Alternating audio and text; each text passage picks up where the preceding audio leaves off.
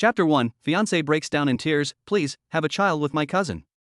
Xi Lang, you touch her just once, okay? Please, consider this my request. Su Muyue knelt on the ground, clutching his trouser leg tightly, her delicate face streaked with tears, crying her heart out. Standing in his fiancée's fully intelligent floating villa in the Tiandu upscale neighborhood, Xin Lang was facing the most absurd scene of his life. Su Muyue, are you crazy? I am your fiancé. Xin Lang's voice was distorted with extreme shock. He tried to break free, but Su Muyue held him even tighter. I know. She cried even harder, her voice filled with despair and pleading. But I can't just stand by and watch her be destroyed. So you're going to destroy me, is that it? Xin Lang felt his worldview crumbling and shattering inch by inch. No. I want to save her. Use my body to save him? Su Muyue nodded heavily, as if that one word had drained all her strength. Xin Lang laughed in anger. He shook off Su Muyue's hand, took 2 steps back, and distanced himself from the girl he had known for 3 years. Su Muyue, stop crying and tell me what happened. Seeing his resolute attitude, Su Muyue knew that crying and making a fuss would be useless, so she could only stand up with sobs and tell the suffocating reason.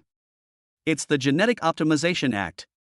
In this new era following the Great Cataclysm, when monstrous beasts roam freely and the human genetic chain has become extremely fragile, the Yanhuang Alliance, in order to ensure the continuation of its race, promulgated this iron-fisted decree.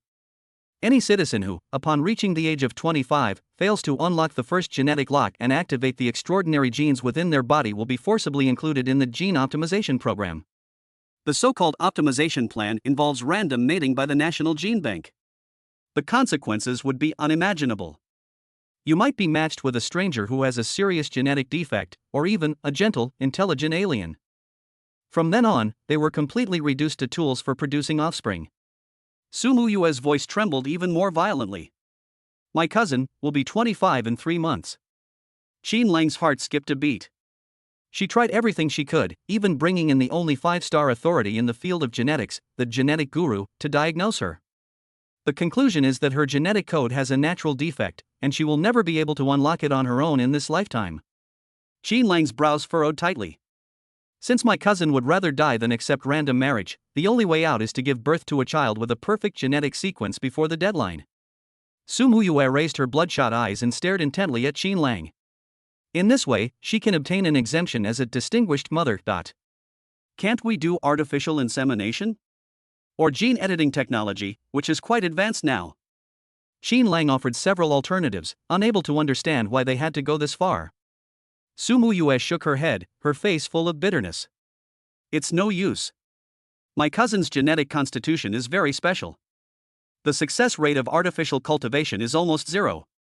The rejection reaction from gene editing will kill her. That person is my cousin, Shangguan Shui. Shangguan Shui. A cold and stunningly beautiful figure instantly appeared in Xin Lang's mind. The most beautiful woman in the capital, the proud daughter of the Shangguan family, and the ice queen that countless men dream of. It was her. So, you thought of me? Xin Lang chuckled self-deprecatingly. Because my genetic sequence is perfect? Su Muyue nodded vigorously, her eyes pleading, Xin Lang, I know this is going too far, but only you can help her. Xin Lang fell silent. Despite Su Muyue's repeated pleas and even promises of unimaginable benefits, he still could not accept it. This isn't about money or profit, it's about principles and bottom lines. I'm sorry, I can't do that. Xin Lang took a deep breath, his tone cold and resolute. He turned around, ready to leave this place that he found absurd and suffocating.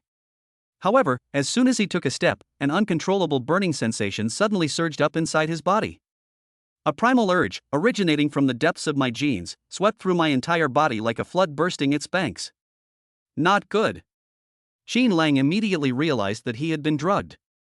He turned around abruptly and saw that Su Muyue had already retreated to the doorway, her face filled with apology and determination. I'm sorry, Xin Lang. I can't just stand by and watch that scoundrel from the Long family get my cousin. Before she could finish speaking, she slammed the door shut. Clatter. The door was locked from the outside. Immediately afterwards, all the lights in the villa went out. Darkness enveloped everything. Roar. The potent gene catalyst completely destroyed Xin Lang's rationality, and a low growl, unlike anything in human form, escaped his throat. His skin was burning hot, his eyes were bloodshot, and only one thought remained in his mind: conquest. Liberation. Following a glimpse of his memory, he lunged headlong into the darkness. During the chase, a soft and cold body collided with him. That cool touch was like a spring of cool water poured into scalding magma, instantly igniting the torrent of desire within Qianlang. He could no longer control himself. He transformed into a wild beast and pounced on the beauty in his arms. A night of madness. As the first rays of dawn streamed into the room through the smart porthole, Qianlang awoke to excruciating pain that felt like his entire body was being torn apart. Last night's memories flashed wildly through his mind like fragmented movie scenes. He looked down at the messy sheets beside him, a faint, cool fragrance still lingering in the air. The woman from last night must have been Shangguan Shui. Qianlang rubbed his throbbing temples and began to ponder his relationship with Su Muyue. Judging from her unhesitating act of drugging herself and her statement, "I can't let the scum of the Long family get my cousin," it's likely that she approached me from the very beginning with this very purpose. The so-called engagement was nothing more than an elaborate scam. Breaking up was inevitable. So be it. Qianlang chuckled self-deprecatingly.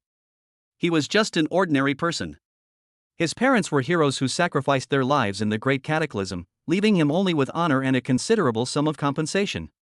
Besides that, he had nothing. Getting into the top gene academy in Tiandu is already the limit. Unlocking the genetic lock? Becoming an extraordinary evolver? That's nothing but wishful thinking. Ultimately, I am not destined to be the protagonist. Just as Qianlang calmed down and decided to accept this absurd fate and be content with the status quo, a cold, mechanical female voice suddenly rang in his mind. Ding! Detected that the host has completed deep genetic communication with someone of the opposite sex, meeting the system activation conditions. The gene resonance system is being activated. Activation successful. Bound object, Shangguan Shui. A cheat code? Qianlang was stunned for a moment. System function: when the bound object Shangguan Shui engages in any form of gene development, the host will receive a 30-fold evolutionary return. Detected that the bound subject Shangguan Shui possesses the Ice Emperor gene, one of the 10 mythical genes. Current activation progress, 15%.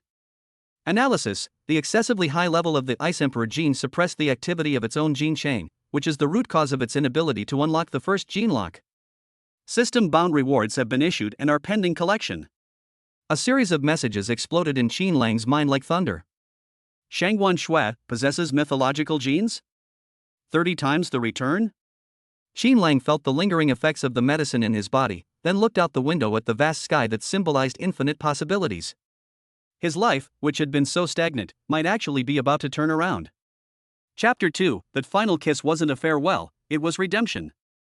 The morning light of Tiandu outside the window was reflected in Qianlang's deep eyes. His life seemed to have been completely turned upside down by this absurd night. However, this chance to turn things around doesn't seem as secure as it appears. Qianlang's consciousness sank into his mind, and he examined the information on the system interface once again. Bound object, Shangguan Shui. Current activation progress, 15%. Analysis: the excessively high level of the Ice Emperor gene suppressed the activity of its own gene chain, which is the root cause of its inability to unlock the first gene lock. The root cause has been found. But new problems also arose. Shangguan Shui is almost 25 years old. Will her mythical genes, which have been suppressed for more than 20 years, still have a chance to be activated in this lifetime? If she can never activate it, then wouldn't my so-called 30 times return become a complete joke? His cheat code thus lost its meaning. Qianlang's heart sank. Just then, he suddenly remembered something. System-bound rewards have been issued and are pending collection. Oh, right. There's also a system reward. Claim your reward. Qianlang did not hesitate at all and silently recited it in his heart. Ding! Reward successfully claimed. Congratulations, host, you have obtained a wisp of primal gene catalyst. Item description: this is the primordial energy from the beginning of the universe, possessing a powerful catalytic activation effect on any mythical gene. Instructions for use: this catalyst's energy is extremely unstable and dissipates immediately upon leaving the body. It must be directly conducted through close contact, such as kissing. Must we kiss? Qianlang's brows furrowed instantly.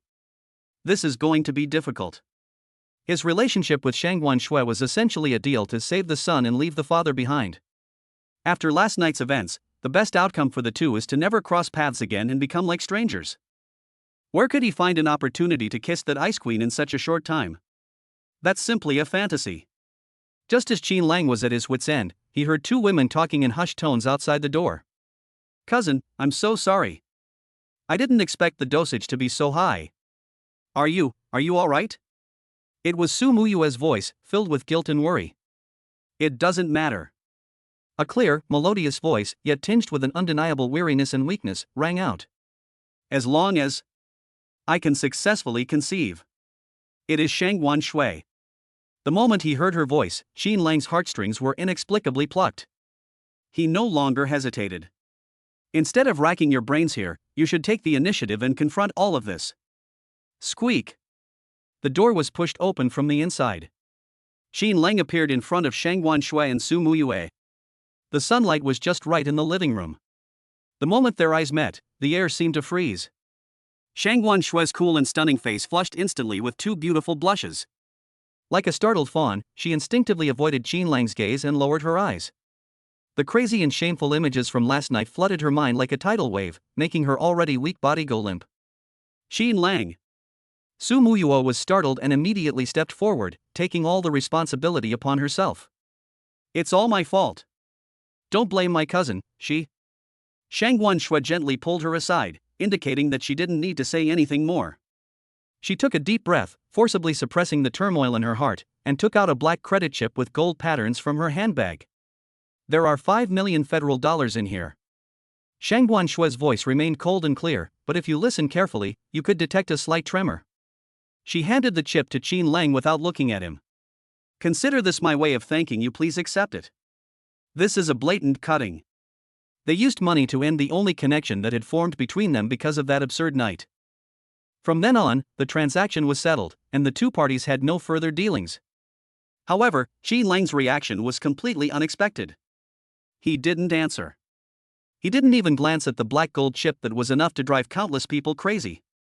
"No need." Qin Lang's voice was calm, revealing no emotion. "I did not suffer a loss in this matter." He turned around, ready to take his leave. This answer left both Shangguan Shui and Su Muyue stunned. He actually refused? 5 million federal dollars is undoubtedly an astronomical sum for a student in an ordinary college. He just casually refused? Shangguan Shui raised her head and, for the first time, truly and seriously looked at the man who had taken her virginity.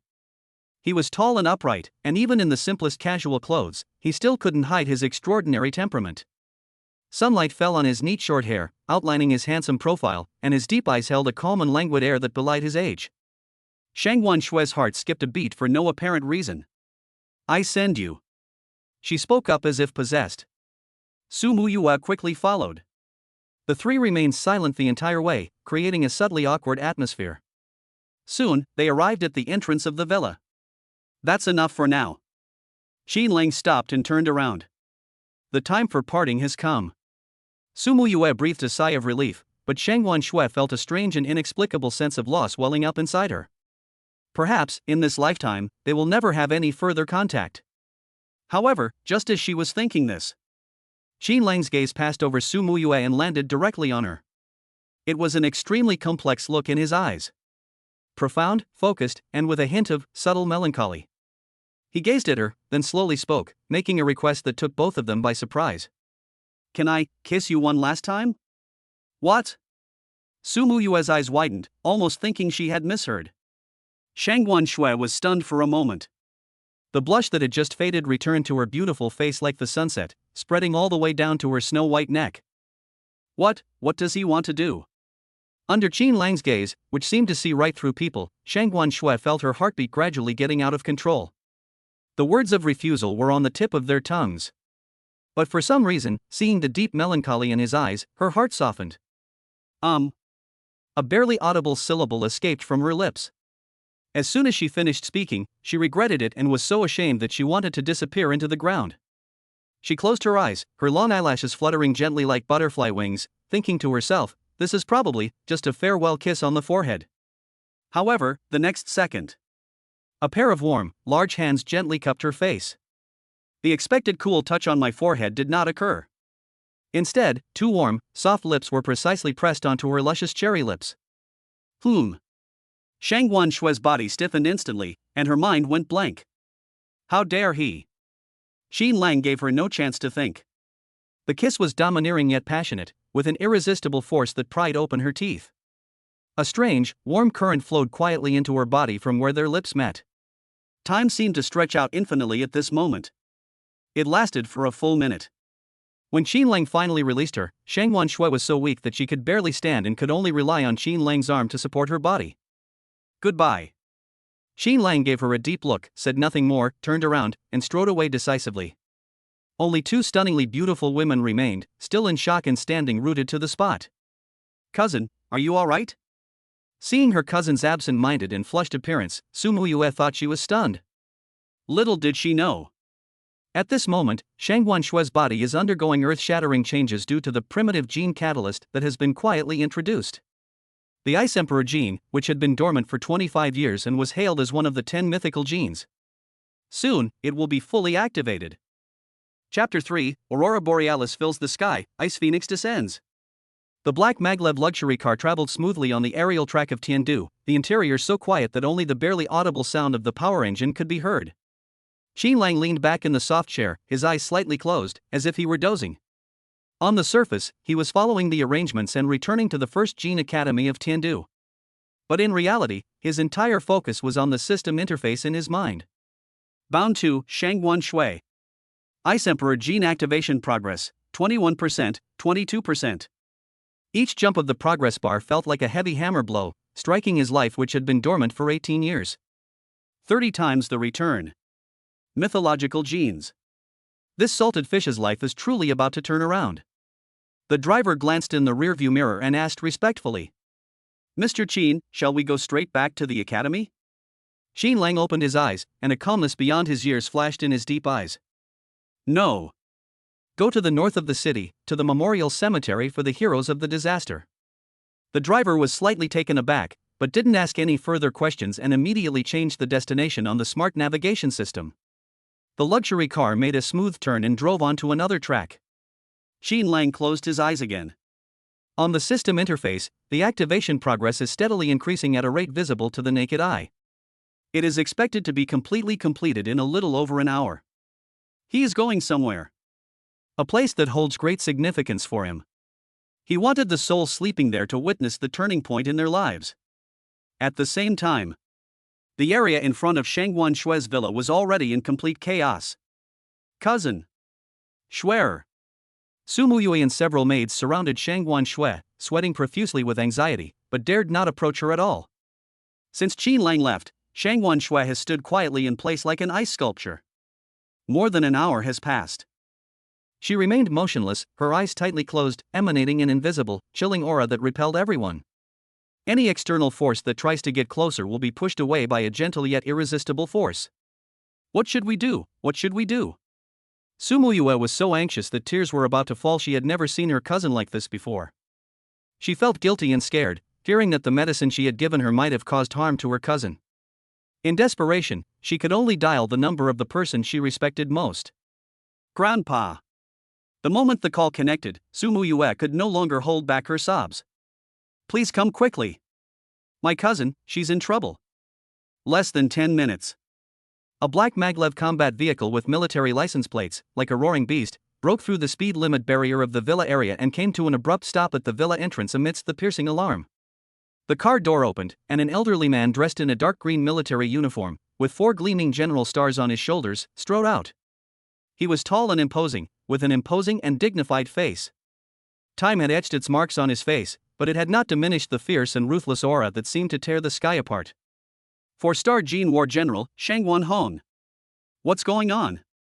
Before Shang Guanhong arrived, his voice preceded him, a sound like rolling thunder that made the entire villa buzz. Grandpa. Su Muyue felt like she had found her pillar of support and rushed over to him, tumbling and crawling. Under Shang Guanhong's stern questioning, Su Muyue dared not hide anything and told him the whole story of the borrowing seed plan. When Shang Guanhong heard that his beloved granddaughter had been forced to resort to such a method to escape her fate and gain a chance at survival, his face instantly turned so dark it seemed like water could drip from it. But when he heard the name Qin Lang, and the details of how Su Muyue drugged Qinlang. You bastard! Boom! An incredibly terrifying aura erupted from Shangguan Hong's body. The entire villa's smart glass was instantly covered with spiderweb-like cracks under the impact of this force. Where is that little bastard Qinlang?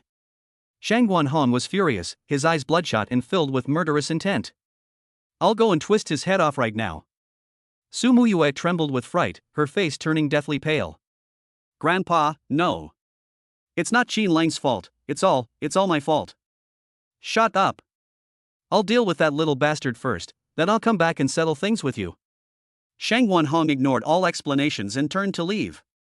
Just then, several luxurious maglev cars arrived one after another, and a group of people got off the cars with different expressions. The leader was a middle-aged man with a sinister face, who was none other than Su Muyue's maternal uncle, Shangguan Tai. Father, what's wrong with you? Shangguan Tai asked with feigned concern, but his eyes suddenly glanced at Shangguan Shui, who stood there like a statue, and a cold smile curled at the corner of his mouth. Upon seeing these people, Shangguan Hong's raging anger was suddenly doused with cold water and forcibly suppressed. Family scandals should not be aired in public. Muyue, this is none of your business. Go inside. Shangguan Hong sternly stopped Su Muyue, who was about to explain. To save face for his granddaughter and the entire family, he couldn't let the inside story be revealed to these family members who each had their own ulterior motives. Su Muyue bit her lip in grievance, but dared not disobey her grandfather's orders, so she could only step aside. Quickly, go and invite Aunt May over. Shangguan Hong gave orders to the guards behind him. Soon, a middle-aged woman dressed in a white robe, with a gentle demeanor, hurried over. Samsung's genetics doctor, Aunt May. Someone in the crowd recognized her and let out a soft gasp. In some respects, gene physicians are even more revered than gene war generals of the same star level. Aunt May, quickly check what's wrong with Schwer, Shangguan Hong said anxiously. Marshal, rest assured. May nodded and walked up to Shangguan Shui. She extended her crystal-clear, jade-like right hand, and a gentle spiritual force slowly probed out, attempting to investigate the state of Shangguan Shui's genetic chain. However, the next second, Anita Mui's expression changed. Her spiritual power vanished without a trace. The moment it touched Shangguan Shui's body, it was instantly swallowed up by an invisible, extremely cold force. May frowned, not daring to be careless. She took 2 steps back, and a strange, dark blue light suddenly shone in her eyes. Gene lens. This is the signature eye technique of a genetic physician, capable of directly seeing into the target's body to observe the activity and structure of their gene chains. However, the moment her gaze pierced through Shangguan Shui's body. May let out a painful groan, abruptly closed her eyes, and 2 streams of tears flowed uncontrollably down her cheeks. A sharp, burning pain shot through her eyes. Anita Mui, how are you? Shangguan Hong was shocked and quickly stepped forward to support her. I'm fine. Anita Mui waved her hand, enduring the intense pain in her eyes. When she opened her eyes again, her beautiful eyes were filled with unbelievable shock and ecstasy. She stared intently at Shangguan Shui, her voice trembling slightly with excitement. Congratulations, Marshal. Congratulations, Marshal. Miss Shangguan, she didn't have an accident, but rather encountered an extraordinary and miraculous encounter. These words stunned everyone present. A serendipitous encounter? Shangguan Hong was skeptical and was about to ask further questions. Right at that moment, a sudden change has occurred. Shangguan Shui, who had been standing still, suddenly opened her eyes. What kind of eyes were those? Deep within her icy blue pupils, it seemed as if 2 ancient, unyielding ice crystal worlds were slowly rotating, and an indescribable majesty and nobility emanated from her. In an instant, the wind stopped and the clouds settled. In the entire capital city, hundreds of millions of people raised their heads at the same moment, without prior arrangement. The once clear sky was suddenly covered by a dazzling aurora borealis that spanned the entire horizon. Dazzling lights, like a dream. My God! This is an extraordinary phenomenon. Such a large-scale energy fluctuation indicates the birth of an unparalleled genius. Everyone was stunned by this sudden scene. However, this is just the beginning. Under the gaze of countless awe-inspiring eyes, the magnificent aurora began to converge, compress, and condense wildly. In the end, it transformed into a giant phoenix with a wingspan of 10,000 meters, its entire body made of ice crystals. Chirp! A clear and melodious phoenix cry seemed to come from the heavens above, resonating deeply in everyone's soul. That was not an ordinary sound, but but a celestial sound, containing the supreme Taoist essence. The ice crystal phoenix spread its wings and soared above the heavens. Wherever it passed, auspicious omens descended from the sky, and countless ice crystal-like points of light drifted down, as if by divine intervention. Faced with this scene, Shang Wantai and the others were already pale with shock and utterly horrified. Mei Gu was so excited that she trembled all over. She turned her head sharply and looked at Shang Wanhong with fervent enthusiasm. "Marshal! Did you see that? The one who caused all these strange phenomena was your granddaughter." Shang Wanshui. Chapter 4 She amazed the world, and I surpassed the gods. Shang Wanshui. On Shang Wanhong's weathered face, there was first a look of astonishment, then a surge of overwhelming joy. His burly body trembled slightly with extreme excitement, and tears welled up in his tiger-like eyes. My own granddaughter. That poor child who was told he would never unlock his genetic potential and was regarded as a disgrace and a tool for marriage by his family. It turns out, it was actually the peerless genius who caused such an earth-shattering phenomenon. Ha ha ha. Ha ha ha ha. Shang Wanhong roared to the sky, his laughter filled with years of pent-up frustration and exhilarating triumph. The terrifying sound waves made the surrounding buildings vibrate. Shang Wantai and the others were already ashen-faced. They stared blankly at Shang Wanshui, who was bathed in the aurora and looked like an ice goddess, feeling their worldview crumbling and shattering inch by inch. At the same time, Tiandu, north of the city. Memorial Cemetery for Heroes of the Disaster. The solemn cemetery was deserted, with only the mournful sound of the wind blowing through the pines and cypresses, as if whispering the past of heroes. Xin Lang stood quietly in front of the two tombstones. On the tombstone, the black and white photos of the parents still show their gentle smiles. Above his head, the dazzling aurora had not yet completely dissipated, and the phantom of the ice phoenix was faintly visible in the depths of the clouds, still exuding a heart-palpitating majesty. Dad, Mom. Xin Lang's eyes were calm, but a genuine smile played on his lips. Did you see that? It's Shang Wanshui. She succeeded. He felt no jealousy whatsoever. His heart was filled only with relief and anticipation. He took a deep breath, his gaze becoming incredibly resolute, and made a vow to the tombstone, word by word. I won't let you down either. The top-tier Kunlun Gene Academy or Opti's Gene Academy in China. I will definitely pass the exam. The words had barely left his mouth. A cold, mechanical female voice suddenly rang in his mind. Bite. Detection indicates that the bound user Shang Wanshui has successfully activated the Ice Emperor gene. The system's refund mechanism has been triggered. Congratulations, host. You have received a reward that is 30 times greater than the original amount. You have obtained the supreme gene of all realms, the primal ancestral gene. Boom! An indescribable surge of heat, like the singularity of the Big Bang, exploded within his body. In that instant, Xin Lang's body underwent a dramatic transformation. No! This can no longer be described as a drastic change. This is creation. It was the beginning of time. In an instant, the gene chain within his body transformed into a surging, dazzling galaxy, within which billions of stars were born and died. Every cell of his seemed to have evolved into a chaotic primordial nebula, within which countless universes appeared to be born, expand, evolve, and decay. Buzz. A phantom of a primordial blue lotus, reaching to the heavens and the earth, slowly bloomed behind Xin Lang, its lotus leaves unfurling as if to open up a brand new world. The chaos green lotus opened up the world. Such a terrifying phenomenon, capable of shaking the heavens, once revealed to the world, would be enough to make the laws of the entire blue star tremble. However, just as it was about to manifest, an invisible and supreme power descended silently, confining this astonishing phenomenon to within 3 feet of him. Outside, all was calm and undisturbed. The cemetery remained solemn, and the pine trees still seemed to weep. It was as if nothing had happened. Xin Lang slowly opened his eyes. In the depths of his pupils, it seemed as if billions of stars were flowing, so profound that it was breathtaking. He could clearly feel that his level of life had undergone a fundamental leap. He was no longer an ordinary person. They have even transcended the category of so-called evolvers. System, what's going on? Xin Lang asked himself, puzzled. Why didn't my gene activation trigger a celestial phenomenon like Shang Wanshui's? Answer to the host, the primordial ancestral gene is the first trace of life at the beginning of the universe. Its status surpasses all known genes, even transcending the realm of myth. These genes are far too powerful once fully exposed, their life signals are enough to penetrate dimensional barriers, attracting terrifying beings from beyond the deep universe. With the host's current strength, they are unable to cope with such a calamity. To protect the host, the system has automatically blocked and disguised all life signals for you. I see. Qin Lang suddenly realized. It's not that there were no unusual phenomena, but rather that my own unusual phenomena were so powerful that the system forcibly blocked them. That's a good thing. A tree that stands out in the forest will surely be felled by the wind. Before you've fully developed, it's best to keep a low profile and grow quietly.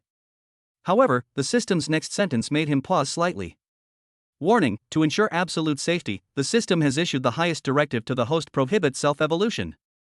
From this moment forward, all improvements to the host's strength will depend on the gene development and return from the bound object. Self-evolution is prohibited. Qin Lang repeated the 6 words, his expression somewhat strange. Everyone else is working themselves to the bone, desperately trying to climb the ladder.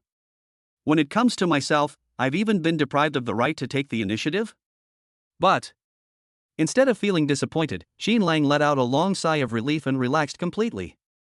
That's great. He even chuckled with a hint of pleasure. Cultivation? Cultivation is so tiring. Sitting meditation, body tempering, visualization, nothing is as comfortable as lying down. The system has now directly extinguished his thoughts of involution, which is simply a perfect setting tailor-made for him. It seems I'm destined to lie flat for the rest of my life. Qin Lang's mentality was surprisingly good. Shangguan Shui, I'll have to rely on you from now on. My path of evolution will depend entirely on your efforts. He happily took out his phone to check the time. The moment the screen lit up, a deluge of news notifications swept in like a tsunami. Breaking news! The useless member of the Shangguan family in Tiandu is actually a hidden prodigy. The Ice Phoenix descends, Aurora Borealis fills the sky. The mythical Gene Ice Emperor reappears in the mortal realm. Kunlun and Olympia, 2 top universities, dispatched their admissions directors overnight. A battle for geniuses is about to erupt.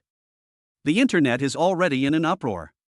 Countless posts, videos, and live streams are all frantically discussing the same name: Shangguan Shui. The icy beauty who was once ridiculed by the upper class of Tiandu because she couldn't unlock her genetic code has made a stunning comeback overnight. She is no longer a tool for arranged marriage. Rather, he is the most brilliant and dazzling new star in the entire Eastern Alliance. As Qin Lang flipped through the news articles, his smile grew even brighter. He was genuinely happy for her. After all, no matter how dazzling or radiant Shangguan Shui becomes, with a system that returns 30 times the investment, I will always be more awesome than her. He put his phone back in his pocket and took one last, deep look at his parents' tombstones. Dad, Mom. It seems like my life is really about to turn around. Chapter 5: Her desperate efforts, my instant level up. Qin Lang's life is indeed about to turn around. Meanwhile, Shangguan Shui, the other protagonist in this dramatic turnaround, is undergoing a transformative change. Muyue was almost mesmerized by the floor-to-ceiling windows of the villa. Her cousin, Shangguan Shui, seemed to no longer be an ordinary person. Her already aloof and stunning beauty was now breathtakingly gorgeous. Her skin was as white as snow, with a faint, moon-like luster, like the finest mutton fat jade. Her features were so exquisite that they seemed unreal, like a work of art sculpted by a god, without a single flaw. The most striking thing was those eyes. Deep within those icy blue pupils, it seemed as if 2 crystalline worlds were slowly rotating, shimmering with light, mysterious and noble. Just being stared at by those double pupils made Muyue feel as if her soul was being frozen and sucked in. And that long hair that reached her waist, which had somehow turned into a silvery white like moonlight, moved gently without wind, each strand shimmering with a crystal light. Her temperament has undergone a complete transformation. She is no longer the icy beauty who bears the name of good-for-nothing and whose brows always hide a hint of sorrow and stubbornness.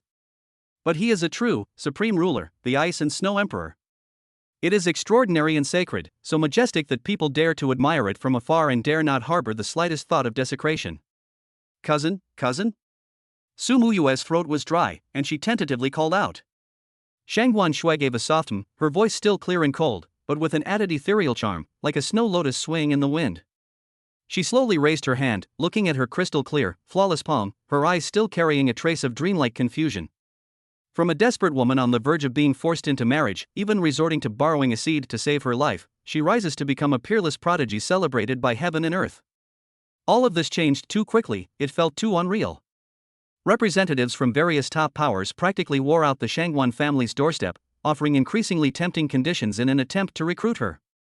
The family members who used to mock her now don't even dare to breathe loudly in front of her.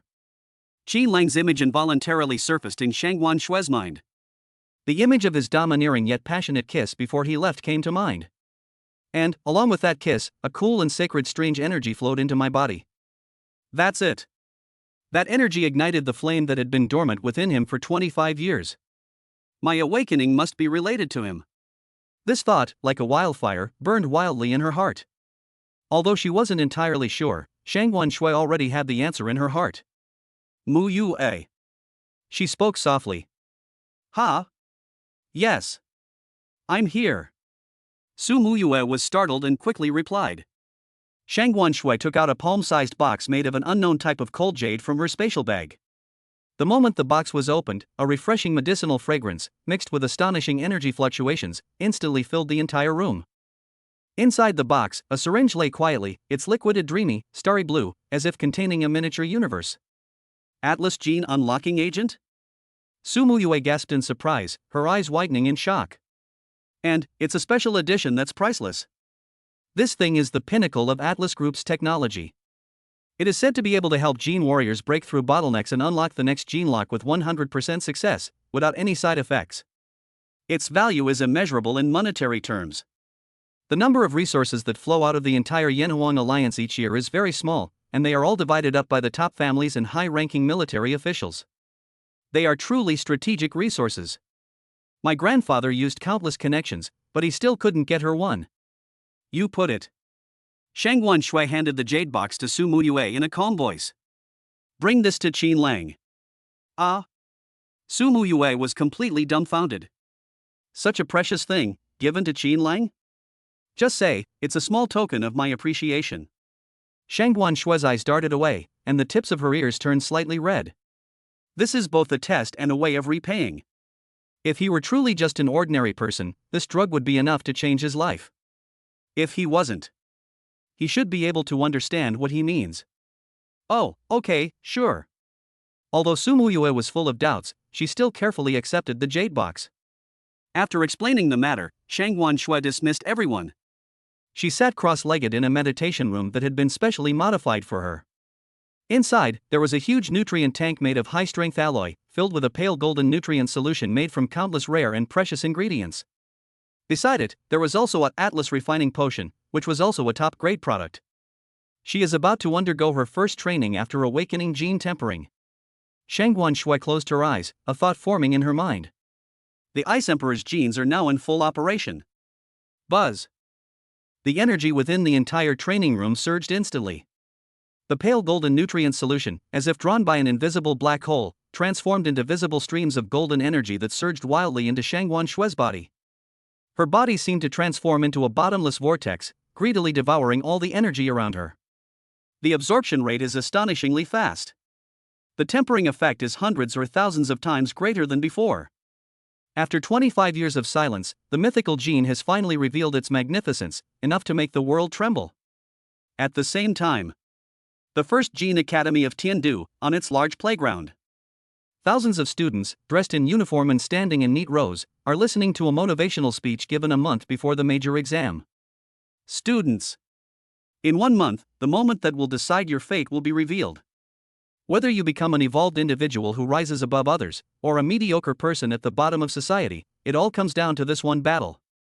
The principal stood on the high platform, his voice loud and passionate. Qin Lang stood in the corner of the line and yawned listlessly. For others, this is a crucial moment for them to achieve great things. For him, it seems to have nothing to do with him. Since I've already been banned from evolving on my own by the system, any further effort will be in vain. I'd rather think about what to eat for lunch. Just then, a cold, mechanical female voice suddenly rang in his mind. Bite. Bound object Shangguan Shui detected gene tempering realm breakthrough to tier 4. The system's refund mechanism has been triggered. Congratulations, host. You have received a reward that is 30 times greater than the original amount. Boom. A terrifying heat current, countless times more powerful and violent than when the primordial ancestral gene was activated before, exploded within his body like a bursting dam. Click. Click clack. Click click click click. A series of rapid, popping sounds, like popping beans, instantly rang out inside Qin Lang's body. That's his bones being strengthened. His muscles being torn apart and reassembled. His genetic chains being wildly leaping. His gene tempering level instantly broke through the original second-tier bottleneck. Third tier. Fourth tier. Fifth rank. Sixth rank. Seventh rank. Like a rocket launch, they broke through one breakthrough after another, unstoppable. From the second tier, it soared all the way to the seventh tier. Advance 5 ranks in a row. This speed is unbelievably fast. Holy crap. Lang, what are you doing? Beside him, a burly, bear-like man with an honest and simple face was startled by the commotion. His name is Gao Mang, and he is Qin Lang's only best friend in the academy. He watched as Qin Lang's bones cracked and his face turned pale and then red, and assumed that he was hurting himself because he couldn't win over the school beauty Su Muyue. Are you crazy? Is it worth it for a woman? There are plenty of fish in the sea, buddy. Roll. Qin Lang kicked him in annoyance, interrupting his rambling. Gao Meng stumbled from the kick, looking aggrieved. I'm just worried about you. Qin Lang ignored him, his heart already overwhelmed by a torrent of overwhelming joy. He forcefully suppressed the urge to roar to the sky, feeling the unprecedentedly powerful force within his body. Cool. That was awesome. So this is what it feels like to level up while lying down. The reason why Shangwan Shue's gene tempering progress was so slow before awakening was precisely because she was constrained by the Ice Emperor gene that had not been activated. Now that the shackles have been lifted, her cultivation speed is simply advancing by leaps and bounds. All her efforts and achievements will be returned to her 30-fold, without the slightest deviation. Qin Lang couldn't help but smile slightly. Shangwan Shui. From now on, I'll have to work hard for you. My path to evolution depends entirely on your efforts. Chapter 6. Sorry, this good-for-nothing is my fiancée. Shangwan Shue's relentless efforts resulted in Qin Lang instantly leveling up while lying on the dormitory bed. This feeling is truly indescribable. The next day arrived. At Tiandu First Gene Academy, all freshmen were summoned to their respective training areas and entered bioenergy chambers filled with light blue nutrient solution. This is a benefit offered by the college. With the major exams approaching, the college has specially distributed a batch of high-purity bioenergy to help students achieve their final genetic breakthroughs and ensure they are in top condition. Thousands of students absorbed the energy with great eagerness, their faces filled with determination and longing. Qin Lang was the only exception. He leaned against the comfortable inner wall of the energy chamber, his eyes slightly closed, his expression relaxed, as if he were soaking in a hot spring. The system has clearly issued the highest directive: prohibit self-evolution. So while others are struggling to keep up with the competition, he can only pretend to work hard here, while actually comfortably lying down. Cultivation? Cultivation is so tiring. Nothing is as comfortable as lying down.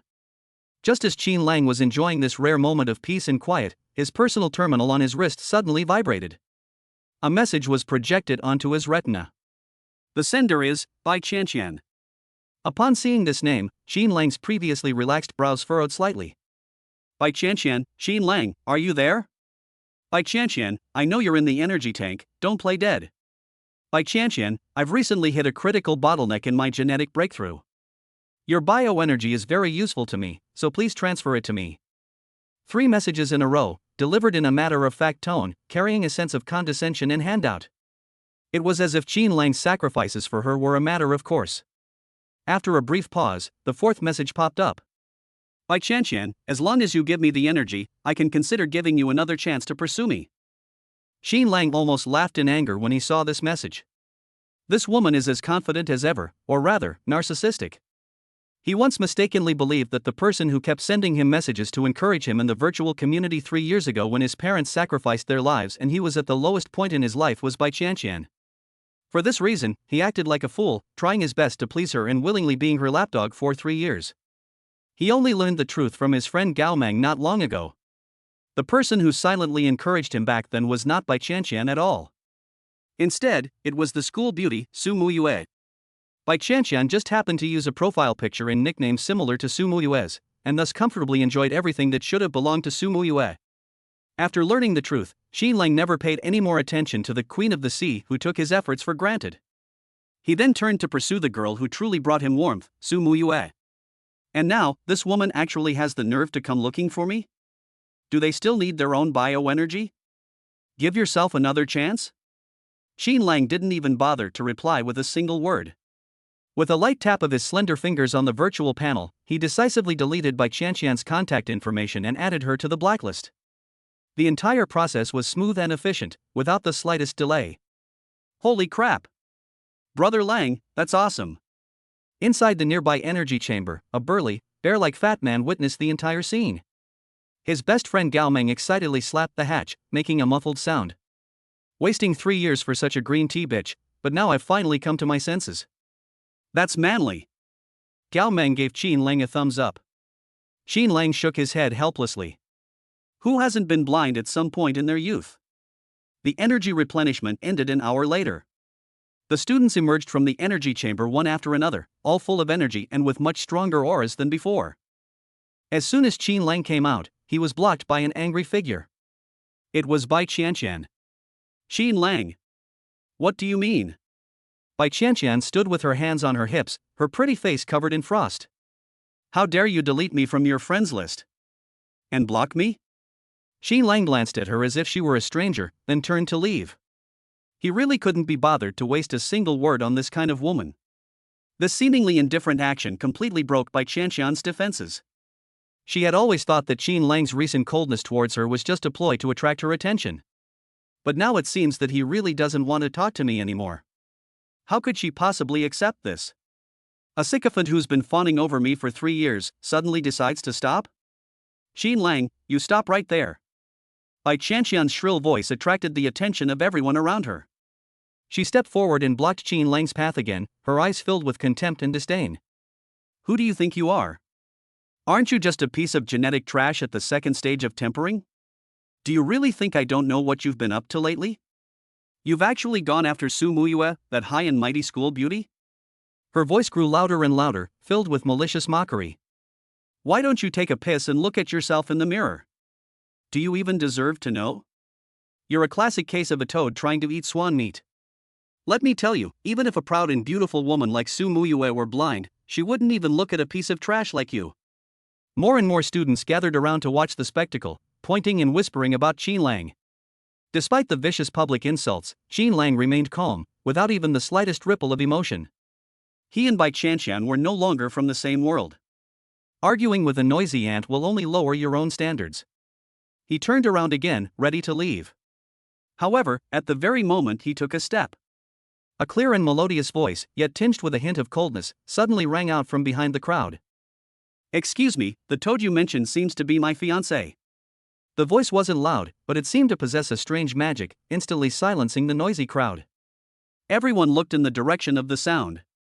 The crowd parted automatically to make way for a stunningly beautiful figure who was walking slowly towards them. The person who arrived was none other than Su Muyue. Today she was wearing a white school uniform, and her chestnut hair was tied into a playful high ponytail, swaying gently with her steps. Sunlight streamed down, outlining her exquisite and perfect profile. Her amber eyes were clear as water, yet carried an undeniable firmness. Under everyone's astonished gaze, Su Muyue walked straight to Qin Lang's side. Then, he made a move that made everyone's jaws drop. She reached out her slender hand and naturally took Qin Lang's arm. That intimate gesture seemed to have been done 1,000 times before. You. Bai Qianqian's pupils suddenly contracted, and she could hardly believe her eyes. Su Muyue did not look at her. She simply turned her head slightly, raised her sweet and lovely school beauty face, and gave Qin Lang a radiant smile that could melt ice and snow. Then, she turned her cold gaze back to Bai Qianqian, whose face had begun to turn pale. Her voice clearly reached the ears of everyone present. Excuse me, he is my fiancé, not someone's lapdog, and certainly not a toad. Su Muyue tightened her grip on Qin Lang's arm, her entire body almost pressed against him. She could clearly feel the warmth emanating from Qin Lang, which made her face flush slightly, but her eyes became even more determined. She looked at Bai Qianqian, whose expression was constantly changing, and said each word gently yet firmly. Furthermore, love is a two-way street, not one party's excessive demands and the other party's humble begging.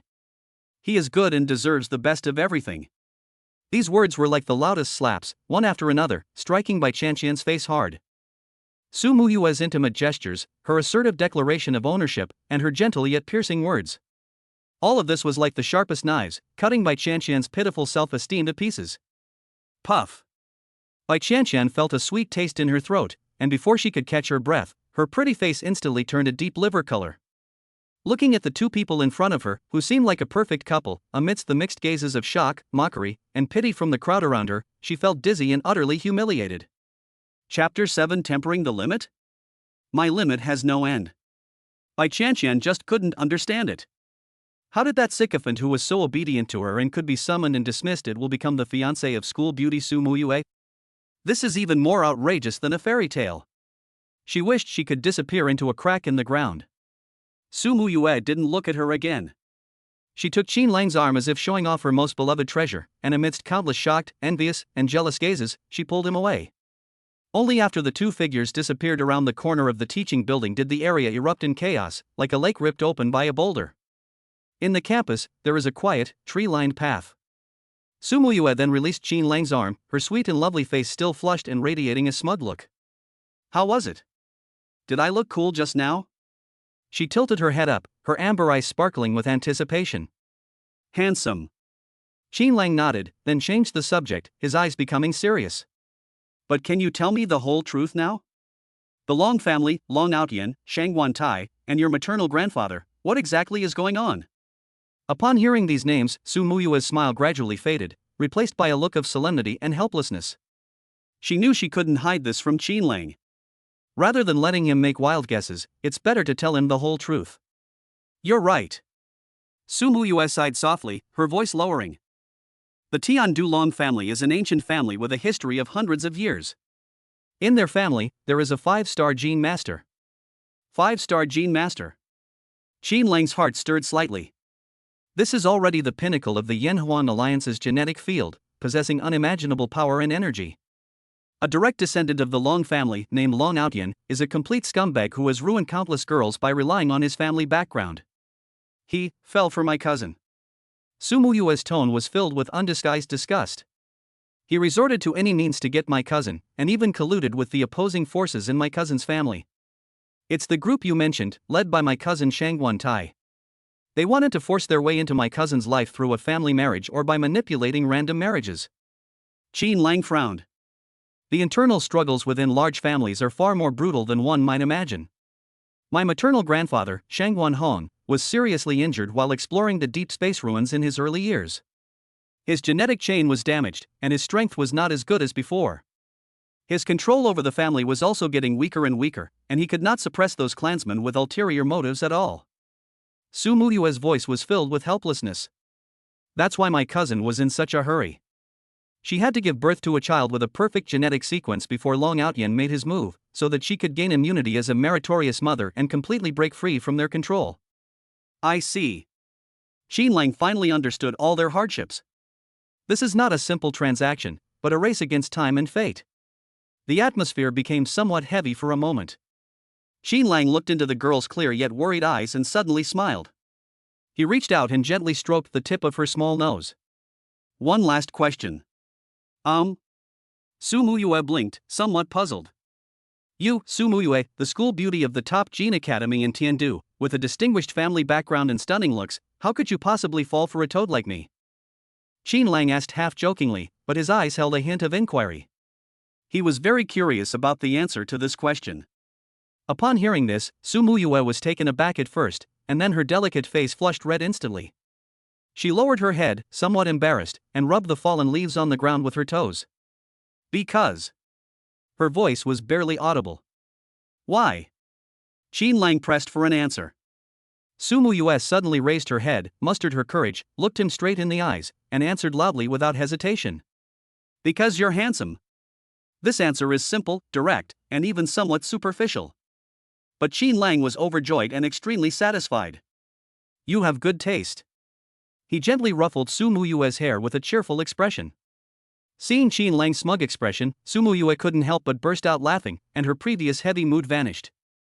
As if remembering something, she quickly took out a box made of cold jade from her spatial bag. Oh, right, my cousin asked me to bring this to you.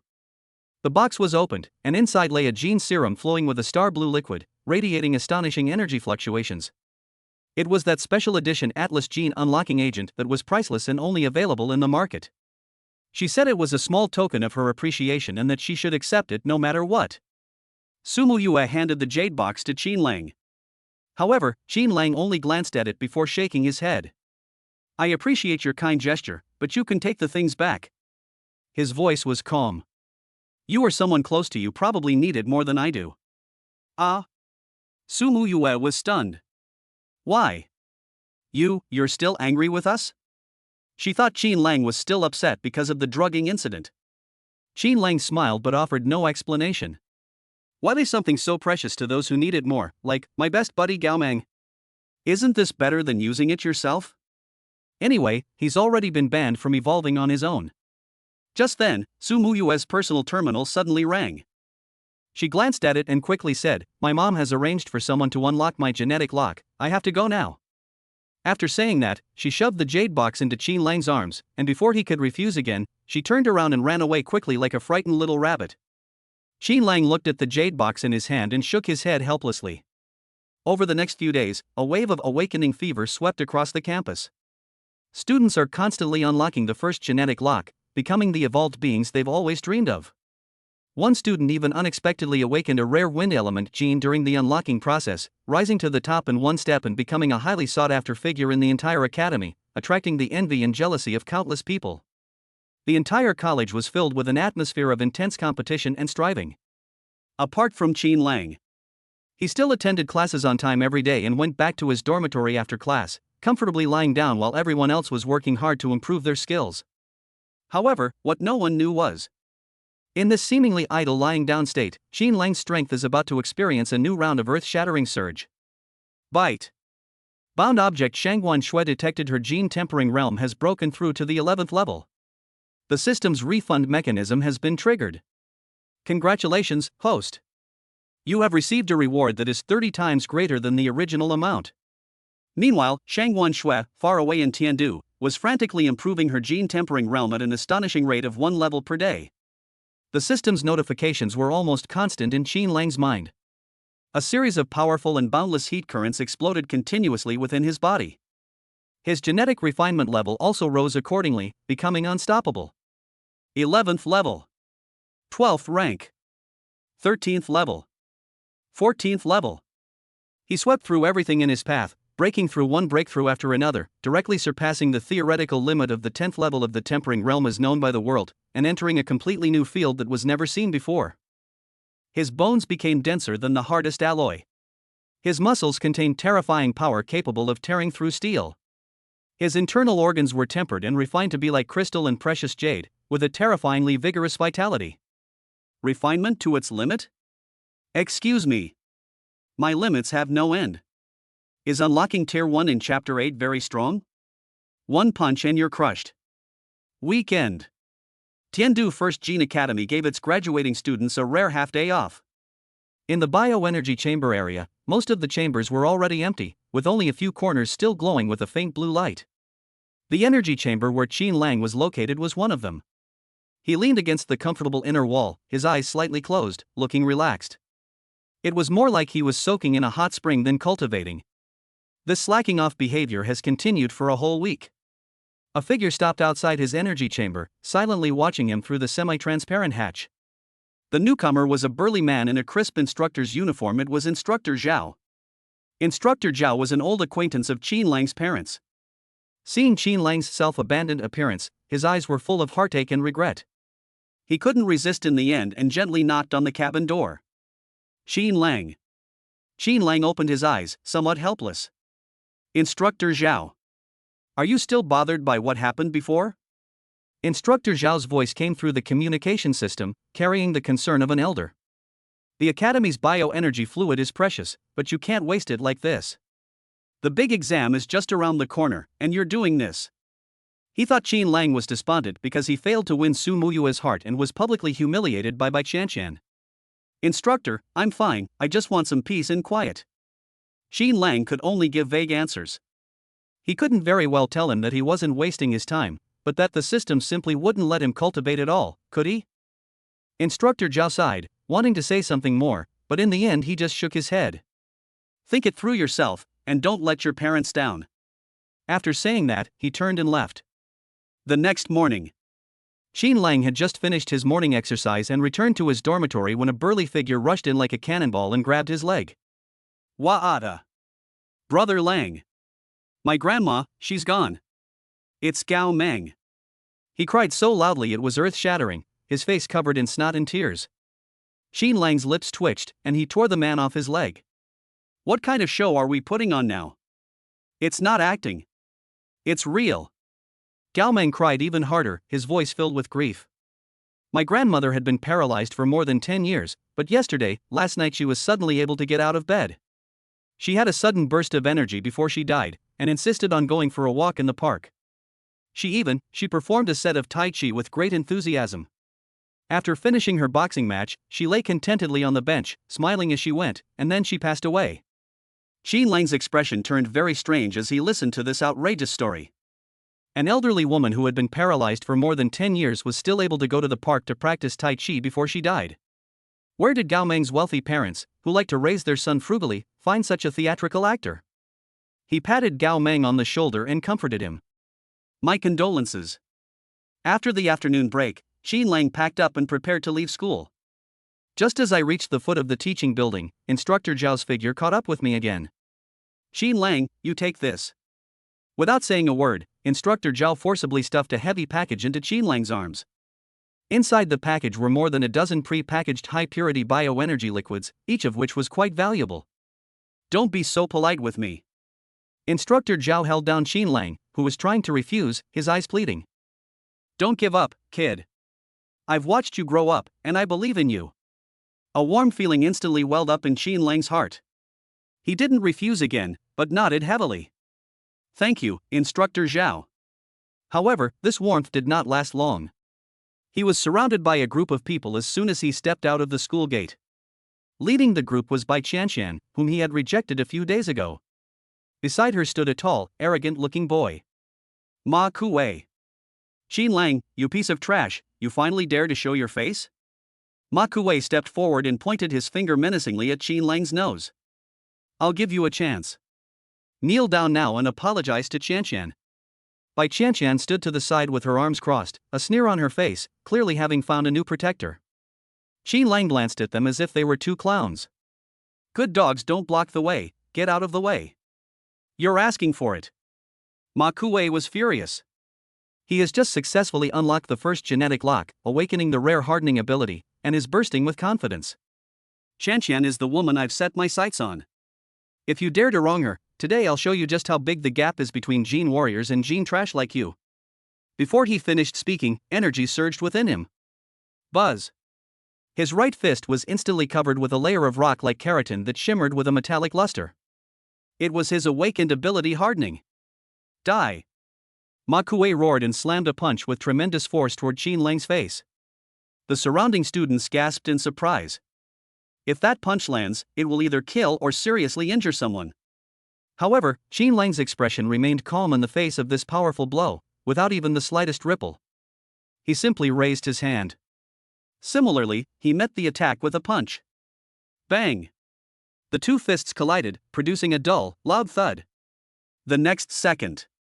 Snap! A sickening cracking sound of bone breaking echoed clearly in everyone's ears. Ah! A piercing scream burst from Ma Kuei's mouth. His fist, which was covered by the hardening ability, was now like porcelain being hit by a hammer, with the finger bones breaking and twisting inch by inch. An unparalleled, terrifying force surged into his body through his arm, destroying everything in its path. Puff! Ma Kuei felt as if his internal organs had been displaced, and he was like a kite with a broken string, flying backward 7 or 8 meters away before crashing to the ground in a sorry state. He clutched his broken right hand, rolling around in pain and howling in agony.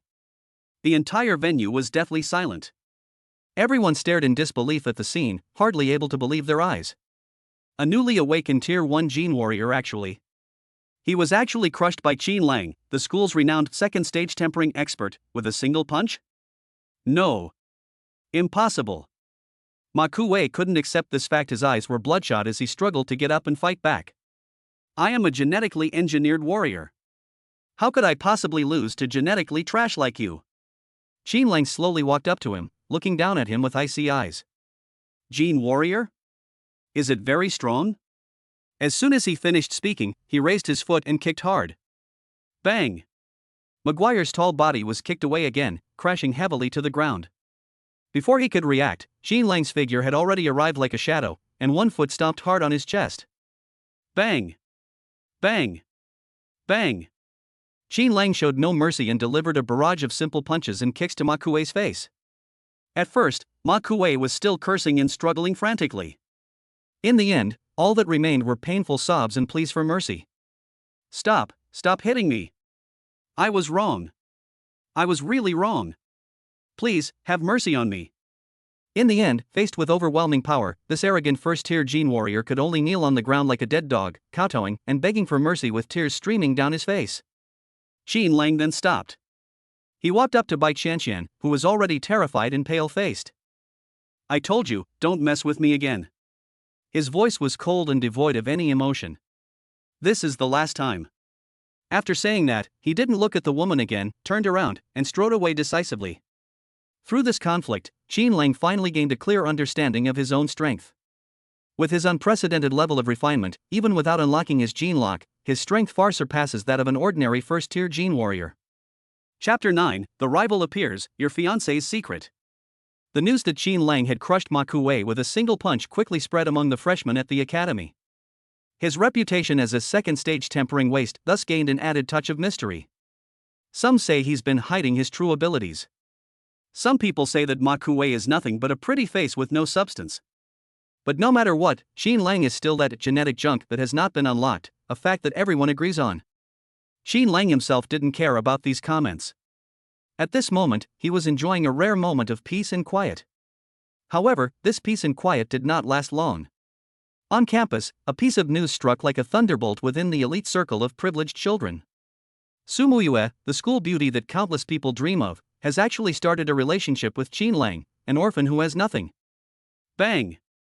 In a luxurious private training room, a valuable energy crystal was smashed to the ground and instantly turned into dust. Gene Lang? Who does he think he is? A tall, handsome young man had a burning rage in his eyes. His name is Feng Rue. The Feng family is also a powerful and influential family in Tiandu, whose strength is in no way inferior to that of the Shangguan family. Feng Rue is the most outstanding member of the Feng family in this generation. He had long harbored feelings for Muyue, regarding her as his own possession, and was only waiting for the right moment to propose marriage. Not long ago, with the strong support of his family, he successfully unlocked the 7th gene lock, making him one of the top performers among his peers. He was preparing to show off in the academy, to let everyone see who the leader of the younger generation was, and to make Muyue understand who was the best match for her. But what he received was news that he could not accept. Walk! I'd like to see just who this Gene Lang is. Enraged, Feng Rue, accompanied by several followers from equally prominent families, stormed towards Gene Lang's dormitory area. Downstairs in the dormitory building, Gene Lang had just returned from outside when he was surrounded by a group of people. Leading the group was Feng Rue, dressed in a top-of-the-line custom-made combat suit. He exuded a powerful aura, and his eyes held undisguised arrogance and killing intent. You're Gene Lang? His voice was cold, carrying a condescending scrutiny. Several of Feng Rue's roommates happened to pass by, and their expressions changed drastically the moment they saw Feng Rue and his group. Without saying a word, they immediately distanced themselves from Gene Lang and hid far away, fearing they would be caught in the crossfire. Young Master Feng, is there something you need to see him about? We don't know him. Gene Lang was not surprised by his roommates' reactions, and simply looked calmly at Feng Rue in front of him. What's up? Oh. Feng Rue sneered and took a step forward, instantly enveloping Gene Lang with a powerful sense of oppression. I heard you're with Muyue? Gene Lang did not answer, but just looked at him calmly. This dismissive attitude thoroughly enraged Feng Rue. A piece of trash who can't even open a lock dares to lay a finger on Muyue? Do you know who I am? Feng Rue's voice suddenly rose, and the energy within his body began to surge, unleashing a terrifying aura far surpassing that of a first-tier gene warrior. I, Feng Rue, have unlocked 7 genetic locks. Next, I will strive to break through the mythical gene and become a true superhuman. And what about you? He pointed at Gene Lang's nose, his face full of contempt and disdain. Orphans, penniless, powerless, and unable to even unlock the first genetic lock, the lowest of the low. In order to further damage Qin Lang and make him fully realize the gap between himself and Su Muyue, a cruel smile appeared on Feng Rui's face. He decided to reveal the secret that was enough to drive everyone crazy. I'll tell you one more thing to make you give up completely. Feng Rui's voice echoed around, attracting the attention of all the students passing by. Just yesterday, during the Academy's internal genetic testing, Muyue was found to possess hidden star spirit genes. That's an unparalleled talent, 1 in a million. Her future is limitless. She's destined to become a goddess standing atop the clouds. Now, tell me. Feng Rui looked at him as if he were looking at a lowly ant. What makes you think you're good enough for her? Boom. These words were like a bombshell dropped on a calm lake. The surrounding students instantly erupted in an uproar. What? Protoss genes? My god. Isn't that a legendary talent? Su Muyue, she's such an unparalleled genius. No wonder young Master Feng is so angry. I would be angry too. How could his goddess be defiled by a good-for-nothing? In an instant, all the gazes directed at Qin Lang were filled with jealousy, disdain, and schadenfreude. Faced with the overwhelming discussion and Feng Rui's aggressive demeanor, Qin Lang remained calm and composed. But in his mind, he was making rapid calculations. Protoss gene? If I could bind with Su Muyue, wouldn't I also be able to obtain such powerful genes? System, what are the requirements for binding with Su Muyue? Ding! The host needs to break through to the second tier before the second binding slot can be unlocked. The system's response gave Qin Lang a plan in mind. The second stage. Coming to his senses, he looked at Feng Rui, who was standing in front of him with a contemptuous expression, and a playful smile suddenly appeared on his lips. Instead of being discouraged, he deliberately spoke slowly in an extremely irritating tone. Oh, Protoss genes. New. Next time Muyue and I go to the couple's training room, I'll ask her how she feels. Couple's training room. These 5 words were like a red-hot branding iron, fiercely searing into Feng Rui's heart. That's a place only couples with the closest relationship can apply to enter. This statement was tantamount to showing off to him that he and Su Muyue were already very close. You're asking for it. Feng Rui's rationality was completely ignited in that instant. He roared, unleashing a burst of violent energy, and raised his hand to strike Qin Lang. Stop! A loud shout rang out. The burly, bear-like Gao Meng had somehow rushed over and stood firmly in front of Feng Rui. Just as the two were locked in a fierce confrontation, with conflict about to erupt. What are you all doing? A dignified voice rang out, and the Academy's instructors appeared in time to temporarily stop the conflict. Feng Rui stared intently at Qin Rui, the murderous intent in his eyes almost tangible. Qin Lang, you're lucky. You'd better never leave this academy. He uttered harsh words before turning and leaving with his men, his face grim. That noon. Far away in Tiandu, Shangguan Shui, with the help of a massive amount of resources, successfully broke through to the 9th level of gene tempering. Bite. Bound object Shangguan Shui detected her gene tempering realm has broken through to the 9th level. Congratulations, host. You have received a reward that is 30 times greater than the original amount. Inside the dormitory, a surge of intense heat erupted within Qin Lang's body. His gene tempering level instantly rose from the 14th level, advancing with unstoppable momentum. 15th level. 16th level. 17th level. 18 steps. He advanced 4 levels in a row, reaching an astonishing level. 2 days later. Under the spotlight, Shangguan Shui finally broke through to the universally recognized theoretical limit, the 10th level of gene tempering. And in Qin Lang's mind, the system's notification sound arrived once again as promised. Bite. Bound object Shangguan Shui detected her gene tempering realm has broken through to the 10th level. Boom. A heat surged wildly through his body, more violent than ever before. Qin Lang's body underwent another earth-shattering transformation. Refinement to the 19th level. Refinement to level 20. He broke through to the 20th level of tempering, a feat unprecedented and unlikely to be repeated. Chapter 10. The Devil Coach's fiancée, his rival is furious. The power within Qin Lang's body settled down, and his level 20 tempering realm became extremely stable. This unprecedented physical strength made him feel that he could even punch through alloy armor. All of this is thanks to Shangguan Shui, who is far away in Tiandu and may still be sweating profusely in the training room at this moment. Sister Shui, you've worked hard. Qin Lang silently gave her 32 thumbs up in his heart. According to system feedback, Shangguan Shue's gene-tempering realm has also reached the perfect 10th stage. Qin Lang guessed that she was only one step away from officially unlocking the first gene lock. He has high expectations for this. After all, once Shangguan Shue breaks through, he will receive another wave of earth-shattering return rewards. The next day. Suddenly, a notice rang out on the college's broadcasting system, enough to make all the freshmen on campus excited. To help all students better prepare for the upcoming exams, the Academy has specially invited a 4-star gene warrior to give a public lecture this morning at 10 a.m. in the auditorium. He will guide you on the key points and techniques for unlocking gene locks. Please be on time. 4-star Gene War General. This is a height that countless students can never reach in their entire lives. The news caused an instant sensation throughout the entire college. More than half an hour before the lecture was scheduled to begin, the auditorium, which can accommodate tens of thousands of people, was already packed. Qin Lang casually found a corner seat at the back and sat down, intending to catch up on some sleep while listening to lullabies. Since he can't evolve on his own, these lectures are no different from listening to gibberish for him. Qin Lang. A clear, melodious voice, filled with surprise, suddenly rang in my ears. Qin Lang opened his eyes and saw Su Muyue standing prettily in front of him, her sweet and lovely school beauty face beaming with a bright smile. Today she was wearing a pristine white school uniform, and her chestnut-colored long hair was tied into a playful high ponytail, swaying gently with her movements. Is anyone here? She pointed to the empty seat next to Qin Lang, her amber eyes shining with anticipation. Qin Lang shook his head. Su Muyue immediately sat down happily, and even moved her chair closer to Qin Lang, so that the two were almost shoulder to shoulder.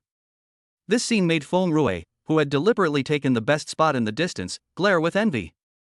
His henchmen could all feel the chilling anger emanating from Feng Rue. Qin Lang. I have good news for you. Su Muyue was completely oblivious to the death stare from afar. She leaned close to Qin Lang's ear and excitedly shared her joy. The warm breath sprayed onto Qin Lang's earlobe, making him feel a little itchy. Yesterday, the Academy's internal genetic testing revealed that I possess hidden Protoss genes. Wow! Protoss gene. Although Su Muyue kept her voice very low, several students around her still heard her and immediately let out a series of low gasps. Su Muyue proudly puffed out her small chest and continued speaking. The admissions officers from both Kunlun and Olympia academies have come to me. They promised that as long as I could successfully activate my genes, I would be directly admitted even if I didn't unlock them at all. Upon hearing this, Qin Lang's heart stirred. The Protoss gene is undoubtedly a top-tier talent. And what about myself? Despite possessing an incredible system, to outsiders, it remains an unopened steel junk. The gap between the two is widening at a visible rate. As he looked at the girl's pretty face, flushed with excitement, a certain thought became increasingly clear in his mind. He took a deep breath, as if he had made up his mind. Muyue, we. Don't tell. Before Qin Lang could finish speaking, a soft little hand swiftly covered his mouth. Su Muyue's expression turned extremely serious in an instant, and her clear eyes held an undeniable firmness. I will never break up with you. She seemed to have already guessed what Qin Lang wanted to say. Qin Lang looked at her with a hint of helplessness. Su Muyue then let go, but her face remained tense, like a kitten guarding its food. As if by magic, she pulled out a bunch of bottles and jars from her spatial bag. This is high-purity bioenergy that I had someone buy for me, and this is the latest unlocking potion from the Atlas Group.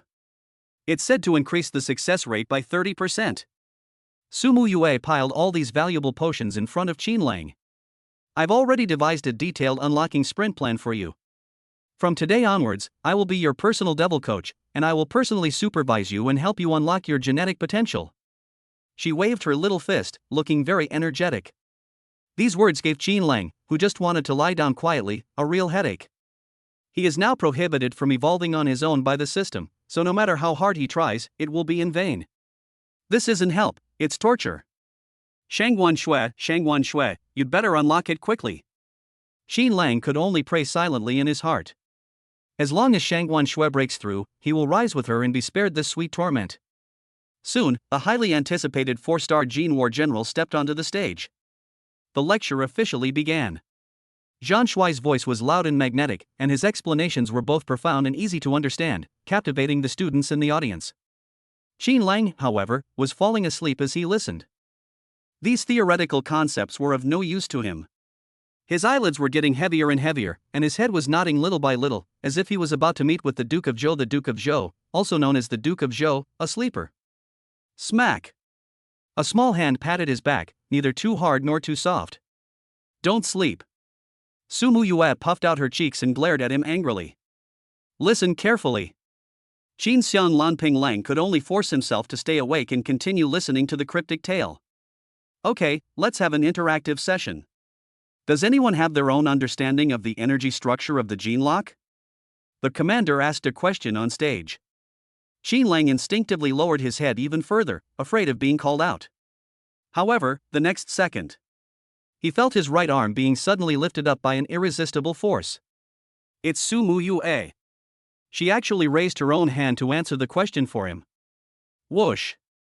Tens of thousands of eyes in the entire venue instantly focused on this corner. Qin Lang. Under Su Muyue's encouraging gaze, Qin Lang could only grit his teeth and stand up, rambling out some of his own understanding. Fortunately, although he couldn't cultivate, his theoretical knowledge was quite solid, and his answers were fairly standard. After the lecture, Qin Lang felt more tired than if he had run 10 kilometers. He thought the torment was over. But he clearly underestimated Su Muyue's determination as a devil coach. As soon as the lecture ended, Su Muyue grabbed Qin Lang and headed outside without saying a word. Let's go. We're heading to the high-gravity training room. Go now? Yes. Let's go now. Strike while the iron is hot. Qin Lang was dragged away by her, and he was inwardly groaning. Inside the high-gravity training room, Su Muyue adjusted the gravity to 3 times. Quick! Drink this unlocking potion. She unscrewed the bottle cap and held the medicine directly to Qin Lang's lips. Unable to dissuade her, Qin Lang could only grimace as he drank the potion, which emanated astonishing energy fluctuations, in one gulp. Now, begin weighted squats. 500. Su the devil coach Muyue, hands on her hips, gave the order with a serious expression. Qin Lang had no choice but to comply. One of them was practicing, while the other was supervising and cheering them on, occasionally offering them towels and water in a friendly manner. This intimate interaction ignited a pair of eyes filled with rage not far away. Feng Rue could no longer hold back. He strode over, his powerful genetic energy escaping uncontrollably, revealing his extreme anger. Su Muyue. Feng Rue's voice was cold and full of sarcasm. How long are you going to waste your time on this piece of trash? He pointed at Qin Lang, who was sweating profusely, his face full of disdain. He's a piece of steel junk that can't be salvaged. Even if you brought the entire Atlas Corporation here, you still couldn't unlock his genetic potential. Su Muyue paused slightly as she wiped the sweat from Qin Lang's forehead. She slowly turned around and looked at the furious Feng Rue, her amber eyes cold and indifferent. She simply responded with a curt reply. He is my fiancé, and I am happy with him. After saying that, she didn't look at Feng Rue again, took Qin Lang's hand, and said softly, Let's go, let's train somewhere else. Qin Lang let her pull him along, and as he brushed past Feng Rue, he turned back and glanced at him. His gaze was calm, without mockery or provocation, and even a barely perceptible hint of pity. This small action became the last straw that broke the camel's back. Ah! Watching the two figures walk away intimately, Feng Rue roared angrily at the sky, his fists clenched so tightly that his nails dug deep into his palms. He felt like he was about to explode. Chapter 11. One punch defeats the prodigy, the whole school goes crazy. As evening approached, Qin Lang's personal terminal vibrated slightly. It's news about Su Muyue. Qin Lang, my mother wants to take me to the capital. She says there's a genetic expert there who might be able to activate my star spirit gene ahead of time. You must strictly follow the training plan I've set for you, and you're not allowed to slack off. Let's try to unlock the 3 gene locks before the big exam, and then we can both get into Kunlun or Olympus. I'll keep an eye on you every day. Looking at the words on the screen, which contained both playful threats and deep concern, Qin Lang breathed a long sigh of relief. That girl is finally gone. He can finally continue his lying flat career with a clear conscience and without any psychological burden. However, as he put down the terminal, another aloof and stunningly beautiful figure appeared in Qin Lang's mind. Shangguan Shui. There are less than 20 days left until the big exam. She has been stuck at the bottleneck of the 10th level of gene tempering for several days, but there is still no sign of unlocking it. This made Qin Lang somewhat anxious. Sister Shui, you have to step up your game. My future depends on you. The next morning, while Qin Lang was still asleep, a cold, mechanical female voice suddenly rang in his mind. Bite. Bound object Shangguan Shui detected her gene tempering realm has broken through to the 11th level. The system's refund mechanism has been triggered. Congratulations, host. You have received a reward that is 30 times greater than the original amount. Boom. An unprecedented, immense power, like a volcano that had been dormant for millions of years, suddenly erupted within him. Qin Lang suddenly sat up in bed. He could clearly feel that his bones, muscles, and even every cell were undergoing a tremendous transformation under the impact of this force. 11th level of tempering. With her extraordinary talent from the Ice Emperor gene, Shangguan Shui actually broke through the theoretical limit of the 10th rank as known by the world without the assistance of the system. As expected of Sister Shui, Qin Lang couldn't help but exclaim in admiration. As for himself, under this terrifying return of 30 times, his gene tempering level directly soared from the 20th level to the astonishing 22nd level. Afternoon. As soon as Qin Lang stepped out of the teaching building, he encountered Feng Rui again on the tree-lined path of the campus. Feng Rui was followed by 7 or 8 henchmen, each of them exuding hostility and coming on menacingly. Brother Lang. Watch out. Qin Lang's friend Gao Meng immediately noticed something was wrong. His burly, bear-like body stood like a wall, instantly blocking Qin Lang's path. Feng Rui. What do you want to do? Gao Meng spread his arms wide and glared angrily at Feng Rui in an extremely exaggerated theatrical tone. Let me tell you. Qin Lang is under my protection, Gao Meng. If you want to touch him, you'd better step over my dead body first. The bond between us is something you mortals can never understand. Qin Lang pushed the drama queen away with a dark expression. Get out of here. He calmly faced Feng Rui and the group of menacing followers behind him. Feng Rui's eyes burned with intensity, fixed intently on Qin Lang. Qin Lang, I challenge you. His voice was icy. A duel between men, the loser, automatically get out of Su Muyue's world. What the hell? Are you out of your mind? Gao Meng, who was standing to the side, got anxious and started cursing loudly. Muyue is already Lang Ji's fiancée, who do you think you are? Why should Lang go risk fighting a lunatic like you? Besides, you're someone who's unlocked 7 gene locks, yet you're challenging our brother Lang, who hasn't unlocked a single one. How dare you? Have you no shame? However, Feng Rui completely ignored Gao Meng's clamor. His gaze remained fixed on Qin Lang, his tone filled with undisguised provocation and sarcasm.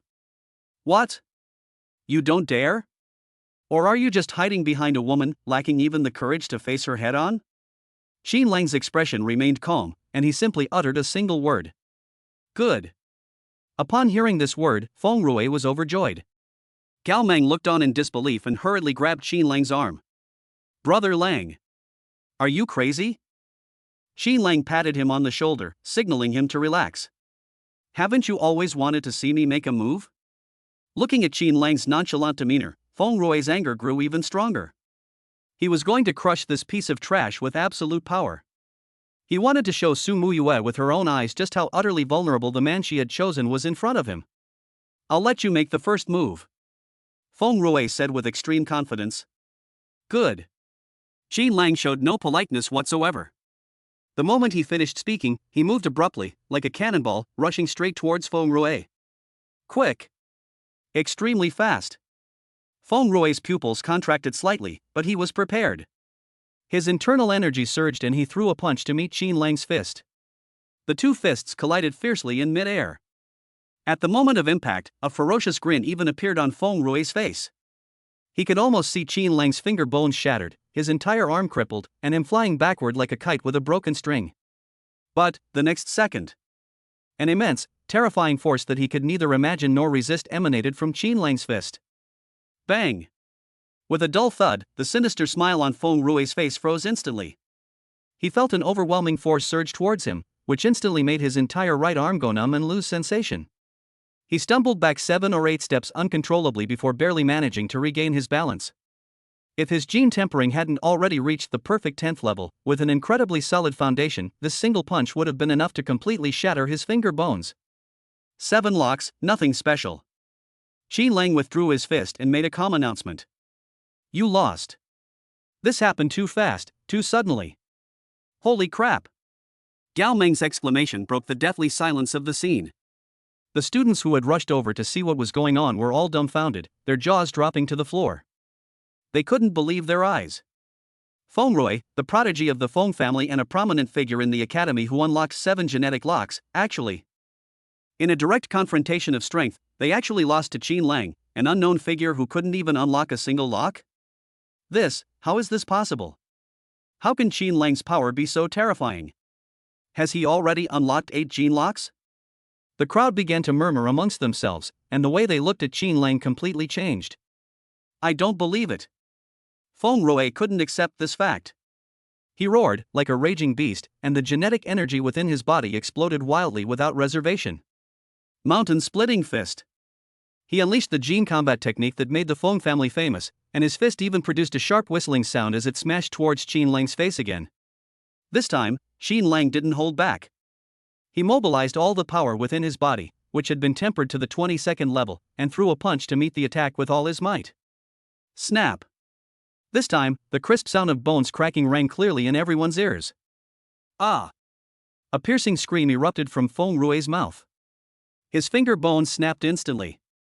In excruciating pain, he could no longer stand and was caught by several quick-thinking henchmen, thus avoiding the humiliation of falling to the ground in public. In contrast, Qin Lang remained standing still, completely motionless. Feng Rui was completely dumbfounded. He stared blankly at his twisted and deformed right hand, then looked up at Qin Lang, who was unharmed, his mind completely blank. He couldn't understand. As the third young master of the prestigious Feng family, I have reached the 10th level of gene tempering, unlocked 7 locks, and learned powerful gene combat techniques. Why did they suffer such a crushing defeat? Why did we lose so decisively? 8 locks. It's definitely 8 locks. My God. Our academy has produced a top genius who has unlocked all 8 gene locks. The students watching were increasingly shocked, and their gazes toward Qin Lang had changed from initial disdain to fervent worship. Gao Meng's mocking voice rang out at the right time, which made Feng Rui so angry that his face turned ashen, and he almost fainted on the spot. He felt utterly humiliated today. He originally thought Qin Lang was just a piece of trash at the 2nd level of tempering, but he didn't expect the information to be so ridiculously wrong. Qin Lang! Feng Rui roared venomously in his heart. You just wait. Once I unlock the 8th lock and awaken the true fire of the sun, one of the mythical genes of my Feng family, I will return and repay this humiliation 100-fold. On the other side, Gao Meng was also greatly stimulated after learning how powerful Qin Lang was. Without saying a word, he charged into the academy's energy chamber with boundless enthusiasm and began a frenzied competition. As Qin Lang felt the surging power brought about by the 22nd level of tempering within his body, he finally gained a clear understanding of his own strength. The news that he had unlocked all 8 gene locks spread like wildfire throughout the entire Tiandu First Gene Academy before nightfall. Overnight, Qin Lang's identity underwent a dramatic transformation. He went from being a useless person who was difficult to unlock to becoming a top genius who was on par with Muyue. The next day, as he walked through the campus, every student greeted him with smiles and fawned over him. Even his roommates, who had previously kept their distance from him for fear of incurring Feng Rui's wrath, became more enthusiastic than ever before, offering him cigarettes and pouring him water. Qin Lang was filled with mixed emotions. He finally understood the meaning of that old saying. When you are strong, you will be surrounded by good people. Chapter 12 I'm sorry, your promise is worthless. Qin Lang had never understood the meaning of this sentence as deeply as he did now. The news of defeating Feng Rui and being mistakenly believed to have unlocked the 8 locks swept through the entire Tiandu First Gene Academy like a storm, completely upending his life. The next day, Instructor Zhao specifically sought him out. The elder who had watched him grow up patted his shoulder, his eyes slightly red, his voice full of relief. Good lad, I knew you could do it. You have not let your parents down. A hint of helplessness crossed Qin Lang's mind, but he did not expose this beautiful misunderstanding. He silently accepted the instructor's praise, letting the instructor pat his back with his large, fan-like hand, making muffled thump-thump sounds. Immediately afterwards, the principal also came in person. Qin Lang, you are truly the biggest dark horse in our college this year. The principal's face was full of warm smiles, and he showered praise upon the students as if it were free.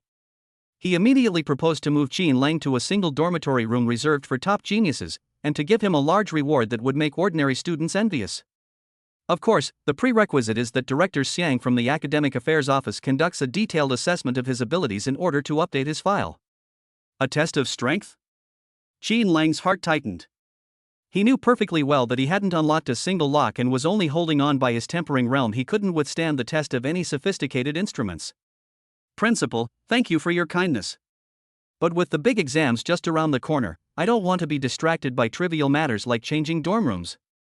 As for the rewards, could we distribute them all together after the big exam? In order to buy time, he can only come up with a plausible excuse. Yes, well said. Upon hearing this, the principal not only did not doubt it, but also nodded approvingly.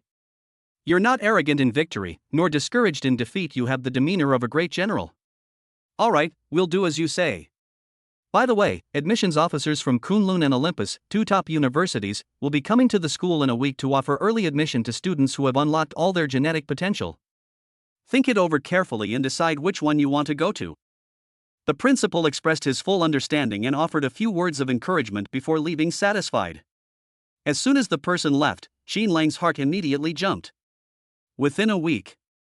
He could only pray in his heart that Shangguan Shui, who was far away in Tiandu, could help him break through as soon as possible. Otherwise, he will face the embarrassing situation of his lie being exposed in public. Qin Lang has now become a prominent figure in the hospital. Wherever he went, people greeted him warmly and tried to get close to him. Hello, Brother Lang. Brother Lang, could you share your experience on unlocking this when you have time? Many girls even looked at him with undisguised admiration and affection. This feeling of being the center of attention allowed him to continue lying down openly and legitimately, without worrying about disappointing those who cared about him. After all, in other people's eyes, this 8-lock genius is too lazy to even accept the reward, and is either focusing on cultivation or accumulating strength for the big exam. Who would have thought that he simply wanted to slack off? In the afternoon, Qin Lang strolled around the campus, enjoying the rare tranquility. Two familiar figures walked towards us. Ma Kuei and Bai Qianqian. After learning that Qin Lang could easily defeat Fengrui, who had unlocked 7 locks, Ma Kuei had already regarded him as a fierce god who was not to be trifled with. Upon seeing Qin Lang, his first instinct was to pull Bai Qianqian away and take a detour. However, Bai Qianqian did not dodge. She shook off Ma Kuei's hand and instead walked towards Qin Lang. For the past 3 years, she has taken Qin Lang's meticulous care and help for granted, regarding him as the most obedient lapdog. But when Qin Lang suddenly stopped giving and transformed into the fiancée of school beauty Su Muyue, and even a peerless genius who had unlocked the 8 locks, Bai Qianqian's heart was filled with endless regret. When she heard the news yesterday, she felt like she was kicking herself. Therefore, even though the two sides had already fallen out, she still decided to try one more time. Today, she dressed up especially for the occasion. She was wearing the same white dress that Qin Lang had worn when they first met. Her long hair was draped over her shoulders, and she wore delicate light makeup, which made her already pretty face even more charming. She swayed gracefully to Qin Lang, leaned forward slightly, and handed him a pink heart-shaped box in a very alluring manner. The perfect curve made a glimpse of snow-white skin at the neckline appear and disappear. Qin Lang. Her voice was so soft it seemed like you could squeeze water out of it. This is the box of birthday chocolates you gave me 3 years ago, and I've treasured it ever since. Today happens to be your birthday, so I put some homemade chocolates inside as a return gift. She was trying to rekindle Qin Lang's old feelings in this way. However, Qin Lang's reaction was something she hadn't expected. He simply looked at her calmly, as if watching a clown putting on a great show. First, my birthday is according to the lunar calendar, not today. Secondly, the box I gave you back then had a chipped paint on the upper left corner, but yours is completely intact. Third. Qin Lang pointed to the bottom of the box. Next time you lie, remember to tear off the production date first. 3 sentences in a row, like 3 resounding slaps, landed hard on Bai Qianqian's face. Her face turned pale and then red in an instant. Her carefully planned act was ruthlessly exposed, leaving her so embarrassed that she wished she could disappear into the ground. Seeing Qin Lang about to leave, she finally dropped her pretense in desperation. Qin Lang. Have you forgotten the promise you made to me 3 years ago? She questioned him. Qin Lang paused slightly. After a moment's recollection, he remembered that, under Bai Qianqian's deliberate manipulation, he had indeed solemnly promised to always be good to her. He didn't turn around. He simply uttered a sentence in a cold, emotionless tone. I'm sorry, promises have an expiration date. No exceptions after the expiration date. These words were like the sharpest knife, piercing Bai Qianqian's pitiful self-esteem. She completely broke down. Wah! Bai Qianqian covered her face, her shoulders trembling slightly, pretending to cry, trying to gain sympathy with her tears. But Qin Lang didn't even turn his head and left straight away. Upon seeing this, Ma Kuei quickly stepped forward to comfort him. Qianqian, don't cry, it's not worth it for someone like that. Get out of my way. His words of comfort, ironically, became the final straw that broke the camel's back. Bai Qianqian suddenly looked up and vented all her resentment and dissatisfaction on Ma Kuei. Her pretty face, streaked with tears, was now filled with rage and resentment. Who do you think you are? You dare to comfort me? Besides following Feng Rui around like a dog, what else can you do? You're useless. She cursed and then forcefully wiped away the tears that hadn't actually fallen. She slammed the box of chocolates to the ground, then raised her foot and crushed the heart-shaped chocolates to dust with the heel of her high heel. She stared intently at Qin Lang's departing figure, her heart still roaring with resentment. I, Bai Qianqian, can still live a great life without you, Qin Lang. Chapter 13 Unlocked. Unlocked. The Ice Emperor's Roar. The next day. The cold, mechanical female voice rang in Qin Lang's mind once again. Bite. Bound object Shangguan Shui detected gene tempering realm successfully broke through to Tier 12. The system's refund mechanism has been triggered. Congratulations, host. You have received a reward that is 30 times greater than the original amount. Boom. A torrent of energy, more powerful and vast than ever before, exploded within his body. As a result, Qin Lang's gene tempering level soared from the 22nd level to an unprecedented and terrifying level. Refinement to the 24th level. The higher the level of refinement, the more difficult it becomes to advance to each level. Even with a terrifying return of 30 times, it could only raise him by 1 or 2 levels. Not enough. As Qin Lang felt the terrifying power settling within his body, his anxiety grew. At this point, only 6 days remained before the admissions officers from the 2 top universities, Kunlun and Olympia, arrived. He only hoped that Shangguan Shui could stop trying to break through to the tempering realm as soon as possible and start unlocking her genetic lock instead. After all, the main purpose of tempering is to enhance physical fitness and lay a solid foundation for unlocking the genetic lock. Once unlocked, subsequent evolutions will also have the effect of tempering the physical body. That afternoon. The winds and clouds are rising again over Tiandu. An unusual energy phenomenon appeared. Although it was not large in scale and far less earth-shattering than when Shangguan Shui awakened the Ice Emperor gene, it was still enough to attract the envy and attention of countless people. It's the second affiliated hospital of Tiandu Hospital. I heard that a student at the second affiliated hospital has successfully awakened the myth gene. Soon, the good news from the second hospital arrived. The principal of Tiandu First Gene Academy could no longer sit still.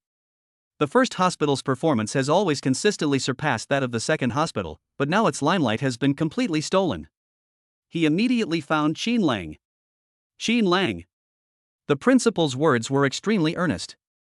As long as you can awaken the mythical gene, the Academy is willing to provide any resources you need. Anything. To appease the anxious principal, Qin Lang readily agreed, saying he would do his best.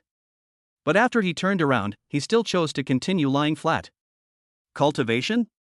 Cultivation is so tiring. That evening, the campus group chat exploded with excitement. Feng Rui made some outrageous remarks in the group chat. Mythical genes are nothing more than a piece of cake for me. I have unlocked the 8th lock. Tomorrow, you will all witness how I, Feng Rui, awaken the true fire of the sun gene. As soon as he said this, the group chat erupted in praise. The next day. As expected, Feng Rui erected a high platform on the Academy's large playground. He carried out his awakening ceremony in full view of everyone. The Feng family even sent someone to assist them, creating a grand spectacle that attracted tens of thousands of students from the entire college to watch. TCH, too conspicuous. Gao Meng scoffed at this, made a sarcastic remark, and then plunged into the energy chamber to continue his final assault on the lock. Qin Lang, also with a let's see what happens attitude, came to the playground. Qin Lang? From the high platform, Feng Rui spotted Qin Lang in the crowd at a glance. His eyes instantly became even more focused.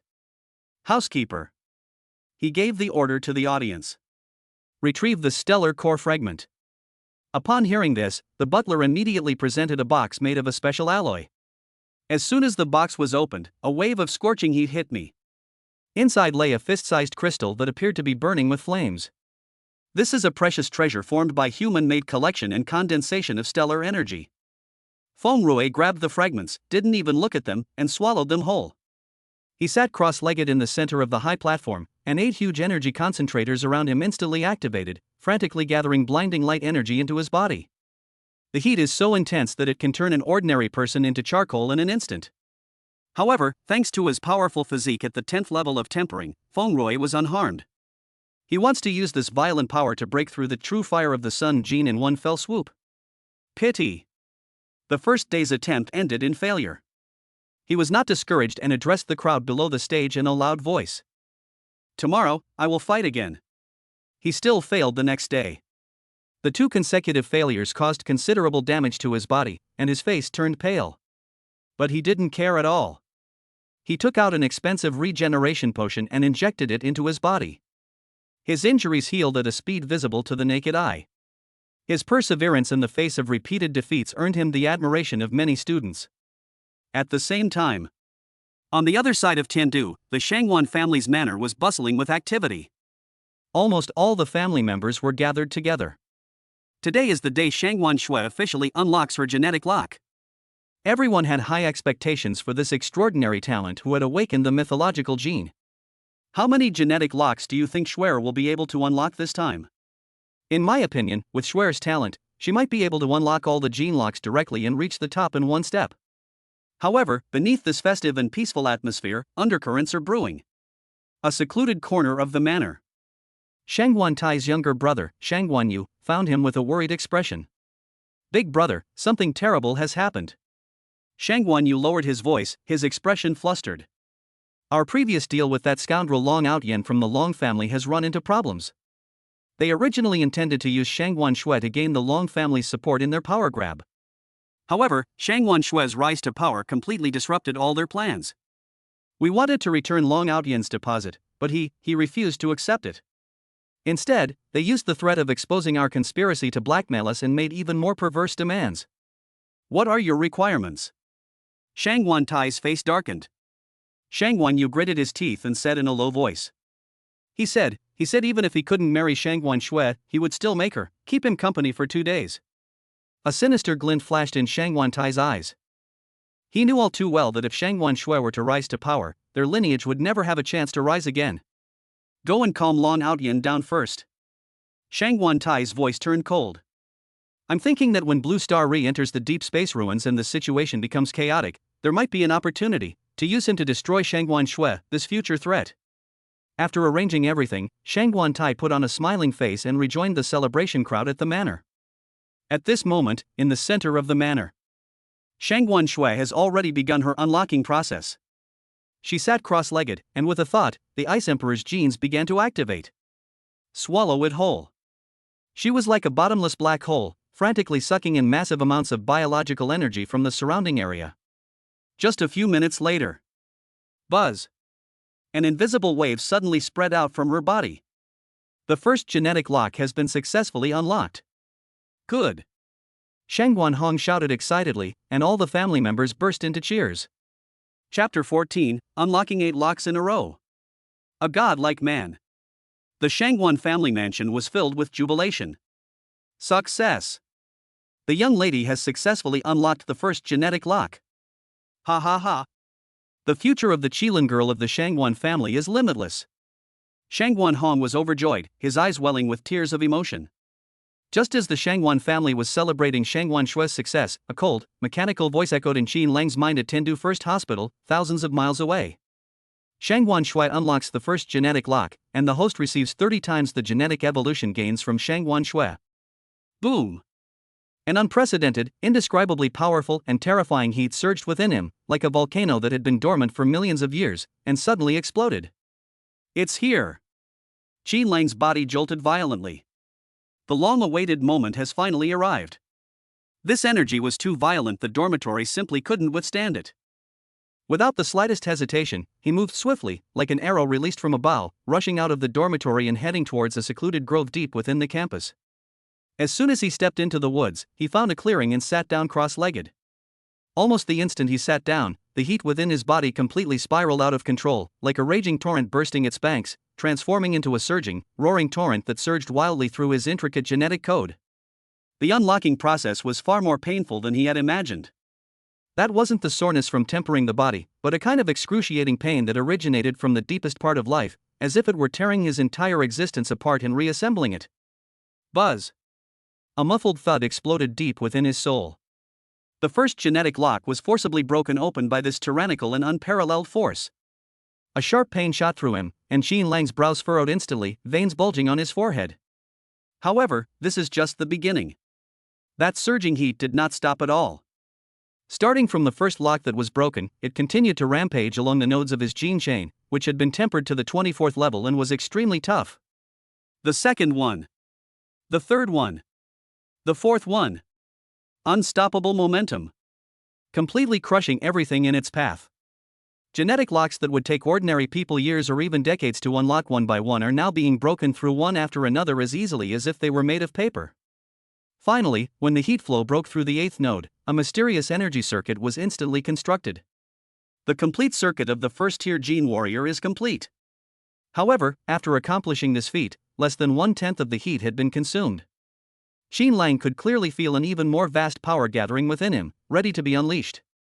Will it continue its assault, or even break through the mythological genes in one fell swoop? Just when Qin Lang thought an even more astonishing change was about to occur, the heat suddenly changed direction. Instead of continuing to break through upwards, it returned to the first-order gene circuit that had just been constructed, and began repeated erosion, expansion, and tempering. Qin Lang immediately looked inward at himself. To his surprise, he discovered that his newly formed genetic circuits, under the constant tempering of this heat current, were becoming exceptionally wide and resilient at a visible speed. If the circuits formed after an ordinary genetic warrior unlocks their abilities are merely small streams used for irrigation in the fields, his genetic circuits are now evolving wildly in the direction of great rivers and streams. This process is no longer painful. Instead, there is an indescribable feeling of comfort. My whole body felt warm and cozy, as if I were soaking in a fountain of life, and every cell in my body was cheering with joy.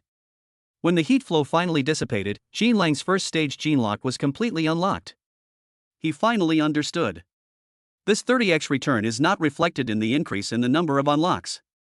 Rather, it is reflected in the transformation of unlocking quality.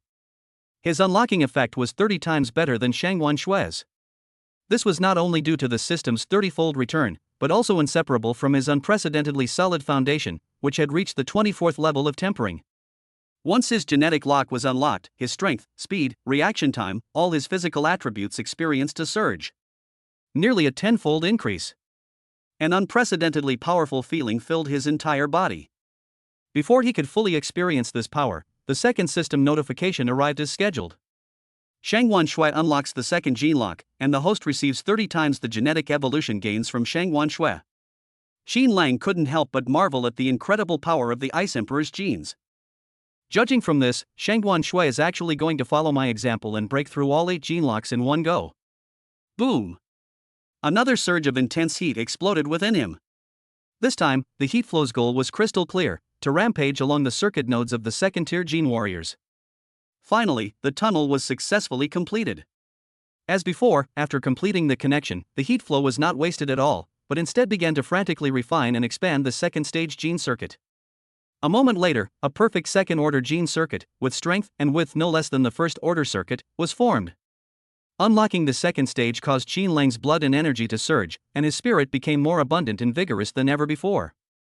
Immediately afterwards, Shangguan Xue unlocks the third genetic lock. Shangguan Xue unlocks the fourth genetic lock. The system's 30-fold return, like the most punctual pendulum, arrives again and again. Qin Lang's genetic locks were unlocked one by one, and he was being strengthened to the extreme in an unprecedented way. At this moment, the immense heat emanating from his body could no longer be concealed. Several students who happened to be passing by discovered Qin Lang practicing in the grove. Look! Isn't that Qin Lang? What's wrong with him? He's practically steaming hot. My God! This energy fluctuation. Could he be trying to break through to the mythical gene? The news spread like wildfire. Qin Lang, the genius of the 8 locks, is suspected of attempting to break through to the mythical gene. This news was like a bombshell, instantly detonating throughout the entire Tiandu First Hospital. More and more students gathered from all directions, crowding the grove of trees. Even a couple deep in the woods, engaged in a blissful act of love, was startled by the commotion and fled in a panic, their clothes disheveled. Make way! Make way! Upon hearing the news, Gao Meng rushed over and, seeing Qin Lang surrounded in the center, immediately took on the role of his bodyguard. His massive, bear-like body acted like a wall, forcefully driving away all the onlookers who tried to approach.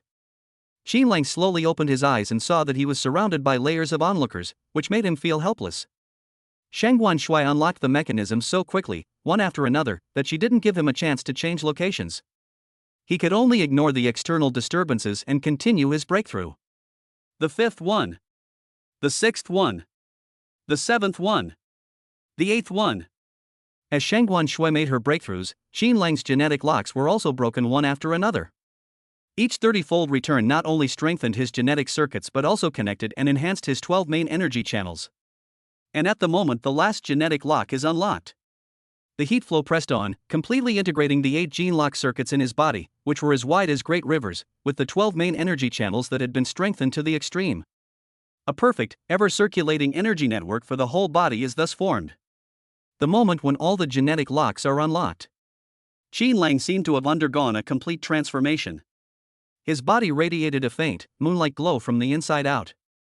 Combined with his already handsome face and his deep, star-like eyes. This scene left some of the female students present mesmerized and captivated. My God, he looks like a god. Someone let out a startled cry, as if in a dream. Chapter 15, is that all the commotion? That's hilarious. My God, he looks like a god. That dreamlike cry of surprise was like a pebble thrown into a lake, instantly creating ripples. Around the grove, all the students' eyes were fixed on Qin Lang. He sat cross-legged, the faint moonlight around him not yet completely fading, which, combined with his handsome face, gave him an air of sacred inviolability. The intense visual impact caused a brief moment of deathly silence to fall over the scene. Immediately afterwards, the crowd erupted in chaos. Holy crap! That energy surge just now. Qin Lang, he's also attempting to break through to the mythical gene stage? After unlocking all 8 locks, immediately attempt to break through to the mythic level? What incredible confidence! This is insane. What day is it today?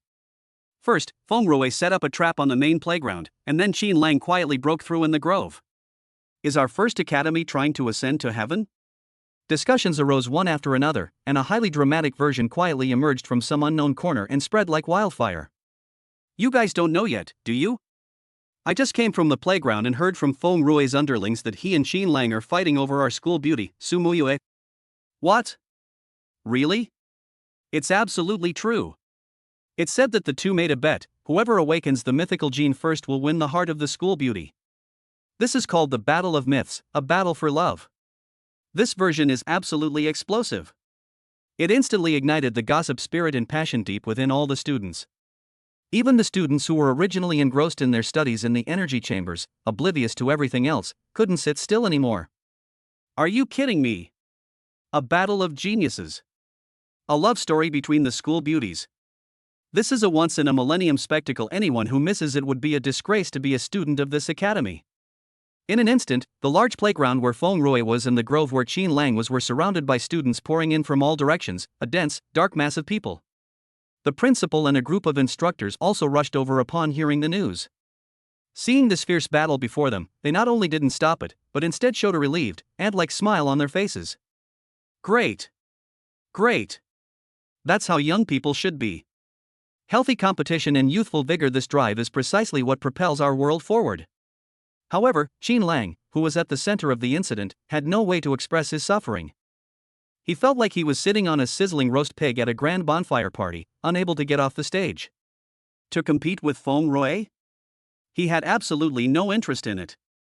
As a protagonist with a cheat-like advantage, one should be able to relax and watch the world go by with a smile. Moreover, Su Muyue is already a confirmed fiancée.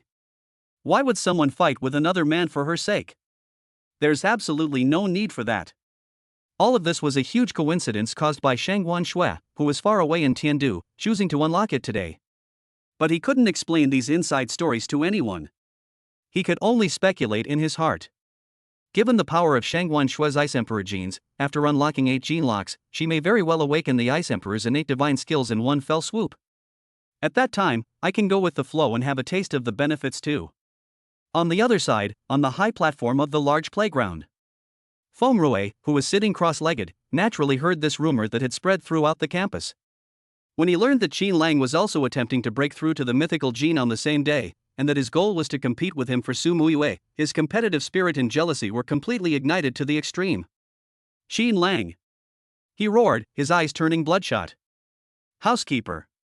Young master, you mustn't act rashly. An elderly butler in a tailcoat quickly stepped forward to dissuade him.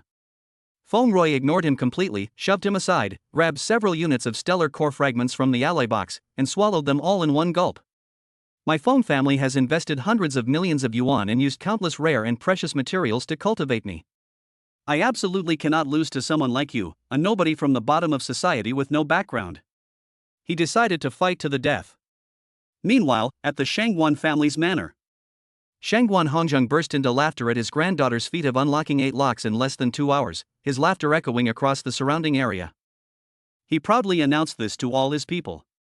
Shuer will next attempt to break through to the most advanced of the mythical genes, the Ice Emperor gene. Behind the crowd, Shangguan Tai watched all this with a cold gaze, his resolve to destroy Shangguan Shui growing stronger. But he knew it wasn't the right time yet. He could only wait patiently. The inevitable chaos will ensue once Blue Star enters the deep space ruins. It was nearly noon. Above the first affiliated hospital of Tiandu, the 2 suns of the Gemini system hung high in the sky, their light extremely intense. Despite the intense irradiation from the 8 massive energy concentrators surrounding him, Feng Rui's specially designed protective suit remained completely unharmed.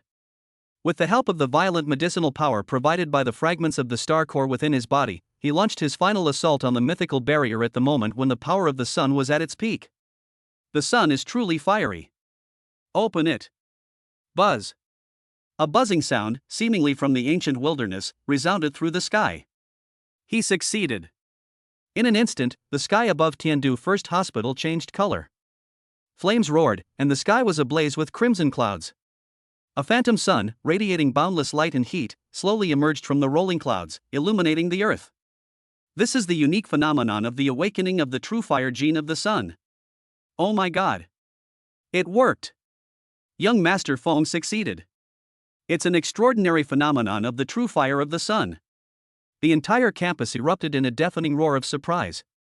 Tens of thousands of students cheered wildly for Feng Rui's success. The students who were originally gathered around the grove, wanting to see what Qin Lang was doing, were mostly attracted by the spectacular sight and surged towards the playground like a tide. Feng Rui's henchmen were even more smug. They ran to the edge of the grove and, facing Qin Lang, shouted sarcastic remarks at the top of their lungs. Hey Qin, did you see that? Our young Master Feng succeeded. What makes you think you can compare to our young Master Feng? Hurry up and come out, kowtow, and admit defeat. Shut up, all of you. Gao Meng's burly, bear-like body stood like a wall in front of them. With a furious roar, his voice boomed like thunder, and he forcefully silenced the clamor of his underlings. In the grove, Qin Lang slowly raised his head and glanced at the illusory blazing sun in the sky. He twitched the corner of his mouth. In my heart, there are only 4 words. That's all the commotion? He even felt that the area covered by this strange phenomenon was too small and its momentum too weak. It's not even as big as the incident that started a few days ago involving the genius from the second affiliated hospital. You made me laugh. Chapter 16 The Prodigy coughs up blood. What do you think you are? Below the platform, Feng Rui's 2 henchmen's faces instantly turned a deep shade of liver. Hey Qin, what are you so arrogant about? One of them jumped up and down, pointing in the direction of the grove and cursing loudly. Our young Master Feng has awakened the mythical genie true fire of the sun. If you're so capable, why don't you awaken one too and surpass our young Master Feng before we talk? The other one chimed in with a sarcastic tone. Exactly. Stop hiding in the woods and talking big, I think you're just jealous. A piece of trash who can't even unlock his genetic potential dares to comment on young Master Feng? Their faces were full of mockery, convinced that Qin Lang was merely in a fit of impotent rage. The students around him shook their heads, feeling that Qin Lang had indeed overestimated himself this time. However, they had barely finished speaking. In the sky, another strange change occurs. Above the fiery red glow that Feng Rui had created, which barely covered half of the playground, a sudden storm arose in the distant sky. Amidst the rolling dark clouds, massive storms coalesced into dragon shapes, roaring and soaring between heaven and earth. Wherever the wind dragon passed, the clouds were torn apart, and even space itself seemed to be slightly distorted. Roar! The roar of the dragon seemed to explode directly in the depths of everyone's soul. This sudden second phenomenon, in terms of both scope and power, clearly suppressed Feng Rui's illusory blazing sun. The mocking expressions on Feng Rui's two henchmen's faces froze instantly.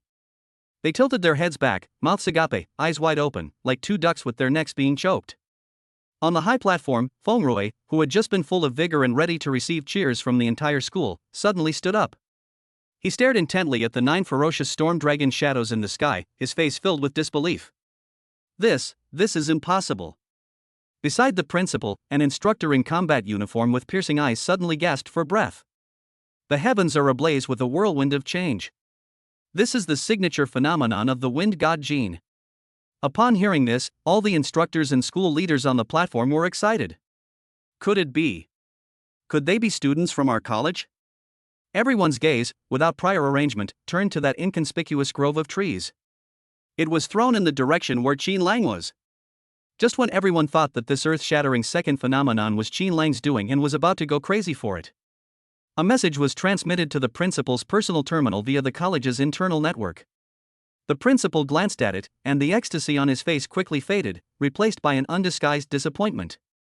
Well, he sighed. The one who caused this strange phenomenon is Lei Jin, a genius from the Azure Sky Academy.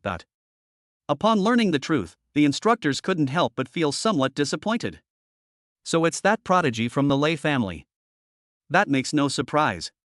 Sky Academy, their foundation is indeed deeper than ours. Upon hearing the news on the high platform, Feng Rui felt as if all his strength had been drained away, and he secretly breathed a long sigh of relief. Thunderclap. That person came from a top-tier family with a 5-star gene master and was hailed as a once-in-a-century genius of the Sky Academy. It's only natural to be better than yourself. If only. As long as it's not Qin Lang, the commoner he considers a rival in love, who surpasses him. Meanwhile, in Tiandu, at the Shangguan family's manor, Shangguan Hong stood with his hands behind his back in the courtyard, and he also saw the 9 roaring wind dragons in the sky. But he only saw this one aspect. The blazing sun phenomenon that Feng Rui encountered, which was relatively small in area and located below, failed to attract the attention of this 4-star war general. The Lei family's lad does have some skill. He made a casual comment, but his eyes held a hint of disdain. Unfortunately, even he is far from being comparable to my Schwer. Shangguan Hong's confidence stems from his absolute faith in his granddaughter's Ice Queen genes. Just then, an invisible wave suddenly spread out from the direction of the training room. Shangguan Hong's body jolted, and he turned around abruptly. He knew that his granddaughter had succeeded. In an instant, high in the sky, the magnificent aurora borealis swept across the land. The sheer scale and vibrant colors instantly overwhelmed Lei Jin's 9 ferocious wind dragon phenomena. The aurora borealis was like a dream, spreading across the sky and clearly visible for miles around. The whole world seemed to be tinged with a dreamlike quality. Chirp! A clear and melodious phoenix cry resounded through the sky, and an ice crystal phoenix with a wingspan of 10,000 meters soared through the aurora. The Shangguan family's manor was instantly filled with jubilation. Within the capital city, countless people were shocked by the 3 strange phenomena that appeared in the sky in succession. They all came out of their homes, looked up, and discussed who or what deity was responsible for this third and most astonishing phenomenon.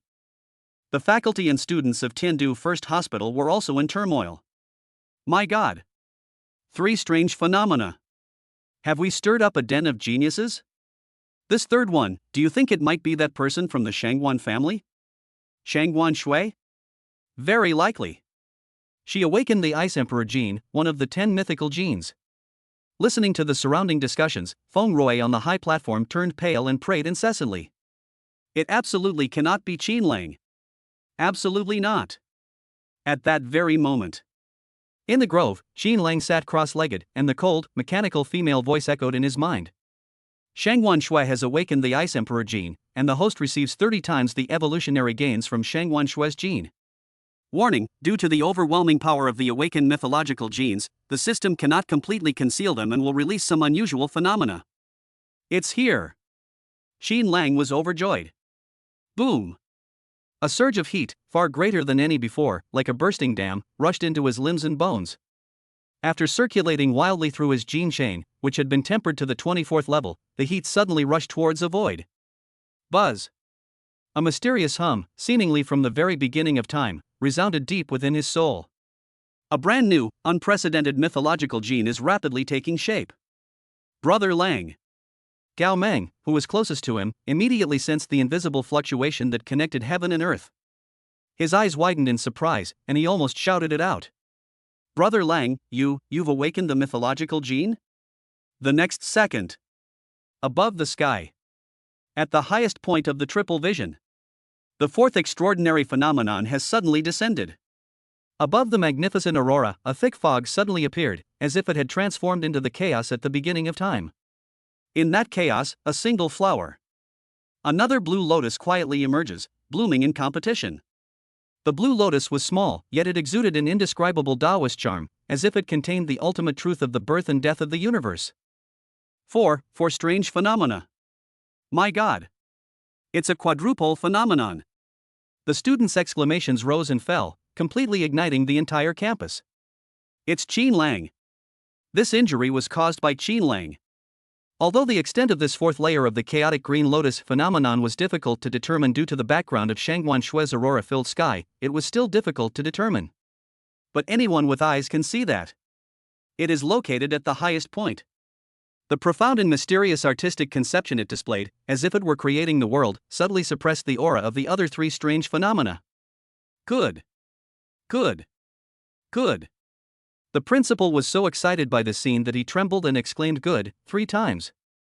He concluded that Xin Lang had awakened a completely new and extraordinary mythological gene that was never heard of before.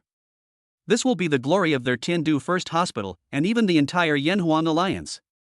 On the high platform, Feng Rue, who had been unwilling to believe it and even deceiving himself, received definite news from his subordinates.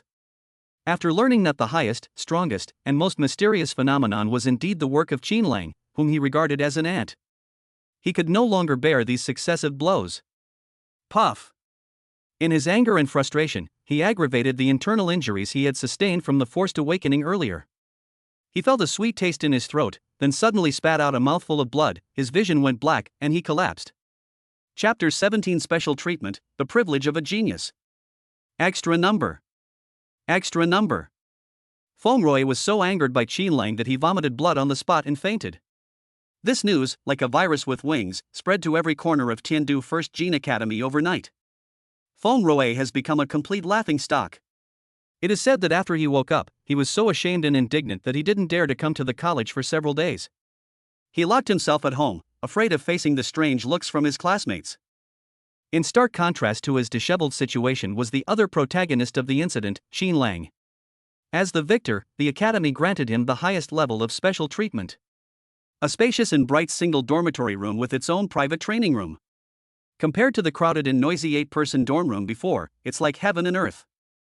Brother Lang. This place is amazing. Gao Meng's loud voice echoed in the empty dormitory. His burly body resembled a bear as he curiously touched and looked around. He plopped down on the soft sofa and began to describe it vividly. You didn't see it. Feng Rue's face turned white at first, then red, and finally purple. With a plop, the blood spurted out like it was free. TSK, with this kind of mental fortitude, you call yourself a genius? Gao Ming's face was full of disdain. A hothouse flower raised on family resources can't even withstand this little setback. I think that's all he'll ever be. Upon hearing this, Xin Lang glanced at Gao Meng again. Although this guy is usually carefree, he is far superior to wealthy scions like Feng Rue in terms of character development. It seems that his parents' preference for raising him frugally wasn't entirely without reason. After chatting for a while, the topic naturally shifted to the 4 strange phenomena that had shocked the entire city that day. Gao Meng excitedly slapped his thigh and gave Xin Lang a thumbs up. Brother Lang, your chaotic green lotus phenomenon is absolutely amazing. I can see it clearly, it's on the top floor, the most dazzling. Even Shangguan Shui's Ice Phoenix Descends Aurora was completely suppressed below. Xin Lang smiled but didn't reply. Instead, he became interested in another genius. Who is this Lasian? Him? He's from the Sky Academy. I heard his family produced a 5-star gene master. Gao Meng scratched his head, recalling the gossip he had heard. Qin Lang's heart skipped a beat. The Long family, a leading authority on 5-star genetics. He couldn't help but wonder how such a top-tier wealthy family could produce a scumbag like Long Outyan. At the same time, Tendu, the Shangguan family. Shangguan Shui, who had just finished a round of cultivation, was listening to her older sister Shangguan Qing describe the 4 strange phenomena that had shocked the entire city that day. You mean, besides me, there were 3 other people who also caused strange phenomena in the heavens and earth? Shangguan Shui's voice was cold and clear, and a hint of curiosity flashed in her icy blue double pupils. Right. Shangguan Qing opened her personal terminal and projected a pre-recorded video into the air. The scene is filled with 4 layers of extraordinary phenomena, creating a magnificent and spectacular sight. Shangguan Shui's gaze was immediately drawn to the extraordinary chaotic green lotus phenomenon located at the highest point. That profound and mysterious Taoist aura, as if it had created the world, made her feel a tremor in her heart, even through the screen. Who caused this? She asked instinctively. Shangguan Chang's expression was somewhat strange as she replied. A student from Tiandu First Hospital. His name is Qin Lang. Qin Lang. Upon hearing this name, Shangguan Shui's delicate, aloof body stiffened abruptly. The air seemed to freeze at that moment. Which Qin Lang? Her voice trembled slightly, without her even realizing it. Who else could it be? It's Qin Lang. Shangguan Chang's eyes darted away. Upon receiving confirmation, Shangguan Shui froze on the spot. That sunny and handsome face kept appearing in her mind. His strong, scorching body came into view. Images of their frantic entanglement that night resurfaced. And then there was that domineering yet passionate kiss before he left. Whoosh! A captivating blush, like the sunset, silently spread from her snow-white neck all the way to her ears. She felt her heart skip a beat. Although she didn't have any deep feelings for Qin Lang, he was, after all, her first man. This memory is, after all, profound. She took a deep breath, forcibly suppressing the turmoil in her heart, and resumed her icy beauty persona. It would be great if we could get into Kunlun or Olympus. She felt a sense of relief for Qin Lang, but a complex emotion, inexplicable and hard to explain, welled up in her heart. Gao Mang left satisfied. Qin Lang lay alone on the soft bed, carefully sensing the changes in his body. He named his newly awakened mythological gene the Chaos Gene. He also realized that if the system hadn't restricted most of his power, the extraordinary phenomena he had triggered that day would likely have caused an unimaginable sensation. System, why can't my genetic circuits evolve on their own despite being so extensive? Replied a host. Although unable to evolve actively, the host's chaotic gene circuits can recover energy consumption at 30 times the normal rate during combat. This restriction will be lifted when the host becomes sufficiently powerful. This explanation offered Qin Lang some comfort. After the turmoil of awakening, Qin Lang became a highly sought-after and influential figure at Tiandu First Hospital. His prominence even overshadowed several other geniuses in the school who had awakened elemental genes. The phone lines from various spiritual academies were practically ringing off the hook with recruitment calls. The offers they made were increasingly tempting. But Qin Lang's goal has always been the 2 top universities in the country. Kunlun or Olympus. He hadn't yet decided which one to choose. The next day, Saturday. An unexpected situation has arisen. In an unprecedented move, admissions officers from Kunlun Academy and Olympus Academy arrived at Tiandu No. 1 Academy early on the weekend in an attempt to snatch up a genius. After learning of Qin Lang's hesitation, the 2 admissions directors discussed the matter privately. Ultimately, they decided to grant Qin Lang a special privilege that only mythical gene-level geniuses could enjoy. Qin Lang, classmate. The admissions director of Olympia College, with his Mediterranean-looking hair, handed over a golden acceptance letter with a smile. This is our Olympus Academy. Welcome to join us. Immediately afterwards, the gentle and refined female director of Kunlun Academy also handed over a notification letter of the same type. Our Kunlun Academy is always open to you. The 2 directors exchanged a smile and spoke at the same time. You can have both notices at the same time. We'll make a final decision on the day school starts. Qin Lang was very satisfied with this. He reached out and, amidst countless envious and jealous gazes, gladly accepted the 2 acceptance letters that represented supreme honor. Chapter 18. The genius ranking is out. Who is number 1? A few days later, Qin Lang's personal terminal vibrated slightly. He swiped the screen, and the sender's name made him pause. Su Muyue. Xin Lang. Congratulations! A clear, melodious voice, full of sunshine and vitality, came from the terminal, carrying a smile that could melt ice and snow. Not only did they unlock all 8 gene locks, but they also awakened such a powerful mythical gene. I knew it. You're not a piece of trash. It's great that we can go to top universities together again. The girl's joy seemed to overflow from the terminal. Xin Lang leaned back on the soft sofa in his dormitory, and a smile unconsciously crept onto his face as he listened to these words. How are things on your end? Me? I'm perfectly fine. Su Muyue's voice was still full of energy, but Xin Lang could still detect a slight pause in it. My mom took me to the capital and we even visited a 5-star geneticist. The doctor said that for my Protoss genes to be successfully activated, I need a rare energy called stellar source energy. It is said that this kind of energy can only be found in deep space ruins, and my mother is trying to buy it from all over the place. Her tone was relaxed, as if she were talking about something trivial. Xin Lang, however, sensed the difficulty in his words. Deep space ruins are forbidden zones where even a 6-star powerhouse risks perishing. Stellar energy is a legendary treasure that is priceless and unavailable on the market. But you don't need to worry about me. Su Muyue seemed to have guessed his thoughts and quickly changed to a playful tone. I have special privileges.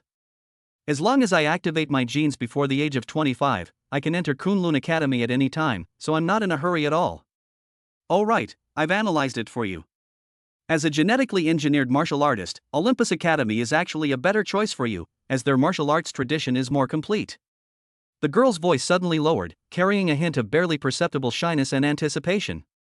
But if you're willing to come to Kunlun Academy for me, I'll be extremely happy. These words were like a feather, gently scratching at Xin Lang's heart. After ending the call, Xin Lang's thoughts drifted away. Star energy source. He remembered the original gene catalyst that the system had once rewarded him with. It was that thing that helped Shangguan Shui activate the Ice Emperor gene. If I can bind with Su Muyue, will the system also reward me with a star source energy? The thought flashed through his mind. Ding! The host needs to break through to the second tier before the second binding slot can be unlocked. The system's notification tone sounded at the right time, cold and mechanical. The second stage. Xin Lang sensed the 8 gene circuits within his body, as wide as rivers, and the chaotic genes lying dormant deep within. There's no point in rushing it. On Monday, the early admission lists for Kunlun College and Olympia College were officially finalized. Gao Meng's name was prominently listed. In the final sprint, this guy actually managed to unlock the 8th gene lock and gain admission without taking the entrance exam. Without hesitation, he chose Olympus Academy, which was more suitable for gene warriors. This year, Tindu First Gene Academy achieved remarkable results, with 8 students being admitted to 2 top universities in advance. Besides Xin Lang, Gao Meng, and Feng Rui, who was so angry he vomited blood, there were 5 other geniuses who successfully awakened their elemental genes. This also starkly reflects a reality of the new era. In the path of evolution, besides talent and hard work, resources and background are often the more crucial and decisive factors. All 8 students came from wealthy and prominent families. The big exam has arrived as scheduled. For Xin Lang, who had already been admitted in advance, this exam, which determined the fate of countless people, had lost all meaning. He comfortably chose to continue lying flat. Gao Meng, on the other hand, seemed to be on steroids, participating in every exam with great enthusiasm. A week later, the results were released.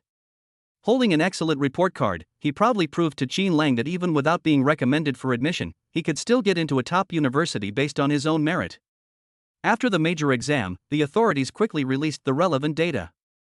This year, out of millions of candidates in the entire Eastern Alliance, only 285 people successfully awakened the myth gene. The proportion of geniuses is extremely rare. Online discussions about who deserves the title of this year's #1 genius quickly rose to the top of the trending topics list. Unlike previous years when one company dominated, this year's battle for the top spot is exceptionally fierce. 2 unparalleled geniuses possessing the 10 mythical genes suddenly appeared, driving everyone into a frenzy. One of them is Shangguan Shui, who awakened the Ice Emperor gene. The other is Xiang Kunlun, who came from the capital and awakened the Sun God gene. Among the top 10 mythological genes, the Sun God gene ranks even higher than the Ice Emperor gene, and its combat power is widely recognized as domineering and unparalleled. Moreover, Xiang Kunlun is only 20 years old, which gives him an age advantage over Shangguan Shui, who is already 25. Therefore, Xiang Kunlun gained more support online. In no time, various versions of the genius ranking emerged like mushrooms after rain. Qin Lang lay on the bed, bored, casually browsing on his personal terminal. He discovered a rather insightful list that ranked him third, second only to Xiang Kunlun and Shangguan Shui. Even more surprisingly, on a less popular ranking list, some people defied public opinion and insisted that Qin Langkai should be the undisputed number one. The list's creators pointed this out with great distress. A bunch of ordinary mortals.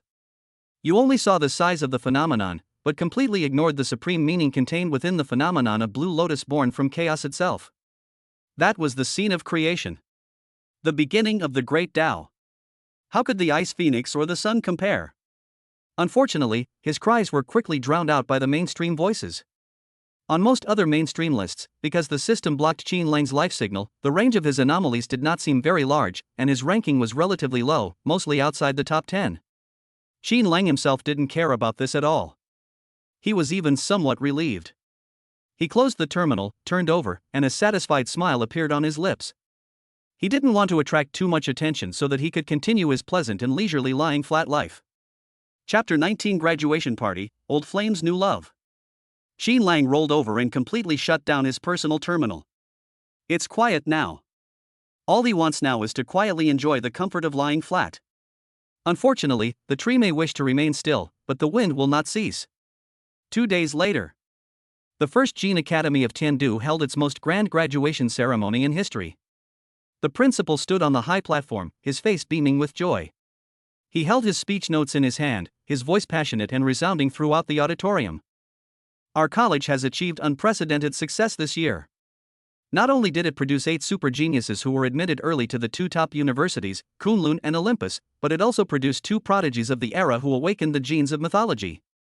The principal's gaze deliberately swept across 2 completely different directions below the stage. Qin Lang, Feng Rue. They are the pride of our hospital. They are the hope for the future of the entire Yanhuang Alliance. He paused, as if he felt it wasn't enough, and then added a sentence. Qin Lang deserves special mention. In a popular online ranking of geniuses that circulated recently, insightful individuals defied public opinion and unsurprisingly placed Qin Lang's chaotic green lotus phenomenon at the top of the list. What does this mean? This shows that heroes come from all walks of life. The brilliance of a true genius cannot be concealed by anyone. The principal, facing Qin Lang's direction, showered him with lavish praise. The audience. Upon hearing this, Feng Rue, who was sitting in another area, instantly darkened his handsome face. He scoffed dismissively. He had, of course, seen the unofficial list that ranked Qin Lang first. He scoffed at this. In his view, it was nothing more than a bunch of trolls hired by that good-for-nothing Qin Lang, just bragging about themselves. In all official and mainstream media rankings, Feng Rue consistently ranks at the top, while Qin Lang can't even get into the top 100. That's the truth. The ceremony slowly came to a close amidst deafening cheers from the students.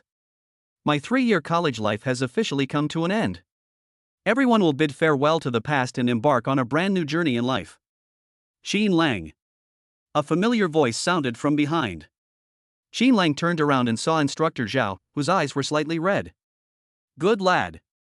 Instructor Zhao stepped forward and patted him heavily on the shoulder with his large, fan-like hand. You are 100 times more capable than your parents were back then. His voice carried a barely perceptible sob. They would be so proud of you in heaven. Qin Lang felt a warmth in his heart. He took out more than a dozen pre-packaged high-purity bioenergy liquids from his spatial bag. These were the very things that Instructor Zhao had forced upon him before. Instructor Zhao, this. What are you doing, you little brat? Instructor Zhao's face immediately hardened. Just take it. Don't be so polite with me. But. There are no buts. Instructor Zhao interrupted him, letting out a long sigh, a hint of desolation and resentment flashing in his eyes. My genetic code was severely damaged in my early years, and in this lifetime, there is no hope of advancing any further. You are different. He stared intently at Qin Lang, his eyes filled with anticipation. Use these resources wisely and grow as quickly as possible. Don't let me down. And don't let your parents down either. Night fell. The graduation party was held as scheduled. The entire campus was immersed in a complex mix of sadness at parting and boundless anticipation for the future. Holy crap! Brother Lang! Look over there! Gao Meng's loud voice suddenly broke the silence between the two. Qin Lang looked in the direction he was pointing. Under the lights not far away, two figures were walking hand in hand, intimately together. It was Feng Rue and Bai Qianqian. Despite the fact that he was so angry that he vomited blood a few days ago, the story had spread throughout the campus, making Feng Rue a laughingstock. But in the eyes of many girls, he is still the unattainable third young master of the Feng family, a high branch they would do anything to climb up. At this moment, Bai Qianqian undoubtedly became the object of envy and jealousy for all the girls in the room. She held her snow-white neck high, like a proud peacock, fully enjoying the feeling of being the center of attention, her face filled with vain satisfaction. Gao Meng's sharp tongue flared up again. As if afraid others wouldn't hear him, he deliberately raised his voice and loudly mocked them. Oh! Isn't this our young master Feng? What? You have such unique tastes? You only pick up the stuff that others don't want? You've really disgraced all of you rich kids. These words struck Bai Qianqian's nerves with deadly precision. Her smug smile froze instantly, and her expression turned extremely ugly. Feng Rue also paused in his steps. But instead of avoiding them, he pulled Bai Qianqian along and walked straight towards Qin Lang and Gao Meng. His face wore a morbid, vengeful pleasure. Qin Lang, I really have to thank you. Feng Rue looked past Gao Meng and smugly at Qin Lang. Thank you for being blind to the value of a gem like Qianqian and throwing her away. I got a great deal. It turned out that after being repeatedly defeated by Qin Lang to the point of vomiting blood, Feng Rue, after much painful reflection, began to re-evaluate Bai Qianqian, who had taken the initiative to throw herself into his arms. This discovery led him to an unexpected outcome. Bai Qianqian possesses an extremely rare innate allure gene within her body. While this gene doesn't significantly enhance direct combat power, it offers unimaginable benefits for dual cultivation between men and women. This unexpected gain instantly diminished his obsession with Muyue. In his view, this was simply God's compensation to him. Bai Qianqian nestled shyly in Feng Rue's arms, her body so soft it seemed boneless. She raised her eyes and looked at Qin Lang with the gaze of a victor, her eyes seeming to say something. Now, do you regret it? However, the regretful look she had expected from Qin Lang did not appear. Qin Lang's expression was as calm as an ancient well, without even the slightest ripple. On the contrary, Gao Meng, whose eyes darted around, immediately came up with a counterattack strategy. He scoffed. A natural allure gene? You make it sound so nice, but isn't he just a natural furnace for your soul? Bai Qianqian, I'm not trying to be mean, but your taste is really terrible. Gao Meng shook his head, looking regretful. Why choose such a good for nothing like Feng Rue when there are so many good roads to take? Before the two could refute him, he began his performance. Let me tell you, right in the capital, there is a woman who has the same genes as you. Gao Meng began to fabricate a story in vivid detail. Her taste is amazing. She married right into a top-tier wealthy family with a 6-star gene master in charge. In just a few short years, guess what? He actually used dual cultivation to rise from an ordinary person all the way to the 3rd level. That's what you call a life of paradise. These words successfully darkened Feng Rue's expression. This also caused Bai Qianqian's eyes to flicker. What nonsense are you spouting? Feng Rue rebuked angrily. Am I talking nonsense? Gao Meng sneered and simply hid behind Qin Lang's tall figure, peeking out with his head. Just because you're incompetent doesn't mean you can't let others be? If you're so capable, take Bai Qianqian to the capital right now. Find a 6-star powerhouse to back her up. Do you dare? You don't have the ability. These words thoroughly enraged Feng Rue. The two then engaged in a fierce verbal battle. Gao Meng fully utilized his quick wit and cleverly used Qin Lang as a shield, making Feng Rue furious but helpless. In this farce, no one noticed. Bai Qianqian had been holding Feng Rue's hand, but without realizing it, she had quietly let go of his. The farce ended with the instructor's reprimands. Watching Feng Rue and Bai Qianqian leave in anger, Gao Meng laughed triumphantly. He made a prediction to Qin Lang. Brother Lang, do you believe it or not, these two will definitely break up within a day. I have already shown that gold digger a clear path to a higher position. Gao Meng's smile carried a hint of worldly wise mockery. Although that path, for a girl like her with no background, could very well lead to a tragic end of becoming a plaything. But that was her own choice. After he finished speaking, he turned his head and looked at Qin Lang with some concern. Brother Lang, you're not still hung up on her, are you? Qin Lang calmly withdrew his gaze from the two departing figures. Ever since learning the truth about that encouraging note from back then. In his heart, Bai Qianqian was already an insignificant stranger. Chapter 20 Combat Skill Return, Deadly Shadow. After the graduation ceremony, Qin Lang did not go home.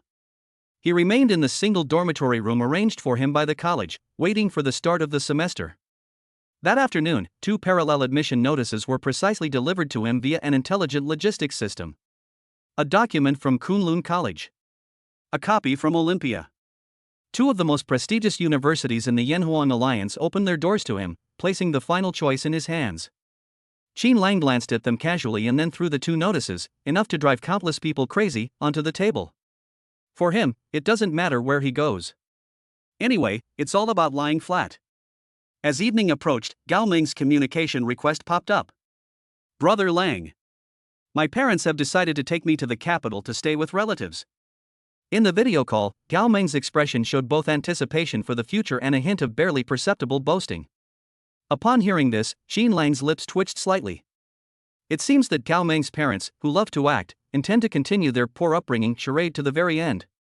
Just as Qin Lang was planning to visit the Heroes' Memorial Cemetery in the north of the city before heading to the capital to say goodbye to his parents at their graves, an urgent call came in from the principal. Qin Lang, there's something I need to tell you immediately. The principal's voice was unusually serious, without the slightest hint of pleasantries. We have just received the highest level alert from the Gene Warriors Guild. The Shadow Fiends, an alien race from the deep space ruins, have been extremely active throughout the Alliance recently. Their target is all human geniuses who have awakened the mythological gene. Several other geniuses in other cities have been assassinated, and although all attempts have been thwarted, this is by no means a good sign. This news instantly froze Qin Lang's previously languid expression. Shadow Fiends.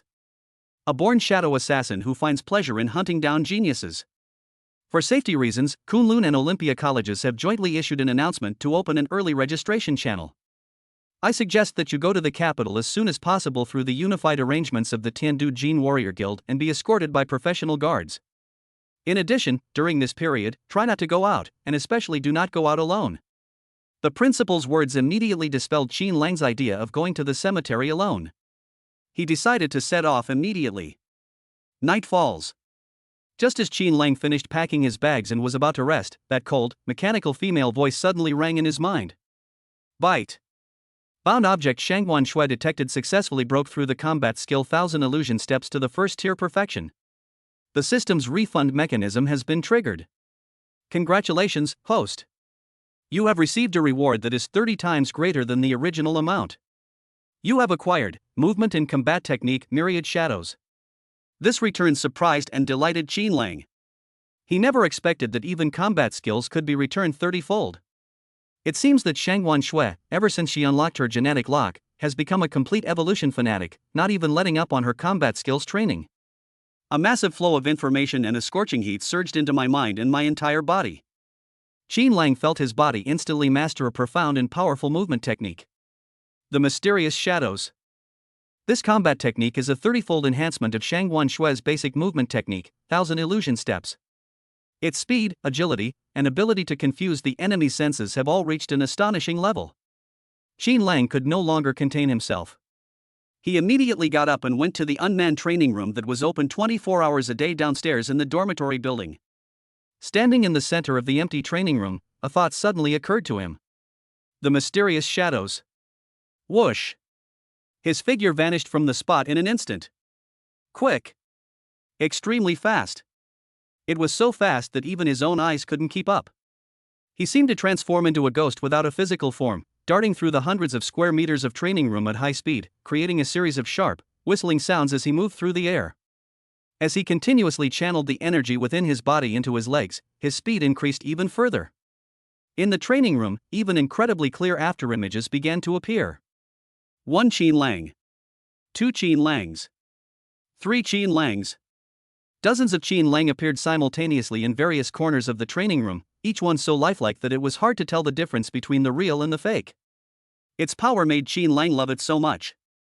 He only stopped, drenched in sweat, and returned to his dormitory when all the energy in his body was completely drained and he was utterly exhausted. The next day, Qin Lang still arrived at the Heroes' Memorial Cemetery. He did not forget the principal's warning and specifically requested 2 second-tier warriors as bodyguards from the Jin Warrior Guild. In front of his parents' joint tombstone, Qin Lang dismissed the guards and sat down alone. He chattered on and on, sharing the good news that he had been accepted by 2 top universities at the same time with the 2 black and white photos on the tombstone, both bearing gentle smiles. "Dad, Mom. Your son has not disgraced you." As he spoke, he took out his personal terminal and pulled up a photo of Su Muyue. The girl in the photo has her hair tied in a cute high ponytail. She is facing the camera, smiling with her eyes crinkling, as radiant as the sunshine. This is Su Muyue. A hint of tenderness unconsciously crept onto Qin Lang's lips. "Your future daughter-in-law." Just as he was speaking in hushed tones, a very slight noise alerted his keen senses. He looked up and followed the sound. Behind a tombstone not far away, a fluffy, cream-colored little head was peeking out, looking at him with curious, clear, sapphire-like eyes. "It's a cat." Qin Lang didn't pay any attention to it, assuming it was just a stray cat that had wandered into the cemetery by chance. He continued to look down at the photo, softly recounting the amusing stories between himself and Su Muyue. He didn't leave until noon, when the sunlight became a bit too bright. He turned around. He discovered that the cream-colored kitten had quietly crouched down not far from him at some point. It sat there quietly, gazing at him with its large, bright, and pure eyes. Qin Lang stepped forward. He discovered that the kitten was entirely white except for its face, ears, limbs, and tail, which were a beautiful cream color, making it look like a purebred ragdoll cat. He reached out and tentatively stroked the kitten's head. Surprisingly, the seemingly noble little guy was exceptionally well behaved. Instead of flinching, he allowed the hand to stroke his soft fur, and even made a satisfied gurgling sound in his throat. It even took the initiative to rub its little head against Qin Lang's palm, trying its best to be cute.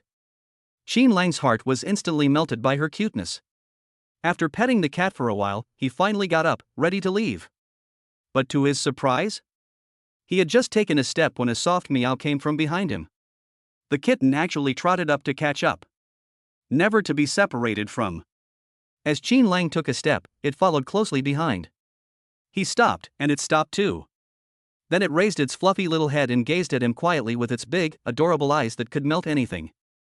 Qin Lang went to the cemetery's management office to inquire about it. The response was that the cemetery is strictly managed, and no one has brought pets in recently, nor have any lost cats been found. Looking at the impossibly clean and ridiculously cute little creature at his feet, Qin Lang guessed that it might have gotten lost from the nearby wealthy area or been cruelly abandoned. Looking into its persistent, almost obstinate eyes, Qin Lang's heart completely softened. He squatted down. In the end, he chose to gently hold the little guy, whom he had met so unexpectedly on this special day, in his arms. Chapter 21: Deadly Ambush. Breakthrough to the second stage in the face of battle. After paying respects to his parents, Qin Lang boarded a self-driving maglev ride-hailing car at the entrance of the Heroes' Memorial Cemetery. The car body smoothly floated up and merged into the city's aerial tracks. "Sir, I'm sorry." The intelligence system suddenly switched to human mode, and an apologetic middle-aged male voice came from the car stereo. "There seems to be some accident on Bai Qianqian Avenue, and there's temporary traffic control. I'll have to take a detour for you." Qin Lang, holding the pure white ragdoll cat in his arms, simply hummed in response. The driver seemed to be a talkative person. Once he found a topic, he began to chatter on and on. "You wouldn't believe it, what they say is that the energy vehicle exploded, but actually, I heard from inside sources that it was the shadow demons who were carrying out the assassination. They specifically target human geniuses. Shadow fiends." Qin Lang's fingers, which were stroking the kitten's soft fur, paused slightly. "But don't be afraid." The driver offered words of comfort. "Those shadow demons are too picky. They only want to kill top geniuses who have awakened mythical genes. It has nothing to do with us ordinary folks." Qin Lang remained silent. He happens to be one of those top geniuses. Sigh, this world is tough to navigate. The driver then changed the subject and began to pour out his grievances. "We ordinary people without talent work from dawn till dusk, and the money we earn in a month isn't even enough for those genius young masters and ladies to have a single meal. Life is getting more and more hopeless." Qin Lang listened quietly without interrupting. He swiped open his personal terminal, and a news notification popped up on the screen about the Beiqing Avenue incident. In a video from the scene, thick smoke billowed out, several maglev floating vehicles were burned down to their blackened skeletons, the ground was a mess, and fragments of energy shields were scattered everywhere. He opened the comments section and quickly found the information he wanted. Breaking news! The Shadow Demon Clan's target this time is Lei Jin, a genius from the Sky Academy. I heard they detonated an entire truck carrying high-purity bioenergy blocks in an attempt to create chaos, but unfortunately Lei Jin still managed to escape. Thunderclap! Qin Lang frowned slightly. He couldn't help but worry about Shangguan Shui, who was far away at home in Tiandu. Just then, boom! A dull, loud thud came from under the car. The taxi jolted violently, then swayed and came to a wobbly stop in mid-air. What's going on? The driver exclaimed in surprise and quickly got out of the car to check. A moment later, he came back cursing and swearing, his face full of sullen anger. Damn it! I don't know which scoundrel scattered armor-piercing nails on the road. Both anti-gravity engines have been punctured. He looked at Qin Lang apologetically. Young man, I'm really sorry, it seems I'll have to trouble you to get off here and call another one. Qin Lang understood the driver's predicament and did not ask for a refund of the fare. He opened the car door, holding the kitten in his arms. However, the moment his feet touched the ground, meow! The kitten in his arms, which had been dozing off, suddenly bristled without warning. It arched its back, letting out a threatening growl from its throat, its beautiful blue eyes fixed on a certain direction. A deadly sense of crisis, like an icy tide, instantly overwhelmed Qin Lang. He instinctively jerked his head to the side. Call out! A specially made crossbow bolt, entirely black with sharp edges, flew past him, almost grazing his cheek. The sharp wind scraped a thin, bloody gash across his skin, stinging painfully. Ambush! These two words flashed through Qin Lang's mind instantly. This was a deadly ambush meticulously planned for him. Quick! Call the police! Qin Lang acted decisively and yelled at the driver who was already terrified beside the car. Tell them that a genius who has awakened the mythical gene has been ambushed here. Before he finished speaking, he held the kitten in his arms, and his internal energy surged. Mysterious shadows. His figure suddenly blurred, turning into a blur as he sprinted wildly into the distance. Just as expected. Whoosh! Whoosh! Whoosh! Several more black crossbow bolts, like deadly venomous snakes, came one after another from all directions, blocking all possible escape routes for him. The ambush site was in an open area with almost no obstacles to provide cover. This was clearly a sniping spot deliberately chosen for him by the other side. Qin Lang pushed his movement technique to its limit, his figure constantly shifting amidst the dense rain of arrows, like a leaf falling in a storm, narrowly dodging deadly attacks. He recognized the weapon the other person was using. Hunter crossbow. It is incredibly powerful. Each arrow is enough to easily pierce through the energy shield of a third-tier gene warrior, or even light armor. Bang! He finally found a boulder about half a person's height to use as cover and hid inside. He immediately pulled out his personal terminal, only to find that the signal had been completely blocked. Qin Lang's heart sank. As natural-born assassins, the shadow demons are secretive and unpredictable, always aiming for a fatal blow, and would never make such a grand display. The attackers this time are likely someone else entirely. Bang! Bang! Black crossbow bolts continued to strike the boulder, producing dull, resounding thuds. The force contained in the arrow grew stronger and stronger, and spider-web-like cracks began to appear on the surface of the boulder. The attacker is rapidly approaching him. Qin Lang could feel that the boulder in front of him was about to be completely pierced through. He took a deep breath, his muscles tensed, ready to fight to the death to break through. However, at this critical moment, a cold, mechanical female voice suddenly rang in his mind. Bite! Bound object. Shangguan Shui detected successful breakthrough to the second stage of Gene Warrior. The system's refund mechanism has been triggered. Congratulations, host. You have received a reward that is 30 times greater than the original amount. Boom! An unprecedented, extremely pure and powerful heat flow arrived as expected, instantly surging into his limbs and bones. This sudden breakthrough was absolutely wonderful for Qin Lang, who was in dire straits. It came at just the right time. The heat flow rapidly completed a major cycle within his 8 gene circuits, which were as wide as rivers, and finally transformed into an incomparably powerful gene primal energy.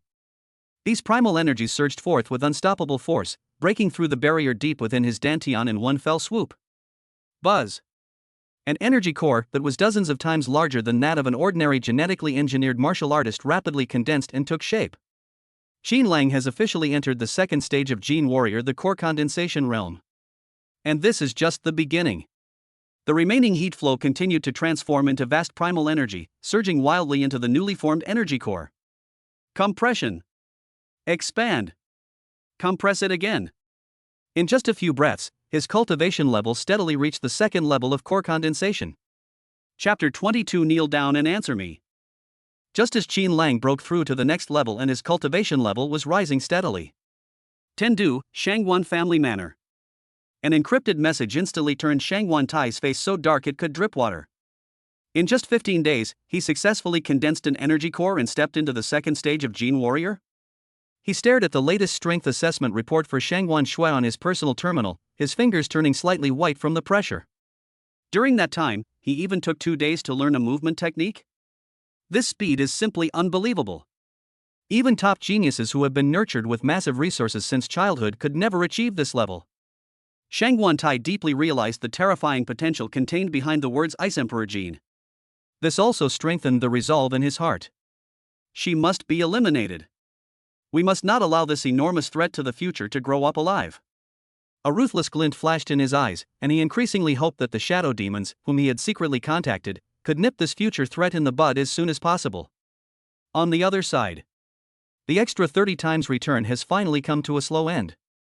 The surging heat within Qin Lang's body, like 100 rivers flowing into the sea, eventually settled entirely into the newly formed energy core deep within his dantian. His cultivation level eventually stabilized at the third level of core formation. An unprecedented surge of power filled his limbs and bones, as if a single punch could pierce through alloy armor. Qin Lang slowly opened his eyes. Deep within his pupils, it seemed as if a chaotic galaxy flowed, so profound it was breathtaking. Meow. A soft meow pulled him back to reality. He looked down at the kitten in his arms, which was nuzzling his chin and trying its best to be cute, and a smile appeared on his face. However, at that very moment, a sharp whistling sound suddenly came from the side. A jet-black crossbow bolt tore through the air, aimed straight at his temple. Qin Lang's reaction speed is now vastly different from what it used to be. He didn't even think his body's instincts had already made the perfect response. His figure swayed slightly. The deadly crossbow bolt grazed his hair, narrowly missing him, and with a thud, it embedded itself deeply in the ground some distance away. Qin Lang's eyes instantly turned cold. His gaze was like lightning, instantly locking onto the masked attacker, dressed in black, who was hiding in the shadows of the bushes less than 20 meters away. The opponent clearly hadn't expected this fatal blow to miss, and their movements froze for a moment. But soon, he raised his crossbow again. Whoosh! Whoosh! Whoosh! 3 more crossbow bolts, arranged in a triangular pattern, blocked all possible escape routes for Qin Lang. Faced with the barrage of attacks, Qin Lang did not choose to dodge this time. He gently tossed the kitten in his arms backward, letting it land on a safe patch of grass. Then, he took the initiative to go to meet her. He had clearly sensed it the moment he broke through. The opponent's strength is also at the second level of Gene Warrior, and has definitely not reached the third level. Both are second order? He possesses a terrifying physical body tempered to the 24th level, and an energy core dozens of times larger than that of an ordinary person. Qin Lang was absolutely confident that he could completely crush his opponent. Mysterious shadows. His genetic energy surged. His entire body instantly transformed into a blurry afterimage, drifting erratically amidst the dense rain of arrows, like a ghost. All the crossbow bolts missed their mark. The masked warrior's pupils suddenly contracted, and he decisively abandoned his crossbow. Clang!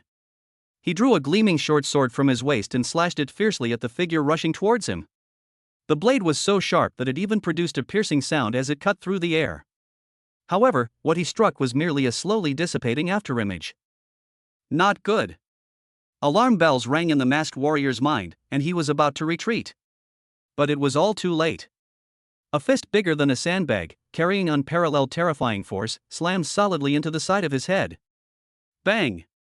With a dull, deafening roar, a terrifying force pierced through his skull in an instant. The masked warrior felt a sudden darkness before his eyes, a spinning sensation, and his entire brain seemed to turn into a lump of mush, buzzing loudly. He instantly lost most of his fighting ability. Qin Lang, once he gained power, was ruthless.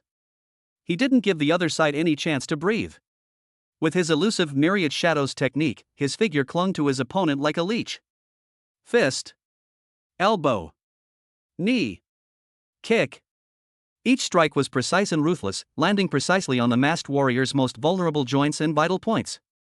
The whole process was so smooth and fast that it was dazzling. In less than a minute. Snap. A crisp cracking sound rang out.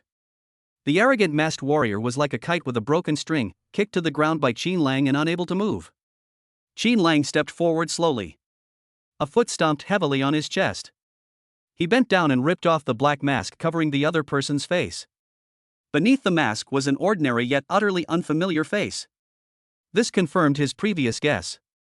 The attackers were not shadow fiends. Qin Lang's eyes turned completely cold, and his voice was devoid of any warmth. Who sent you? Explain. The extremely oppressive interrogation made the already seriously injured masked man tremble. But he was clearly a tough nut to crack, gritting his teeth and squeezing out a few words. You've mistaken me for someone else. I was just passing by. Just passing by? Qin Lang smiled. But to the masked man, that smile was more terrifying than a devil. Qin Lang crouched down, leaned close to his ear, and whispered in a voice only the two of them could hear. Stop pretending. Isn't the person you want to kill me? My name is Qin Lang. These words were like a thunderclap, exploding in the masked man's mind. He suddenly raised his head, his eyes wide with fear and filled with disbelief. You are Qin Lang? This is impossible. He completely broke down. He couldn't believe it. These are freshmen who just unlocked their first genetic lock a month and a half ago.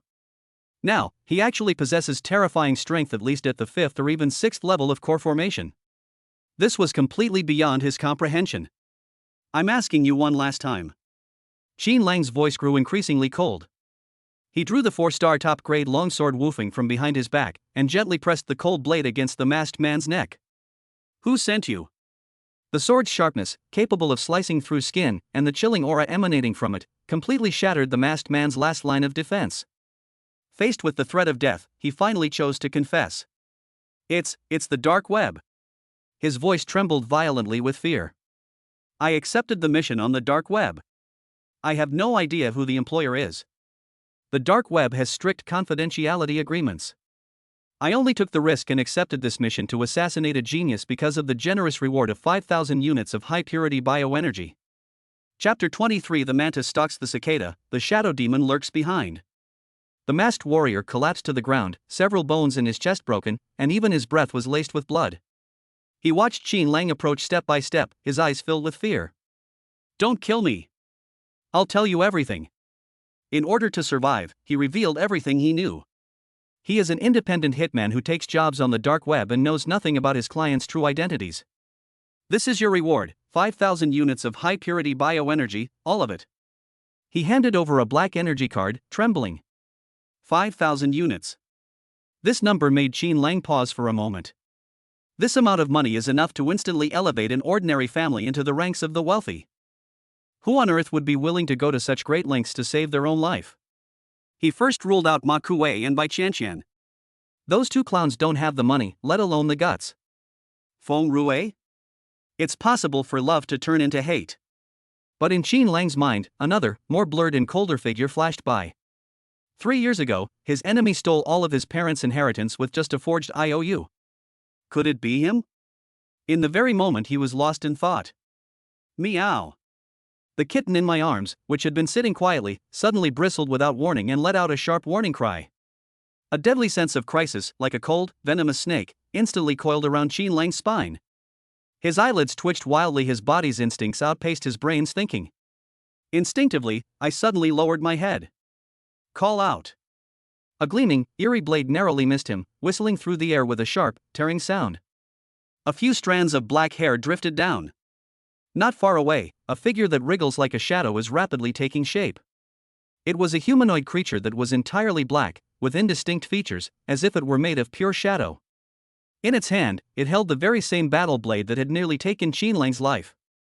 The true shadow fiends. The two fatal assassination attempts ignited Qin Lang's fury. Court death. He let out a low growl, grabbed the battle sword he had seized from the masked warrior, and instead of retreating, charged forward to meet the condensed shadow demon. Clang! Blades clashed, sparks flew.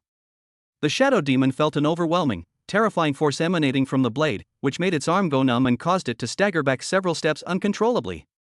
How could this be? A storm raged in the minds of the shadow demons. Didn't the intelligence report say that the target was just a freshman who had just unlocked the first genetic lock and only had brute strength?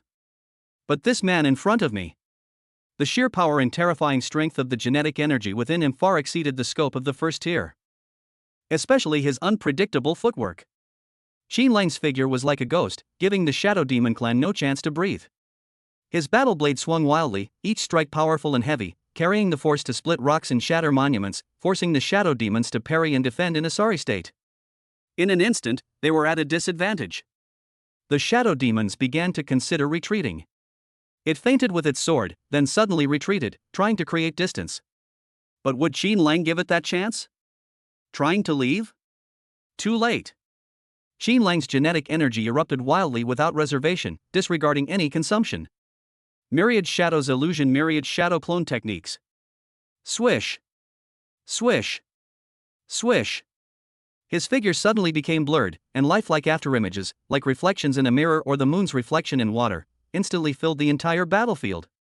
The shadow demon's pupils constricted sharply. It simply cannot distinguish between what is real and what is fake. In desperation, it could only rely on its instincts and slashed fiercely at the nearest phantom. The blade pierced through the illusion without any hindrance. It cleaved through the air. Here. A voice, cold and devoid of any emotion, like the whisper of death, suddenly rang out beside it. The shadow demon felt a chill run down his spine. It wanted to turn around and block. But it was all too late. Put. The sharp blade, carrying unparalleled force, instantly pierced its shadow defense and struck its body fiercely. At the crucial moment, the shadow demon's figure, struck by the attack, suddenly faded, as if it were forcibly activating its racial talent to transform into a shadow and escape into the shadows. Just then, meow! A petite, cream-colored figure leaped from Qin Lang's shoulder like an arrow released from a bow. The seemingly harmless kitten opened its mouth, revealing 2 rows of sharp little teeth, and bit down hard on the shadow demon's ethereal leg. Hiss! A piercing pain instantly spread throughout my body. This sudden, intense pain abruptly interrupted its ability to transform into a shadow. The fading body solidified once more. Now! Qin Lang seized this once-in-a-lifetime opportunity. His arm muscles bulged, and he poured all his strength into the battle sword in his hand. Die! With a single swing of the blade. Puff! Blood splattered. That arrogant shadow demon was cleanly and decisively cut in two by him. Not far away, the dark web assassin, who was supposed to be the mantis, was completely dumbfounded by the bloody and shocking scene before him. His mind was blank. 2 weeks ago, the intelligence he received indicated that this student named Qin Lang was just a novice who had just unlocked the first genetic lock. But now, he actually managed to overwhelm and kill a shadow demon, a race known for its assassinations? This transformative speed completely overturned his understanding. Qin Lang shook off the blood from his knife, slowly turned around, and walked towards the web assassin who hadn't taken the opportunity to escape. The other person looked at him and forced a smile that looked more like a grimace. Don't waste your energy. I have no chance of escaping from a monster like you. In order to survive, he showed an extremely strong will to live. I can help you. I have my own channels on the dark web, and I can help you extract information about your employer. I swear. If there are any more requests for your services in the future, I will notify you immediately. To show his sincerity, he even took the initiative to introduce himself. My name is Luo Fei, and I live in Baihua Community, Xiqing District, Building B, Room 701. Qin Lang took out his personal terminal and turned off the signal jammer. The moment the network was restored, he immediately began verifying the other party's information. The result was somewhat unexpected for him. This man named Luo Fei had a surprisingly good reputation among his neighbors, and he even anonymously provided long-term financial assistance to several unfortunate people who had become disabled due to failed evolution. Luo Fei's face was filled with bitterness and composure. I became an assassin to make money. If I make money and then use it for charity, it will lessen my guilt. Qin Lang fell silent. He pondered for a moment, and finally, slowly sheathed the sword in his hand. He was not soft-hearted.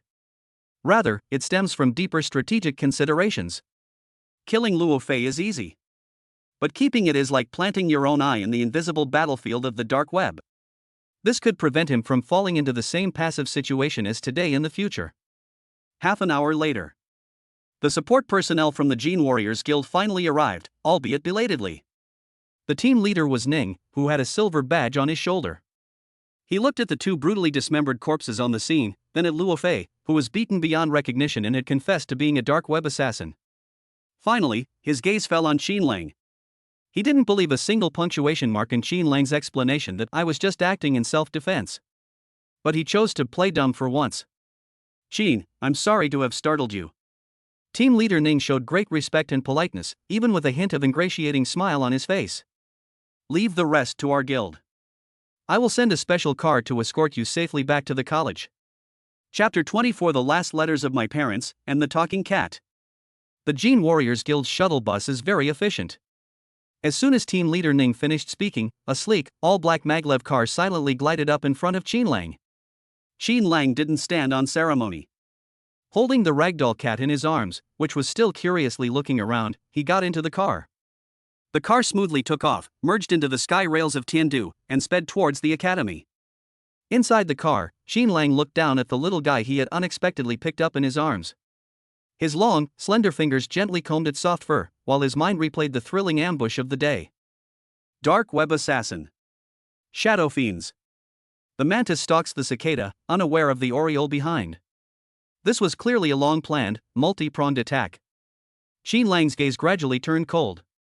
The car came to a smooth stop at the college gate. As soon as Qin Lang got out of the car with the cat in his arms, he saw a familiar figure at the school gate. Instructor Zhao. He was pacing back and forth anxiously, glancing up at the school gate every now and then, as if waiting for someone important. Upon seeing Qin Lang, his tiger-like eyes lit up instantly, and he rushed over to greet him. Qin Lang. You're finally back. Instructor Zhao's tone was filled with undisguised concern and lingering fear. I heard some information about the attack through friends in the guild, but it was all rather vague. He looked Qin Lang up and down, and only after confirming that he was unharmed did he breathe a heavy sigh of relief. What exactly happened? I heard that besides the shadow demons, there were other attackers? Qin Lang felt a warmth in his heart as he looked at Instructor Zhao's heartfelt concern. He nodded and stopped hiding it. Yes, there's also a hitman who takes orders on the dark web. He succinctly recounted the entire incident. Upon hearing this, Instructor Zhao's face instantly turned ashen, and he slammed his fist hard against the metal railing beside him. Bang! A muffled thud. It's all my fault.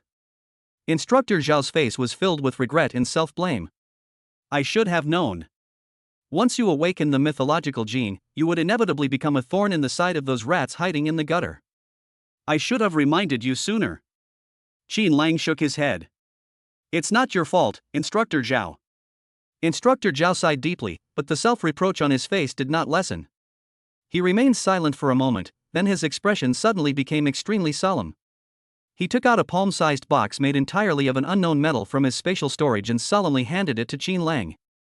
Here, take this. The box is extremely heavy, with intricate patterns engraved on its surface, exuding an ancient yet indestructible aura. This is the mysterious iron box. Unless a specific method is used, even a 5-star gene master cannot force it open. Instructor Zhao's voice lowered. Your parents entrusted it to me for safekeeping before they passed away. Qin Lang's hand holding the box stiffened slightly. They instructed me that this could only be given to you after you break through to the 3rd level. Originally, you were only at the 2nd stage, so it wasn't tea time yet. Instructor Zhao's eyes became incredibly complex, with a hint of determination. But this happened today. I can't wait any longer. What your parents left behind might help you cope with the current crisis. Qin Lang silently opened the secret box. There were no extraordinary treasures or incredibly powerful combat techniques inside. There was only one letter, perfectly sealed with wax. He opened the envelope and quickly began to read it. The letter contained very little information, and Qin Lang read it all in just a few dozen seconds. After reading it, he showed no particular expression on his face, simply calmly folding the letter back and putting it back in the envelope. Then, he raised his head and looked at Instructor Zhao. Instructor, can I borrow a light? Ah. Instructor Zhao paused for a moment, but still pulled an old-fashioned metal lighter out of his pocket. Click. A cluster of orange flames flickered in the night. Xinlang held the envelope close to the flames, watching as the letter containing his parents' last words was gradually consumed by the flames, eventually turning into a wisp of ashes that dissipated in the evening breeze. After doing all this, he felt as if he had accomplished something insignificant. He raised his head and asked a question that had been buried in his heart for a long time. Instructor Zhao, the person who took all my assets 3 years ago with a forged IOU. Li Hu. How is he now? Upon hearing this name, a chilling killing intent flashed instantly in Instructor Zhao's eyes. That beast. He gritted his teeth, his voice filled with suppressed anger. His current strength is already frighteningly high. I heard that it won't be long before he breaks through to the 4th level of Jin Battlemaster. Instructor Zhao gave Xinlang a deep look and earnestly advised him. Xinlang, a gentleman takes revenge even after 10 years. Your talent is 1 in a million. The most important thing right now is to improve your strength as quickly as possible. When you're strong enough in the future, go find that beast and settle the score with interest. Xinlang nodded and didn't say anything more. After saying goodbye to Instructor Zhao, he carried the kitten in his arms and returned to his luxurious single dormitory room, which belonged only to him. He didn't turn on the lights, but walked to the huge floor-to-ceiling window and looked down at the brightly lit metropolis below. He looked down at the little one in his arms, who was sleeping soundly with her head buried in his arms. 2 details from the attack earlier today involuntarily came to mind. The first time was in a taxi, when it suddenly became agitated, giving him a premonition of an ambush by a crossbow bolt from a dark web assassin. The second time was during the fierce battle with the shadow demons, when it gave a perfectly accurate scream as a warning, allowing him to dodge the shadow demon's deadly sneak attack. One last thing. That seemingly soft and weak bite was able to interrupt the shadow demon's shadow transformation ability, which is essential for survival. All of this is too strange. Xinlang harbored deep suspicions about the kitten's origins. But he didn't show it, he simply reached out and gently stroked its fluffy little head. From now on, you'll be called Xiao Bai. He gave the kitten a simple, almost perfunctory name. Then, ignoring the little guy's sleepy protests, I forcibly carried him into the bathroom. We just found you, so we need to give you a bath and clean you up. Soon, the sound of Xiao Bai's resistant and shrill meows, along with the rushing water, could be heard from the bathroom. After taking a shower, Xinlang used bioenergy to quickly recover from the exhaustion caused by today's battle. He was very satisfied with the super-fast recovery speed brought about by his chaotic genetic circuit. Night deepened. 3 moons of different sizes hung high in the sky, casting a cool, watery glow. As the midnight bells quietly tolled in some corner of the city. In Xinlang's arms, who was fast asleep, the ragdoll cat he named Xiao Bai suddenly opened its eyes without warning.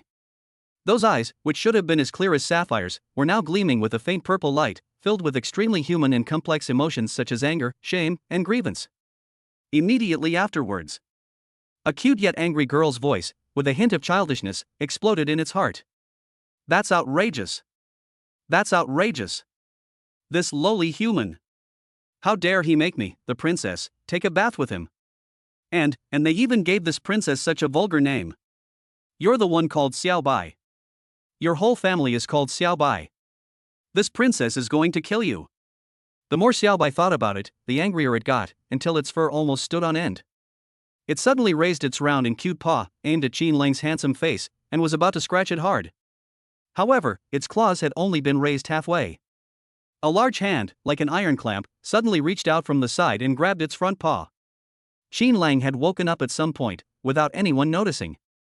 In the darkness, his eyes, sharp as a drawn blade, were fixed on the ruffled kitten in his arms. He spoke in a deep voice, his tone carrying an undeniable sense of pressure. You definitely have a problem. Tell me, are you a mutant genetic beast from deep space? Xiao Bai's body froze instantly. The next second, it bristled as if its tail had been stepped on. With its cute yet fierce girlish voice, it let out a piercing scream. You are the alien gene beast. Your whole family are mutant genetic beasts. Chapter 25 Interstellar Princess, Fiancée's Plea for Help. Its cute yet fierce baby voice carries a kind of majesty that is completely inconsistent with its size. Listen up, you inferior humans.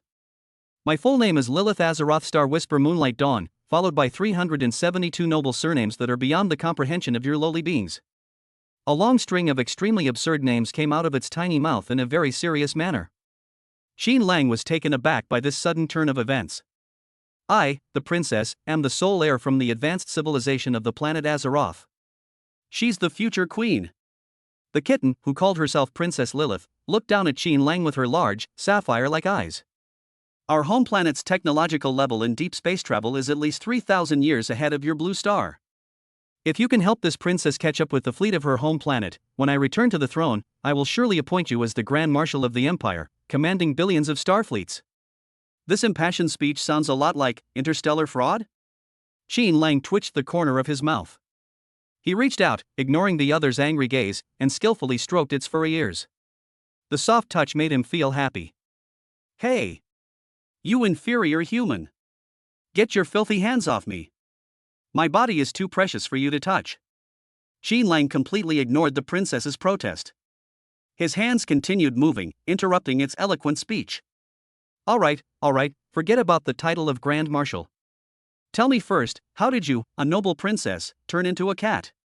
Xin Lang's questioning seemed to have touched a nerve with Lilith. Its beautiful blue eyes instantly filled with humiliation and anger. It was cursed by a damned star witch. It said through gritted teeth. She was a dark sorceress from the west. I trusted her completely, but I never expected her to betray me and cast a vicious transformation spell on me. A star witch? A dark sorceress? Xin Lang found these terms from deep space civilization somewhat novel. Then how did you end up on a lower planet like our blue star? This question instantly dampened Lilith's momentum. Its voice became much softer, and its eyes began to wander. I just accidentally overslept. When I woke up, the fleet from my home planet had already set off and jumped away from this star system. Oversleep? Xin Lang was amused by this funny reason. He looked at the seemingly strong but actually weak kitten in his arms, with a mixture of belief and doubt. Just then, he suddenly noticed that the incredibly human-like brilliance in Xiaobai's bright blue eyes was gradually fading away. Anger, shame, pride, all sorts of emotions receded like the tide. Instead, what remains is the cat's own pure, unadulterated clarity. It was as if it had turned back into a real cat. Meow. Little White let out a soft, sweet cry, stretched out its little head, and affectionately rubbed against Xin Lang's chin. Then, it adjusted to a comfortable position, curled up in Xin Lang's arms, made a satisfied gurgling sound in its throat, and soon fell into a deep sleep. Xin Lang was completely baffled. He speculated that this princess's consciousness might only awaken at specific times, such as late at night. The next morning, sunlight streamed into the dormitory through the huge floor-to-ceiling windows, bathing the entire room in a warm golden hue. Xiaobai remains the same lively and adorable ordinary cat, except for being particularly clingy, without any other unusual traits. Xin Lang quickly packed his bags and decided to take the clingy little guy with him to the capital. Just before he left, his personal terminal rang. It's Su Muyue. Xin Lang. Are you all right? As soon as the call connected, the girl's voice, filled with concern and lingering fear, came through. I heard that many places in Tiandu were attacked by the Shadow Demon clan yesterday, and Senior Leijun was also ambushed. Xin Lang felt a warmth in his heart. I'm fine. That's good. Su Muyue breathed a long sigh of relief, but her voice quickly became heavy again. Xin Lang, I have bad news to tell you. Yesterday, shortly after Senior Leijun was attacked, a group of shadow demons also infiltrated my grandfather's manor. Xin Lang's heart leaped into his throat. Their target is my cousin, Shangguan Shui. Su Muyue's voice trembled with a hint of a sob. Although my grandfather discovered it in time and repelled the shadow demons, he was unfortunately injured while protecting my cousin. What's more troublesome is that my grandfather was also infected with a special genetic virus that is applied to the weapons of the Shadow Demon clan, and there is still no antidote. Xin Lang's brows furrowed instantly. He quickly calculated the time. Yesterday's attack was by no means accidental. Instead, it was a coordinated operation with a clear division of labor and a well-defined objective, targeting all the top geniuses in Tiandu. The fact that they were able to injure a 4-star battle commander like Shangguan Hong is enough to show that the shadow demons who infiltrated the manor were no ordinary people. Gene virus? A scene suddenly flashed through Xin Lang's mind. He remembered the inconspicuous little medicine bottle he had found on the body of the shadow demon who had been killed. Perhaps. How are things going on your end? Xin Lang suppressed his thoughts and turned his attention to Su Muyue's progress in the capital. Have you found the star energy source? Mentioning this, Su Muyue's voice suddenly became depressed. Found it. There is indeed a family in the capital that possesses the stellar source energy needed to activate my Protoss genes. But the girl's voice was filled with grievance and anger. But they put forward a condition that I simply could not accept. They are demanding that our Su family form a marriage alliance with them. Let me marry that family's son. Boom! This news struck Xin Lang like a thunderbolt, exploding in his mind. An uncontrollable rage surged from the depths of his heart to the top of his head. How could he allow others to covet his fiancée? You must not agree. Xin Lang's voice turned cold and domineering in an instant. Muyue, listen to me. No matter what, do not agree to any of their demands. Wait for me.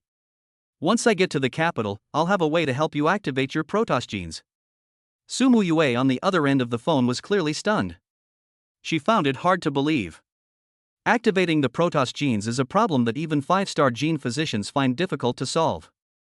Xin Lang. Although she was filled with doubts, Xin Lang's unquestionable tone seemed to have a strange magic that made her feel inexplicably at ease. In the end, she chose to believe. Good. Su Muyue's voice became firm again. I'll listen to you, I'll refuse them. Xin Lang, I'm in the capital, waiting for you. Chapter 26, she was humiliated while delivering medicine, and she immediately fired the person. Before heading to the capital, Xin Lang had one last thing to do. He drove his ordinary maglev car to the outskirts of Tiandu, to the gate of a vast, heavily guarded manor. The Shangwan family. He wanted to personally hand over the potion he had seized from the shadow demons to Shangwan Shui. Perhaps it could be of some use to her grandfather who was infected with a genetic virus. As soon as the car approached the gilded gate with its intricate carvings, 2 security guards in sharp black uniforms stepped forward and stopped him. Stop. One of them spoke in a stern tone. This is a private estate. All unauthorized personnel, leave immediately. Xin Lang lowered the car window, revealing the simple interior. He spoke calmly. I'm looking for Shangwan Shui. The security guard's gaze swept over him, from his ordinary casual clothes to his insignificant car, his eyes practically overflowing with disdain. Is the young lady's name something someone like you can just call out? Do you have a reservation? Do you have a visitor pass? The other security guard seemed even more impatient, waving his hand dismissively, as if shooing away a buzzing fly. If you don't have it, then get lost. Don't get in my way. Xin Lang frowned. He didn't want to waste time in this place and was preparing to roll up the window and turn around. Just then, a black, extended maglev luxury car, like a silent deep-sea monster, glided silently out of the manor. The rear window slowly rolled down, revealing a cool and stunningly beautiful face. His face bore an undeniable look of weariness and exhaustion. It was Shangwan Shui. For the past 2 days, she has been running around like crazy trying to help her grandfather, Shangwan Hong, recovering from his injuries. She has used every connection she could, seeking help from all the well-known gene doctors and pharmacists in Tiandu, but to no avail. Exhausted, she was preparing to travel to the capital to seek a last glimmer of hope. Her gaze inadvertently drifted outside, and her movements suddenly froze. Outside the car window, that familiar, even unforgettable, handsome face suddenly came into her view. It's Xin Lang. Shangwan Shui's icy blue double pupils stirred up a monstrous wave in an instant. That absurd, crazy, yet addictive night, like a burst dam, instantly shattered the icy defenses she had built around her heart. His burning body temperature, his domineering demands, his aggressive aura. And 2 other people were entangled in a passionate, unrestrained passion that night. Whoosh! A captivating blush, like peach blossoms in early spring, spread uncontrollably from her snow-white neck all the way to her delicate earlobes. Her expression became extremely unnatural. Parking. Her voice remained clear and cold, but it carried a slight tremor that she herself was unaware of. The driver didn't dare to be negligent in the slightest and immediately brought the luxury car to a steady stop on the side of the road. Shangwan Shui took a deep breath, forcibly suppressing the myriad thoughts pounding in her heart, pushed open the car door, and got out. The 2 stood facing each other again, the air seemed to freeze, and the atmosphere was so subtle that it made them feel awkward. In the end, it was Shangwan Shui who spoke first, her voice carrying a hint of concern that she herself was unaware of. Yesterday, you were attacked too? She also heard about the Shadow Demon clan's coordinated assassination attempts against geniuses throughout Tiandu. I'm fine. Xi Lang shook his head, then took out the inconspicuous little medicine bottle from his pocket and handed it over. This is what I found on that shadow demon after I killed him. Perhaps it will be helpful for your grandfather's injuries. Shangwan Shui took the medicine bottle. The cold bottle made her fingertips tremble. Her icy blue pupils contracted slightly, the shock in her heart far more intense than her face betrayed. A counterattack against the shadow demons? She knew better than anyone how terrifying the shadow demons were. That's a natural-born shadow assassin, a nightmare for almost all evolved beings of the same level. Qin Lang, he actually managed to turn the tables and kill them? At this moment, what she felt most was an indescribable gratitude. Regardless of whether the medicine was effective, the entire family was helpless in the face of Grandpa's injuries, and some even wished for his early demise. Qin Lang's sentiment was incredibly precious. Thanks. She spoke softly, her voice carrying a softness she herself was unaware of. Would you like to come in and sit for a while? No, I'm going to the capital soon too. Qin Lang shook his head and declined her invitation. Just as he was about to get into the car and leave, Shangwan Shui called out to him. Wait a moment. Qin Lang turned around, somewhat puzzled. Shangwan Shui slowly turned around. Her beautiful face, which had been filled with 1,000 complex emotions when she was facing him, instantly turned as cold as ice when she faced the two security guards who were already terrified and pale. You too. Her voice wasn't loud, but it seemed to carry the chill of the Arctic, making the surrounding air feel as if it were freezing. From this moment on, you are fired. Now, immediately, disappear from my sight. Those cold, emotionless words effectively sealed the fate of both of their careers. This scene made Qin Lang's eyes narrow slightly. He realized that the Shangwan family, this seemingly impregnable fortress of wealth and power, was far more complex and corrupt inside than he had imagined. It was filled with unseen, bloody power struggles. After bidding farewell to Shangwan Shui, Qin Lang arrived at the Jin Warrior Guild in Tiandu.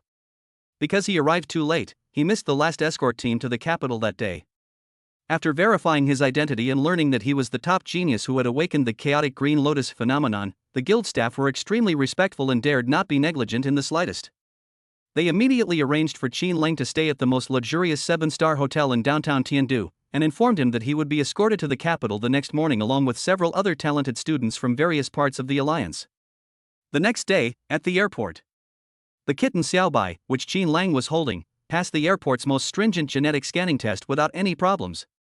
The results showed that it was just a purebred ragdoll cat, not any recorded exotic breed.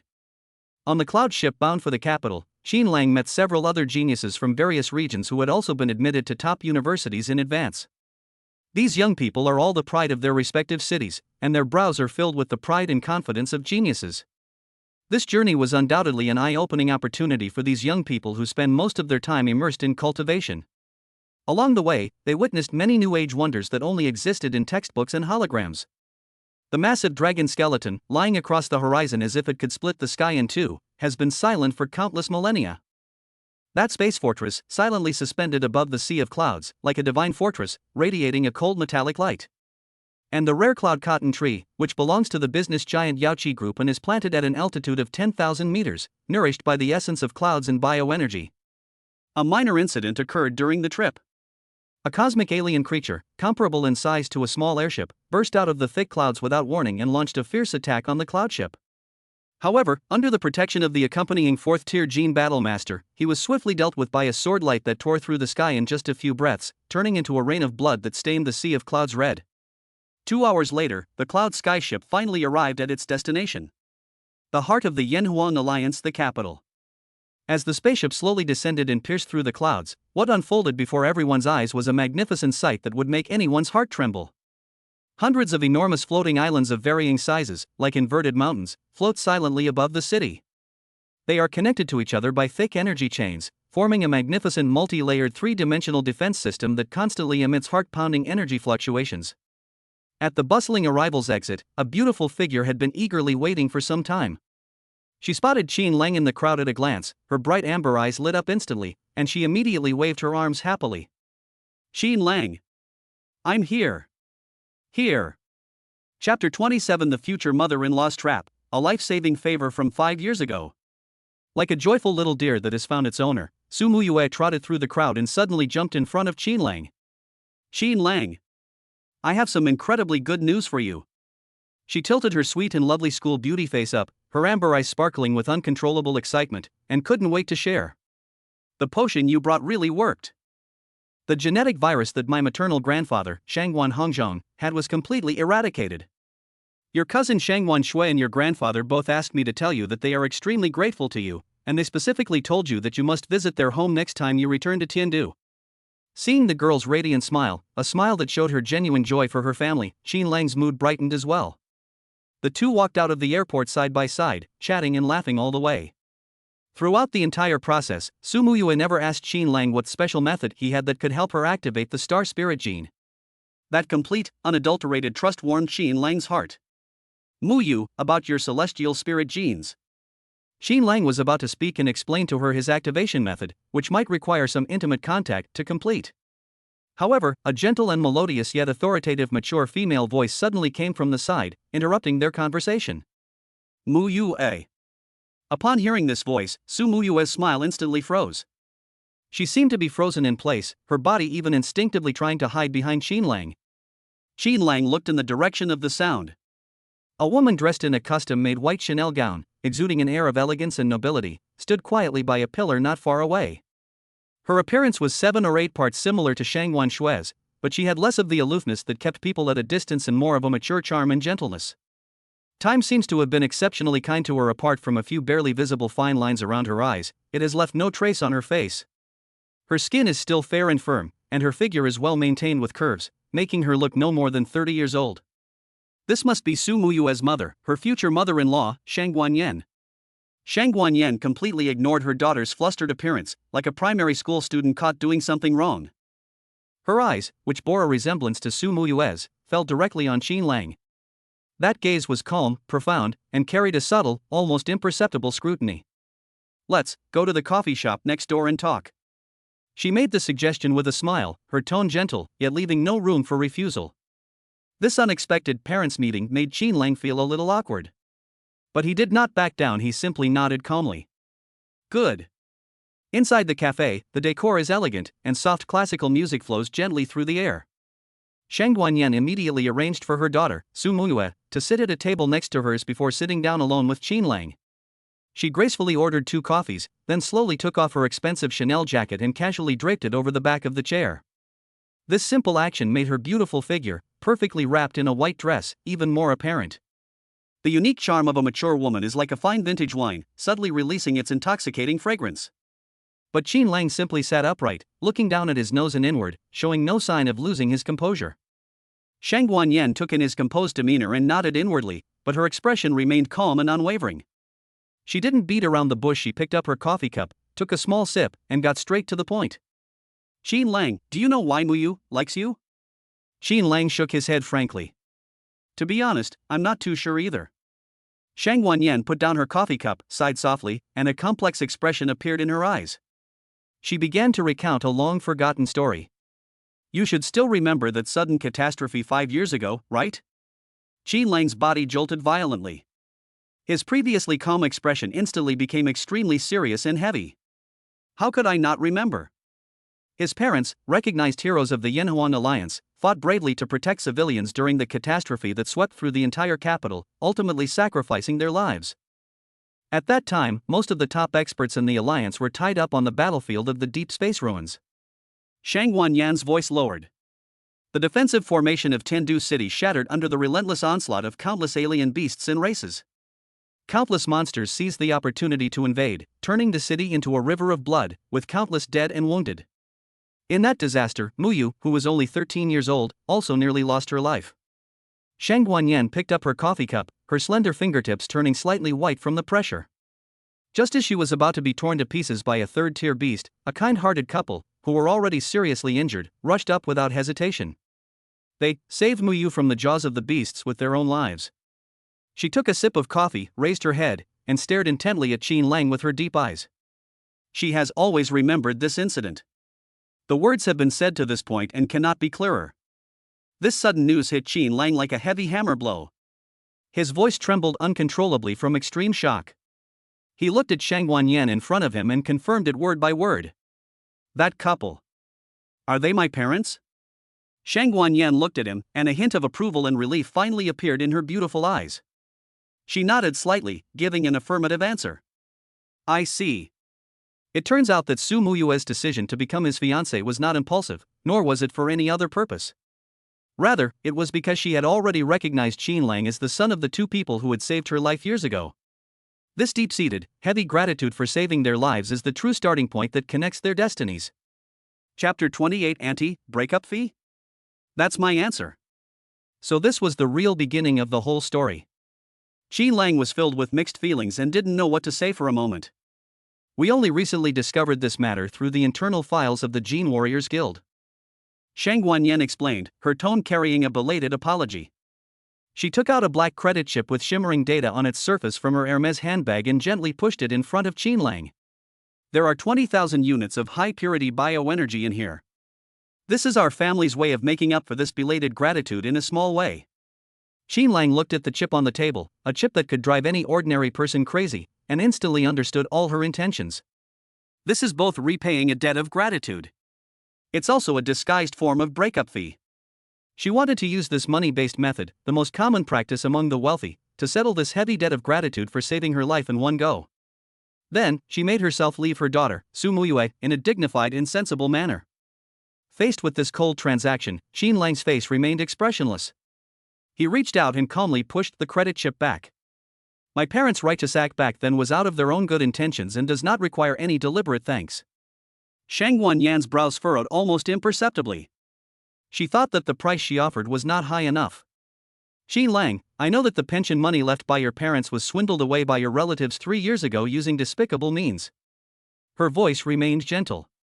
In addition to these 20,000 units of bioenergy, I can also give you a detached villa located within the 3rd ring road of the capital, enough to ensure you have no worries about food and clothing for the rest of your life. However, Qin Lang simply shook his head, his attitude resolute. Seeing that her money offensive was ineffective, Shang Guanyan's elegant and luxurious facade finally began to crack. Her eyes gradually reddened. She maintained a gentle tone, but it was tinged with an uncontrollable sob and pleading. Qin Lang, I'm begging you. Leave Muyue, okay? She finally revealed her deepest sorrow and despair. The Yi family in the capital possesses the rare energy necessary to activate the Muyue Star Spirit Genie Star Source Energy. But their condition was that a marriage alliance was necessary. Shang Guanyan's voice was filled with helplessness. We had a 6-star genetic expert diagnose Muyue, and that expert asserted that she only has 1 month left to live. Once she turns 19, the chances of her activating the Protoss gene in this lifetime will become extremely slim. For Muyue's future, and to prevent her from having any regrets for the rest of her life, our Shangguan family is willing to go bankrupt to compensate you. Shang Guanyan's desperate pleas and her profound yet desperate maternal love stirred something within Qin Lang. He remained silent for a moment, then looked up at his mother, who was on the verge of collapse, with an unprecedentedly serious expression. Auntie, don't worry. Like you, I also hope that Muyue is doing well. I know what to do. Upon hearing this, Shang Guanyan's tense nerves finally relaxed. She felt relieved, thinking that Qin Lang had agreed to her request. Good child, thank you for making this possible. She quickly pushed the credit chip over again, and even started planning in her mind how to make Qin Lang play the role of a heartless man who abandoned his feelings for money in front of Su Muyue, so that her daughter could give up completely. Just then, Su Muyue, who had been sitting at the next table and had witnessed everything, could no longer hold back. Mom! She suddenly stood up and rushed over, her clear amber eyes filled with anger and disappointment. How could you do this? She looked at Shang Guanyan, her voice trembling slightly with excitement. I told you long ago. I'd rather never be able to activate my Protoss genes than marry that scumbag surnamed he. After saying that, she grabbed Qin Lang's hand and turned to leave this suffocating place. Qin Lang, let's go. However, Qin Lang stood still, completely motionless. Su Muyue turned around in confusion, only to see Qin Lang staring at her with an incredibly complex look she had never seen before. Qin Lang spoke slowly, his voice deep and clear. Muyue, Auntie is right. Your most important task right now is to activate the Protoss genes. These words were like the sharpest ice pick, piercing Su Muyue's heart. The light in her eyes dimmed little by little, rapidly. She looked at Qin Lang in disbelief, thinking that he had ultimately chosen the 20,000 units of bioenergy and opted to give up. Just as Shang Wanyan thought her plan had finally succeeded, Su Muyue was filled with despair. Qin Lang made a move that shocked everyone present. He reached out and gently cupped Su Muyue's tear-streaked face in his hands. Then, in full view of everyone, in Su Muyue's astonished gaze, he kissed her deeply. This kiss was his silent yet resolute answer to Shang Wanyan's theory about money. It was also a necessary ritual for him to bind Su Muyue. The cold, mechanical female voice rang in his mind as expected. Ding! Detected deep genetic exchange between the host and a member of the opposite sex, binding successful. Bound to Su Muyue.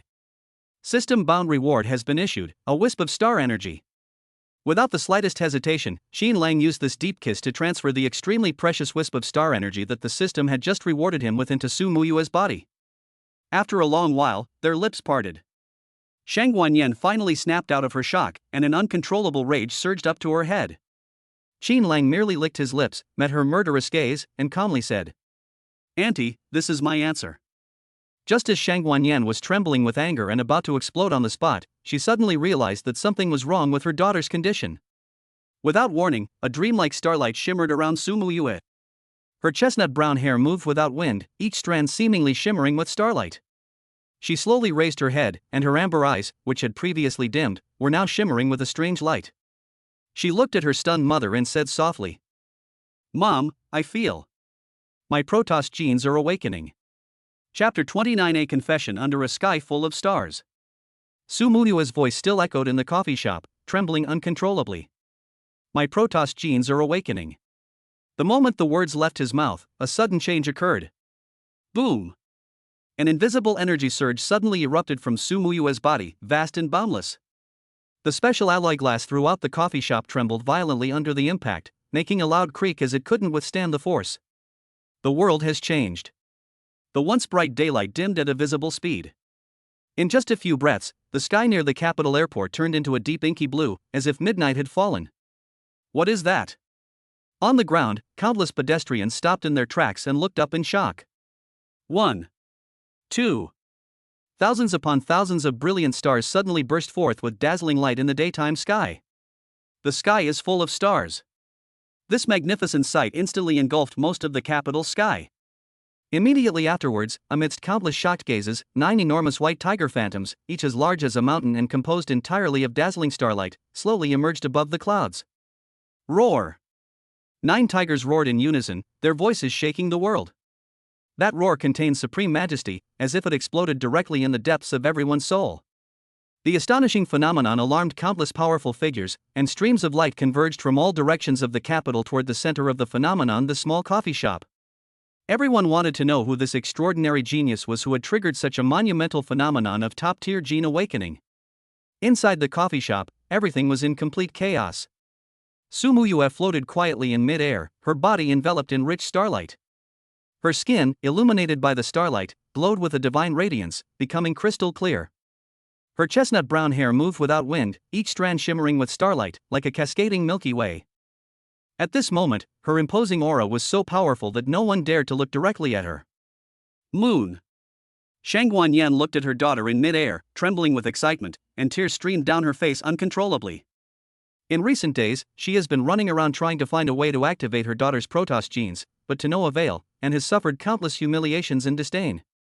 All the bitterness was washed away by tears of ecstasy at this moment. Her daughter succeeded. And she succeeded in a way that far exceeded her imagination and was truly earth-shattering. Her gaze shifted to the calm-looking boy beside her daughter, and a bizarre thought suddenly flashed through her mind. Could it be? Could all of this really be related to him? But as soon as the thought arose, she forcibly suppressed it herself. Absolutely impossible. Star energy is incredibly precious in the entire Eastern Alliance. Apart from the He family, almost no one else possesses it. How could a boy from a poor, remote village like Tiandu, with no background, possess such a legendary treasure? While everyone's attention was drawn to Su Muyue, Qin Lang had already taken advantage of the chaos to slip into the coffee shop's restroom. He had just closed the door. The cold, mechanical female voice rang in his mind as expected. Bite. Bound object Su Muyue detected. Supreme Star Spirit gene successfully activated. The system's refund mechanism has been triggered. Congratulations, host. You have received a reward that is 30 times greater than the original amount. You have obtained the supreme gene of all realms, the Chaos Star gene. A mysterious flow of information instantly flooded into his mind. Chaos Star gene, a supreme gene capable of accommodating multiple attributes and ignoring any form of restraint. Warning: to avoid prematurely attracting unknown calamities from beyond deep space, the system has issued the highest directive to the host: prohibit self-evolution. Qin Lang was already used to this renewed ban and accepted it calmly. Are you kidding me? Cultivation? Cultivation is so tiring. With Shangguan Shui and Su Muyue, two exceptionally talented evolution tools, fighting tooth and nail in front of them, all he had to do was cheer from behind and comfortably level up. This is a true win-win situation. This is the laid-back life he's always dreamed of. When Qin Lang walked out of the restroom with a satisfied expression, the entire coffee shop was already packed with capital evolvers who had rushed over after hearing the news. Countless gazes, a mixture of shock, envy, and greed, were focused on the stunningly beautiful girl still shrouded in starlight. Su Muyue had become the sole focus of attention in the entire venue. Just then, the crowd automatically parted to make way. An elderly man dressed in tang suit, with a calm and steady demeanor, strode in, surrounded by a group of powerful figures. It is the head of the He family. He actually came in person. A low gasp of surprise rippled through the crowd. The head of the He family ignored everyone. His gaze was fixed on Su Muyue in mid-air and the 9 phantoms of starlight white tigers behind her that had not yet completely dissipated. His eyes were filled with uncontrollable shock and fervor. As the only family in the capital to possess star source energy, he understood better than anyone what this extraordinary phenomenon meant. Ms. Shangguan. The head of the Yi family suddenly turned his head and looked at Shangguan Yan, who was already crying tears of joy. His voice was loud and clear. My Yi family is willing to increase the previous bargaining chips for the marriage alliance tenfold. As long as Miss Su is willing to marry into my Yi family will devote all its resources to helping the Su family gain a foothold in the capital and regain its former glory. This offer is far too generous. The offer was so generous that Shangguan Yan, who was just immersed in ecstasy, was momentarily speechless. She was tempted. I'm absolutely thrilled. A marriage alliance with the powerful Ho family would not only provide their daughter with top-tier resources and protection for her future development. It would also help her husband's already lost faction to make a comeback in the faction-ridden capital. This is a win-win situation, a golden opportunity. She was about to speak. In mid-air, the dazzling starlight finally faded. Su Muyue landed lightly on the ground, feeling the unprecedentedly powerful force within her, but there was no joy on her face. She simply stared coldly at the head of the Yi family, her pretty face frosty, her voice clear and resolute. No need. I already have a fiancée. Upon hearing this, the head of the Yi family was taken aback for a moment, then let out a disdainful sneer. He simply took it as an excuse the little girl was using to avoid responsibility. Miss Su is joking. How could anyone in a poor, remote place like Tiandu be worthy of a daughter of heaven like you, miss? He had barely finished speaking. A calm voice suddenly rang out from the side. Excuse me, I am the fiancé from that poor, remote village. To everyone's astonishment. Under the glare of his future mother-in-law, Shangguan Yan, who was practically spitting fire. Qin Lang strolled over and walked straight to Su Muyue's side. He reached out his right hand and, quite naturally, wrapped his arms around the girl's slender waist, pulling her soft, delicate body tightly into his embrace. He made his announcement, facing the gaze of everyone in the room. I am her fiancé. Chapter 30, a powerful maneuver to protect his wife, sending her flying away with a single palm. Qin Lang's sudden appearance, along with his possessive actions, instantly drew everyone's attention to him in the coffee shop. Most of those present were experienced evolvers. Their senses swept across the area, and they had already reached a conclusion. The boy in front of them showed no energy fluctuations whatsoever, and was no different from an ordinary person. The head of the Yi family curled his lips into a contemptuous smile. He became increasingly convinced that this was merely a temporary shield that Su Muyue had found to refuse the arranged marriage. Shangguan Yan was so angry that her liver ached when she saw her daughter nestled in Qin Lang's arms like a little bird. However, considering her daughter's stubborn nature that nothing could sway her, and the heavy debt of gratitude Qin Lang's parents owed her for saving her life, she had already begun to consider backing out. However, the head of the Yi family clearly had no intention of giving up. Looking at Shangguan Yan's troubled expression, he smiled knowingly and slowly offered her a powerful bargaining chip that she simply couldn't refuse. Ms. Shangguan, I know what you're worried about. He Yu, the genius prodigy of the He family, is only 20 years old and has already reached the peak of the third rank. If he can marry Miss Su, their first son can take the surname Su and be enshrined in the Su family ancestral hall. Boom! This suggestion hit Shang Guanyin hard. Her body stiffened abruptly, and her breath caught in her throat for half a second. Because she gave birth to a daughter, her position in her husband's family was always extremely awkward, and she suffered cold looks and criticism. In order to have a male heir to carry on the family line, she and her husband Su Yuanshan tried every means, but they were unable to achieve their wish. This has long been the biggest worry in her life. Su Muyue naturally understood her mother's pain. Seeing her mother's face suddenly become incredibly complicated, she felt a pang of pain in her heart. But she still clung tightly to Qin Lang's chest, biting her lip and stubbornly shaking her head. I disagree. Seeing that Su Muyue remained resolute, the head of the Yi family not only did not get angry, but laughed again. He played his last, and most lethal, trump card. Miss Su, please don't be so quick to refuse. My Yi family happens to possess a copy of a top-grade heaven-level dual cultivation technique, the Star River Resonance Technique. This technique is a perfect match for your star spirit genes and my son's star genes. As long as you cultivate this method with my son, I guarantee that within 2 years at most, I can help you break through to the 4th level without any bottlenecks. These words caused an uproar in the audience. A top-grade heavenly realm cultivation technique. 2 years, and he broke through to the 4th stage? All the evolved beings who heard this gasped in shock. This offer is too tempting. It's so tempting that it could drive any genius crazy. Shang Guanyan's breathing became rapid. She subconsciously took half a step forward. Her already wavering heart was completely shattered at this moment. Seeing that her mother was about to nod in agreement, Su Muyue became extremely anxious.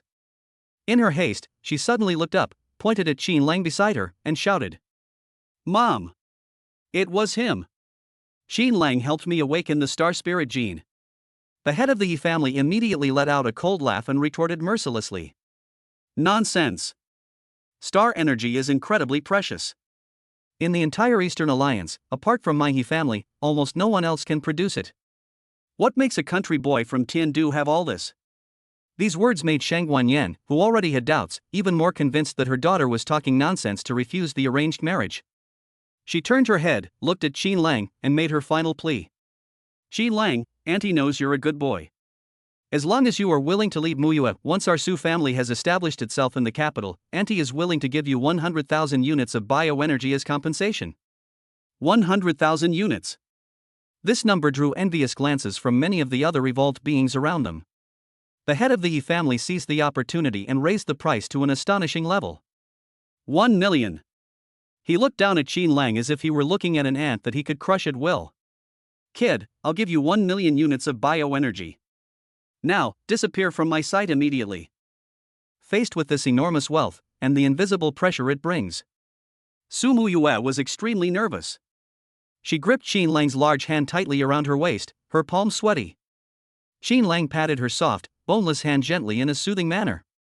Then, he raised his head and calmly swept his gaze over the two completely different faces of Shang Guanyan and the head of the Yi family.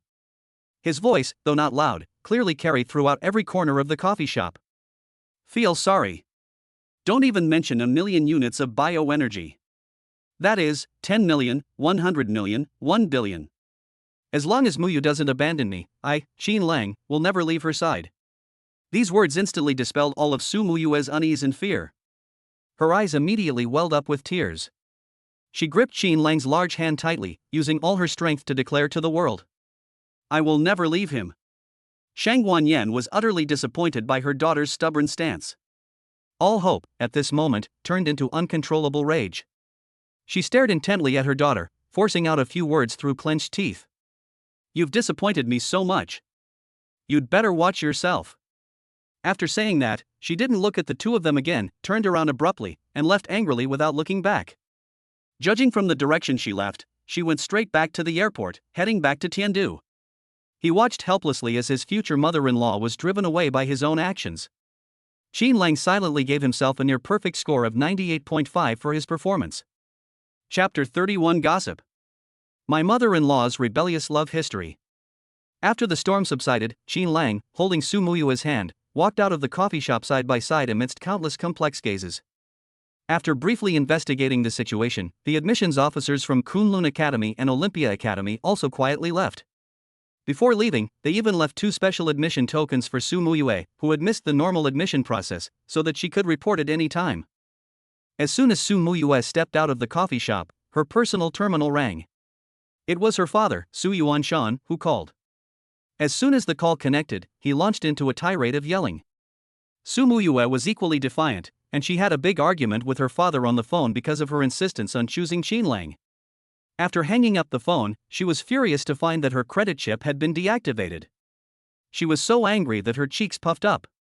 Qinlang didn't try to persuade her. Instead, he curiously leaned closer and whispered, "What do you mean? Hey, speaking of which, was your mom this rebellious back in the day?" Su Muyue was taken aback, then her eyes lit up, and all traces of displeasure vanished from her face. All the grievances from before were thrown to the winds at this moment. She enthusiastically recounted her parents' past, which could be described as a romance, in one breath. It turns out that her mother, Shang Wanyan, was also a notorious rebellious teenager back then. Despite the objections of her entire family, she insisted on marrying Su Yuanshan, a poor yellow-haired father who was good for nothing except for his outrageously handsome face and a sweet tongue that could talk the dead back to life. Ultimately, it was only after Shang Wanyan was 3 months pregnant that the deed was done. Her maternal grandfather, Shang Wanhong, reluctantly agreed to the marriage with a dark expression on his face. After hearing this melodramatic story, Qinlang couldn't help but smile. Like mother, like daughter. That's absolutely true. At the same time, he became even more convinced that he was 100 times better than his future father-in-law, Su Yuanshan. Seeing that Su Muyue was also caught in a similar predicament to her mother back then, with her source of income cut off. Without hesitation, Qinlang took out a chip from his pocket and handed it to her. "Take it." Su Muyue was somewhat puzzled. "What?" Qinlang forcibly shoved the chip containing the Academy's reward resources into her hand. "I'll take care of you." He only said those 3 words. "My strength is improving rapidly, and I will have no shortage of resources in the future. You can use it with peace of mind and don't need to feel any pressure." Su Muyue stood there, stunned, looking at the chip in her hand, then looking up at him, her face instantly turning red. But she stubbornly persisted. This can only be considered a loan from me." The 2 walked out of the coffee shop, preparing to hail a ride-hailing car to go to Kunlun Academy. Squeak! A screeching sound of tires screeching rang out. A strikingly cool red sports car, with an incredibly stylish drift, came to a precise stop in front of the 2 of them. The car door opened. A young man dressed in white with gold patterns walked down slowly. He had a handsome face, but his lips were thin, which made him look somewhat mean. With each step he took, invisible ripples spread out beneath his feet, blooming into eerie, fiery lotus flowers. "Every step you take is like a lotus blooming." Su Muyue's face immediately darkened. The young man ignored her, instead scrutinizing Qinlang from head to toe with his aggressive eyes, his tone filled with undisguised arrogance and disdain. "The He family, He. You're the country bumpkin who stole my future sister-in-law?" He pointed to the still burning fiery lotus at his feet, as if showing off his proud cultivation level. "I'm curious, what qualifications do you have to stand beside her?" Faced with this blatant provocation, Su Muyue immediately stepped forward, like a mother tiger protecting her cubs, and firmly shielded Qinlang behind her. "He. Will the He family ever stop?" Qinlang simply patted her shoulder gently, indicating that she didn't need to be nervous. He stepped out from behind Su Muyue and calmly looked at He in front of him. "You want to fight?" "Oh." He sneered, and without saying a word, a crimson lotus radiating scorching heat condensed in his palm. "Take this." Crimson lotus karmic fire. He didn't give Qinlang any chance to react at all, and raised his hand to strike Qinlang's face hard. Qinlang's expression remained unchanged, but at the same time He made his move, his body also moved. Mysterious shadows. In the blink of an eye, his figure suddenly became blurry and mysteriously split into 3. He's powerful palm strike passed right through Qinlang's figure without any hindrance. It's an afterimage. Not good. Alarm bells rang in He's mind, and he was about to back away. But it was all too late. The next second, an immense force, beyond his comprehension and resistance, slammed solidly into his chest. Bang! Even with the protection of his genetic energy, the domineering and unparalleled force still swept away everything in its path, causing his energy core to churn and his internal organs to become displaced. Puff! He felt a sweet taste in his throat and suddenly spat out a mouthful of blood. His tall body was struck head-on by a high-speed maglev train, and he was sent flying backwards like a kite with a broken string.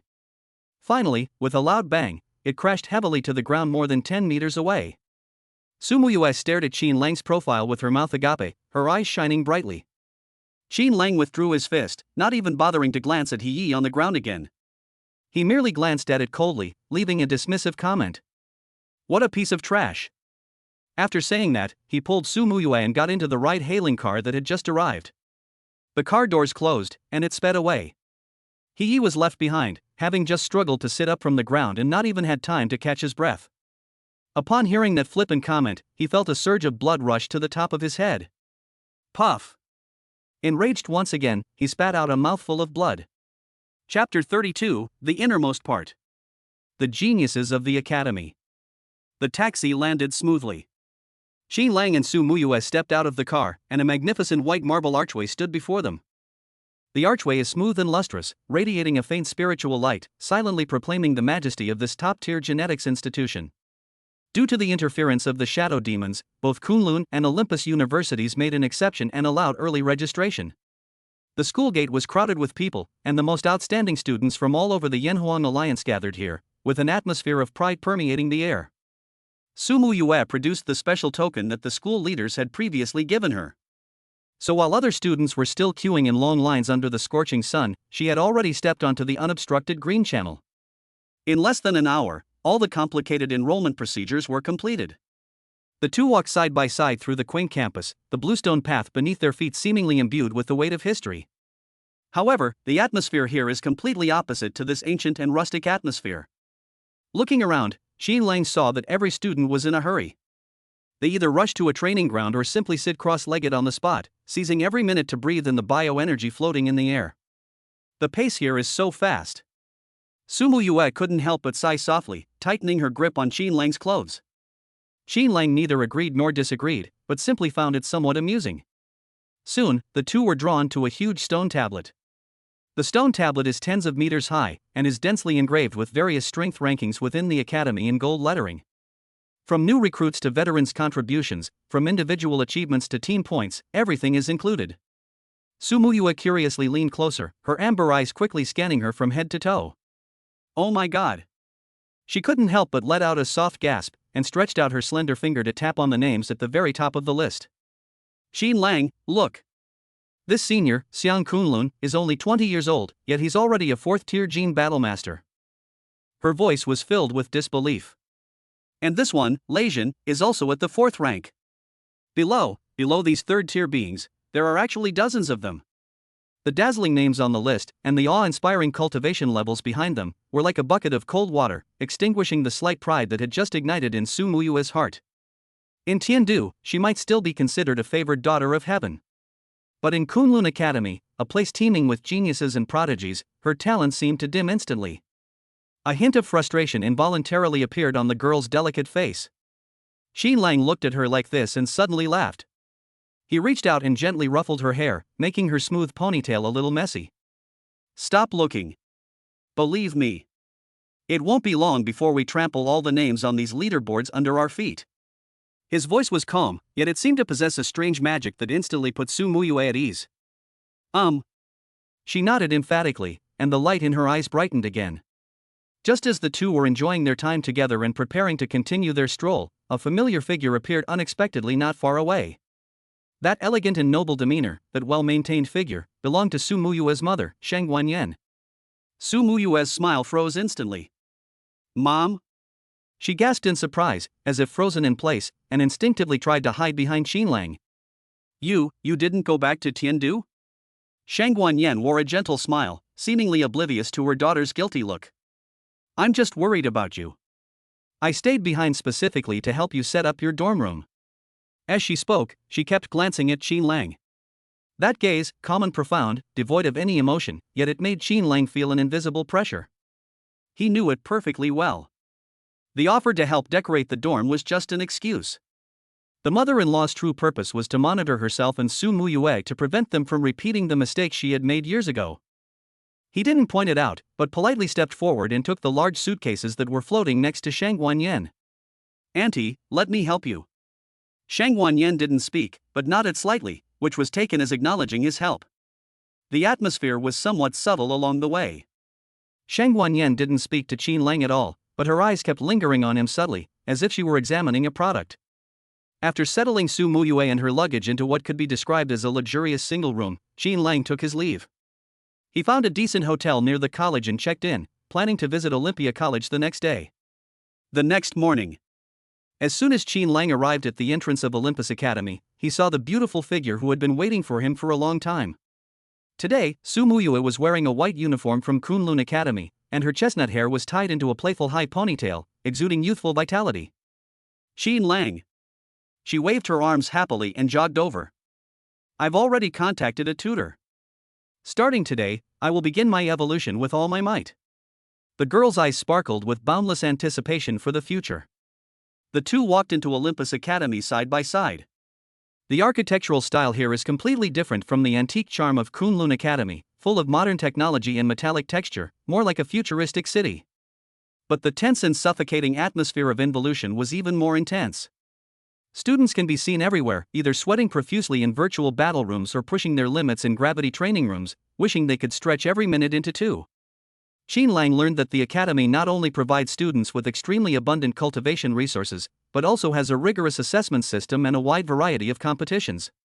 In this high-pressure environment, the choice of a mentor is almost decisive for a student's future development.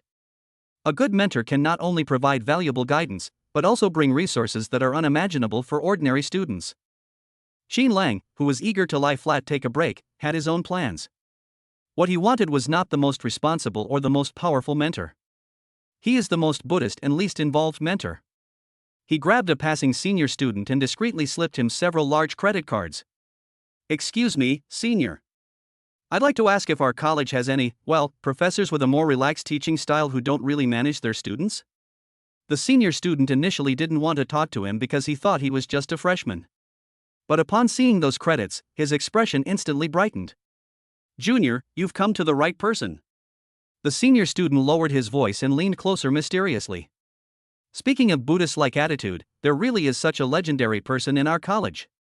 Bai Qianqian, the titan of 5-star genetics. Sir, that's a legend of our Olympus Academy. He was known for his extremely laissez-faire management style. His students would only see him a few times a year. He basically left them to their own devices and didn't care about them at all. If you want some peace and quiet, choose him, you can't go wrong. These words made Qin Lang's eyes light up instantly. To ignore it?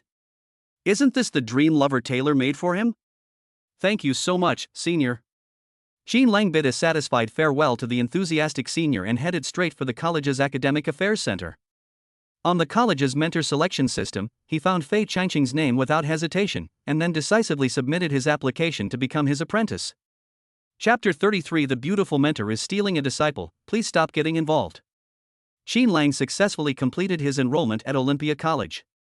As a top genius who awakened the mythological gene, the academy directly granted him a freshman subsidy of up to 1,000 units of bioenergy. This amount of money is enough to make any ordinary freshman envious. Without hesitation, he submitted his application to become an apprentice to Bai Qianqian, the renowned 5-star gene expert known for his Buddhist-like approach, through the academy's mentor selection system. Qin Lang, did you really choose this mentor, Bai Qianqian? Su Muyue looked at the simple, almost perfunctory introduction on the system interface, her amber eyes filled with worry. This tutor's information is too scarce. There's not even a photo. Is he reliable? Rest assured. Qin Lang remained expressionless and began to spout nonsense with a straight face. I just paid a hefty price to get this inside information from a senior student. This mentor, Bai Qianqian, is a truly unparalleled master who keeps his abilities hidden. He lowered his voice, his expression mysterious. It is said that he hated formalities the most, and only accepted people with a predestined connection. He was always elusive and rarely seen. Once you take a liking to him, it's a small matter if he teaches you everything he knows, and he'll give you all sorts of rare and precious materials without hesitation. This boasting successfully convinced his naive fiancée. After the two finished decorating Qin Lang's luxurious single dormitory together, they strolled hand in hand around the campus. As soon as I approached a martial arts training ground, I heard a loud argument. Gao Meng! You fucking stop right there! If it weren't for your terrible idea, Qianqian would never have run off with that rich kid. Xin Lang looked closely and saw that the two arguing were his good friend Gao Meng and Feng Rui, who had been so angry with him that he vomited blood. Upon seeing Xin Lang, Gao Meng felt as if he had seen a savior and quickly dodged behind Xin Lang. "Brother Lang! You've finally come. Please save me." It turns out that as soon as Bai Qianqian arrived in the capital, she quickly hooked up with a young man whose family background was even more prominent than Feng Rui's, and then ruthlessly dumped Feng Rui. Feng Rui, angered by Gao Meng's past guidance, came to provoke him. "Feng Rui, how dare you come looking for me?" With Xin Lang present, Gao Meng's courage instantly grew. He poked his head out from behind Xin Lang and began his performance. "What did I tell you back then? I told you to take her to the capital and find a 6-star powerhouse to back her up, but instead, you took her in yourself. What? Now that you've been dumped, you know you regret it? I'm telling you, it's too late." These words made Feng Rui so angry that his face turned ashen, but he was powerless to do anything about it. After all, this is an academy with strict school rules that prohibit private fights. What's more, Xin Lang, who could make him vomit blood with a single punch, was standing right next to him, watching him with a half smile. In the end, Feng Rui could only glare at the two of them resentfully before turning away dejectedly. Gao Meng also quickly took his leave, saying he was going to the gravity chamber to cultivate, determined to awaken the mythical gene as soon as possible, and not to embarrass Xin Lang again. Xin Lang and Su Muyue continued their stroll on campus. Along the way, they encountered some old classmates from Tiandu, and also saw Lei Jin, the Lei family genius with sharp, piercing eyes and the awakened wind god gene, from afar.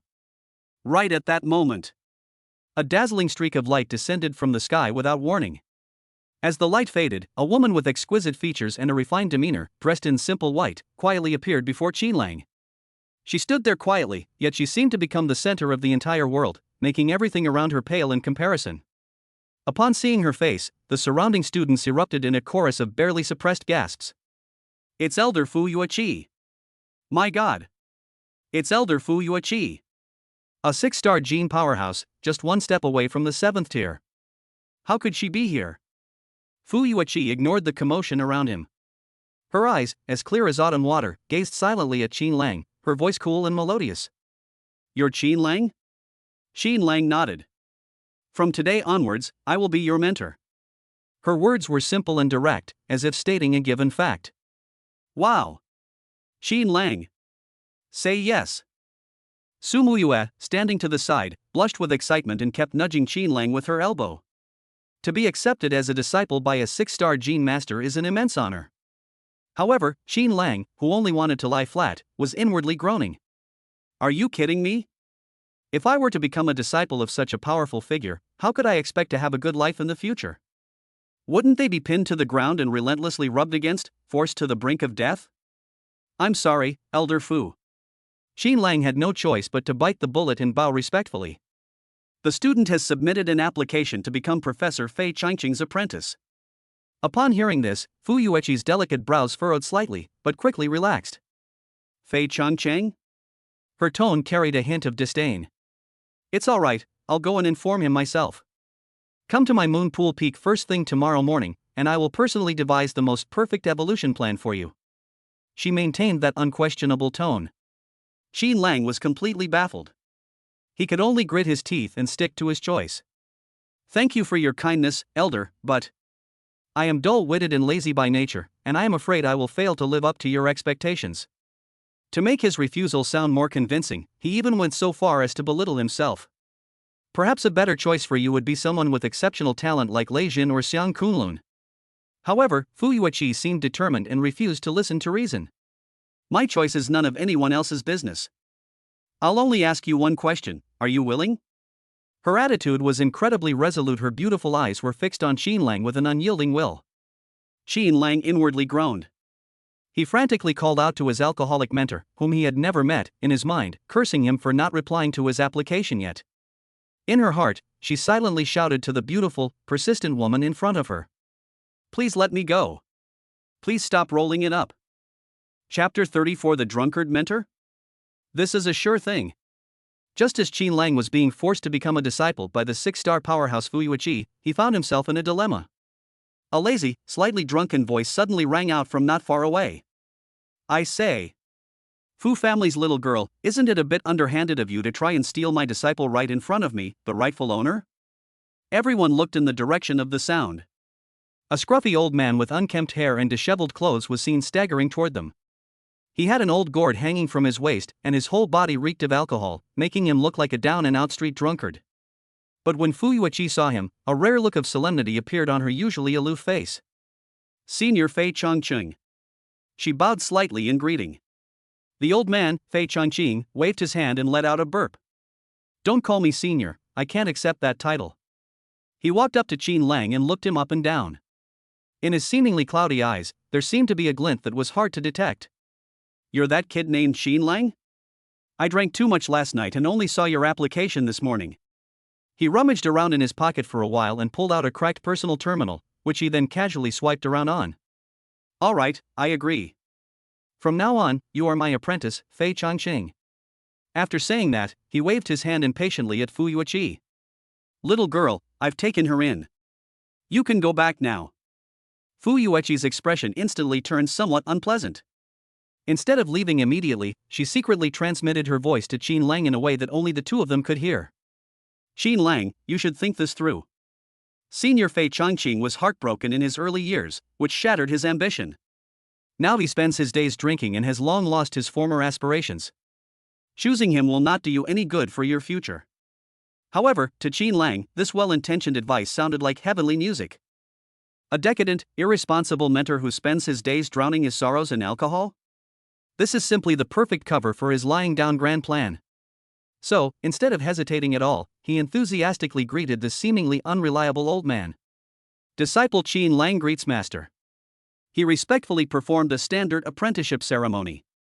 Master. Your disciple has been searching for you for so long. I have searched the entire academy and found that you are extraordinary and have a dignified air about you. You must be the legendary hermit. This sycophantic praise gave the surrounding students goosebumps. Seeing his persistence, Fu Yueqi could only shake her head helplessly. She gave Qin Lang a deep look, and finally transformed into a streak of light, soaring into the sky. Afterwards, Muyue felt extremely puzzled and worried about Qin Lang's decision to abandon a 6-star expert and instead choose a seemingly unreliable drunkard mentor. Qin Lang then once again employed his deceptive skills. Muyue, you are still too young and can't see through things. He explained with a profound and enigmatic expression. This is called great seclusion in the city. True masters are not bound by trivialities. My master's behavior wasn't decadent, it was a carefree attitude born from seeing through the illusions of the world. These words actually convinced his naive fiancée. The next day, Muyue and Gao Mang both threw themselves into the intense process of evolution. Fei Changqing was indeed as Buddhist-like as the legends said. He summoned Qin Lang to his room, which was filled with empty wine bottles and looked like a garbage dump. He casually pulled a dusty black gold card and an unknown, tattered-looking ancient book from a corner and tossed them to Qin Lang. This is a small gift. I have 10,000 units of bioenergy in my card, I can spend it however I want. This is originally a low-level combat skill, take it and practice it yourself. After saying that, he staggered away, clutching his wine gourd, and disappeared without a trace. From beginning to end, he did not mention anything about the evolution plan. Qin Lang was extremely satisfied with this, feeling that he had made an incredibly wise choice. A few days later, the news spread across the campus network. Fu Yueqi, a 6-star powerhouse who was rejected by Qin Lang, eventually took Xiang Kunlun, the undisputed #1 genius of this year who had awakened the sun god Jin, as his disciple. Qin Lang's glorious deed of abandoning Fu Yueqi and choosing Fei Changqing also spread throughout the entire new student group. Most of the freshmen thought he had lost his mind and were waiting to see him make a fool of himself. Upon learning of this, Feng Rui was extremely gloating. In his view, Qin Lang was simply ruining his future, and he had a good chance of getting revenge in the future. Gao Mang also rushed over upon hearing the news, grabbing Qin Lang's shoulders and shaking him vigorously. Brother Lang. Are you crazy? That's a 6-star powerhouse. Why would you make such a foolish choice? To dispel his friend's doubts, Qin Lang could only slightly activate the genetic energy within his body. A powerful aura, far surpassing that of a first-tier gene warrior, instantly emanated from his body. Condensation. Core condensation realm? Gao Mang was instantly stunned, his eyes almost popping out of their sockets. It's only been a few days? Qin Lang has actually broken through to the second stage? Qin Lang calmly attributed all of this to his unreliable master. This is all thanks to my master's meticulous guidance. Upon hearing this, Gao Meng was immediately taken aback. He looked at Qin Lang with eyes full of fanatical worship, clutching his hair, his face filled with disbelief. He gave Qin Lang 2 thumbs up and exclaimed in amazement. Wow, Lango, that's awesome. You're absolutely amazing. Chapter 35, My Fiancé Unlocked, My Genes Are Burning. Gao Meng's 2 raised thumbs were still frozen in mid-air. He looked at Qin Lang, his eyes filled with not only fervent admiration but also a complex emotion that was hard to describe. Wow, Lango, that's awesome. You're absolutely amazing. His exclamation came from the bottom of his heart. But then, a huge sense of loss washed over him. Once upon a time, he and Qin Lang were brothers in arms, starting from the same point. But now, he is already a peerless genius who can chat and laugh with a 6-star expert, and even an ice queen like Fu Yueqi would actively try to win him over. Meanwhile, he himself was still struggling to break through the 8th genetic lock. The difference is just too big. Gao Meng plopped down on the steps next to him, clutching his already sparse hair, his face filled with disbelief. Brother Lang, tell me honestly, does teacher Bai Qianqian have some unique evolutionary secret method? Gao Meng's eyes lit up instantly, filled with longing. I want to become his disciple. I want to go and, no, I want to receive his meticulous guidance. Qin Lang could only shake his head at his overly enthusiastic demeanor. I'm afraid that won't work. Why? Gao Meng panicked. Qin Lang could only resort to his usual deceptive tactics once again, offering a profound and enigmatic explanation. My master said that he would only accept me as his disciple in his entire life. Ah? Gao Meng's excitement froze instantly, and he seemed to have all his energy drained away, becoming listless. He thought he had finally found a shortcut to the pinnacle of life, but little did he know that this path was actually a VIP exclusive channel. Brother Lang, you can't be so unfair. We're like brothers who grew up wearing the same pair of pants. Gao Meng refused to give up and clung to Qin Lang's leg, almost throwing a tantrum on the spot. Qin Lang was so exasperated by him that he could only kick him away. Alright, stop acting. Even if you can't become my master, don't you still have Elder Fu Yueqi? Qin Lang gestured meaningfully towards the direction where Fu Yueqi had just left, raising his chin. Elder Fu? Elder Fu? Gao Meng shuddered and instinctively shrank his neck. That person is a well-known ice queen in the academy, a 6-star powerhouse. She is usually elusive and rarely seen, and ordinary students don't even have the right to see her. What's more, she had just been rejected by Qin Lang in public. If I go over there now, wouldn't that just be asking for trouble? Qin Lang grinned as he looked at his cowardly appearance. I heard that Elder Fu was still single. If you could awaken a mythical gene and then become her disciple, who knows, you might just succeed. These words were like a bolt of lightning, cleaving Gao Meng's previously chaotic mind. Yes. Why must I be so fixated on Bai Qianqian? Elder Fu Yueqi is beautiful, powerful, and has a powerful background, yet she is still single. If only I could become her disciple. Gao Meng's breathing suddenly became rapid, and a fierce fighting spirit rekindled in his eyes. Brother Lang. I understand. He suddenly stood up, patted his chest heavily, and his voice boomed. You wait. I, Gao Meng, am laying this out right here. Not only do I want to awaken my mythological genes, but I also want to pursue Elder Fu Yueqi. The beautiful mentor you abandoned will be protected by me. After saying that, he ran like a mad bull, without looking back, towards the gravity training room. Looking at his friend's energetic back, Qin Lang's face showed a fatherly smile of satisfaction. After his friend left, Qin Lang officially began his long-awaited, comfortable life at Olympus Academy. He soon discovered that lying around in a top university was far more comfortable than at Tiandu First Hospital. The food here is absolutely royal. Whether it's the tender and juicy grade A beast roast meat or the spirit rice containing pure energy, it's all available in unlimited quantities. The aunties serving the food never wavered, and when they saw Qin Lang's outrageously handsome face, they became even more enthusiastic, wishing they could give him their daughter's contact information along with a whole pot of braised pork. The campus environment here can be described as a paradise on earth. The training ground, suspended in mid-air, is shrouded in mist. The exotic flowers and rare herbs planted in the energy cultivation garden are vying for attention. Even the unassuming artificial lake downstairs in the dormitory contains a faint bioenergy. Taking a bath in it is more effective than meditating for an average person all day. More importantly, it's the pleasure derived from that strong contrast. Looking around at those high achievers, each one of them seemed to be on steroids, either sweating profusely in the virtual battle room or pushing their limits in the gravity training room, wishing they could stretch every minute into two. And what about myself?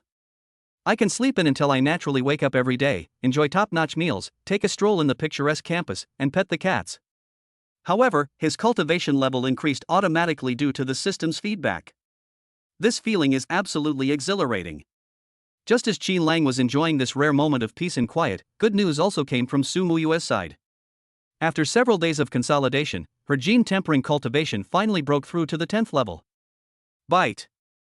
Bound object Su Muyue detected gene tempering realm breakthrough to level 10. The system's refund mechanism has been triggered. Congratulations, host. You have received a reward that is 30 times greater than the original amount. Inside the dormitory, it felt as if a whole strip of molten iron had been poured into Qin Lang's body, and the burning sensation exploded instantly. His genetic refinement level also rose accordingly, becoming unstoppable. 25 steps. 26 steps. 27th step. 28 steps. He advanced 4 levels in a row, reaching an astonishing level. That evening, Su Muyue, who was about to begin unlocking her genetic lock, sent Qin Lang a message. Qin Lang, will you come with me to Kunlun Avenue for a stroll? Qin Lang gladly accepted the invitation. Kunlun Avenue is a bustling commercial street connecting the two colleges of Kunlun and Olympia. This place is lined with shops and bustling with people, making it a favorite spot for students from both colleges. As soon as Qin Lang arrived at the agreed location, he saw the beautiful figure who had been waiting for him for a long time. However, to his surprise, beside Su Muyue stood another woman with an elegant and noble demeanor. It was his future mother-in-law, Shang Guanyan, who was so angered by him that she returned to Tiandu overnight. Mom, what brings you here too? As soon as Su Muyue saw Qin Lang, she immediately hopped over like a happy little deer and naturally took his arm. Shang Guanyan's face instantly darkened. She snorted coldly and said irritably, "Can I not come? I'm afraid that if I'm not careful, this fine cabbage of yours will be eaten by a pig." It turned out that after Shang Guanyan left in anger that day, she became increasingly worried. In the end, she couldn't bring herself to abandon her daughter. She not only took over a storefront on Kunlun Avenue, but also rented a house nearby, ostensibly for long-term companionship, but in reality to keep a close eye on Qin Lang and prevent her daughter from repeating her own mistakes and getting pregnant by some unknown yellow-haired guy. Qin Lang was not angry at his mother-in-law's blatant anti-wolf behavior. Instead, he found it somewhat amusing. He took out the black gold card that Fei Changqing had given him, which contained 10,000 units of bioenergy, from his pocket and stuffed it into Su Muyue's hand. "Take it." Su Muyue was stunned for a moment. "This is a gift to mark our meeting." Qin Lang mimicked his master's nonchalant demeanor, then abruptly changed the subject. "The password is your birthday." "Ah." The girl's face flushed red instantly, and she felt as sweet as if she had eaten honey. She was about to say something. A warm, large hand naturally took her soft, boneless little hand in its. "Let's go, didn't we say we were going shopping?" Qin Lang pulled her along, and without a care in the world, they merged into the crowd on the street. The two strolled sweetly down the street, completely ignoring their future mother-in-law, whose face turned pale and then flushed, and who was on the verge of exploding on the spot. This night was destined to be incredibly agonizing for Shang Guanyan. Because of her excellent maintenance, she looked too young and beautiful, and even encountered a young man who wanted to avoid taking 20 years of detours in life. As a result, he was naturally frightened by her aura as a third-tier gene warrior, and immediately knelt down to beg for mercy, crying and begging for mercy, becoming the target of her venting her anger. The next morning, under the personal guidance and protection of her mentor, Wen Xian, a highly respected 5-star gene physician from Kunlun Academy, Su Muyue officially began her first gene lock unlocking process. Muyue, remember, elemental genes are different from martial artist genes. Unlocking martial arts skills is based on connecting existing gene nodes in the human body. Unlocking elements, on the other hand, is creating something from nothing, opening up entirely new energy circuits within the body out of thin air. Its difficulty far surpasses that of martial artists. Dr. Wenxin's voice was gentle yet solemn. Su Muyue nodded heavily. She sat cross-legged, and with a thought, the star spirit genes within her body began to operate with a roar. Buzz! The bioenergy within the cultivation room surged instantly. Her ability to absorb and convert bioenergy far surpasses that of ordinary people, demonstrating an astonishing talent. In just over 10 minutes, she had accumulated enough energy to break through the first genetic lock. Under Wenxin's careful guidance, she quickly found the best unlocking route, mobilized all the energy in her body, and launched a fierce attack on that invisible barrier. A soft humming sound. She unlocked the first genetic lock with ease. Chapter 36 180 Circuits. My body is the universe. The moment Su Muyue successfully unlocked the first genetic lock. As Qin Lang leisurely petted his cat in his luxurious single dormitory at Olympus Academy, the mechanical female voice echoed in his mind as expected. Bite. Bound object Su Muyue detected. The first elemental gene lock has been successfully unlocked. The system's refund mechanism has been triggered. Congratulations, host. You have received a reward that is 30 times greater than the original amount. Boom. A scorching galaxy exploded within his genetic chain, more violent than ever before. It's here. Qin Lang's body jolted, and he immediately sat cross-legged, guiding the power. Unlike the excruciating pain of unlocking the warrior's gene lock, which felt like splitting a mountain, this time it was different.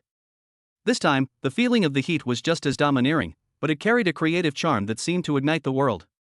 It forcefully carved out a brand new energy circuit, sparkling with starlight, within the unknown void within his body. This is the elemental gene lock. Once the first circuit was successfully opened, Qin Lang immediately noticed the difference. The surging heat, after repeatedly washing and tempering this new circuit, expanding it to a certain limit, did not continue to push upwards to the second level as it had when unlocking the martial artist's gene lock. Because it was never exhausted. The remaining heat flow is still vast. He immediately understood. The martial artist gene lock is based on connecting existing gene nodes in the human body, and its number is constant, with only 8. The elemental gene lock, however, is created out of nothing. In theory, as long as your energy is large enough and your mental strength is strong enough, you can continuously open up new circuits. However, the width of an element circuit seems to have a natural upper limit. Buzz. Buzz. Buzz. Without the slightest pause. That scorching energy surged wildly within his body. Article 2. Article 3. Article 4. Article 5. One after another, brand new elemental gene lock circuits were forcibly opened up in a relentless and overwhelming manner. Meanwhile, on the other side, inside the top-tier training room of Kunlun Academy, Su Muyue's unlocking process was also incredibly fast. Buzz. Another soft sound. The second master gene lock has been successfully unlocked. Buzz. The third one. Buzz. The fourth one. She unlocked them one after another at a speed that was almost no slower than when Shangwan Shui unlocked the martial artist gene lock. This made Wenxin, the instructor who was protecting her from the side, feel both shocked and delighted. Stay calm. We must stay calm. Dr. Wenxin's voice was filled with tension as she kept reminding her. The biggest taboo in developing elemental circuits is being impatient for quick results. If the flow of energy is not properly controlled, it can lead to damage to the meridians at best, and genetic collapse at worst, resulting in chi deviation and demonic possession. However, Su Muyue's star spirit gene has an astonishingly high efficiency in converting energy. The energy within her body was like an inexhaustible spring, constantly generating energy. She wanted to slow down, but she couldn't. Just a few hours later, she made rapid progress and unlocked all 9 main gene locks in one go. Good. Good. Good. Dr. Wenxin was so excited that she said good 3 times, but she still provided the most professional guidance in a timely manner.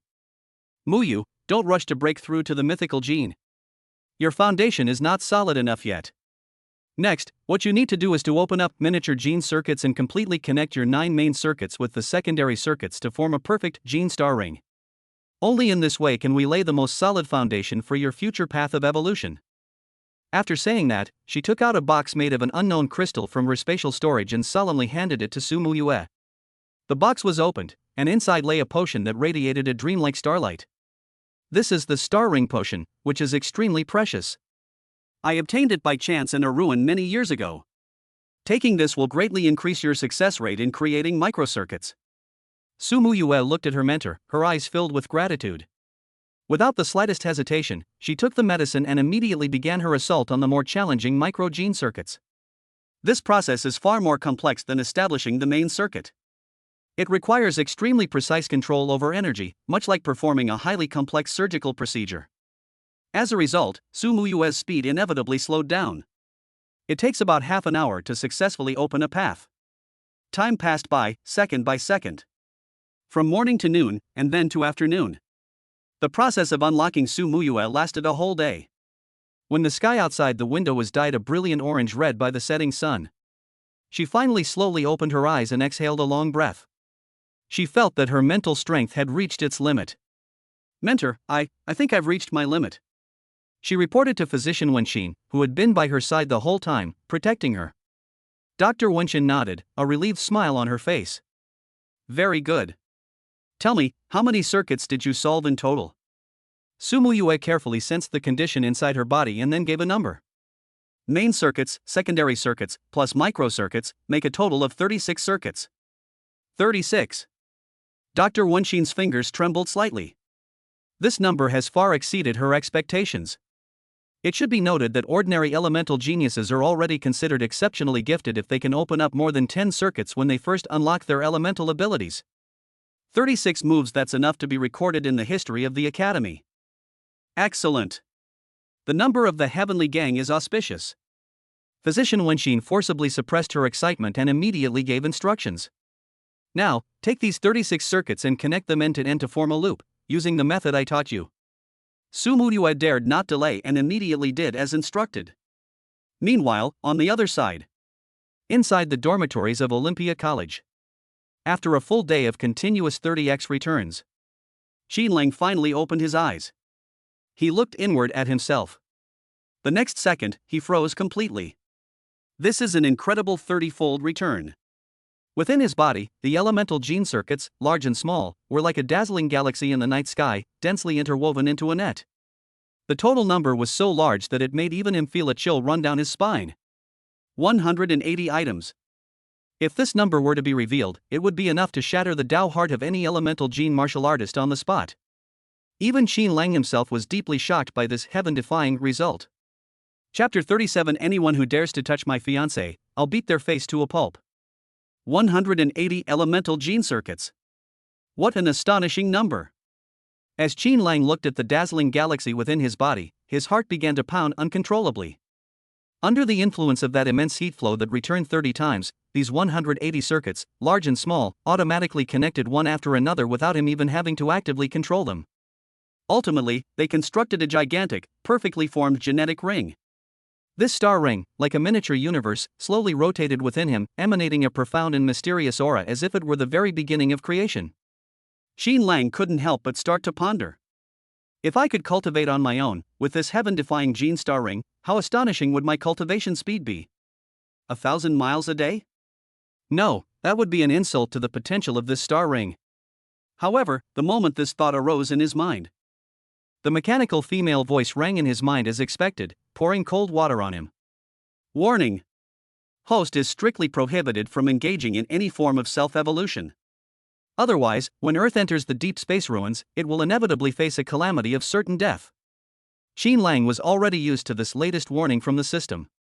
He didn't feel even the slightest bit disappointed. Instead, he accepted it calmly. Are you kidding me? Cultivation? Cultivation is so tiring. Every day involves meditation, body tempering, and visualization. Nothing compares to the comfort of lying down and leveling up like this. Moreover, it involves risking one's life. He wouldn't be foolish enough to take that risk. It seems that unlocking Muyue's secrets has come to an end. Xinlang muttered to himself. Next, it should be about breaking through the mythological genes. Inside the training room of Kunlun Academy. Looking at his proud disciple who had just completed the construction of the Gene Star Ring and whose aura had increased several times over, physician Wenxin's smile became even more benevolent. She once again took out a box made of a special alloy, covered with energy patterns, from her spatial storage. Muyue, this is the last thing I can do for you. She handed the box to Su Muyue, her voice carrying a hint of solemnity. Inside here is an Atlas Myth potion, the value of which is immeasurable. It's because I owed that CEO of the Atlas Group a huge favor back then, which is how I got it. Hopefully, it can give you a helping hand and help you successfully awaken your mythical genes. Su Muyue looked at her mentor, and her eyes instantly reddened. She knew how heavy this debt of gratitude was. She didn't say much, but simply kowtowed deeply to Dr. Wenxin. Then, she took the medicine and swallowed it without hesitation.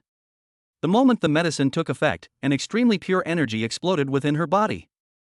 Muyue dared not be negligent in the slightest and immediately began to attack the ethereal mythical barrier with all her might. Her superior celestial spirit genes are attribute-free.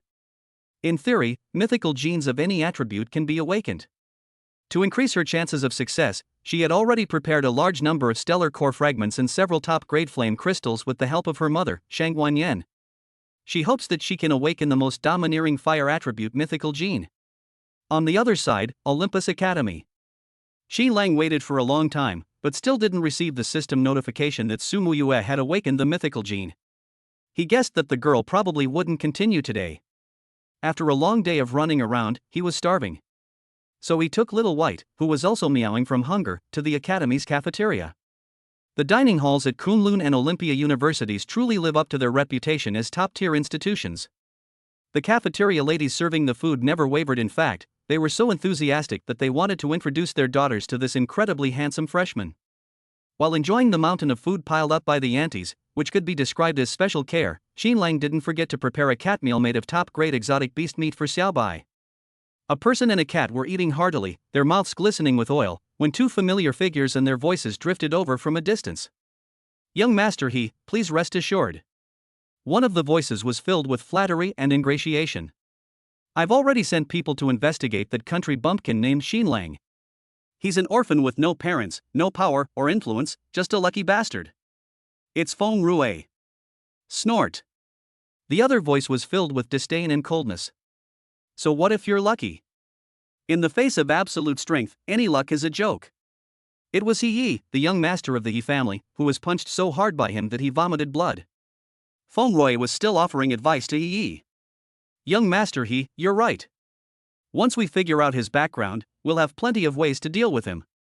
Then, we'll play the good cop and the bad cop, and I guarantee that little Muyue will obediently fall into your arms." Their words were filled with slander against Xi Lang and scheming against Muyue. Upon hearing this, Xi Lang's expression gradually turned cold. He didn't even bother to say a word. She simply took off her blue flip-flops, which she had bought for 10 yuan at a roadside stall. Then, with perfect accuracy, he threw it at Feng Rue, who was still talking non-stop not far away. Whoosh!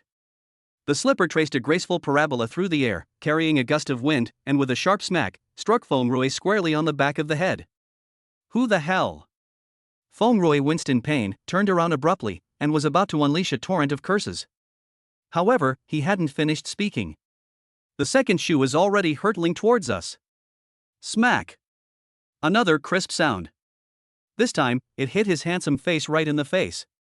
Xi Lang has always adhered to the principle of if you hit someone, you have to hit them in the face. That shoe hit with tremendous force.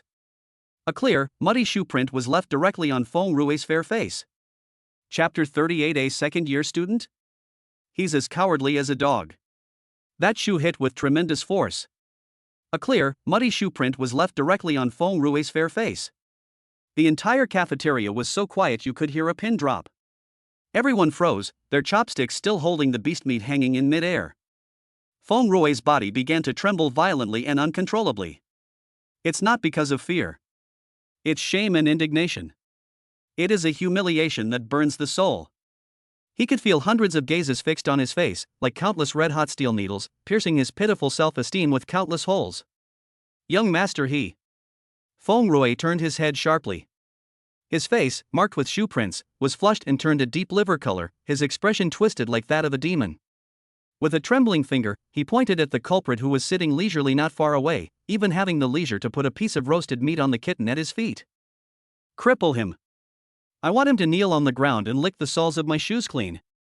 He, who sat at the same table as Xi Lang, felt his heart skip a beat the moment he saw Xi Lang. A few days ago, outside the airport, the humiliation of being punched by this man, spitting blood and flying backward, was like a cold, venomous snake that instantly coiled around his spine. That ghostly movement. That terrifying power was so domineering and unreasonable. These days, that scene has almost become his inner demon, replaying in his dreams every night. Feng Rue grew anxious when he saw that he hadn't moved for a long time. "Young master he. What are you waiting for?" "It's that country bumpkin. He was the same one outside the airport last time." He's heart skipped a beat, and most of the color drained from his face. He was really afraid that Feng Rui, that idiot, would reveal in public the shameful thing that day when he was hit so hard he vomited blood. Cough. He coughed suddenly, abruptly interrupting Feng Rui. He stood up, and his originally gloomy face forced a righteous and awe-inspiring expression onto it. Feng Rui, calm down. This is the college cafeteria, the common area. School rules explicitly prohibit any form of private fighting. These words left Feng Rui completely dumbfounded. He stared at He in disbelief, wondering if he had misheard. What's going on? Isn't young Master He the one who despises those so-called school rules the most? Doesn't he always believe that might makes right? Why did I take the wrong medicine today? The students around him also looked at He with strange expressions, their gazes filled with incomprehension. Xin Lang took in all of this, a playful smile curving his lips. It seems that the psychological trauma inflicted on this young master of the He family by that punch last time was more severe than he had anticipated. He slowly stood up and clapped his hands. Well said. As expected of Senior He, his awareness is so high. He always keeps the school rules in mind and is a role model for us freshmen. These words sounded like a compliment, but anyone could hear the mockery in the tone. He's face twitched, and his temples throbbed. He wanted to lash out, but when he thought of the other party's elusive movements and unfathomable strength, he forced himself to swallow his anger. Xin Lang, however, had no intention of letting him off so easily. He walked slowly and deliberately to He. The two were no more than a meter apart. Xin Lang was already slightly taller, and now he lowered his head slightly, looking down at him in a condescending manner. Since Senior He is so law-abiding, how about we go somewhere else? The academy's arena is open to all students. There, fists and feet have no eyes, and one is responsible for one's own life and death. Senior He, do you have the guts to come up and play with me? Boom. These words were like pouring a ladle of cold water into a pot of boiling oil. The entire cafeteria erupted in chaos. Holy crap. Did I hear that right? This freshman, he actually wants to challenge Senior He? Has he gone mad? Senior He is already a renowned expert at the 4th level of core formation. Where did this freshman come from? Is he out of his mind? I know him. He's that oddball. The freshman who chose Bai Qianqian, our college's most laid-back mentor, his name is Xin Lang. Bai Qianqian? Is that the drunken professor who spends all his time drinking and claims he hasn't mentored a single graduate in 10 years? That's it. This kid really has something wrong with his head. He's always doing nonsensical things. The murmurs of discussion surged in from all directions like a tidal wave.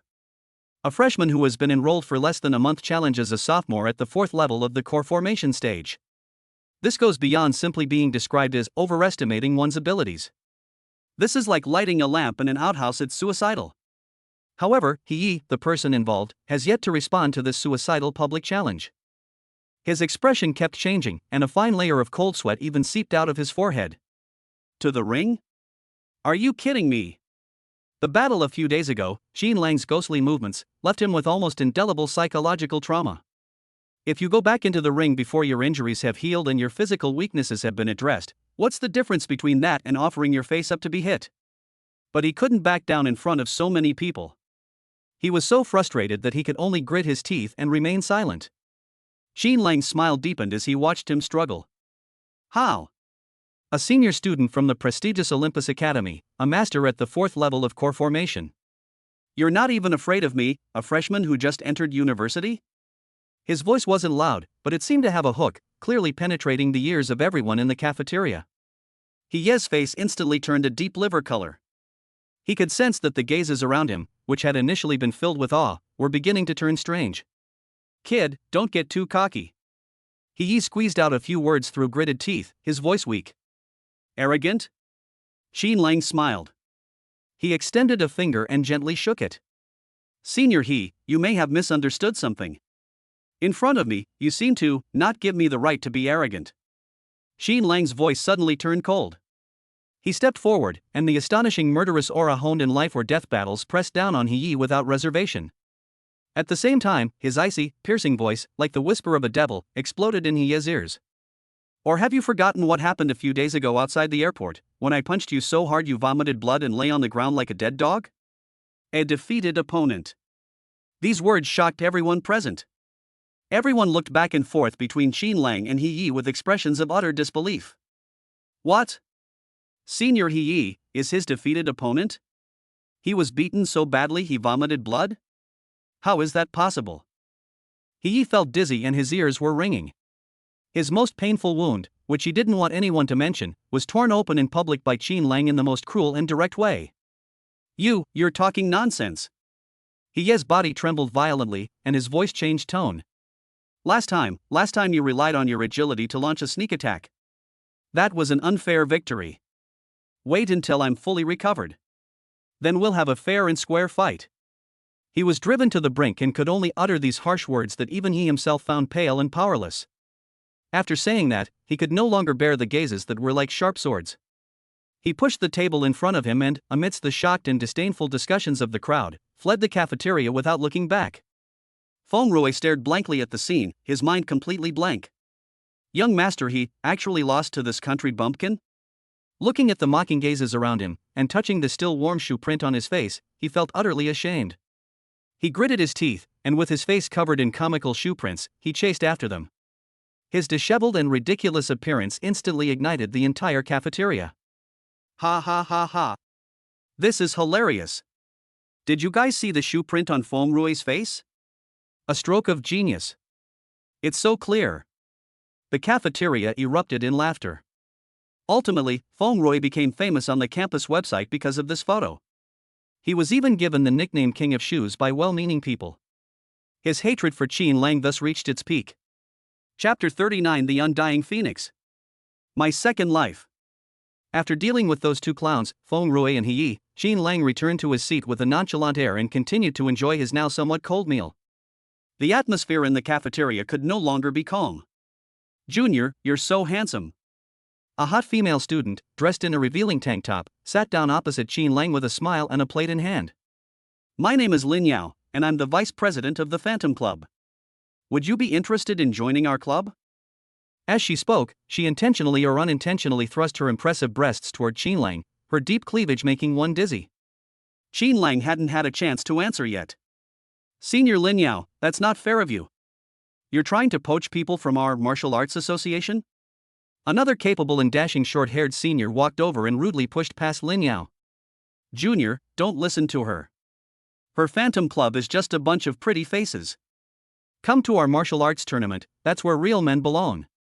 As more and more senior and junior students, and even some club recruiters, surrounded him, Qin Lang felt a headache coming on. He quickly finished his food in his bowl, then, under the pretext that he was full and needed to walk the cat, he temporarily declined all invitations amidst the many admiring or regretful gazes, and hurriedly slipped away with Xiao Bai. On the campus website, posts about him publicly challenging and forcing back He Yi, a senior student at the 4th level of the core formation stage, have already gone viral. Qin Lang, the genius of the 8 locks, is terrifyingly powerful.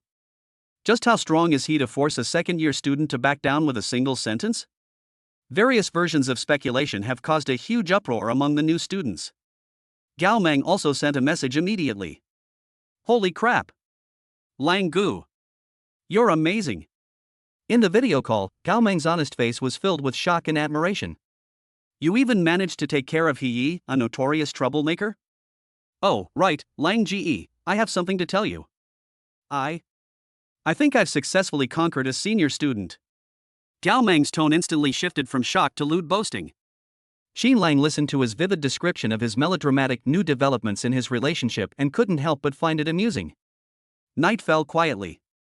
Qin Lang was just about to take Xiao Bai out for a walk to digest his food. The winds and clouds are rising again in the sky. Rolling red clouds, like molten iron, swept in from the horizon, instantly dyeing the entire sky of the capital red. Immediately afterwards, one round. Another illusory sun emerged one after another from that boundless sea of fire. The sun shines brightly across the sky, its light illuminating 10,000 miles. Chirp! The earth-shattering cry of the phoenix resounded through the sky. Phoenix phantoms with wingspans of 10,000 meters and bodies formed from crimson gold flames circled and soared around the newly born illusory suns, creating a magnificent spectacle. This astonishing phenomenon shook the entire capital. My God! What is that? Nine suns. This is the legendary 9 Yang divine gene that has been born. Countless people stepped out of their homes, craning their necks, their mouths agape enough to fit an egg. However, the strange phenomena did not stop there. Just when everyone thought everything was about to settle down. Round 10. 11th round.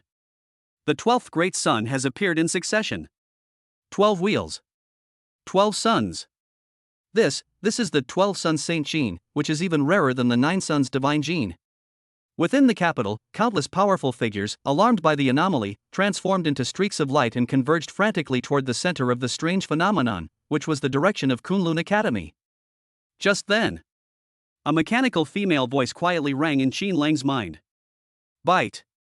Bound object Su Muyue detected burning sky crimson phoenix gene successfully awakened. It's here. Qin Lang was overjoyed. Really? Above Su Muyue's extraordinary phenomenon of 12 Yang Saint genes, in an even more distant sky. Qin Lang's extraordinary phenomenon of receiving a 30-fold return then appeared. In the sky, the already ridiculously large number of suns surged wildly again at an incredible speed. 13 rounds. 14 wheels. 15 rounds. Finally, amidst countless stunned gazes, the number of suns was fixed at an unprecedented and astonishing figure. 18 rounds. Snap. Deep within Kunlun Academy, an elderly dean with white hair and beard, whose aura was as profound as the sea, accidentally broke his beloved teacup, his face filled with disbelief. High above, top experts could see that this was a dual anomaly caused by two people simultaneously. Even so, it is still shocking. However, this is still not the end. Right after those 18 great suns, anomalies then change again. A phoenix with a wingspan of 10,000 meters, its entire body burning with 7 colored divine flames, carrying a golden sun of extreme brilliance on its back, let out a clear and melodious phoenix cry and soared into the sky. The genetic pulse it exhibits is ancient, noble, sacred, and unprecedented.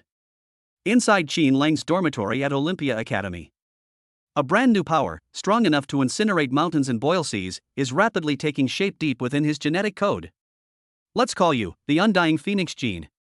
Qin Lang gave his elemental mythical gene, which was returned 30 times from the burning sky crimson phoenix gene, an incomparably domineering name. This gene gave him a special ability that could be described as defying the heavens. The power of nirvana. When subjected to fatal trauma, the power of genes can be activated, allowing one to be reborn from the ashes.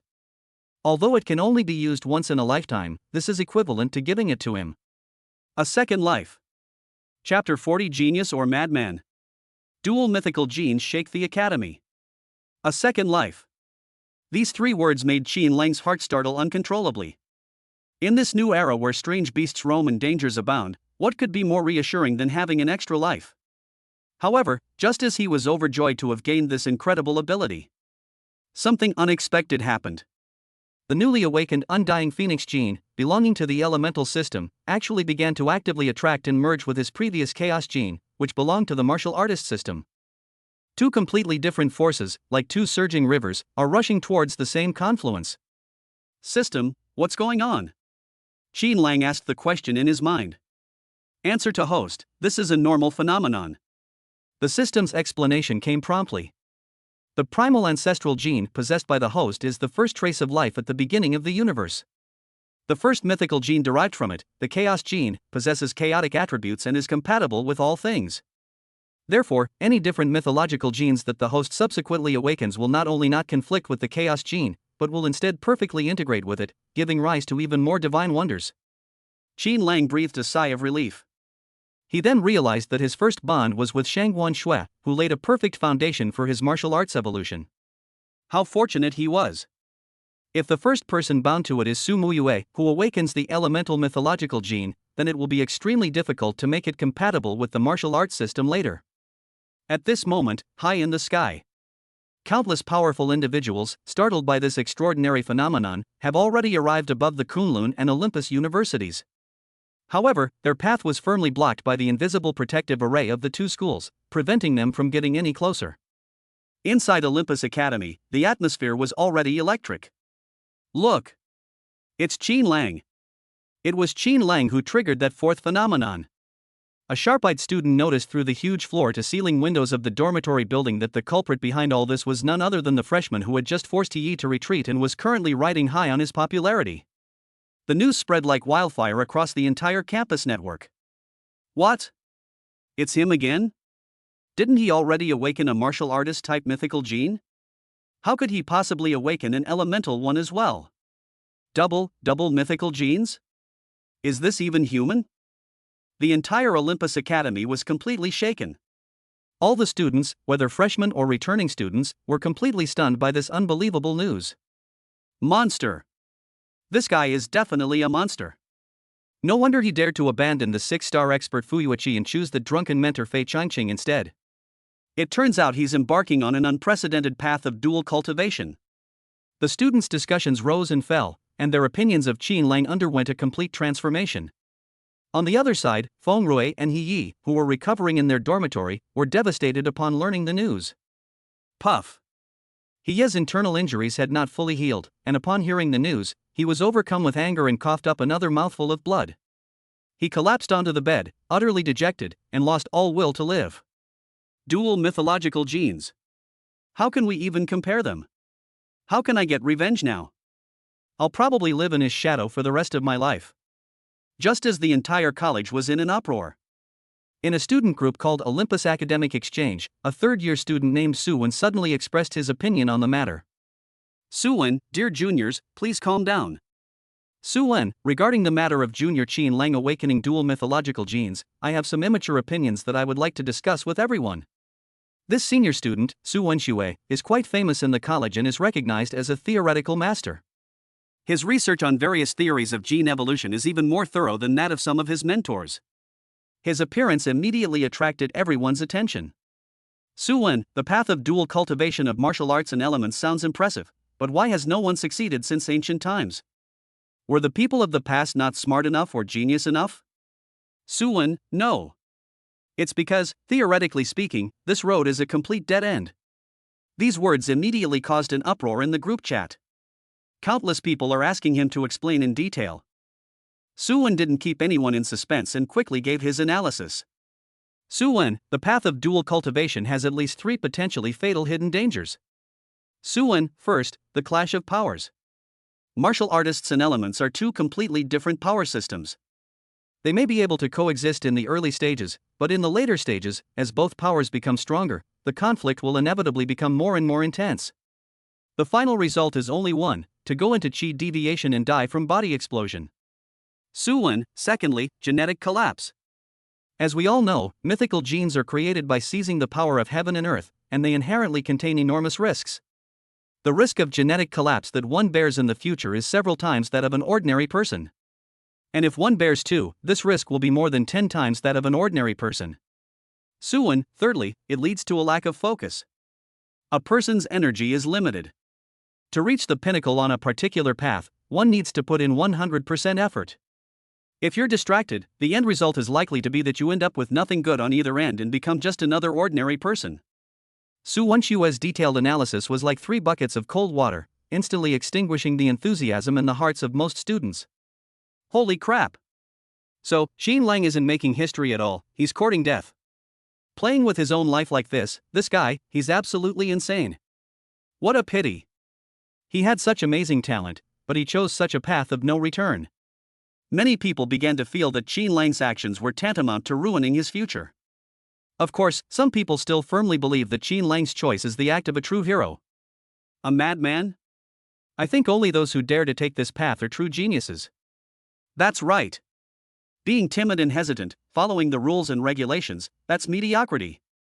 Creating a path that no one has walked before, that's heroism. A heated debate about whether Qin Lang was a genius or a madman quickly spread like wildfire among the freshmen of Olympus Academy. Chapter 41 Mentor, Can We Stop Rolling Around? A heated debate about whether Qin Lang was a genius or a madman quickly spread like wildfire among the freshmen of Olympus Academy. As the person directly involved in the storm, Qin Lang was completely unconcerned. Genius or madman? He didn't want to be any of them, he just wanted to lie down quietly. Right now, he is facing a problem that is 100 times more troublesome than the one that is being discussed all over the school. A figure was standing quietly at the entrance of his dormitory. The newcomer had exquisite features and a refined demeanor. Dressed in simple white clothes, she was none other than Muyue, a powerful 6-star gene expert. She's here again. Xin Lang. Fu Yueqi's voice remained clear and melodious, and her eyes, as clear as autumn water, were fixed on Xin Lang. It was an extremely complex examination, like a top-notch appraiser admiring a rare and unparalleled treasure.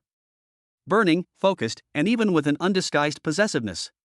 Your newly awakened mythological gene is elemental? She got straight to the point, giving Xin Lang no chance to beat around the bush. Xin Lang nodded. Fu Yueqi's breathing quickened almost imperceptibly by a fraction. Warriors and elements. Two completely different mythological genes can coexist perfectly in the same person's body.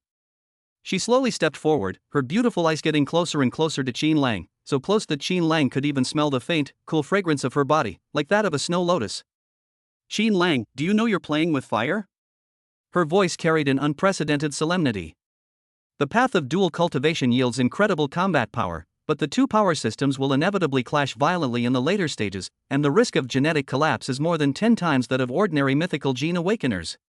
This road has been a dead end since ancient times. Xin Lang felt a little breathless from her powerful aura and instinctively wanted to back away. Fu Yueqi suddenly took a step forward, instantly shortening the distance between them to an extremely dangerous level.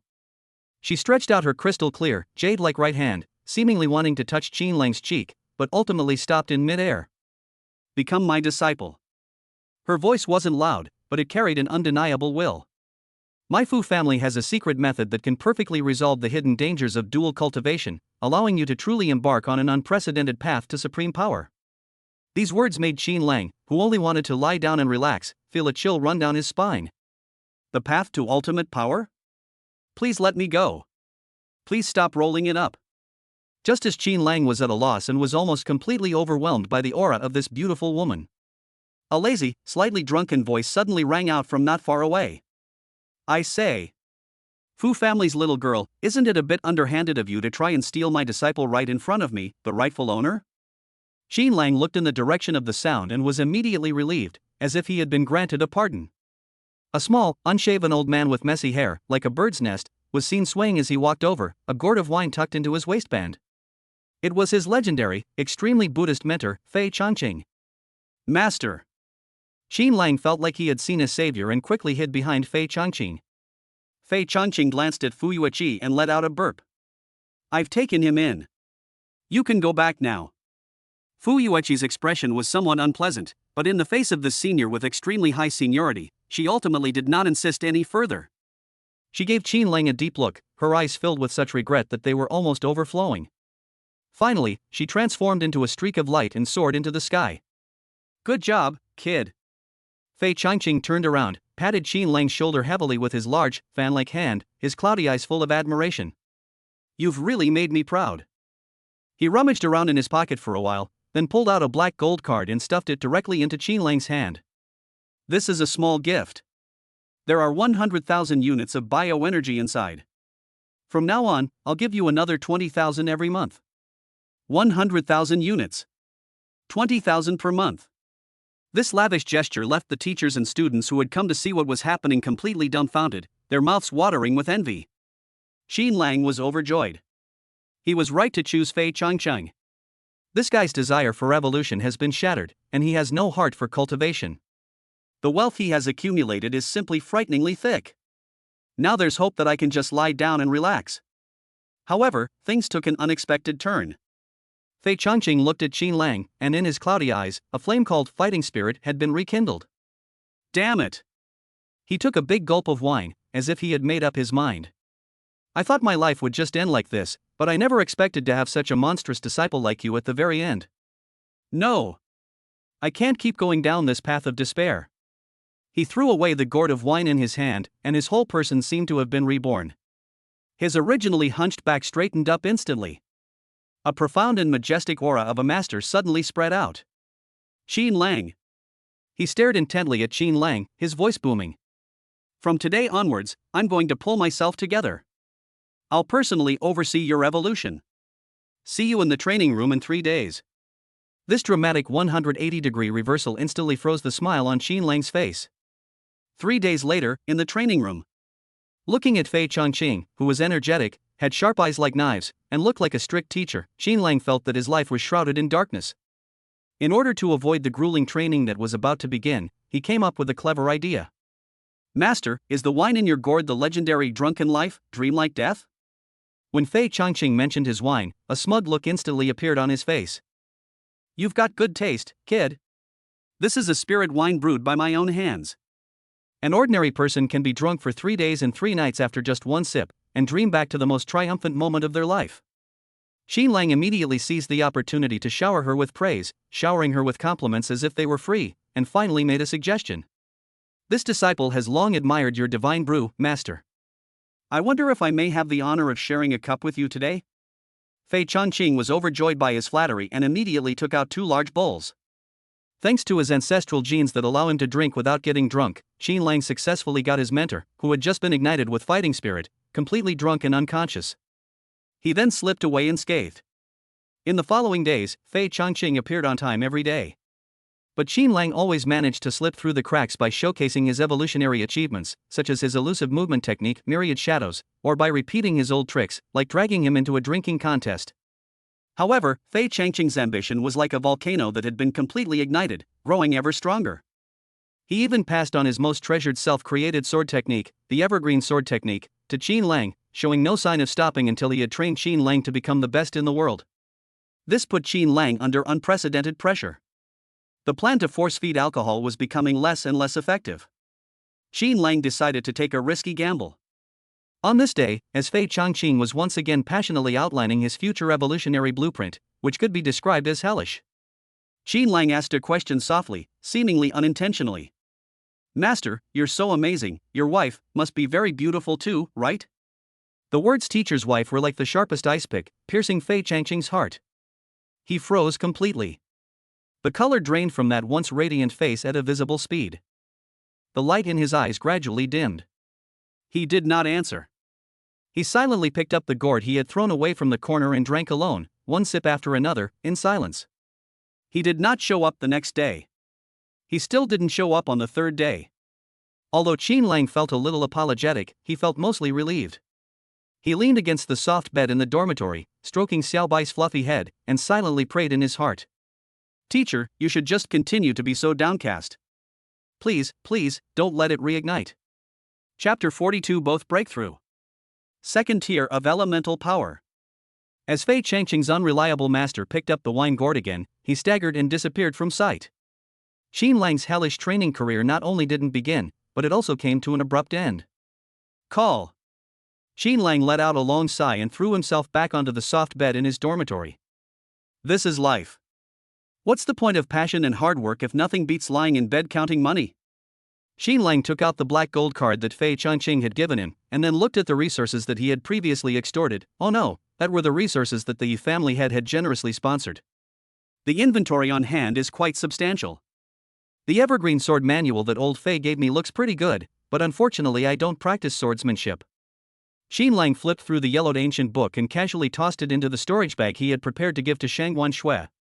That woman was an expert with swords, so giving her this item would be making the best use of it. As for bioenergy, Xin Lang considered it for a moment. Muyue, that silly girl, has had her family cut off her allowance, and she's currently short of money. Even though she said she'd lend it to me, could I really expect her to pay it back? With a wave of his hand, Xin Lang directly allocated a share of 100,000 units, intending to find an opportunity to give it to her. Some of the rest must be left for Shangguan Shui. The Shangguan family is in complete chaos right now, and her eldest cousin will definitely try to cut off her access to resources. As her creditor, how could Xin Lang stand by and watch his experience pack be wronged? The next few days were incredibly comfortable. Aside from occasionally sleeping in theory classes, he would just put on an act in the training room, maintaining the persona of a genius who was exceptionally talented but a little lazy. Until a week later. Brother Lang. Brother Lang. I'm not going to live anymore. The dormitory door was suddenly kicked open. Gao Meng's massive body charged in like a heavy tank, making the floor tremble under his weight.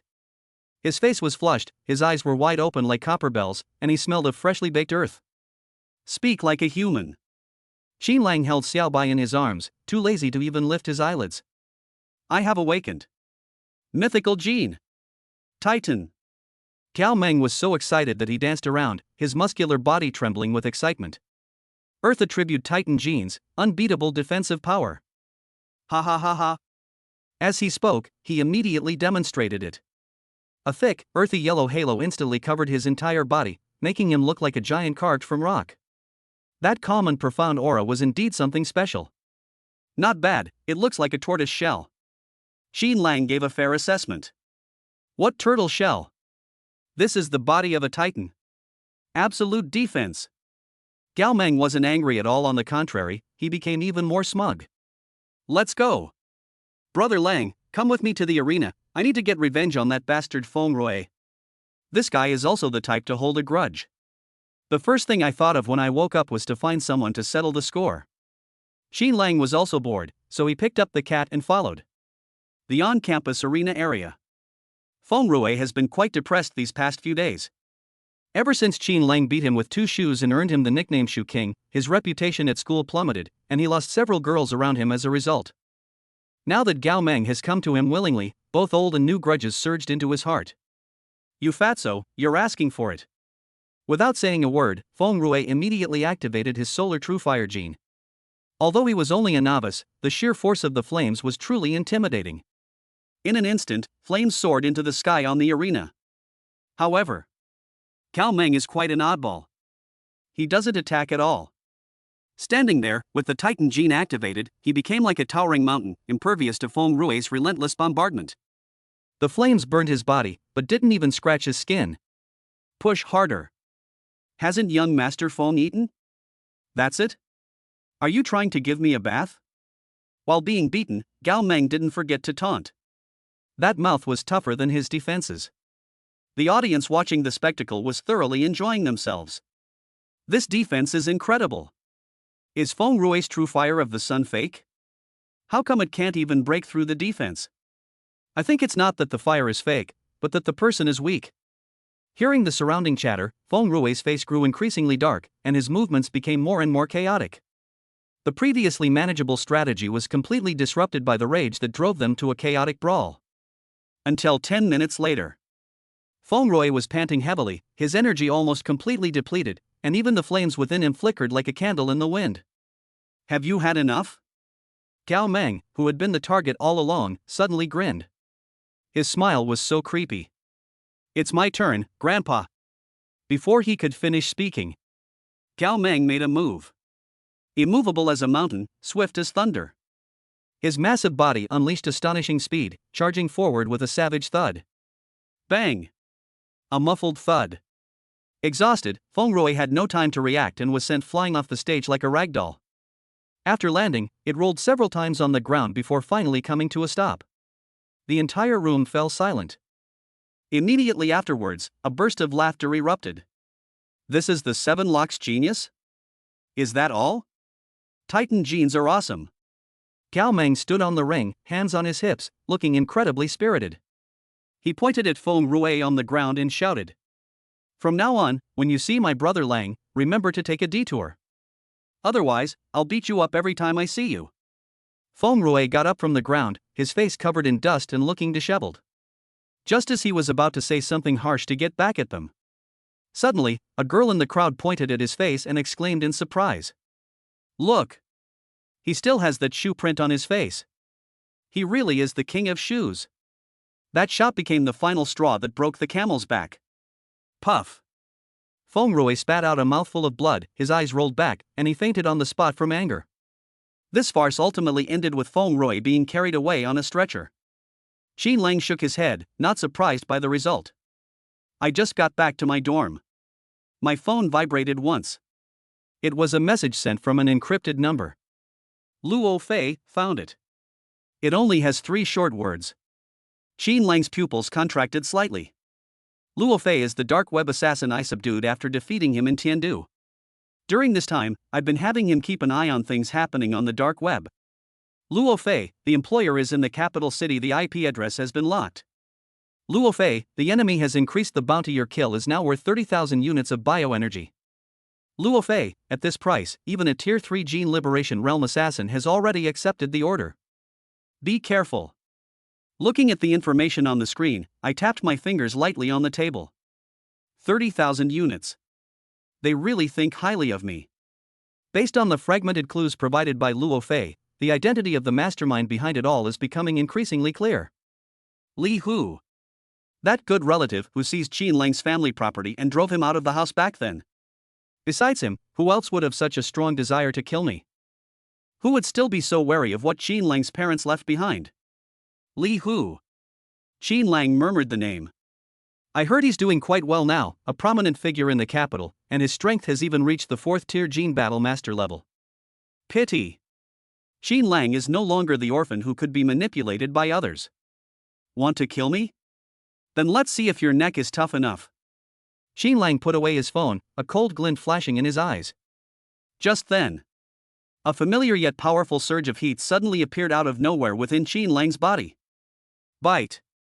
Bound object Su Muyue detected. Successfully broken through to the second stage of elemental power, the energy shaping realm. The host receives a 30x return. It's here. Qin Lang's heart skipped a beat. This energy is far stronger than ever before. If the previous returns were just a trickle, this time it's like the Yangtze River overflowing its banks. Boom. Qin Lang's dantian is located next to the energy core that represents the power of a martial artist. An invisible force is frantically opening up new spaces. That is the elemental pool belonging to the elementalist. The massive heat flowed into it as if it had found an outlet. Compression. Purification. Compress it again. The elemental energy, which was originally ethereal and elusive, began to liquefy at this moment. Drops of the purest elemental liquid gathered into a pool in that newly opened space. The first level of the energy shaping realm. Break. But this is just the beginning. The return of 30 times is an energy that is absolutely terrifying. Energy shaping realm, level 2. The third layer of the energy shaping realm. Qin Lang's aura was rising steadily. The thrill of becoming stronger is simply intoxicating. All 180 genetic circuits in his body were cheering and greedily devouring this energy. Until the 6th level of the energy shaping realm. The violent energy finally subsided. Qin Lang slowly opened his eyes. At this moment, Qin Lang felt like a live volcano that could erupt at any moment. With every gesture, it seemed as if it could draw upon the elemental power of the surrounding world. Energy shaping layer 6. Qin Lang clenched his fist. Su Muyue had only just broken through to the first level of energy shaping, while Qin Lang had already soared to the 6th level. Is this the power of a 30-fold return? Moreover, Qin Lang could sense that the quality of this return was extremely high. It seems that the girl not only broke through, but also laid a very solid foundation. Beep beep beep. Suddenly, the phone on the table rang with a video call request. The image flashing on the screen was Su Muyue's smiling face. The call was just connected. Su Muyue's large face, which was very close to the screen, appeared on the screen. Qin Lang. Qin Lang. I've broken through. I'm now a master of the energy shaping realm.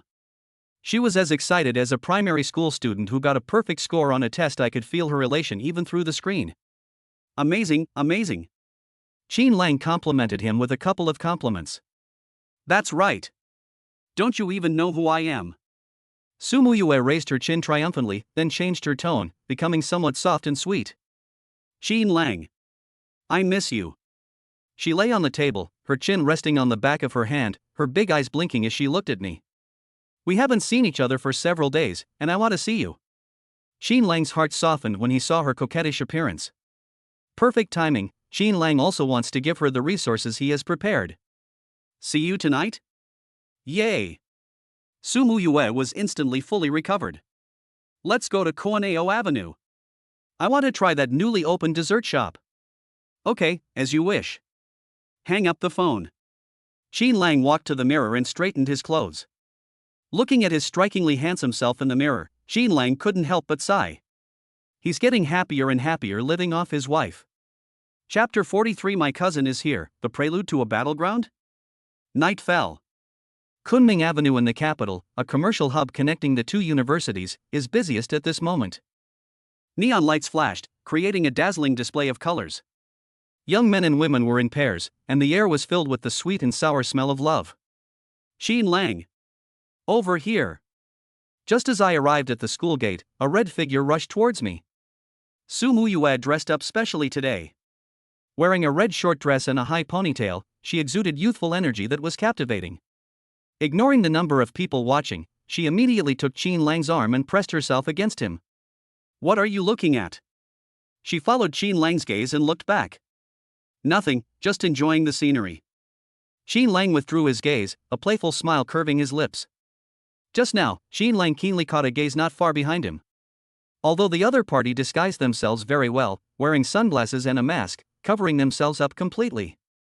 But in Qin Lang's current perception, that familiar aura was impossible to hide. Shang Wanyan. This future mother-in-law really takes the spying business to the extreme. "Let's go, didn't we want dessert?" Qin Lang casually took Su Muyue's hand. Since someone likes to watch it, let her watch it to her heart's content.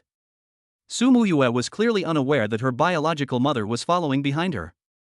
Like a happy little bird, she pulled Qin Lang through the crowd. "I want to eat this. And this too. Open your mouth." She scooped out a large piece of cake with a spoon and brought it directly to my mouth. Qin Lang obediently opened his mouth and ate it. "Is it tasty?" "Sweet." "Hee hee, I think it's sweet too." Su Muyue smiled, her eyes crinkling, and she snuggled even closer to Qin Lang. Qin Lang could clearly feel the gaze behind him growing increasingly intense, almost burning a hole in his back. You can even faintly hear someone gritting their teeth. "You can't even handle this?" He chuckled to himself. Walking to a relatively quiet bench, Qin Lang sat down next to Su Muyue. "Give." Qin Lang took out the resource card he had prepared beforehand from his pocket and handed it over. "What's this?" Su Muyue took it and her eyes widened instantly. 80,000? She almost cried out, then quickly covered her mouth and looked around nervously.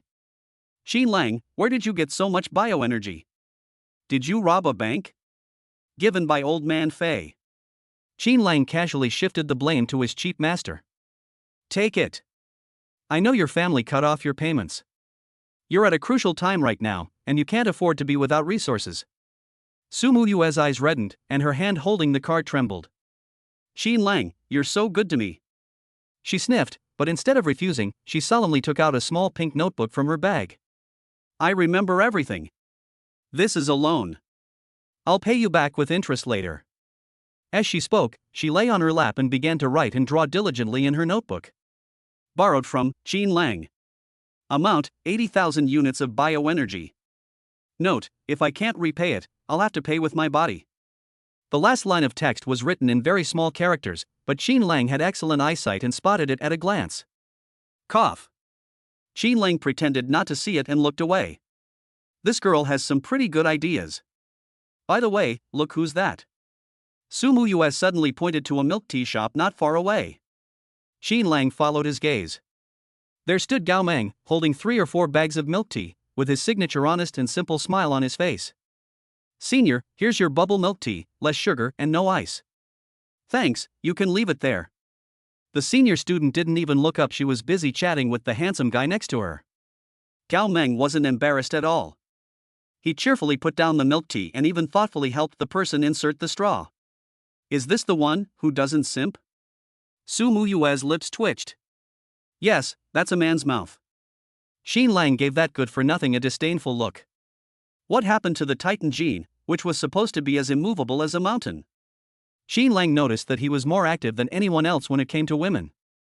"We wandered around until late at night." He escorted Su Muyue back to the girls' dormitory building. "Get some rest." "Okay. You should go home early too." Su Muyue hugged Qin Lang reluctantly before walking inside, turning back to look at him every few steps.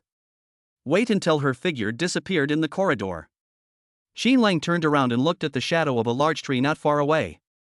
"Auntie, aren't you tired after watching all night?" The shadows of the trees swayed. Shang Wanyan emerged from the shadows. She took off her sunglasses, revealing a frosty expression on her well-maintained face. His chest heaved violently, clearly indicating that he was extremely angry. "Qin Lang, don't be so smug." She stared at me coldly. "You think you can win people's hearts with tens of thousands of units of energy? These petty favors can only fool a naive girl like Muyue." "Yeah?" Qin Lang shrugged, looking completely indifferent. That's still better than some people cutting off even their own daughter's living expenses, isn't it? You. Shang Guanyan was speechless after Qin Lang's words. She glared fiercely at Qin Lang, as if trying to kill him with her eyes. Humph. We'll see. After saying that, she tossed her hair and stormed off in her high heels. Watching her furious back, Qin Lang felt great. Back in the dormitory. I just finished washing up and was getting ready for bed. The system notifications sounded in my mind again. Byte. Bound object Shangguan Shui detected successful breakthrough to the second level of core formation. The host receives a 30x return. Qin Lang suddenly sat up straight. Shangguan Shui.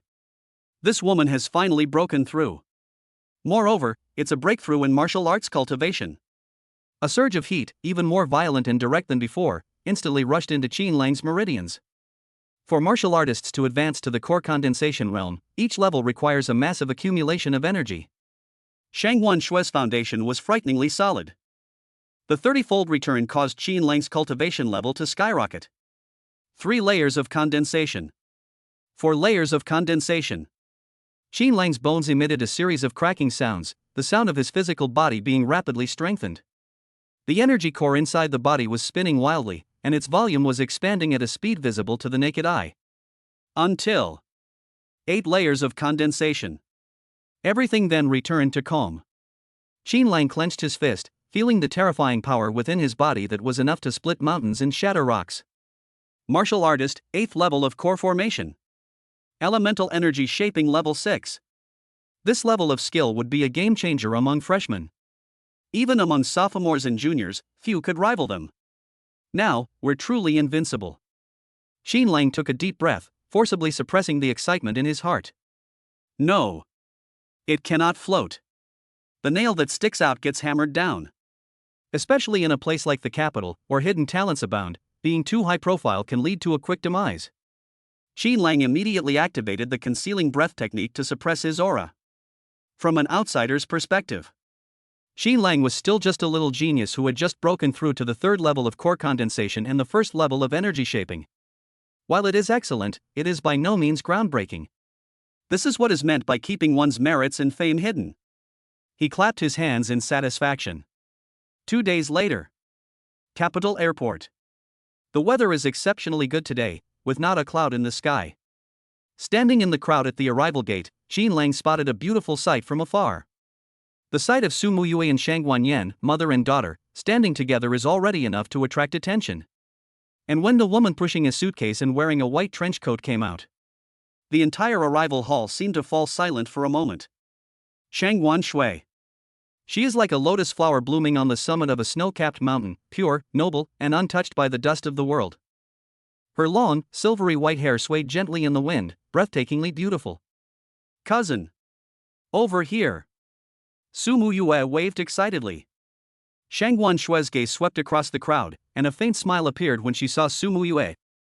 And when her gaze inadvertently met Qin Lang's, a hint of panic flashed in those icy blue eyes, and the tips of her ears turned slightly red. Shuier, you've worked hard. Shang Guanyan went up to her and warmly took Shangguan Shui's hand. This is the capital city, and from now on, it will be our home ground. She glanced at Shangguan Shui, then at Su Muyue beside her, a glint of shrewdness flashing in her eyes. Let's not stay at the hotel tonight, let's stay at Auntie's instead. Shang Guanyan extended an invitation. It's been a long time since my aunt and I had a proper chat. Shangguan Shui hesitated for a moment, then subconsciously glanced at Qin Lang. Seeing him nod slightly, she softly replied. Okay, Auntie. Watching these 3 women create quite a scene. Qin Lang touched his nose, feeling that behind Shang Guanyan's warm smile lay some unspeakable secret. What mischief is this woman plotting now? Chapter 44 The Vicious Beauty Trap, Aunt's Request. After learning from Su Muyue that Shangguan Shui had been settled, Qin Lang's heart, which had been hanging in suspense, could finally be put at ease. Once a person arrives in the capital, they have entered his territory. As long as she continues to evolve, Qin Lang's cultivation level will rise rapidly. The feeling of reaping the benefits without lifting a finger is simply amazing. At the same time, Shang Guanyan is living in a luxury apartment she rents in the capital. The crystal chandelier in the living room emitted a soft glow, and a faint scent of incense filled the air. Shang Guanyan, dressed in a silk robe and holding 2 glasses of red wine, sat elegantly on the sofa. Shuer, come and try this. This is a fine wine that your aunt has been treasuring for several years. She handed one of the cups to Shang Guanshui, who was sitting opposite her. Shang Guanshui took the wineglass but did not drink it. She simply placed it politely on the coffee table. Auntie, is there something you need from me? She still maintained that aloof and cold demeanor, as if keeping everyone at arm's length. What are you saying? Can't I even chat with you if there's nothing wrong? Shang Guanyan gave her a reproachful look, then sighed, a look of reminiscence on her face. It's hard to believe you've grown up so much. Back when you were still a baby, your aunt held you in her arms. She began to reminisce about her childhood. They talked about the rise and fall of their family and the hardships their elders had endured. It must be said that Shang Guanyan is an extremely skilled manipulator of people's hearts. Under her deliberate guidance, the initially somewhat reserved atmosphere gradually became warm and inviting. Shang Guanshui's expression softened considerably, and she occasionally chimed in with a few words, evoking a sense of closeness towards this elder. It looks like it's almost done. Shang Guanyan suddenly changed the subject, sighed heavily, and her face was full of sorrow. Auntie, what's wrong? Shang Guanshui noticed her unusual behavior and couldn't help but ask. Is it because of Muyue? Sai, you're so smart, nothing can be hidden from you. Shang Guanyan shook her head with a wry smile, picked up her wineglass, and drank it all in one gulp. You have no idea, that brat is driving me crazy. She put down her wineglass, her eyes slightly red, and began to pour out her grievances. Why did she choose Qin Lang over so many outstanding young men from prominent families? Upon hearing the name Qin Lang, Shang Guanshui's grip on the cup tightened slightly, and her gaze became somewhat unfocused. Qin Lang, he's actually quite outstanding. She offered a soft defense. Excellent? What's the use of being excellent?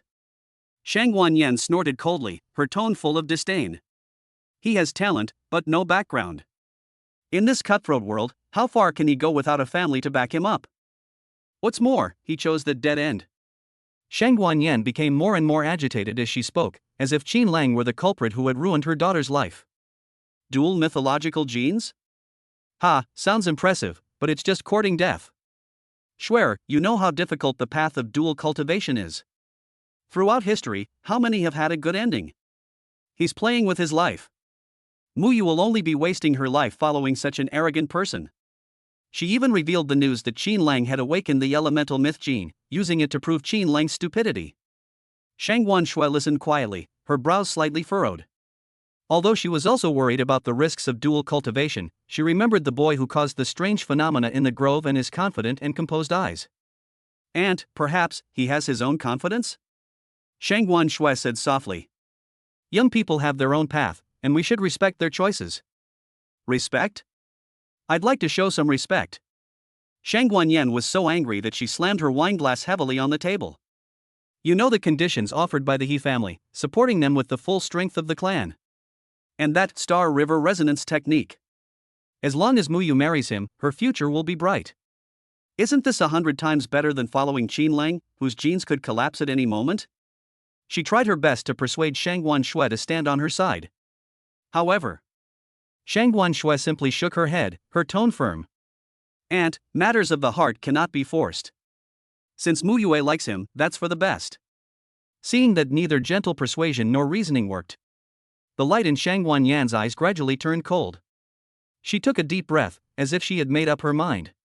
Shuer, since you don't believe me, would you be willing to do your aunt a favor? What kind of help?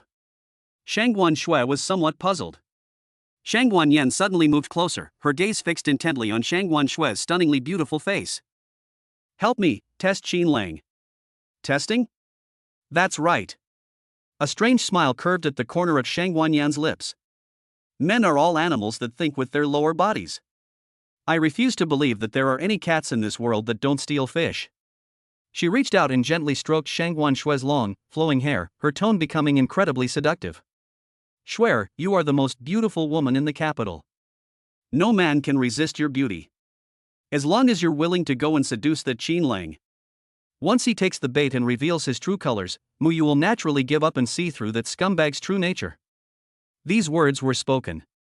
Shang Guanshui froze completely. She stared wide-eyed at the familiar yet unfamiliar elder in front of her, her eyes wide with disbelief. Seducing Qin Lang? Go and seduce that man, with whom you've already had the most intimate relationship? A feeling of utter absurdity, tinged with a touch of shame, instantly welled up inside me. No! Shangguan Shui suddenly stood up, her face flushed red. Auntie, how could you make such a request? This is too much. She wanted to say it was shameless, but out of respect for her elders, she forced herself to hold it back. What's wrong with that? Shangguan Yan, however, did not take it to heart and instead spoke with self-righteousness. What's wrong with using some methods for Muyue's happiness? What's a little sacrifice if it can bring her back to the right path? This is not a sacrifice. Shangguan Shui took a deep breath and forced herself to calm down. She looked directly into Shangguan Yan's eyes and pointed out incisively. Aunt, are you really doing this just for Muyue? Or are you doing this for the future of the Su family? Or for yourself? These words were like a sharp knife, piercing through Shangguan Yan's disguise. Her face instantly turned ugly. Shuer, how dare you speak to your aunt like that? I'm telling the truth. Shangguan Shui did not back down.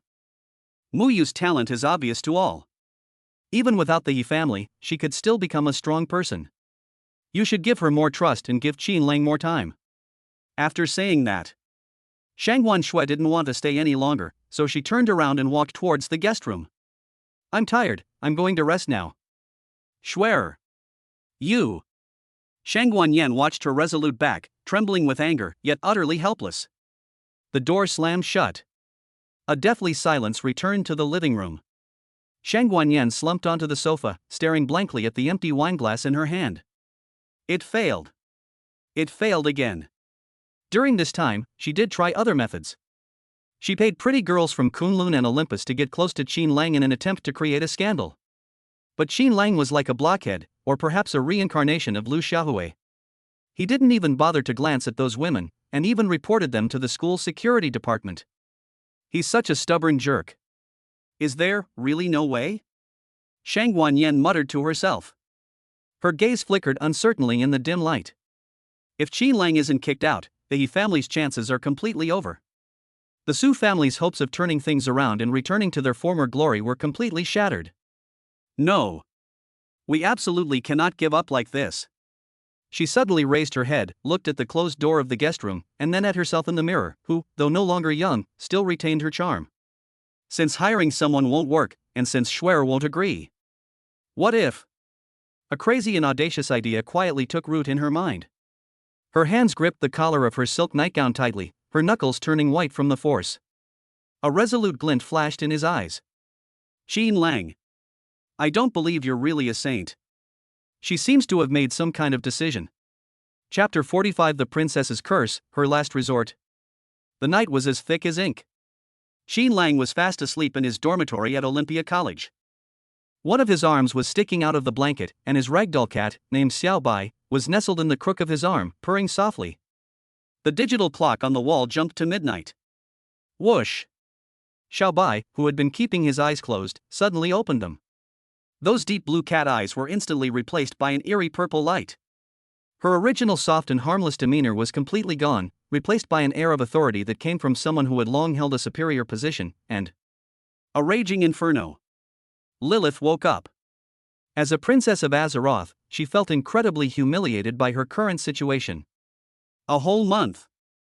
Her consciousness was trapped in this damned cat body, forced to watch herself act like an idiot, acting cute and charming towards this inferior human. He patted my head. He scratched my chin. He even carried her to the toilet. Unforgivable. Lilith screamed inwardly, the shame almost burning away her reason. She carefully pulled herself out of Qin Lang's arms. The cat's paws landed on the soft sheets without making a sound. She arched her back, staring at Qin Lang's unguarded sleeping face, and 5 sharp claws slowly emerged from her paw pads. The cold light was biting. Die, you sinner who blasphemed this princess! Lilith kicked off with her hind legs, transforming into a white lightning bolt that hurtled straight for Qin Lang's throat. It looked like the claws were about to pierce the skin. A large hand suddenly appeared out of nowhere and grabbed the back of her neck with perfect precision. All offensive efforts crumbled in an instant. Lilith's limbs were dangling in the air, like a rag doll being lifted up. She looked up in alarm. Xin Lang was wide awake, his dark eyes clear and bright, showing no sign of sleepiness.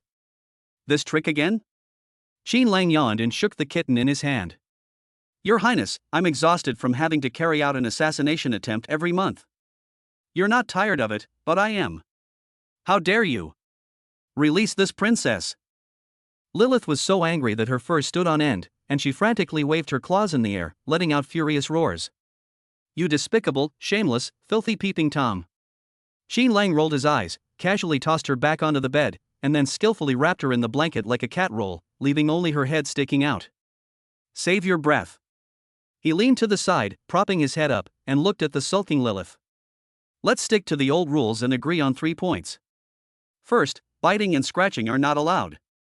Second, urinating or defecating anywhere is prohibited. Third, you're not allowed to take advantage of me while I'm sleeping anymore. I know I'm handsome, but humans and cats are different, so please restrain yourself. You're talking nonsense. Lilith nearly coughed up a mouthful of blood. That's just the instinct of this stupid cat. What does it have to do with my noble soul? An explanation is just to cover up. Xin Lang's I understand expression infuriated Lilith so much that she wanted to bite her tongue and commit suicide. But she quickly forced herself to calm down. She had limited time to wake up this time, and she couldn't waste it arguing with this scoundrel. Humph. This princess will not stoop to the level of a lowly creature like you. Lilith struggled to get out of bed, sat upright on the bed, and adopted a condescending posture. Listen up, humans. As a reward for your care of this temporary palace during this time, this princess has decided to bestow upon you an unparalleled favor. Xin Lang raised an eyebrow. Oh? You want to repay me with your body? Roll. Lilith cursed, then took a deep breath and her expression turned serious. I'm going to teach you a spell. This is a simplified version of our Azeroth royal family's secret weapon, the Lock of Time. Simply uttering this incantation will force your enemy into a brief state of stillness. Even a powerhouse who is a whole realm higher than you is not exempt. Xin Lang's expression changed instantly. Forced stillness? In a battle between masters, even a pause of only 0.1 seconds is enough to decide life or death. This is absolutely a life-saving and game-changing technique. Learn. We must learn. Xin Lang immediately sat up straight, his face full of eagerness to learn. Lilith nodded in satisfaction, cleared her throat, and began to recite. AKA. RA, do, SI.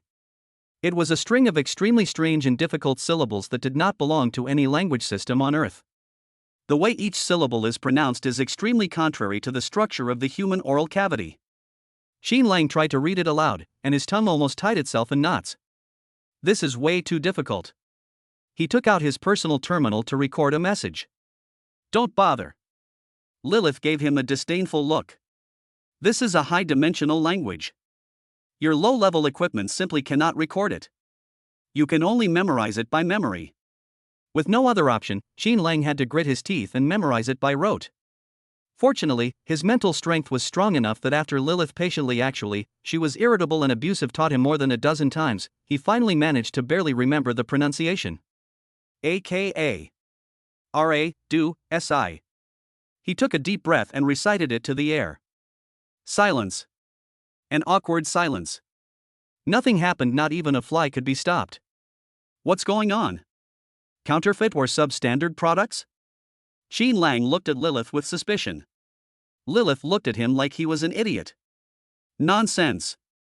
You think just reading it aloud is enough? This is magic.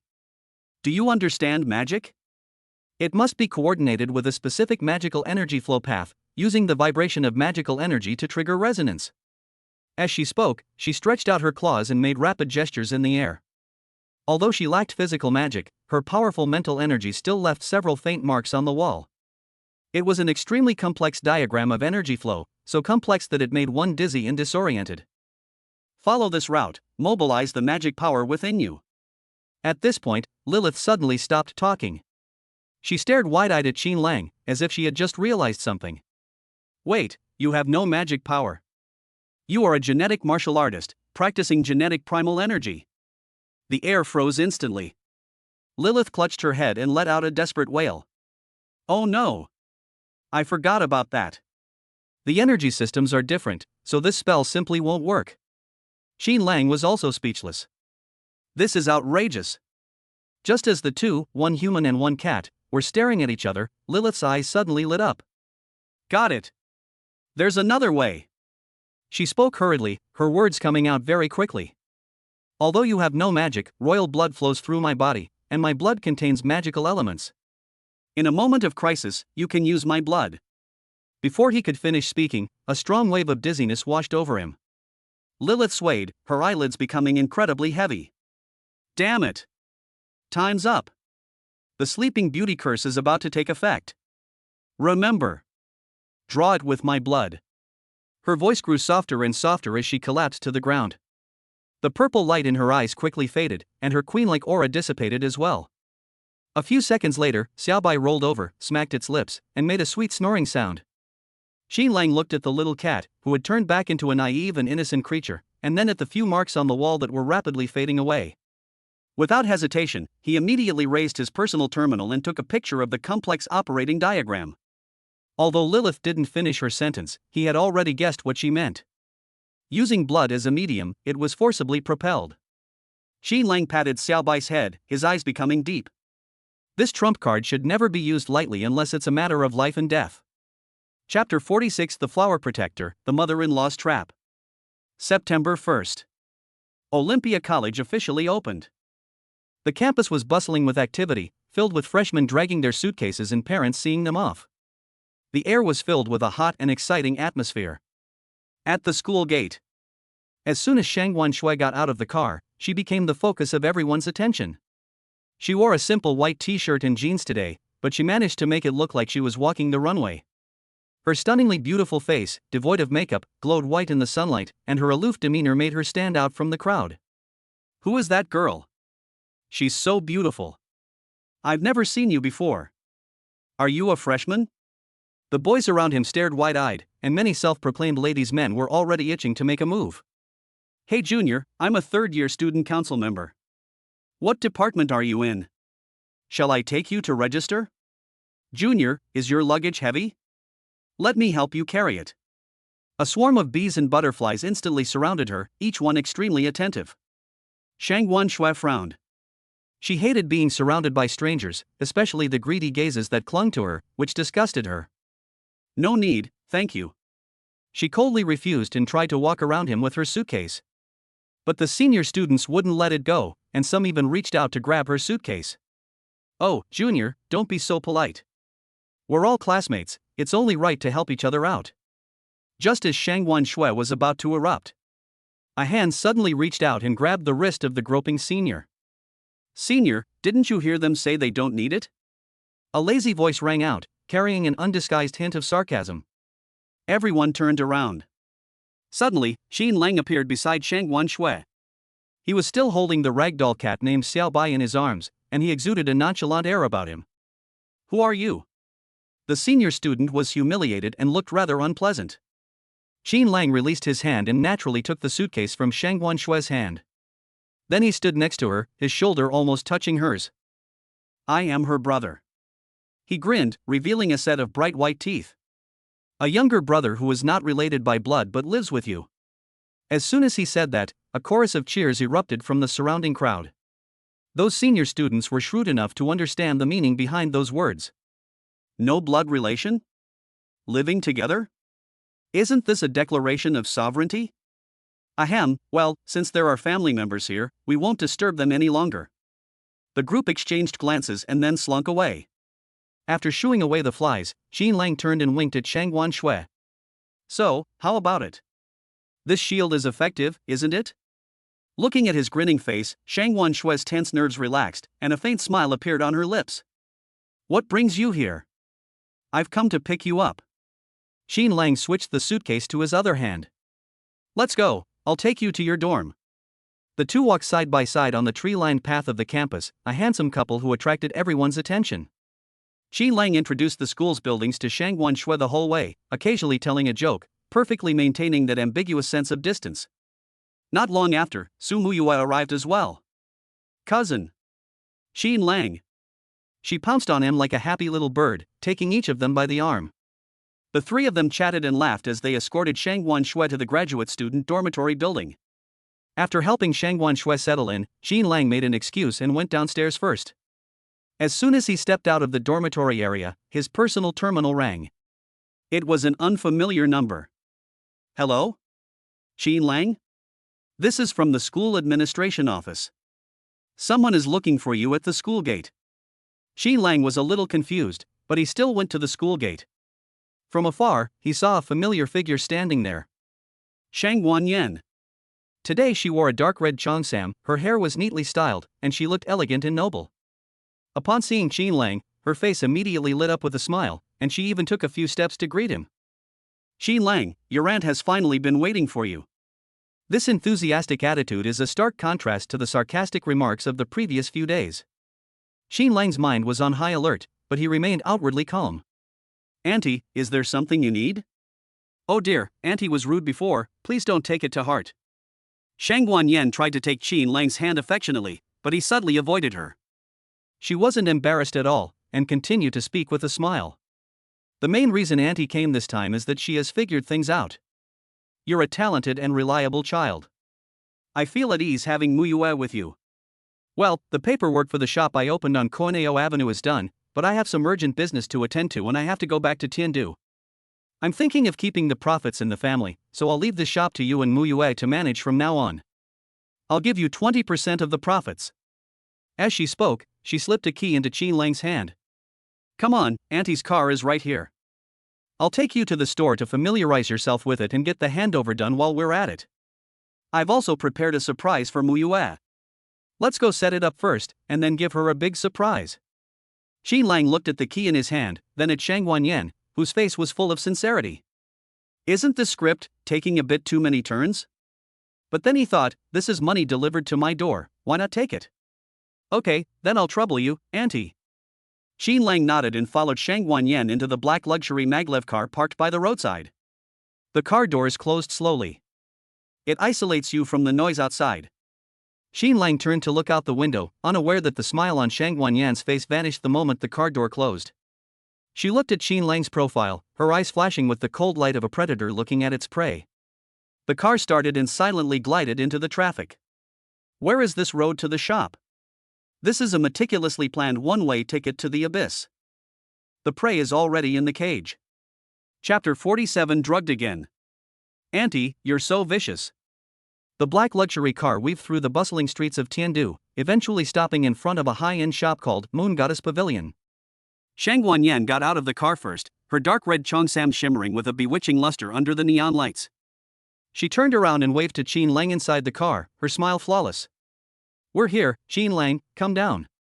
Jean Lang carried Xiaobai out of the car and looked up at the magnificent signboard. This place specializes in high-end gene therapy raw materials. It's definitely a lucrative business. Auntie, this store is really impressive. That's natural.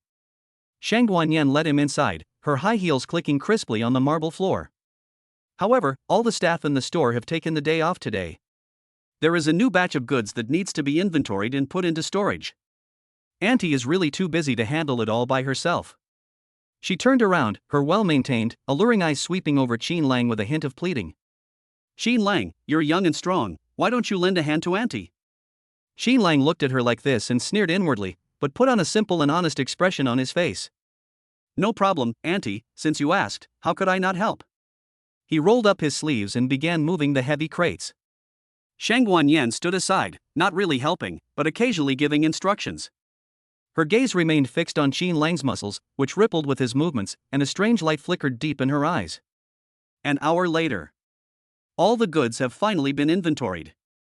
Jean Lang was exhausted and covered in sweat. His t-shirt was soaked through and clung tightly to his body, outlining his strong, inverted triangle physique. Oh dear, you must be exhausted. Shang Guanyan walked over, carrying a glass of warm water. She was very close enough that Jean Lang could smell the rich, mature perfume on her. Here, have a sip of water to soothe your throat. Jean Lang, caught off guard, took the water glass, tilted his head back, and drank it all in one gulp. As Shang Guanyan watched his Adam's apple bob, the smile on her lips deepened. She took out a fragrant handkerchief from her bag and naturally raised her hand to wipe the sweat from Jean Lang's forehead. Look how much you're sweating, it breaks my heart to see you like this. Qin Lang subconsciously leaned back to avoid her touch. Auntie, I can do it myself. Shang Guanyan's hand froze in mid-air, but she quickly withdrew it as if nothing had happened.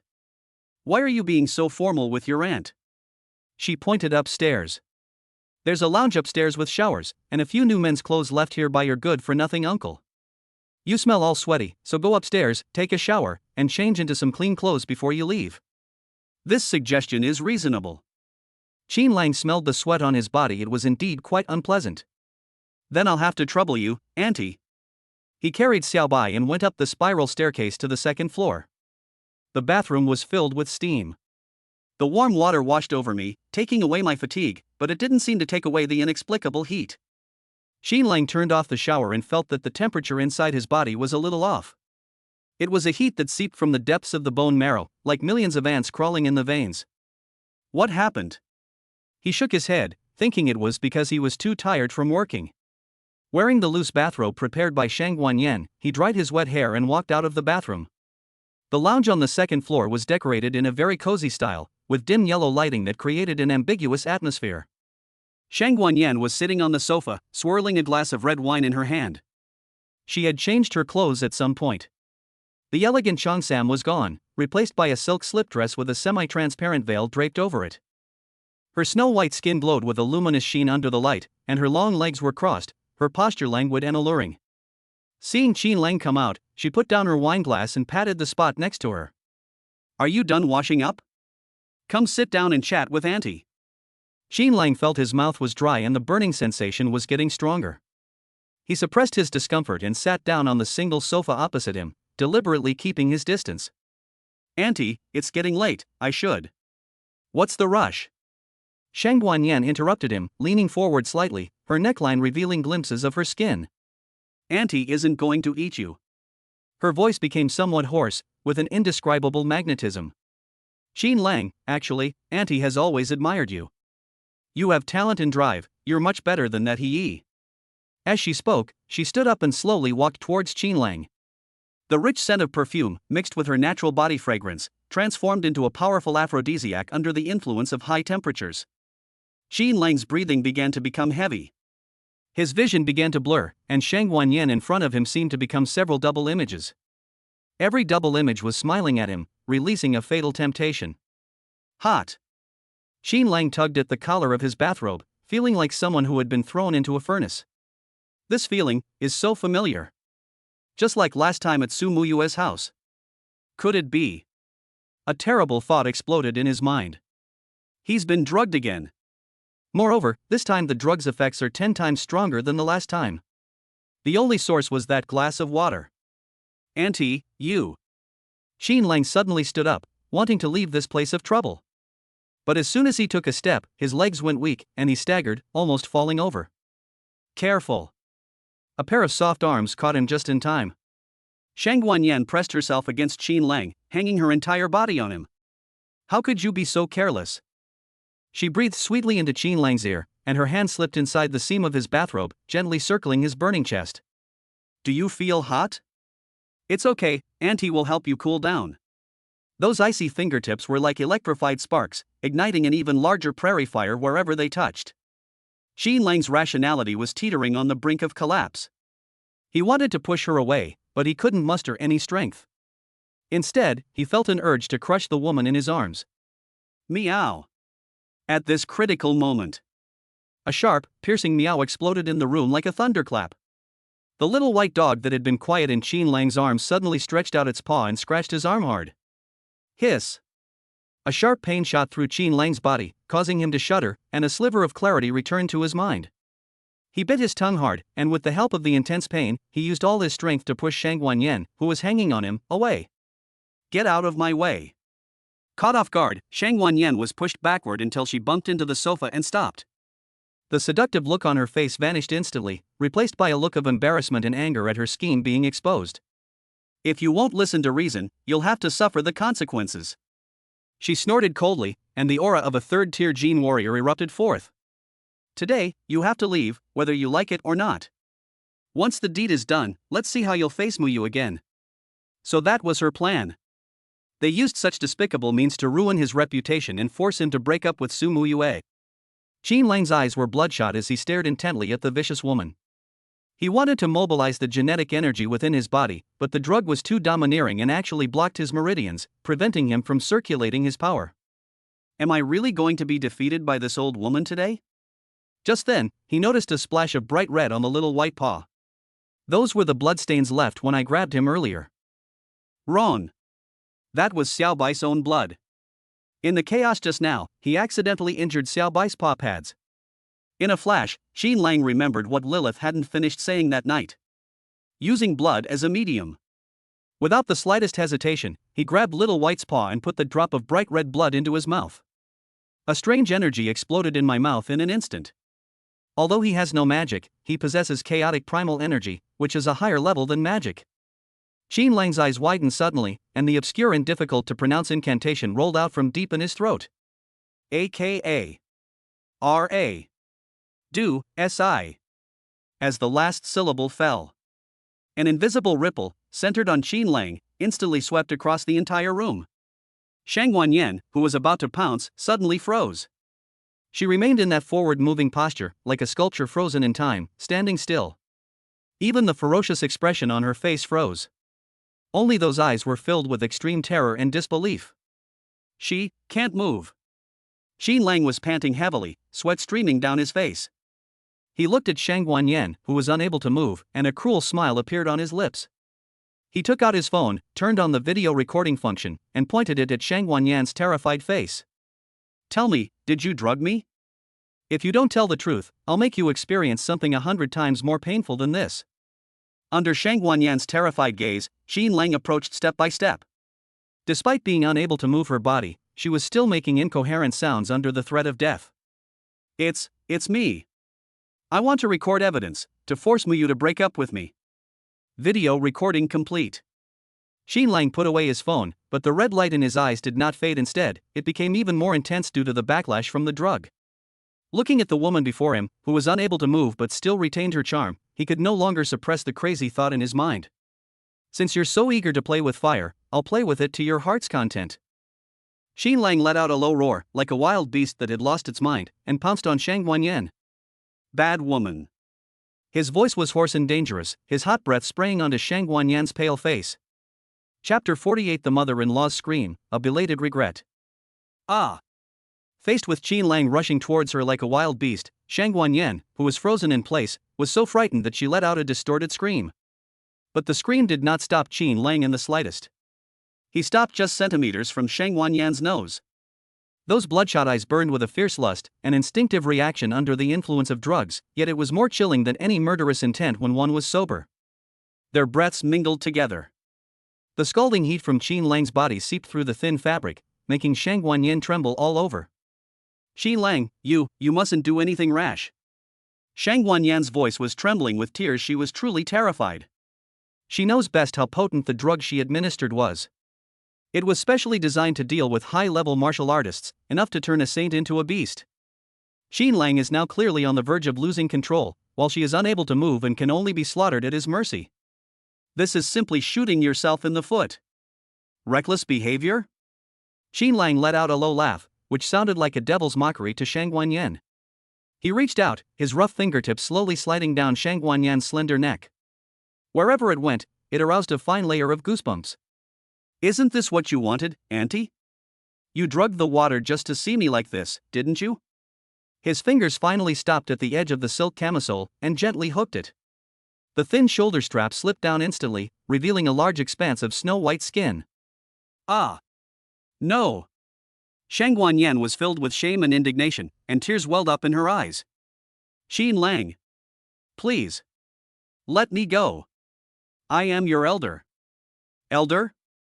Qin Lang looked as if he had heard the biggest joke in the world, and the red light in his eyes intensified. He suddenly leaned in, his lips almost touching Shang Wanyan's earlobe. When you drugged me, did you ever think about the fact that you were my elder? When you wanted to destroy me, did you think about Muyue? He opened his mouth and bit down hard on that round earlobe. Hiss! Shang Wanyan cried out in pain, her whole body trembling. The feeling of pain and shame nearly drove her to the brink of collapse. She tried to struggle and escape, but her body felt like it was filled with lead, and she couldn't move an inch. This feeling of complete loss of control utterly shattered all her psychological defenses. I was wrong. I was really wrong. Shang Wanyan cried so hard that her face was streaked with tears, completely losing the composure she usually displayed as a wealthy lady. I will never do it again. I promise I'll never interfere with you and Muyue again. Please, just let me go this time. Xin Lang did not stop his actions because of her pleas for mercy. He endured the drug's effects, which threatened to burn him to ashes, while precisely controlling his actions. He was walking a tightrope. It requires both portraying uncontrollable madness and holding onto the last line of defense. This is a psychological game. He wanted to make this woman remember the fear she felt today, so that she would never dare to have any improper thoughts about him again for the rest of her life. His hand roamed over Shang Wanyan's waist, each touch eliciting a suppressed scream from her. Auntie, you've taken such good care of yourself. He whispered in her ear in a highly seductive tone. Tell me, if I do it to you now and then send the video to Muyue, what do you think she'll think? This sentence became the last straw that broke the camel's back. Shang Wanyan's pupils suddenly contracted, her face drained of color, and her eyes were filled with despair. If that happens, her life will be completely over. No. Don't. She pleaded incoherently, her tears ruining her delicate makeup and making her look utterly disheveled. If you just let me go, I'll give you anything you want.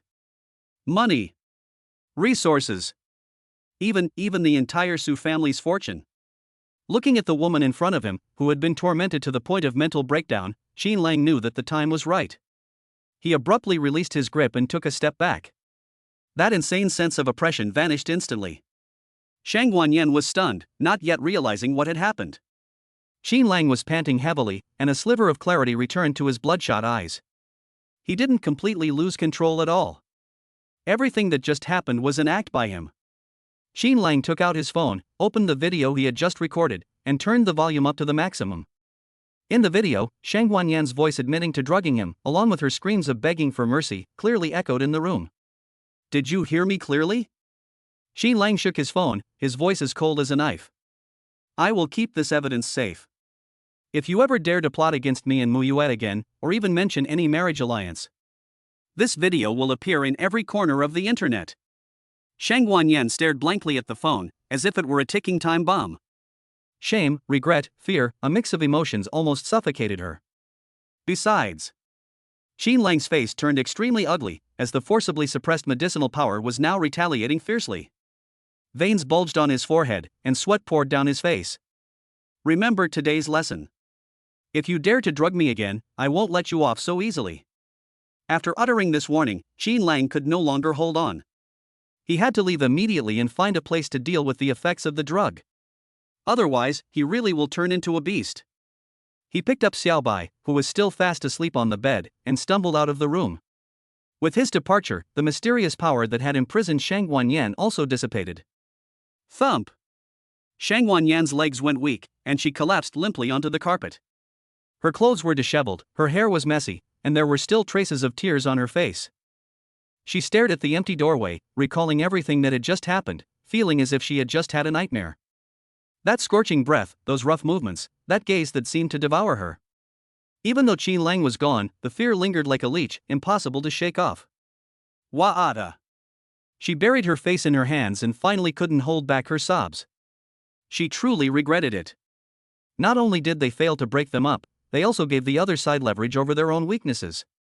He almost got himself involved. This time, she truly lost both her wife and her army. Chapter 49. Cousin, I'm sorry to offend you. Xin Lang, carrying Xiao Bai, rushed out of the moon goddess pavilion like a whirlwind. The night wind rushed towards him, but it couldn't dispel the volcano about to erupt within him. That drug was just too potent. Every inch of my skin felt like it was on fire, and every cell was screaming with desire. His vision began to turn blood red, and the surrounding scenery was distorted into bizarre shapes. Damn it! Xin Lang gritted his teeth and stumbled into a secluded alley. He needs to find a place as soon as possible. It's definitely too late to go back to school. If his classmates or teachers see him in this state, his reputation will be completely ruined. Not far ahead, there is a budget hotel that looks fairly decent. Using up his last bit of reason, Xin Lang rushed into the hotel lobby. The receptionist was so startled when a man covered in sweat and with bloodshot eyes rushed in that she almost dropped her room key. Get a room. Xin Lang slammed his ID card on the counter, his voice hoarse as if it had been sanded. Okay, sir, please wait a moment. The waiter was frantically operating the computer. Just then, the hotel's revolving door started turning again. A familiar figure walked in.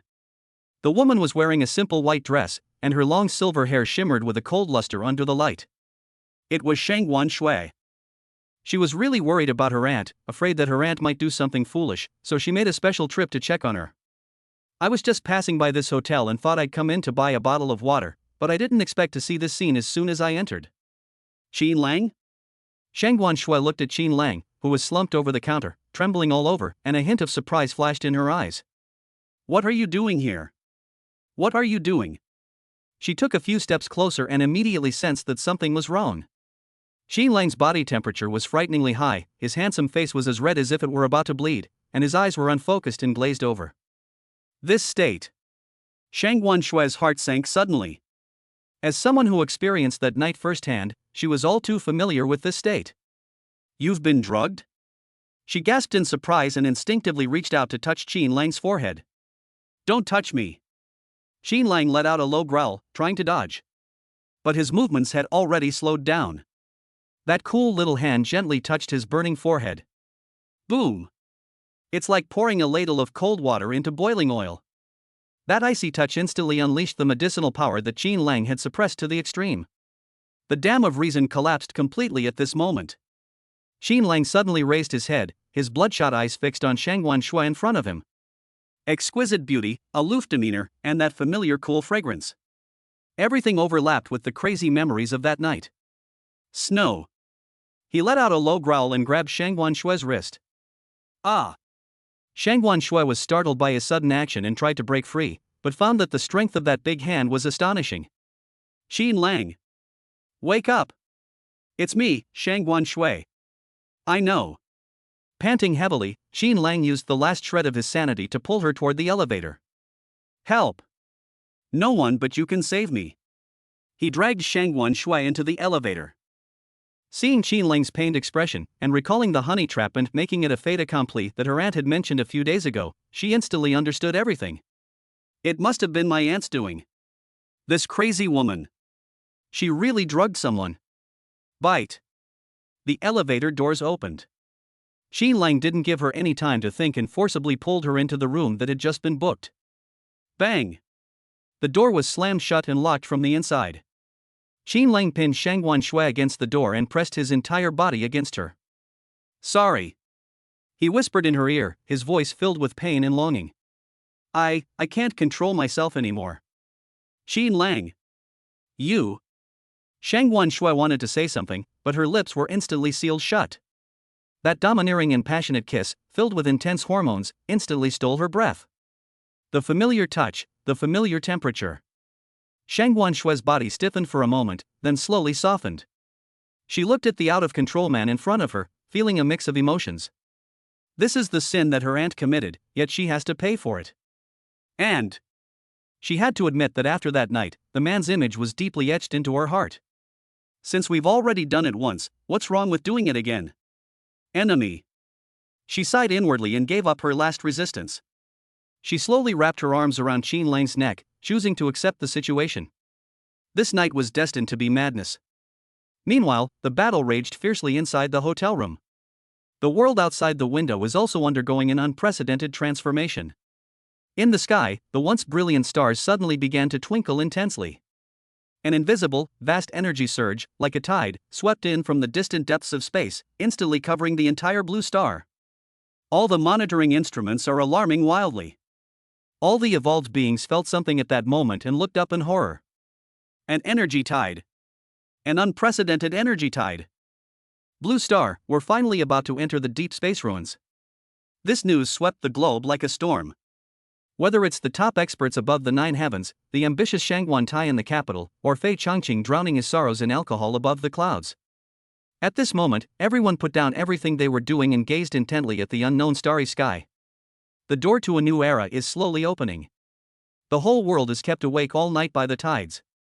Meanwhile, Qin Lang and Shang Guanshui, who were in the hotel room, also experienced the ebb and flow of this tide that belonged to them all night long, without stopping. Chapter 50. I will take responsibility for you.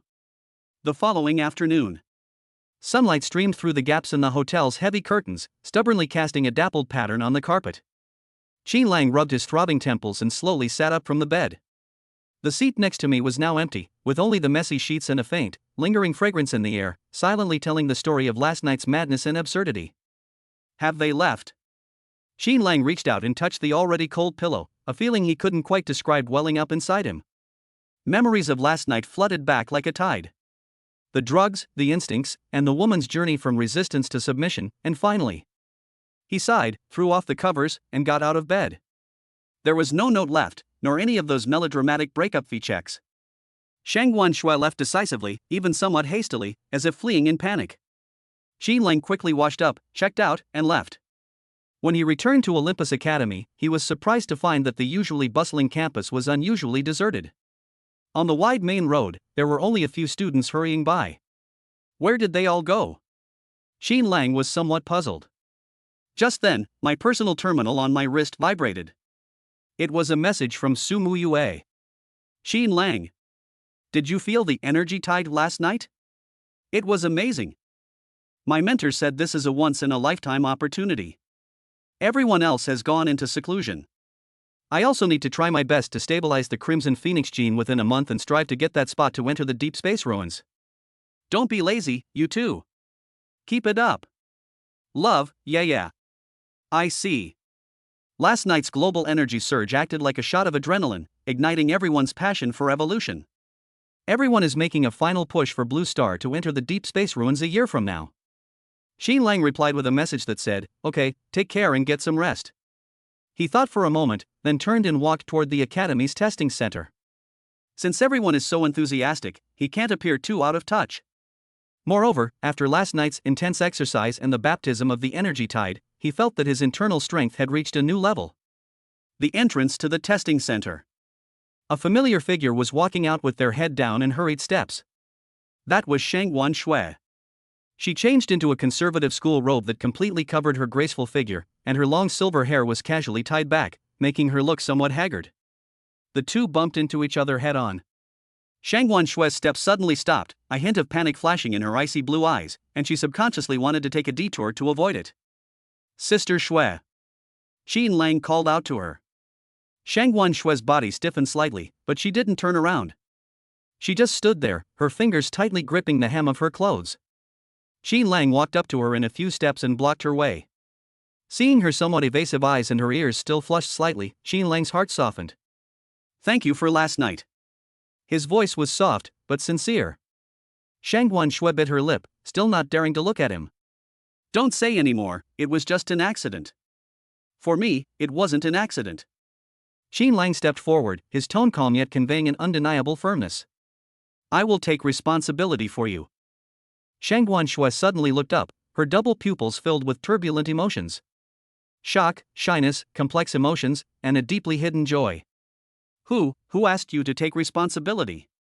She turned her head away, her voice becoming much softer, and her usual coolness was gone. Qin Lang didn't dwell on the issue. He took out the black gold card containing a huge amount of energy from his spatial bag, as well as the copy of the Chongqing sword manual that Bai Qianqian had taught him. "This card contains some resources, but your current cultivation level still needs to be stabilized. And this sword manual, I think it's very suitable for your ice style." He handed over 2 items. Shang Guanshui frowned as she looked at the black gold card and pushed it back. "I don't want the money." She is the eldest daughter of the Shangguan family. Although she faces a difficult situation within the family, she still has her own pride. "Take it, consider it a loan from me." Qin Lang still wanted to persist. Shang Guanshui only took the book Evergreen Sword Manual. "I'll take this, you can keep the money." After saying that, as if afraid that Qin Lang would say something else shocking, she grabbed the sword manual and quickly left as if fleeing. Watching her departing figure, Qin Lang shook his head and put away the black gold card. "As long as they're not angry, that's fine." Upon entering the testing center, it was deserted, with only a few teachers responsible for taking notes yawning listlessly. Upon seeing Qin Lang enter, one of the middle-aged teachers wearing glasses immediately brightened up. Hey, isn't this Qin Lang? What's up? Here to test the boost after the energy tide too? Qin Lang nodded. Just taking a random test. He walked up to the row of sophisticated testing instruments. In order not to be too shocking and cause unnecessary trouble, he deliberately suppressed the surging energy within his body, which was like a great river. Buzz. As he slammed his fist into the strength testing device, the instrument emitted a muffled hum. Then, he walked to the elemental sensing ball and placed his hand on it. A few minutes later, the bespectacled teacher's eyes nearly popped out as he stared at the fluctuating data on the screen. Martial Artist Cultivation Level, Core Condensation Level 4. Elemental Cultivation, Level 1 Energy Shaping. Hiss. Several teachers gasped simultaneously. Is this even human? Less than a month after enrolling, he went from having no meridians open to reaching the 4th level of core condensation. Furthermore, he also cultivated the elemental system and reached the 2nd stage of the energy shaping realm. Qin Lang, you. The bespectacled teacher swallowed hard, looking at Qin Lang as if he were a monster. This rate of progress is simply leaving no room for others to survive. Qin Lang smiled but offered no explanation. This was only because he was hiding most of his strength. If they knew his true cultivation level, these teachers would probably have a heart attack on the spot. Teacher, could you please upload the data? I'll be going now. Qin Lang waved his hand, concealing his merit and fame, and turned to leave the testing center. Amidst the atmosphere of all teachers and students in seclusion and intensive study, Qin Lang, who had nothing to do, became the most leisurely person. He petted the cat in his dorm room and occasionally went to the cafeteria to enjoy the special care from the cafeteria ladies. He was living a very comfortable life. The next morning, to encourage new students, Olympia Academy established a newcomer king ranking. The rankings will be based on a comprehensive assessment of each new student's progress in cultivation and their performance in actual combat each month. Students who rank at the top will receive extremely generous resource rewards. The moment the list was released, the entire campus network erupted in chaos. Look! The list is out. Who's number 1? It must be Xiang Kunlun or Leijin, right? Wait. Holy crap. Look at the number 1. On the huge electronic leaderboard, one name stood out prominently at the very top, highlighted in bold gold lettering, making it particularly eye-catching. First place, Qin Lang. Cultivation level, core condensation level 4, energy shaping level 1 dual cultivation. Overall rating, S+. This line of text was like a depth charge, creating towering waves on a calm lake. 4 layers of condensed nucleus? 1 layer of energy shaping? Am I seeing things? It's only been a few days. Did he level up like a rocket? Dual cultivation can be this fast? What about those of us who cultivate only? Are we even supposed to live? The news swept across the entire campus like a storm. Whether they were in seclusion or taking a break, all the students who saw this list felt their scalp tingle. This inhuman speed of evolution has completely overturned their understanding. Meanwhile, in one of the academy's advanced training rooms, Feng Rui was venting his anger on the sandbag, his forehead covered in sweat. Bang! Bang! Bang! Every punch was delivered with all his might, as if the sandbag was Qin Lang's face. Drop! His personal terminal rang. Feng Rui glanced at it impatiently. It was a screenshot of the latest rankings sent by his younger brother. When his gaze fell on the name at the top of the list and the glaring string of data that followed. Clang! The water glass slipped from his hand, crashed heavily to the ground, and shattered into pieces. Feng Rui froze on the spot, his face turning deathly pale, his lips trembling, unable to utter a single word for a long time. That despair was like a mountain pressing down on his chest, making it hard for him to breathe. He worked desperately, and with the help of his family's resources, he finally managed to break through to the 2nd level of core formation. I thought it would help us get closer to each other. But reality gave him a resounding slap in the face. Qin Lang has already reached the 4th level of core condensation. And it's even dual cultivation. Why did this happen? Feng Rui slumped to the ground, his eyes lifeless, his evolutionary heart nearly collapsing at this moment. He raised his head and let out a mournful cry filled with despair and indignation. Since Rui was born, why was Lang also born? Chapter 51. The mother-in-law was stunned. Her son-in-law was terrifyingly powerful. Feng Rui slumped onto the cold training room floor, his eyes fixed on the list, his eyeballs bloodshot. The suffocating feeling of being completely crushed drove him almost insane. I don't believe I'm the only one suffering like this. Seeking even the slightest bit of psychological comfort, he dialed He's number with trembling hands. Hello? He sounded tired on the other end of the phone, clearly having just finished a round of cultivation. Young Master He, have you seen the list? Feng Rui's voice was hoarse, carrying a gloating yet desolate tone. What list? I don't have time to look at that right now. He said impatiently. I'm breaking through the bottleneck of the 5th level of core formation. Once I break through, I can. Qin Lang has reached the 4th level of core condensation. Feng Rui interrupted him, her tone low and somber. What? He was stunned for a moment, then chuckled.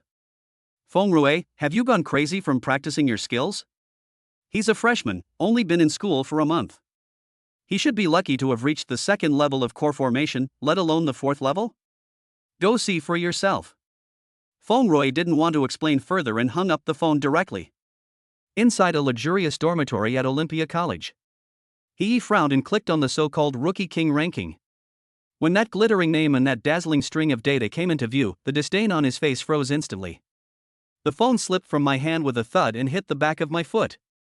But he seemed not to feel any pain. 4 layers of condensation, 1 layer of energy shaping. He muttered to himself, as if his soul had been drained away. He, a dignified sophomore and the prodigy of the He family, evolved a whole year earlier than Qin Lang. Now, a freshman has actually caught up with his martial arts cultivation? The other party even has a background in elemental magic. This huge gap made him feel that his year of hard work was a joke. Impossible. There must be a data error. He suddenly picked up his phone and frantically refreshed the page. But no matter how many times he refreshed the list, that name remained firmly at the top, like an insurmountable mountain. Damn it! Damn it! Damn it! He kicked over the coffee table in front of him, shattering the expensive tea set on the floor. The fear of being swept away by the next generation completely broke his mentality. My initial desire to break through the bottleneck has completely vanished. Dual mythological genes, dual cultivation. He paced back and forth in the room like a trapped wild animal. In the end, he can only cling to this one and only weakness to comfort himself. Yes. Dual cultivation is a dead end. Senior brother Suwen said so. His progress is so rapid now, his foundation is definitely unstable. When the two forces clash in the future, he will surely die. A morbid madness flashed in He's eyes. It was just a fleeting, brilliant flash, like a shooting star. As long as I proceed steadily and surely, I will definitely have the last laugh. Despite saying that, he couldn't shake the sense of urgency deep inside him. No, I must master the shadow step to the 3rd level as soon as possible. He gritted his teeth, a resolute glint in his eyes. Before he fully matures, I'm going to defeat him in front of the whole school before the big exam. Otherwise, once he truly grows up, I will never have a chance for revenge. At the same time, Qin Lang's personal terminal was almost bombarded with messages. Brother Lang. You're like my own brother. Number 1. That's awesome. Gao Meng's loud voice conveyed his excitement even through the screen. I have to treat everyone tonight. I want to eat the most expensive exotic beast meat. Then came news from his mentor, Bai Qianqian. This usually laid-back old man only sent a simple red envelope this time. Qin Lang clicked on it to take a look. Goodness, another 20,000 units of bioenergy cards. The note only had 2 words, take it. Qin Lang felt a warmth in his heart as he looked at the simple and straightforward red envelope. On the campus website, discussions about Qin Lang have reached unprecedented levels. Supporters hailed him as the greatest genius of all time, while skeptics clung to the theory that dual cultivation inevitably leads to death. The two sides argued fiercely on the forum. But in any case, Qin Lang's title as the number 1 genius of this year is unshakable. Meanwhile, in Tiandu, inside the Moon Goddess Pavilion on Koaneo Avenue, Shang Guanyan was sitting in the leather executive chair, rubbing her temples with one hand and holding her phone with the other, her face extremely pale. On the other end of the phone came the thunderous roar of the father, Shang Guanhong. Shang Guanyan. Is your brain filled with mush? Qin Lang is such a peerless genius, and you actually think of using such despicable means to break him up with Muyue? Do you know that he's now the undisputed rookie king of both academies? Shang Guanhong had obviously just learned the news and was furious. Let me tell you. I've made up my mind about Qin Lang as my grandson-in-law. If you dare to interfere again and force Muyue to marry that kid surnamed T, I'll personally go to the capital and break your legs. Shang Guanyan was scolded mercilessly, but she didn't dare to say a word in rebuttal. She had just hung up the phone with her father when her husband, Su Yuanshan, called again. Wife, well, Dad just scolded me too. Su Yuanshan's voice was somewhat hesitant and submissive.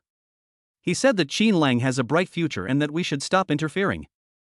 Besides, I also think Qin Lang is pretty good, mainly because Muyue likes him.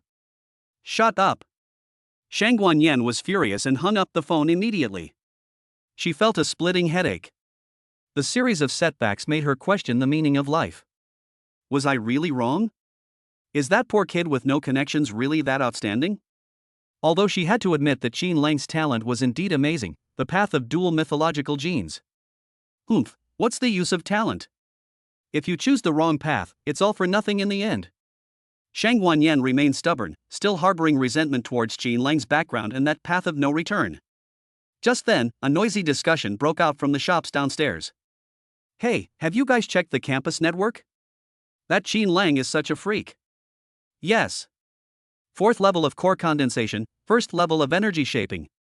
Is this even human? I heard that even He, a sophomore, has been left behind by him. Several students who came to buy medicine were gathered together, looking at their phone screens in amazement. Shang Guanyan was just about to go downstairs for some fresh air when she heard these words and stopped abruptly in her tracks. 4 layers of condensation? How could that be? The last time she saw Qin Lang, he had only recently had his meridians opened. Even the legendary principal back then couldn't have achieved such speed, right? She couldn't sit still any longer and quickly walked down the stairs. Hey classmate, what kind of ranking are you talking about? Can I see it? Shang Guanyan tried her best to make her voice sound calm. Upon seeing that she was a beautiful and elegant female boss, the students immediately and enthusiastically handed her their phones. Boss lady, look. This is the list of the top new talents that Olympus Academy just released. Shang Guanyan took the phone, her gaze fixed intently on the name at the top of the list. First place, Qin Lang. Cultivation level, core condensation level 4, energy shaping level 1. Every word was like a heavy hammer blow, slamming into her heart. If she could still be skeptical of the previous rumors, this official list in black and white completely shattered all her hopes. This. Shang Guanyan's almond-shaped eyes widened, her red lips parted slightly, and she stood there completely stunned. The shock was 100 times stronger than when he learned that his daughter had awakened the Supreme Star Spirit gene. Her proud family background and the promising future of the Yi family seemed like a joke in the face of this terrifying achievement. Boss lady? Are you all right? The student noticed her expression was off and cautiously asked her what was wrong.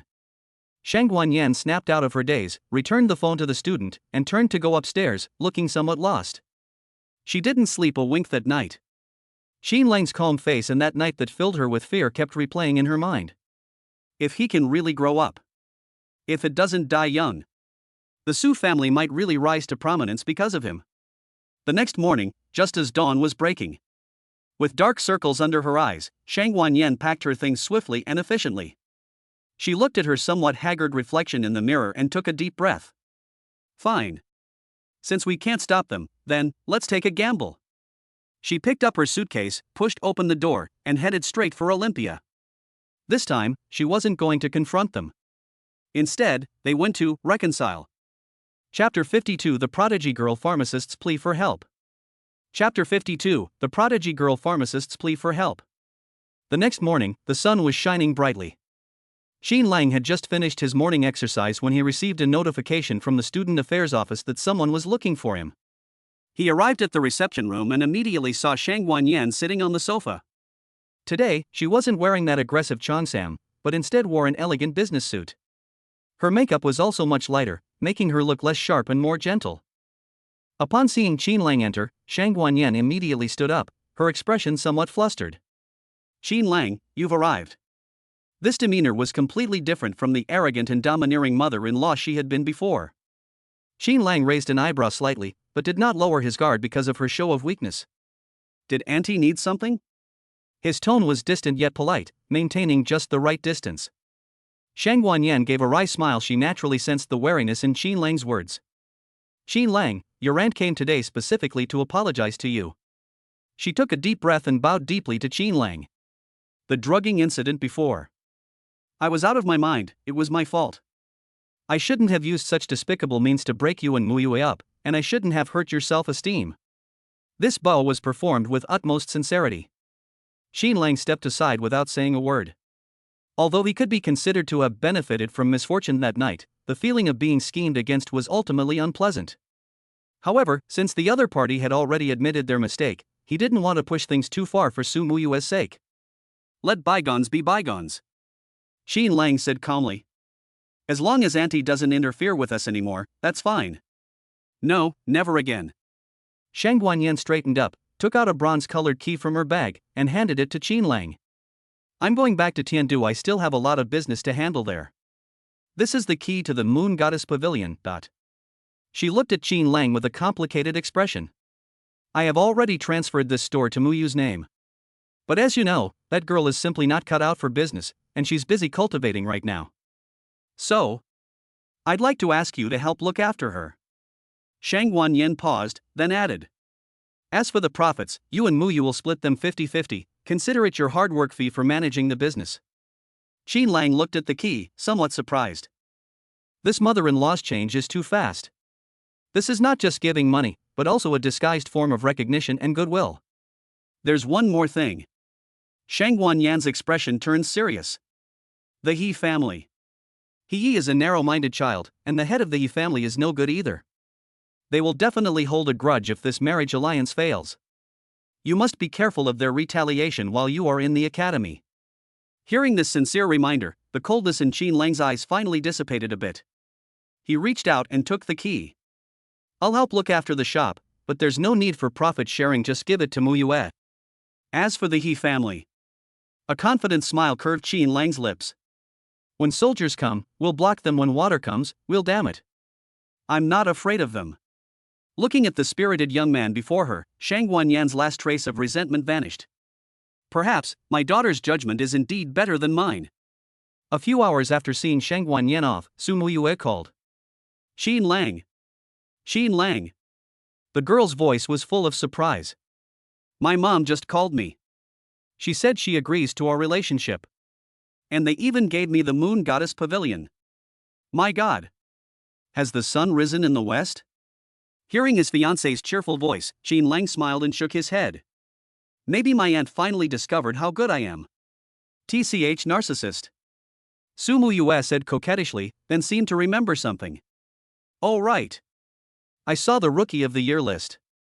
Qin Lang, you're amazing. First place. My mom must have changed her mind because she saw how much potential you have. Qin Lang did not reveal the truth about drugging her, but silently protected this hard-won piece. Maybe. The next day. As agreed, Qin Lang arrived at the Moon Goddess Pavilion located on Koaneo Avenue. It was confirmed that Shang Guanyan had indeed left, and all the employees in the store had their contracts changed to those under Su Muyue's name. Just as he finished his inspection and was about to leave. Excuse me, is the owner here? A clear and pleasant sound came from the doorway. Qin Lang turned around. A girl with pigtails and wearing a modified Lolita-style alchemist's robe was standing at the door, peeking in. The girl had a delicate doll-like face and big, bright eyes, looking like an energetic loli who had stepped out of a manga. I'm the current custodian. Is there anything I can help you with? Qin Lang walked over. Upon hearing this, the girl immediately bounced in and extended her hand in a friendly manner. Hello. My name is Yi Linger. I'm here to discuss cooperation. Cooperation? Qin Lang asked, somewhat puzzled. Yes. Yi Linger pointed to the half of the counter in the store that was empty. I want to rent half of this shop to sell my own concocted gene-based medicine. In return, I can give you 30%, no, 40% of the profits. Qin Lang looked at the girl, who looked like she wasn't even an adult yet, and couldn't help but laugh. Little sister, do you know what this place used to be? The shop here used to be called Shannon Hall, but it went out of business because it couldn't compete with Atlas Pharmacy across the street. He pointed to the large, glittering pharmacy across the street, bustling with customers. Atlas Corporation was a behemoth that monopolized the entire alliance's low-end pharmaceutical market. If you try to steal their business, you'll lose so much that you won't even be able to afford a dress. However, when Yilinger heard the words Atlas, she was not afraid at all. Instead, she snorted disdainfully. Shah! What's Atlas? The cheap, mass-produced goods they sell are just cheap because of their large volume. The quality is absolutely terrible. She patted her small chest confidently. The first and second star potions I concoct are absolutely superior to theirs. To prove her point, she took out an exquisite crystal bottle from her small bag and handed it directly to Qin Lang. You won't believe me, just look. Qin Lang picked up the bottle and saw that it contained a light blue liquid. But on the surface of the liquid, a faint golden halo was faintly visible. This is. Qin Lang's pupils contracted slightly. He had read in a book that gene-based drugs are divided into 4 grades: ordinary, good, excellent, and superb. Ordinary products have no luster, good products have a white halo, and excellent products have a silver halo. And this golden halo represents top-notch. Yilinger proudly raised her chin, like a victorious little rooster. Let's get to know each other again. I am Yilinger, a distinguished 2-star top-tier gene pharmacist.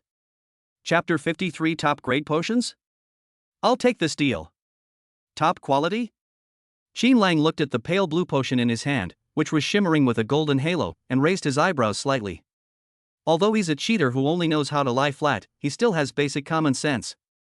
In this era of universal evolution, gene pharmacists hold a high status because they can tame the blood of ferocious beasts and the chaotic energy of herbs into gentle medicinal power that humans can absorb. The quality of the medicine directly determines the efficiency and safety of evolution. Ordinary products are dull gray, good products are milky white, and superior products are silvery bright. As for the golden halo, that is the legendary top-grade product, which can only be created when the medicinal properties of the raw materials are understood to the extreme and there are no mistakes in the preparation process. That's right. It's top quality. Seeing that Qin Lang recognized her worth, Yilinger's arrogant expression deepened on her delicate, doll-like face. She stood on tiptoe and pointed to the magnificent building across the street. Atlas Pharmacy. The place was bustling with people and luxury cars, and huge holographic billboards projected various glamorous drug advertisements into the air. Those guys, relying on their monopoly on distribution channels, have blown this garbage out of proportion. Yilinger curled her lip, her face full of disdain.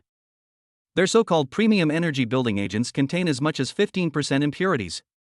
Long-term use will cause toxins to accumulate in the body and block gene circuits.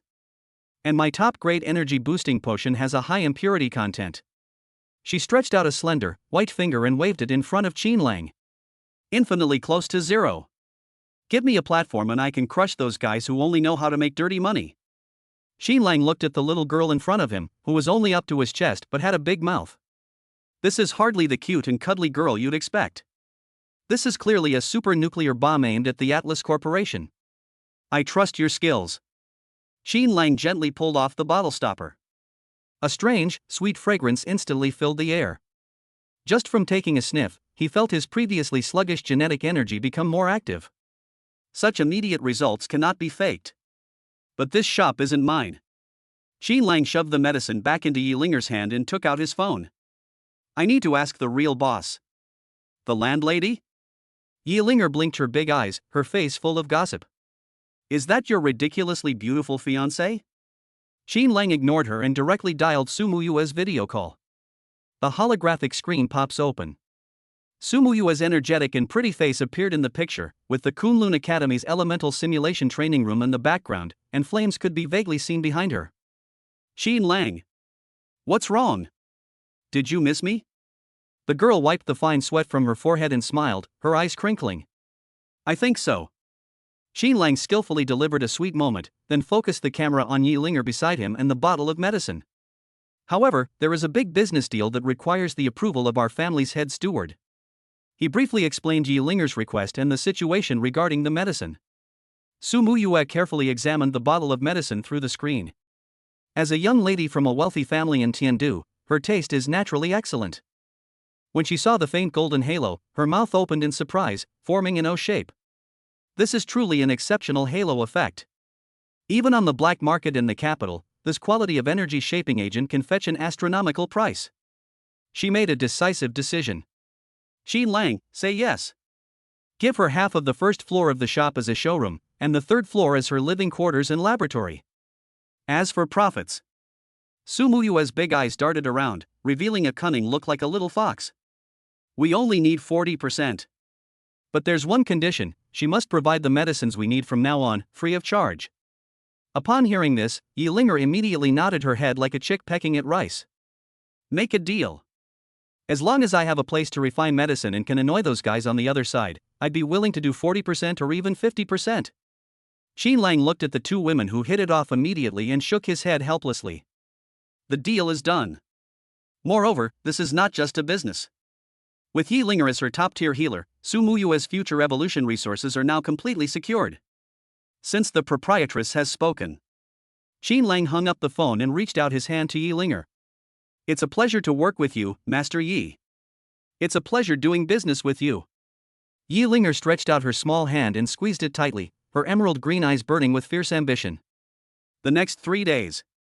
This dilapidated shop, originally named Shenangtang, underwent a remarkable transformation. Under Qin Lang's unlimited black gold card and Yilinger's almost obsessive-compulsive aesthetic sense, the entire store has been completely renovated. The antique-style facade was demolished and replaced with a highly technological transparent crystal wall. The originally dimly lit lobby has been transformed into a simple yet stylish exhibition area. On the morning of the 4th day, a brand new signboard slowly rises in the morning light. Lingxin Medicine Pavilion. The 4 large characters, written with vigorous strokes, exude an extraordinary spiritual energy. It's open for business already?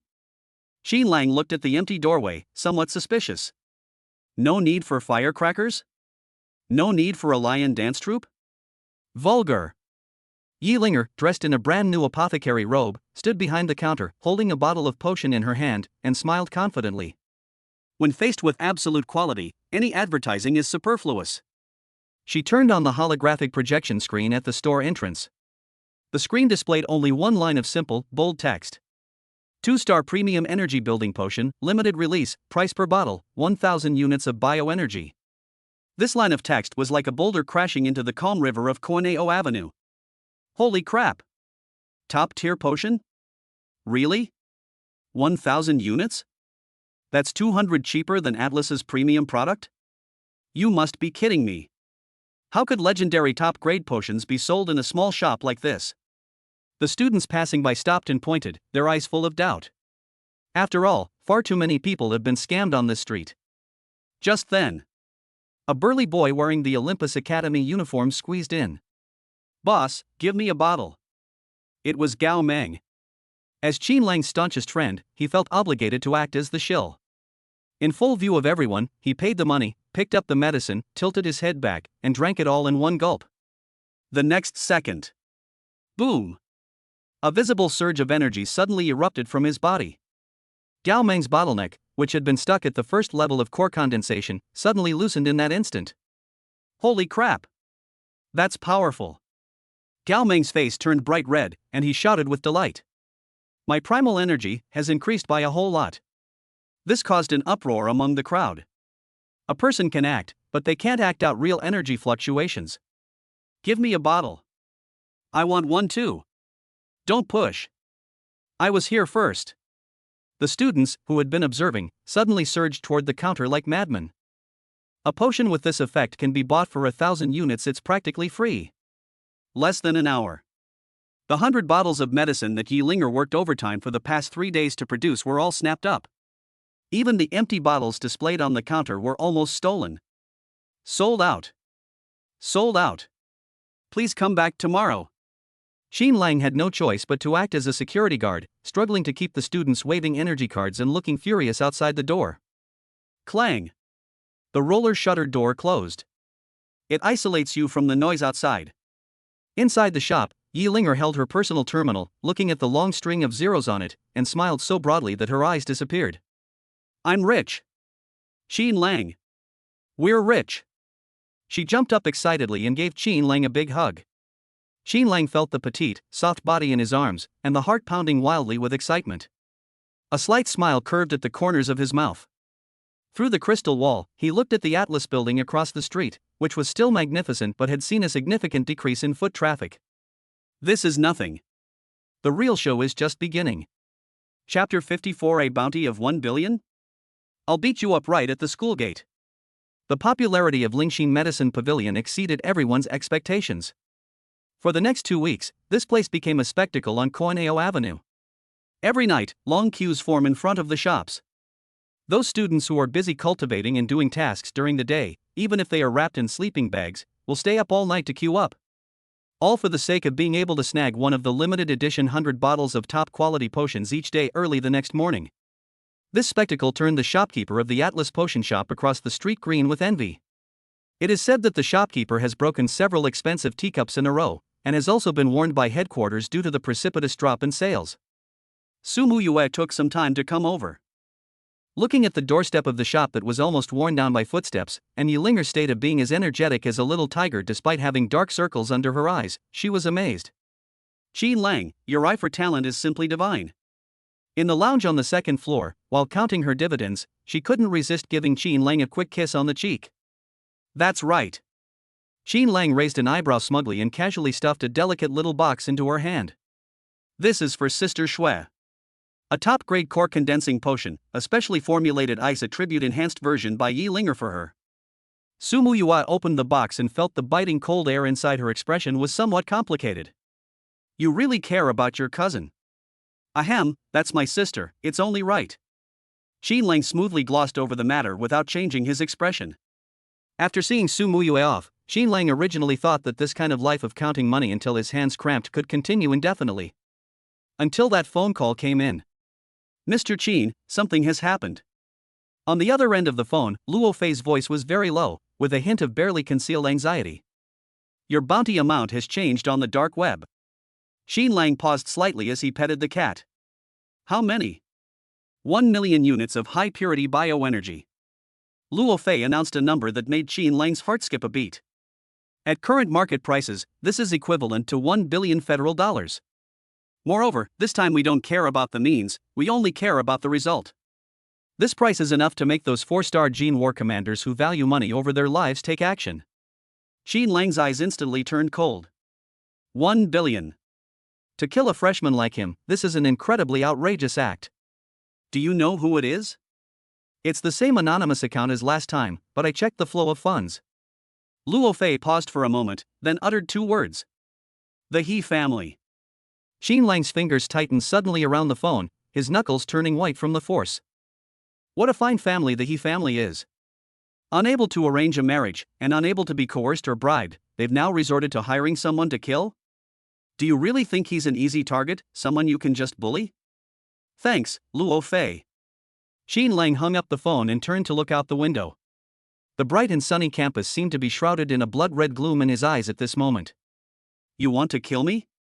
He sneered, stood up from the sofa, and all his languid air vanished. Instead, a chilling violence prevailed. Let's see who dies first. Qin Lang did not choose to hide in his dormitory like a coward. He knew that for a behemoth like the He family, simply giving in would only embolden them. We have to fight.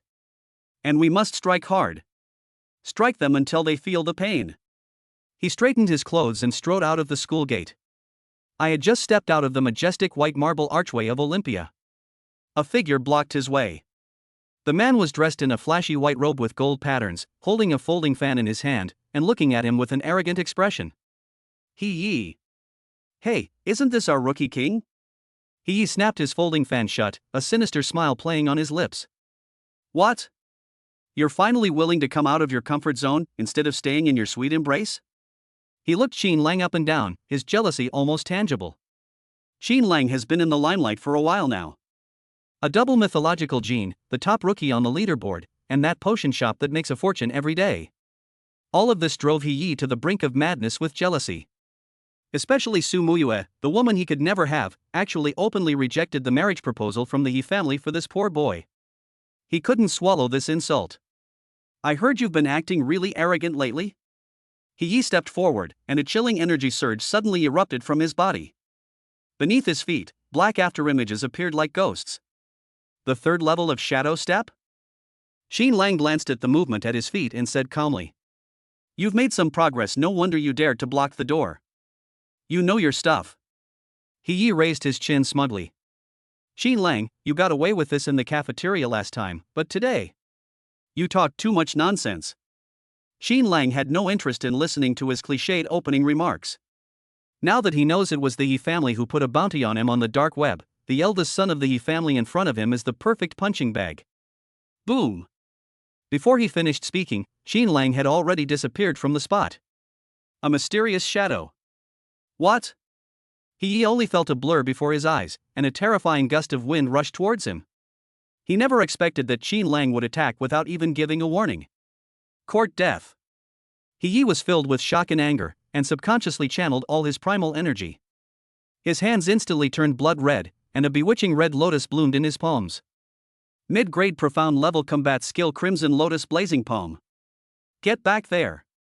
He roared and thrust out both palms, trying to withstand Xin Lang's attack head-on. He had absolute confidence in his cultivation level. During this period, with the support of his family's resources, he also broke through to the 4th level of core formation. With the addition of the 3rd stage Shadow Step and the fully mastered Crimson Lotus Palm, he was confident that he could crush Xin Lang. However, the next second, click! A sickeningly loud cracking sound of bone breaking clearly reached the ears of everyone present. Ah! He's arrogant roar instantly turned into a shrill scream.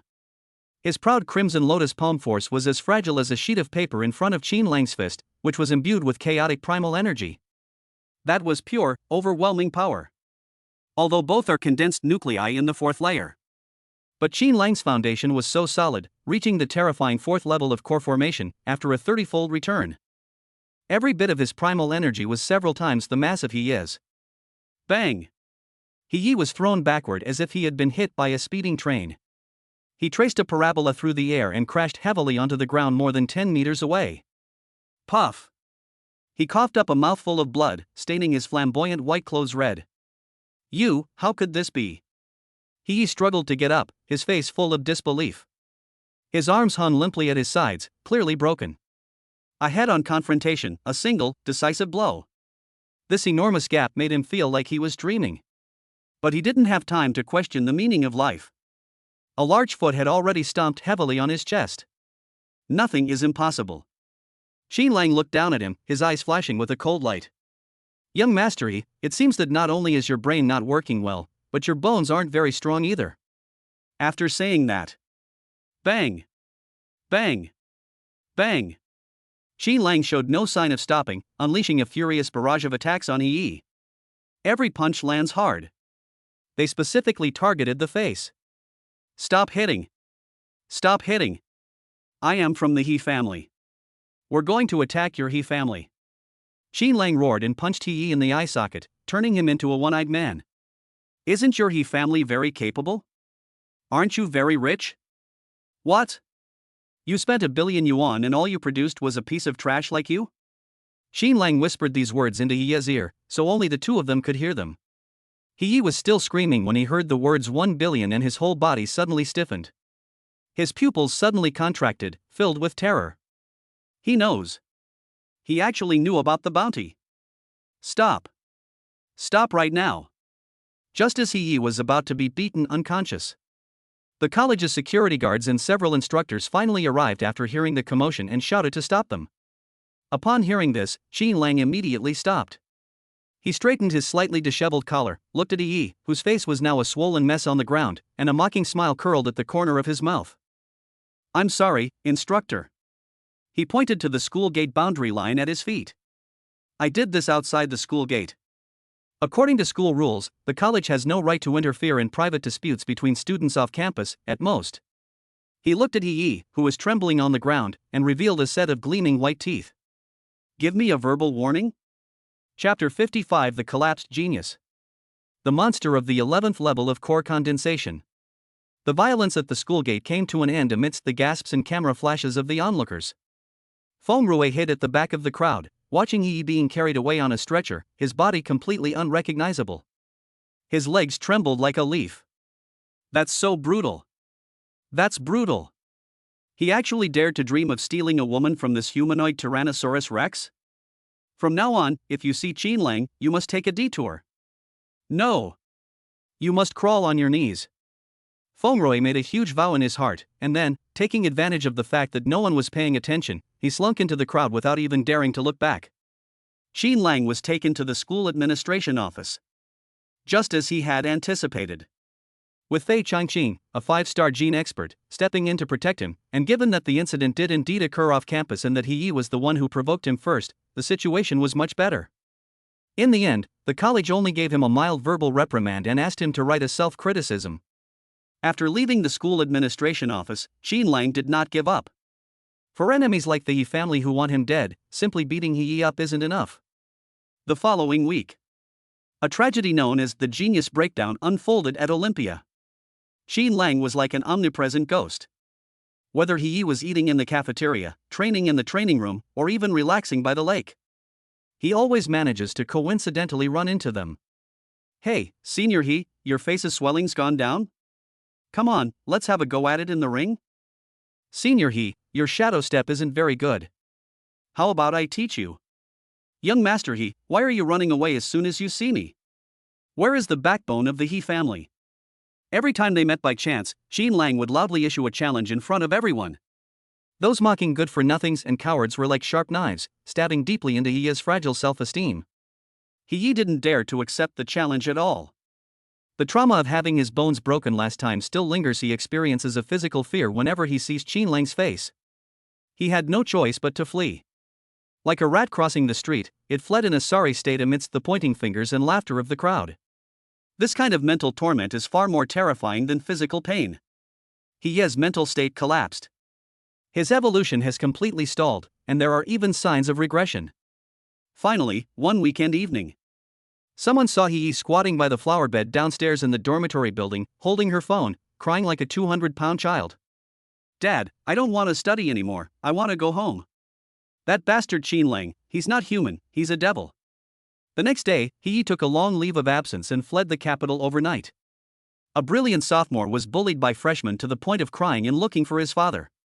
This news instantly went viral across the entire campus network. While everyone was enjoying the spectacle, their awe of Qin Lang, the new king, reached a new level. This is not only a fierce and ruthless fighter, but also a devil who kills and destroys the soul. In the dormitory, Qin Lang looked at the latest message from Luo Fei with a somewhat solemn expression. He has escaped, but the bounty has not been withdrawn. The amount has doubled to 2 million units of bioenergy. And the order has already been accepted. The person who takes the orders is very mysterious, codenamed Night Owl on the dark web, and has a 100% success rate in completing missions. Qin Lang put down his phone and rubbed his temples. The He family is determined to kill him. Since you're determined to fight to the death, don't blame me for being ruthless. He was not afraid of the appearance of Night Owl, but instead it aroused a stronger fighting spirit. In this chaotic world, only strength is the foundation for survival. Bite. Just then, a crisp system notification sound rang in his mind like heavenly music. Bound object Shangguan Shui detected successfully broke through to the third stage of Gene Warrior, core condensation level 3. The system's refund mechanism has been triggered. Congratulations, host. You have received a reward that is 30 times greater than the original amount. It's here. Qin Lang's eyes lit up, and he immediately sat cross-legged. In the past few days, after taking the top-grade core condensing potion he sent her, Shangguan Shui's evolution speed has been nothing short of rocket-like. This top-tier experience pack is absolutely amazing. Boom! An unprecedented surge of heat instantly flooded into his body. This energy was so great that it even caused Qin Lang's meridians to feel a slight swelling in pain. 8 layers of condensation. 9 layers of condensed nucleus. 10 layers of condensation.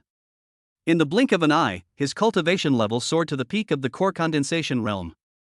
But most of that energy is still left. Break! Qin Lang roared inwardly, wanting to use this power to break through the third-tier gene barrier in one fell swoop. However, just as the energy was about to break through the barrier, the system warning suddenly sounded. Warning! The host has not yet unlocked the 108 gene nodes required for gene liberation. Forcing a breakthrough will damage your genetic potential and only allow you to awaken the lowest level, E-grade genetic ability. Continue? Qin Lang abruptly stopped his momentum. E-level ability? Are you kidding me? With dual mythological genes, how could he possibly destroy his foundation in pursuit of a temporary realm? If you can't break through, then suppress it. With a thought, Qin Lang controlled the massive energy and channeled it back into the energy core in his dantian. He doesn't seek breakthroughs, he seeks to broaden his horizons. He wants to push this container to its limit. Buzz. The energy core within his dantian began to vibrate violently, emitting a series of teeth-grinding buzzing sounds. The core, which was originally only the size of a fist, began to expand wildly with the infusion of massive amounts of primal energy. 1 time, 2 times, 3 times. The excruciating, tearing pain caused Qin Lang to break out in a cold sweat, but he gritted his teeth and remained silent. I don't know how much time passed. With a soft pop sound. It was as if some invisible shackles had been broken. Qin Lang felt a sudden lightness throughout his body, and the primal energy within him instantly became incredibly smooth. He focused his inner vision on his dantian. The once golden energy core had now transformed into a dazzling miniature sun. Its volume is 5 times larger than before. The energy it contains has been condensed to the extreme. Congratulations, host, you have broken through the limits of the core condensation realm. Current realm, core formation level 11 extreme realm. 11 layers of condensation. The legendary extreme realm. Qin Lang slowly opened his eyes, and a golden light, seemingly tangible, shot out from them, creating a ripple in the air. He clenched his fist. The feeling of power overflowing almost gave him the illusion that he could punch through the void. Me now. Qin Lang muttered to himself, a confident smile curving his lips. Even if we really did encounter that night owl, couldn't I punch him so hard he'd shit himself? Good things come in pairs. Just as he had stabilized his martial arts realm. The next day at noon, Qin Lang, who was eating, received another notification from the system. Bound object Su Muyue detected successful breakthrough to the 2nd level of the elemental energy shaping realm. Congratulations, host. You have received a reward that is 30 times greater than the original amount. Another surge of heat rushed in. This time, it's elemental energy. The 180 gene star rings within Qin Lang's body instantly shone with a dazzling light. Energy efficient 6-layer system. Energy efficient 7-layer system. Energy shaping 10 layers. His elemental cultivation also skyrocketed, reaching the pinnacle of the energy shaping realm. Is this the joy of dual cultivation? Chapter 56. You dare to call yourself a genius? He in despair. The morning air at Olympus Academy was thick with a tense, oppressive heat. The moment Qin Lang opened his eyes, his retina was bombarded with a message from Su Muyue. Qin Lang. The weather is so nice today, how about we go to the newly opened Henteing Paradise in Tiandu? I heard there's an anti-gravity roller coaster there, dug out from deep space ruins. Looking at the expectant cat emoji sent by his fiancée, Qin Lang rubbed his temples helplessly. Normally, he would have gone there eagerly. After all, who could refuse to go on a date with a beautiful girl who possesses exceptional Protoss genes? But not now. That web assassin known as Night Owl was like a venomous snake lurking in the gutter, drooling over his neck. Although he is now a perfect expert at the 11th level of core condensation, capable of destroying 10 night owls with a single punch. But to be on the safe side, it's safer to stay at school. I'm not going. Qin Lang replied with 2 words, then thought for a moment and added another sentence. I need to cultivate, please do not disturb me. After sending this ambitious message, he turned over, hugged Xiaobai, and went back to sleep for a while. It wasn't until the sun was high in the sky that he leisurely strolled to the Academy's testing center. Today is the monthly cultivation assessment day. The entire testing center was packed with people, even more bustling than during the Chinese New Year. Look! It's Xiang Kunlun. He's broken through to the 3rd level of core condensation. No wonder he has the sun god's genes. TCH, I think goddess Shangguan is still more powerful. The suppressive power of the Ice Emperor gene is too strong. Exclamations of surprise rippled through the crowd. Qin Lang looked up and saw 2 lines of data flashing alternately on the huge electronic screen. Xiang Kunlun, 3 layers of condensed nucleus. Shangguan Shui, 3 layers of condensed core. These 2 geniuses, each bearing the halo of one of the top 10 mythical genes, were like 2 mountains, pressing down on the other students and making it hard for them to breathe. Brother Lang. Over here. Gao Meng's massive body was like a moving mountain of flesh, squeezing a path through the crowd. You finally arrived. Everyone's waiting to see if you can retain your title as Rookie of the Year. Qin Lang yawned and was about to walk over. A strange, sarcastic voice suddenly cut in from the side. New king? I think he's a cowardly turtle king. The crowd fell silent instantly and automatically made way for them. A boy dressed in black, with a bruise still visible on his face, walked over with a sinister grin. Hee. This guy disappeared for a month, and then he actually came back. Moreover, judging from the undisguised ferocity emanating from him, he had clearly come prepared. Oh, isn't this young master he? Qin Lang stopped and looked him up and down, a mocking smile playing on his lips. What? Your face doesn't hurt anymore? Looking for more torture? Hearing these hurtful words, He's face twitched violently. But he quickly suppressed his anger, replacing it with a morbid confidence. Qin Lang, you don't need to waste your breath on words. He suddenly took a step forward, and a powerful aura belonging to the 5th level of core formation erupted. I'm not afraid to tell you, I've undergone hellish special training in the family's secret realm for the past month. I am now at the 5th level of core formation. Whoosh! The entire audience erupted in uproar. Breakthrough from the 4th to the 5th level of nucleus condensation in just 1 month? While this speed may not be as impressive as Qin Lang's previous phenomenal performance, it is still definitely genius level. He enjoyed the shocked gazes around him, raised his chin, and stared at Qin Lang with the look of someone looking at a dead man. Qin Lang, I was careless last time. This time, I will defeat you fair and square in front of the entire school. I'll show you who the real genius is. Faced with this aggressive provocation, Qin Lang simply picked at his ear, looking impatient. Are you done talking? If you're done talking, move aside and don't block my test. This dismissive attitude thoroughly enraged He. Good. Very good. Since you're so eager to embarrass yourself, then I'll grant your wish. He stepped aside, making a pleased gesture, his smile incredibly sinister. Please, Rookie of the Year. Let me see what skills you've acquired while you've been in the arms of women all month. Qin Lang didn't even glance at him, and walked straight towards the huge obsidian testing pillar. He placed his hand on the cold stone pillar, pondering to himself. I'm currently at the 11th level of core formation. If I were to unleash my full power, I'd probably burst this pillar apart. Besides, that would be too high profile and might scare away the owl hiding in the shadows. Then, let's just leave a little bit out. With a thought, Qin Lang's miniature sun contracted slightly, releasing only a small portion of its energy. Buzz! The test column suddenly shuddered, and a blinding light shot into the sky. He, who was originally waiting to see the joke, froze on his face. The markings on the beam of light rose rapidly, as if it had been propelled by a rocket. A layer of condensed nucleus. The 3 layers of condensation. 4 layers of condensation. Finally, it came to a steady stop at the 5th mark. Qin Lang, martial artist cultivation, core condensation level 5. A deathly silence. Everyone stared wide-eyed, as if they had seen a ghost. He was struck dumb, and his whole body trembled. This is impossible. He risked his life to break through to the 5th level of core formation, even overdrawing some of his potential in the process. But what about Qin Lang? This guy spends all his time either petting cats or shopping. How did he even make it to the 5th floor? Before he could recover from the blow, Qin Lang then placed his other hand on the elemental sensing ball. This time, he controlled himself a bit and didn't make too much of a commotion. Qin Lang, elemental cultivation, level 2 of energy shaping. Another heavy blow. Dual cultivation. It's dual cultivation again. Moreover, both of their cultivation levels are increasing rapidly at the same time. Is this the surprise you wanted to show me? Qin Lang withdrew his hand, patted off non-existent dust from his sleeve, and turned to look at He, whose face was ashen. 5th layer of condensation? That's it?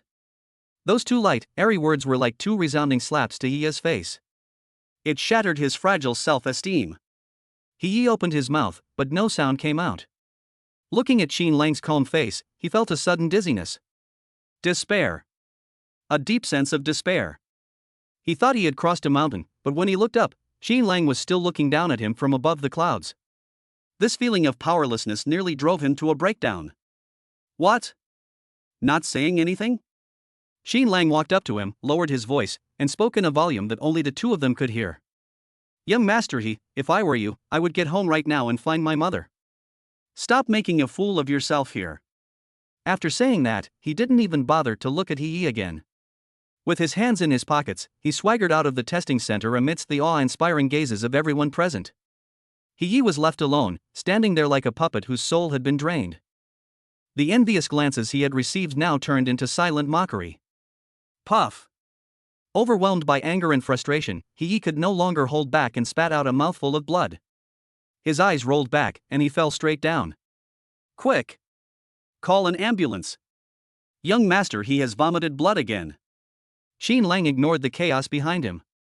He returned to his dormitory in a great mood. It feels really good to have those pretentious people under your feet. Just as I closed the door, a crisp notification sound suddenly rang in my mind. Bite. Bound object Shangguan Shui detected combat skill evergreen sword technique has broken through to the first tier. The system's refund mechanism has been triggered. Congratulations, host. You have received a reward that is 30 times greater than the original amount. You have obtained a top-tier Earth-level combat skill, the formless sword technique.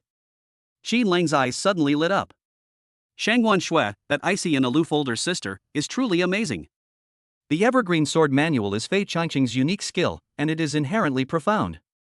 Now, after being enhanced 30 times by the system, it has directly become the more profound formless sword technique. Formless, without form or shape, thus breaking all laws? Xin Lang muttered to himself, feeling the massive flow of information in his mind, and felt the sword intent within his body surging wildly. This sword technique does not emphasize fixed moves, but rather pursues a state of intention. Once mastered, the sword strikes leave no trace, killing without a sound. This is practically a trump card tailor-made for him. With this sword technique, plus my current cultivation level. Xin Lang clenched his fist, a sharp glint flashing in his eyes. Night owl, right? I'll be waiting for you at school. If you dare to come, I'll show you what it means to come and never leave. Chapter 57 The Formless Sword Technique, The Arrogant Princess's Deal. The night was as dark as ink, enveloping the training room of Olympus Academy in a serene stillness. Xin Lang held an ordinary alloy longsword in his hand, closed his eyes, and stood quietly in front of a huge testing stone. His breathing was so light that it was almost inaudible. But if you look closely, you'll notice that the air around him is undergoing some kind of strange distortion. It's like a calm lake with undercurrents surging beneath. Formless and shapeless, its intent moves with the mind. Xin Lang silently recited the general principles of the sword technique in his mind. The next second, his wrist twitched without warning. Whoosh! There was no sword light. There was no sword energy. There wasn't even a sound of something breaking through the air. The alloy longsword vanished instantly, as if it had melted into the air. Immediately afterwards, the testing stone, which was about half a person tall, suddenly made a soft crack sound. Xin Lang slowly sheathed his sword and gently clapped his hands. Boom! That entire block of incredibly hard granite crumbled in an instant. It didn't shatter. It's not a collapse. It turned into hundreds of smooth, mirror-like pebbles, which collapsed onto the ground with a crash. Such powerful force. Xin Lang looked at the rubble on the ground with surprise in his eyes. This swordsmanship is simply bizarre to the extreme. There are no fancy special effects, only extreme speed and extreme sharpness. What's most terrifying is that its attack trajectory is completely unpredictable. Is this the formless sword technique? Xin Lang stroked the alloy sword in his hand, which was already somewhat dull, and shook his head. What a pity, this sword is too poor and cannot withstand my sword intent at all. Looks like I need to find an opportunity to get a good sword. He glanced at the time. It was already midnight. After packing his things, Xin Lang hummed a little tune as he returned to his dormitory. As soon as he pushed open the door, he sensed a murderous aura. On the bed, the ragdoll cat named Xiaobai sat upright, its originally azure eyes now gleaming with an eerie purple light. Lilith woke up again. You're back? Lilith raised her chin and gave a cold snort in that childish yet deliberately mature voice. You lowly human, the stench of your sweat is enough to make this princess faint. Go take a shower right now. Xin Lang rolled his eyes, casually tossed his coat over her head, and landed it precisely on her head. Stop talking nonsense. I tried that time lock thing several times last time, but it didn't work. Did you deliberately give me a counterfeit product? Presumptuous. Lilith popped out from under her coat, her fur standing on end in anger, making her look like a white sea urchin. How could I, a princess, possibly lie to a fool like you? That's because you're too stupid. She jumped onto Qin Lang's shoulder and patted his face with her paw pads. Didn't I tell you last time? This spell requires magical resonance. You only have that crude martial arts energy in your body, of course that won't work. Qin Lang lifted her down, placed her on the table, and looked at her with his arms crossed. Then what should we do? Return the goods? Dream on. Lilith rolled her eyes at him, and that human-like contempt made Qin Lang's hands itch. Listen carefully, I'm in a good mood today, so I'll teach you another spell. This one doesn't require magic, all you need is a loud enough voice and enough energy. She cleared her throat and her expression turned serious. This is called Berserk War Cry. It's a required course for our Orcish legions on Azeroth. A shout can double your fighting power in a short time. And most importantly, it can be superimposed on other gain states. Doubled? Can they be stacked? Qin Lang's eyes lit up instantly. Isn't this the legendary burst skill? How do I yell? Teach me. Lilith looked at his anxious expression, a sly glint in her eyes. I can teach you, but on one condition. What are the conditions? I want a drop of your blood. Lilith stuck out her tongue and licked her lips, looking somewhat alluring. Only by using your blood as a medium can I directly imprint the essence of this spell into your mind. Otherwise, with your blockhead, you still won't be able to memorize it even if you try until next year. Qin Lang stopped moving. He squinted, looking the harmless little kitten up and down. An instinctive sense of caution prevented him from immediately agreeing. This alien cat may look silly and cute, but it is, after all, an old monster that has lived for hundreds of years. Who knows what she's up to? What? Scared? Seeing his hesitation, Lilith immediately switched to taunting mode. A grown man like you can't even bear to shed a single drop of blood? Or are you afraid that I, the princess, will eat you? Qin Lang smiled. He reached out, gently pinched the back of Lilith's neck, and pulled her in front of him. Little Bai, your reverse psychology won't work on me. Let's be frank and speak openly. You went to all that trouble to teach me these spells, and now you want my blood. What exactly do you want? Qin Lang's gaze sharpened like a knife, as if he could see right through her soul. Don't give me that repaying a debt of gratitude nonsense. Our relationship is just that of a pet owner and their master, it's not that serious yet. Lilith felt a little uneasy under his gaze. She struggled a couple of times, but finding she couldn't break free, she simply gave up resisting. A complex emotion flashed in those purple eyes. After a long silence, she finally sighed. All right, since you're so smart, I won't hide it from you anymore. Her voice lowered, carrying an unprecedented seriousness. I need you to lift the curse on me. Curse? That's right. Lilith nodded. That damned witch cast a triple curse on me. The transfiguration charm turned me into this stupid cat. The sleeping curse allows me to be awake for only a short while each month. There's another one, a power sealing spell. As she said this, a hint of hatred flashed in her eyes. I've tried countless methods, but I still can't solve it. Until I met you. She raised her head and looked directly into Qin Lang's eyes. There is a very special power within you. That is, the aura of chaos. That power can loosen my spell. So, I taught you the spell and took your blood, all to make you stronger. Only when you become powerful enough to fully control that chaotic power. Only you can help me break free from this damned cage. After Lilith finished speaking in one breath, the cat seemed completely exhausted and collapsed onto the table. That's my purpose. It is also my only hope. Qin Lang looked at her, his fingers tapping lightly on the table. The power of chaos? It seems to refer to his original ancestral genes. How could this cat sense that? What if I don't help you? Qin Lang suddenly asked. Lilith paused for a moment, then gave a wry smile. Then you'll only be able to raise one silly cat that does nothing but eat and sleep for the rest of your life. Moreover, without my incantation, your chances of winning against those high-level experts will be at least 30% lower. This is a win-win deal, isn't it? Qin Lang remained silent for a moment.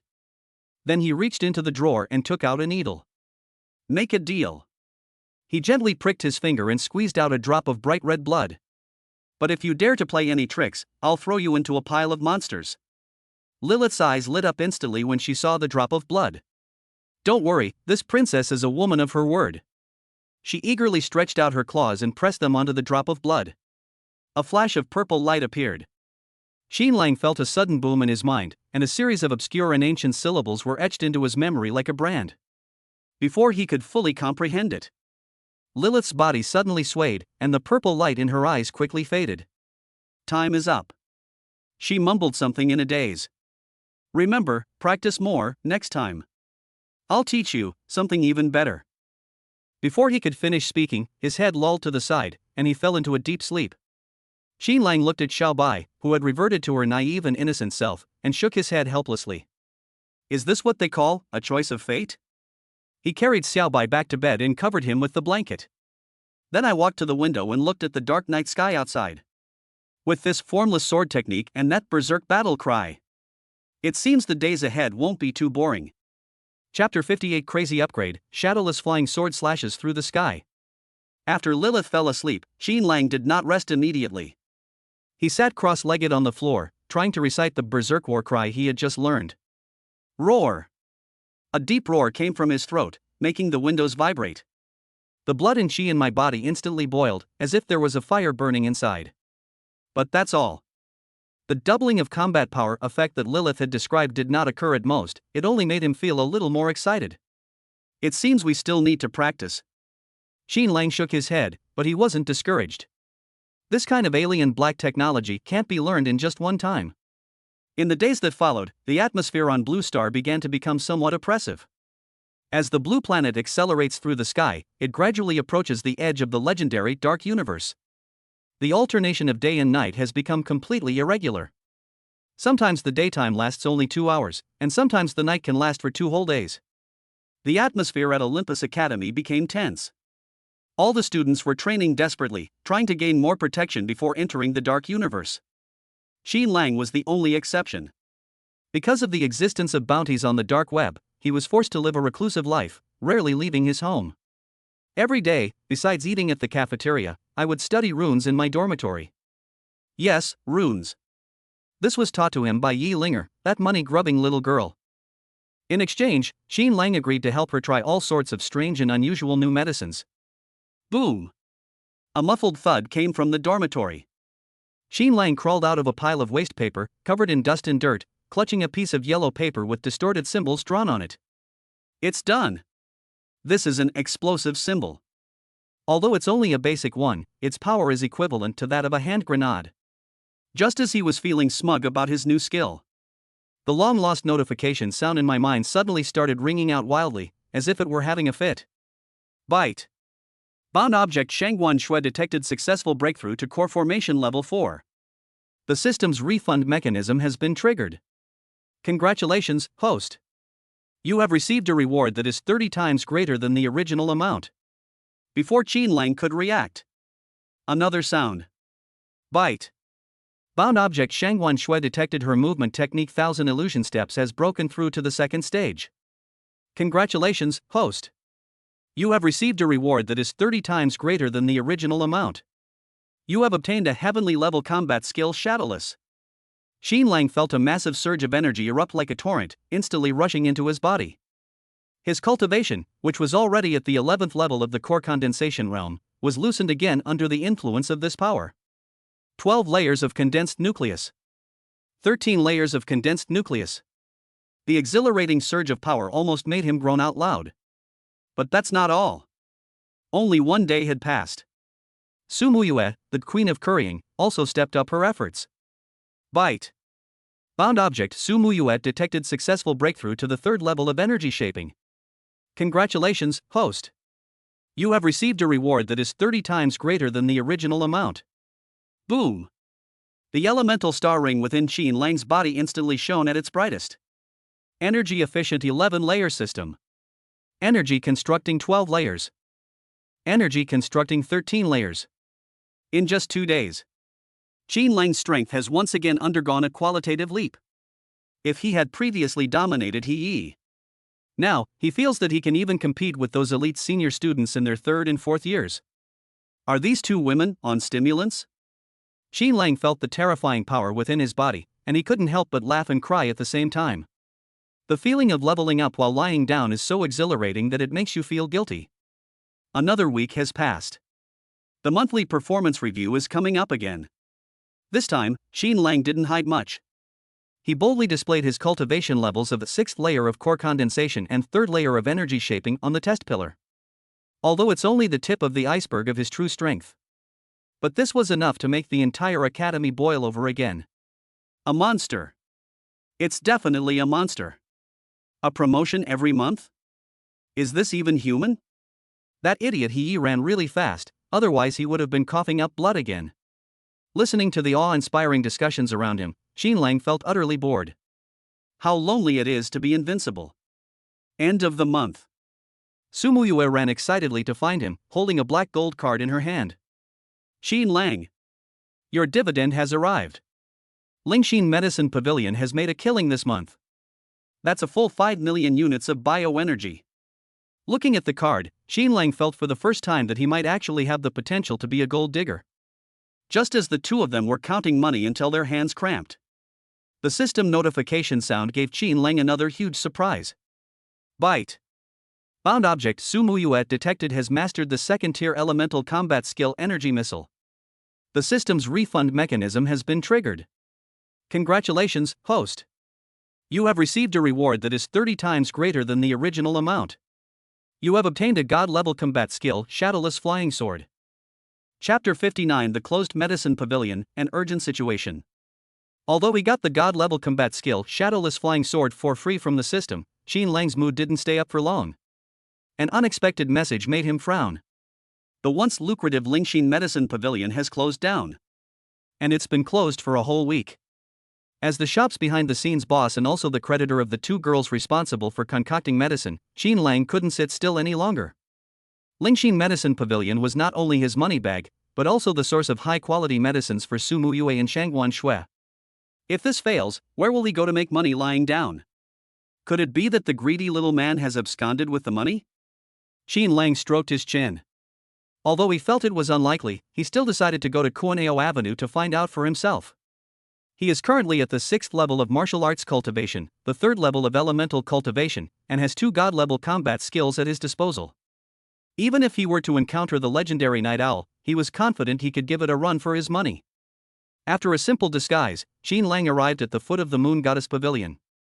Although the doors were closed and a temporarily closed sign was hanging, there were still quite a few persistent customers lingering outside. It's been closed for 7 days, why hasn't it reopened yet? That's right. I'm stuck at a bottleneck, and I'm just waiting for Master Yi's top-grade medicine to save my life. Hearing the surrounding chatter, Xin Lang went around to the back door, skillfully entered the password, and went up to the 3rd floor. Knock knock knock. He knocked on Yi Linger's door. Who is it? I said. I don't receive guests. A weak voice came from inside, as if the person might die at any moment. Xin Lang's heart skipped a beat, and he pushed the door open and went in. The once energetic twin-tailed loli was now sprawled on the sofa like a lump of mud. Her hair was a mess, like a bird's nest, and her delicate doll-like face was covered with 2 big dark circles under her eyes, making her look like a giant panda whose body had been hollowed out. Holy crap! Yi Linger, have you gone mad from cultivating immortality? Xin Lang was startled and quickly went over to check her breathing. Thankfully, I'm still alive. Yi Linger struggled to open one eye and saw Xin Lang. Her previously dim eyes brightened slightly. Xin Lang. She struggled to sit up, but Xin Lang pressed her back down. Stop moving. What happened to you? You look like a mess. I'm here to formulate the Samsung Gene Serum. Yi Linger pouted, her voice trembling with tears. But I failed so many times. Xin Lang was speechless. So what if you fail? Why put yourself through this? You're so young, what's the rush? I have to be in a hurry.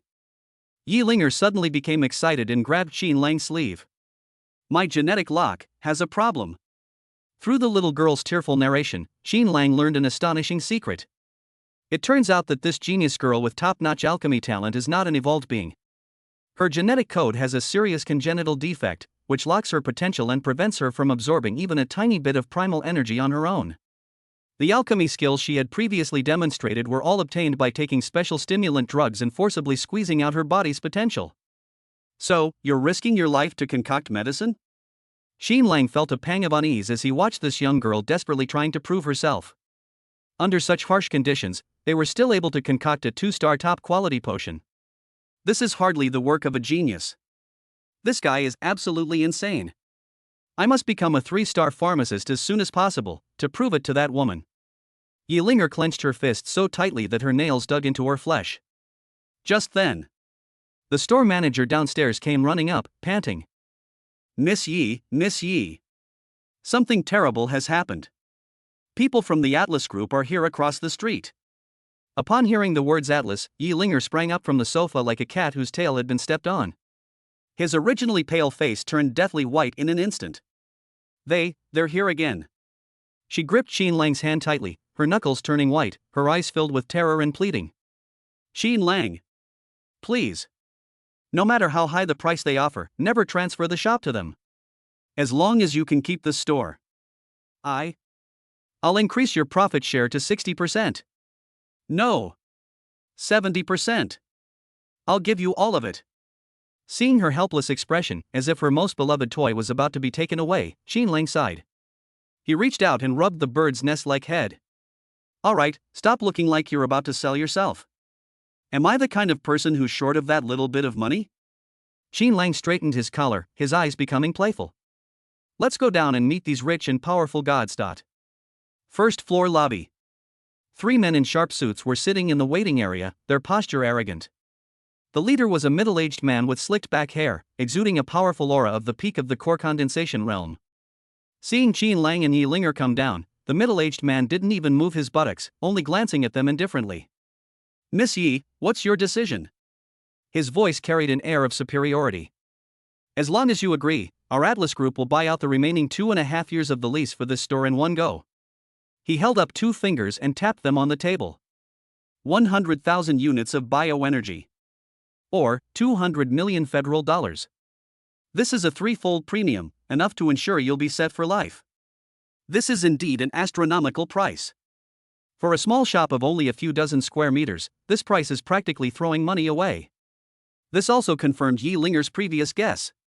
The other party wasn't there to discuss cooperation, they were there to clear the place out. However, Xin Lang simply pulled out a chair and sat down opposite the middle-aged man with an air of nonchalance. He crossed his legs and picked at his ear. 200 million? Xin Lang chuckled as if he had heard a joke. Hey sir, with a business like Atlas Group, this is all you're willing to spend? Are you trying to send a beggar away? The middle-aged man's face darkened. Young man, greed knows no bounds. This price is already very reasonable. Sincerity? Xin Lang leaned forward, his eyes instantly sharpening. If it were really just for this shop, would you really spend so much money?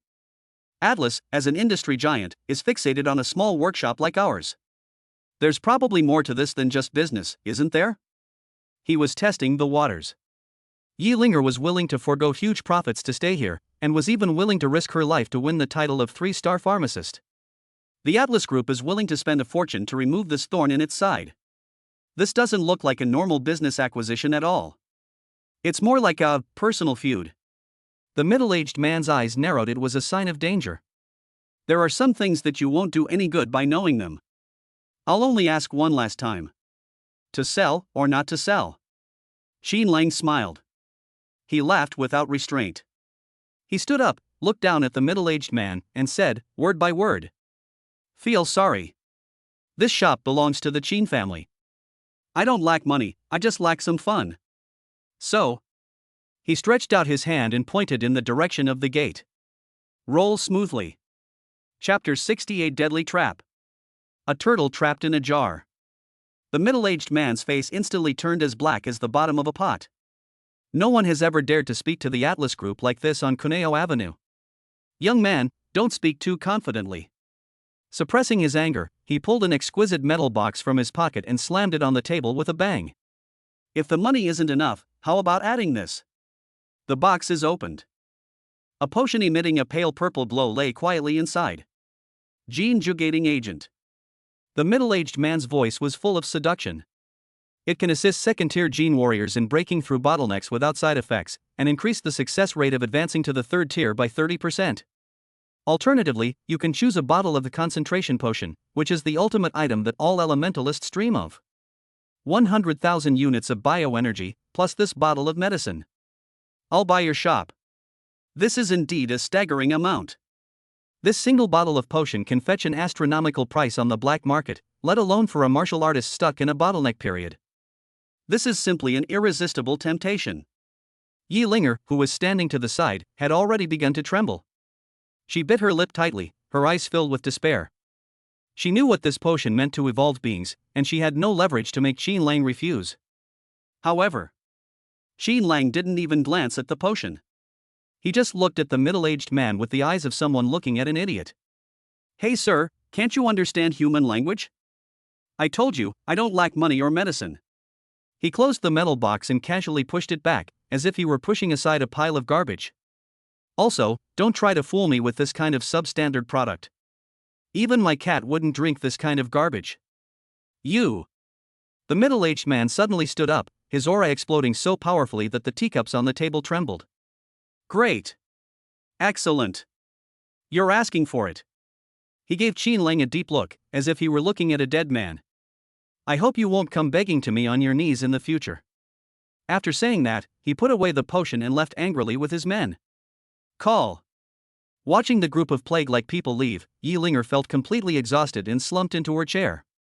Thank you. Qin Lang, thank you. Her eyes were red, and her voice was choked with emotion. All right, stop crying. Qin Lang handed her a tissue, his brows furrowing slightly. It seems you have quite a grudge against the Atlas Group. The other party's stance clearly indicates that they are determined to achieve their goal at all costs. The fact that such a powerful corporation would target a young girl like this suggests there's something much more complicated going on here. At the same time, across the street, in the top-floor office of Atlas Pharmacy, the middle-aged man stood with his hands hanging down in front of the desk, his forehead covered in cold sweat. On that large, genuine leather executive chair sat a young woman of noble bearing and stunning beauty. She held a glass of red wine in her hand, looking down at the Lingxin Medicine Pavilion across the street through the floor-to-ceiling window. Third miss, that boy named Qin Lang has refused. The middle-aged man reported cautiously. Even when I presented him with the gene-jumping agent, he did not waver in the slightest. The woman, referred to as third miss, gently swirled her wine glass. A cold, alluring smile curved her lips, but her eyes held a chilling glint in them. Reject? That's interesting. She turned her head, looked at the maid beside her, and asked calmly. Go and investigate Qin Lang's background. Also, contact the owner of that shop and, no matter how much it costs, make him breach the contract and kick him out. The maidservant obeyed and left. But I couldn't help asking a question. Miss, wasn't Yi Linger's gene lock already disabled? Why do you still want to? It's ruined? The third young lady sneered, her gaze sweeping across the street, locking onto the faintly visible figure on the second floor of the Spirit Heart Medicine Pavilion. My dear sister, although she is a cripple, she is indeed a bit strange when it comes to alchemy. Instead of hiding in that slum and waiting to die, she had to come and get in my way. She tilted her head back and drank the red wine in her glass in one gulp. The bright red liquid flowed down the corner of her mouth like a streak of blood. Then don't blame your older sister for being ruthless. Qin Lang was not in a good mood when he left the Lingxin Medicine Pavilion. He keenly sensed that he seemed to have been drawn into a vortex of feuds within a wealthy family. My phone vibrated as soon as I stepped off Kunming Avenue. Gao Meng's loud voice came through the receiver. Brother Lang. Something terrible has happened. He Chang from the He family has issued a challenge to you on the campus network. He Chang? Qin Lang raised an eyebrow. He is good-for-nothing cousin? Yes. That's him. Gao Meng's voice was filled with anxiety. This kid is a senior in college who just broke through to the gene liberation realm, which is the third stage. To avenge He Yi, he set up a wager of 100,000 units of bioenergy, forcing you to accept the challenge. The whole school is now condemning him for being shameless and bullying the younger students. Upon hearing this, Qin Lang's lips curled into a cold smile. Third stage? It's perfect for testing the sword. He logged onto the campus network and replied with 4 words under the challenge letter. I'll take the money. After sending the message, he put away his phone and prepared to return to the college. However, just as he walked into a secluded alley, the little white dog that had been dozing off in my arms suddenly bristled. Meow. A sharp meow rang out. Qin Lang's hair stood on end instantly. The deadly sense of being targeted by a venomous snake made him subconsciously activate the defensive energy talisman on his body. Buzz!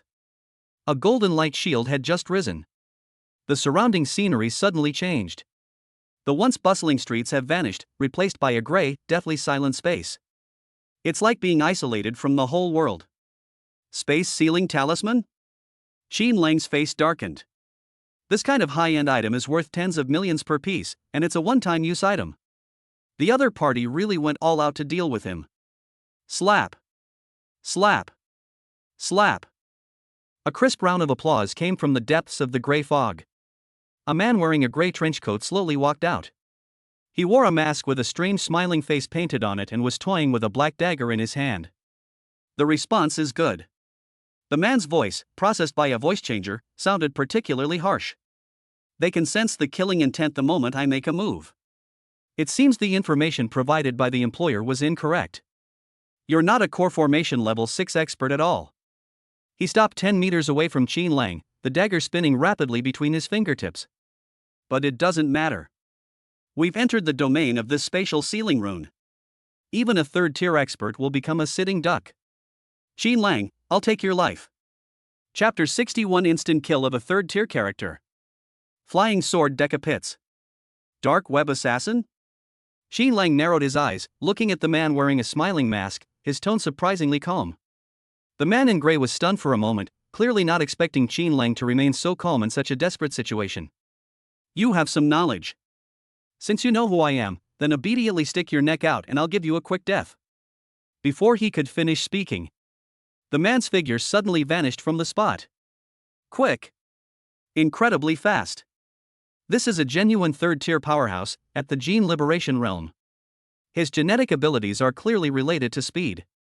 The next second, a dark blade of light, like a venomous snake's tongue, appeared out of nowhere in front of Qin Lang's throat. Die. However, Qin Lang did not panic as he had expected. A blurry afterimage suddenly appeared beneath his feet. Whoosh! The blade flashed, but only shattered a phantom image. The mysterious shadows? The assassin let out a soft exclamation, and retreated immediately after missing his target. But Qin Lang didn't give him a chance to catch his breath. It is impolite not to reciprocate. Qin Lang suddenly produced a long sword out of thin air and swung it out with a backhand. This sword strike was silent and stealthy, yet as swift as lightning. It was the formless sword manual that I had just gotten from Shangguan Shui. Clang! The assassin raised his dagger to parry, but was thrown back more than 10 meters by the impact. What domineering primal energy! The assassin steadied himself, his eyes beneath the mask growing serious. The intelligence he received indicated that Qin Lang was only a freshman at the 6th level of the core formation stage. But the power of that sword strike just now was clearly close to the liberation realm. You've concealed your cultivation level. The assassin's voice turned chillingly cold. Unfortunately, such clever tricks are meaningless in the face of absolute suppression of realm. Instant step. He let out a low shout, and his thigh muscles instantly swelled up. Bang! 2 deep craters were blown open in the ground. The assassin's speed suddenly increased several times, and he transformed into a black whirlwind, frantically attacking Qin Lang. The surrounding space rippled due to the intense energy collision. If it weren't for the spatial sealing talisman, the commotion here would have already alerted the patrol teams of Kunlun and Olympus. Qin Lang was at the eye of the storm, seemingly in grave danger. But he treads on the myriad shadows, his figure moving like a ghost amidst the flashing swords. Each time, they narrowly avoided the vital points. Is this the power of the third tier? While dodging, Qin Lang mentally assessed his opponent's strength. It is very fast and very powerful. But that's all there is to it. As the battle continued, the light in Qin Lang's eyes grew brighter and brighter. He discovered that as long as he fully circulated the chaotic primal energy within his body, the speed that the other party was so proud of seemed like slow motion to him. I'm not playing with you anymore. Qin Lang suddenly stopped and ceased dodging. The assassin was overjoyed, thinking that Qin Lang was exhausted. Die! He poured all his strength into the dagger and launched a fatal attack from behind Qin Lang. This one cut is enough to pierce through an alloy steel plate. However, just as the dagger was about to pierce Qin Lang's back, a cruel smile curled at the corners of Qin Lang's lips. Shadowless flying sword. Buzz! A barely perceptible sword cry rang out. A nearly transparent sword light flew out from Qin Lang's sleeve without warning. That's too fast. It's faster than the speed of thought. The assassin only felt a blur before his eyes. Immediately afterwards, a sharp pain shot through my lower back. He looked down. His lower body was still in a charging posture. But the upper body had already detached from the torso and flown away. This is... The assassin stared wide-eyed at the small, transparent sword hovering in the air, his eyes filled with horror and despair. Flying sword. This is a god-level combat skill. Legend has it that only the most powerful individuals who have awakened the mythical gene of telekinesis can master this ultimate killing technique. Thump! 2 pieces of the body fell to the ground, and blood instantly stained the ground red. He never understood until his death. Why would a freshman possess such terrifying abilities? Call. Qin Lang sheathed his flying sword, his face somewhat pale. Although this move is incredibly powerful, it also consumes a huge amount of primal energy and mental strength. He walked to the corpse and skillfully touched it. Poor wretch. Apart from a 4-star Thunderfire talisman that he hadn't had time to activate, this guy didn't have anything of value on him. However, this Thunderfire talisman is a good thing. Once it is activated, its power is comparable to the full force attack of a 4th-tier expert. Luckily, this guy talks a lot. If he had just thrown talismans at me, I would have been in real trouble. Qin Lang carefully put away the talisman, secretly rejoicing. As the assassin died, the surrounding gray spatial ceiling talisman lost its effect and slowly dissipated. The sounds of the bustling street returned to my ears. Not far away, several passing students were pointing in this direction and letting out piercing screams. Qin Lang calmly sheathed his longsword, took out his phone to call the police, and then sent Bai Qianqian his location. After dealing with all of this, he looked in the direction of Olympus Academy. There, a clown named He Chang was waiting for him. Olympus Academy, Central Arena. He Chang stood in the center of the arena with his hands behind his back, enjoying the gaze of thousands of students around him. He is He's cousin, a senior college student, and a powerful expert at the first level of the Gene Liberation realm. Although the reputation of bullying the weak is not very good. But he didn't care.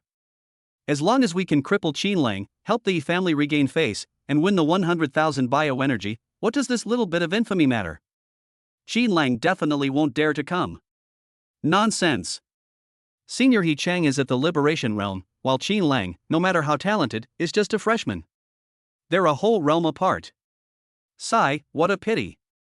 If Qin Lang could have endured for a few years, he might have actually won.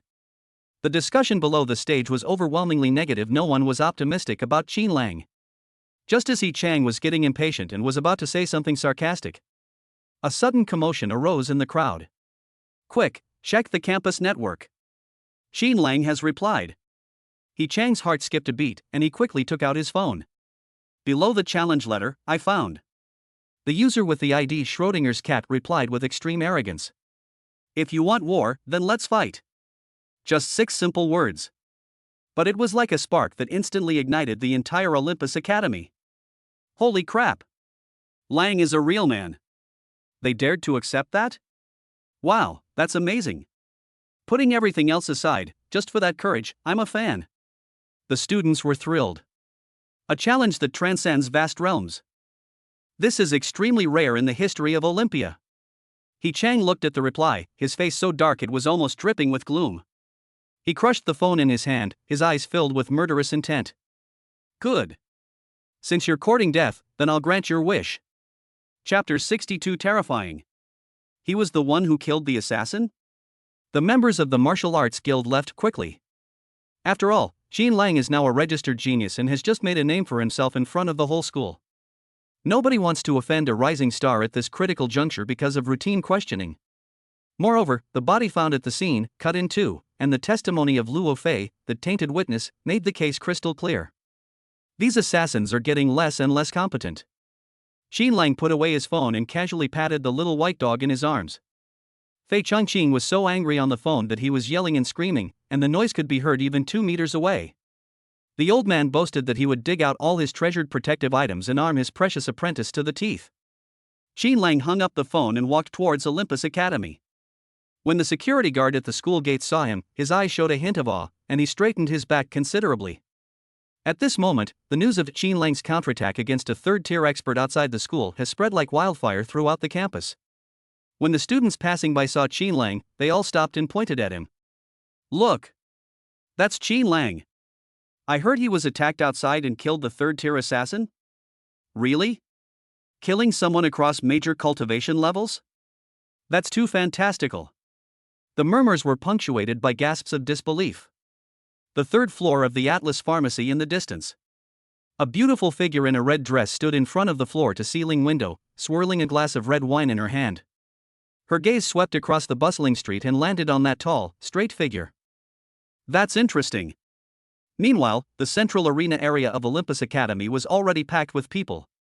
Many students who were in seclusion came out specifically for this battle. Even Shangguan Shui, the most beautiful woman in the world and possessing the genes of the Ice Emperor, appeared at the edge of the crowd. She wore a white baseball cap today, with the brim pulled low, but her ethereal still drew frequent glances from the boys around her. They're here. Xiang Kunlun is here too. A commotion broke out in the crowd. A burly young man, exuding a fiery aura, strode over. It was Xiang Kunlun, a genius who possessed the genes of the sun god. He stood in the front row with his arms crossed, his gaze sweeping over Yi Chang on the stage, a disdainful smirk playing on his lips. Although it is only at the third level, its foundation is weak. If it comes to a life or death struggle, I can still kill it. Xiang Kunlun's voice wasn't loud, but it was full of absolute confidence. The surrounding students were secretly astonished. Is this the source of confidence for top geniuses? However, that guy Qin Lang. Xiang Kunlun recalled the chaotic phenomenon that had made him feel uneasy before, and his brows furrowed slightly. With dual mythological genes, it's not so easy to lose. At the same time, a group of geniuses, including Lei Jin from the Lei family, also arrived at the scene. This battle, which transcends boundaries, has become the focus of attention for the entire school. Why hasn't Qin Lang arrived yet? Is he scared? Below the arena, he glanced at the time and impatiently shouted. Although his face was wrapped in bandages, his arrogance remained undiminished. Scared? I think you're scared out of your wits. Feng who was standing next to him, echoed his words, but his eyes seemed to wander. Qin Lang had created so many miracles in the past that he always felt a lingering unease in his heart. Just then. Breaking news! Breaking news! A boy, holding his phone, rushed into the crowd, panting. Qin Lang just killed the assassin sent by the dark web outside the school. And that assassin was a third-tier expert. Boom! This statement was like a bombshell, instantly exploding in the crowd. The scene erupted in uproar. Holy crap! Really? Killing someone 3 levels higher than yourself? Even novels wouldn't dare write something like that. Where's the video? Do you have a video? Ye's expression changed as he stood below the ring, and he immediately shouted a rebuke. Bullshit. It's definitely fake news. How can a freshman kill a third-tier enemy? With his mouth? This must be a smokescreen Qin Lang put out to scare my cousin. However, Yi Chang, standing on the ring, froze the moment he heard the news. That originally fierce aura deflated instantly, like a punctured balloon. His face turned deathly pale, and his hand gripping the broadsword trembled slightly. Others may not know, but he does. The fact that the Yi family posted a bounty on the dark web was a family secret. Yi, a member of a collateral branch, was unaware of it, but as a core member, he was aware of it. That night owl is a notorious and ruthless figure on the dark web, a true peak of the third tier. Even such a ruthless person fell to Qin Lang? Yi Chang felt his legs go weak and he almost lost his balance. His challenge to Qin Lang was originally ordered by the family head to cooperate with the assassins on the dark web. The original plan was to force Qin Lang out of the academy through constant humiliation and coercion, thus creating an opportunity for the assassin. But now, the assassin is dead? How strong must Qin Lang be? His level 3 skill, which was forcibly boosted by drugs, was practically nothing compared to Qin Lang's. What's the point of fighting now? Yi Chang's throat was dry, and cold sweat streamed down his forehead. He even had the urge to jump off the ring and run away. Just as he was panicking and on the verge of collapse. Suddenly, someone in the audience loudly offered their analysis. That's not right. No matter how strong Qin Lang is, he can't possibly go head-to-head with a third-tier assassin, can he? The only explanation is that he used his trump card to save his life. Don't forget who his mentor is. It's Fei Changcheng. If Elder Fei casually leaves behind some high-level energy talismans or combat potions, killing a third-tier assassin would be a piece of cake, wouldn't it? This statement immediately gained the approval of most people. Yes, yes, yes. They must have used something external. I knew it. How could anyone kill someone across such a vast realm based on sheer strength alone? Upon hearing this, He Chang, who was on the stage, felt his heart, which had been in his throat, suddenly settle back down. Call. He let out a long sigh and wiped the cold sweat from his forehead. Yes. They must have used the trump card their mentor gave them to save their lives. Otherwise, it doesn't make sense. Thinking of this, He Chang straightened up instantly. There are strict rules for ring competitions. The use of any single-use consumables such as energy runes and combat potions is prohibited. You can only fight with your true skills. Now that Qin Lang's biggest asset has been disabled, what is there for him to be afraid of? Humph, so it's all thanks to the treasure the teacher gave you. He Chang gripped the broadsword tightly again, the fear on his face vanishing, replaced by a ferocious smile. Within the constraints of the rules, let's see how you manage to defy the heavens.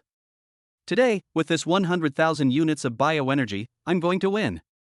He took a deep breath, and the primal energy within his body began to circulate again, producing a rumbling sound. Qin Lang. He Chang stood in the center of the arena, focused his energy, and let out a loud shout. You coward! Why don't you get up here and die? Chapter 63 An Exorbitant Bet. One move and he's done it, what's the problem? As soon as Qin Lang stepped into the gates of Olympus Academy, he sensed that something was wrong. It's too quiet. The once bustling campus avenue was now almost deserted. But the silence lasted only a few seconds. As he appeared, the crowd that had been hiding under the shade of trees and behind buildings on both sides of the road surged out instantly. He's here. Qin Lang is here. Look. It's him. Countless gazes shone on him like spotlights. Qin Lang touched his nose, somewhat speechless. This is even more extravagant than a celebrity walking the red carpet. More and more people followed behind him, and soon they formed a vast and mighty crowd. Brother Lang. You finally arrived. Cao Meng squeezed out of the crowd, his face flushed with excitement, and said in a low voice. That news just now scared Yi Chang so much that his face turned pale and his legs were shaking. But then this kid heard that you used props, and he thought he was invincible again. Qin Lang raised an eyebrow. Props? He smiled but didn't explain. When Qin Lang arrived at Olympus Square, thousands of students automatically made way for him. The scene had the air of a king returning home. Many female freshmen who met Qin Lang for the first time were attracted by his outstanding looks and his calm and composed demeanor. Wow, is that the rookie of the year? He's so handsome. It looks even better than in the photos. Below the ring. He watched the scene, his teeth practically grinding with jealousy. He snorted coldly and said to Feng Rui beside him. What are you pretending to be? Once he's on stage, I'll see how he dies.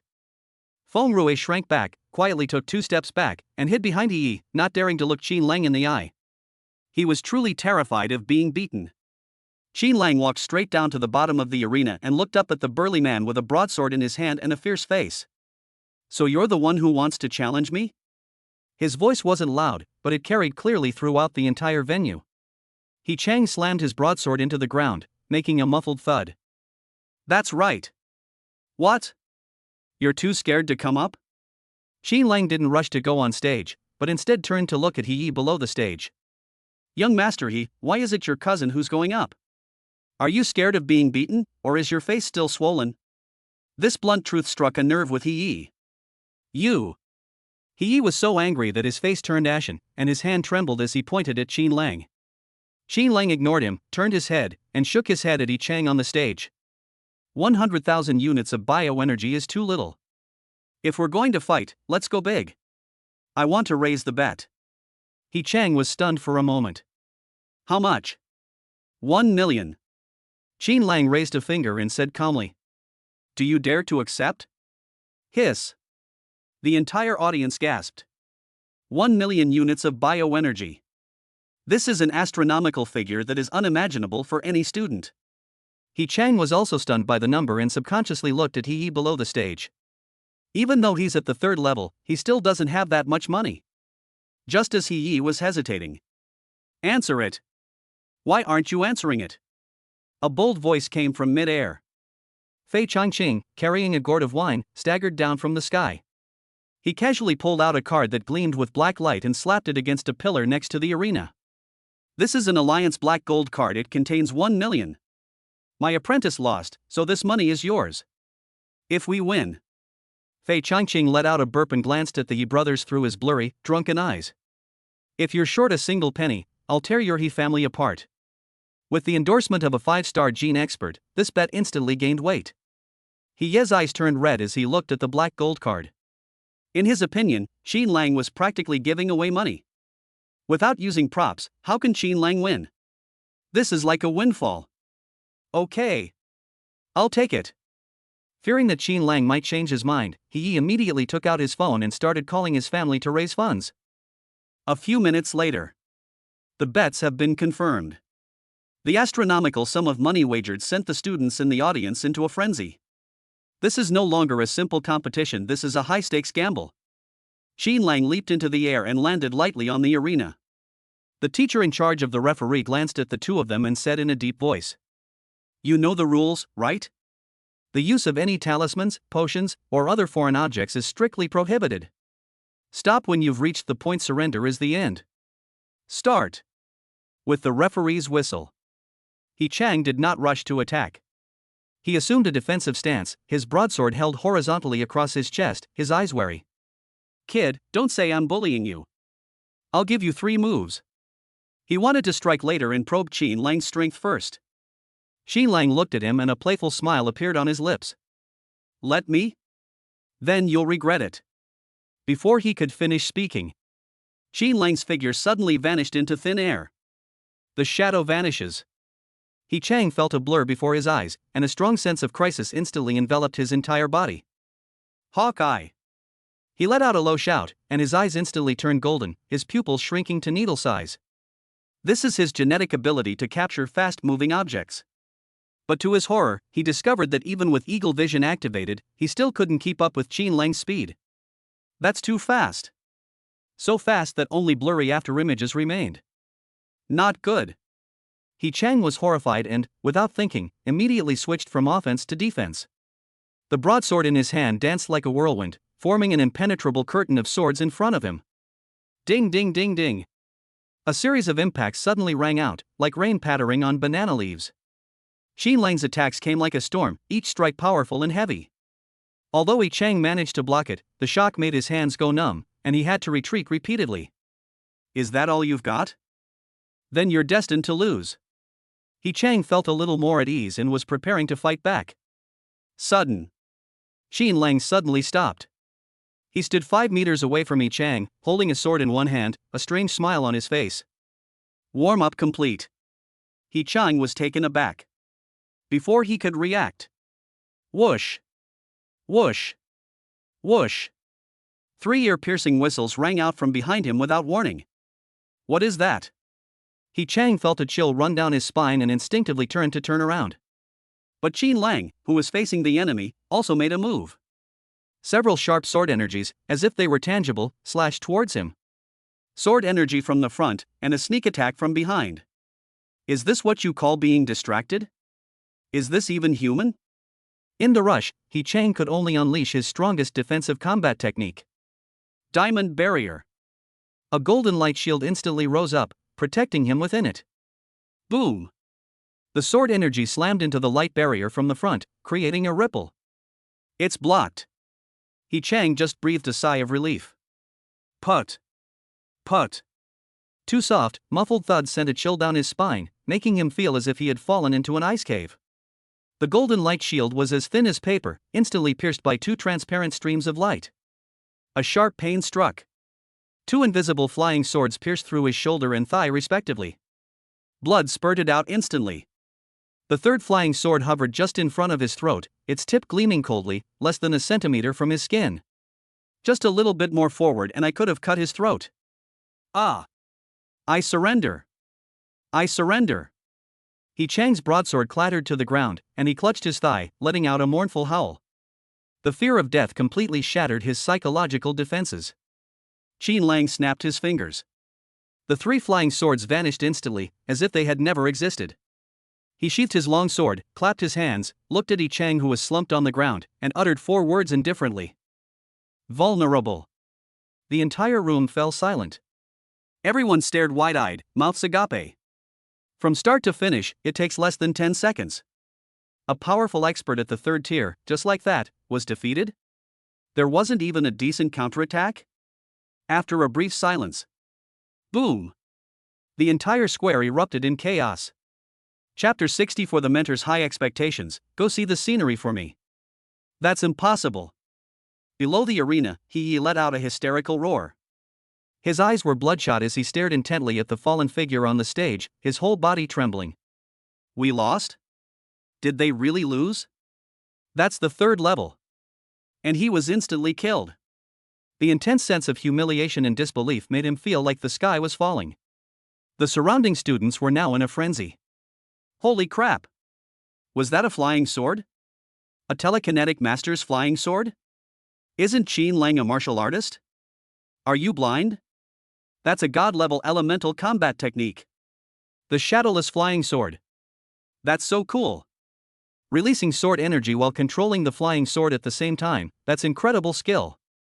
This isn't a competition, it's utterly bullying the weak. The discussions grew louder and louder.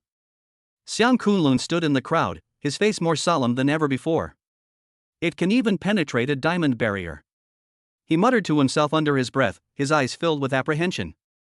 That penetrating power is definitely not an ordinary elemental combat technique. Moreover, his ability to multitask is practically cheating in actual combat. He glanced at Qin Lang, who stood calmly on the stage, and for the first time, his unwavering belief in victory began to waver. If it were him, could he withstand those strange flying swords? On the other side, Shang Wanshui stood at the edge of the crowd, a strange light flickering in her icy blue eyes.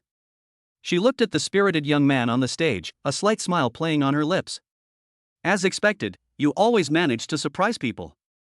Just then, as if sensing something, Qin Lang turned his head, his gaze piercing through the crowd and landing precisely on her. Their eyes met. Qin Lang winked at her and gave her a bright smile. Shang Guanshui's cheeks flushed instantly, and she looked away in a fluster, her heart beating faster than usual. That bastard. She mentally cursed herself, but couldn't help but smile. The rooftop of the teaching building in the distance. Several senior experts watched this scene with admiration. This child is destined for greatness. It seems that he is the undisputed winner of this year's Rookie of the Year award. On the arena, the referee took a deep breath and announced loudly, "The winner is Qin Lang." Bai Qianqian laughed heartily, picked up his wine gourd, and strode onto the stage. He put his arm around Qin Lang's shoulder, his face full of smugness. "Good lad. You've made me proud." Then, he turned his head, looked at He, whose face was ashen, and stretched out his large, fan-like hand. "Give me the money." He gritted his teeth, not daring to renege on his promise under the watchful eyes of thousands of people in the audience. With trembling hands, he handed the card containing 1 million units of bioenergy to Qin Lang. After doing all this, he felt as if his heart was bleeding. That's $1 million. It was public funds he embezzled from his family. When we get back, we'll be lucky to escape with our lives. He glared at Qin Lang with resentment, helped up the seriously injured Yi Chang, and slunk away. As for Feng Rue, he had already quietly slipped away the moment Qin Lang won, fearing that Qin Lang would call him out. This turmoil came to an end with Qin Lang's complete victory. But its impact is only just beginning. Not long after, someone posted a video of Qin Lang killing the assassin outside the school on the internet. In the video, Qin Lang's ghostly movements and the sharpness of his decapitation strike instantly silenced all doubts. So, the counterattack was real. It's true that he instantly defeated Yi Chang. The power of the dual mythological genes has once again refreshed everyone's understanding. Inside the training room, Bai Qianqian closed the door, shutting out the noise from outside. Looking at his apprentice who had given him countless surprises, the drunkenness in his eyes dissipated somewhat. "Kid, you did a great job this time." Bai Qianqian took out a tattered spatial bag from his pocket and casually tossed it to Qin Lang.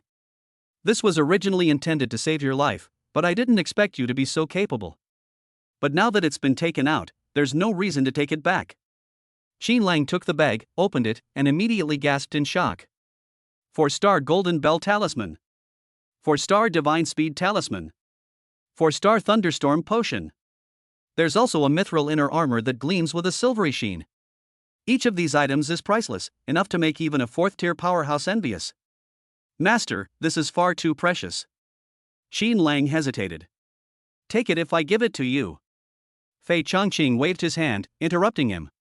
He walked to the window, looked at the sky outside, and his back view appeared somewhat desolate. My life is ruined.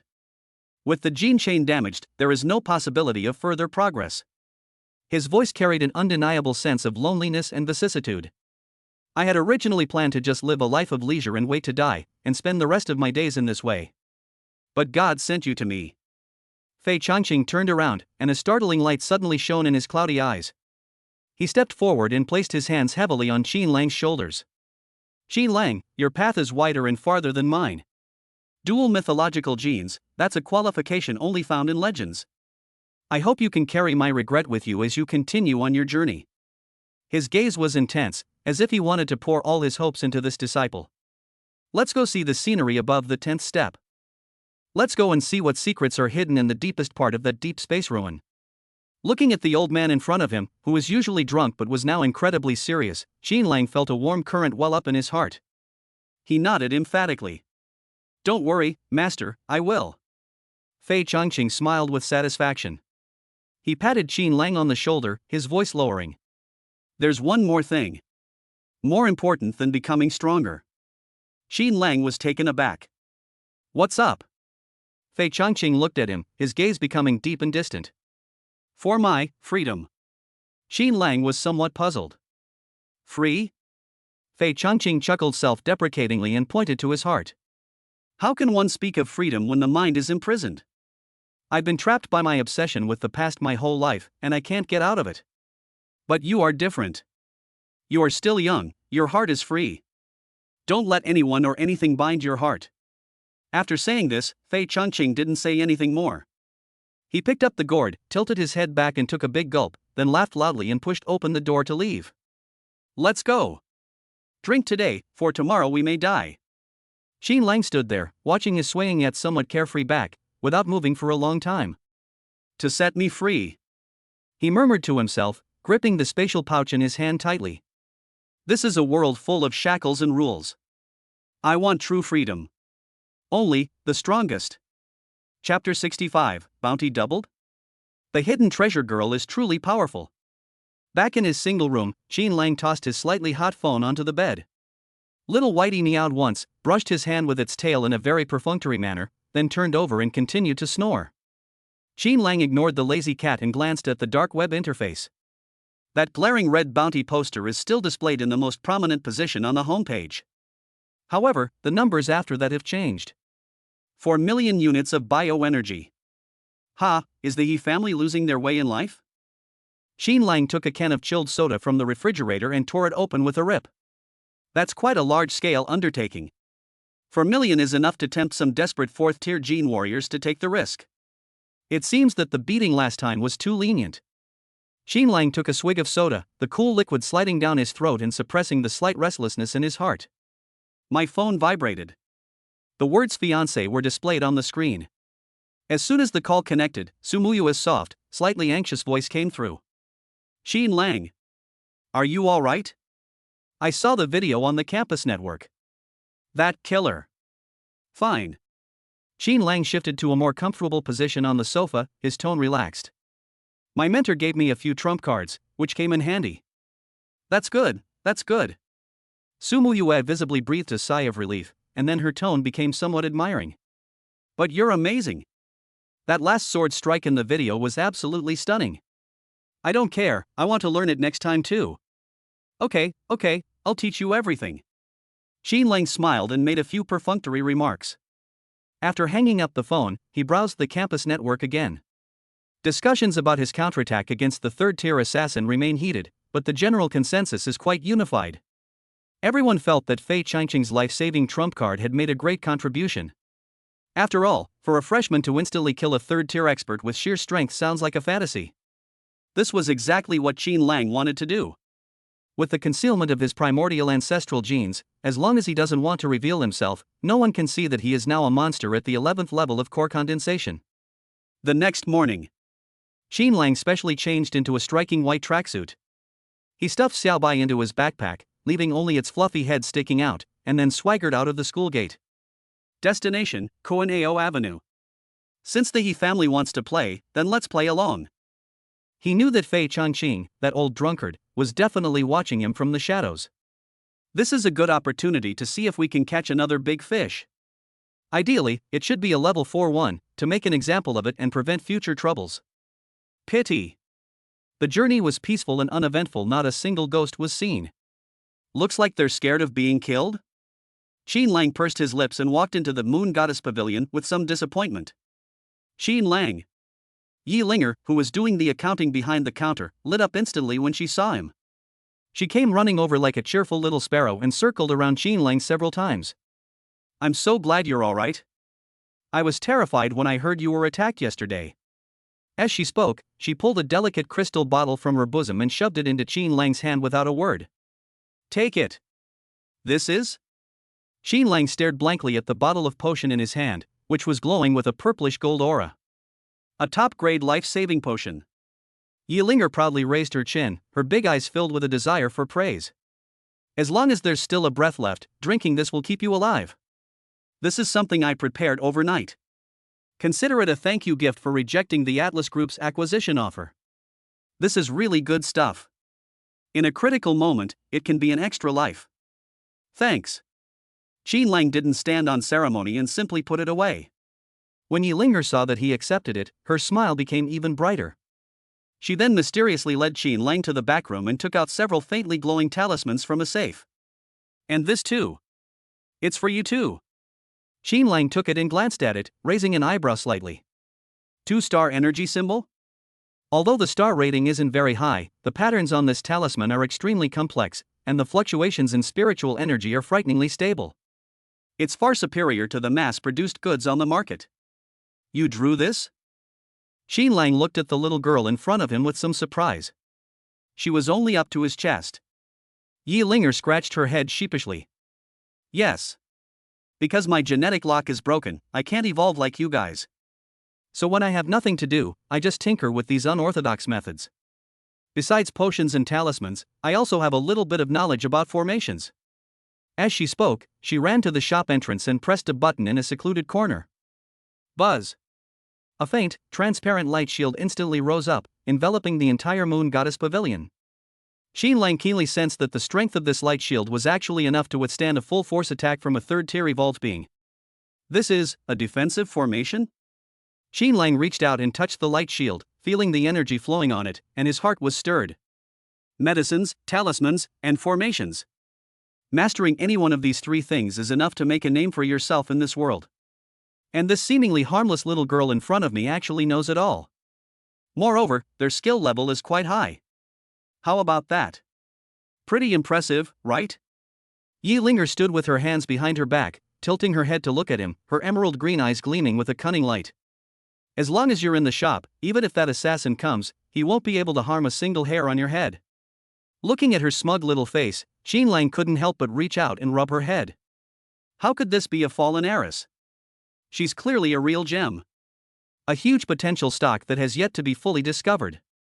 Sharp. Xin Lang exclaimed in sincere admiration. My Linger is simply an all-around genius. Yi Linger blushed slightly at the praise and muttered something under her breath. Who is your family? Xin Lang didn't reply, but just looked at the energy talismans in his hand, lost in thought.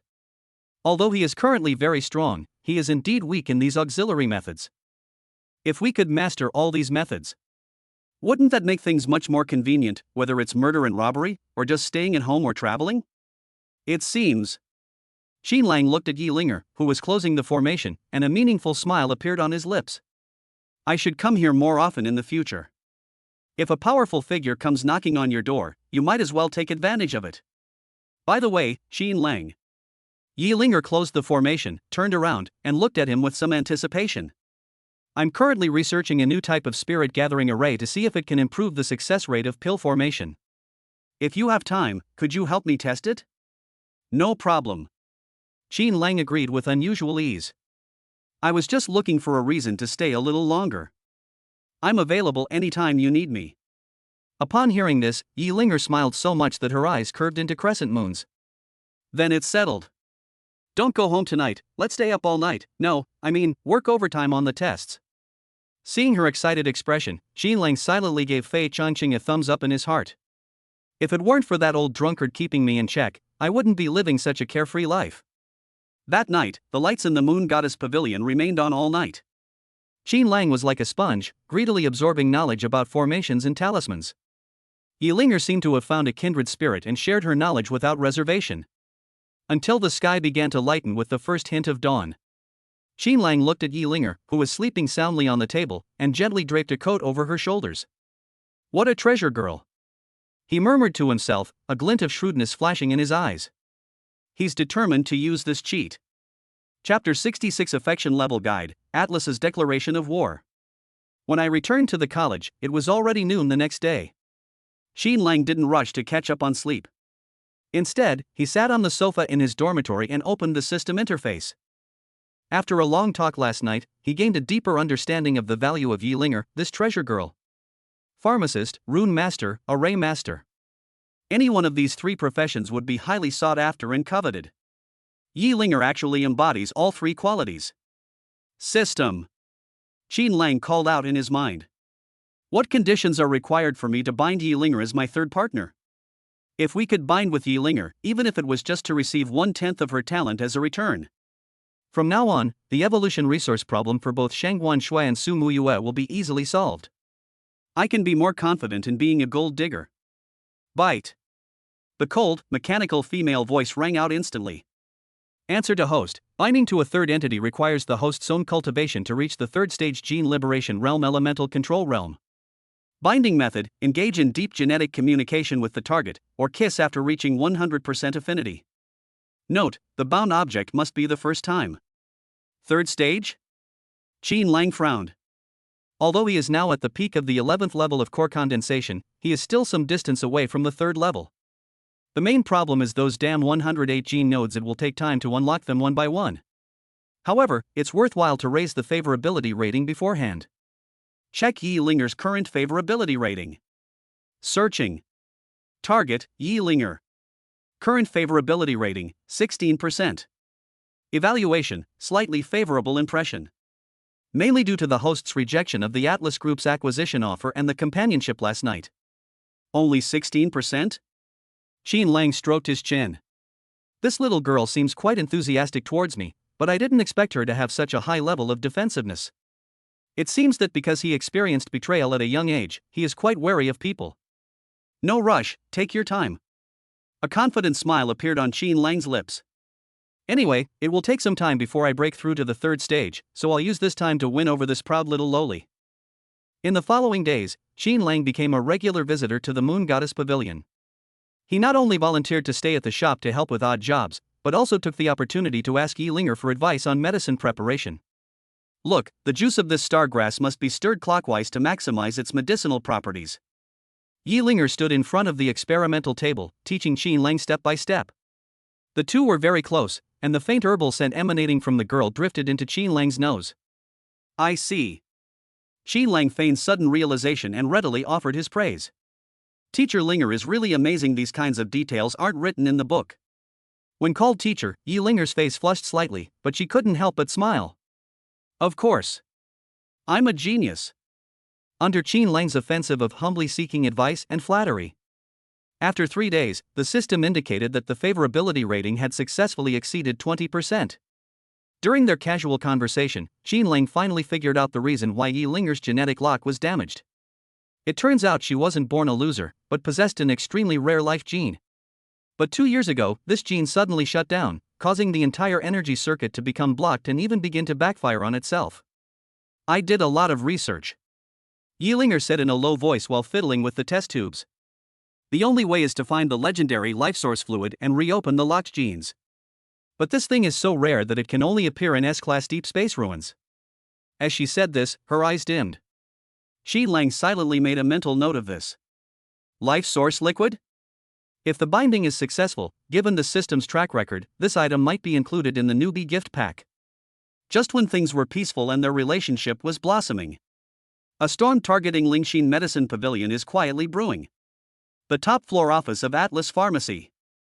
Zhuo Qingyao, who was known as the third miss, was coldly looking at the financial statements in her hands. Business across the street has been booming these past few days, hasn't it? She threw the report on the table, her voice carrying a chilling undertone. Even that little girl from the Fu family went there to buy medicine? The middle-aged man standing in front of her wiped the cold sweat from his forehead.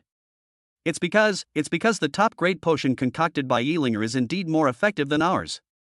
It works well. Zhuo Qingyao sneered, stood up and walked to the French windows.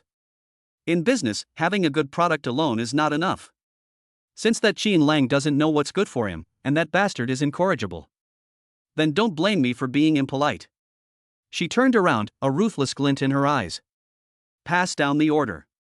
Starting tomorrow, all basic potions at Atlas Pharmacy will be sold at half price. At the same time, we will purchase all low-grade medicinal herbs on the market at a price 30% higher than the market price. Upon hearing this, the middle-aged man's expression changed drastically. Third miss. This will cause us serious losses. Loss? Zhuo Qingyao curled her lip in disdain. Atlas has no shortage of money. I'm going to use my money to smash that lousy shop to death. I want them to know who the real master is in this market. The next morning, a bombshell announcement has set both Kunlun and Olympia Academies ablaze with news. Atlas Potion, all items half price. This news was like a depth charge dropped on a calm lake. Countless students, hearing the news, surged towards Kunming Avenue like a tidal wave. The previously deserted Atlas Potion shop was suddenly packed with customers. The queue stretched for hundreds of meters to the street corner. In comparison, the Lingxin Medicine Pavilion across the street was eerily silent. The students who used to queue up even if it meant staying up all night to buy top-quality potions were all nowhere to be seen today. After all, this is a difficult situation for most students who are not financially well off. While top-quality potions are excellent, they are also incredibly expensive. While Atlas's half-price potion is of slightly lower quality, it's cheap. Value for money is the key. This is the scene that Qin Lang saw when he arrived at the store. Yilinger, who was always full of energy, was now sitting alone behind the counter. Looking at the massive crowd across the street, her big eyes were filled with loneliness and helplessness. The counter was filled with freshly prepared premium potions. But nobody paid any attention. Qin Lang. Seeing Qin Lang enter, Yilinger sniffled, her voice trembling with tears. Am I really that useless? Looking at her like this, Qin Lang felt inexplicably choked up.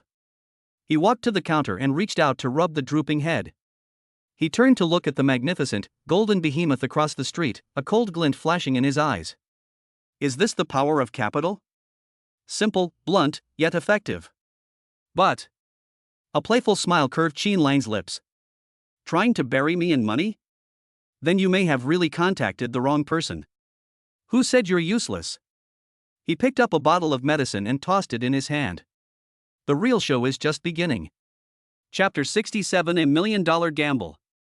Favorability soars. Atlas's price war tactic truly struck at Lingxin Medicine Pavilion's Achilles' heel. The situation worsened over the next few days. Not only did all the customers leave, but the supply of raw materials was also cut off.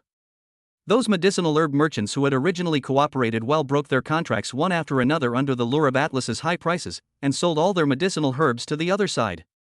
Although Yilinger didn't say it, her increasingly thin face and dark circles under her eyes betrayed her inner anxiety. Just then, Olympia College's quarterly assessments arrived as scheduled. To avoid appearing too shocking, Qin Lang only revealed a small portion of his strength.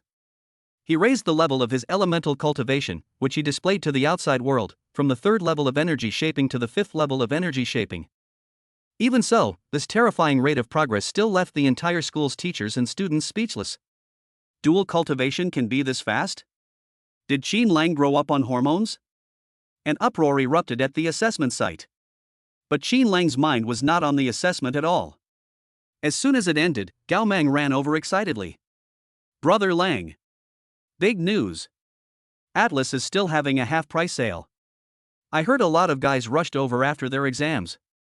That's a once-in-a-lifetime opportunity to snag a bargain. Upon hearing this, Xin Lang's face darkened. Still working on it? Zhuo Qingyao is determined to drive Lingxin Medicine Pavilion to its doom. Without saying a word, he rushed straight towards Corneo Avenue. The streets were teeming with people, all crowding towards Atlas. The Lingxin Medicine Pavilion across the street, however, seemed like a deserted island forgotten by the world, so desolate that it was heartbreaking. Xin Lang pushed open the door and quickly went up to the second floor. Push open the laboratory door. A strong herbal aroma wafted over. Yi Linger was sitting with her back to him, amidst a pile of messy medicinal herbs, mechanically mixing them. Her movements were slow and labored, as if every action was draining her life force. Hearing the door open, she didn't turn around, but said in a hoarse voice, "Don't try to persuade me. I can still hold on. Hold on my ass."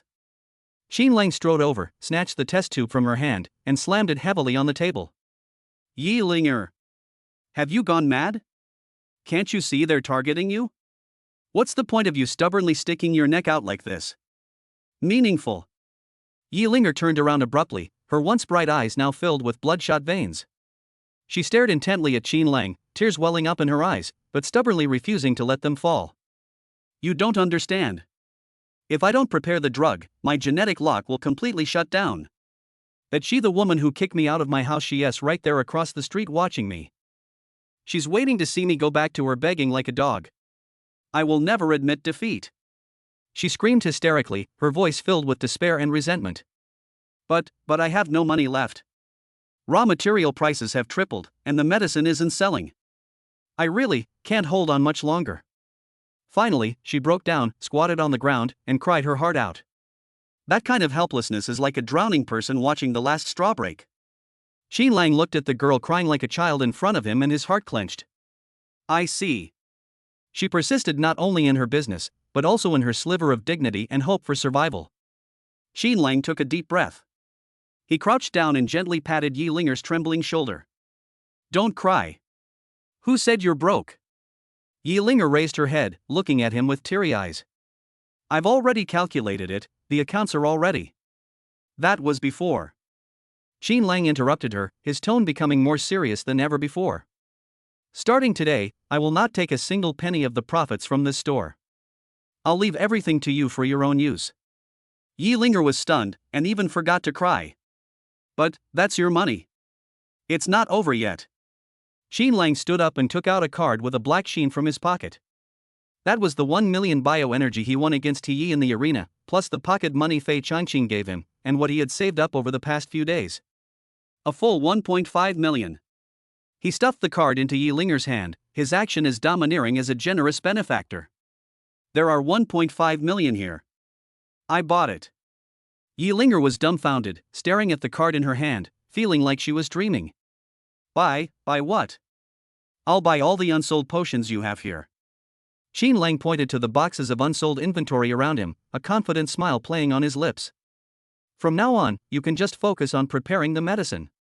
The problem is with raw materials, the problem is with sales channels, and that damn Atlas. Leave it all to me. I'll cover your losses." At this moment, in Yi Linger's eyes, Xin Lang's figure seemed to grow incredibly tall in an instant. The small business owner who was usually lazy and liked to take advantage of others has disappeared. Instead, she found a man who could shelter her from the wind and rain, a man with a promise as weighty as a mountain. That feeling of being abandoned by the whole world and then suddenly being firmly chosen by someone. It made her heart skip a beat. Tears welled up in my eyes again, but this was not just because I felt wronged, but more so because I was moved. Xin Lang. She choked back tears, clutching the card tightly as if it were the whole world. "Thanks." Bite. A crisp and pleasant notification sound rang in Xin Lang's mind. A dramatic fluctuation in the target Yi Linger's emotions has been detected. Affection level greatly increased. Current favorability rating, 50%. Comment, you were there for her through thick and thin. You became her only light when she was at her lowest point. Xin Lang listened to the system's prompts and looked at the girl in front of him who was crying her eyes out. I breathed a silent sigh of relief. I'll spend 500,000 to buy half a heart of the future Queen of Potions. This is a huge profit. Chapter 68. The third Mrs. Doubts, where did he get so much money? In the training room of the dormitory, a faint smell of burning permeated the air. Focus. You foolish human. Lilith stood on the table, her purple cat eyes filled with a furious, disappointed expression. If her claws weren't so short, she would have loved to give Qin Lang a good punch on his handsome face. Qin Lang wiped the cold sweat from his forehead and gasped for breath. This thing uses way too much mana. Just now, when he tried to recite the mysterious incantation taught by Lilith, the chaotic primal energy in his body was instantly drained away by a large portion of it, as if a water pump had been used to pump out most of it. But the effect is immediate. When he threw that punch, a sonic boom cloud that could be seen with the naked eye erupted in the air, twice as powerful as usual. Nonsense. Lilith rolled her eyes, her arrogant little face making her look particularly irritating. This is my most treasured berserk stacking technique. Although it's a simplified version, it's enough for a lowly creature like you to use until you die. She stretched out her paw and gestured on the floor. Remember, this spell can only be stacked a maximum of 3 times. Each time it is stacked, the power doubles, but the consumption also increases exponentially. With your pitiful mental strength right now, if you dare to stack it a 4th time, your brain will explode like a watermelon. As she spoke, she made a very vivid explosion gesture. Qin Lang looked at the crooked scratches on the floor and nodded solemnly. 3 times the power, that's 8 times the strength. This is absolutely a killer weapon for challenging opponents of higher levels. Alright, this princess is tired. Lilith yawned, and her once bright and intelligent purple eyes began to dim. To teach you this move, I've almost exhausted all the energy in my body. With her last ounce of strength, she used her claws to carve an extremely complex pattern on the floor. This is the Star Core meditation method, which is specifically designed to enhance mental strength. Although it's written in Chinese characters, you'll have to figure out the meaning behind it yourself. Before she could finish speaking, her head lolled to the side, and she collapsed onto the table, fast asleep. That noble and aloof Princess Aura vanished instantly, and she reverted to being that silly white cat who only knew how to snore. Qin Lang quickly took out his phone and snapped a few photos of the meditation image on the floor, afraid that the dormitory supervisor would come in and wipe it away when she came to clean. After doing all this, he carried Xiaobai back to bed, covered him with a blanket, and looked at the night outside the window, a confident smile curving his lips. With this spell and meditation method, he has another trump card up his sleeve. Early the next morning, Qin Lang arrived at Kuaneo Avenue as usual. The half-price extravaganza at Atlas Pharmacy continues, with long queues still forming outside, making it as bustling as a wet market. The Lingxin Medicine Pavilion across the street was deserted and rather desolate. But once you open the door, the atmosphere inside is completely different. Qin Lang. Look. These are 20 bottles of top-grade potions that were just mixed today. Despite having large dark circles under her eyes, Yi Linger pointed excitedly at the new products on the counter, her emerald green eyes sparkling with hope. With Qin Lang's 1.5 million yuan in funding as a safety net, she could finally squander the raw materials without any worries. Well done. Qin Lang picked up a bottle of potion and looked at it. The pure golden aura it emitted was simply mesmerizing. Linger, remember our strategy. He put all the unsold potions from yesterday into his spatial bag, and then put the new potions on the shelves. We need to update our products every day so that the other side thinks that although our business is bad, it is still operating normally. What we need to do is create the illusion that I'm okay, I can still manage. We need to break Zhuo Qingyao's mentality. Yi Linger nodded as if she understood, though she didn't know what it was for. But as long as it was Qin Lang who said it, she believed him unconditionally. So, in the following month, a strange sight appeared on Kuaneo Avenue. Atlas Pharmacy is packed every day, making a fortune. Although Lingxin Pharmacy doesn't have many customers, it consistently replenishes its stock every day without fail, and the proprietress doesn't seem to have any intention of going bankrupt or running away. On the contrary, she seems to be doing better and better. There were even rumors that Qin Lang would visit the set every day with bags of snacks, and the two would chat and laugh in the store, completely oblivious to the impending disaster. This unusual phenomenon finally caught the attention of those who were interested. Top floor of the Atlas Tower. Smack! A delicate crystal goblet was smashed to the ground, splashing red wine everywhere. Zhuo Qingyao stood in front of the floor-to-ceiling window, staring intently at the small shop across the street that was still lit up, her chest heaving violently. It's been a month. It's been a whole month. She turned around, her beautiful face contorted with anger. Why hasn't that rundown shop gone out of business yet? Where did that bastard Yi Linger get the money to buy raw materials? The middle-aged housekeeper standing behind her wiped the cold sweat from his forehead and nervously handed over an investigation report. Third miss. We've investigated. The other families in the capital region did not get involved in this matter. After all, it's not worth offending our Atlas group for a 2-star pharmacist.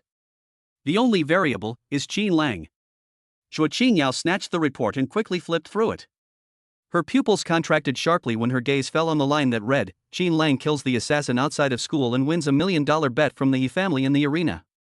1 million. She gritted her teeth and read the number aloud. No wonder. No wonder that bastard was able to hold out for so long. So it was this pretty boy who was keeping her as a mistress. Zhuo Qingyao slammed the report on the table, a fierce glint in her eyes.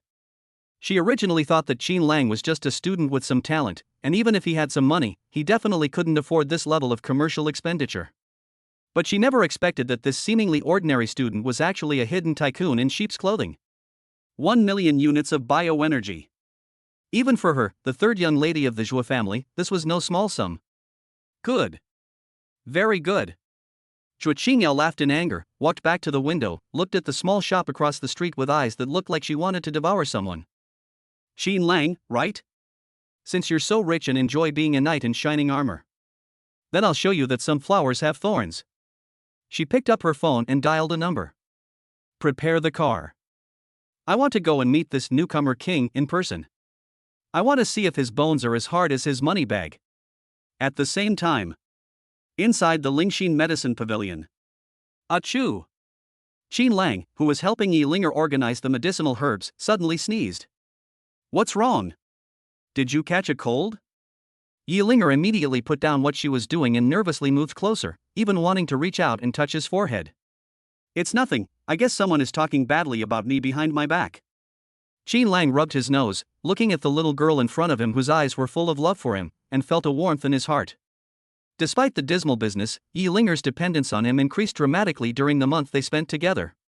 The favorability rating has unknowingly risen to 65%. We're not far from reaching the 100% mark where we can do naughty things. It seems we need to find an opportunity to add fuel to the fire. Qin Lang secretly made plans in his mind. Just then, his phone suddenly vibrated. It was a text message from an unknown number. It consisted of only a few words, yet it conveyed a condescending and commanding tone. Meet me at the intersection of Corneo Avenue in 10 minutes. I am Zhuo Qingyao. Chapter 69 A Femme Fatale, Murder to Silence Witnesses. Upon seeing the name Zhuo Qingyao, Qin Lang's lips curled into a playful smile. Finally, they couldn't sit still anymore? He put his phone back in his pocket and casually patted Yi Linger's head. Linger, I'm going out to buy some drinks. You go ahead and do your thing. Oh, then hurry back, I want milk tea. Full sugar. Yi Linger didn't even look up, she was intently studying a new talisman. Qin Lang walked out of the store and strolled leisurely to the street corner. A long, black, floating luxury car was parked there, domineeringly occupying half of the lane, attracting the attention of passers-by. The car window slowly rolled down. A face with exquisite makeup, stunning beauty, yet exuding a harshness, was revealed. It was Zhuo Qingyao. Get in the car. She didn't even glance at Qin Lang, but coldly uttered 2 words. That imperious manner was like summoning a dog that could be summoned and dismissed at will. Qin Lang stood outside the car with his hands in his pockets, showing no intention of moving. Just say what you need to say here. I'm not comfortable riding in a stranger's car, especially. He looked the luxury car up and down and clicked his tongue. I'm afraid I'll get carsick in this kind of car that reeks of money. Zhuo Qingyao's fingers tightened suddenly, and her exquisitely crafted nails almost tore the leather seat. She took a deep breath, suppressed her anger, and got out of the car. Since this guy is being so ungrateful, then she won't hold back. Qin Lang, I don't have time to beat around the bush with you. Zhuo Qingyao walked up to Qin Lang in her high heels. Although she was a head shorter than Qin Lang, her domineering demeanor was in no way diminished. She took a gold card out of her Hermes bag, held it between 2 fingers, and handed it to Qin Lang. There is 1 million in this card. If you agree to one condition, this money is yours. Qin Lang glanced at the card and smiled. 1 million? Miss Zhuo is really generous in spending money. He deliberately emphasized the pronunciation of the word generous. I wonder what Miss San wants to buy. Me, or... Stay away from that bastard Yi Linger. Zhuo Qingyao interrupted him, her eyes cold. Furthermore, immediately cease all financial support to the Spirit Heart Medicine Pavilion. As long as you nod, this million is yours immediately. Furthermore, I can use my connections with Atlas to give you a 20% discount on future potion purchases. That is indeed an attractive offer. For ordinary students, $1 million plus Atlas's connections would be enough to make them betray their own father without hesitation. But Qin Lang simply gave a faint "oh." Sounds good. He reached out his hand, as if to take the card. Zhuo Qingyao's lips curled into a disdainful smile. Indeed, there is no problem in this world that money cannot solve. The so-called protectors of flowers are nothing but a joke in the face of self-interest. However, just as her fingers were about to release the gold card, Qin Lang's hand suddenly stopped. However, I think the third miss may have some misunderstanding about my net worth. He withdrew his hand, took out the black gold card from his pocket that had 1 yi a million, and waved it in front of Zhuo Qingyao. 1 million? That was the market rate last month. My price has increased now. Qin Lang moved closer, looked at Zhuo Qingyao's face, which was gradually stiffening, and extended a finger. You want me to stop? Fine. Bring me 100 million. If you can't produce it, then don't embarrass yourself here, you poor bastard. Poor bastard? Zhuo Qingyao was completely stunned. She had heard countless names in her life, and even when her mortal enemy called her a viper, she could just laugh it off. But this is the first time someone has dared to call Zhuo Qingyao a poor bastard. You're kidding me? Zhuo Qingyao realized what was happening, and her delicate face instantly turned a deep purplish red. Her previously maintained aristocratic demeanor completely vanished. Qin Lang. Don't push your luck. Do you know what happens when you go against Atlas? She pointed at Qin Lang's nose, her voice sharp like a cat whose tail had been stepped on. Let me tell you. If you continue to be so stubborn, not only will the Spirit Heart Medicine Pavilion be finished, but you yourself will never be able to buy a single high-level potion on the market again. I will blacklist you. I'll make it impossible for you to get anywhere in this industry. Faced with this blatant threat, Qin Lang simply picked at his ear, looking utterly impatient. Block me? Okay, I'll be waiting. But before that, miss, you should worry about your own business first. I heard that you guys lost a lot of money on underwear this month because of the half-price promotion. After saying that, he didn't even bother to look at the crazy woman again and turned to leave. Oh, right. After taking a few steps, he stopped again, turned back, and delivered the final blow. Remember to brush your teeth next time you go out. Your breath is too strong and can be offensive to others. Qin Lang. I'm going to kill you. Behind them came Zhuo Qingyao's hysterical screams, which drew the attention of passers-by. Qin Lang hummed a little tune as he returned to the Spirit Heart Medicine Pavilion. As soon as I entered, I saw Yilinger standing at the door, clearly having heard the commotion. Qin Lang. She looked at Qin Lang, her eyes red-rimmed. Although she didn't hear the specific conversation clearly, she could guess the gist of it from Zhuo Qingyao's furious expression. That wicked woman, did she threaten you again? No, she came to give money, but I saw that she was offering too little, so I didn't take it. Qin Lang brushed it off casually and reached out to rub her head. Don't worry, I'll hold the sky up even if it falls. Yilinger sniffed, didn't say anything, but just nodded heavily. At that moment, a system notification sounded in Qin Lang's mind. Favorability rating has increased again, approaching 70%.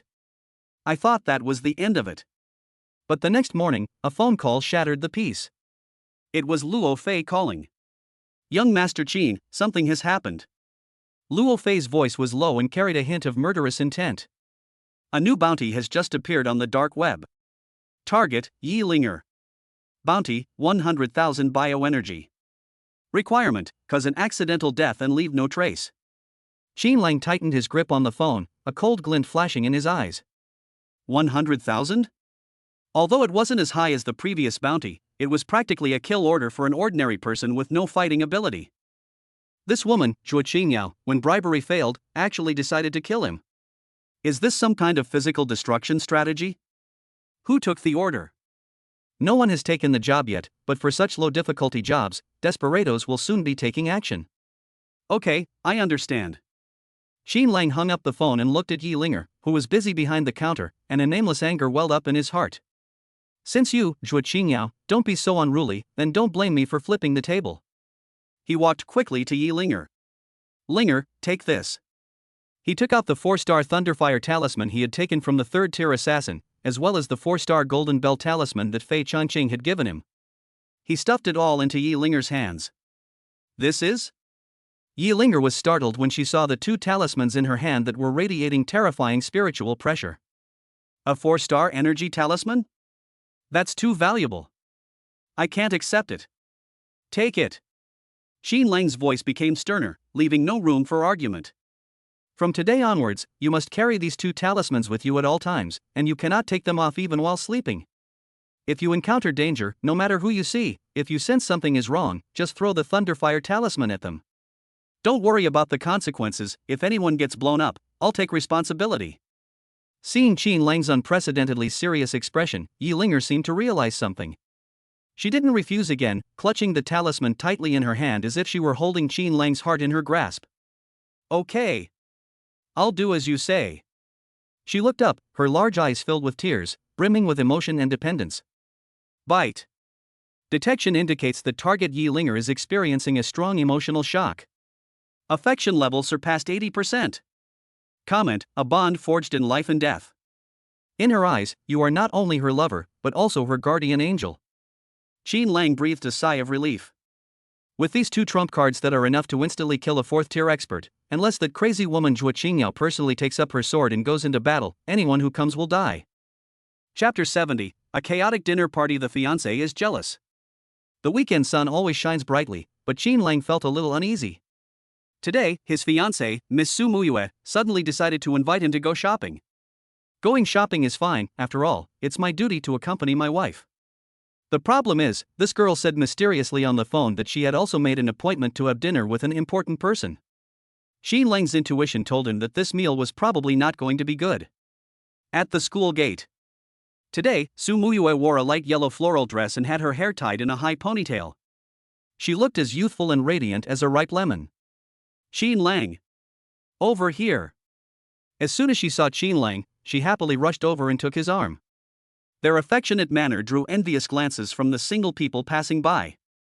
The 2 spent an afternoon shopping in the capital's largest commercial center. Xin Lang fully utilized his dual roles as an ATM and a porter. Although he was exhausted, seeing Su Muyue's happy smile made it all worthwhile.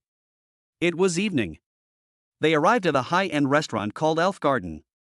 This restaurant is said to have performances by Moon Elf entertainers, making it extremely high class, and of course, the prices are ridiculously expensive. Where is that important person? Xin Lang sat in his seat, drinking water and looking around.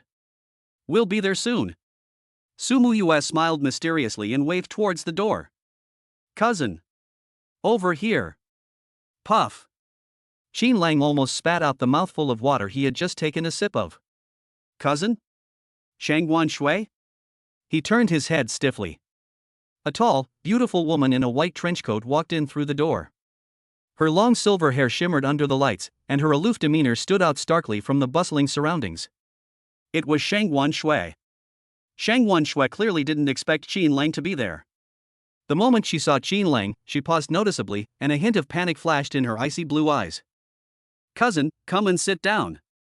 Su Muyue was completely unaware of the undercurrents between the 2 and warmly pulled Shangguan Shui to sit next to her. That is, opposite Xin Lang. The atmosphere instantly became subtle the moment they sat down. 1 table, 3 people. 1 is his official fiancée. 1 is the sister-in-law with whom she had intimate relations and may even be pregnant with borrowed sperm. Is this the legendary battleground? Xin Lang pinched his thigh hard under the table, forcing himself to calm down. Xin Lang is here too. Shangguan Shui, being a lady from a prominent family, quickly regained her aloof demeanor, though her eyes darted around, and she dared not meet Xin Lang's gaze. Yes, what a coincidence. Xin Lang chuckled dryly, feeling as if he were being roasted over a fire. But Su Muyue, that dim-witted girl, was the most talkative and active one today. She completely shed the aloof and beautiful image she had at Kunlun Academy, and chattered incessantly. Cousin, let me tell you, Xin Lang has really gotten amazing lately. He not only became the Rookie of the Year, but he also utterly thrashed He. By the way, cousin, you and Xin Lang are both at Olympus Academy, you should get to know each other more often. Xin Lang, you should also mentor your cousin more often. Although she has awakened the Ice Emperor gene, she is definitely not as good as you in actual combat. Upon hearing this, Shang Guanshue's hand, which was pouring tea, trembled slightly, and a few drops of tea splashed onto the table. Her fingers tightened unconsciously, and her ears began to burn.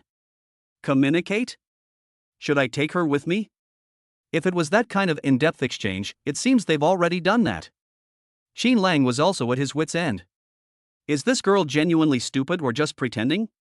Is it appropriate to say such things at the dinner table? To shut Su Muyue up, and also to ease the awkwardness. Xin Lang picked up the serving chopsticks, took a piece of exquisite-looking exotic beast meat, and placed it in Su Muyue's bowl. Come on, Muyue, eat some vegetables, eat more. Su Muyue smiled sweetly, thank you, husband. Xin Lang's hand trembled, and he almost dropped the chopsticks. He steeled himself and casually picked up a piece for Shang Guanshue as well. Sister Shui, you should eat too. That Sister Shui sounded so natural and affectionate. Shang Guanshue's face instantly turned red to the roots of her neck. She lowered her head, staring at the piece of meat in the bowl as if it were some rare treasure, and hesitated to take a bite for a long time. For the next half hour, Xin Lang went into overdrive as a master of maintaining perfect balance. Muyue, have some soup. Sister Shui, this fish is good, very tender. Muyue, wipe your mouth. Sister Shui, the tea has gone cold. Let me get you a new cup. Although he always took care of Su Muyue first, his meticulous care for Shang Guanshue was something that anyone who wasn't blind could see was a bit off. Gradually, the once lively Su Muyue fell silent. She watched Xin Lang serve food to Shang Guanshue, and then looked at her cousin's meek and blushing appearance. A bittersweet feeling, unlike anything I'd ever experienced before, spread through my heart. She may be naive, but she's not stupid. A woman's intuition told her that there was definitely something fishy going on between the two of them. Xin Lang.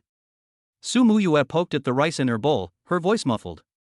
You seem to treat your cousin better than you treat me. This sentence was like a thunderclap, exploding on the dinner table. Xin Lang's hand froze in midair, and the shrimp ball he was holding fell onto the table with a thud. Shang Guanshui was terrified, her face turned deathly pale, and she almost stood up and fled. It's over. It's a blunder. Xin Lang's mind raced as he tried to think of an explanation. But then Su Muyue raised her head, her large amber eyes brimming with tears and filled with grievance. Humph. I'm not eating. She slammed down her chopsticks and pouted so hard she could hang an oil bottle on her lips. I want to eat shrimp balls too. You have to peel them for me. Xin Lang was taken aback, then breathed a long sigh of relief. So you're just jealous of this kind of thing? That scared the hell out of me. He quickly peeled a shrimp ball and fed it directly to Su Muyue's mouth. Okay, I'll peel them for you to eat, they're all yours. Su Muyue then stopped crying and started laughing, taking a bite of the shrimp ball while giving Shang Guanshui a provocative look. It's as if they're asserting sovereignty. Seeing his fiancée finally showing a normal jealous reaction, Xin Lang chuckled inwardly. It seems this girl isn't completely heartless after all. At least they know how to protect their food. Shang Guanshui was almost tortured by Xin Lang's enthusiasm to the point of blushing in shyness, and stopped eating, claiming she was full. Xin Lang, I think we should invite my cousin out for meals more often in the future. Why? Xin Lang asked instinctively, a sense of foreboding creeping into his heart. Because. Su Muyue tilted her head up and said with an innocent expression. Because I want you to make her angry more. She usually seems so aloof, but I never expected her to blush and get shy like that. It's so funny. Let's get together once a month from now on. Okay? Xin Lang's lips twitched violently as he looked at her excited expression. I take back what I just thought. This girl's thought process is truly extraordinary. A monthly battleground? This is going to kill him. Chapter 71 Old Flame reappears, I'm going to slap you in the face. Su Muyue's suggestion of a monthly battleground sent a chill down Xin Lang's spine. Fortunately, the conversation was quickly diverted by the food. Although the atmosphere during the meal was strange, at least no fight broke out. The three of them walked out of the restaurant. It was already late. Xin Lang suggested they go somewhere else to sit, so he led the two beauties to a high-end revolving restaurant called Cloud Palace. The view here is excellent, offering a panoramic view of the capital city's dazzling lights under the night sky. As soon as you enter the lobby, you are greeted by an expensive perfume scent. Xin Lang frowned slightly, just as he was looking for an empty seat, when a slightly shrill female voice suddenly rang out from his side. Hey, isn't this Xin Lang? The voice was all too familiar, carrying a kind of artificiality ingrained in one's very being. Qin Lang looked in the direction of the sound. A woman wearing a moon-white, high-slit cheongsam was seen holding a man's arm. The cheongsam had a very high slit, and her white thighs were partially visible as she walked, making it seem as if she wanted to stick to the man. It was Bai Qianqian. The man beside her was about 25 or 26 years old, wearing a designer custom-made suit and an expensive energy watch on his wrist, with an arrogant expression on his face. Clearly, this is the new high branch she quickly climbed after getting rid of Feng Rui. Qin Lang glanced at her indifferently, as if she were just looking at trash on the roadside, and without even stopping, he led Su Muyue and Shangguan Shui inside. This dismissive attitude instantly stung Bai Qianqian's sensitive nerves. She originally thought that Qin Lang would feel inferior, regretful, or even jealous if he saw her now. But what kind of look was that? "Brother Chang, let's sit over there." Bai Qianqian rolled her eyes and deliberately pulled the man, plopping down on the table next to Qin Lang and the others. As soon as she sat down, she started acting up. "Brother Chang, has your cultivation level improved again?" She deliberately raised her voice, as if afraid the people at the next table wouldn't hear her. "I think those so-called academic geniuses are nothing compared to you." Lin Chang, who was called Brother Chang, was very pleased and proudly touched the watch on his wrist. "That's natural. Just a few days ago, I broke through to the third stage, the gene liberation realm. I have to thank my family for the resources they provided. I drink those top-quality gene serums like water." Versailles' remarks drew the attention of many diners around him. At an age when most people are still struggling to unlock the first stage of genetic potential, being able to break through to the third stage in one's 20s certainly gives one something to brag about. Bai Qianqian got even more excited. She glanced at Qin Lang's table and said sarcastically, "Wow, Brother Chang is really something." Unlike some people who live a glamorous life in places like Kunlun or Olympus, they are actually just a bunch of poor wretches. Unlike you, Brother Chang, you are a top student at Marriott Academy. That place is only for the children of real wealthy families. Ordinary people don't even know which way the door faces." As she spoke, she poured wine for Lin Chang in an exaggerated manner, her body intentionally or unintentionally brushing against Lin Chang's arm. "By the way, Brother Chang, I also feel that the mythical gene in my body is about to break through the first stage. Thanks to you for getting me into Marriott Academy, the resources there are amazing." The surrounding diners began to whisper among themselves, their gazes filled with envy and awe. Marriott Academy is an elite academy independent of the alliance system. It is said that its students are all from wealthy and noble families, and its resources are abundant.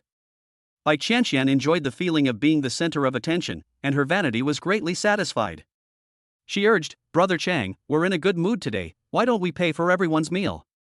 Lin Chang was flattered by her praise and waved his hand dismissively. "No problem. Waiter. Tonight's entire bill is on young Master Lin." The restaurant was immediately filled with cheers and praises. "Young Master Lin is so magnanimous." "Thank you, young Master Lin."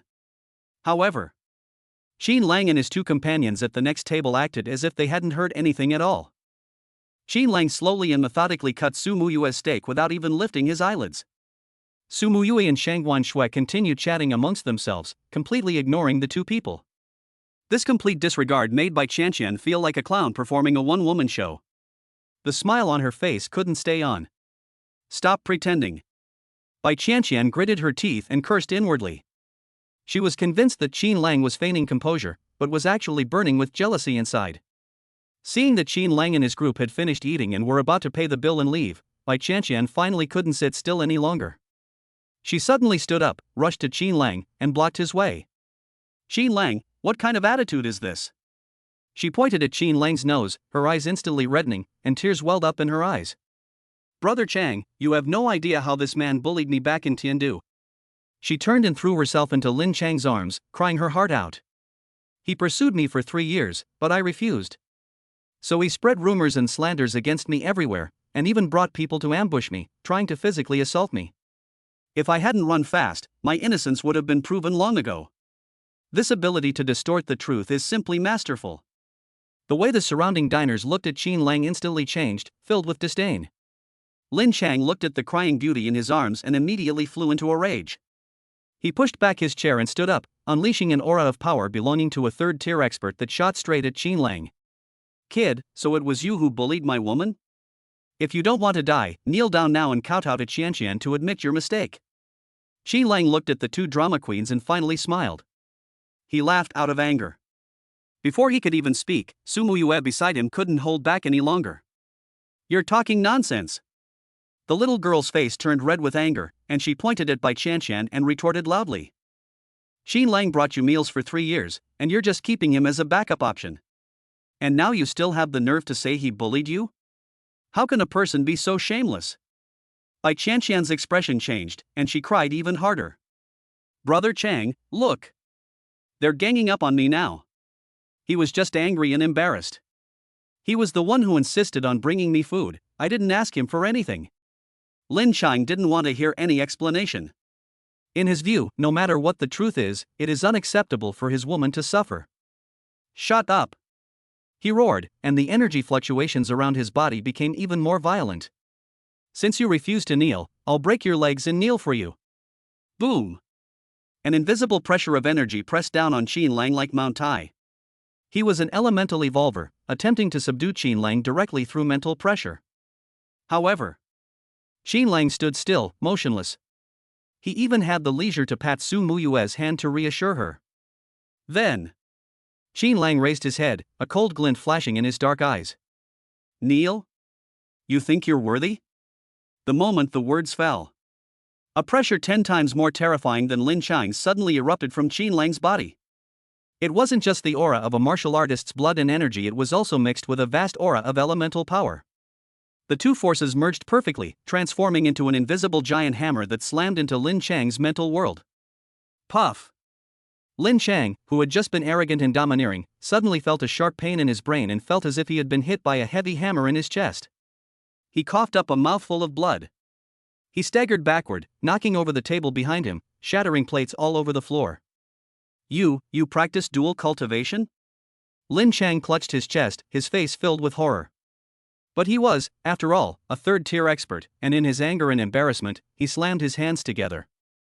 Thunderstorm! A ball of lightning crackling with flames formed in his palm, ready to smash towards Qi Lang. Too slow. Qi Lang shook his head. Whoosh! His figure vanished instantly. The next second, he had already appeared in front of Lin Chang.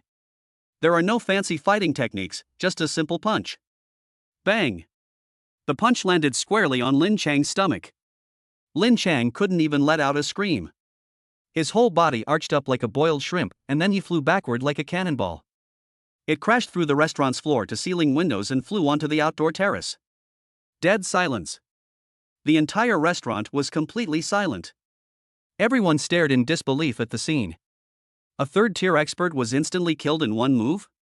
Finally, someone recognized Qi Lang. I remember now. It's Qi Lang. That rookie champion from Olympus Academy. A genius with dual mythological genes. I heard he's a ruthless guy who once killed a third-tier assassin. Exclamations of surprise rose and fell.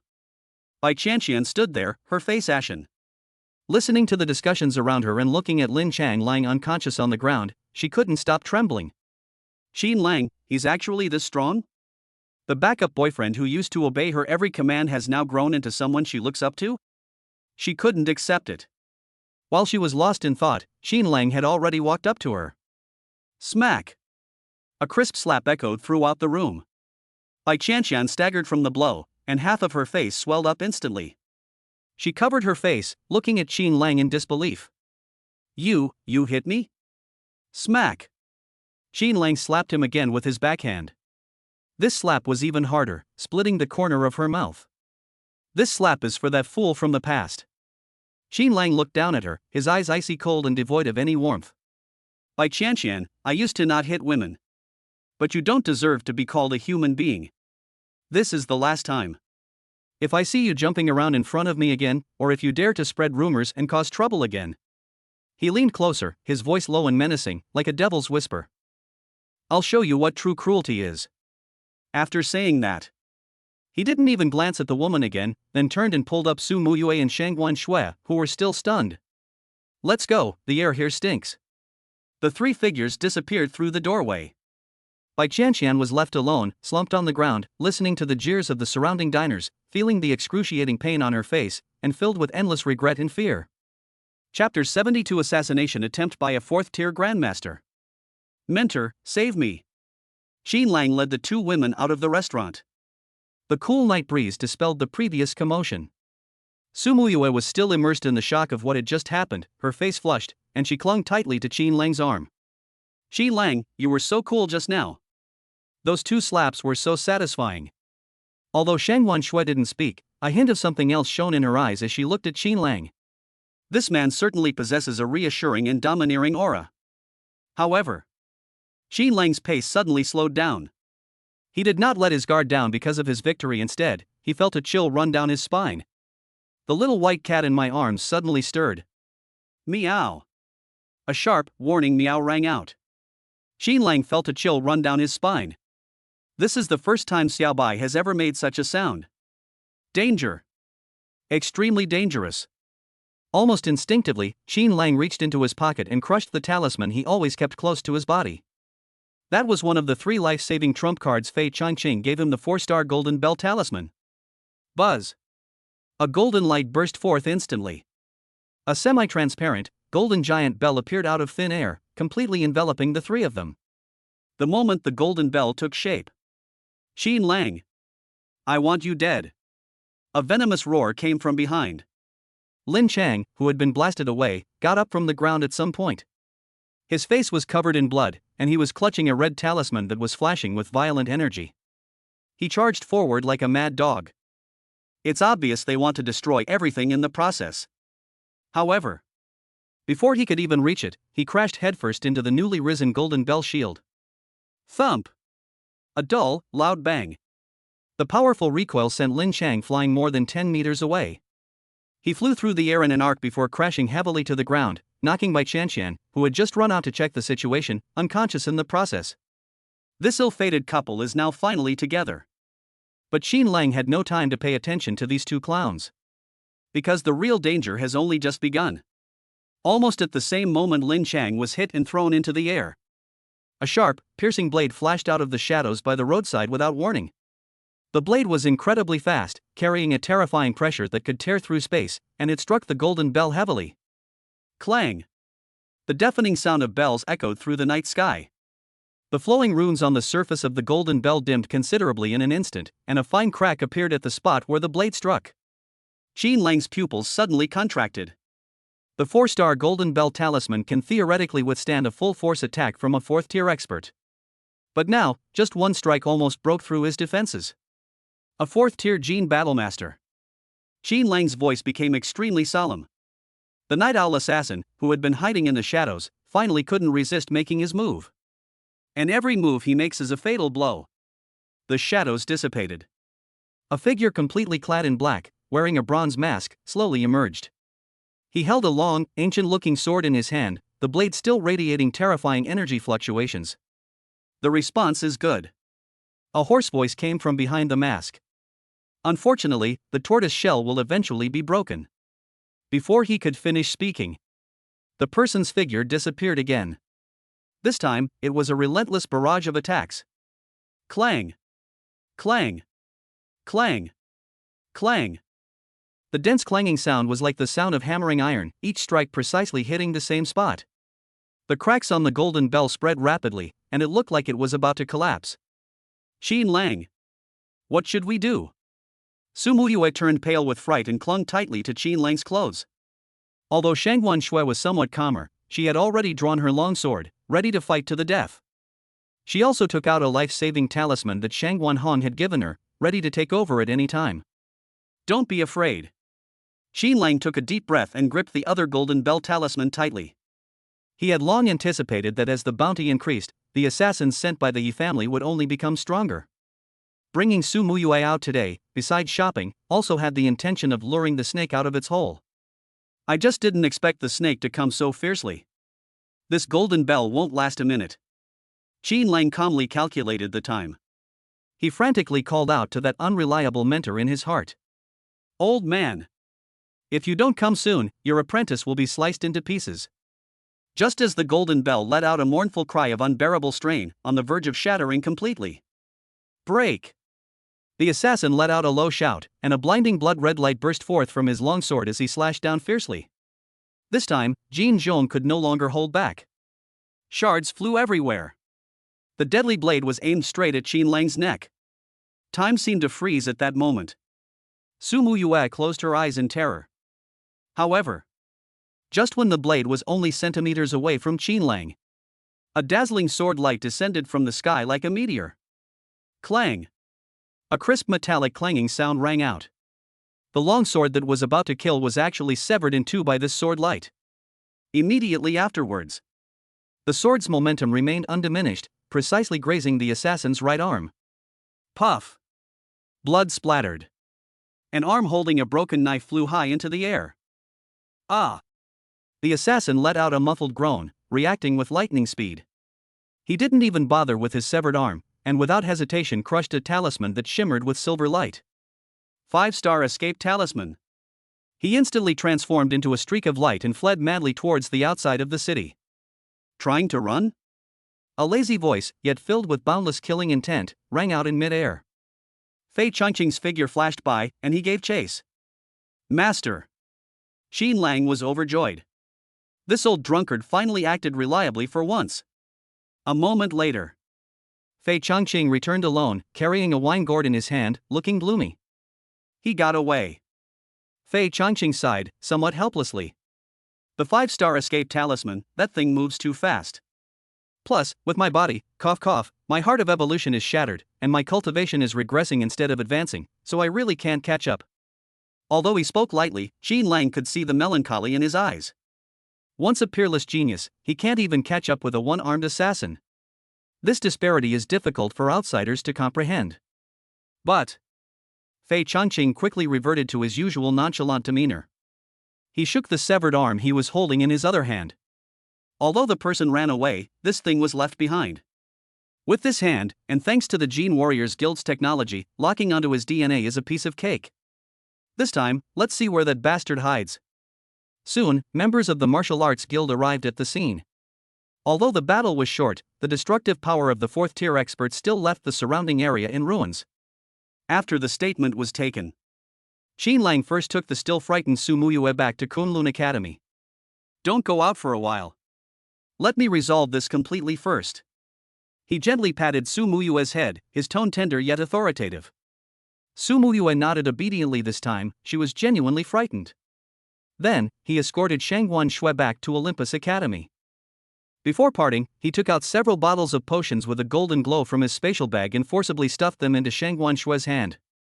This is a new formula that Linger has prepared. It has a remarkable effect on healing injuries and stabilizing one's cultivation level. Shangguan Xue looked at the potion in her hand, opened her mouth as if to refuse, but under Qin Lang's firm gaze, she ultimately put it away silently.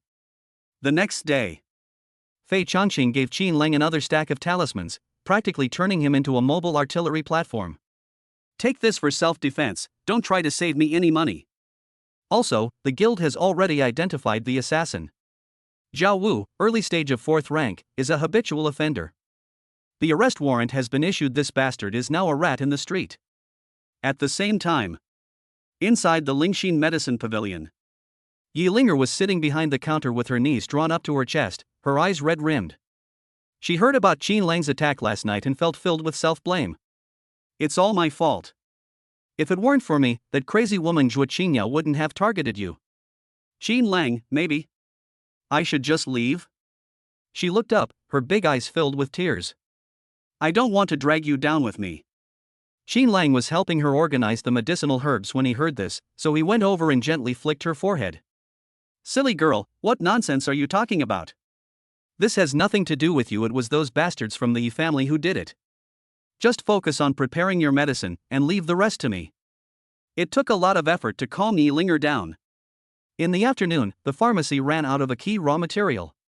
Because of pressure from Atlas, the suppliers dared not deliver the goods, so Yi Linger had to go to the black market to purchase them herself. Qin Lang was worried, so he went with her. Really? Just as the two were passing through a secluded alley, a familiar killing intent appeared once again. But this time, the assassin didn't even have time to make a move. Qin Lang had already made his move. Again? He snorted coldly, and the long sword in his hand was instantly drawn. The formless sword technique. The countless sword shadows poured down like a torrential rain, instantly engulfing the assassin who had just shown his face. The opponent clearly did not expect Qin Lang to take the initiative, and with such a fierce attack. Just a few moves later, the assassin was cornered. Die! Qin Lang swung his sword, piercing the assassin's heart with pinpoint accuracy. He shielded Yi Linger behind him, looking at the corpse on the ground without the slightest ripple in his eyes. It seems that this business is getting more and more difficult. He wiped the blood off his sword. He turned to look at Yi Linger, whose face was pale, and gave her a warm smile. It's all right now. Let's go buy medicine. Chapter 73, Binding Yi Linger. A heaven-defying life gene. After dealing with the low-level assassin, Qin Lang and Yi Linger continued their journey to the black market. However, reality dealt them a heavy blow. The two searched every shop in the entire black market and received surprisingly consistent answers. Out of stock. It's reserved. Not for sale. Even when Qin Lang offered 3 times the price, the business owners shook their heads and avoided them like the plague. It must be the Atlas Group. Standing in front of the last shop, Yi Linger was trembling with anger, her face pale. They're trying to drive us to our deaths. This move is ruthless, cutting off the source of the problem. Without raw materials, Lingxin Medicine Pavilion is just an empty shell. Even if Qin Lang has a lot of money, it's all for nothing if he can't buy anything. The two were left empty-handed. When Yi Linger passed a river embankment, she could no longer walk. She plopped down on the grass by the river, hugged her knees, buried her head in her arms, and exuded an aura of utter despair. The last rays of the setting sun fell upon her, casting a long, lonely shadow. Qin Lang sat down beside her, looked at the shimmering river surface, and sighed. Linger, tell me about it. Why would a company as large as Atlas Group keep targeting a young girl like you?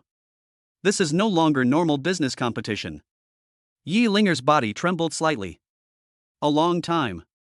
She raised her head, and her once clear eyes were now filled with pain and hatred. Because I am that person's disgrace.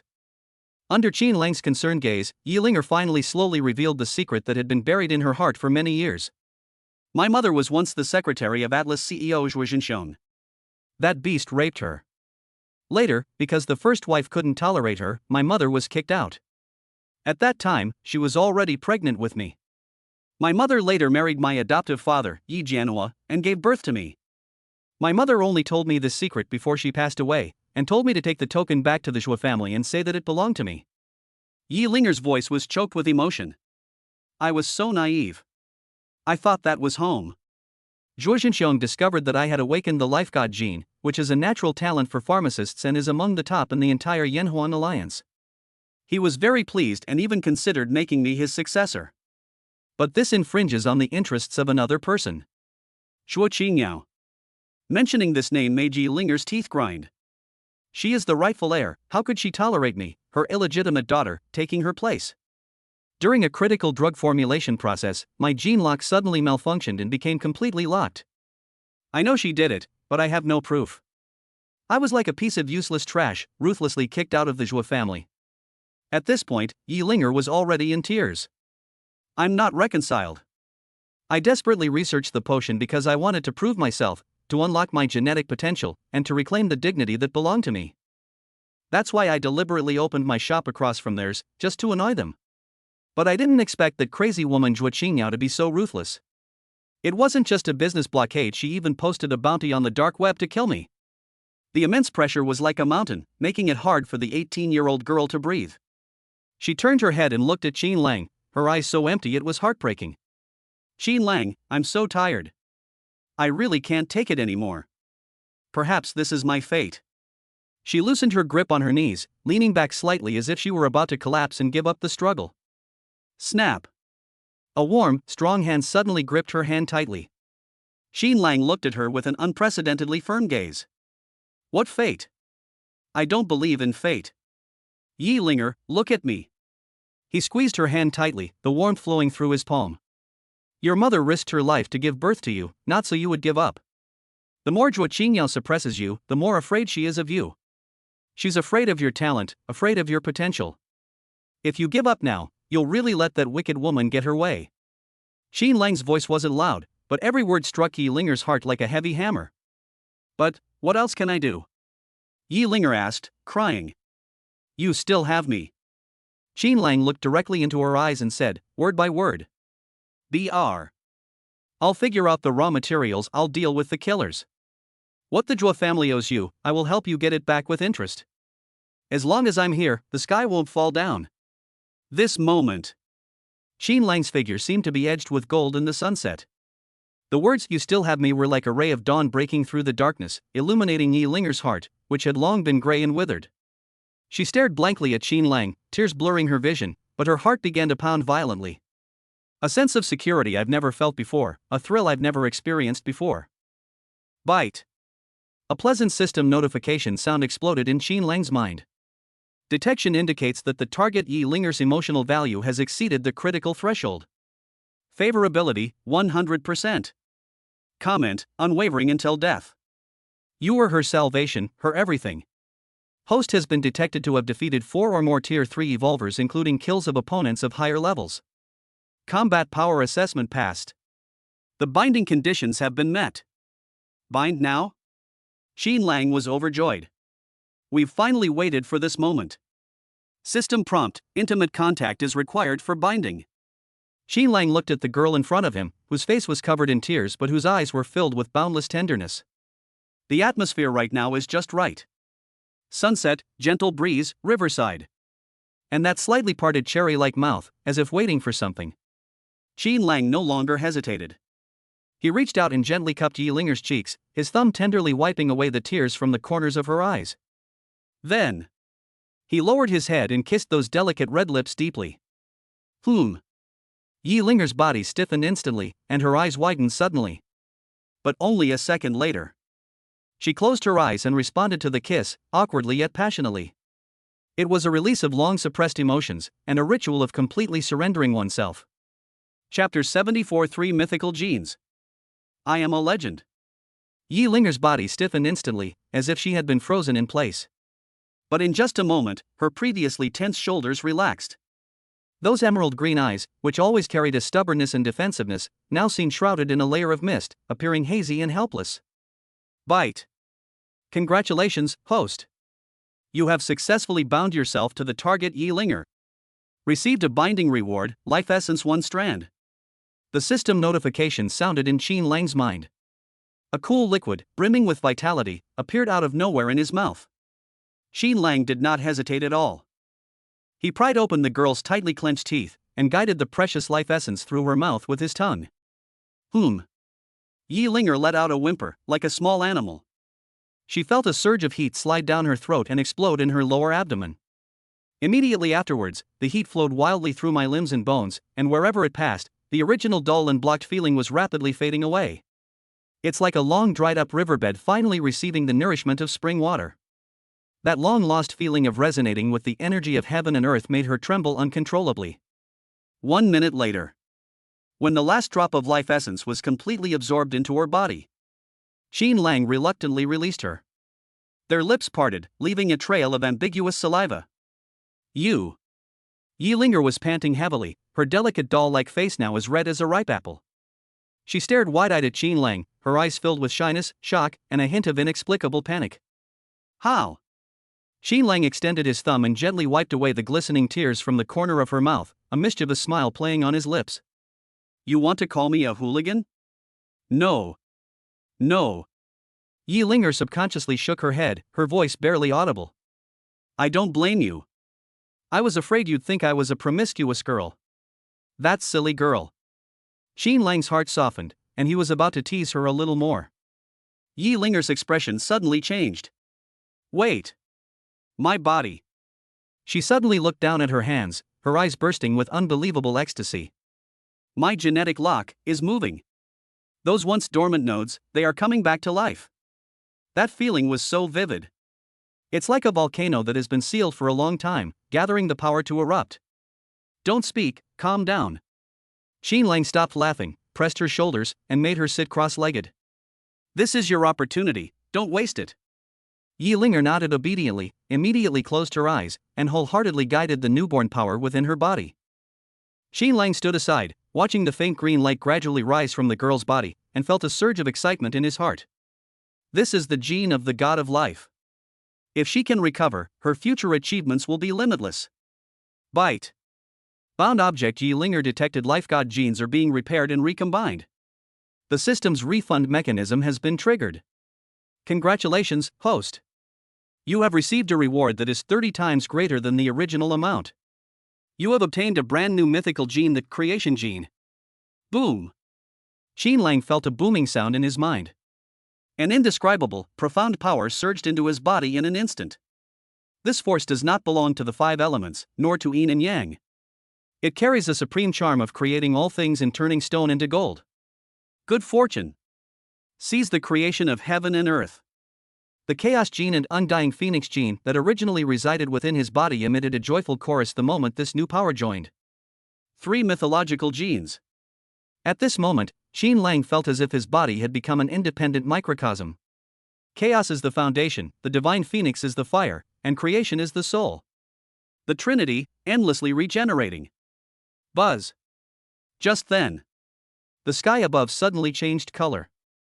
The originally magnificent sunset was instantly replaced by a patch of emerald green light. In the depths of that rosy glow, the shadow of a colossal tree connecting heaven and earth slowly emerged, with countless points of light dancing among its canopy like sprites. The glow of life, the phantom of the world tree.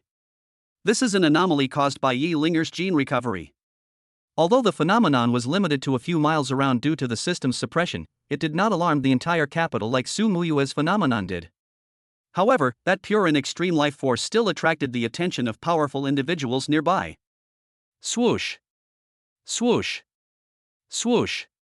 Several streaks of light flew in from afar.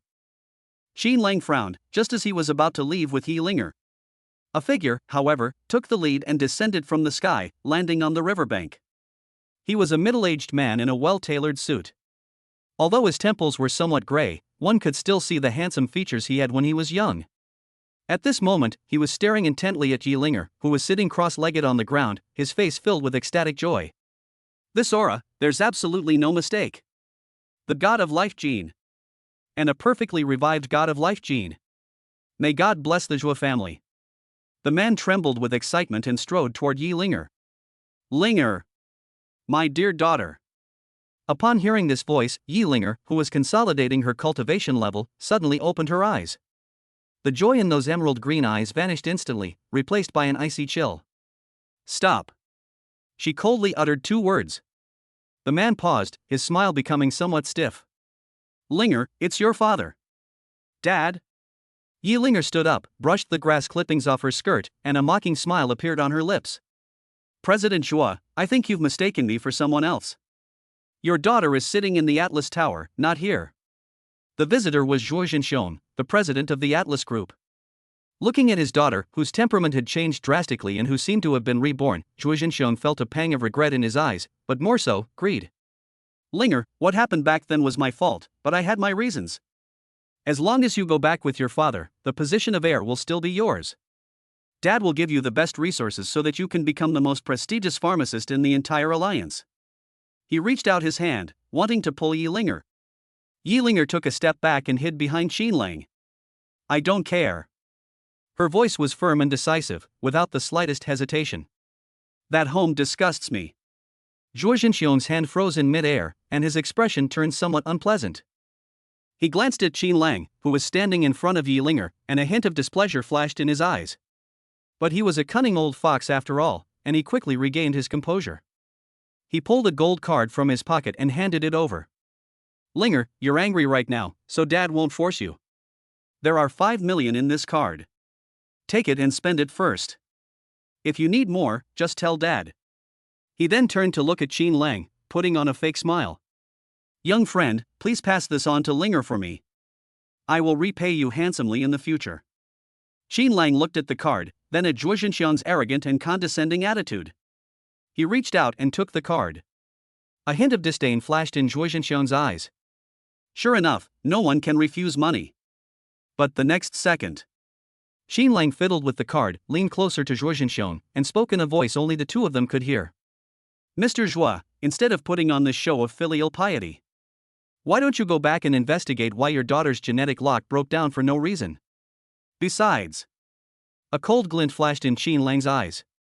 Who sent those assassins with hunting crossbows during the day? Zhuo Jinxiong's pupils suddenly contracted. A malfunctioning genetic lock? A killer? He knew absolutely nothing about these things.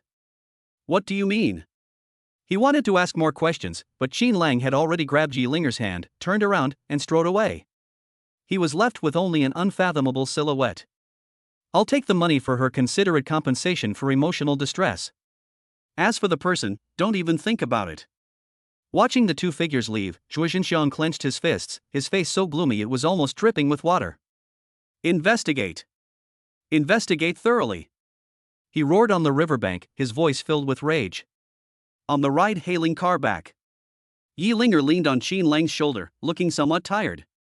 Qin Lang, thank you. That home. I really don't want to go back. Qin Lang put his arm around her shoulder and patted her gently. If I don't want to reply, then I won't. It's better to avoid places like that, places full of scheming. Now that your genes have been restored, you are the future queen of potions once again. From now on, they will be the ones begging you, not the other way around. Yi Linger raised her head and looked at Qin Lang's resolute profile, the gloom in her eyes gradually dissipating. I will try my best. I want them to know that abandoning me was the biggest mistake of their lives. Chapter 75 The Power of Chaos, the correct posture for duel cultivation. The CEO's office on the top floor of the Atlas Tower. Splash. The priceless antique tea set on the table was violently swept to the ground and smashed to pieces. Zhuo Qingyao slumped on the leather sofa, her usually well-maintained face now as pale as paper, devoid of any color. She just received the message. The illegitimate daughter who had been trampled into the mud by her not only had her genetic lock restored, but even caused a celestial phenomenon. How could this be? How could this be? She muttered to herself, her fingers digging into the sofa armrest so tightly that she didn't even notice her nails breaking. She knew about Yi Linger's talent. That's the gene of the god of life. A naturally born holy body of medicine. Once that bastard grows up and returns to the Zhuo family, she, the so-called heir, will instantly become a joke. Bang! The office door was kicked open. Zhuo Jinxiong stormed in, his eyes, which were usually filled with shrewd calculation, now bloodshot. Zhuo Qingyao. He threw the investigation report on the dark web bounties at his daughter's face. Tell me. What is this? Hired someone to kill? To kill your own sister? Are you crazy? Zhuo Qingyao's face stung from being hit by the paper, but she calmed down instead. She looked up at her enraged father, a chilling smile playing on her lips. If I don't do this, am I supposed to just wait for her to come back and take everything from me? Dad, don't forget, you tacitly approved of her leaving back then. You. Zhuo Jinxiong was so angry that he trembled all over and raised his hand to slap him. Stop. A shrill female voice came from the doorway. Zhuo Qingyao's mother, the usually elegant and dignified Madame Zhuo, rushed in like a fierce lioness protecting her cubs. She shielded Zhuo Qingyao and pointed at Zhuo Jinxiong's nose, cursing loudly. Zhuo Jinxiong. You dared to lay a finger on my daughter. I arranged that bastard's affair. If you want to hit someone, hit me. Let me tell you. As long as I'm alive, that little bitch will never set foot in the Zhuo family. If you dare bring her back, I'll expose all the evidence of your tax evasion. Let's fight to the death. Faced with his wife and daughter's almost insane threats, Zhuo Jinxiong's raised hand froze in mid-air. Looking at the two ferocious-looking women in front of him, he suddenly felt a deep weariness. Is this his home? Is this the result of his life's struggle? Finally, he let his hands fall limply, sighed deeply, and turned to leave the office. At that moment, this once powerful business tycoon appeared somewhat hunched over from behind. At the same time, Qin Lang escorted Yi Linger back to the Moon Goddess Pavilion. Take this card. He handed over the card that Zhuo Jinxiong had given him. Yi Linger didn't even glance at it, grabbed it directly, and casually threw it into the nearby trash can. Dirty. She only said one word. Qin Lang smiled, not feeling any regret. Since Atlas has blocked the way, you can consider the Shinong Academy. Although it is not as wealthy as Atlas, it still holds a very high position in the pharmaceutical academic community. If you show your current talent, they will be fighting to get you. Yi Linger nodded, her eyes resolute. I'll consider it. Qin Lang, you should go back first. I need to go into seclusion for a few days. I want to improve my cultivation level first, and then focus on researching that new potion. Seeing that she had rekindled her fighting spirit, Qin Lang felt relieved. The next day, everything seemed to be back on track. Atlas Pharmacy's promotional activities quietly came to an end. The bounty on Yi Linger on the dark web has also been withdrawn. Even the herbal medicine merchants who had previously cut off supplies were now delivering goods to our door with smiles on their faces, and the prices were even 10% lower than before. Clearly, it was Zhuo Jinxiong who pulled the strings behind the scenes. Although he couldn't bring the person back, he wouldn't allow anyone to touch his backup successor again. Without these worries, Yi Linger completely transformed into a cultivation fanatic. Qin Lang, on the other hand, returned to his leisurely, laid-back life. While petting his cat in his dorm room, he slowly sold the potions he had previously bought at a low price from Lingxin Pharmacy through the campus network. Reselling them once yields several times the profit. It's incredibly lucrative. Such days did not last long. Bite. The long-awaited system notification sound rang out again. Found object Su Muyue detected successful breakthrough to the 4th level of energy shaping. The system's refund mechanism has been triggered. Congratulations, host. You have received a reward that is 30 times greater than the original amount. Congratulations, host. You have gained a 30x increase in mental strength. Boom. A surge of incredibly pure elemental energy flowed into Qin Lang's body like a great river flowing into the sea. His elemental cultivation, which had already reached the 13th level of energy manipulation, surged again under the impetus of this power. Energy-efficient 14-layer system. Energy-efficient 15-story building. Energy constructing 16 layers. At the same time, his mind suddenly cleared. The feeling was like a nearsighted person suddenly putting on glasses, and the whole world became incredibly clear. Previously, I could only vaguely sense the surrounding area of a few meters, but now my perception has instantly expanded 30 times. I can even hear the rhythm of my roommates snoring clearly. This is mental power? Qin Lang opened his eyes in surprise. Su Muyue broke through to the mid-stage and developed spiritual power, while he directly gained a 30-fold enhancement. He tried to look inward at his dantian. Beside the golden martial artist's energy core, 180 dazzling elemental star rings floated. Although they are in the same place, they are clearly separated and do not interfere with each other. Although its purity is comparable to that of a third-tier crystal, its form is still gaseous. Qin Lang stroked his chin, suddenly having a whimsical idea. What if we combine these two forces? Since one possesses primordial ancestral genes, theoretically one should be able to encompass everything. Do it as soon as you think of it.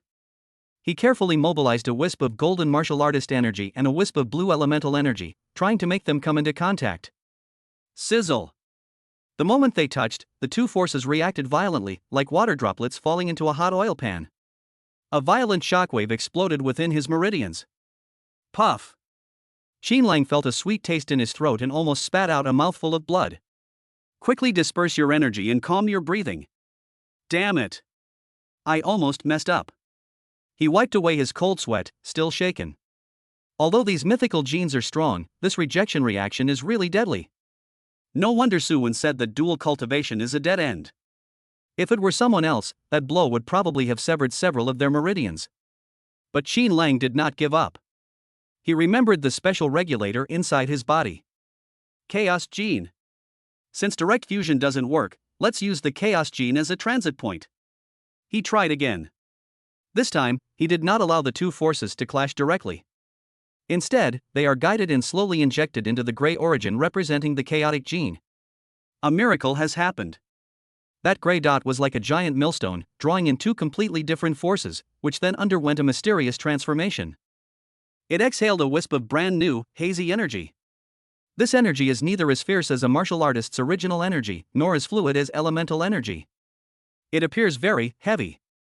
It carries a terrifying aura that encompasses all things yet seems capable of annihilating everything. Qin Lang tried to control this wisp of gray energy and condense it at his fingertips. Then, he gently swiped the alloy table in front of him. Laugh. There was no sound. The hard alloy tabletop, like tofu, had a corner neatly cut off. The cut is as smooth as a mirror. Holy crap! Qin Lang was stunned. This power is at least 5 times stronger than pure martial artist's primal energy or elemental energy. And most importantly, This energy can be used to perform combat techniques such as the formless sword technique or to unleash spells such as the shadowless flying sword. There was absolutely no barrier between us. This is the power of chaos? Xi Lang looked at the wisp of gray light at his fingertips, his eyes gleaming with excitement. Found it. This is the correct way to practice dual cultivation. With this power, what barriers of realm, what genetic conflicts? It's all just fluff. Me now. Xi Lang clenched his fist, feeling an unprecedented sense of control within his body. Even without using those life-saving trump cards. Being able to defeat a regular Tier 4 opponent should be a piece of cake, right? Chapter 76 Terrifying Potion Making Talent, learns it instantly. Time flies like an arrow, and in the blink of an eye, a new month has arrived. Late at night. Xi Lang shook Bai, who was still fast asleep, awake. Wake up, Your Highness. It's time to pay the rent. Lilith groggily opened her eyes, her purple pupils filled with morning grumpiness. Shut up. Can't you let this princess sleep a little longer? Despite her complaints, she still fulfilled the contract. This time, she taught Xi Lang a general spell called Unspelling Spell. While it may not be able to remove the high-level curses on me, dealing with the messy curses or negative statuses on your inferior planet will be a piece of cake. Lilith yawned as she impatiently drew runes on the wall with her paws. Xi Lang was overjoyed and quickly wrote it down. This is a good thing. If we encounter any insidious tricks in the future, we won't be caught off guard. Life returned to normal. Every day, Xi Lang either cultivates lying down or goes to the Spirit Heart Medicine Pavilion to inspect the work petting cats. As news of Earth's imminent entry into the deep space ruins spread, the sense of impending doom grew stronger. The evolved beings are frantically hoarding resources. As a result, Lingxin Medicine Pavilion's business became extremely popular, with long queues forming at the entrance every day before it even opened. One afternoon a week later, Xi Lang, who was studying the Formless Sword manual in his dormitory, suddenly heard a pleasant notification sound in his mind. Byte. Found object Yi Linger detected. Successfully prepared the 3-star gene potion Berserk Potion. Promoted to a 3-star gene pharmacist. At the same time, nourished by the genes of the God of Life, his cultivation broke through to the second level of energy shaping. The system's refund mechanism has been triggered. Congratulations, host. You have received a double return reward. Boom. Xi Lang felt as if his head had been stuffed into a library. A vast amount of pharmaceutical knowledge, herbal illustrations, preparation techniques, and heat control. It surged into the depths of his memory like a tidal wave. This feeling is amazing. It's as if he himself had spent decades immersed in that dark and sunless laboratory. At the same time, a surge of heat coursed through his body, and his cultivation level also rose rapidly. But none of that matters. The important thing is? Congratulations, host. Your alchemy skills have been enhanced 30-fold. Current level, 4-star premium genetic pharmacist. Special bonus, saint-level control. Your concocted potions have a very high chance of exhibiting saint-level phenomena. Xi Lang suddenly opened his eyes flashing with a sharp light. 4 stars. Excellent. Supreme quality. What does that mean? This means that he can now easily concoct legendary holy potions that don't even exist on the market. In the entire Eastern Alliance, there are probably only a handful of pharmacists who can reach this level. That's the maximum level? Looking at his hands, Xi Lang felt a keen sensitivity to the properties of medicinal herbs, making him feel as if the whole world had changed. Even the dust particles floating in the air were transformed into some kind of medicinal material in his eyes. My hands are itching. Having acquired such an incredible ability, not trying it would be worse than killing him. Without saying a word, Xi Lang rushed out of the dormitory. He first went to Baiqiao Street, a street specializing in selling medicines and equipment. After going around in circles, they discovered that the equipment requirements for concocting holy potions were extremely demanding. Those top-of-the-line mixing consoles and energy sources not only cost astronomical sums, but also require pre-ordering. Never mind, I'll just go mooch off Linger first. Xi Lang thought for a moment, then took a taxi straight to the Moon Goddess Pavilion. Inside the shop, Yi Linger had just successfully concocted a bottle of 3-star potion and was being showered with compliments by a group of customers. Her little face was flushed, and she couldn't be more proud of herself. Upon seeing Xi Lang arrive, she immediately held up the bottle of medicine as if presenting a treasure. Xi Lang. Look! I did it! Samsung is a genius. I'm such a genius. Qin Lang smiled and patted her head. Amazing. My Linger is the best. I'd like to borrow your mixing station for a bit, is that alright? Yi Linger was stunned for a moment. You want to use it? Do you know how to prepare medicine? Although Qin Lang has been learning from her for a while, he's only at the level of assisting her. I'll just give it a try, my hands are itching. Qin Lang blinked. Alright, but be careful, that's my precious thing, don't blow it up. Although Yi Linger was puzzled, she still generously gave up her seat. Qin Lang walked to the expensive, top-of-the-line mixing console and took a deep breath. That familiar feeling welled up inside me. He casually grabbed a handful of stargrass from the side. Purification, liquefaction, energy control, rune infusion. The series of movements were fluid and fast, so fast that it was dazzling. There was not the slightest awkwardness, not a single unnecessary movement. It was practically an art performance. Yi Linger, who was drinking water nearby, suddenly widened her eyes like copper bells. Puff! She spat out a mouthful of water. This technique. Is this a newbie? She's 100 times more skilled than her deadbeat father. Just over an hour later. Buzz. Qin Lang lifted the lid of the reaction vessel. A rich, almost tangible, fragrance of energy instantly filled the entire laboratory. Immediately afterwards, surprisingly, rays of light appeared out of nowhere around the mixing station, and there seemed to be faint sounds of celestial music. Anomalies in pharmaceutical products. Oh my god. Yi Linger covered her mouth, completely dumbfounded. She had never seen such an exaggerated reaction from a finished drug in her entire life. Qin Lang made a casual gesture. The 12 crystal clear potions, as if possessing a spirit, flew automatically into the potion box beside them. 100% success rate. 0 loss. With trembling hands, Yi Linger walked over and picked up a vial of medicine. When she saw the 3 dazzling golden halos on the wall of the medicine tube, he was frozen in place, as if struck by lightning. A single gold ring is of the highest quality. What are those 3 golden rings? A divine item. The legendary holy item. Qin Lang. Yi Linger raised her head and looked at the man in front of her, who looked calm and composed, as if he had only done a trivial thing. His eyes were filled with deep shock and admiration, and even a hint of fear. Are you a human or a ghost? Chapter 77 is so addictive. Leveling up like a rocket. Qin Lang took the potion back from her hand and gently twirled it between his fingertips. The golden liquid refracted a mesmerizing halo under the light. Of course I'm a person, and I'm also your future boss and creditor. He reached out and flicked Yi Linger's smooth forehead with considerable force. Ouch. Yi Linger covered her forehead, looking at him with teary eyes, unable to shake off the look of disbelief she had for him. But this is a 3rd ring sacred item. Even my dead father, who was known as the Potion Emperor, only managed to concoct a 2-ring potion once in his entire life. How did you do that? Qin Lang shrugged, looking completely nonchalant. Talent is something that's hard to explain. He knew perfectly well what was going on in his heart. The reason he was able to create such a heaven-defying thing was not only due to the max-level potion-making skills granted by the system, but also because of the unreasonable creation gene within his body. This gene is like a super amplifier. Ordinary medicinal herbs can have their efficacy doubled in his hands. Ordinary medicines can be transformed in quality after passing through his hands. The 2 extra golden rings are the concrete manifestation of the power of creation. Alright, stop spacing out.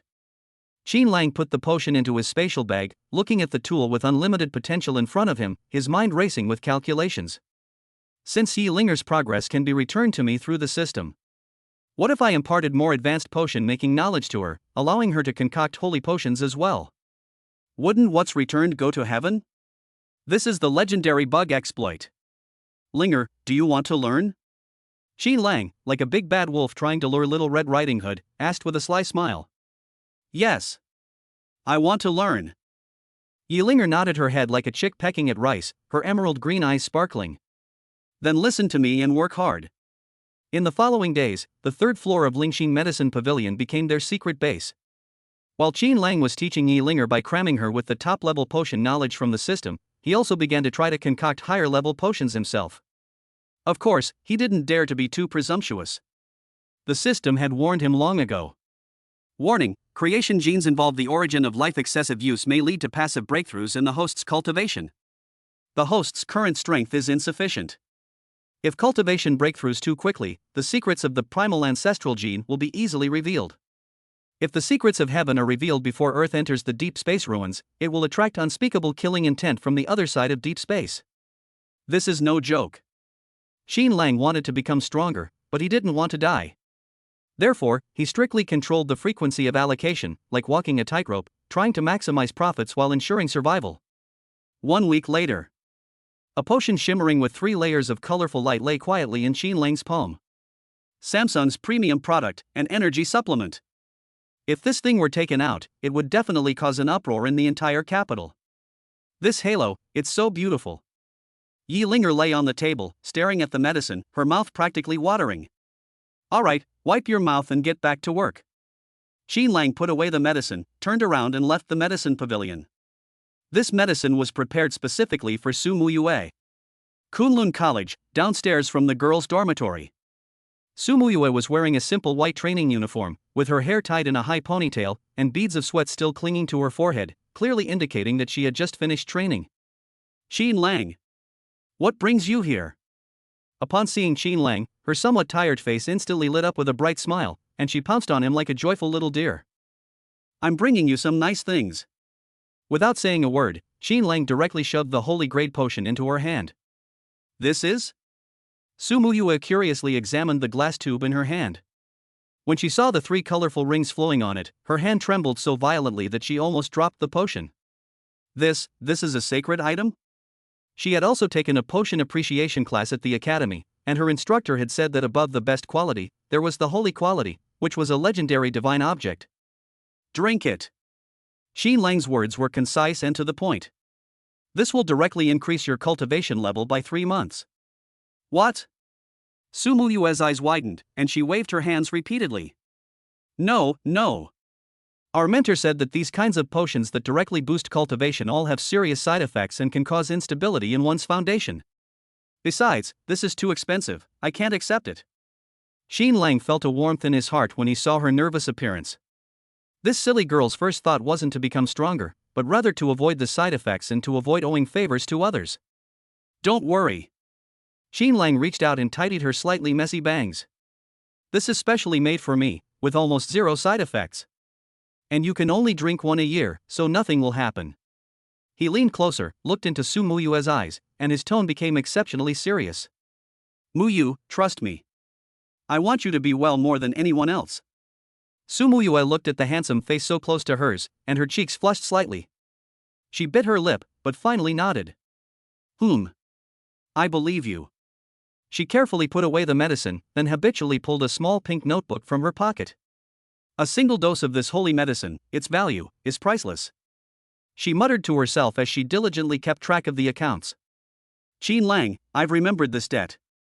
In the future, I'll definitely pay you back with interest. Okay, I'll wait. Xin Lang smiled and pinched her cheek. The best way to repay this debt is by offering oneself in marriage. You scoundrel. Su Muyue ran away with a blush on her face. After seeing Su Muyue off, Xin Lang was preparing to return to Coineo Avenue to get one for Shangguan Shui as well. A piercing alarm suddenly rang in my mind. Warning! Frequent use of high-level potions detected in the host, indicating abnormal activity of the creation gene.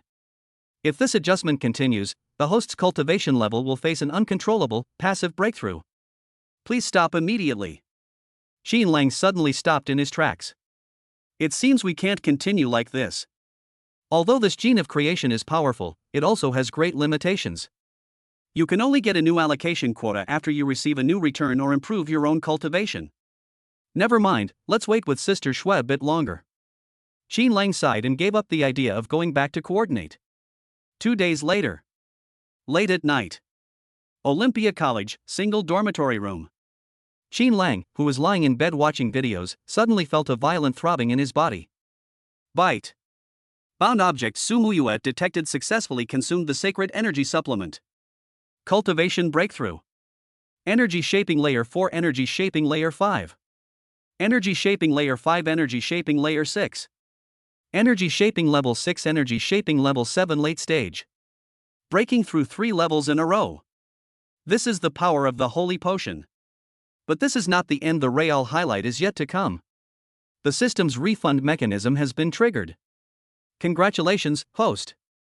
You have received 3 cumulative reward payments. Boom!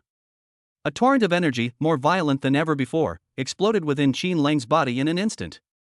Before he could even sit up, he was lifted into the air by the energy. His elemental cultivation, which had already reached the 16th level of energy manipulation, was now like a rocket that had gone out of control. 17th floor. 18 floors. 19th floor. The bottleneck that bound ordinary geniuses was as fragile as paper within him, and was easily pierced. 20 floors. 21 floors. 22 floors. Qin Lang felt that his spiritual world was undergoing a groundbreaking expansion. The mental energy that originally could only cover a radius of a dozen meters was now spreading wildly. 30 meters, 50 meters, 80 meters. 100 meters. The violent energy only subsided when every rustle and movement in the entire dormitory building was clearly visible. Qin Lang fell heavily back onto the bed, panting heavily, his whole body already soaked in sweat. With trembling hands, he opened the system panel. Current cultivation level, energy shaping level 27. 11 floors higher. This upgrade speed is even more outrageous than cheating. Call. Qin Lang stared at the ceiling, feeling the earth-shattering power within him, and grinned from ear to ear. This feeling. It's so addictive. Chapter 78: The Madness of Saint-Grade Potions. A feast for the eyes. Muyue's rapid increase in cultivation level caused quite a stir at Kunlun Academy. Especially her mentor, Wenxin. This 5-star gene physician, known for his meticulousness, was completely dumbfounded after completing the routine examination of Muyue. How is this possible? Wenxin held the test report, her hands trembling. Solid foundation, pure primordial energy, and no side effects from any drug residues. Muyue, tell me honestly, what did you eat? Muyue lowered her head somewhat guiltily, twisting the hem of her clothes with her fingers. It's just a potion. Let me see the bottle. When Wenxin saw the glass tube that still retained a strange fluctuation even though it was empty, she gasped. Triple rainbow rings? A sacred item. It really is the legendary holy potion. Wenxin's eyes instantly turned fiery. In an era where even top-quality potions are hard to come by, a holy potion without side effects is enough to drive any powerful individual mad. Muyue, did your fiancé give you this potion? Wenxin asked anxiously. Could you ask the teacher if he has any more? The teacher is willing to pay a high price. They can even use tutor points to exchange for it. Unable to refuse her mentor's request, Muyue had no choice but to send a message to Qin Lang. When Qin Lang received the message, he was eating melon seeds in the Lingxing Medicine Pavilion. Want to? He looked at his phone screen, a playful smile playing on his lips. We don't have it in stock right now. We'll let you know when it's available. Now that the holy potion has been exposed, let's go all out. After his cultivation breakthrough, the system relaxed its restrictions on the creation genes considerably, and he gained a new allocation quota. Linger, prepare the ingredients. Qin Lang clapped his hands and jumped up from the recliner. This time we're going to do something big. For the next half day, Qin Lang once again transformed into a ruthless pharmaceutical manufacturing machine. He first specially prepared a 2-star holy-grade energy amplifier for Shangguan Shui. This thing is more powerful than the one given to Muyue, and it's more suitable for a martial artist's physique. He then used the remaining quota to prepare a batch of holy-grade potions to aid cultivation. After using up his credit limit, Qin Lang immediately arranged to meet with Shangguan Shui. In the grove of trees at Olympia. Shangguan Shui stared at the glowing potion in her hand, her usually cool face filled with shock. This is a sacred item? Shoo. Qin Lang raised a finger, making a shushing gesture. Keep a low profile. This medicine is very safe, you can drink it without worry. Shangguan Shui gripped the potion tightly, her icy blue eyes flashing with complex emotions. Such a valuable item. Don't even mention whether you'll pay it back or not. Qin Lang interrupted her directly, took a step forward, and forced her against the tree trunk. The distance between the two instantly closed, and they could clearly hear each other's breathing. Sister Shui, have you forgotten? Qin Lang looked down at her, his voice deep and magnetic. I told you, I would take responsibility for you. Shangguan Shui's cheeks flushed instantly, and her heart skipped a beat. She lowered her head, not daring to look into Qin Lang's extremely aggressive gaze, and silently put away the potion. Then, she also took out the same small notebook as Su Muyue. I've noted this down as well. It was only the second day. Shangguan Shui, who was in seclusion in the cultivation room, took the primal energy amplification agent. Boom! 6th layer of condensation, 7th layer of condensation. 7 layers of condensation, 8 layers of condensation. 8th layer of condensation, 9th layer of condensation. Breaking through 3 barriers in a row. He's just one step away from the peak of the second stage. Qin Lang, who was lying flat in his dormitory, was once again treated to a system-wide celebration. Detection indicates that the bound object Shangguan Shui has achieved a breakthrough in cultivation. System return mechanism triggered. Congratulations, host. Your martial arts cultivation has increased dramatically. Cryptoid layer 15, cryptoid layer 30. Qin Lang felt like his dantian was about to explode. The energy core, which was originally only the size of a fist, has now expanded to the size of a basketball, and its surface is covered with mysterious patterns. The purity of the primal energy is even comparable to that of a 4th-tier battlemaster. Call. Qin Lang clenched his fist, feeling the explosive power within his body. Now, even without revealing any of my trump cards, I can hold my own against a 4th-tier battlemaster, right? Using the new quota brought by Shangguan Shui's breakthrough, Qin Lang allocated another batch of medicines. This time, he doesn't plan to give it away. He needs to make money. 5 days later. The largest auction house in the capital, Kyushu Auction House. A mysterious auction called Supreme Quality quietly spread within the industry. The auction organizer is shrouded in mystery and only accepts anonymous commissions. But the few photos of the items released for auction were enough to drive all the pharmacists and large families crazy. That's a sacred potion with triple rainbow rings. Luxury cars filled the venue on the day of the auction. Elders from various pharmacist associations, representatives from top families, and even Zhuo Jinxiong and his daughter Zhuo Qingyao were present. They all wanted to see if this legendary holy potion was really real. Backstage. Wearing a mask, Yi Linger watched the grand scene outside through the monitor, her palms sweating with nervousness. Qin Lang, are we really going to sell? Such a wonderful thing. Sell. Of course, sell. Qin Lang, also wearing a mask, sat on the sofa with his legs crossed, holding a glass of red wine in his hand. Things are valued for their rarity.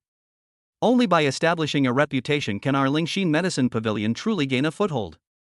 And he glanced at the arrogant-looking Zhuo Qingyao on the monitor screen. I'd also like to see what kind of expressions some people would have when they spend a lot of money to buy something made by their own sister. The auction has begun. When the first 2-star Holy Great Energy Potion was brought onto the stage, the entire venue erupted in cheers. Its dazzling colored halo and unique triple pattern all proclaim its nobility. Starting bid, 5,000 units of bioenergy. The auctioneer had barely finished speaking. 10,000. 20,000. 50,000. Prices skyrocketed. A drug that costs only a few dozen units of bioenergy can suddenly increase in price 1,000-fold or even 10,000-fold. Ultimately, the drug was sold for a record-breaking price of 500,000 units. But this is just an appetizer. Next up is a 2-star sacred grade energy supplement that can directly enhance cultivation. I want this. Zhuo Qingyao, who was sitting in the VIP section, suddenly raised her sign. 1 million. Although she is also a pharmacist, her talent is limited, and she has been stuck at a bottleneck for a long time. If I could get my hands on this potion, I might be able to break through. 1,500,000.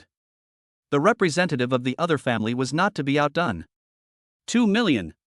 Zhuo Qingyao's eyes reddened, and she immediately demanded an exorbitant price. The entire room fell silent. 2 million for a single 2-star potion? This is absolutely insane. 2 million once. 2 million twice. 2 million 3 times. Make a deal. As the auction gavel fell, Zhuo Qingyao revealed a victorious smile. Yi Linger, watching this scene from backstage, had a complicated expression on her face. 2 million. She actually spent 2 million to buy the potion I made. Qin Lang gently patted her shoulder. That's called irony. Just wait and see, the best is yet to come. Chapter 79 Overnight Riches, Buying Out the Auction House. The frenzy surrounding the holy potion continues. The air in the lobby of the Kyushu auction house was so hot it felt like it could be ignited. The next few holy grade auxiliary potions, although not as sought after as the energy supplement that directly boosts cultivation, were still sold for over 100,000. Even Bai Qianqian, who had always remained calm and collected, couldn't resist making a purchase. He wanted to take it back and study it to see if he could crack its mystery. Everyone, please be quiet.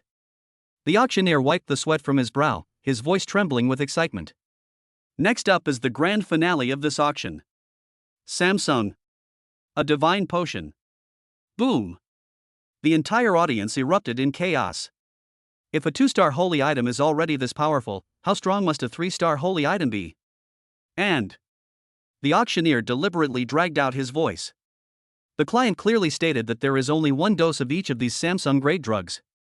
If you miss today, you may never see it again in your life. This statement completely ignited everyone's bidding enthusiasm. 100,000. 500,000. 1 million. Prices aren't just rising, they're soaring. 3 million. A deep voice came from the private room on the second floor. It was a major shareholder behind the Atlas Group that made the move, attempting to directly intimidate the competition with price. But in this context, money is more than just money, it represents the hope for evolution. Especially those 2 3-star energy supplements and original energy amplifiers that can directly enhance cultivation. This sparked an unprecedented and fierce battle. 3.5 million. I'm the president of the Gene Pharmacists Association, give me some face. How much is face worth? 4 million. 4,500,000. Bai Qianqian turned pale as she watched the frenzied scene. She originally wanted to buy another one, but the price was far beyond her budget. Final. That Samsung energy amplifier was auctioned off to a representative from the military for a staggering price of nearly 10 million units of bioenergy. When the gavel fell, the entire auction house fell silent. 10 million. That's enough to buy the defense system of a small city. Backstage. Looking at the final list of transactions, Yi Linger slumped onto the sofa. Xin Lang. We've struck it rich. Xin Lang also took a deep breath to suppress his excitement. This time, I've really become rich overnight. It not only solved the funding problem, but also directly enabled a leap in wealth. After the auction ended, Xia Wan, the auction house manager, a still charming and beautiful woman, personally came backstage. Her attitude was extremely respectful, even bordering on ingratiating. Sir, this is the settlement statement for this auction. After deducting handling fees and taxes, your total earnings amount to 20.4 million units of bioenergy. The entire amount has been transferred to your black money account. More than 20 million. That's over 20 billion in federal currency. Xin Lang looked at the long string of zeros on his account and felt a little unreal. Is this the money-making ability of a top-tier pharmacist? That's terrifying. In addition, Xia Wan glanced at Xin Lang cautiously. The president of the Gene Pharmacists Association, Mr. Bai Qianqian, and representatives from Tianqian Group. They have jointly offered 3 million to meet with you. It's just a tea party and a chat, there's absolutely no other meaning behind it. This 3 million is simply a meeting fee. This clearly demonstrates how much these bigwigs value this mysterious, top-tier pharmacist. Yi Linger turned to look at Xin Lang, her eyes questioning. Xin Lang shook his head. Not see. Although he is strong now, he is not yet at the point where he can ignore everything. Revealing your identity too early will only bring endless trouble. Especially since the Zhou family father and daughter are still outside. Tell them I like peace and quiet. Let's talk about it another time. Although Xia Wan was somewhat disappointed, she did not dare to force the issue and respectfully withdrew. Linger, remember this. Xin Lang stood up and looked into Yi Linger's eyes. The current concealment is for a better explosion in the future. One day, you will stand proudly before the Zhou family as a top-tier pharmacist. Back then, it wasn't something they could just see whenever they wanted. Yi Linger nodded vigorously, her eyes shining brighter than ever before. Although they refused to meet. But this windfall can't be left to rot. Xin Lang immediately launched into a frenzied buy spree. Kyushu Auction House not only sells goods, but also has an internal treasure vault. Xin Lang, accompanied by Xia Wan, stormed into the treasure vault. This Qianqian cauldron, the ultimate blending station, is it? I want it. More than 1 million, without even blinking an eye. This money was well spent to make it easier to prepare medicines in the future, and also to provide Yilinger with better tools. This radiant battle suit, a 4-star top-tier defensive suit? Wrap it up. This star-slaying sword, a top-tier 4-star weapon? Take it.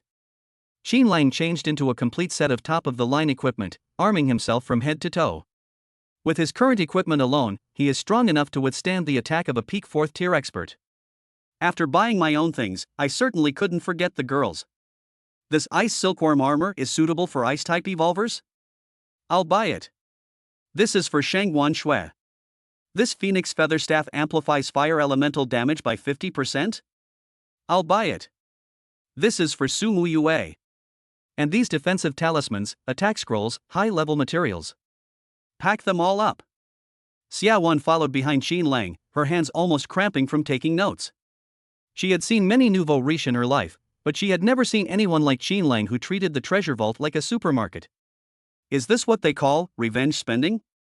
When Xin Lang finally stopped, he glanced at his account balance. Of the enormous sum of over 20 million, less than 5 million remained. Call. Xin Lang looked at the piles of things shimmering with precious light and let out a long breath. It's all spent already? Looks like top-tier equipment is still expensive. However, this feeling of spending lavishly. That was awesome. Chapter 80 Extravagant Spending, all for a beauty. For Xin Lang, more than 20 million units of bioenergy was indeed just a number. But he knew very well that if these numbers were used on the people around him, they could be transformed into real combat power. Early the next morning, Xin Lang appeared downstairs at the girls' dormitory of Kunlun Academy, carrying 2 exquisite gift boxes. Xin Lang. So early? When Su Muyue ran downstairs, her hair was still a little messy, obviously because she had just woken up, but this did not affect her youthful beauty at all. She snuggled into Xin Lang's arms and rubbed against him like a kitten. I brought you something. Xin Lang smiled and tucked the 2 unruly strands of hair behind her ears before handing her the gift box. What is this? Su Muyue curiously took the box. When she opened the first box and saw the flying sword inside, which shimmered with a pale blue light, she was completely stunned. The flying sword was crystal clear and extremely thin, as if it were carved from a single piece of top-grade wind spirit jade. Just by looking at it, one could feel the surrounding wind elements cheering and jumping for joy. This is the main sword that comes with the shadowless flying sword? Su Muyue's hand trembled slightly. She had seen this thing in the Academy's treasure catalog. A flying sword of superior energy weapon grade. For wind-type evolvers, this is simply a divine artifact. Take a look at this one too. Xin Lang gestured for her to open another box. It was a crimson shield, no bigger than the palm of your hand, engraved with intricate flame patterns, radiating a scorching heat. Flame shield. Su Muyue covered her mouth, her eyes wide with surprise. This is a fire attribute defensive magic weapon.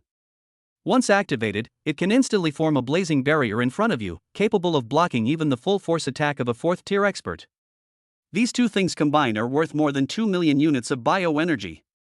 Even at the height of the Su family's power, they couldn't afford to provide such high-level equipment for a junior member.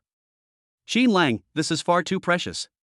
Su Muyue slammed the box shut and tried to shove it into Xin Lang's arms. I can't accept this. Where did you get so much money? Did you sell all your cultivation resources to buy these for me? Seeing the little girl's anxious and almost crying face, Xin Lang felt a warmth in his heart. He reached out and pressed down on the 2 fidgeting little hands. Silly girl, what are you thinking about? Xin Lang calmly began to make up lies. This is my mentor Bai Qianqian's old collection, which has been sitting in the warehouse for so long that it's almost rusted. You know, that old man only knows how to drink all day now, he has no use for these things at all. I talked to him a bit, saying it was for my fiancée's self-defense. As a result, he waved his hand and offered me a rock-bottom price, selling it to me for 20% of the original price. Su Muyue blinked her big eyes, somewhat skeptical. Really? Is Professor Fei really that easy to talk to? Absolutely. Xin Lang patted his chest and assured him. Who am I? I am his last disciple, and I will be the one to take care of him in his old age and see him off in his final days. He definitely has to give me this much face. Su Muyue accepted the gift with some skepticism. But instead of trying it out right away, she took out the little pink notebook from her bag. She bit the pen and wrote and drew on it with a serious expression. One superior flying sword, one flame shield. Xin Lang, even though it was bought on sale, you still paid for it. I can't pay it back right now, but I will try my best to evolve. When I become a powerful being, I'll buy you the best equipment. Watching her meticulous and adorable way of keeping accounts, Xin Lang couldn't help but reach out and pinch her plump, collagen-rich cheeks. Fine, I'll wait for the day I can live off a woman. After seeing Su Muyue off, Xin Lang found a secluded corner and took out his phone. On the screen is Shangguan Shue's contact information. He hesitated for a moment, but still sent a message. Sister Shue, the equipment has arrived. When are you free? The message was sent out, but it was like a stone sinking into the sea. There was no response for a long time. He then tried making a voice call. Sorry, the number you dialed is temporarily unavailable. Xin Lang sighed and put his phone away. It seems this woman is in seclusion, evolving and striving for a higher level. After all, when I last saw her, she was already at the 9th level of core condensation, just one step away from breaking through to the 3rd level. Why work so hard? Xin Lang shook his head helplessly. But then he thought about it again, and the harder Shangguan Shui worked, the more it would benefit him. Once she successfully breaks through to the 3rd level, wouldn't my martial arts cultivation level skyrocket again? Never mind, let's talk about it after you come out of quarantine. Xin Lang put the set of top-quality ice-type equipment that he had specially prepared for Shangguan Shui back into his spatial bag. In the days that followed, Xin Lang's life returned to that kind of peace that made people envious and jealous. Aside from occasionally visiting Yi Linger at Lingxin Medicine Pavilion, he spent most of his time holed up in his dormitory. He's either playing with the cat or sleeping. This kind of life, where evolution depends entirely on others and lying down is the only way to become stronger, is so comfortable that it's almost decadent. However, in stark contrast to his leisurely demeanor, the entire evolutionary world of the capital was in an uproar over those few holy-grade potions.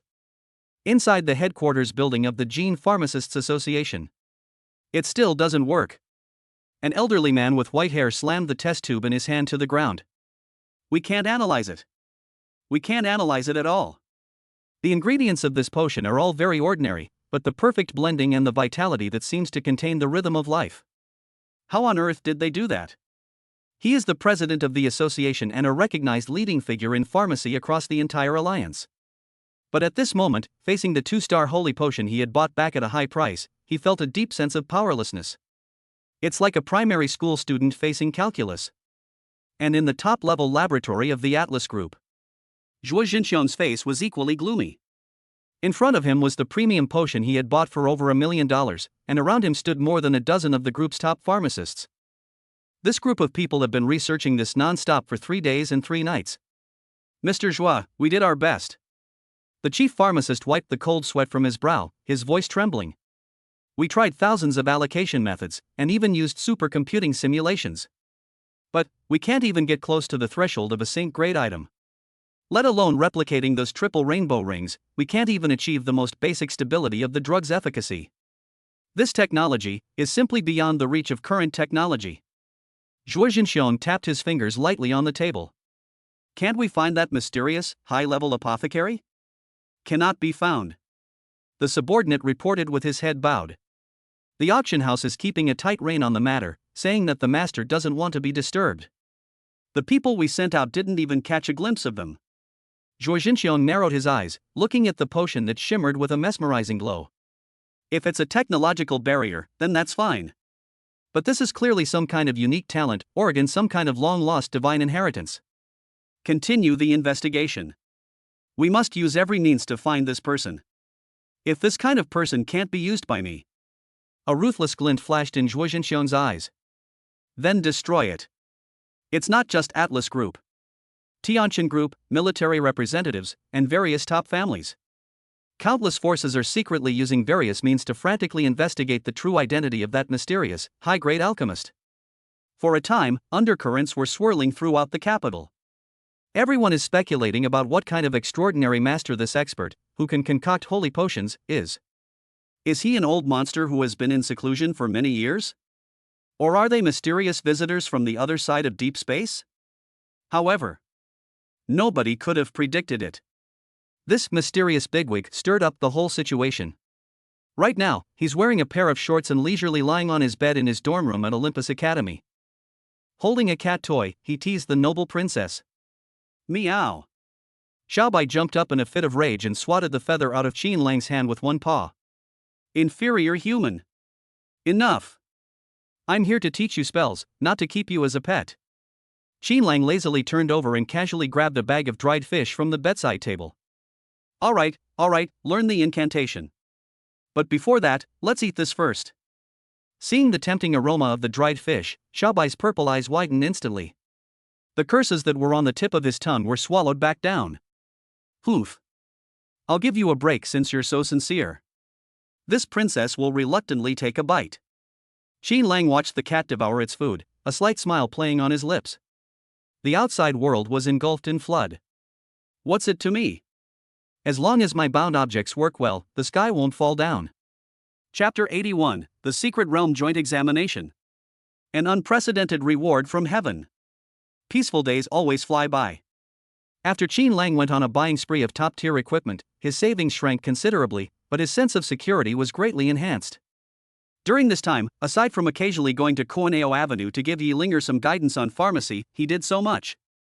Most of the time was spent studying the messy knowledge returned by the system. Yi Linger is indeed a promising girl. After the life god gene was restored, coupled with the careful guidance of Qin Lang, the superhuman mentor, her pharmacist level skyrocketed. Now I am a true Samsung premium genetic pharmacist. They were just one final step away from concocting the holy potion. Qin Lang, look at this recipe. The third floor of Lingxin Medicine Pavilion. Holding a drawing covered with formulas, Yi Linger approached Qin Lang like a curious child. If we add a little stardust here, will it improve the fusion rate? Qin Lang glanced at it and casually made 2 changes to the drawing. Stardust won't do, that stuff is too volatile. Using the juice of moon dew grass and extracting it using the cold extraction method should yield better results. Yi Linger's eyes lit up, and she immediately ran to the experimental table to verify it. Qin Lang watched her busy figure and nodded in satisfaction.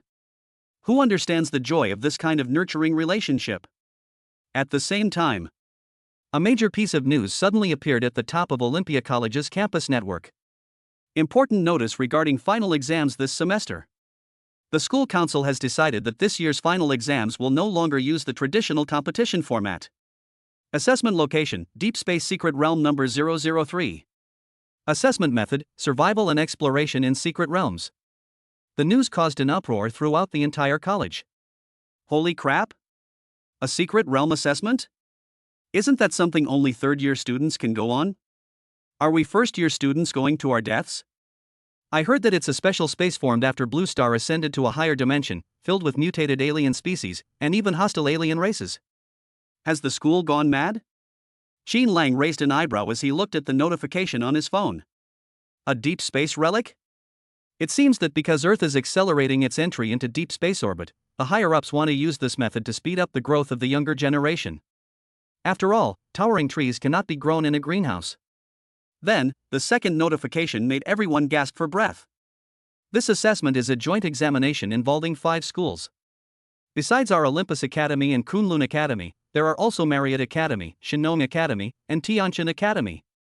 Performance rewards. The top student in each grade level will receive 1 Heavenly Dao Talisman. Heavenly Talisman. Upon hearing those 3 words, even Qin Lang, a man accustomed to grand occasions, felt his heart skip a beat. This thing is a true life-saving artifact. In this era of deep space ruins filled with unknowns, possessing a Heavenly Dao Talisman is equivalent to having an extra life. After use, it can ignore any spatial blockade and instantly open a mini space portal back to Earth. Even if it's thrown to the edge of the universe, it can help you get home. This is quite a large-scale undertaking. Qin Lang stroked his chin. Previously, this level of reward was reserved for military elites who had made outstanding contributions. Now they're actually using it as a performance reward for students? The situation appears to be more serious than imagined. Just then, my phone vibrated. It was a voice message from Gao Mang. Brother Lang. Did you see the notice? A Heavenly Dao Talisman. This is a treasure. However, this time it's a bit risky. I heard that those rich kids at Marriott Academy really went all out for this exam. Although they can't bring high-ranking bodyguards in, they are armed to the teeth with all sorts of one-time use weapons, top-quality equipment, and combat drugs. Especially that guy named Wang Tang. I heard his family prepared a whole set of 4-star top-tier gear for him. They're trying to bury us in money. Qin Lang smiled and replied with a voice message. Use money to throw it at us? Let's see whose money is stronger. Comparing equipment? Comparing potions? Excuse me, everyone here is a junior. Just as Qin Lang was about to turn off his phone and continue lying down, a pleasant notification sound suddenly rang in my mind. Byte. Bound object Shangguan Shui detected her cultivation has broken through to the 10th level of core formation. The system's refund mechanism has been triggered. Congratulations, host. You have received 30 times the cultivation experience as a reward. Boom. An unimaginably vast primal energy exploded within his body in an instant. Qin Lang felt as if his dantian was being inflated like a balloon, expanding wildly. 15 layers of condensation. 20 layers of condensation. 25 layers of condensation. The power was so violent that he had to sit up in bed and fully circulate the mental techniques of the formless sword manual to guide it. A full half-hour passed. This force has only just subsided. Qin Lang assessed his current cultivation level. 32 layers of condensation. If this incredible level of understanding were to be revealed, it would probably scare those old academics who are doing research to death. Call. Qin Lang let out a long breath, his eyes flashing with a sharp light. Sister Shui is awesome. At this rate, she will definitely be able to break through to the 3rd level before the final exam. At that time, I will be able to take advantage of the favorable conditions and achieve an even higher quality breakthrough. This is just the beginning. 1 week later. Byte. Bound object Muyue detected cultivation has broken through to the 8th level of energy shaping. System return mechanism triggered. Elemental cultivation level increased to level 35 of energy shaping. Another surge. Qin Lang felt like he was a human-shaped nuclear bomb. Even the slightest leak of energy could cause this dormitory building to collapse. 2 weeks later. Kuanao Avenue, Lingxin Medicine Pavilion. It's a success. An excited scream shattered the silence of the laboratory. Yi Linger held up a vial of golden glowing medicine, her face flushed with excitement. Qin Lang. Look. 1-star Saint grade. Unlock potion. On the wall of the vial, a clear, colored halo was slowly swirling. Although it only has 1 layer, its unique, sacred charm cannot be faked. Byte. Bound object Yi Linger detected. 1-star holy grade potion successfully prepared. Pharmacist's skills have improved significantly. Cultivation enhancement, energy shaping level 2, energy shaping level 3. Qin Lang smiled and walked over, took the medicine and looked at it. Not bad. Although it's only a single ring, it's already a miracle at your age. Yi Linger stuck out her tongue a little shyly. It's still far inferior to your triple rainbow ring. That's simply a divine skill. Her eyes were filled with admiration as she looked at Qin Lang. During this period, under Qin Lang's cramming teaching, she felt as if she had opened a door to a new world. Those originally obscure and difficult pharmacological knowledge became easy to understand in Qin Lang's words. This rate of progress frightened even herself. Don't be discouraged. Qin Lang returned the medicine to her and casually patted her head. You've only just begun. Once you have fully mastered the power of creation, this holy medicine is just mass-produced Chinese cabbage. Yi Linger nodded vigorously, her eyes burning with fierce fighting spirit. Yes. I will try my best. Before the final exams, I'm going to prepare a top-tier holy potion pack for each of you. Looking at her energetic appearance, Qin Lang's lips curled into a satisfied smile. This is his real helper. With these 3 capable tools, this year's Secret Realm joint examination, whether it's those strange beasts or the rich kids from Marriott Academy, they're all probably going to be in big trouble. Chapter 82 My cousin's inner demons, it's all that bad man's fault. Yi Linger's breakthrough in pharmacology brought immediate benefits to Qin Lang. The system's pleasant notification sounds were simply the most beautiful music in the world. Congratulations, host. Your pharmacist skills have improved. Current level, 4-star Saint grade Gene pharmacist just 1 step away from 5 stars. As Qin Lang looked at his hands, his control over the properties of the medicinal herbs became even more refined and subtle. In the past, the quality of medicines could only be determined by genetic engineering. Now, he can completely rely on pure skill to concoct the perfect, top-quality potion. Of course, obtaining a high-quality item still requires talent bonuses. Linger, don't sell this batch of holy-grade potions yet. Xin Lang put the few potions he had just prepared into his spatial bag and gave him serious instructions.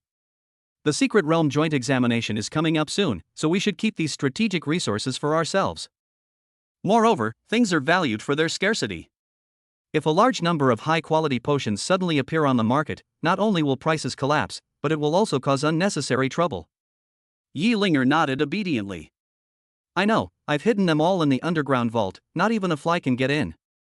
After dealing with the pharmacy matter, Xin Lang returned to his dormitory and began preparing his secret weapon. He took out a bunch of top-quality materials from his spatial bag. Stardust, dragon blood grass, chaos stone. He needed to prepare a special medicine. Samsung's supreme product Gene Node Drug. This was specially prepared for Shangguan Shui. The third stage of a martial artist's evolution is known as the Gene Liberation Realm. This challenge requires not only a massive amount of primal energy to break through the bottleneck, but also the opening of 108 hidden gene nodes throughout the body. Opening up each node can greatly improve bodily functions. The breakthrough in the first layer of visual liberation will awaken powerful genetic abilities. For example, clairvoyance and the eye that sees through illusions, etc. This sacred potion can increase the success rate of breakthroughs to 100% and greatly improve the quality of awakened abilities. Sister Shui's situation should be resolved soon, right? Qin Lang precisely controlled the flames while mentally calculating. Once Shangguan Shui successfully breaks through to the third stage, the 30-fold return. Wow, the scene is too beautiful to imagine. However, when the reagent is successfully prepared, the mesmerizing triple rainbow rings swirl on the test tube wall. Qin Lang took out his phone and dialed Shangguan Shui's number. Beep, beep, beep. No one answered. I sent a message, but there was no reply. What's wrong with this woman? Qin Lang frowned. Is he in seclusion, perhaps in a deep retreat? At the same time, Olympus Academy, a high-level training room protected by multiple arrays.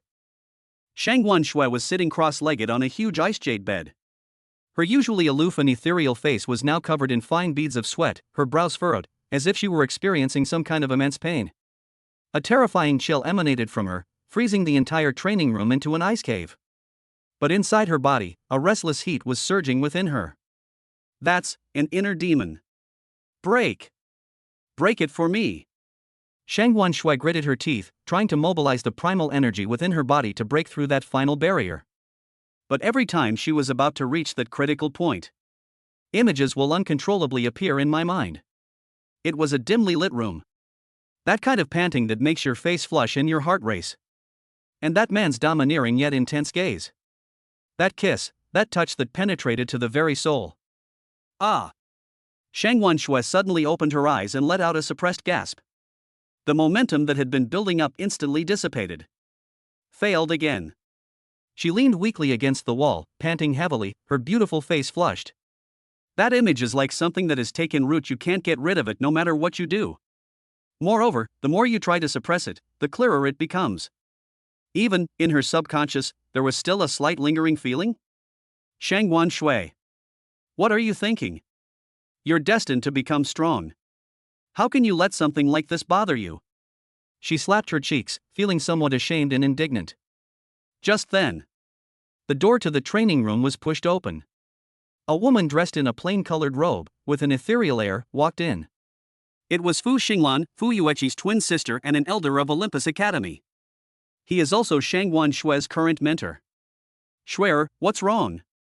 As soon as Fu Xinglan entered, he keenly sensed the disordered aura emanating from Shangguan Shui. She walked over quickly and placed 2 fingers on Shangguan Shui's wrist. A moment later, her expression changed slightly. He is restless and agitated. Is this a sign of inner demons possessing the body? Fu Xinglan looked at his proud disciple and his tone became serious. Recently, the Nightmare Clan has been active in the capital, and they have released something called heart demon spores. These spores are usually harmless, but if you have a mental weakness, they will take advantage of it and trigger inner demons. Tell me, what did you see when you broke through? Shangguan Shui's body stiffened for a moment. What did you see? Should I tell my advisor that she saw me with a man? And nothing. She lowered her head, her eyes darting away, her ears so red they looked like they were about to bleed. Fu Xinglan, being an experienced person, immediately understood the situation upon seeing this reaction. Is it a relationship problem? She sighed and sat down on the cold jade bed. Shuer, you must know that the most taboo thing on the path of cultivation is a lack of clear thinking. Do you have someone you like? Shangguan Shui bit her lip, her hands gripping the hem of her clothes tightly. Do you like it? She didn't know. Her relationship with Qin Lang began with a ridiculous sperm donation deal. But everything that happened later was tangled up like a mess of yarn. Everything that man did for her, every word he said. They all left an indelible mark on her heart. To say I love you? That's not pure enough. To say you hate someone? That's baseless. It is precisely this ambiguous and tangled state that gives the heart demon spores an opportunity to take advantage. Mentor I. Shangguan Shui raised her head, her icy blue eyes filled with confusion and helplessness. If I had a relationship with someone, but I don't know how to define our relationship. Could this be considered an inner demon? Fu Xinglan shook his head helplessly as he looked at her. This isn't a demon in one's heart. This is clearly a debt of love. The one who tied the knot must untie it. Fu Xinglan stood up and patted Shangguan Shui on the shoulder. The best approach is not suppression, nor is it avoidance. Instead, confront it directly. Go find him. Speak clearly and resolve your inner conflicts. Otherwise, you might not be able to get through this. Chapter 83: The Secret of the Stunning Twin Mentors. The training room door wasn't closed properly, and Fu Xinglan's cool voice could be faintly heard. Since you don't cultivate the path of heartlessness, there are some things you just can't avoid in the end. Either sever all ties completely, or cut off all emotional ties with a sword. Either accept it calmly and turn it into nourishment for your spiritual practice. If you let it become a demon in your heart and block your path of evolution, that would be truly foolish. After saying these words, Fu Xinglan said no more. She turned and pushed open the door, bringing with her a breeze carrying a faint, cool fragrance. As soon as she stepped out, she bumped into Qin Lang, who was about to knock on the door. Qin Lang's hand was still hanging in mid-air. When he saw the incredibly beautiful face that was so familiar to him, he instinctively took a half step back. Teacher Fu. Teacher Fu? He felt a little uneasy. Elder Fu Yueqi of Olympus Academy was infuriatingly obsessed with taking him as a disciple. If she catches him, he might be taken for special training again, and then how can he lie down happily? Fu Xinglan stopped in her tracks, her eyes, which seemed to hold the stars and the sea, glancing indifferently at Qin Lang. This glance lacked the intensity and aggression of Fu Yueqi's. Instead, it carries a kind of calm and profound insight. Qin Lang? She uttered the name softly, her tone calm, yet it exuded an aura of quiet authority. Qin Lang was taken aback. Something's not right. The tone and expression, although they look exactly alike, they feel like completely different people. Could it be? You've mistaken me for someone else? Fu Xinglan's lips curled into a playful smile, as if she had seen through Qin Lang's little scheme. I am Fu Xinglan, and Fu Yueqi is my twin sister. Qin Lang suddenly realized, and the huge weight in his heart was instantly lifted. Oh, it's the older sister. That scared my dad to death. He quickly abandoned his posture of being ready to run away at any moment and gave a proper student salute. Hello, Teacher Fu. I had long heard that Elder Fu Yueqi had an equally brilliant older sister, and seeing her today, I can confirm that her reputation is well deserved. This flattery was delivered flawlessly. Fu Xinglan didn't reply, but continued to scrutinize Qin Lang with that deep gaze. Her gaze, like a tangible X-ray, swept back and forth over Qin Lang. Qin Lang felt extremely uncomfortable under their gaze. He subconsciously mobilized the primordial genes within his body, suppressing his aura fluctuations to the minimum, revealing only his cultivation level at the early stage of the core condensation realm. Double mythological genes, indeed a promising talent. Fu Xinglan suddenly spoke, her voice not loud, but it was like a thunderclap in Qin Lang's ears. Qin Lang's heart skipped a beat. This woman is something else. His primordial ancestral gene disguise is so convincing that even ordinary sixth-order powerhouses might not be able to see through it. Fu Xinglan actually saw through his true nature at a glance? Teacher, what are you saying? I don't understand. Qin Lang pretended to be stupid, with an innocent smile on his face. Fu Xinglan looked at him with a half-smile. Stop pretending. With my sister's arrogant nature, how could she possibly be so persistent in pursuing a new lover if she hadn't seen a real gem in the rough? She wants to take you on as her apprentice, and she values more than just your talent. And it's that kind of possibility about you that even I can't quite see through. Qin Lang was sweating profusely. These two sisters are definitely not easy to deal with. He quickly analyzed the situation in his mind. The fact that Fu Xinglan could see through part of the system's disguise meant that he was at least a 7th level expert. It's 5 whole levels higher than his current level. This is absolutely something that stands at the very top of the pyramid of human evolution. Fortunately, though, judging from her expression, she didn't seem to realize that he had already broken through the limits of his cultivation and reached the terrifying level of the 33rd layer of core condensation. It's just that we can tell he has dual mythological genes. This is still within a controllable range. Teacher Fu, you flatter me. I was just a little lucky. Qin Lang lowered his head modestly. Fu Xinglan didn't seem inclined to investigate further. She looked away and straightened her cuffs. Luck is also a part of strength. However, you should be careful lately. The Nightmare Clan is quite restless. That thing called Heart Demon Spore is specifically designed to target geniuses with flaws in their mental state. Since you have chosen the path of dual cultivation, the tribulations of your inner demons will only be more severe than those of ordinary people. Take care of yourself. After she finished speaking, her figure swayed slightly. It was as if it had merged into the air, disappearing into thin air at the end of the corridor. Only a faint, lingering fragrance remains. Shrinking the earth to an inch? Qin Lang looked at the empty corridor and clicked his tongue. This strength is truly terrifying. If a real fight breaks out, even if he uses all his trump cards, he probably won't last a single exchange. Looks like I'll have to keep hiding. Qin Lang shook his head and pushed open the door to the training room. A chilling aura swept over us. Shangguan Shui was sitting cross-legged on the cold jade bed. Her previously restless aura had calmed down considerably, but there was still a hint of sorrow between her brows. When she saw Qin Lang enter, her icy blue eyes lit up for a moment, then quickly looked away. You, how did you get here? Her voice was a little tense, with a hint of barely perceptible panic. Qin Lang closed the door behind him, blocking the view from outside. He didn't directly mention the matter of inner demons, but instead found a futon and sat down. I ran into your master at the door just now. I have to say, these twin sisters really look alike. Shangguan Shui paused for a moment, then nodded. Yes, teacher Fu Xinglan does resemble Elder Yue Qi.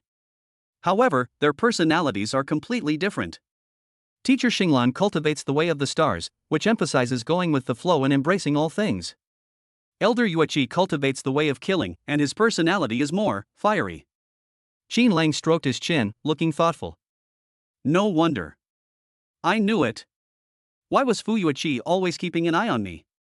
He suddenly moved closer to Shangguan Shui as if he had discovered something new. Hey, Sister Shui, do you think it's possible? The reason why Fu Yue Qi insisted on taking me as her disciple was actually to compete with her sister? Shangguan Shui was taken aback by his sudden approach and leaned back slightly. Competing? Comparing? Yes. Qin Lang slapped his thigh and gave a very logical analysis. Look, your sister has taken you, a peerless genius with the Ice Emperor gene, as her disciple. My sister is definitely not convinced. She definitely wants to find an even more extraordinary apprentice to surpass her sister. Looking across the entire academy, besides me, a genius with dual mythological genes, who else could catch her eye? So it's not because I'm so great, it's just that the two sisters are competing with each other. While this reasoning may sound a bit narcissistic, upon closer examination, it does seem to make some sense. Shangguan Shui blinked. The oppressive and heavy atmosphere was instantly lightened by Qin Lang's witty remarks. She couldn't help but chuckle softly. In that instant, it was as if the ice and snow melted away, and spring arrived with blooming flowers. You, how come you can think of everything in such a strange way? Although she said that, in her heart, she still thought of Elder Fu Yue Qi, who always had a cold face and was aloof. The image has indeed become much more down to earth. This is called seeing through the phenomenon to the essence. Qin Lang felt relieved when he saw her smile. It's good that I can laugh. As long as you don't lose your mindset, inner demons are just paper tigers. He stopped laughing and his expression became serious. Alright, let's not talk about that violent maniac anymore. Sister Shui, I have something to give you. I went to great lengths to get this, specifically to cure your heartache. Chapter 84. Oh no. This is the feeling of being in love. Shang Wanshue's heart skipped a beat as she looked at Qin Lang's mysterious demeanor. A mental illness? Did he figure something out? Before she could think any further, Qin Lang flipped his hand over. A potion shimmering with brilliant golden light appeared out of thin air in his palm. In an instant, an intensely rich and fragrant energy instantly filled the entire training room. The fragrance is not pungent, instead, it has a refreshing quality that penetrates the soul. Shang Wanshue took only one breath, and felt as if the energy core in her body, which had been somewhat weakened by the invasion of inner demons, had been given a shot of adrenaline. It began to throb violently. This is. Shang Wanshue stared wide-eyed at the vial of medicine in disbelief. As a member of a large family, she had seen countless rare and precious treasures. But just looking at this level of potion makes one's soul tremble. Samsung's premium product, Gene Node Drug. Qin Lang introduced it casually, as if he were holding not a priceless treasure, but an ordinary bottle of mineral water. Specifically designed to assist in breaking through to the third stage. Drink it, and all your inner demons will have to give way. Shang Wanshue's fingers trembled slightly. She certainly knew what this medicine meant. When attempting to reach the third stage of gene liberation, the 108 gene nodes within the human body posed the greatest obstacle. Ordinary people need to spend years or even decades to get through each one. This medicine makes the process as simple as drinking water. Not to mention it's a holy grail item. This is too expensive. I can't accept it. Shang Wanshue instinctively wanted to refuse. She already owes Qin Lang too much. If she accepted this, she feared she would never be able to repay it in her lifetime. Who said it was a gift for you? Qin Lang raised an eyebrow, grabbed Shang Wanshue's hand, and forcefully shoved the medicine into her palm. His warm, large hand enveloped her slightly cool hand, conveying not only the warmth of the medicine but also an undeniable domineering presence. This is borrowed from you. The kind with very high interest rates. If you ever become successful and dare to renege on your debts, I'll go and block your Shangguan family's door. Shang Wanshue felt the heat emanating from her palms, and her cheeks flushed. She knew Qin Lang was making excuses. Where in this world can you borrow such a priceless treasure? But if she didn't say it that way, given her personality, she really wouldn't dare accept it no matter what. And this too. As if by magic, Qin Lang produced another exquisite brocade pouch. This is a spatial bag he casually bought while shopping at the Kyushu auction house. This is? Shang Wanshue was somewhat bewildered. This bag, it looks a bit like a love token that an ancient woman would give to her lover. Could it be? Her face flushed bright red instantly. A space bag, with some little gadgets inside. Qin Lang didn't notice her wild thoughts at all and simply hung the bag around her waist. A 4-star top-grade longsword, Ice Soul, is a perfect match for your Ice Emperor genes. A few dozen 4-star energy talismans, for self-defense. There is still 1 million units of solidified bioenergy left, which should be enough for your breakthrough. Shang Wanshue froze completely. 1 million units of bioenergy? A 4-star top-tier weapon? Is this what you call a little trinket? This is practically a mobile gold mine. Did Qin Lang rob the Alliance's treasury? Qin Lang. This won't do. This absolutely won't do. Shang Wanshue panicked and reached out to take the bag off. How could I take so many of your things? These are your own cultivation resources. I told you, it was borrowed. Qin Lang grabbed her hand, leaned forward, and stared directly into her eyes with his deep gaze. The two were very close together.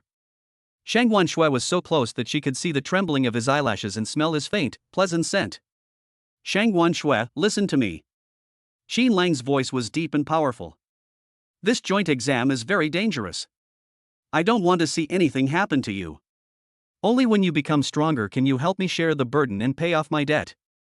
So, stop talking nonsense and take it. That's an order. Shang Wanshue was stunned by his sudden display of power. She stared blankly at Qin Lang, and the image of the inner demon that had been troubling her suddenly became blurry. Instead, she was met with a domineering and unreasonable man who showered her with the best of everything. The feeling of being wholeheartedly cared for was like a warm current that instantly broke down all the defenses in her heart.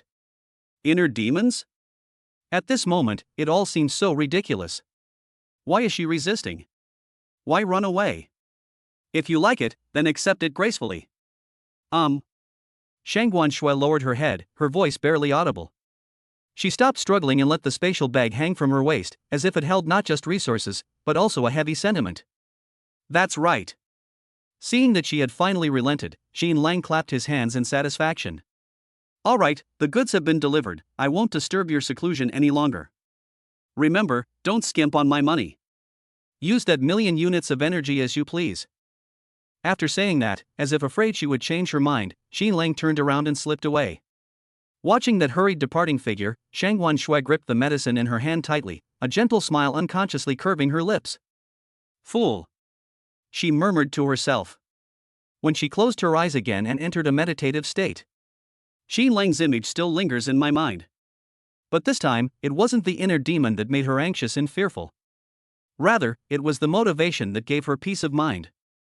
Is this what it feels like to be in love? It doesn't seem so bad. Boom!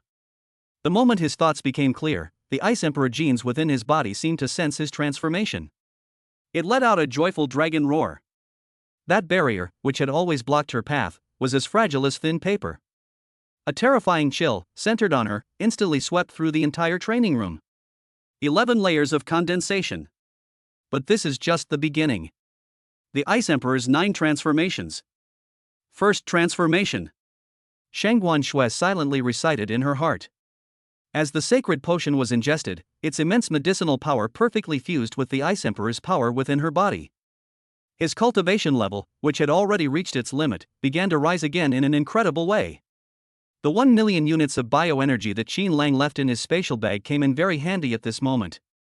The solidified energy blocks exploded one after another under Shang Guanshui's terrifying absorption speed, turning into a torrent that surged into her body. 12 layers of condensed nucleus. 13 layers of condensed nucleus. At the same time. In the boys' dormitory at Olympia College. Xin Lang, who had just lain down in bed, was jolted awake by a series of notification sounds in his mind. Bite. Detected a breakthrough in the mental state of the bound object Shang Guanshui, significantly increasing the compatibility with the Ice Emperor's genes. Detected that Shang Guanshui has triggered a special physical talent Ice Emperor 9 transformations. Cultivation breakthrough, core condensation level 11. Cultivation breakthrough, core formation level 12. Cultivation breakthrough, core condensation level 13. The system's refund mechanism has been triggered. Xin Lang was completely dumbfounded when he saw the barrage of messages flooding his screen. This woman. Isn't that a bit too intense? This is going to suffocate me. Chapter 85 Unbelievable. It scared the kids half to death. As Shang Guanshui made a crazy breakthrough as if she had a cheat code, Xin Lang was not idle either.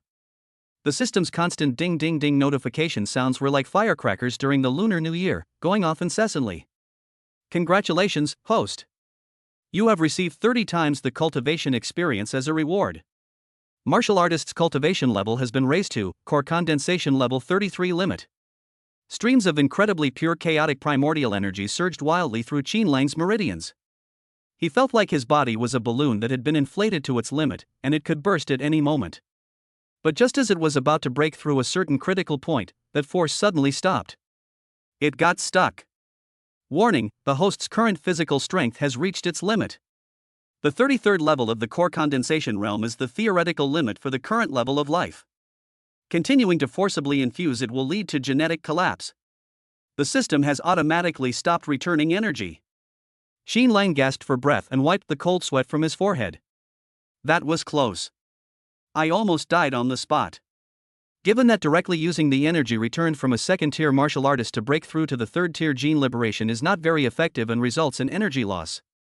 The remaining returned energy has been temporarily frozen. When the target Shang Guanshui officially breaks through to the third stage and unlocks the gene node, the sealed energy will be returned along with it. The system's voice remained cold, but to Xin Lang it sounded exceptionally comforting. Can it still be stored? This service is so thoughtful. Xin Lang happily examined the condition inside his body. Although his cultivation was blocked, he could clearly feel that he was now more than twice as strong as before. The feeling of being filled with explosive power made him wish he could find a fourth-tier battlemaster to practice against right now. Since I'm stuck on the martial arts side, I'll just do some side hustles. Xin Lang rubbed his hands together and took out a bunch of high-grade medicinal herbs from his spatial bag. Since I'm just idling around anyway, I might as well concoct some high-quality potions and level up my alchemy skills a bit more. However, just as his hand reached for the medicinal herbs, the system's red light is on again. Warning: crafting high-level potions will activate the creation gene, increasing elemental cultivation. If one's elemental cultivation breaks through to the third tier prematurely, it will disrupt the balance of dual cultivation, leading to damage to one's foundation. Xi Lang's hand froze in mid-air. Depend on. This won't work, that won't work either. So all I can do is wait and see? This is probably the troubles of geniuses. While others worry about how to break through, he worries that his body can't handle breaking through too quickly. Fine, let's just wait. Xi Lang put the medicinal herbs away and lay back down on the bed. Anyway, given Shangguan Shue's current momentum, breaking through to the third stage is just a matter of days. At that time, as long as Su Muyue or Yi Linger makes any further moves, his elemental cultivation level also advanced to the third stage. That's the real takeoff. The next 2 days, Xi Lang was going through a very difficult time. It's like having a lottery ticket but being unable to claim the prize, or having a mountain of gold but being unable to spend it. Fortunately, Shangguan Shui didn't keep him waiting too long. 2 days later, Shangguan Shui breaks through, core formation level 14. Xi Lang looked up some information and realized just how incredible the so-called 9 transformations of the Ice Emperor was. This is a special ability that can forcefully break through the limits at the peak of a realm and cause one's cultivation to snowball in a short period of time. Simply put, it's an official cheat. No wonder Fu Xinglan said her sister has good taste. Xi Lang clicked his tongue in amazement. In the blink of an eye, the last monthly exam of the semester has arrived as scheduled. In order not to cause too much panic mainly to avoid being dissected and studied, Xi Lang deliberately controlled himself while at the testing center. The cultivation levels of both martial artists and elementalists were suppressed to the 10th level, a level that seemed reasonable but was still quite abnormal. Phew! This should pave the way for a breakthrough later. Xi Lang looked at the dazzling numbers on the test column and nodded in satisfaction. At that time, people will only think that he has accumulated experience and made a breakthrough, instead of thinking that he is a monster. I just walked out of the testing center. They bumped right into Gao Meng, who was beaming with excitement. Lang Gu, you finished your test too? Gao Meng has been riding high lately, his muscles are as tough as iron. Just taking a random test. Xi Lang casually replied. Have you heard? To prepare for the Deep Space Mystic Realm assessment, the school is going to set up a fighting arena in the square. Gao Meng's eyes gleamed, and he spat out his words. They said it was to increase everyone's practical experience. And it even comes with a prize. Winning earns you a bonus, and winning streaks bring even more special rewards. The area is now packed with people. I heard even people from the neighboring Kunlun Academy have come to see what's going on. Xi Lang's ears twitched slightly when he heard bonus. Although he is not short of money now, who would complain about having too much money? Besides, I'm really bored anyway, so going to see what's going on isn't a bad idea. Let's go take a look. The two walked arm in arm to Olympus Square. Goodness! Crowds of people, red flags waving. A huge arena was set up in the center of the square. The most eye-catching thing is the huge holographic projection billboard above the arena, sponsored by Atlas Pharmacy. This father and daughter of the Zhuo family are truly ubiquitous. Xi Lang sneered. It seems they're trying to regain their footing among students in an effort to reverse their previous decline. The rules of the arena are very simple. If you successfully defend your title, the prize money will double. But after every 5 wins, there will be a special extreme challenge segment. There will be senior students or specially invited experts on stage. If you lose this round, all your previous winnings will be wiped out. At this time, standing on the ring was a boy wearing a black vest with a muscular face. Who else? Are there no good fighters among the freshmen? The boy arrogantly surveyed the entire arena, with a recently defeated challenger standing on his foot. I am Lu Feng. Core formation level 3. Get lost if you don't want to get beaten up. There was a chorus of boos from the audience, but no one dared to go up easily. After all, everyone is a freshman, and there aren't many who can reach the 3rd level of core condensation. Moreover, Lu Feng is extremely ruthless and always targets people in the face. That's outrageous. Gao Meng clenched his fist, looking eager to try. I want to go up and teach him a lesson. Don't rush. Qin Lang reached out and stopped him. He glanced at the Atlas sign and a wicked smile crept across his face. Since it's sponsored by the Zhuo family, why not take advantage of this opportunity? Let me handle this kind of attention-grabbing stuff. After saying that, Qin Lang walked slowly out of the crowd, his hands in his pockets. I'll give it a try. His voice wasn't loud, but it seemed to have a magical power, instantly drowning out all the noise in the room. Lu Feng, who had been shouting, froze upon hearing this voice. He mechanically turned his head. When they saw the handsome face of the newcomer, their arrogant expression instantly crumbled. Qin Lang? Lu Feng's voice was trembling. A person's name, a tree's shadow. What Qin Lang has done in the past semester, isn't it all earth-shattering? He countered a third-tier assassin, brutally beat up the He family's genius, and a saint-grade pharmacist. This is a nuclear bomb among the freshmen. Whoosh! The students below the stage instantly erupted in cheers. It's Qin Lang. The rookie of the year has arrived. This is going to be interesting. Take him down, Brother Lang. Qin Lang walked step by step onto the arena, and with each step he took, Lu Feng's face paled a little more. When Qin Lang stood in front of him, this expert, who had just been boasting that no one can beat him, was now experiencing trembling legs. What? You're not welcome? Qin Lang asked with a smile. No. Lu Feng swallowed, feeling a tightness in his bladder. The invisible pressure emanating from the dual mythological genes made it difficult for him to even breathe.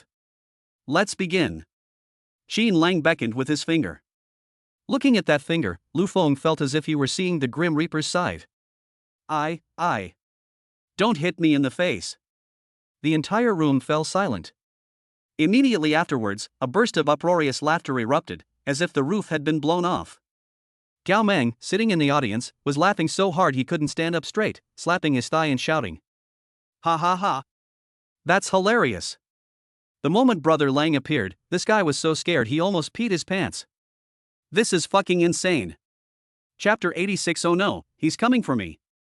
Lu Feng's tearful plea for mercy was like a resounding slap in the face to everyone who had tried to belittle Qin Lang. Before the laughter from the audience had subsided, Qin Lang waved his hand listlessly. Get lost. Lu Feng felt as if he had been granted a pardon, and he scrambled off the stage, more than twice as fast as when he went on stage. Next. Qin Lang stood in the center of the ring, hands in his pockets, not even bothering to strike a pose. The ensuing battle turned into a one-man show with no suspense whatsoever. Fourth layer of condensed nucleus? He kicked it away. A 5-layered condensation nucleus? One slap and you're knocked out. In just 10 minutes, Qin Lang won 5 matches in a row, ushering in his first extreme challenge. Atlas Pharmacy was clearly prepared. A burly boy wearing a senior year school uniform jumped up. Third stage, third layer, early stage of gene liberation. Under normal circumstances, this would definitely be enough to sweep away any new student. But against Qin Lang, he couldn't even last 2 moves. Qin Lang simply sidestepped to dodge the opponent's powerful punch, then seized the opponent's wrist and used the force against him. Get out of here! The senior student, who weighed nearly 200 pounds, flew through the air like a tattered sack, tracing a beautiful parabola before crashing heavily into the crowd below the ring. The entire room fell silent. Immediately afterwards, a thunderous roar of cheers erupted. Qin Lang! Qin Lang! The Rookie King is awesome! In this fervent atmosphere, Qin Lang once again achieved a smooth 5-game winning streak. 10 consecutive wins. The manager of Atlas Pharmacy began to break out in a cold sweat.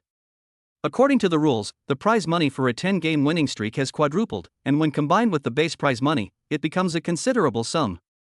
Let Luo Jin go. The person in charge gritted his teeth and yelled into the walkie-talkie. Luo Jin, a third-tier 4th-level cultivator, possesses the lower-level mythical gene Giant Rock Gene, which grants him astonishing defensive capabilities. He once ended the winning streak of another genius newcomer, Xiang Kunlun. When Luo Jin, whose muscles bulged like granite, stepped onto the ring, the cheers from the audience subsided slightly. This heavy tank is the best counter to Qin Lang's agility-based style. However, the moment the battle began, Qin Lang did not dodge at all. He directly activated chaotic primal energy, and a layer of grayish luster appeared on his fist as he head-on clashed with Luo Jin's giant rock armor. Bang! A muffled thud. Luo Jin's proud defense was as brittle as a biscuit in front of Qin Lang's iron fist, which contained the power of chaos. He was knocked backward and slid more than 10 meters, his feet carving 2 deep furrows in the ring before he finally came to a stop after falling off the ring. Sold out instantly. Another instant sellout. This caused even the Atlas executives sitting in the VIP section to become restless. If Qin Lang wins the third over-limit challenge, the guaranteed prize money will exceed 16,000 units of bioenergy. This has far exceeded their budget. We can't let him win again. Show your hand. Let Yu go. Yu, at the 3rd tier and 6th level, possesses the mid-level mythological gene 9 Heavens Thunder God gene, making him a true peerless genius in his senior year. Below the arena, he stared at the radiant figure on the stage, his fingernails almost digging into his flesh. Why is he so strong? He Chang, who was standing next to him, shrank back and touched his still swollen cheek, feeling a sense of relief. Fortunately, he admitted defeat quickly that day, otherwise his fate would probably be similar to Luo Jin's. As for Feng Rue, he had long since hidden at the very back of the crowd, looking utterly desperate. He knew he would probably never be able to take revenge in this lifetime. In the crowd, Xiang Kunlun stood with his arms crossed and his brows furrowed. This guy has become stronger. In the following rounds, the style of play changed drastically. A group of freshmen jumped onto the ring one after another. Brother Lang. I'm your fan. Please go easy on me. Brother Lang, I'm a VIP customer of Lingxin Medicine Pavilion. Could you please give me an autograph? These people aren't here to challenge us, they're clearly here to get themselves killed. Some people even went up on stage and lay down, asking Qin Lang to kick them off, claiming it was to experience the feeling of flying. Qin Lang was at a loss for words, and could only play along. Until the 18th game. A boy dressed in black with a sinister look in his eyes jumped up. Thunderclap. The genius from the Lei family in Tiandu had been overshadowed by Qin Lang because of his awakening phenomenon, and had been harboring resentment ever since. The match had just begun, and without even a greeting, he suddenly produced a poisoned dagger and thrust it straight at Qin Lang's back. This move is extremely insidious, it's designed to cripple someone. Qin Lang's eyes instantly turned cold. Without even turning around, he delivered a backhand chop, precisely striking Lei Zhen's wrist. Snap! The sound of bone cracking was clearly audible. The dagger clattered to the ground. Immediately afterwards, Qin Lang turned around and kicked Lei Zhen in the stomach. He didn't hold back with that kick. Lei Zhen flew out like a boiled shrimp, hunched over, spitting out a mouthful of blood in mid-air before collapsing unconscious upon landing. A sneak attack? Qin Lang dusted off his trousers and swept his cold gaze across the room. Who else? No one dared to utter a sound. Just then. Suddenly, dark clouds filled the sky, and the faint sound of thunder could be heard. A figure crackling with purple lightning leaped from the top of the teaching building and crashed heavily onto the arena. Boom! As the smoke cleared, Yu's arrogant face was revealed. Freshman, your winning streak ends here. A powerful aura of lightning filled the entire venue, making it difficult for the students in the front row to breathe. Tier 3, Level 6. 9 Heavens Thunder God Gene. This is truly top-tier combat power. Everyone held their breath, they knew the Real highlight was about to begin. At the same time, a long, black luxury car slowly pulled up to the edge of the square.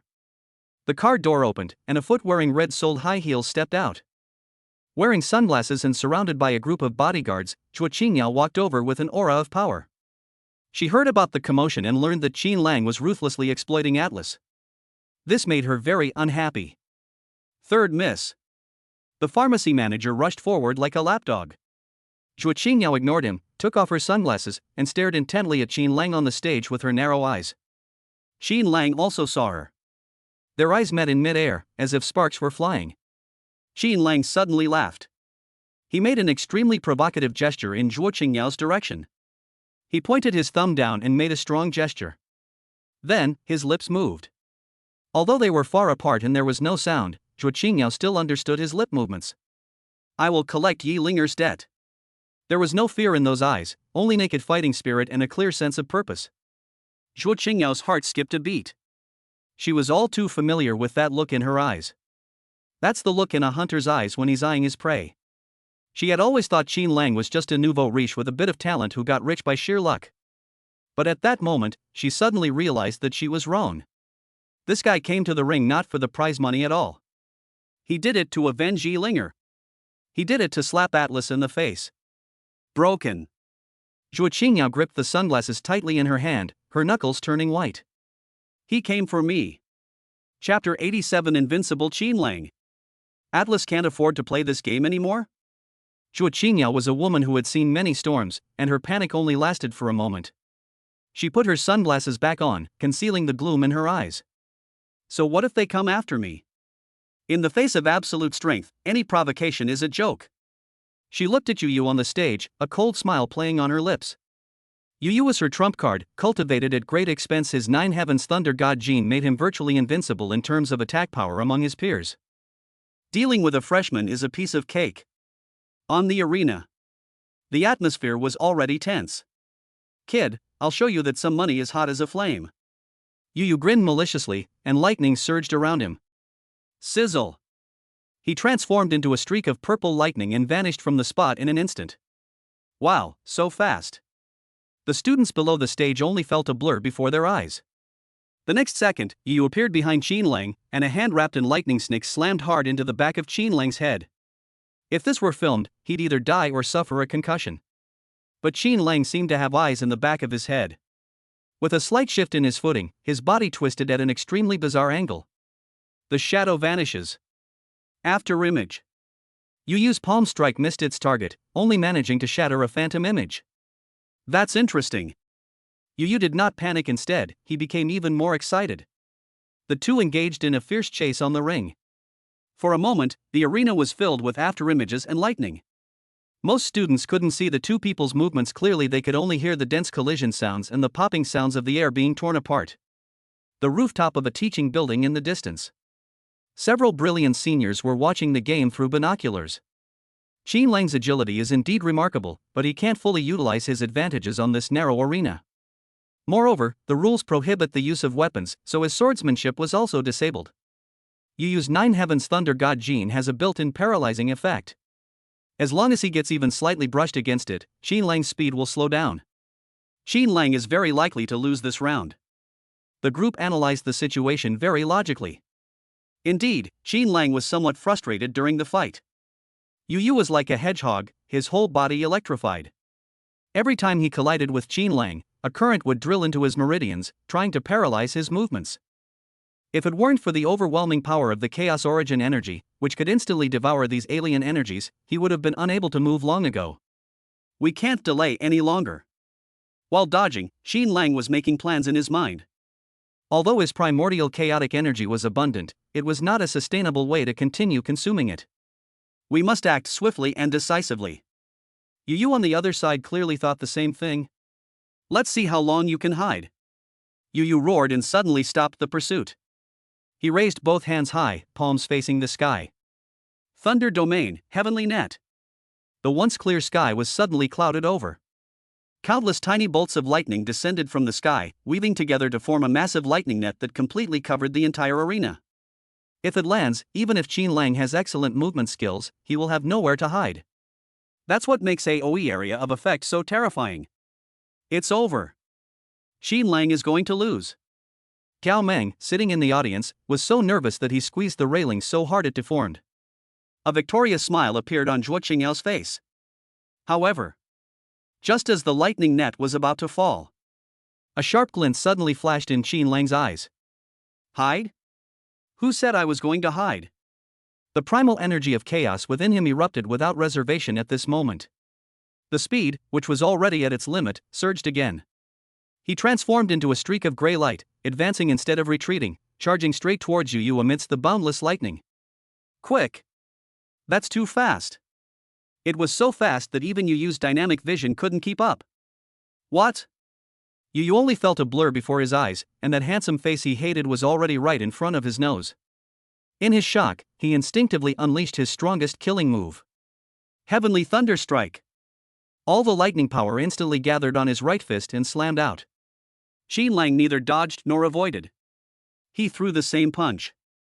There were no fancy tricks, only pure power in that chaotic light that could devour everything. Boom! The two fists collided. A deafening roar shook the entire square. The violent shockwave, carrying debris, flew in all directions, forcing the students in the front rows to retreat. Smoke and dust filled the air. Everyone craned their necks, eager to see who had won.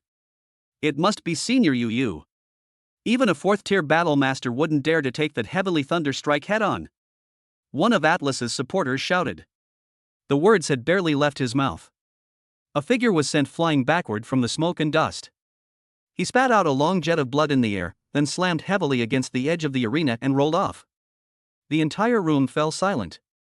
The person lying on the ground, convulsing like a dead dog. It was Yu. And in the center of the arena, the smoke and dust cleared. Qin Lang remained in his punching stance, unharmed except for some charred blackening on his sleeves. He slowly withdrew his fist and whistled at Zhuo Qingyao below the stage. Is this your trump card? That won't work. Whoosh. After a brief silence, cheers erupted in the square, louder than ever before. Qin Lang is invincible. Qin Lang is invincible. That was so cool. That punch was absolutely awesome. At this moment, Qin Lang's reputation among the new students reached its peak. 20 consecutive wins. With the enthusiastic support of their classmates, the next few matches were a foregone conclusion. Qin Lang quickly achieved a 20-game winning streak. At this moment, the atmosphere at Atlas's apothecary had become extremely tense. The person in charge was holding a calculator, and his hands were shaking. Third miss. If he wins the fourth round of the extreme challenge, the prize money will be 520,000. 520,000 units of bioenergy. This isn't just painful, it's like having to cut off a piece of flesh. Although the Atlas Group is wealthy, for a pharmaceutical division, withdrawing this working capital would be a significant financial strain. Zhuo Qingyao's face was so gloomy it looked like it was about to drip water. She stared intently at Qin Lang. If looks could kill, Qin Lang would have been torn to pieces long ago. We can't let him hit anymore. She walked straight onto the ring in her high heels. With an aura of authority, she directly took the microphone from the host. Today's tournament is now over. Her voice was icy, exuding an undeniable domineering air. Due to insufficient preparation by the organizers, subsequent challengers were unable to attend. As compensation, we will immediately pay Qin Lang the more than 30,000 yuan in prize money he has won so far. After saying that, she turned to leave. This is the true face of capitalists. They can play whenever they want, and stop whenever they want. They set all the rules. Although the students below the stage were dissatisfied, they dared not say anything more under the powerful aura of Zhuo Qingyao and the prestige of Atlas. However, some people disagreed. Stop. Qin Lang's lazy voice rang out. He walked a few steps behind Zhuo Qingyao, crossed his arms, and wore a mocking smile. Miss Zhuo, you've got a pretty clever plan. I've only just warmed up, and you're already unplugging the internet cable? Zhuo Qingyao stopped, turned around, and looked at him coldly. When I say it's over, it's over. This is Atlas's activity, and I have the right to decide when to terminate it. Oh? Qin Lang raised an eyebrow and suddenly raised his voice. So this is what Atlas Corporation's reputation is like? You're all smiles when you win, but you cheat when you lose? He turned to the thousands of students below the stage and asked loudly. Classmates, what kind of behavior is this? Yao Meng was the first to react in the crowd, and he shouted at the top of his lungs. Can't afford to play this game. Immediately afterwards, Li Bufan joined in the commotion. If you can't handle losing, don't open a tournament. It's shameful. With someone taking the lead, the students who had long disliked Atlas instantly erupted in chaos. We can't afford to play this game. We can't afford to play this game. Atlas is trash. Give me my money back. Is this the mindset of a large corporation? It's laughable. The combined roar of thousands of people was enough to shake the very heavens. Zhuo Qingyao stood on the stage, listening to the overwhelming mockery, her face turning extremely ugly. When has she ever suffered such injustice in her life? The feeling of being condemned by everyone caused her to break down instantly.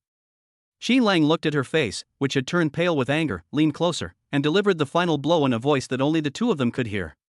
How? You Atlas Group, are you really sore losers? If you don't have money, I can lend you some. Interest rates are negotiable. Chapter 88 Breakthrough in the Face of Battle. Give me a minute. You. Zhuo Qingyao was so angry at Qin Lang's question about borrowing money that she almost vomited blood on the spot.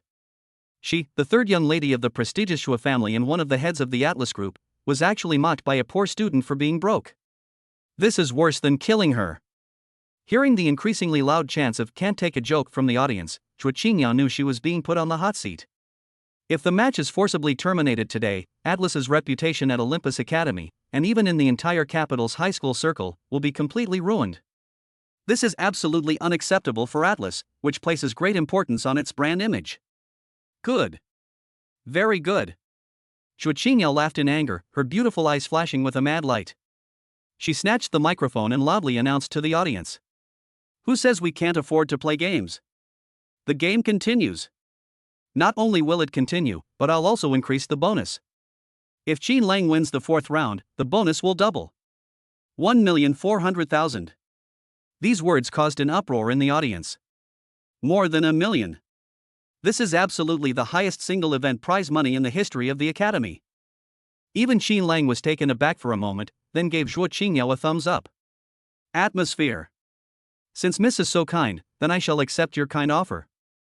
Bai Qianqian snorted coldly, turned around, and whispered instructions to the person in charge beside her.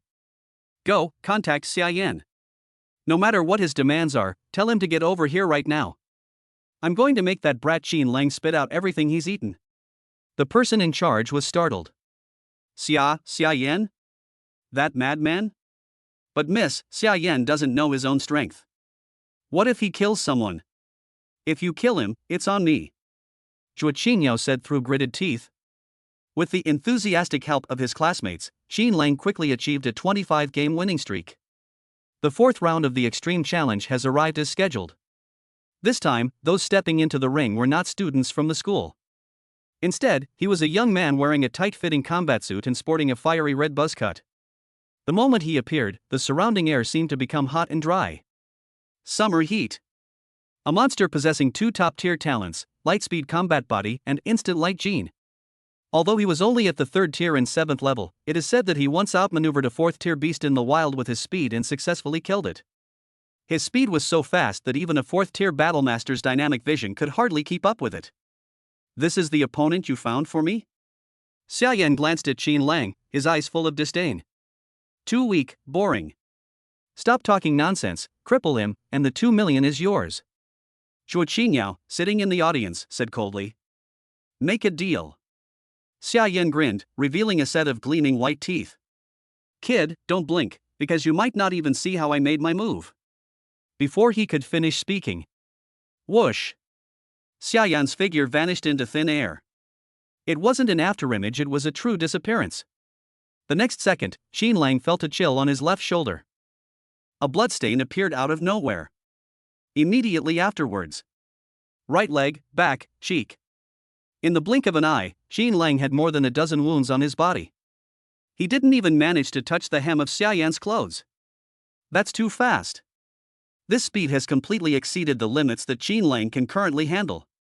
Even Shadowless seems as slow as a snail in the face of instantaneous gene. Ha ha ha. That's it? Xia Yan's arrogant laughter echoed in the air. You've already collapsed before I've even exerted any effort? The students in the audience were also terrified. This one-sided brutal killing is utterly despairing. Bai Qianqian finally revealed a joyful smile. That million was well spent. Qin Lang stood in the center of the arena, covered in blood and looking utterly disheveled. But he didn't panic. He is waiting. Waiting for the right opportunity. Just as Xia Yan was preparing to launch the final attack and cripple Qin Lang's limbs, a heavenly notification sound suddenly rang in Qin Lang's mind. Bite. Bound object Muyue detected successful breakthrough to the 9th level of energy shaping. The system's refund mechanism has been triggered. Congratulations, host. Your elemental cultivation bottleneck has loosened. Host detected to be currently in combat. Advance immediately? It's here. A sharp glint flashed in Qin Lang's eyes. He suddenly raised his head and shouted at the empty space ahead. Wait a moment. Xia Yan, who was moving at high speed, was startled by the shout and paused, revealing himself. What? You want to beg for mercy? Xia Yan looked at him mockingly. No. Qin Lang wiped the blood from the corner of his mouth and said in a serious tone. Could you give me a minute? I'll level up first. The entire room fell silent. Everyone, including Xia Yan and Zhuo Qingyao, thought they had misheard. They're fighting, and you're saying you want to level up? Do you think this is a game? You can level up with just one click? Are you kidding me? Xia Yan was furious and was about to make a move. But Qin Lang had already sat down cross-legged without paying any attention. System. Breakthrough immediately. Boom. An aura so terrifying it defied description erupted from Qin Lang's body in an instant. The once clear sky was suddenly whipped into a fierce wind. Countless streams of primordial energy from heaven and earth converged wildly toward the arena, forming a huge funnel-shaped vortex that poured directly into Qin Lang's crown. At this moment, the elemental pool within his body underwent a tremendous qualitative change. The elemental energy, originally in a gaseous state, began to liquefy under immense pressure, then rapidly atomized, and finally condensed into drops of crystal-clear elemental liquid. This is Concentration Realm, the third stage of elemental evolution. Under the watchful eyes of everyone, Qin Lang's aura surged, breaking through the bottleneck that had plagued countless people. Energy shaping level 9. Breakthrough. The third stage, the first level of the concentration realm. Not only that. As Qin Lang broke through his cultivation level, his spiritual power also surged. His senses instantly covered the entire square.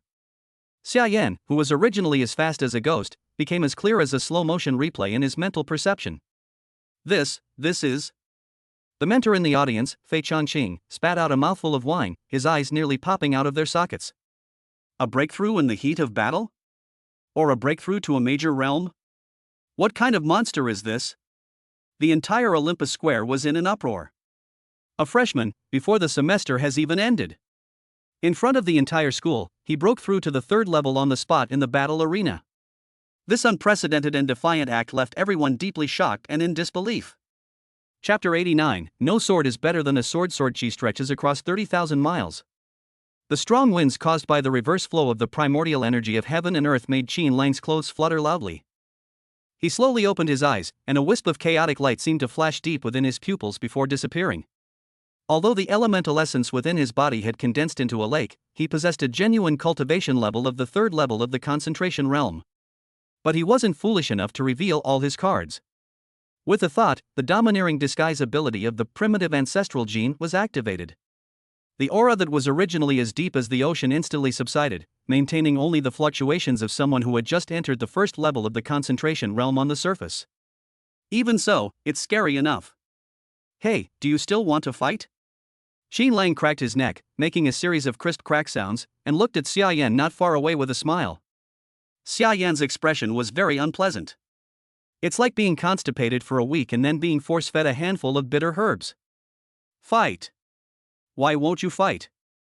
You're at your weakest point right now, as your realm is still unstable after breaking through. Xia Yan gritted his teeth, his figure blurring once more. This time, he really gave it his all. Instant light extreme shadow strike. A series of piercing sonic booms erupted in the air. Xia Yan's speed was so fast that it seemed as if a dozen of his figures appeared on the arena at the same time. Every figure was launching an attack on Qin Lang. Fist, foot, knee, elbow. The attacks were relentless, devoid of any fancy maneuvers, all aimed at vital points. So fast. The students below the stage gasped in amazement, their eyes unable to keep up with Xia Yan's movements. In their eyes, Qin Lang was like a small boat, swaying precariously in a stormy sea, only able to passively take the beating without even a chance to fight back. This is going to be tough.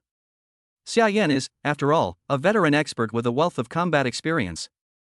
Although Qin Lang has broken through, he hasn't adapted to the new power yet, has he? Only Xia Yan, who was in the thick of it, knew how frustrated he was right now. He didn't feel like he was hitting anyone. Instead, it's like forging a piece of refined steel through countless hammer blows. Every punch that landed on Qin Lang sent shockwaves through him, making his wrists numb and his bones feel like they were about to crack. Is this guy a monster? Is this the physical condition an elementalist should have? Xia Yan grew increasingly alarmed as the fight progressed. This physical strength is comparable to that of a fourth-tier battlemaster, right? Qin Lang didn't even activate any defensive combat skills. He relied solely on the faint layer of chaotic primal energy protecting his body to withstand all of his attacks. Moreover, he could sense it. Qin Lang was smiling. That look in his eyes was like looking at a monkey jumping around. Damn it! Xia Yan's mentality is starting to break down. He abruptly stepped back to create distance, panting heavily, his eyes filled with malice. Qin Lang, is all you can do is cower in the dark? If you've got the guts, don't hide in your turtle shell, come at me head on. This is clearly a provocation tactic. But Qin Lang seemed to have really listened, nodding thoughtfully. You're right. It is indeed quite boring. Qin Lang stretched, his nonchalant attitude making Xia Yan want to rush up and bite him. Since you want to see the attack, then let me show you. Qin Lang's smile suddenly vanished. He did not take out the 4-star top-grade longsword Wufeng, nor did he summon his usual flying swords. He simply raised his right hand slowly, fingers pointing together like swords. Buzz! A chillingly sharp aura suddenly filled the entire arena. In the VIP section, Zhuo Qingyao was holding a teacup, wanting to take a sip of water to calm her nerves, when she sensed this aura. Her hand trembled, and the scalding tea spilled all over her dress. This is... She didn't bother wiping it off, staring intently at Qin Lang's fingers. Qin Lang lightly traced a line with his fingertips. The movements were as gentle as stroking a lover's cheek. But the air in front of them seemed to be sliced open by an invisible blade, making a sharp, tearing sound. Cut! Qin Lang uttered a single word. Countless fine, transparent ripples suddenly appeared in the previously empty void.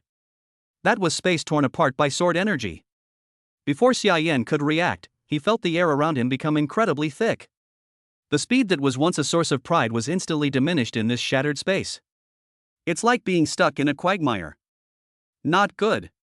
Alarm bells rang in Xia Yan's mind, and he instinctively wanted to back away. It's too late. Since Qin Lang had made his move, he didn't intend to leave him any way out. Rise! As Qin Lang flicked his finger upwards, the chaotic primordial energy around him instantly boiled, turning into specks of starlight, which then rapidly stretched and condensed. 1. 2 handles. 100 handles. 1,000 handles. In the blink of an eye, hundreds and thousands of flying swords, formed from pure energy, floated densely in mid-air. The sword tip was pointing directly at Xia Yan. This scene was absolutely breathtaking. It's just like the mythical 10,000 swords return to their origin. What kind of weird combat technique is this?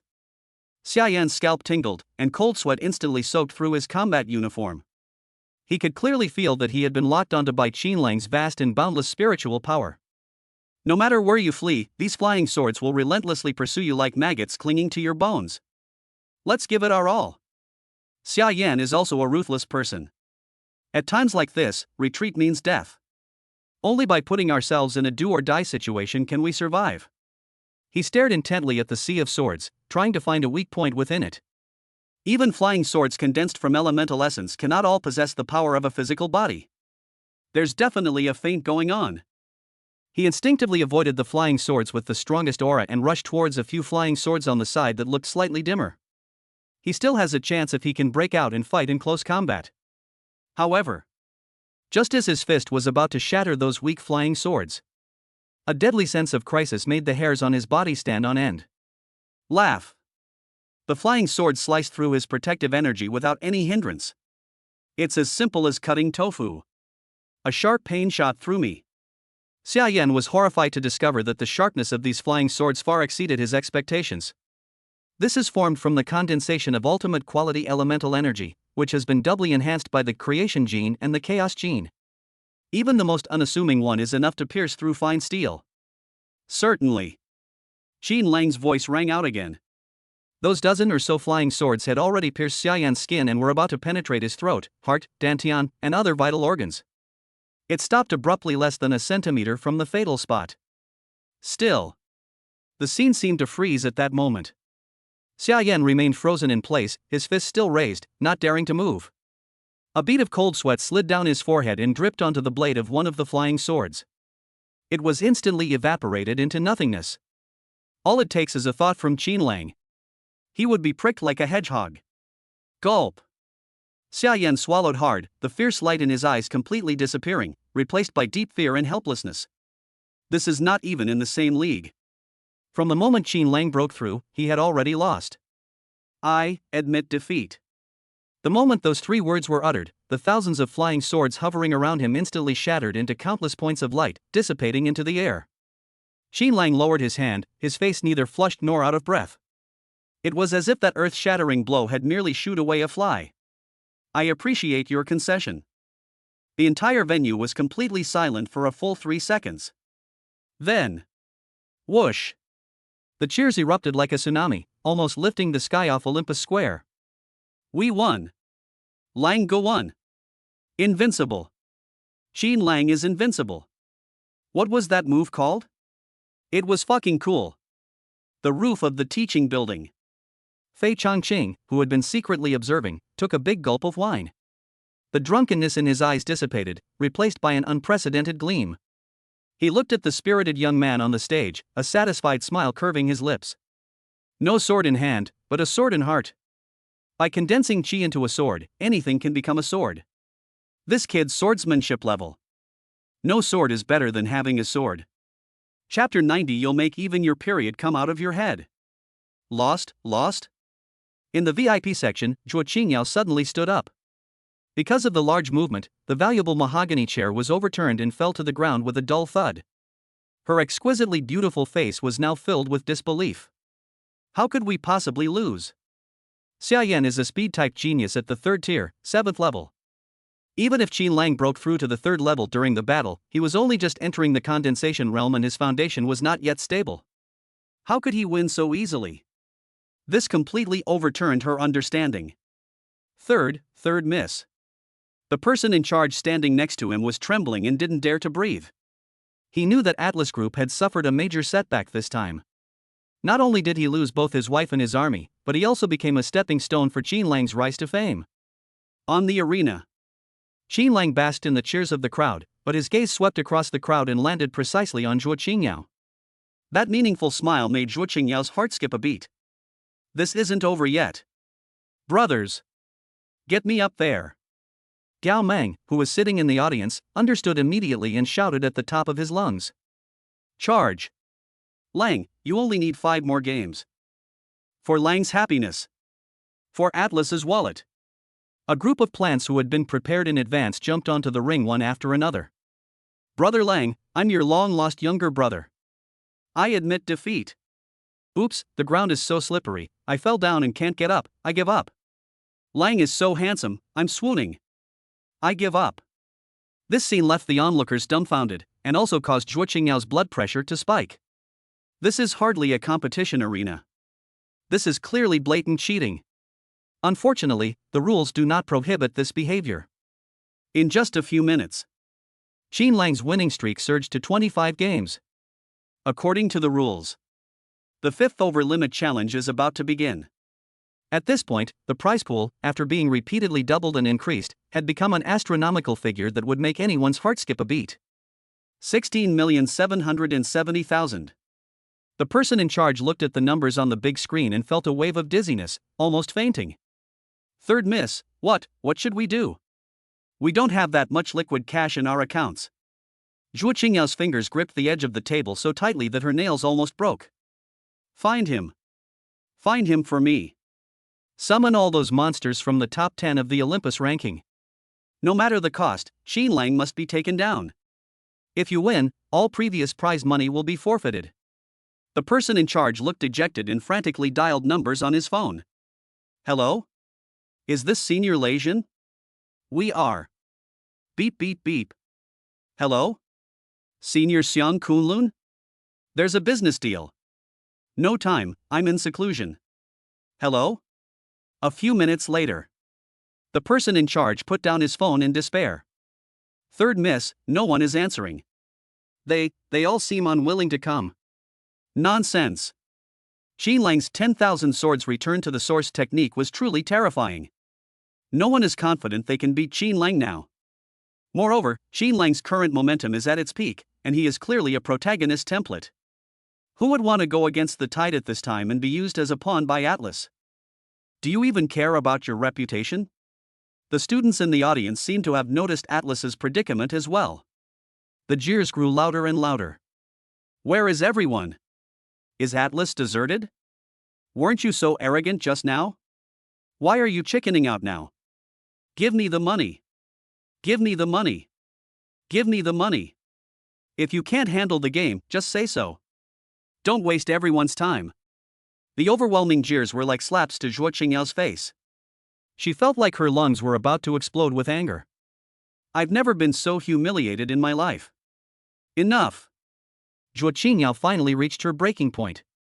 She strode onto the ring in her high heels. Since no one else dared to go, she had no choice but to go herself. Instead of fighting, we're accepting defeat. Xin Lang, you win. These words were almost squeezed out from between her teeth. The match is now over. We will send you 16,777,216 units of bioenergy, not a penny less. The entire audience erupted in uproar.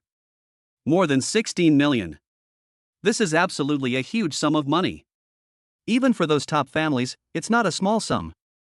Xin Lang became incredibly wealthy overnight.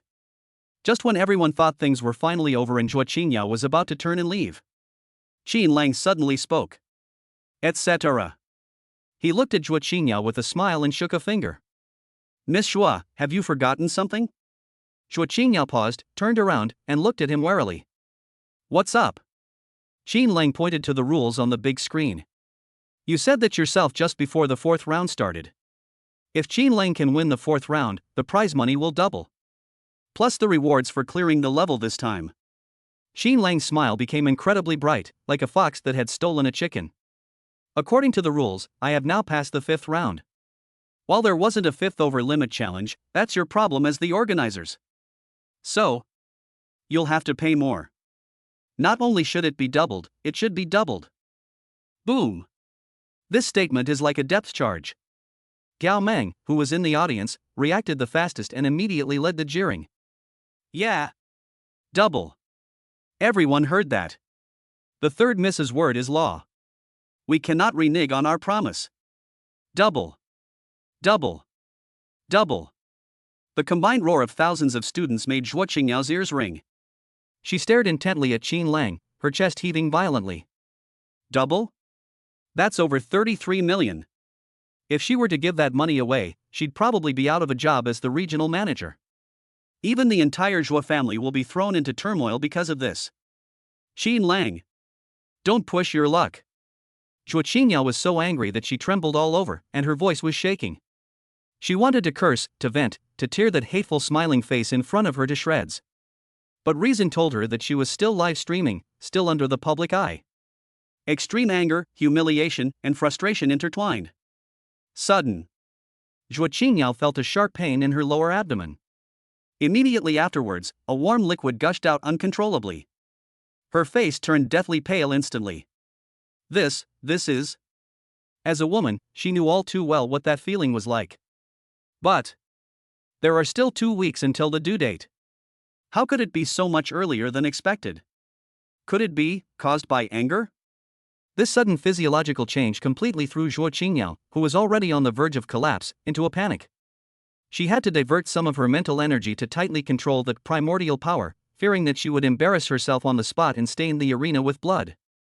In that case, Zhuo Qingyao would never be able to live a normal life. Xin Lang. Zhuo Qingyao bit her lip and used a secret telepathic communication method to send a pleading and trembling voice into Xin Lang's ear. I admit defeat. Stop pushing me. Otherwise I'll haunt you even as a ghost. Xin Lang was slightly taken aback when he saw Zhuo Qingyao's pale face and strange posture. With his perception, he naturally noticed the abnormal fluctuations in the qi and blood within Zhuo Qingyao's body. Holy crap! This woman, could it be that I made her so angry that she even got her period? This is truly an incredible feat. However, seeing Zhuo Qingyao's swaying appearance, Xin Lang knew that going too far was as bad as going too far. If you really push someone too far, or if something serious happens on the spot, then it will be difficult to handle the situation. All right. Xin Lang shrugged, abandoning his aggressive demeanor.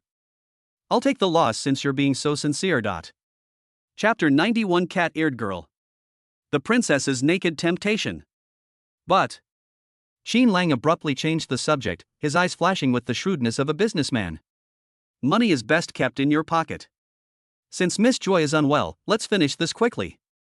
He did not insist on the double compensation of more than 33 million. Because he knew very well that the number had exceeded the Atlas Division's tolerance limit.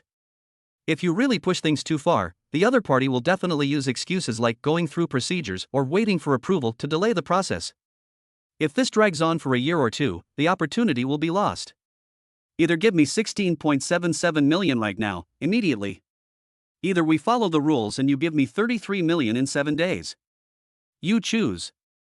This is an open conspiracy. Although Zhuo Qingyao was in excruciating abdominal pain and wished she could disappear into the ground, her mind was still sharp. Giving it now, though it hurts, at least stops the bleeding. If this situation drags on for 7 days, the damage to Atlas's reputation will be even greater, given the added pressure from public opinion.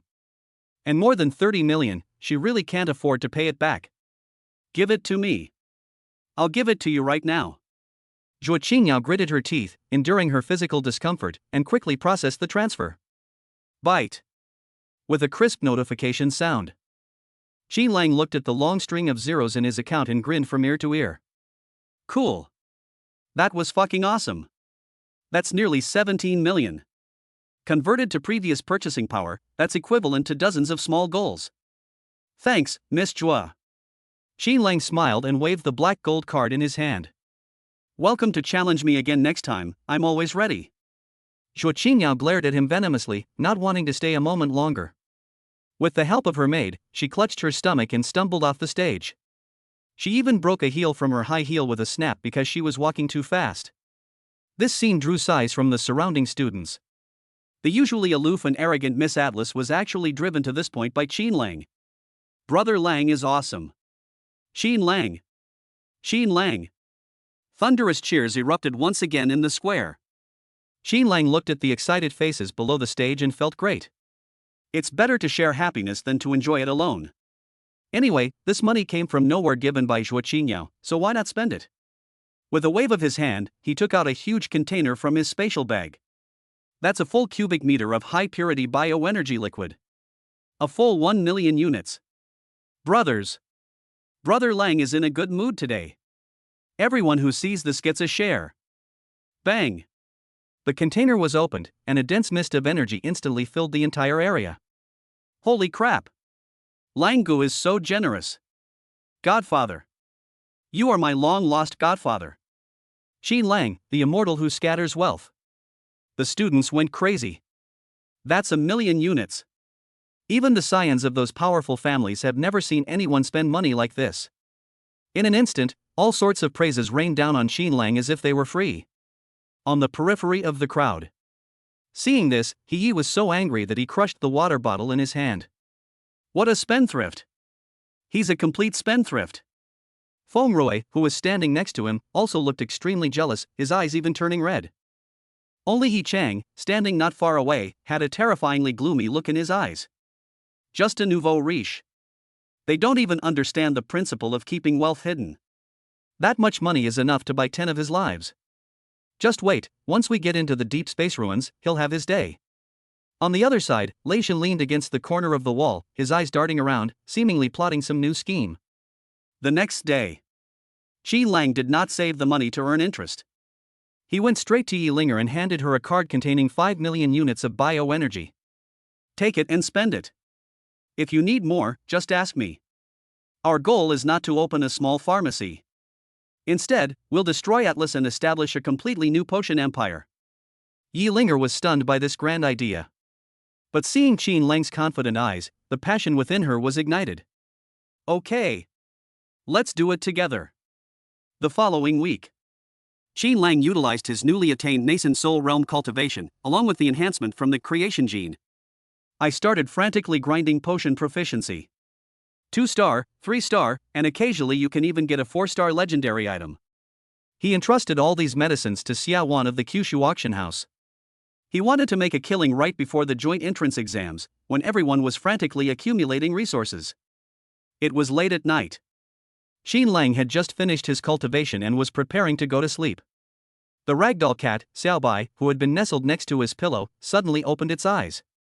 An eerie red light flickered in those pupils. Princess Lilith has awakened. Hey, you inferior human. Lilith's haughty voice echoed in Qin Lang's mind. How's your practice of the antidote I taught you last time? Qin Lang rolled his eyes. Practice my ass. That spell requires your blood as a catalyst, and it also needs special magic to activate it. I don't have any magic. Lilith curled her lip in disdain. That's incredibly stupid. If you don't have magic, can't you use other forms of energy instead? Your so-called chaos power, isn't it just a hodgepodge?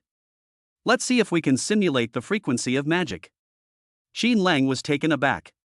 Yes. The power of chaos encompasses all things and, in theory, can indeed simulate any form of energy. Okay, I'll give it a try. Xin Lang was equally decisive.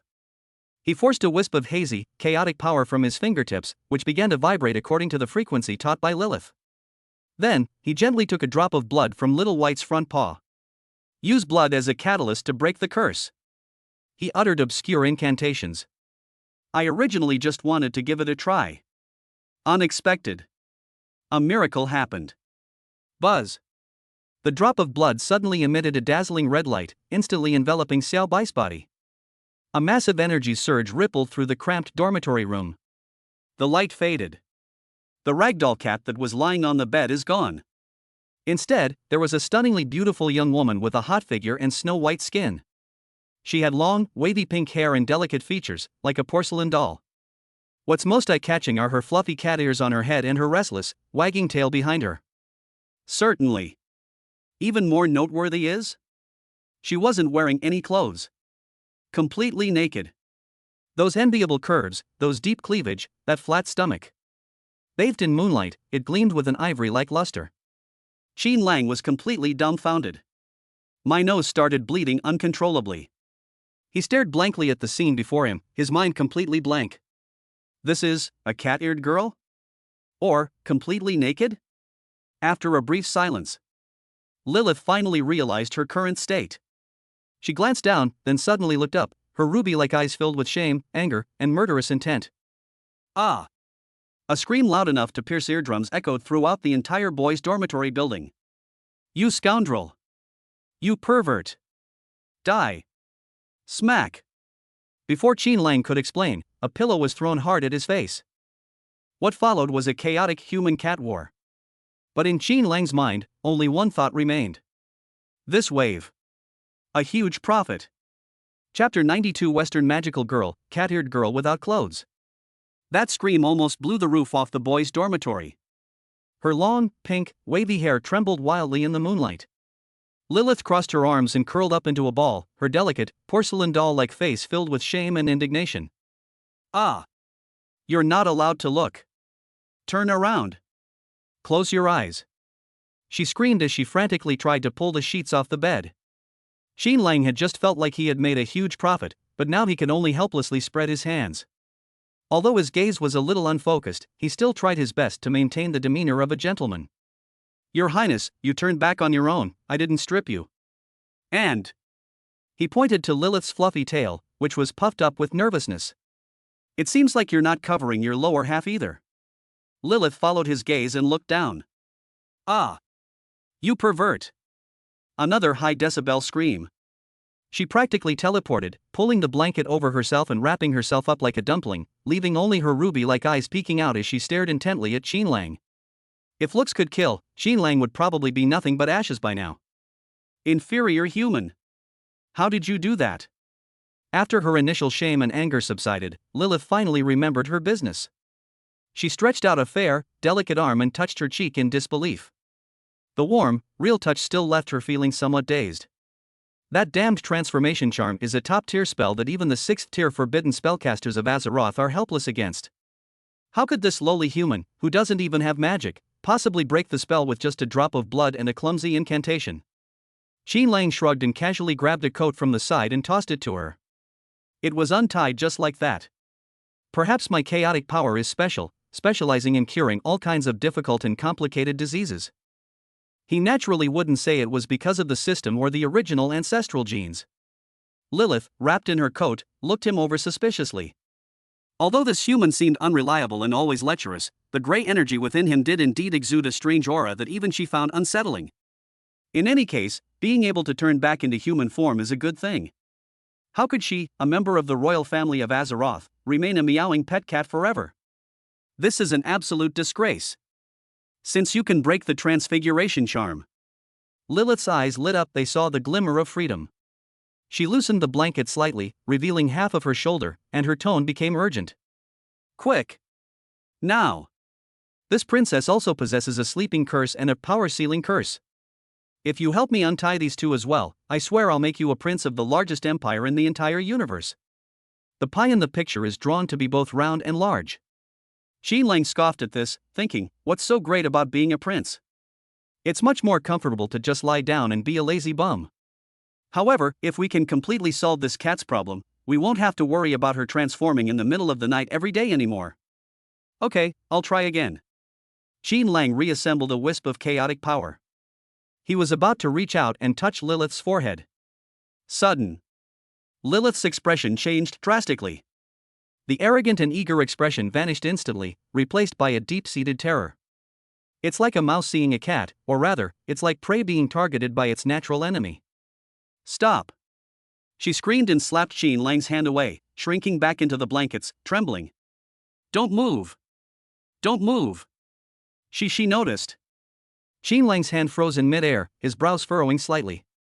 Who? That witch who cast the spell.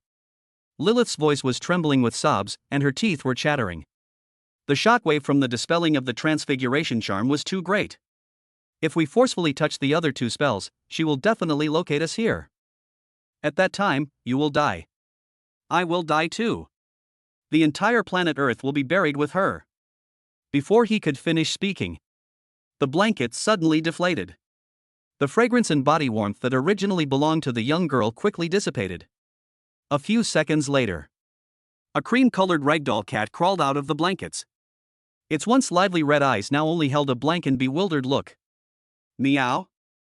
Bai tilted its head and looked at Qin Lang, seemingly not understanding why its master was not sleeping in the middle of the night and was in such a strange position. It stretched and walked with elegant cat steps to Qin Lang's legs, nuzzling him affectionately. Qin Lang frowned even more as he watched this scene. Is that so-called witch really that powerful? Across countless light-years of deep space, a single thought was enough to terrify Lilith, causing her to instantly transform back into a cat. It seems that the power of chaos is not omnipotent. Qin Lang thoughtfully patted Bai's head. Perhaps it's because the current chaotic power is only a fusion of the genes of Ice Emperor and Burning Sky Crimson Phoenix, and it's not pure enough or chaotic enough. Or perhaps the witch was of a very high level. Forget it, let's play it safe. Anyway, I've already seen the cat-eared girl, so it's not a loss. Qin Lang lay back on the bed, but the image of that fleeting glimpse from earlier kept replaying in his mind. Those furry ears, that startled, bristling tail. And that petite yet stunningly curvaceous body. TSK. If we could keep this at home, it would definitely be much more exciting than keeping a cat. Qin Lang turned over, forcibly suppressing the restlessness in his heart. At the same time, the distant west. That place is where two crimson suns shine year-round, and it is also the stronghold of another powerful force on this planet, besides the Eastern Yanhuan Alliance. The majestic snow-capped peaks are covered in snow all year round. A magnificent white palace slowly revealed its true form amidst the melodious chimes. That is the temple. The supreme holy land of Western magical civilization. At the foot of the mountain, millions of believers prostrated themselves on the cold snow, their foreheads pressed against the frozen earth, worshipping the palace that radiated holy light. A golden streak of light suddenly flew out from the depths of the temple. It passed through layers of barriers and traversed thousands of kilometers. They eventually arrived at the most prestigious Holy Light Magic Academy in the West. The light transformed into a carrier pigeon formed from pure light elements, flapped its wings, and flew into the principal's office, which was decorated with various monster specimens. Half an hour later, a message spread like wildfire throughout the Holy Light Magic Academy. Have you heard? The Holy Temple has issued a divine decree. We must assemble a magic delegation to travel to the Yanhuan Alliance in the east. Go to the east? That place only has barbaric warriors? A group of students dressed in exquisite mage robes were gathered in the fountain square, their faces bearing the arrogance typical of Westerners. I heard that a few so-called geniuses have recently emerged over there, and they're making quite a stir. The temple's intention is for us to go and exchange ideas, and incidentally teach those bumpkins what truly noble magic is. Count me in. My explosive fireball has been itching for a long time. Just then, the crowd suddenly fell silent. It automatically creates a separate road. A tall, slender young woman, dressed in a golden mage's robe and holding a staff inlaid with a huge sapphire, walked slowly towards them. She had cascading blonde hair and deep, sculpted features, making her look like a Greek goddess statue. But what's most unsettling is the terrifying magical aura emanating from her. That was the aura of a fourth-tier archmage. Ophina. A peerless genius who, at the young age of 22, has already touched the threshold of forbidden spells. The pride of the Western magical world. I'll be going on this delegation as well. Ophina's voice was cold and aloof, devoid of any warmth or human emotion. Her gaze drifted to the distant east, a faint smile curving her lips. I heard there's a guy over there named Qianqian who has dual mythological genes. Hopefully, he can take a little more beatings than that so-called swordsmanship genius from last time. The next morning, a delegation of 12 top magical geniuses boarded an alchemical airship bound for the east. The engine roared. A huge shadow swept across the land. A clash between Eastern and Western civilizations is about to unfold in that ancient country. Meanwhile, in the dormitories of Olympia, Qianqian was fast asleep, completely unaware that a group of magical boys and girls from the West were eagerly preparing to cause him trouble. In his dream, there was only a naked cat-eared girl chasing him and yelling pervert. Chapter 93 Sixth Order Fireball Spell. Is this your little fireball? The first rays of morning sunlight peeked through the gap in the curtains and playfully landed on Qianqian's eyelids. He groggily turned over and instinctively reached for the edge of the bed. It felt like a fluffy, warm thing when you held it. Meow. Little Whitey squeaked in dissatisfaction and pushed away the unruly big hand with its pink paw pads. Qianqian opened his eyes, looked at Lilith who had returned to her cat form, and a wicked smile appeared on his lips. It seems last night wasn't a dream. He stretched and was about to get up and wash when a series of rapid notification sounds suddenly rang in his mind. Bite. Bound object Shangguan Shui detected martial arts cultivation has broken through to the 14th level of core condensation. The system's refund mechanism has been triggered. Congratulations, host. You have received 30 times the cultivation experience as a reward. The host's current physical strength has reached its limit. The returned energy has been automatically sealed. Qianqian paused in his brushing. Goodness, is Sister Shui living in the cultivation room? 14 layers of condensation. This would have been an unimaginable level in the past. He felt incredibly comfortable as he sensed the immense energy within his body, which, though sealed, continued to nourish his meridians. If we wait until we break through to the third stage someday and release all this stockpile at once. The thought of that scene is thrilling. Before his initial thrill had even subsided, the system's voice rang out again. Bite. Bound object Su Muyue detected. Successfully mastered the basic elemental ability Fireball. System return mechanism triggered. Congratulations, host. You have received a 30x skill proficiency bonus. Your Fireball skill has undergone a qualitative change. Current level, Tier 1 Tier 6. Qianqian almost dropped the cup he was rinsing his mouth with. Fireball? Isn't this a basic, low-level spell? How come he was directly promoted to the 6th rank? He hastily wiped his face, not even bothering to eat breakfast, and rushed straight into the private training room in the basement of the dormitory building. Come, let me see what this 6th-tier fireball spell is all about. Qianqian stood in front of the target and took a deep breath. He did not use the power of a martial artist's blood and qi, but merely mobilized a trace of the chaotic primordial energy within his body, and gently tapped it with his fingertip according to the insights that had appeared in his mind. Call. There were no incantations, no casting time. A huge fireball, the size of a millstone and with an eerie dark red color, instantly condensed at his fingertips. The terrifyingly high temperature instantly distorted the surrounding air. The high-temperature resistant floor of the training room emitted a sizzling, burning sound. Holy crap? Qianqian himself was startled. Is that a fireball spell? This is clearly a miniature sun. Go! He waved his hand casually. The dark red fireball, accompanied by a chilling whistling sound, slammed heavily onto the star meteorite iron used to test the attack power of a 4th-tier battlemaster in the distance. Boom! The loud explosion echoed in the closed training room, making Qianqian's ears ring. The smoke and dust cleared. That piece of meteorite iron, which was said to be indestructible, had now been blasted into fragments all over the ground. The center was burned into a large crater, with molten iron still flowing around the edges. Awesome!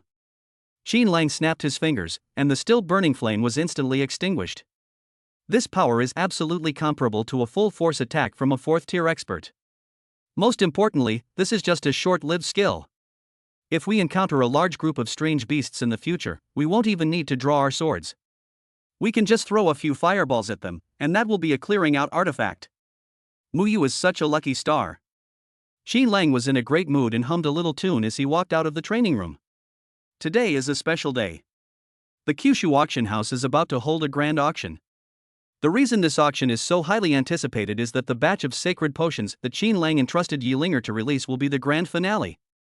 He changed into casual clothes, drove the understated luxury car he bought with the money he won from Zhuo Qingyao, and headed straight for Kunlun Academy. After picking up Yilinger, the two drove towards the Kyushu building in the city center. Qin Lang, look at the sky. In the passenger seat, Yilinger clung to the car window, pointing at the streaks of light rushing past in the sky, her little face full of surprise. Why are so many people flying today? Qin Lang looked up. Good heavens, this isn't just flowing light. Those were clearly limited edition flying cars with exaggerated designs, and there were even cultivators flying directly on swords. It's important to know that there are strict no-fly zones in the capital. Unless they are big shots with special permits, who would dare to flaunt themselves like this? The road ahead was completely blocked, turning a deep, dark red and purple color. Sir, it seems we can't get any further ahead. The ride-hailing driver was a seasoned veteran. Seeing the scene, he turned back and gave Qin Lang a wry smile. Looks like a big shot is coming today. So many scions of powerful families have been mobilized, and so many temporary flight permits have been approved. As the driver spoke, he glanced at the young couple in the back seat through the rearview mirror. The man is handsome, and the woman is beautiful. Although her clothes were understated, her demeanor clearly indicated that she was no ordinary person. It's okay, let's get off here. Qin Lang didn't mind. He paid the fare and got out of the car with Yilinger. The two walked through the congested traffic and arrived at the plaza in front of the Kyushu building. The place was already packed with people. The parking lot was packed with luxury cars from various families, and the bodyguards were on high alert. That's someone from the He family?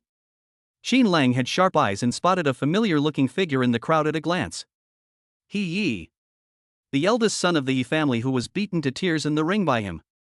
At this moment, He Yi was following behind an elderly man with gray hair and a dignified demeanor, gesturing and talking to a young man beside him.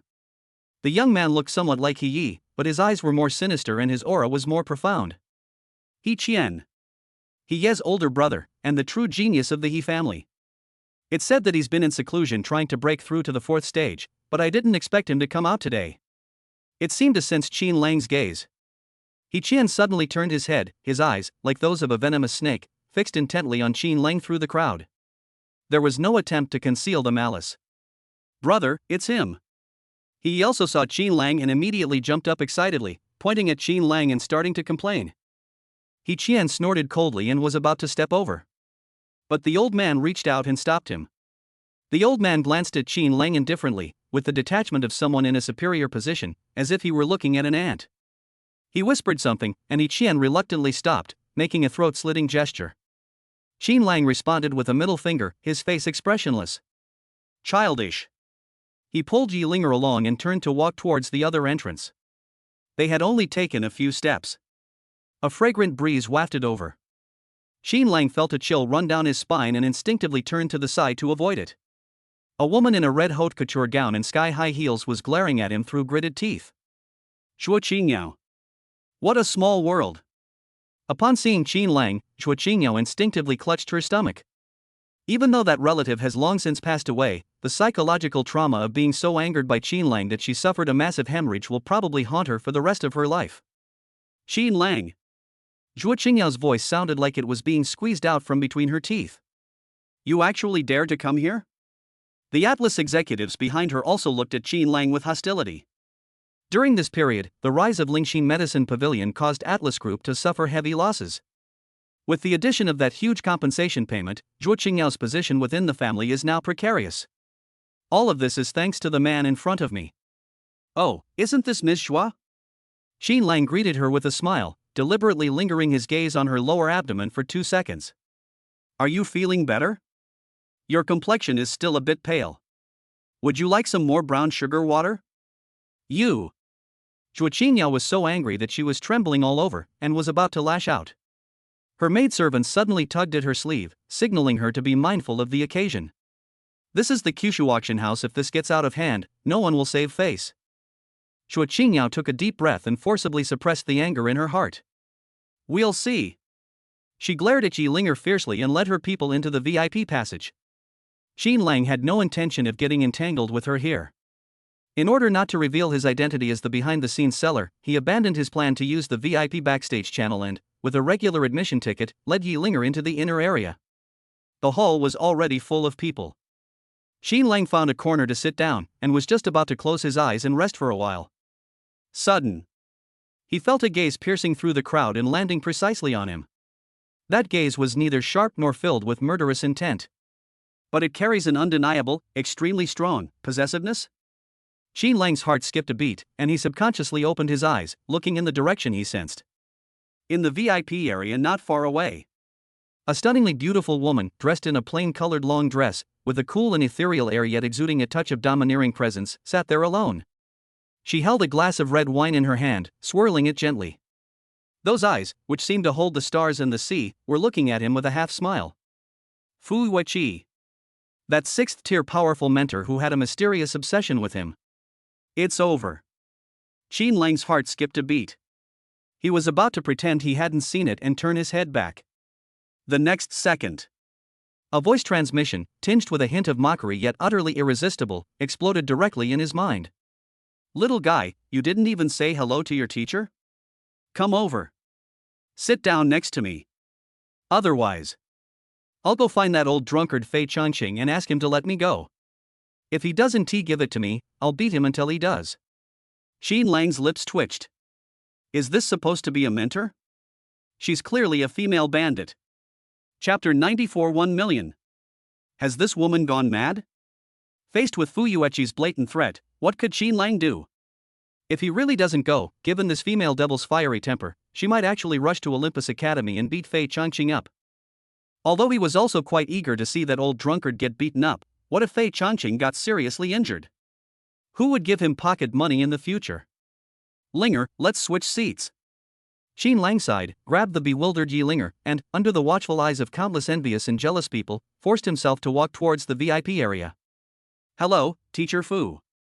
Qin Lang walked up to Fu Yueqi, behaving as obediently as a primary school student. Fu Yueqi's beautiful eyes swept over him, and she nodded in satisfaction. She pointed with her long, slender fingers to the empty seat next to her. Sit. As soon as Qin Lang sat down, he felt as if the temperature around him had dropped several degrees. He secretly glanced at Fu Yueqi. Today, the woman wasn't wearing a figure-hugging combat outfit, but rather a loose, moon-white long dress, which made her look less sharp and more languid and elegant. However, the aura of a sixth-order powerhouse was impossible to conceal. Unexpectedly, after Fu Yueqi called him over, she didn't say anything like, "Become my apprentice." She simply sipped her red wine quietly, as if she hadn't been the one who had just made that domineering threat. This relieved Qin Lang, who had been on tenterhooks. However, his peaceful life, completely shattered the mentality of someone else on the other side. Xiang Kunlun, sitting in the VIP seats on the other side, was staring intently at Qin Lang's back, his hand gripping the number plate so tightly it was deformed. As a top genius with the sun god gene and a direct descendant of the Xiang family in the capital, he was the center of attention and adoration from a young age. This time, he gave up better opportunities and chose to join Olympus Academy, all because of Fu Yueqi. And what was the result? Fu Yueqi not only refused his request to become his apprentice, but also couldn't forget Qin Lang. Even after being publicly rejected by Qin Lang, she remained undeterred. Now, in front of so many people, he even called Qin Lang to sit next to him. This special treatment was like a pinch of salt, rubbing hard into Xiang Kunlun's proud pride. Qin Lang. A burning flame of jealousy blazed in Xiang Kunlun's eyes. Just wait and see. In this secret realm assessment, I will show you who the true number one genius is. I will trample your glory under my feet. The atmosphere in the auction room grew increasingly heated as time went on. Representatives from various factions were talking in hushed tones, a subtle undercurrent of tension. On the He family's side, He Qian was resting with his eyes closed, while the elder beside him was whispering instructions. This time, the He family clearly came prepared, their target being high-level potions that could enhance cultivation, hoping to help He Qian make further progress before the major exam. Several wealthy families from Shanghai are also eyeing the opportunity, displaying an attitude of money is no object. Zhuo Qingyao sat in the corner, her brows furrowed. She was still upset about what had just happened. Although this auction was mainly to prepare for the secret realm assessment, as a representative of the Atlas Group, she also had things she had to acquire. The competition this time is too fierce. Hopefully, there will be something really good that will allow me to recoup some of my losses. She prayed silently in her heart. When a clear bell rang out, the entire room fell silent instantly. A spotlight shone on the center of the stage. Wearing a red cheongsam, the hot-figured host Xia Wan walked up with a professional smile. Distinguished guests, welcome to Kyushu Auction House. Without further ado, let's get straight to the point. Xia Wan is a savvy person. She knows everyone is there for the good stuff, so there's no need for any tedious introductions. With a wave of her hand, an exquisite crystal box rose from the display stand behind her. Inside the box, a test tube with a faint glow lay quietly. The first item up for auction. Although Xia Wan's voice wasn't loud, it was clearly transmitted to every corner through the loudspeaker. 1 star, a saint-grade gene unlocking potion. Boom! The moment those two words were uttered, the previously quiet auction hall erupted in chaos. A divine item? Did I hear that right? Are there still premium potions leaking out these days? Isn't it said that only those reclusive old monsters can concoct it? Everyone's eyes turned red. Gene-unlocking drugs are essentially a form of hard currency, capable of helping ordinary people break through their genetic locks and embark on the path of cultivation. A sacred item means a perfect potion with no side effects, a 100% success rate, and even the ability to enhance potential. This is an invaluable treasure for large families with descendants who cannot open their meridians. In the VIP section. When Zhuo Qingyao heard the words sacred item, her pupils suddenly contracted. She suddenly stood up and stared intently at the vial of medicine. The Atlas Corporation started out with gene-based drugs, and the Atlas Gene Unlocking Drug is their signature product. The best one on the market is Upin. Now a holy item has suddenly appeared? This is more than just an item up for auction. This is like digging up the Atlas Group's ancestral grave. Who is it? Who exactly produced this? Zhuo Qingyao's heart was filled with fear and unease. This was nothing short of a precise business attack, directly breaching her stronghold. Starting bid, 2,000 units of bioenergy. Xia Wan had just finished speaking. Before anyone else could react, a somewhat shrill female voice rang out throughout the entire venue. 1 million. The entire venue fell into a deathly silence. Everyone turned around in astonishment to look at the woman holding the sign. Zhuo Qingyao. Her face was pale, but her eyes were terrifyingly crazed. Starting bid at 2,000, then immediately bidding 1 million? This is outrageous. But this is precisely Zhuo Qingyao's strategy. She must get this medicine. At all costs. Taking it back to study, even if only a small part can be deciphered, would be a huge improvement for Atlas. More importantly, she wanted to use this thunderous and overwhelming method to tell everyone. In this field, Atlas remains the leader. No one can challenge her position. Chapter 95: The Frenzied Auction, Fu Yueqi's Greeting Gift. The entire room fell silent. Everyone stared at the third Miss Atlas as if she were a madwoman. Starting bid at 2,000, then immediately bidding 1 million? Is this an auction? This is throwing money around. Xin Lang, sitting in the VIP section, subtly curled the corner of his mouth. This woman is getting anxious. The Atlas Corporation started out with gene-enhancing drugs, and gene-unlocking drugs are their lifeblood. Now suddenly a miraculous potion with no side effects and a 100% success rate has appeared. This is not a competitor for Atlas. This is a dimensional reduction attack. If she doesn't get this thing back and study it thoroughly to figure out its composition, Zhuo Qingyao probably won't be able to sleep tonight.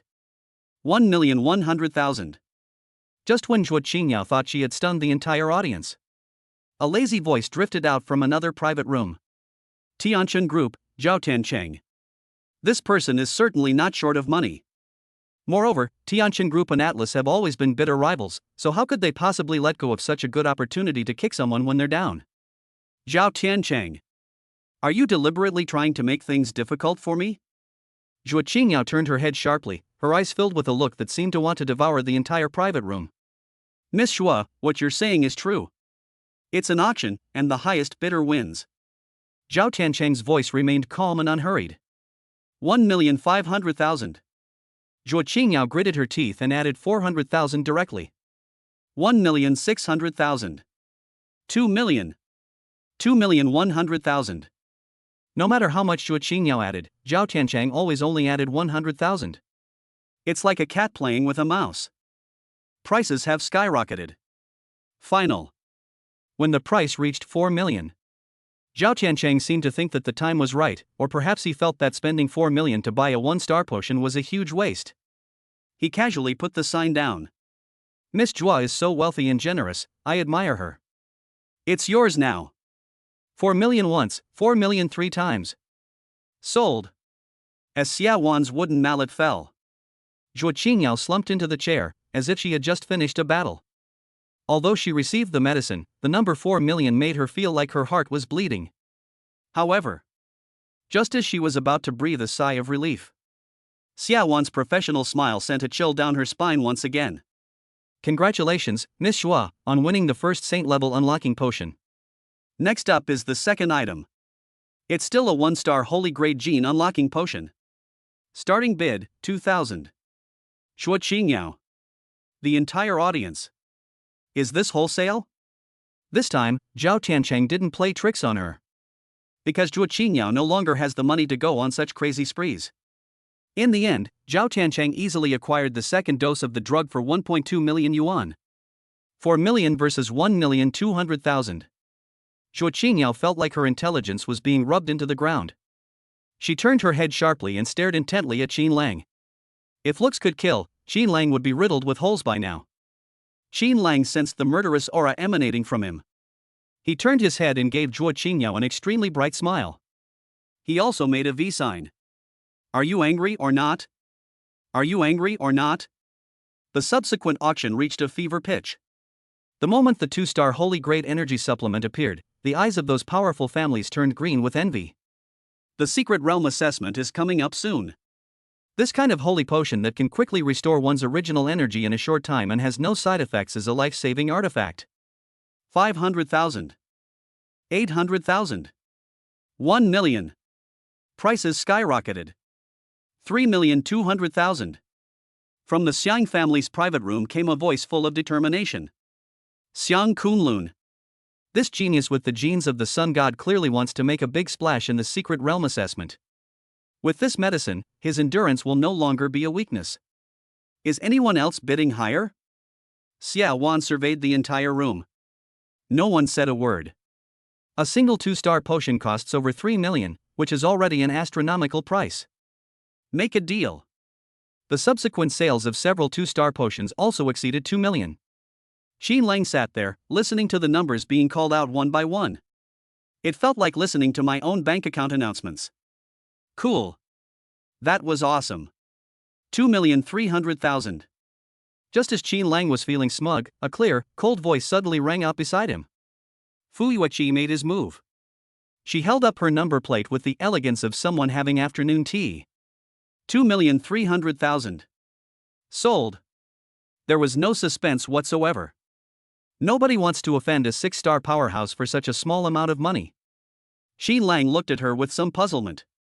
Why would this woman buy this? She's already at level 6, so this 2-star potion is probably no different from sugar water to her, right? Before he could figure it out, the climax of the auction has arrived. One of the final items to be auctioned. Samsung's Supreme G Node Potion. This is a divine item that can help you break through to the 3rd tier. Not only can it guarantee 100% success in unlocking nodes, but it can also improve the quality of awakened abilities. The moment this thing appeared, everyone in the room started breathing heavily. The He family, the Feng family, and even those wealthy families from Shanghai couldn't sit still any longer. 3 million. 3.5 million. 4 million. 5 million. The price instantly broke through the 5 million mark and is still rising. Just as all parties were arguing heatedly. 6 million. Fu Yueqi raised his placard again. The sound wasn't loud, but it was like a stabilizing force. The once noisy auction hall fell silent instantly. 6 million. This is already all the liquid assets of many small families. Moreover, the person who made the bid was Fu Yueqi. Who dares to compete with her? Sold for 6 million. As the mallet fell, Qin Lang silently did some calculations in his mind. 1 2-star supplement and 1 3-star node potion. This beautiful female tutor spent over 8 million in the blink of an eye. Is this the world of the strong? Give. Just as Qin Lang was filled with emotion, 2 exquisite jade boxes were handed to him. Qin Lang was stunned. He pointed to himself, then to the box. Give, to me? Fu Yueqi nodded as if it were the most natural thing in the world. Otherwise what? Do you think I, a 6th-tier cultivator, need such a low-level potion? Qin Lang's throat bobbed. More than 8 million. That's over 8 million units of bioenergy. Did you just give it to him like that? The key point is, he was the one who concocted this potion. This is a bit awkward. Out of the left pocket, in of the right pocket? Teacher Fu. Qin Lang pulled his hand back. This is too expensive, I can't accept it. I can't accept rewards without merit, and I already have a mentor. Although he loves money, this kind of money is too hot to handle. Moreover, this woman clearly had ill intentions. If I take this medicine, who knows how I'll be exploited in the future? Fu Yueqi frowned slightly as she looked at his aloof demeanor. Just take it. Enough with the nonsense. She shoved the box directly into Qin Lang's arms. Qin Lang was about to push the things back. Fu Yueqi suddenly moved closer. That stunningly beautiful face loomed large before his eyes, and a pleasant, delicate orchid fragrance wafted towards him. You don't want it? Her voice was soft, with a hint of danger in it. Okay. If you dare to back out, I'll go find Bai Qianqian right now. I will tell him that you are bullying me outside. Qin Lang. What kind of indecent language is this? Bullying you? Who would dare bully a 6-star powerhouse like you? But this trick really works. If that old drunkard Bai Qianqian knew he'd messed with this big shot, he'd probably skin him alive. You're ruthless. Qin Lang gritted his teeth and put the box into his spatial bag. I'll just have to accept this freeloading. Anyway, it's free money if you don't eat it. Seeing that he accepted it, Fu Yueqi's lips curled into a satisfied smile. She reached out to touch Qin Lang's head, but Qin Lang cleverly dodged her hand. I'm not angry. She gently straightened her skirt, parted her red lips slightly, and uttered a sentence that left Qin Lang completely dumbfounded. I have already applied to the college. Given that you have 2 mythological genes, your situation is special. One mentor can't teach everyone. So, starting today, I am your second mentor. Consider these 2 vials a small gift from me to you. As she said this, she gave Qin Lang a half smile. As for the title of my student, you must accept it. There's no room for negotiation. Qin Lang stared wide-eyed at the woman in front of him who was smiling like a fox. My head was buzzing. A second mentor? You can play it like this? Is this the privilege of a 6-star powerhouse? He had planned everything meticulously, but he never expected that this woman would change all the rules just to take him as her disciple. That's good now. There's no doubt about it. Seeing Qin Lang's utterly dejected expression, Fu Yueqi's smile deepened. Little guy.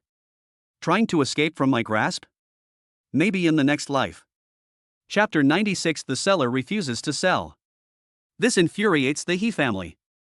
Qin Lang sat there, feeling that his life was bleak. 2 mentors. One woman constantly wants him to see the sights for her, while the other is domineering and insists on being his nanny. How can I comfortably lie down after this? What are you thinking about? Fu Yueqi was in a great mood and waved her hand in front of Qin Lang's eyes. Don't worry, I'm not as free as that old drunkard. I won't interfere with your cultivation normally. As long as you don't embarrass me. Upon hearing this, Qin Lang's expression softened slightly. Anyway, the 8 million yuan gift was really tempting. Moreover, with a 6-star expert as a backer, I can walk around the academy with impunity from now on. Then, thank you, second master? Qin Lang called out tentatively. Fu Yueqi raised an eyebrow, seemingly quite satisfied with the title. That's more like it. This scene was witnessed by Xiang Kunlun, who was not far away. The wine glass in his hand was crushed to pieces with a crack. Red wine dripped down his fingers, staining his cuffs red. Envy. Insane jealousy. He is a proud possessor of the sun god gene, a chosen one of heaven. He was refused when he offered to become an apprentice. Xin Lang was not only pursued by Fu Yueqi to become her disciple, but she also gave him a gift worth several million yuan as soon as they met. Why should I? Is the dual mythological gene really superior to the sun god gene? Xin Lang. Xiang Kunlun stared intently at Xin Lang's back, his eyes burning with jealousy. Secret realm assessment. I will show you who the real genius is. I will trample all your pride under my feet. This intense sense of humiliation instantly escalated his obsession with being number one to its peak. The auction is still ongoing. Next item. Samsung's Sacred Energy Amplifier. This is also one of the highlights of tonight. It can double the user's original energy level in a short period of time, without any side effects. For martial artists stuck in a bottleneck, this is practically a miracle cure for breaking through. Starting bid, 500,000. 1 million. 2 million. 300, 4 million. Prices have skyrocketed. Inside the Yi family's private room, Hijin, the head of the Yi family, was holding up a sign, his forehead covered in sweat. 5 million. He went all out to help his son, He Qian, break through to the 4th level before the big exam. As long as we can acquire this potion, coupled with the Yi family's resources, He Qian's chances of breaking through can increase by at least 30%. 5,500,000. 6 million. Hijin raised the price again, his voice revealing a fierce determination to win. The people around fell silent. Buying a single auxiliary drug for 6 million is indeed a bit of an overpayment. But the He family was clearly in a hurry. 6 million per time. Xia Wan raised the gavel. Hijin breathed a sigh of relief, a smug smile spreading across his face. It's safe now. Sitting in the VIP section, Xin Lang watched the scene with a cold smile on his lips. What family? The He family that issued a bounty for his life. The He family, who can't stand losing in the ring. Want to buy his medicine? Dream on. Just as Xia Wan's wooden mallet was about to fall, a voice suddenly came through her earpiece. Xia Wan was stunned for a moment, a look of surprise flashing across her face. But she is a professional after all. In just 1 second, she adjusted her expression. Excuse me, guest number 28. Xia Wan put down the gavel and bowed slightly towards the direction of the He family's private room. As per the seller's requirements. This medicine. I won't sell it to you. Quiet. A deathly silence. Hijin's smile froze. He Qian's hand, which was about to celebrate, froze in mid-air. The thousands of people in the auction hall were all stunned. Not for sale? This is an auction. The highest bidder wins, that's an ironclad rule. How could I possibly refuse to sell? What did you say? Hijin suddenly stood up, rushed to the railing, and roared with a red face and thick neck. I have money. I'll offer 6 million. Why won't you sell it to me? Xia Wan wore an apologetic smile, but her tone was firm. I'm so sorry, this is the seller's right.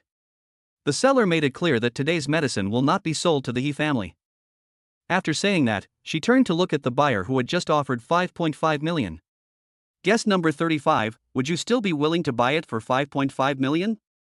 Buyer number 35 is also the head of a large family. He had already given up, but unexpectedly, a windfall came his way. Buy. Of course I'll buy. He was afraid Xia Wan would change her mind, so he quickly raised his sign. Make a deal. The gavel fell. The crisp sound was like a resounding slap, landing hard on Hijin's face. You all.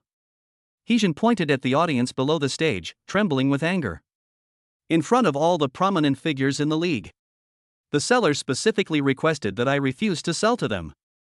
This is no longer a question of whether or not we can buy things. This is a slap in the face. This is utterly humiliating the He family. Who is that seller? Hijin roared, like an enraged lion. Make him come out. I want to ask him face to face what my He family has done to offend him. Nobody paid him any attention. The auction continued.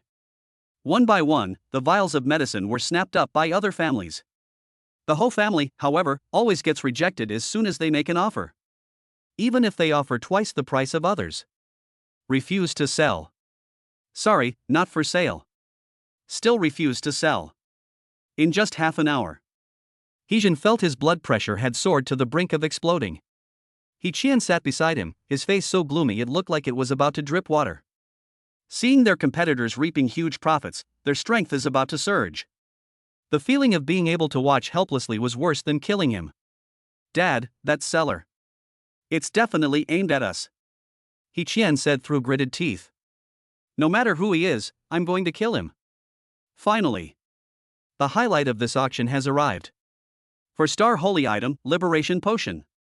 This is a top-tier divine medicine that can help peak third-tier experts increase their success rate in breaking through to the fourth tier. For He, who has been stuck at the peak of the third tier for many years, and Qian, who urgently needs to break through, this is a different story. "We must get this. This drug, we must get it." He took a deep breath and forcibly suppressed the anger in his heart. "Since the seller is targeting which company? Then let's change our identity." He took out his phone and quickly sent a message to the head of the phone family in the next private room. "Old phone, help me take a picture of this medicine. I'll pay for it, and I'll give you 500,000 yuan as a reward afterward." The head of the phone family was delighted when he saw this. "Can you really earn 500,000 just by holding up a sign? This is a great deal." "No problem. The auction has begun. The competition for this 4-star potion is fierce. The price skyrocketed from 5 million to over 10 million. 15 million. The head of the phone family raised a sign and shouted out an exorbitant price. The entire room fell silent. "This price is already far too high. 15 million once." Xia Wan raised the mallet again. He stared intently at the wooden mallet, his heart pounding in his chest. It has to work. However, just as the mallet was about to fall, Xia Wan stopped moving again. She pressed the earpiece and listened for a few seconds. Then, he revealed an extremely strange smile. She looked in the direction of the phone family's private room. "Excuse me, customer number 33. Since you are acting as a proxy for customer number 28. So, the seller made it clear. I won't sell it to you." Boom! The entire audience erupted in uproar. Everyone was stunned. Even proxy photographers know this? This is incredible. Did that seller have supernatural powers? The phone family patriarch's hand, which was holding the sign, froze in mid-air, his old face turning a deep purplish red.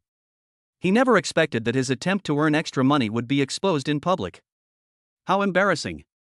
Meanwhile, He was in the next private room. "The moment I heard those words, everything went black. A metallic sweetness welled up in my throat.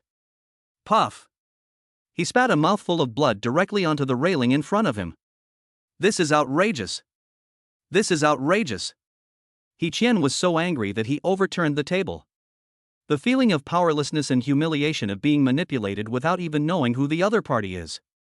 This drove the father and son to the brink of madness. Who is it?" He's roar echoed throughout the auction hall for a long time. Meanwhile, in the VIP section, Qin Lang leaned back leisurely in his chair, watching this farce unfold. A playful smile curved his lips. "Play with me? I'll play you to death." Chapter 97. A one-man tycoon family, a sensual unexpected twist. Faced with Kyushu Auction House's second public refusal to sell, the atmosphere in the entire auction hall became extremely strange. The onlookers were so excited their eyes lit up. "This melon is guaranteed to be ripe."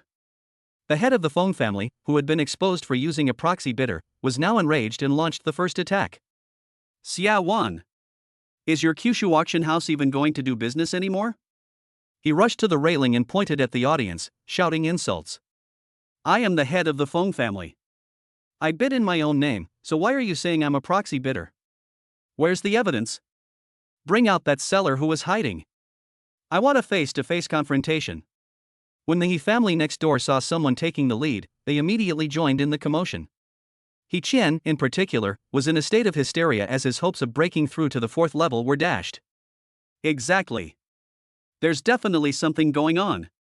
This is targeted. This is discrimination. I think you just don't want our He family to become stronger. We demand an explanation." When two powerful families from the capital join forces to cause trouble, the scale of the disturbance is considerable. For a moment, Xia Wan, sitting in the audience, was also a little overwhelmed.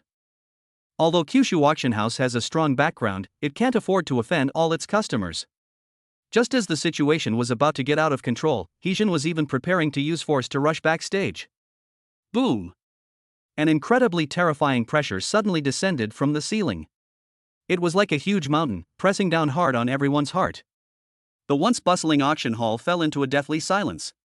Those members of the Yi family who were still shouting turned pale, like ducks with their necks being choked, unable to utter a sound. 6-star powerhouse. An elderly man dressed in a tang suit, with his hands behind his back, slowly floated down from the sky. He didn't even glance at the He and Feng families. He simply glanced around the room. This is the Kyushu Auction House. Rules are rules. The sound wasn't loud, but it was like rolling thunder, exploding in everyone's ears. The old man landed on the auction platform and calmly looked towards the private room on the second floor. Sellers have absolute choice. If he is unwilling to sell, our auction house has no right to interfere. As for the evidence, the old man snorted coldly. My words are the evidence here. If you're not satisfied, you can get lost. Impressive. Absolutely domineering. This is the confidence of a 6-star powerhouse. Faced with an existence of this caliber, even if Heejin had 1,000 reasons to disagree, he could only keep quiet. Should we keep making a scene? That's suicide. Very good. Very good. Heejin gritted his teeth, his old face as black as the bottom of a pot. Jojo Auction House. My He family will remember this. Let's go. With a flick of his sleeve, filled with humiliation and anger, he slunk away from the private room. As for causing trouble for Qin Lang? He's struggling to even protect himself right now, so he's in no mood for anything else. Seeing that the Yi family had backed down, the Feng family naturally dared not be the first to speak out. The head of the Feng family glared fiercely at Heejin's retreating figure, cursed his bad luck under his breath, and led his men away. At the back of the line, Feng Rui and Bai Qianqian lowered their heads, wishing they could disappear into the ground. How embarrassing. The turmoil subsided. The auction continues. That 4-star liberation potion was eventually acquired by another powerful family for a staggering 15 million. Qin Lang, as the director behind this grand drama. He was sitting in the VIP seat, grinning from ear to ear as he looked at the long string of zeros in his account. In this auction, he took advantage of the special opportunity before the secret realm assessment, and used the tactics of hunger marketing and refusal to sell. They squeezed the full value out of the medicine, after deducting handling fees and taxes. This wave brought in a whopping 73 million. In addition to the more than 16 million yuan that was swindled from Zhuo Qingyao before, there was also the remaining amount from the last auction. His personal assets have officially surpassed the 100 million mark. 100 million units of bioenergy. What does this mean? Many so-called top-tier families only have tens of millions in liquid assets. Qin Lang now can be described as, I am the elite. And it's the kind of wealthy family with the most terrifying cash flow. The Qin family has finally stood up. Qin Lang sighed inwardly. After the auction, Xiaowan hinted that several groups wanted to meet him. Some people even offered meeting fees in the tens of millions. But Qin Lang refused without even thinking about it. Joke. Showing up now? Isn't that just asking for trouble? With the money in hand and Yi Linger by their side, the two quietly left the Kyushu building through a special VIP passage. The next few days, Fu Wuqi didn't bother him. She seemed to be busy giving Xiang Kunlun pre-match training.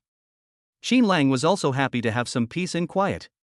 He hid in his dormitory and didn't go anywhere. While frantically consuming the 2 holy grade potions given to him by Fu Wuqi, he also stabilized his cultivation level. Good news also came from Shangguan Shue's side. With the accumulation of those top grade and holy grade potions, she once again broke through her limits. 15 layers of condensed nucleus. This level of understanding has completely transcended the scope of textbooks. Through the return of energy, Qin Lang's martial arts primal energy became so powerful that it was outrageous. 36 layers of condensation. Perfect. Just one last step away from stepping into the 3rd stage and unlocking gene liberation. That night, the moon and stars are sparse. Qin Lang finished his cultivation and lay comfortably on the bed. The intense digestion over the past few days has left him a bit tired. He soon fell asleep. In my dream, he became a free-spirited salted fish, swimming in an ocean of gold coins. Swimming and swimming. Suddenly I felt something pressing down on me. It's soft, warm, and has a faint milky aroma. Xin Lang groaned in a daze. I thought it was a wet dream, or that I had accidentally pressed the blanket down on me. He instinctively reached out and touched that soft mass. It feels really good. It's delicate, smooth, and a little bouncy. It's like, etc. This feel is so realistic. Ah! A sharp scream pierced Xin Lang's eardrums.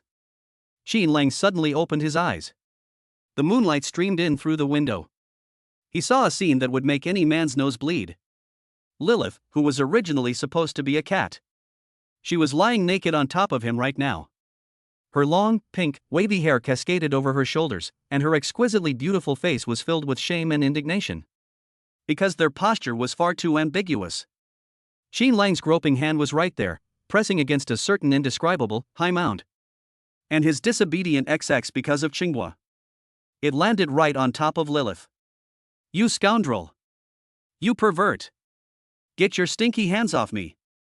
Lilith was so angry that she trembled and opened her mouth to bite someone. And you! Don't rub this princess's face like that! Xin Lang's brain instantly went blank. What's going on? Why did Xiaobai turn back into its original form? And in this position? Before he could react. His other hand, startled, instinctively reached for something to steady himself. Result. Of all times, bad luck struck. He grabbed Lilith's large, furry, and incredibly sensitive tail from behind. I even pinched it. Meow.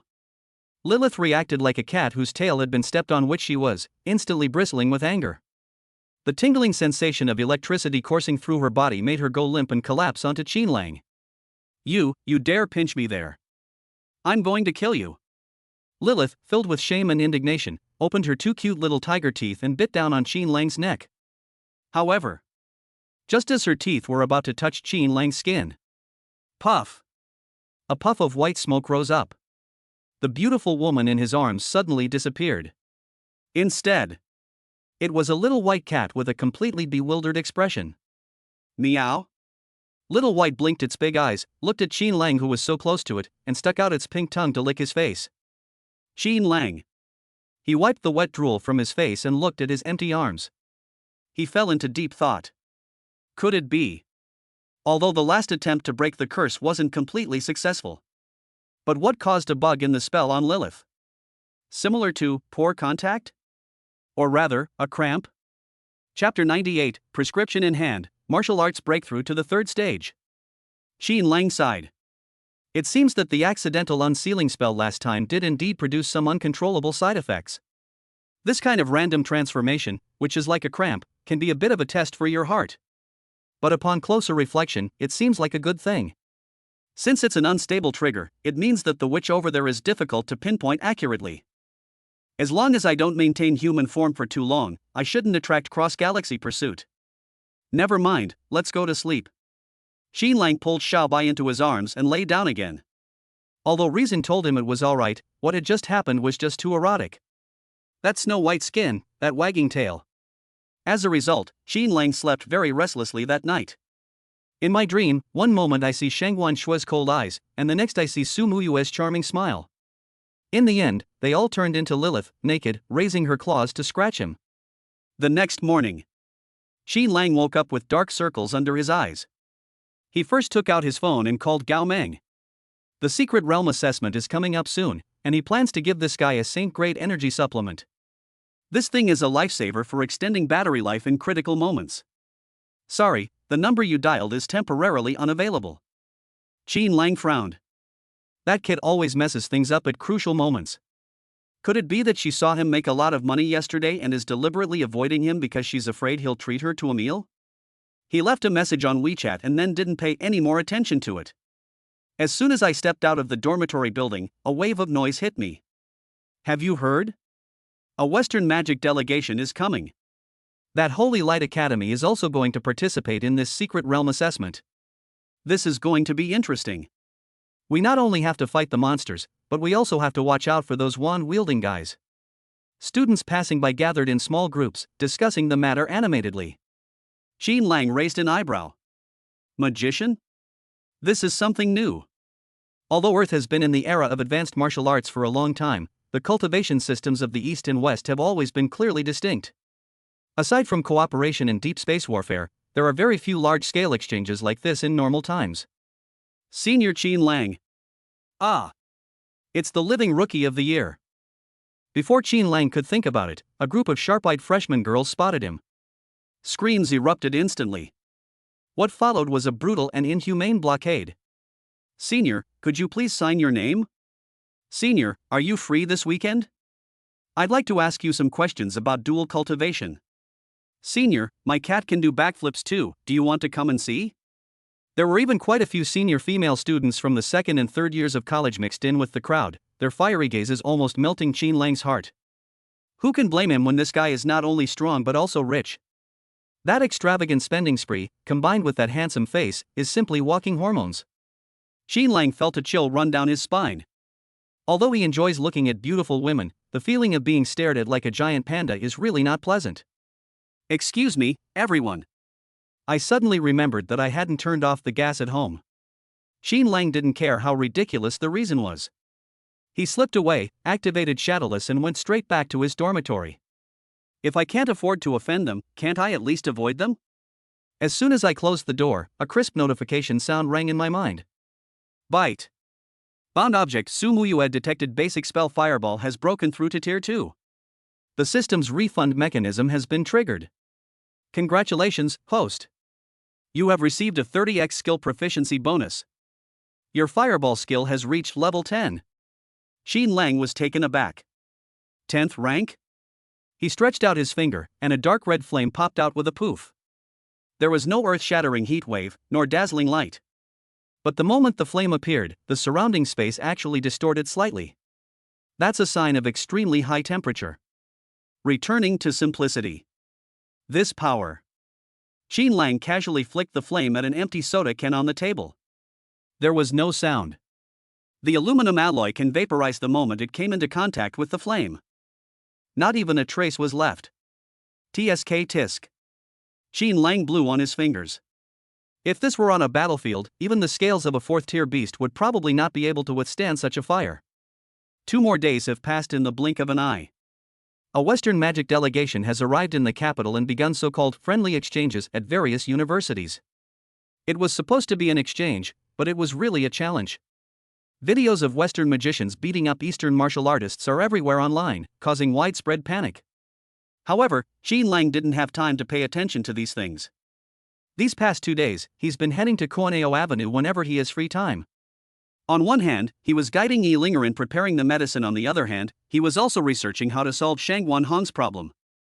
Although he was cured of the poison last time, Shangguan Hong's gene core was severely damaged, and his strength dropped drastically. If it's not repaired, this former 4-star war general will probably have to retire and enjoy his retirement. Qin Lang, look at this. In the underground laboratory of Lingxing Medicine Pavilion. Yi Linger mysteriously pulled Qin Lang aside and took out a thick notebook from her bosom. What's this? Qin Lang took it and flipped through it. It was filled with all sorts of complex formulas and diagrams. Atlas Corporation's internal pharmacology manual. Yi Linger's big eyes gleamed with a cunning light. I spent so long in that house, even though I wasn't qualified to enter the core laboratory. But I have a good memory. I've memorized all the recipes I've ever had the chance to see. Qin Lang looked at the seemingly frail girl in surprise. This girl is ruthless. Is this the legendary human-shaped scanner? Is there any medicine here to repair the energy core? Qin Lang quickly asked. Have. Yi Linger quickly flipped to the middle page and pointed to a recipe on it. Life Reversal Potion. A 4-star top-grade item, theoretically capable of repairing any energy core damage below the 4th tier. Qin Lang carefully examined the recipe. His brows furrowed slightly. Starlight Grass, Dragon Blood Vine, Deep Sea Blue Crystal. Each of these materials is a rare find that can only be discovered in deep space ruins. It is priceless. No wonder even a powerhouse like Shangguan Hong couldn't afford it. That's way too expensive. Can it be synthesized? Qin Lang asked. Yi Linger bit her lip and hesitated for a moment. If we have the materials, combined with my life god gene, and with your guidance, the success rate should be around 50%. 50%. That's enough. I'll figure out the materials. Qin Lang closed his notebook, a resolute glint in his eyes. For Shangguan Shui's sake, this risk is worth taking. Just then, Qin Lang's body suddenly trembled. An unprecedentedly large surge of heat exploded in his dantian without any warning. The feeling was like a volcano that had been suppressed for a long time finally erupting. Bite. Bound object Shangguan Shui detected visual gene node successfully established. Officially broken through to the third stage of martial arts, the gene liberation realm. The system's refund mechanism has been triggered. Congratulations, host. You have received a 30x return of cultivation points. Boom. The surge of heat, like a raging fire dragon, traveled upwards along his meridians, rushing straight towards Qin Lang's eyes. There were no obstacles. There was no pain. A soft hum came from deep within my mind. It was as if some shackles had been broken. Qin Lang suddenly opened his eyes. In his originally pitch-black pupils, a stream of chaotic light was now slowly rotating. World. In his eyes, everything had completely changed. Martial artist, 3rd tier. Gene liberation. It's done. Chapter 99, Heaven-defying ability. Mythical visual liberation. The first 2 stages of a martial artist's cultivation, whether it's opening the meridians or condensing the core, are essentially about accumulating energy and strengthening the physical body. The 3rd stage marks the true beginning of a leap in the level of life. Gene liberation. It involves using immense primal energy to break through the mysterious nodes hidden deep within the human body's genes. Each node that is opened grants the martial artist a certain extraordinary ability. The first node that Qin Lang activated was the Heavenly Vision node, located at his eyes. Buzz. As that immense energy, returning 30 times its original value, washed over it. Qin Lang felt as if his eyeballs were soaking in cool spring water, so comfortable that he wanted to groan. According to the textbook, opening the Sky Vision node at most grants you the ability to observe patterns from 100 steps. You can see the patterns on the wings of a fly 100 meters away. But this is a 30-fold return. Qin Lang walked to the window and looked outside. My gaze instantly pierced through the glass of the Spirit Heart Medicine Pavilion and through the crowds on Corneo Avenue. It keeps extending. A billboard 5 kilometers away. Birds flying 10 kilometers away. 15 kilometers away, there is a floating island suspended in the air. A young couple is getting intimate in the woods. Where did the man put his hands? The woman had a few freckles on her face. Qin Lang could see it clearly. Holy crap? Qin Lang quickly looked away and rubbed his eyes. Is this supposed to be observing patterns from 100 paces? This is clearly the legendary eyes that can see 1,000 miles. Bite. Host Sky Vision node detected, and has been enhanced 30-fold. Awakening rare genetic ability, clairvoyance. Note, current visible range, 15 kilometers. Qin Lang didn't even have time to be happy. The commotion inside the body did not stop. The enormous energy that was previously sealed by the system due to the huge differences between the 2nd and 3rd tiers of martial arts. At this moment, I finally found an outlet for my emotions. Rumble. Like a river bursting its banks. The energy did not attempt to break through to a new node, but instead was entirely poured into Qin Lang's energy core. The 33rd layer of condensed core had already reached its limit. Driven by this force, it loosened again. The core is spinning wildly, its volume is not increasing, but its density is increasing exponentially. 34 layers of condensation. This completely violates the common sense of cultivation. This means that Qin Lang's current energy quality is in no way inferior to that of a battlemaster who has just entered the 4th rank. Is this a pleasant surprise? Qin Lang clenched his fist, feeling the seemingly endless power within his body. However, the surprises continue. Shangguan Shui, on the other hand, was clearly determined to take advantage of this breakthrough opportunity to soar to great heights. Bite. Bound object Shangguan Shui detected. Ability successfully awakened, clairvoyance. System return mechanism triggered. Ability enhancement, clairvoyance all-seeing eye. Buzz. Qin Lang felt his field of vision suddenly expand once again. The original limit of 15 kilometers was broken in an instant. It felt like having satellite maps directly implanted into my brain. If he wants to. They could even see the energy flow on the huge protective shield in the suburbs of the capital. But this is just the beginning. With the help of the 1 million bioenergy that Qin Lang had previously sent, as well as that pile of holy great potions, Shangguan Shui began her unstoppable surge of breakthroughs. Shangguan Shui activates Insight Node, awakening her ability, Night Vision. System Feedback, Night Vision illumination in an empty room. Shangguan Shui activates the Illusion Breaking Node, awakening her ability, Illusion Breaking. System Reward, Illusion Breaker Eye of True Sight. Every time the notification tone sounds, Qin Lang's eyes will undergo a transformation. That invigorating, tingling sensation was even more exhilarating than a full body spa treatment. On the other side, in the advanced training room of Olympus Academy, Fu Xinglan was staring intently at Shangguan Shui, who was in a meditative state. Such speed! Is this what they mean by great things come from small beginnings? She stared in amazement at the genetic radiance emanating from Shangguan Shui's body. Shui, next is the candlelight node. This step is the most difficult, but also the most crucial. If you're lucky, there's a 1 in a billion chance you might awaken a mythical ability, Fiery Eyes. Even though the chances are slim, we should still give it a try. With her eyes tightly closed, Shangguan Shui followed her mentor's guidance, mobilizing all the Ice Emperor's primal energy within her body, and rushed towards that crucial juncture. Fail. Fail. It was another failure. That node was like a stubborn rock, completely unmoved. After all, that's a mythical ability, it's not something you can awaken so easily. However, just when Shangguan Shui was about to give up and settle for ordinary abilities, while Qin Lang was in the pharmacy, a different notification sound suddenly rang in his mind. Bite. Detected that the bound object Shangguan Shui is attacking the candle node. Although the target did not fully awaken, a probability-based refund was triggered. Congratulations, host. Awakening mythical level ability, Fiery Eyes. Qin Lang felt a burning sensation in his eyes. 2 beams of golden light shot out uncontrollably from his eyes. It pierced right through the wall in front of it, leaving 2 transparent holes in the Atlas building opposite. Holy crap! Qin Lang quickly closed his eyes. Can this thing be used as a laser eye? Sharp eyes and keen observation.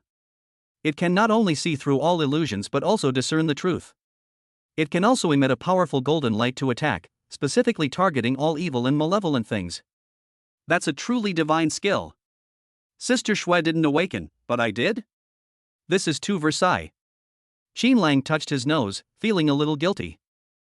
But although Shangguan Shui did not obtain the Fiery Eyes of Truth, she was not discouraged. Under Fu Xinglan's guidance, she continued to strive for the next milestone, the prediction milestone. This node grants martial arts practitioners the ability to anticipate their opponent's moves, making it a divine combat skill. This time, Shangguan Shui succeeded. And it was a great success. With the accumulation of previous nodes, plus the special bonus of the Ice Emperor gene, she defied conventional predictions and awakened the Heavenly Eye. This is one of the 6 supernatural powers in Buddhism, which allows one to see through the essence of things and has an immeasurable effect on understanding the laws of the universe in the future. Fu Xinglan was so excited she almost jumped up. Clairvoyance. It's actually the Heavenly Eye. Shui, you are truly a prodigy. Meanwhile, on Qin Lang's side, the system's voice trembled slightly. Bite. Detection detected that Shangguan Shui has awakened Heavenly Eye.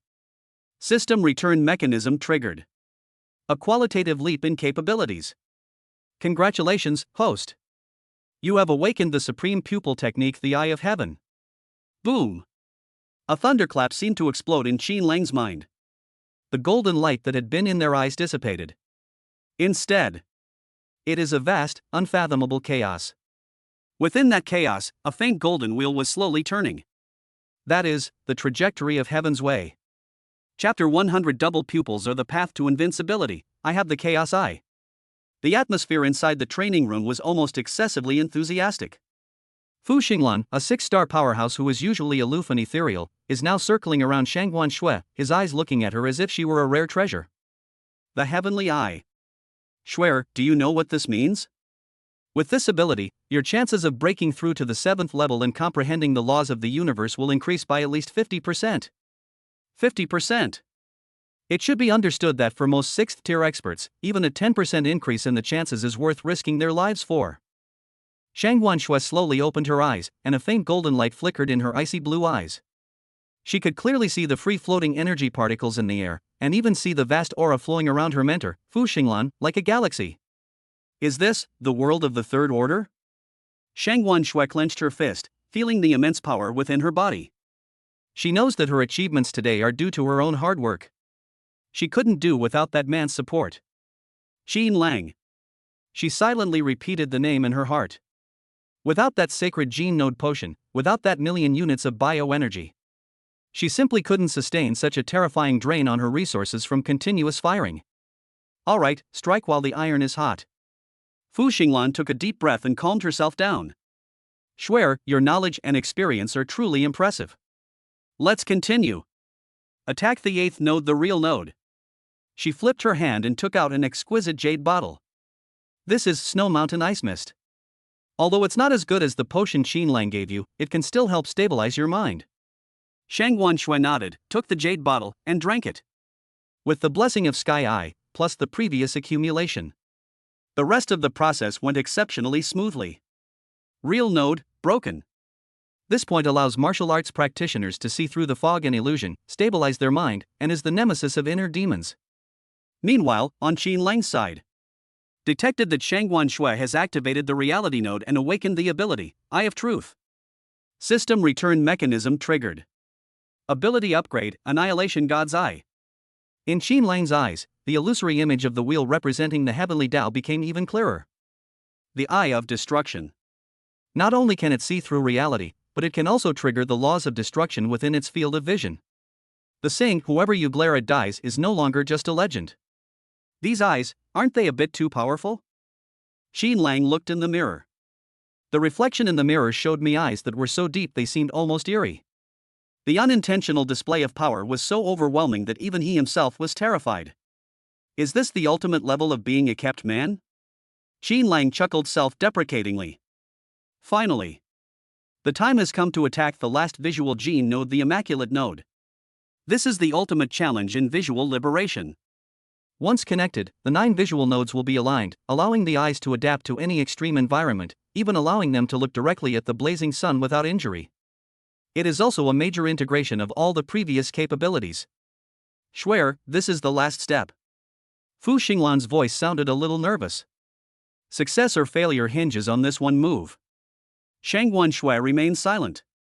She mobilized the last bit of medicinal power in her body, the remaining essence from the holy potion Xin Lang had given her. All energy and spirit are highly concentrated at this moment. Rush. Buzz. A crisp buzzing sound echoed in the training room. Shangguan Shui's body suddenly began to tremble violently. Brilliant rays of light burst forth from her body, illuminating the entire room in a dreamlike state. That was an extraordinary phenomenon resulting from the perfect fusion of the Ice Emperor's genes and the 9 visual nodes. When she opened her eyes again, those originally icy blue pupils were now shimmering with a rainbow of colors. It's breathtakingly beautiful. Bite. Detected Shangguan Shui opening 9 times in a row, visual liberation fully realized. The Ice Emperor's genes resonate. Awaken mutant ability, Ice Soul Blaze Fiery Eyes. Xin Lang was also taken aback. System return mechanism triggered. Blessed by the power of chaos. Awakened ability, Source Fiery Eyes. This isn't over yet. Just when Xin Lang thought this wave of benefits was finally coming to an end, the system's cold, mechanical voice suddenly became high-pitched. Alert! Unknown life jump detected in the bound object Shangguan Shui. 9 major nodes integrated. The Ice Emperor's bloodline has reverted to its ancestral form. Congratulations, host. Shangguan Shui awakens the legendary pupil technique physique double pupils.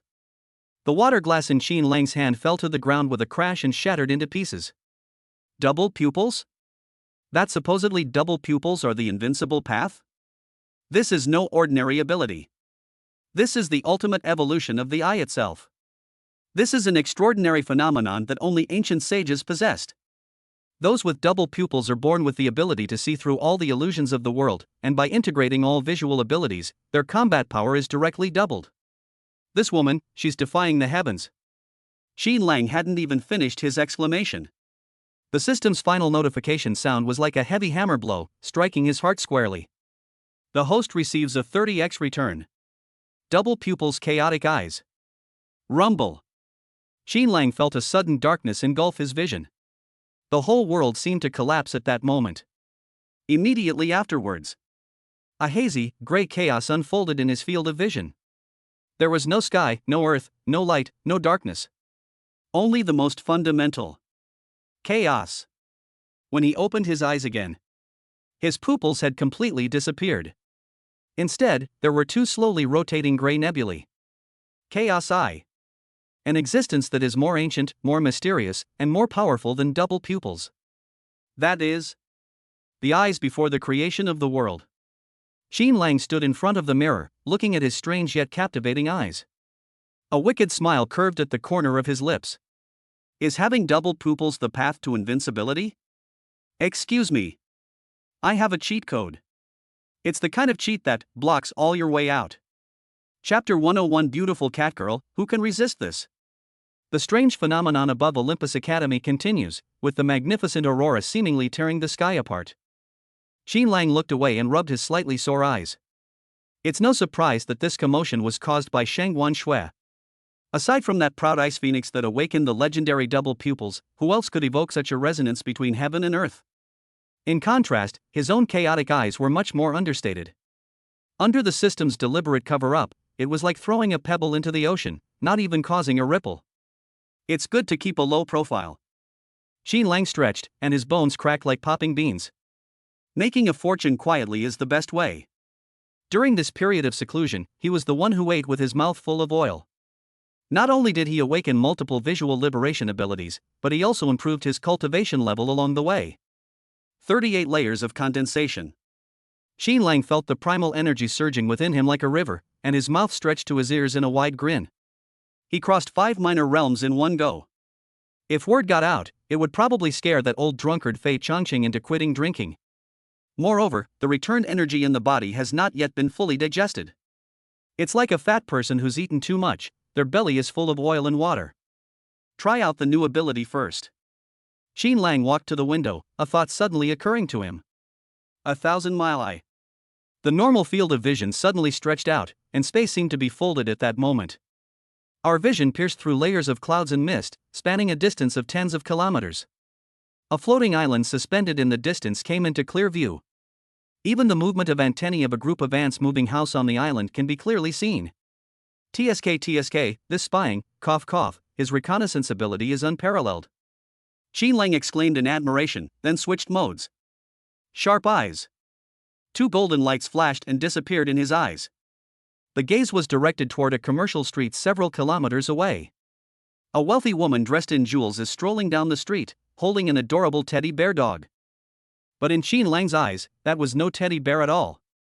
It was clearly an alien species in disguise, its energy core emitting a nauseating black aura. Without saying a word, Qin Lang took out his phone and skillfully sent an anonymous report to the Martial Arts Guild. Done. Next is the Eye of Annihilation. This thing is a bit fierce, so Qin Lang didn't dare to use it outside, and could only use it on himself. Buzz. A roar filled my mind. He saw a dark fog lingering in the depths of his heart. Those are the Nightmare Clan's demonic spores. No wonder I've been having those kinds of dreams lately. Qin Lang recalled the scenes from his dream where he was entangled with Su Muyue, Shangguan Shui, and even his mother-in-law, Shangguan Yan. Her face flushed slightly. Break! He mentally shouted. Under the gaze of the destroying god's eye, the black mist melted instantly, like snow meeting the scorching sun. Feeling refreshed and invigorated. Finally, there's the one that sounds the most mysterious, the Eye of Heaven. Qin Lang took a deep breath and carefully activated a wisp of chaotic power. Boom! His perspective has changed. It's no longer about looking straight ahead, but about elevating it infinitely. He seemed to have transformed into the heavens, overlooking the entire capital, the entire Eastern Alliance, and even the entire blue planet. The trajectory of everything in his eyes became countless crisscrossing lines. The gaze continues upward. It penetrated the atmosphere. He saw the military fortress in space, which looked like a steel behemoth. I saw a massive fleet arrayed in neat formation. They even saw the legendary Xuanji city that floats in deep space orbit. That place was the front line of humanity's resistance against foreign invaders. Just as Qin Lang was immersed in the pleasure of this god's eye view. Presumptuous. A sharp shout suddenly came from the depths of Xuanji City. The sound didn't travel through the air, it exploded directly in his mind. Like a heavy hammer, it slammed into his soul. Puff! Qin Lang groaned, and 2 streams of blood flowed from his nose. The line of sight was instantly cut off. He plopped down on the ground, feeling as if his head was about to split open. I was careless. Qin Lang clutched his head, wincing in pain. This eye of heaven is powerful, but I'm too weak right now. It's like a 3-year-old child swinging a sledgehammer, they're likely to hurt their own feet. The impact of that smash was considerable. Qin Lang lay in his dormitory for 2 whole days before he recovered. The campus has been bustling with activity these past 2 days. I heard that a Western magic delegation has arrived and is causing trouble everywhere. However, Qin Lang had no interest in joining in the fun. He needs to get into peak condition to prepare for the upcoming Secret Realm assessment. He was determined to obtain that heavenly Dao talisman. It was late at night. The moonlight, like water, spilled onto Qin Lang's bedside. The little white kitten was sleeping soundly in my arms, purring softly. Qin Lang also drifted off to sleep. Sudden. A familiar, warm, and soft touch came from my arms once again. Qin Lang suddenly opened his eyes. No need to turn on the lights. With his newly awakened all-seeing eye and night vision abilities, he could see everything in front of him clearly. Lilith. The pink-haired princess from another world has turned back into her original form. Moreover, it's in its most primitive and purest state. Completely naked. Another cramp? Qin Lang sighed helplessly. Ever since that half-baked unspell last time, the cat has been turning into a human more and more frequently. But this time it's a little different. Lilith did not wake up screaming like she did last time. She was still asleep. Her long pink hair fell over Qin Lang's chest, and her fluffy cat ears twitched occasionally. On her delicate face, the corners of her mouth turned up slightly, revealing a cute little tiger tooth. Under the moonlight, her snow-white skin gleamed with an ivory-like luster. Those graceful curves, those towering peaks that rise and fall gently with each breath. He just pressed down on Qin Lang without any warning. The visual impact is absolutely off the charts. Qin Lang was a hot-blooded young man, so who wouldn't react? My body honestly changed. Just then. Perhaps it sensed that something was wrong with the mat beneath it. Lilith moved. She slowly opened her eyes, her heterochromatic pupils filled with a hazy, watery mist. There was none of the arrogance and shame she usually displayed. Instead, it carries a kind of pet-like attachment. Meow. A sweet and seductive cry escaped from her rosy lips. Immediately afterwards. She's just like a real cat. She stretched out 2 snow-white, lotus-like arms and wrapped them around Qin Lang's neck. Then she used her delicate little face to affectionately rub against Qin Lang's cheek. His warm, moist breath sprayed into Qin Lang's ear. Her soft, delicate body clung to her like an octopus. She kept wriggling around on him, as if trying to find a more comfortable position. Qin Lang's brain went blank for a moment. He suddenly understood. The transformation spell temporarily stopped working, allowing Lilith to return to human form. But that damn Sleeping Beauty spell is still in effect. In other words, the current Lilith's body is that of the fiery and beautiful princess. But its consciousness is still that of a cat. A cat that's incredibly affectionate with him is begging for petting. Meow. Lilith seemed somewhat dissatisfied with Qin Lang's stiffness. She straightened her upper body slightly, and that breathtakingly white figure swayed before Qin Lang's eyes. Then, she stuck out her pink tongue. He gently licked Qin Lang's Adam's apple. Boom! Qin Lang felt like the powder keg inside him had been set on fire. The nosebleed gushed out instantly. He gripped the sheets tightly, letting out a desperate cry in his heart. A beautiful catgirl, and she's even in human form. Who the hell can withstand this? Chapter 102: An awkward 3-person date. That agonizing feeling, as if I were both on a cloud and in a sea of fire, lasted for more than a minute. For Qin Lang, this minute was more tiring than fighting a 4th-tier battlemaster. Finally. With a soft poof sound. The soft, fragrant beauty in his arms had vanished.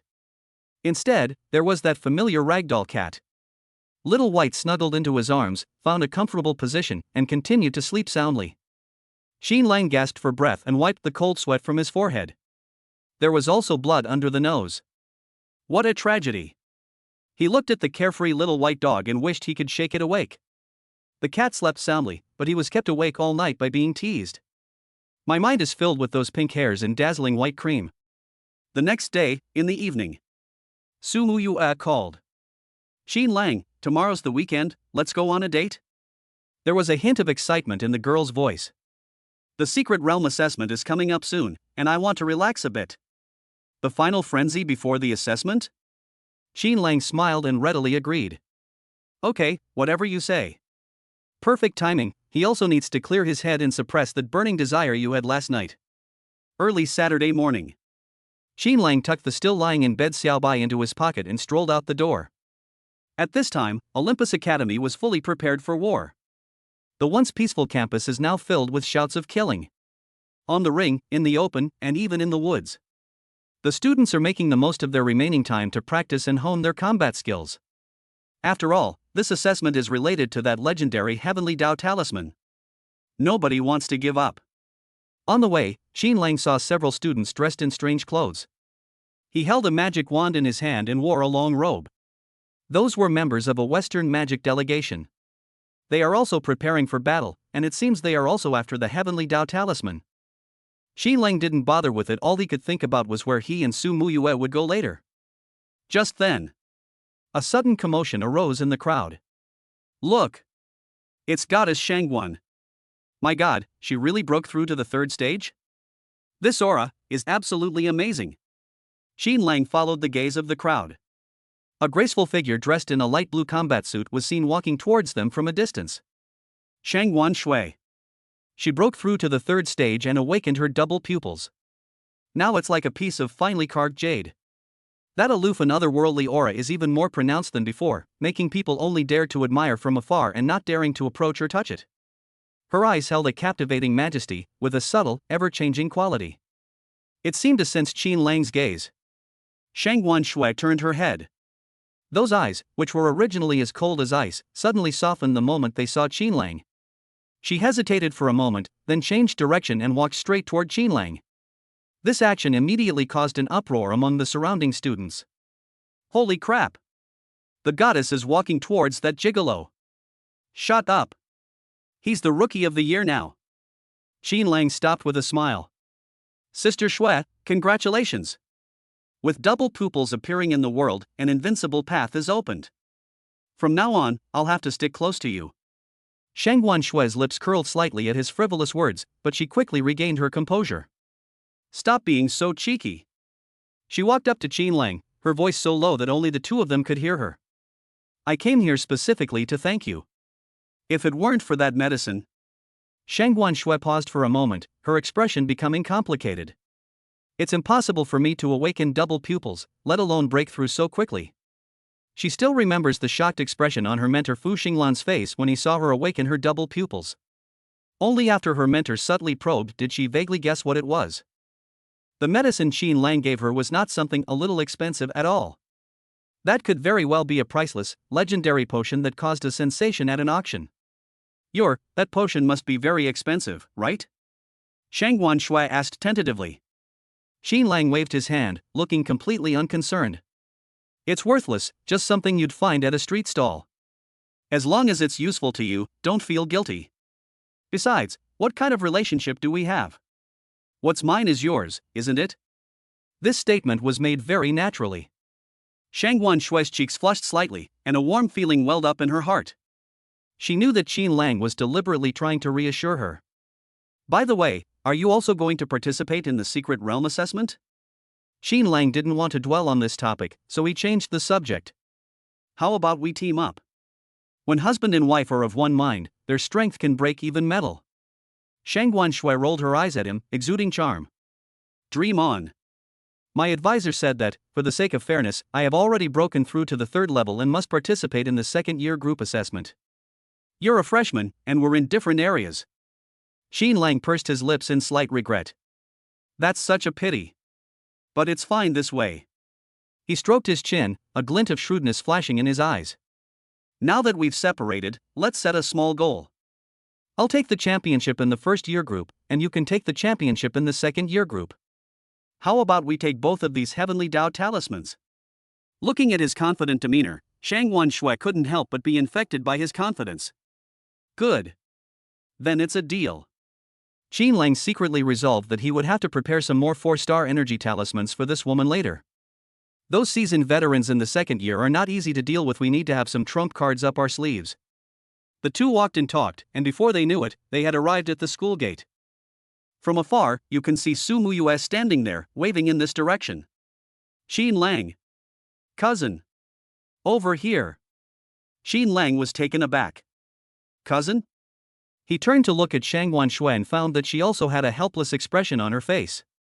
Su Muyue ran over like a happy little bird, taking Qin Lang's arm with one hand and Shangguan Shui's arm with the other. Great, everyone's here. We're going to have a blast today. Qin Lang felt a chill run down his spine. He glanced at his fiancée on his left, who had a naive and innocent look on her face. Then she glanced at her cousin, her lover, who looked slightly embarrassed on her right. What kind of hellish start is this? Muyue, did you make plans with Sister Shui? Qin Lang asked tentatively. Yes. Su Muyue nodded as if it were the most natural thing in the world. My cousin works so hard in her training, she needs to relax too. And it's more lively with lots of people. Qin Lang's lips twitched. What's wrong with this girl? How many brain cells is missing? Invite her cousin to her date with her fiancé? Are you really not afraid of something going wrong? Shangguan Shui obviously realized what was happening too. She originally thought it was just a regular girls' gathering, or that Su Muyue wanted her to help with some advice. I never expected it to turn into such an awkward threesome. She awkwardly tried to pull her arm away. Muyue, maybe I shouldn't go. You two can go. No. Su Muyue clung to her tightly, pouting and acting coquettishly. Cousin, now that you're here, how can you leave? Come on, I've already made a reservation. At the moment Shangguan Shui was forcibly dragged away. She and Qin Lang exchanged a glance. Both of their eyes were filled with the same emotion. When will this awkward date ever end? Chapter 103. My cousin is jealous too. For this 3-person trip, Su Muyue chose Luyun Island, one of the floating islands above the capital. This is a money pit for the evolved beings, and also a shopping paradise. Compared to the academic-style commercial streets of Koineo Avenue, the goods on Luyun Island are more upscale and more expensive. All sorts of rare beast materials, high-level equipment, and even strange artifacts from deep space ruins can be found here. Let's go buy battlesuits first. Su Muyue excitedly pulled the two of them into a luxuriously decorated shop. Qin Lang came here with this intention in mind. The secret realm assessment is not like a tournament, it's a real life or death struggle. It's essential to equip the two women with some life-saving gear. Wow! This is so beautiful. Su Muyue immediately took a liking to a piece of shimmering, form-fitting soft armor. She held it in her hand and gestured with it, clearly delighted with it. However, when she saw the string of zeros on the tag, she immediately pulled her outstretched hand back. 10,000 units of bioenergy. Su Muyue stuck out her tongue, her little face scrunched up.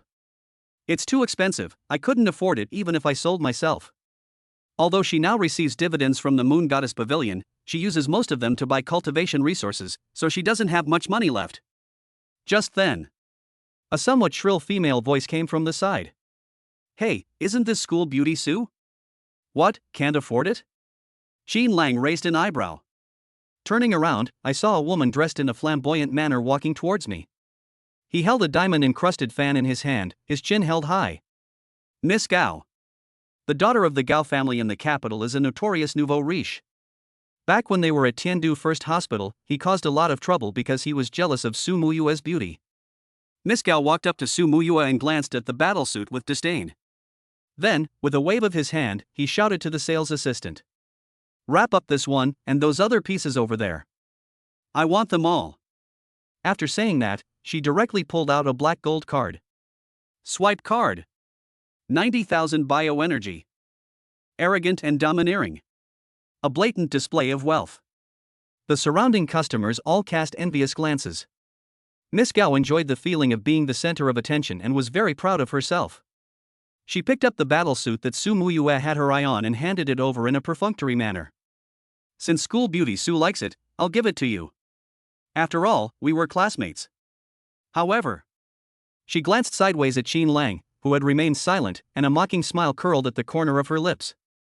What's the use of just being handsome when you're looking for a boyfriend? The key is whether they have the ability and are willing to spend money on you. Unlike some people who only know how to live off women and can't even afford to buy themselves a piece of clothing. His skill in using veiled insults to criticize others has truly reached a level of mastery. Su Muyue's face turned red with anger, and she was about to retort. Qin Lang gently pressed down on her shoulder. He wasn't angry. Instead, he gave a smile as if he were looking at an idiot. Honey, this dress is too cheap and doesn't suit you. Let's change into something else. As he spoke, his hand inadvertently pinched Su Muyue's clothes. To be precise, it was pinched onto an inconspicuous mark on the corner of the garment. Buzz. With the injection of a trace of chaotic primordial energy, the ordinary-looking tracksuit Su Muyue was wearing suddenly began to glow faintly. The light wasn't dazzling, but it exuded a low-key luxury. The originally soft fabric revealed intricate rune circuits in the light. That was a sign that the defensive formation had been activated. Oh my god! The sales assistant next to her suddenly gasped and covered her mouth. This is the mark of a Su's special supply? The 7-star flowing cloud armor, personally crafted by Master Su?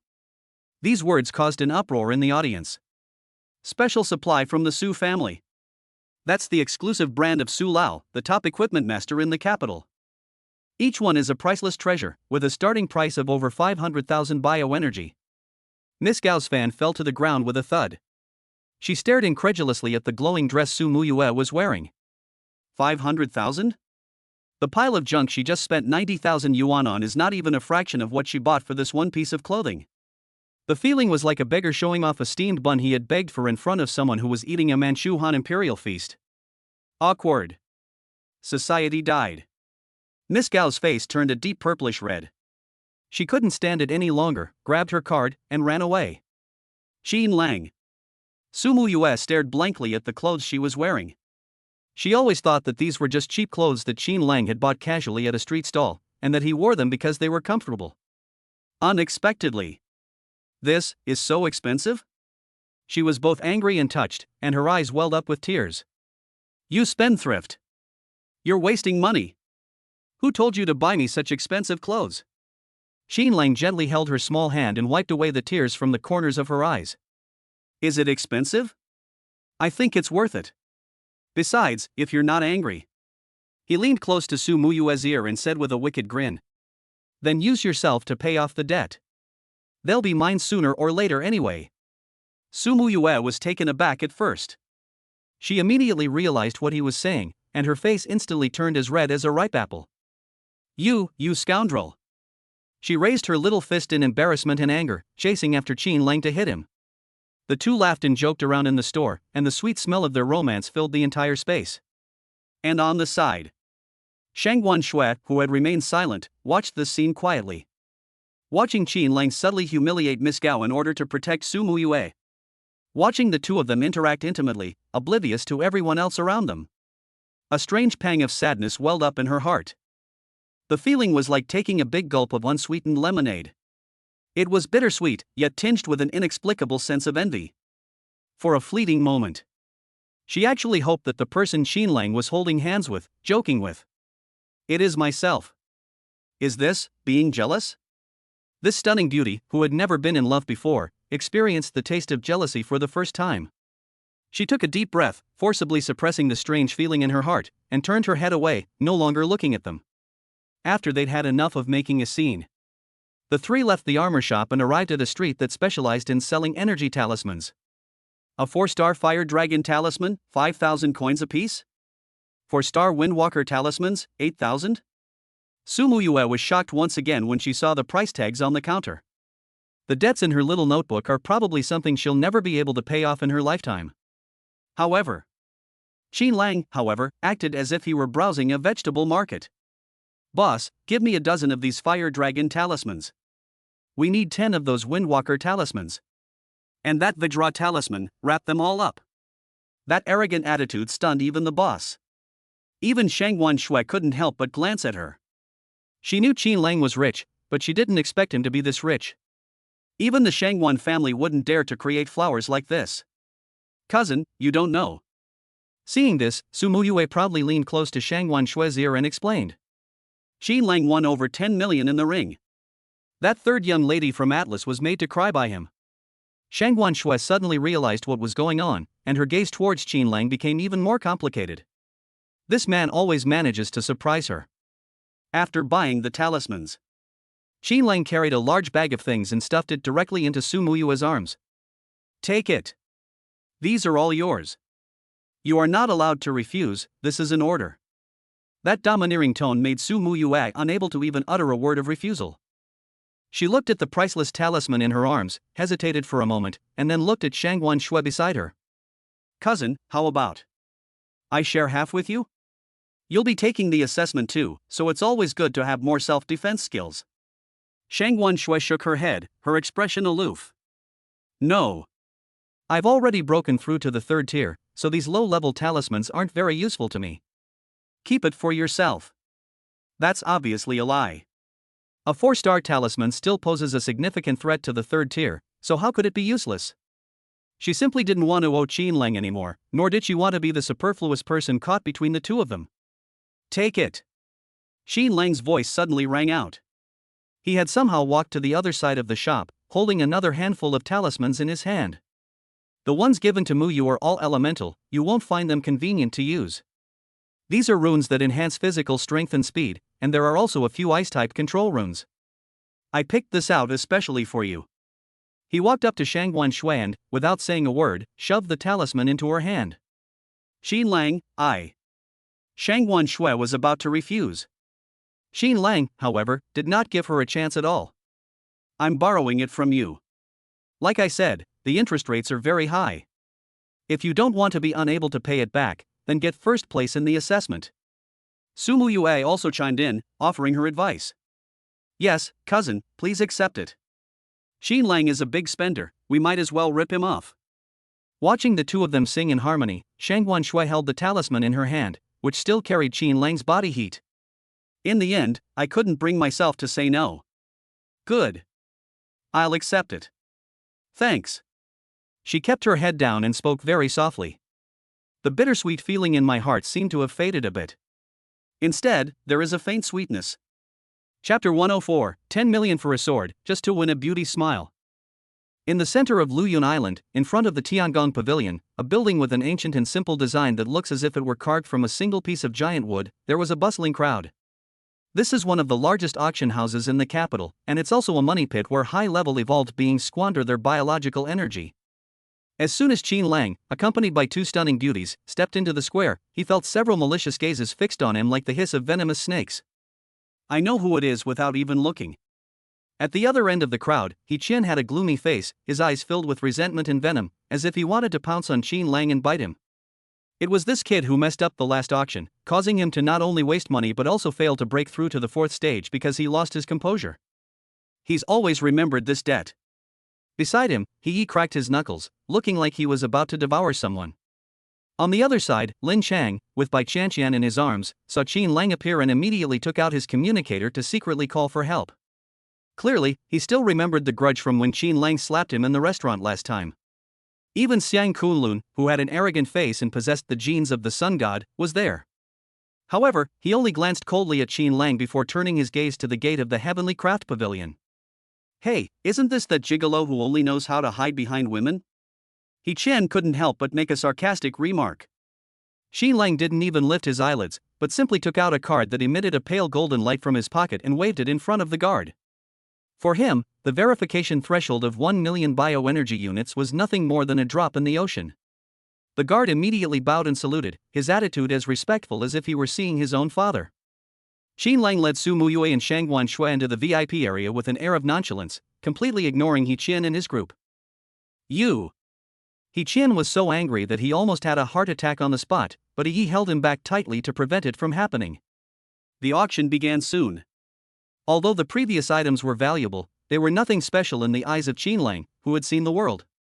The atmosphere was instantly ignited when the shopkeeper's loud voice rang out. Ladies and gentlemen, this is one of today's grand finale treasures. Samsung's sacred item mother and child swords flowing clouds and overlapping shadows. As the red cloth was lifted, two uniquely shaped longswords lay quietly on the display stand. One sword is long and slender, with faint cloud patterns flowing along its blade. The other is short and powerful, yet exudes a chilling killing intent. TCH, only 3 stars? Someone in the audience booed in disappointment. For many of the powerful individuals present, while the 3-star weapon was decent, it wasn't top tier. In particular, those power-type evolvers who sought heavy, blunt swords and powerful, sweeping attacks lost interest entirely. Xiang Kunlun shook his head and closed his eyes to rest. The shopkeeper had clearly anticipated this situation. He calmly picked up the mother sword and gave it a gentle shake. Buzz! The sword trembled, instantly conjuring 3 illusory figures that were indistinguishable from the real ones. This sword is forged from celestial cloud iron and phantom black steel. It is light and graceful, making it most suitable for swordsmen who take an agile approach. Moreover, it comes with 3 great sword skills: flowing clouds and 1,000 illusions, triple shadows overlapping, and cloud shadows generating each other. Even a martial artist who has just entered the 3rd rank can unleash an attack frequency comparable to that of a 4th rank in a short period of time with this sword. This introduction warmed up the previously somewhat awkward atmosphere a little. Qi Lang's eyes lit up. He turned his head and glanced at Shangguan Shui beside him. This sword is practically tailor-made for Shangguan Shui, who has double pupils and relies on skill-based techniques. That light and unpredictable style, combined with her ice-type primal energy, can definitely unleash its full power. Starting bid, 1 million bioenergy. The shopkeeper announced the bottom price. The entire room fell silent instantly. 1 million? Buy a Samsung weapon? Although it's the best of the best, the price is way too high. A regular 3-star top-tier weapon would cost at most 500,000. For a moment, no one responded to the bid. The shopkeeper's smile was a little stiff. If the auction failed, where would Tiangong Pavilion's reputation be? Just then, one hand was lazily raised. 1,001,000. Qi Lang's voice wasn't loud, but it sounded exceptionally clear in the quiet hall. All eyes turned to them. Shangguan Shui looked at him with some surprise and wanted to stop him, but Qi Lang stopped her with a look. In the other private room, when Yi Qian saw that it was Qi Lang holding the sign, a sinister smile suddenly appeared on his originally gloomy face. Buying a sword? Dream on. If it's something you want to buy, I have to ruin it. Even if I don't need it myself and buy it to use as a fire poker, it won't please you. 1,500,000. Yi Qian immediately raised his paddle and added nearly 500,000 yuan in one go. As an elemental evolver, this sword was just a decoration to him, but he was determined to crush Qi Lang with his wealth. Qi Lang glanced at the private room, a mocking smile curving his lips. You want to compare money with me? 3 million. He casually rattled off a number, as if he were buying cabbage at the market. Wow! The entire audience erupted in uproar. Doubled directly? What kind of wasteful spending is this? Yi Qian's forehead veins throbbed from the shock of the price. Buying a Samsung sword for 3 million is already a huge loss. But he cannot lose. Especially in front of Qi Lang, he couldn't swallow this insult. 5 million. Yi Qian gritted his teeth and roared out the number. The surrounding evolved beings were dumbfounded. This isn't an auction, it's clearly a battle of wills. 5 million units of bioenergy is enough to buy a regular 4-star weapon. He. Qi Lang chuckled softly. He didn't even bother to hold up the sign anymore, he simply extended a finger and waved it at the shopkeeper. 10 million. Dead silence. The entire auction hall fell into a deathly silence. Even the shopkeeper's hand trembled, and he almost threw the hammer away. 10 million? Buy a 3-star sword? Is this person crazy? Or is it that the bioenergy in his house came from the wind? Everyone looked at Qi Lang as if he were crazy. Qi Lang remained calm, and even turned his head towards Yi Qian's private room, making an extremely provocative throat-slitting gesture. His gaze was as cold as ice, as if to say, "Go ahead and challenge me again if you dare." Inside the private room, Yi Qian's hands were trembling. He held the number plate in his hand, wanting to raise it several times, but he forced himself to hold back. 10 million. This has far exceeded his bottom line and the funds that the He family has granted him to access. More importantly, he was afraid. Looking at Qi Lang's composed demeanor, a chill suddenly ran through him. Just in case. What if this kid is trying to scam me? What if I call out 10,010 and he suddenly doesn't want it anymore? Then I'll have to spend over 10 million to buy a fire poker? When that happens, the old man will definitely break my legs. Fine beads of cold sweat appeared on Yi Qian's forehead, and his hand holding the sign felt as heavy as lead. After weighing the pros and cons, he eventually chickened out. Humph. Only an idiot would spend 10 million on a piece of junk. Qian gave himself a way out by slamming the number plate onto the table. 10 million once, 10 million 3 times. Sold. The shopkeeper was so excited that his voice cracked, and he slammed the wooden mallet down heavily. Qin Lang stood up and straightened his collar. He didn't feel the slightest bit heartache for spending such a huge sum of money. Instead, he turned around, faced Qian's private room, and gave him the middle finger. That look in his eyes was filled with blatant mockery. Coward. I'm going to kill him. Seeing that gesture, Qian was so angry that he swept all the teacups on the table onto the floor. Once we leave Luyun Island, I'm going to cripple him. I'll show him what happens when you have money but no life to enjoy it. Qin Lang withdrew his gaze and pulled up Shangguan Shui, who was still in a daze. Let's go get your sword. Looking at his tall, straight back, Shangguan Shui felt a mix of emotions. 10 million. Just to give her a sword. How many more surprises does this man have in store for her? Chapter 105. Below the 4th tier, I am invincible. The air inside the VIP room of Tiangong Pavilion was filled with a faint scent of sandalwood. Muyue held the priceless, flowing clouds and overlapping shadows sword in her hands, her mouth agape enough to fit an egg. Qin Lang, are you stupid? 10 million. That's enough to buy a small floating island. You just threw it out like that? Although she said that, her eyes were full of admiration when she looked at Qin Lang. These days, men who are willing to spend money on women like this are hard to find even with a lantern. Qin Lang simply smiled and remained silent. At this moment, a beautiful woman with graceful bearing emerged from behind the screen. She wore a purple cheongsam, her figure was graceful, and her every move exuded the charm of a mature woman. It was Lady Lu Yan, the person in charge of the Tiangong Pavilion. Young Master Qin is indeed a man of his word. Lady Lu Yan looked at Qin Lang with a smile, her eyes filled with admiration. Since the young master has offered more than 10 million, our previous agreement will naturally stand. Within 3 years, as long as your friend nurtures this sword to its full potential, our Heavenly Craft Pavilion will use its secret techniques free of charge to reforge the sword spirit and upgrade it to a 4-star sacred item. Upon hearing this, both Shangguan Shui and Muyue were stunned. Upgrade to a 4-star holy item? The value of this cannot be measured by 10 million. A 4-star holy weapon is a treasure that even 5th-tier experts would covet. So this is the real reason why Qin Lang dared to raise prices so drastically. This guy never does a losing deal. Thank you, madam. Qin Lang signed the pre-prepared contract, took the gleaming sword, and handed it to Shangguan Shui. Take it. Shangguan Shui looked at the precious sword in front of her, her hands trembling slightly. If the previous 10 million only moved her, the promise of a future 4-star holy item was so heavy that it made her feel breathless. It's too expensive. Stop talking nonsense. Qin Lang shoved the sword into her hand and casually stroked the back of her smooth hand. If you feel indebted, then practice your swordsmanship properly. If you get first place in the secret realm assessment later, just give me half of the prize money. Muyue also joined in the teasing. Yes, cousin, just accept it. He's a big spender anyway, might as well take advantage of him. Caught between the two, Shangguan Shui finally blushed and accepted it. She gripped the sword hilt tightly. The cool touch brought her peace of mind. I will. She made a silent vow in her heart. She will definitely use this sword to cut through all obstacles for Qin Lang. After leaving the Tiangong Pavilion, the three of them walked out of the Luyun Island area and arrived at a secluded suspended walkway. The surrounding air suddenly became viscous. Stop. Qin Lang paused, and his chaos eye activated instantly. In the mist ahead, there were countless people standing densely packed together. On the left are Qian's guards, each wielding an energy gun and exuding a murderous aura.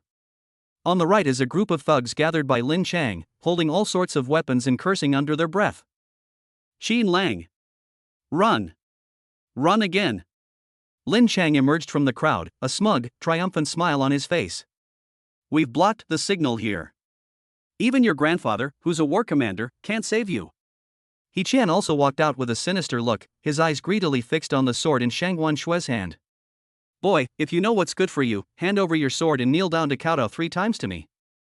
Perhaps I can at least leave you with a whole corpse. Looking at this rabble, Qin Lang felt not fear, but rather a bit of amusement. You guys? A bunch of chickens and dogs.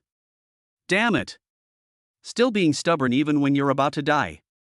One of the blonde thugs next to Lin Chang was clearly trying to show off in front of his boss. He walked forward with a swagger, carrying a spiked club, his gaze shifting back and forth between Su Muyue and Shangguan Shui. TSK, these two girls are really hot.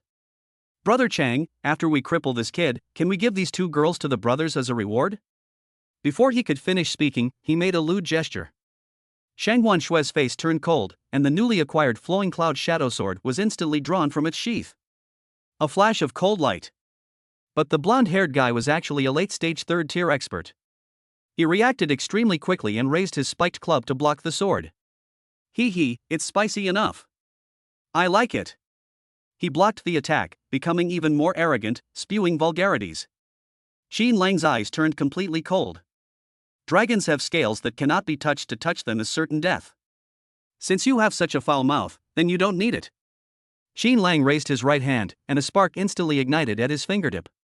There is absolutely no need for incantations. It doesn't even require charging up. Go. A dark red fireball, the size of a millstone, roared out with a devastating heat wave. That's a level 10 fireball. The blonde-haired man was still laughing wildly, completely ignoring the seemingly ordinary fireball. It wasn't until the terrifying heat hit him and singed his eyebrows that he opened his eyes wide in horror. No! Boom! A loud bang. Huang Mao and several of his companions were engulfed by the sea of fire. Before they could even scream, they were blown to smithereens. Only the red-hot spiked club remained, which fell to the ground with a clatter. The entire room fell silent. Lin Chang was so frightened that he sat down on the ground with a thud, his crotch instantly becoming wet. What kind of power is this? Is this a fireball that a second-tier martial artist could unleash? Attack! All of you, attack! He Qian was also startled, but being from a prominent family, he reacted very quickly. Flying sword. Shoot him dead. More than a dozen flying swords, glowing with blue light and accompanied by a sharp whooshing sound, shot out from the hands of the Yi family guards, aiming directly at Qin Lang's vital points. Qin Lang remained calm and took a light step. A crimson shield of flames rose out of thin air, protecting the three of them. Jingle bells! Those flying swords, powerful enough to pierce steel plates, struck the flame shield as if hitting an impenetrable wall, and were all bounced away. That's it? A cruel smile curled at the corner of Qin Lang's lips. Then it's my turn. He waved his hands. Rise. More than a dozen flying swords, formed from pure elemental energy, instantly materialized behind him. At the same time, 3 enormous level 10 fireballs hurtled toward Yi Qian in a triangular formation. Multitasking. Dual cultivation of magic and martial arts. Not good. Yi Qian's expression changed drastically as he desperately activated the Xianbing origin energy within his body, attempting to condense a shield. Mystic Ice Shield. However, in the face of a 10th tier fireball enhanced by the creation gene, his proud 3rd tier peak defense was as fragile as paper. Click. The first fireball shattered his defensive magic weapon. The second fireball blasted through his 4-star defense rune. The third fireball. Boom! Yi Qian was like a kite with a broken string, blasted dozens of meters away and crashed heavily into the rock wall behind him. Puff! He coughed up a mouthful of blood, his chest was charred black, and he had broken countless ribs. Just one glance. The combined attack of the two major forces was utterly crushed by Qin Lang alone. On the distant mountaintop, Xiang Kunlun, who had been observing coldly, was now so engrossed in the task that he almost crushed the binoculars in his hand. He looked at the figure standing in the sea of fire, like a god or demon, and for the first time, a deep sense of fear appeared in his eyes. This kind of combat power. This is hardly second tier. Even a battle master who has just entered the 4th rank is probably no better than this, right? Qin Lang. Below the 4th tier, you are invincible. Chapter 106: Extorting people in the street? A 4th tier battle master can still fight. Smoke filled the air on the plank road. Qin Lang's series of fluid counterattacks completely stunned this rabble. I thought I was going to kick a dog when it was down, but I ended up kicking a titanium alloy steel plate instead. Lin Chang was terrified. He huddled at the back of the crowd, trembling as he pulled out an energy talisman, trying to run away. But how could Qin Lang possibly let him go? Trying to run? Xin Lang sneered and was about to control his flying sword to give chase. Just then, amidst the rubble, He, who had been half dead from the explosion, suddenly struggled to his feet. His face was covered in blood, and his eyes were filled with venomous hatred, like those of a demon. He clutched a talisman that flickered with purple lightning tightly in his hand. That's the Yi family's trump card, a 4-star top-grade thunderstorm talisman. Enough to severely injure an ordinary peak-level 3rd-tier evolver. Xin Lang. Die! He roared, using the last bit of strength to activate the talisman. Boom! A bolt of purple lightning, as thick as a bucket, carrying an aura of annihilation, struck down. They're too close. Moreover, this occurred during the lull when Xin Lang's old strength had just dissipated and his new strength had not yet emerged. Xin Lang! Su Muyue and Shangguan Shui screamed in terror, trying to rush forward to block the gun, but it was too late. However, Xin Lang merely raised his eyelids slightly. He didn't even try to dodge. A thought crossed my mind. The crimson flame shield that had been surrounding him suddenly shone brightly. The flame patterns on it seemed to come alive, flowing wildly. Sizzle! The lightning bolt, powerful enough to split an armored vehicle in two, slammed into the flame shield.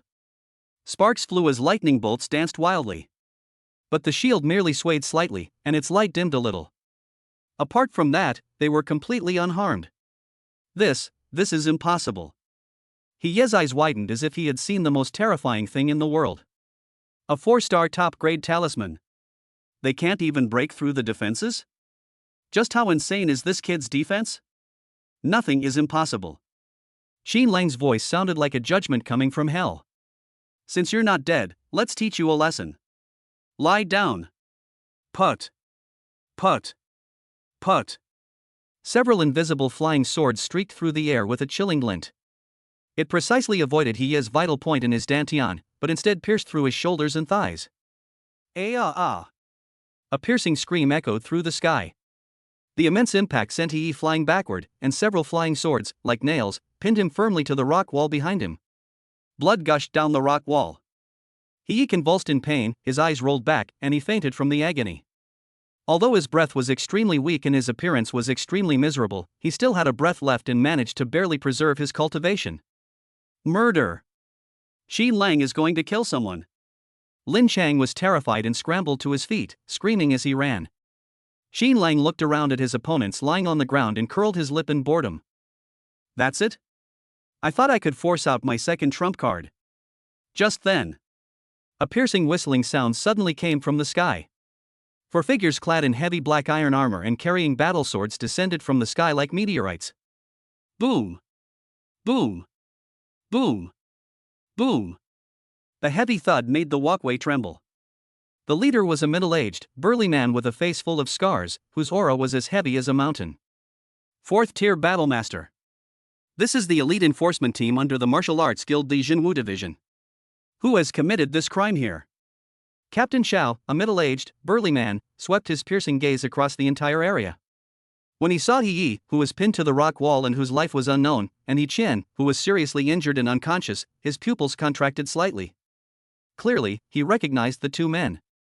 Captain Xiao! Help! Lin Chang, who had already run halfway, saw his savior arrive and immediately ran back. He pointed at Xin Lang, sobbing and crying. It's him! Xin Lang! He committed a violent act in the street, attempting to murder the second young master of the Yi family, and also severely injured the eldest young master. We were just passing by and tried to break up the fight, but he beat us up too. These depraved thugs must be shot dead on the spot. Their ability to distort the truth is simply amazing. Captain Xiao was a shrewd man. Upon hearing these words and seeing the horrific scene, he immediately understood the situation. The Yi family wields considerable power in Tiandu if we could do them a favor. He turned his head, his murderous gaze locking onto Xin Lang. What audacity! In broad daylight, how dare they lay such a vicious hand on a scion of a noble family, leaving him severely crippled? Men! Seize him! Without asking any questions, he directly convicted Xin Lang. The 3 law enforcement officers behind him immediately drew their chains and moved closer to Xin Lang. Wait! Su Muyue panicked and stepped forward. Are you blind? They were the ones who ambushed us first, intending to kill and rob us. Xin Lang acted in self-defense. Several bold passers-by wanted to speak up and testify, but they shrank back after being glared at by Captain Zhao's fierce eyes. These days, who would dare offend the Jinwu division for the sake of a stranger? Justifiable defense? Captain Zhao sneered and pointed at He Yi, who was unconscious on the wall. They're almost beaten to death, what's the point of talking about self-defense? Let's talk about this back in the Jinwu division prison. They said he was going back to prison, but everyone knew it was a lie. Once you get into that place, you'll be lucky to escape with your life. With a little maneuvering from the He family, Xin Lang wouldn't be able to explain himself even if he had 100 mouths. Trying to arrest me? Xin Lang pulled Su Muyue behind him, his eyes showing no fear whatsoever. Instead, it ignited an even more fervent fighting spirit. That depends on whether you have the ability. What? You want to resist arrest? Captain Zhao seemed to have heard a joke. A mere second-tier brat dares to be arrogant in front of me? I'd like to see if your bones are as hard as your mouth. Boom! The aura of a fourth-tier battlemaster erupted in full force. Captain Zhao's primal energy surged, and he transformed into a black streak of light, lunging directly at Xin Lang. The air was compressed by that punch, creating a loud bang. If this hits solid, it can even penetrate an armored vehicle. Lin Chang watched from behind, extremely excited, his mouth practically stretched to his ears in a wide grin. Die! Die! With a fourth-tier battlemaster attacking, what can you possibly use to block it? However, faced with this thunderous blow, Xin Lang simply uttered two words. Golden Bell. Buzz. A talisman that was already in his hand shattered instantly. A huge, golden, illusory ancient bell appeared out of thin air, enveloping Xin Lang within it. That was Bai Qianqian's trump card for saving his life, the 4-star golden bell talisman. When Captain Zhao's iron fist slammed hard onto the golden bell, it emitted a loud, resounding clang, like a great bell. The sound waves vibrated, shattering all the surrounding glass. But the golden bell only showed a ripple on its surface, without even a crack appearing. What? Captain Zhao's expression changed, and he was forced back several steps by the force of the recoil. Before he could even stand up straight, Xin Lang's counterattack has begun. Sword rise. From within his sleeve, more than a dozen invisible flying swords whistled out. At the same time, the 4-star top-grade shadowless sword in his hand also turned into a dark light. Sword energy crisscrosses. Combined with the flying swords that filled the sky, they instantly wove together an impenetrable net of death. Chapter 107 Astounding Ability, Who was amazed? The sky was filled with sword shadows, like an impenetrable net, enveloping Captain Zhao. The air was filled with a piercing, sharp whistling sound. That was the mournful cry of a flying sword tearing through the atmosphere. Everyone thought that, faced with the furious attack of a 4th-tier battlemaster, Xin Lang, a junior at the 2nd tier, actually the 3rd tier, would be severely injured even if he didn't die. However, reality gave everyone a resounding slap in the face. Captain Zhao's iron fist did indeed strike the golden bell. But Xin Lang's counterattack only made him look more pathetic. Jingle bells. The dense pounding sounds were like raindrops hitting banana leaves.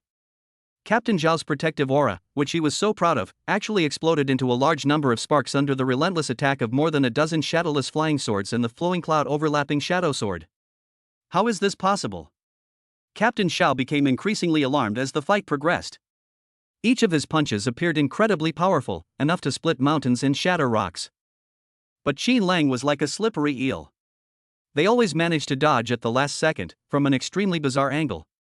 Even while dodging, he could manipulate the flying sword to stab at his armpits, throat, dantian, and other vital points. How could this kid's prediction be so accurate? Captain Zhao's forehead was sweating.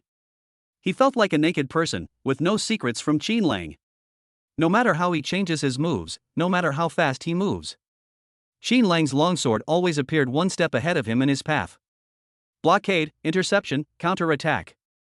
It flows smoothly like clouds and water, without a trace of human touch. The Eye of Chaos. Within Xin Lang's eyes, two gray nebulae slowly rotated. In his field of vision, Captain Zhao's movements were no longer as fast as lightning. Instead, it was broken down into slow-motion frames. The trajectory of energy flow, the amplitude of muscle contraction, and even the intention of punching. Nothing can hide from them. Is this the true meaning of a 4th-tier battlemaster? Xin Lang calmly dealt with the situation while inwardly sneering. The so-called true meaning is nothing more than a higher level of application of power. But in the face of absolute insight, even the most profound skills are just empty gestures. In addition, there was the terrifying energy within his body that had been purified by the creation gene infused with the chaotic primal energy. Each collision of sword energy and fist wind caused Captain Xiao to feel a surge of blood and qi. Gradually, what was originally a one-sided, crushing victory has turned into a closely contested back-and-forth battle. Even Qi Lang was even gaining the upper hand. This. On a distant hilltop, Xiang Kunlun nearly dropped the binoculars in his hand. His usually arrogant face was now filled with disbelief. Suppressing a fourth-tier battle master? Is this something a human would do? As a genius who also possesses mythological genes, he is well aware of the difficulty of challenging opponents of higher levels. To be one level above that level is genius. To be 2 levels above that is monstrous. Someone like Qin Lang, who transcended a major realm and treated a fourth-tier battlemaster like a monkey. That's a monster. This kid's martial arts cultivation. Xiang Kunlun stared intently at the battlefield, a glint of shrewdness flashing in his eyes. It's definitely more than just tier 2. He must have broken through to the 3rd level long ago, otherwise he wouldn't be able to keep up with the movements of a 4th-level battlemaster. On the other side, Su Muyue and Shangguan Shui, who were hiding behind the cover, were also dumbfounded. Especially Shangguan Shui. She held the flowing clouds and overlapping shadow sword that Qin Lang had given her, her palms sweating profusely. She originally thought that by awakening her double pupils and breaking through to the 3rd tier, she had already caught up with Qin Lang. But now it seems. The man's figure seemed to be getting further and further away from her. Damn it! Damn it! In the center of the battlefield, Captain Zhao's mentality completely collapsed. In front of so many people. To be driven to this point by a student. Does he even care about saving face? How am I supposed to get along with the Zhenwu division after this? You little beast! You forced me to do this! Captain Xiao roared, his primal energy erupting like a volcano. Boom! A terrifying shockwave emanated from him, spreading outwards and blasting away all the annoying flying swords. His eyes were bloodshot, and he adopted a strange boxing stance. The surrounding air froze instantly. A suffocating sense of oppression enveloped the entire venue. That is, Bai Qianqian, standing some distance away, turned pale and covered her mouth in terror. The ultimate move from the boundary-breaking fist manual, the heaven-shattering strike. This is Captain Zhao's trump card. Once unleashed, it draws upon its full potential, multiplying its power. But it also means that he doesn't intend to leave any survivors. Die! Captain Xiao threw a punch. The space seemed to collapse at that moment.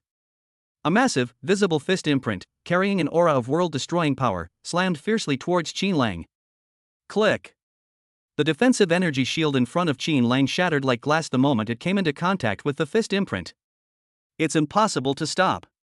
Before the force of the punch even arrived, the plank road beneath Qin Lang's feet had already begun to collapse. Gravel flew everywhere, and dust billowed up. Qin Lang! Su Muyue let out a shrill scream and desperately tried to rush out. But Shangguan Shui held him back tightly. Don't go. You'll distract him. Although Shangguan Shui said this, her double pupils were also filled with despair. That punch was too powerful. It's so powerful it's suffocating. However, Qin Lang, who was in the eye of the storm, showed no sign of panic. He watched silently as the fist imprint drew ever closer. Instead, a crazy smile curled at the corners of his mouth. The heavens collapsed? I think you're still half asleep. Since you want to risk your life, then I'll grant your wish. Qin Lang took a deep breath. The chaotic primal energy within his body surged wildly, all converging into his eyes. The next second, he suddenly opened his eyes wide. Sharp eyes. Open. Boom. 2 condensed, almost tangible golden beams of light shot out from his eyes without warning. Like 2 divine swords piercing the sky. Wherever the golden light passed, the air was instantly evaporated, leaving behind 2 vacuum trails. There was no earth-shattering explosion. There was only a soft hiss sound. Those 2 golden beams pierced directly through Captain Zhao's arrogant fist imprint. It's like stabbing a red-hot iron rod into butter. Unstoppable momentum. What? Captain Zhao's pupils contracted sharply. It was too late to back down. The golden light instantly shattered his protective aura. It slammed hard into his chest. Puff! A dull, loud bang. A violent energy ripple swept across the surrounding area. Lin Chang and the others, who were originally hiding in the back watching the show, were directly blown dozens of meters away by this shockwave and were left dizzy and disoriented.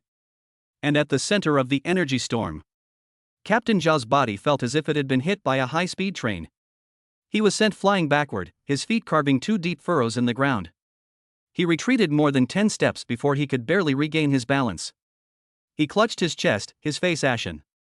You! He pointed at Qin Lang, about to say something. A metallic sweetness welled up in my throat. Puff! A large mouthful of blood spurted out. The entire room fell silent. The wind stopped. The clouds have stopped. Everyone was frozen in place, completely dumbfounded. A dignified 4th-tier battlemaster. The captain of the Jinwu division. It turns out, he was directly injured and coughed up blood by a 3rd-tier student?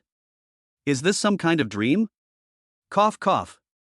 Qin Lang swayed and wiped away the blood and tears streaming from the corners of his eyes. While having sharp eyes is powerful, it also consumes a great deal of energy. But, looking at the burly man across from me who was spitting blood, Qin Lang smiled. He laughed wildly and unrestrainedly. A 4th-tier battle master? That's all there is to it. Far away. The top floor of Tianbong Pavilion. The teacup that Madame Lu Yan was holding was now suspended in mid-air. Her beautiful eyes, which had seen countless people, shone with a unique brilliance. Her red lips parted slightly, and she let out a heartfelt exclamation. This young man. Absolutely stunning. Chapter 108. My mentor, Master Yueqi, what are you? The air on the plank road was thick with the stench of blood. The sight of Captain Zhao's blood completely overturned everyone's understanding of what was happening. The maidservant beside Zhuo Qingyao had her mouth agape enough to fit a duck egg. It's one thing for her young lady to suffer internal injuries from anger on the ring. But this is a genuine 4th-tier battlemaster. He was hit head-on and coughed up blood? Monster! Zhuo Qingyao stared intently at the boy standing in the ruins, her fingernails digging into her flesh. She suddenly felt a little fortunate that she had given up quickly enough that day. Otherwise, she might be the one coughing up blood. Sharp eyes. In the distance, Xiang Kunlun clenched his fists, his eyes filled with disbelief. He boasted that he possessed the genes of the sun god and was unmatched in explosive power among his peers. But Qin Lang's 2 golden rays. Even from this distance, he felt a shiver run down his spine. What kind of eye technique is that? How could it unleash such terrifying power? Little beast. Captain Zhao wiped the blood from the corner of his mouth, furious and embarrassed.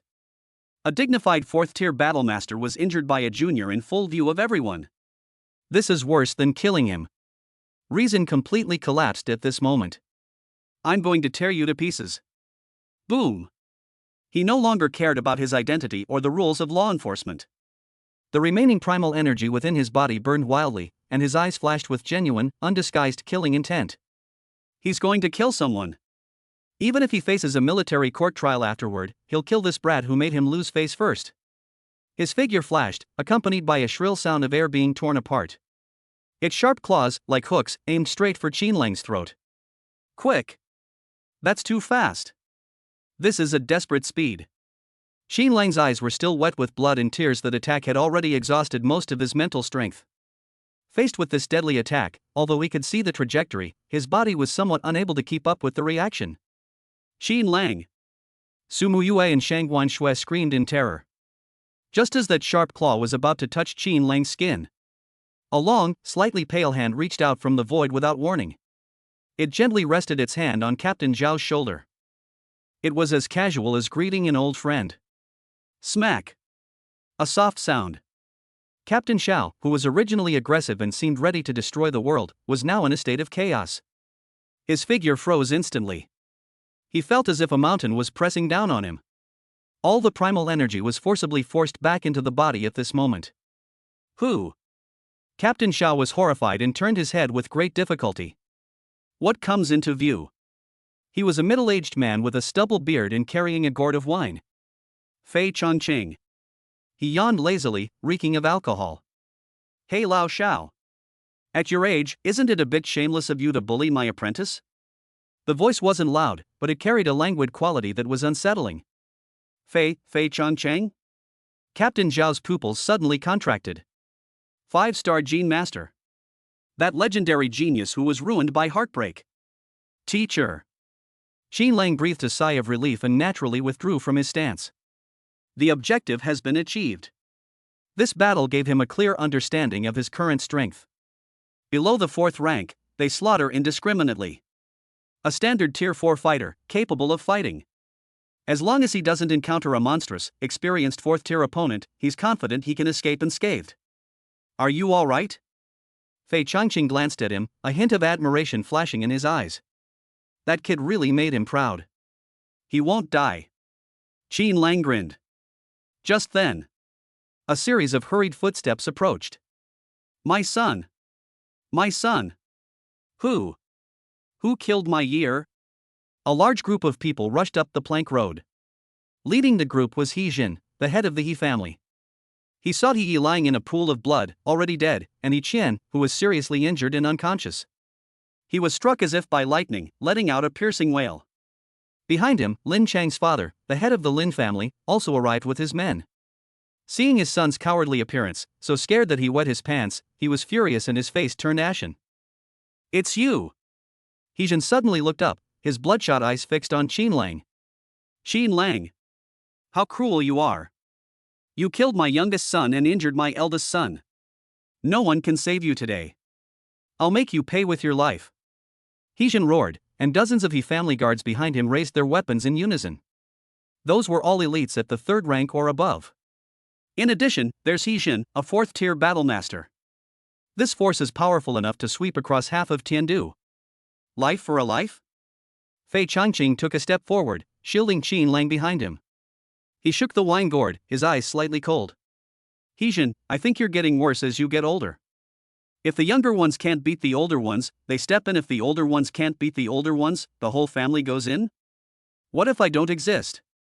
Fei Qianqian. He Jin gritted his teeth. Even if you are a 5-star grandmaster, you cannot act with impunity. It's a fact that he killed someone in the street. So many eyes witnessed it. Even if the dean of Olympus Academy came today, he would still have to give the He family an explanation. Otherwise, even if my He family has to risk everything, we will fight you to the death. It has to be said that He Jin, after losing his son, has indeed gone a bit mad. The atmosphere around them instantly became tense. Although Captain Xiao was restrained, he took the opportunity to break free and stand on the He family's side. Teacher Fei, let's handle this officially. Qin Lang's murder is a fact, and he must be brought back to the Jinwu division for investigation. 2 4th-tier soldiers, plus a group of 3rd-tier elites. Even though Fei Qianqian is a 5-star, he still has a few burdens to deal with, which makes things a bit tricky. Just when the situation reached a stalemate. Call. A gust of cold wind suddenly swept across the plank road. The weather, which had been sunny and bright, suddenly dropped in temperature. White snowflakes began to fall from the sky. This is... Everyone shuddered and looked up at the sky in terror. A white figure, like a fairy from the moon, drifted in through the wind and snow. She wore a plain white dress, exuding a cool and noble air. Those eyes were even colder than the swirling snowflakes. Who wants to fight to the death? A voice as cold as ice exploded in everyone's ears. Upon seeing the newcomer, He Jin's previously arrogant demeanor instantly diminished. Captain Zhao's expression changed drastically, his legs went weak, and he almost knelt down. Elder Fu. Elder Fu? Elders of the Olympus Academy. 6-star Gene Powerhouse. Fu Yueqi. Her appearance instantly silenced the entire scene. He Jin swallowed hard and forced a smile. Elder Fu. Elder Fu, you've come at the perfect time. This Qin Lang, relying on his talent, has wantonly slaughtered the scions of aristocratic families. You are an elder of the academy, you must uphold justice for us. He had assumed that Fu Yueqi was there to maintain order. After all, how could such an important figure have anything to do with a poor student like Qin Lang? However, the next second, Qin Lang did something that made everyone's heart stop. He dusted himself off and gave the towering figure a bright smile. Teacher, what brings you here? I can handle this little thing myself. Teacher? These two words were like a nuclear bomb, exploding directly in Hijin's mind. The entire venue was deathly silent. The faces of all the family heads froze instantly, turning even uglier than if they had swallowed flies. Hijin's eyes almost popped out of their sockets. Fu Yueqi is Qin Lang's teacher? How the hell is this possible? Wasn't his mentor that drunkard Fei Chongqing? Fu Yueqi completely ignored those family heads. She floated down in front of Qin Lang and looked him up and down. Seeing the bloodstains at the corner of Qin Lang's eye, she frowned slightly. Are you injured? Although the voice remained cold, the protective tone was so obvious that even a blind person could hear it. A minor injury. Qin Lang shrugged. Fu Yueqi turned around. Those beautiful eyes coldly swept over Hijin and the Lin family head, finally settling on Captain Xiao. That instant, Captain Xiao felt as if he were being targeted by an ancient behemoth. Hijin. Fu Yueqi spoke calmly. You just said, who should pay with their life? Hijin's legs trembled, and cold sweat streamed down his forehead. I. It's a misunderstanding. It's all a misunderstanding. He stammered as he tried to explain. Misunderstand? Fu Yueqi sneered. Dozens of people with weapons attacked my students, and you're telling me it's a misunderstanding? Do you think I'm blind? Boom. An incomparably terrifying 6-star pressure was released without reservation. Thump. Thump. The so-called third-tier elites of the Yi family instantly knelt on the ground. Even Hijin, a 4th-level battlemaster, was forced to bend over under the weight, his bones creaking under the strain. Elder Fu. Elder Fu, spare my life. Hijin finally broke down. At this point, all talk of revenge for killing one's son and the reputation of one's family is utter nonsense. Saving your life is the most important thing. 5 million. Fu Yueqi concealed her aura and extended 5 slender fingers. Expenses for shock, compensation for emotional distress, and compensation for lost wages. A total of 5 million units of bioenergy. If you don't pay a single penny less, I'll demolish your Yi family's ancestral home. Overbearing. Extreme domineering. This is the style of a 6-star powerhouse. They don't reason with you at all. Hijin's heart was bleeding. My son died, my eldest son was injured, and I still have to pay 5 million in compensation? But would he dare not pay? Give it to me. I'll give it to you. Hijin trembled as he pulled out his bank card, looking utterly miserable. After dealing with the He family, Fu Yueqi's gaze then swept over the Lin family head and several other smaller families. Those people turned green with fright. We'll give it too. We'll give it too. A group of people pooled together 5 million and handed it over to Qin Lang as if he were a plague god. At last, Fu Yueqi looked at Captain Xiao, who had been hiding in the back. As law enforcers, they abused their power for personal gain and bully the weak. You look very impressive. Captain Xiao knelt down with a thud and kowtowed repeatedly. Elder Fu. I was wrong. I really didn't know he was your student. It's too late. Fu Yueqi hadn't spoken yet. A hurried voice suddenly came from afar. Stop. Elder Fu, please calm down. Su, the leader of the martial arts guild, dressed in uniform, came running over, covered in sweat. He glanced at the horrific scene, then at Fu Yueqi, whose face was as cold as ice. Without saying a word, he kicked Captain Xiao to the ground. Xiao Jiangwo. You're dismissed. Get back to headquarters immediately for investigation. Commander Su smiled obsequiously at Fu Yueqi. Elder Fu, this boy is ignorant, I have already dealt with him. Look. Fu Yueqi snorted softly and did not pursue the matter further.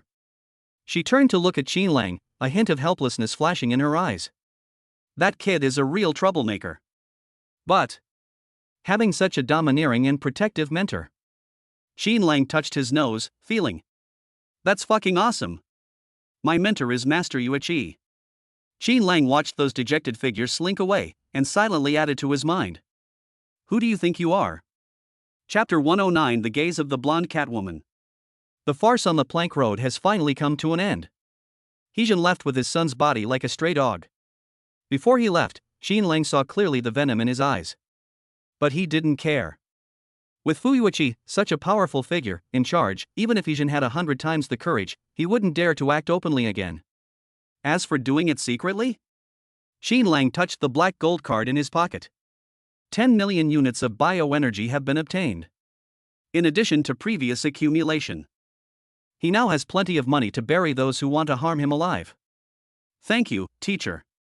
Xin Lang walked up to Fu Yueqi and sincerely thanked her. If she hadn't arrived in time, although Bai Qianqian could have escaped, it certainly wouldn't have been so easy.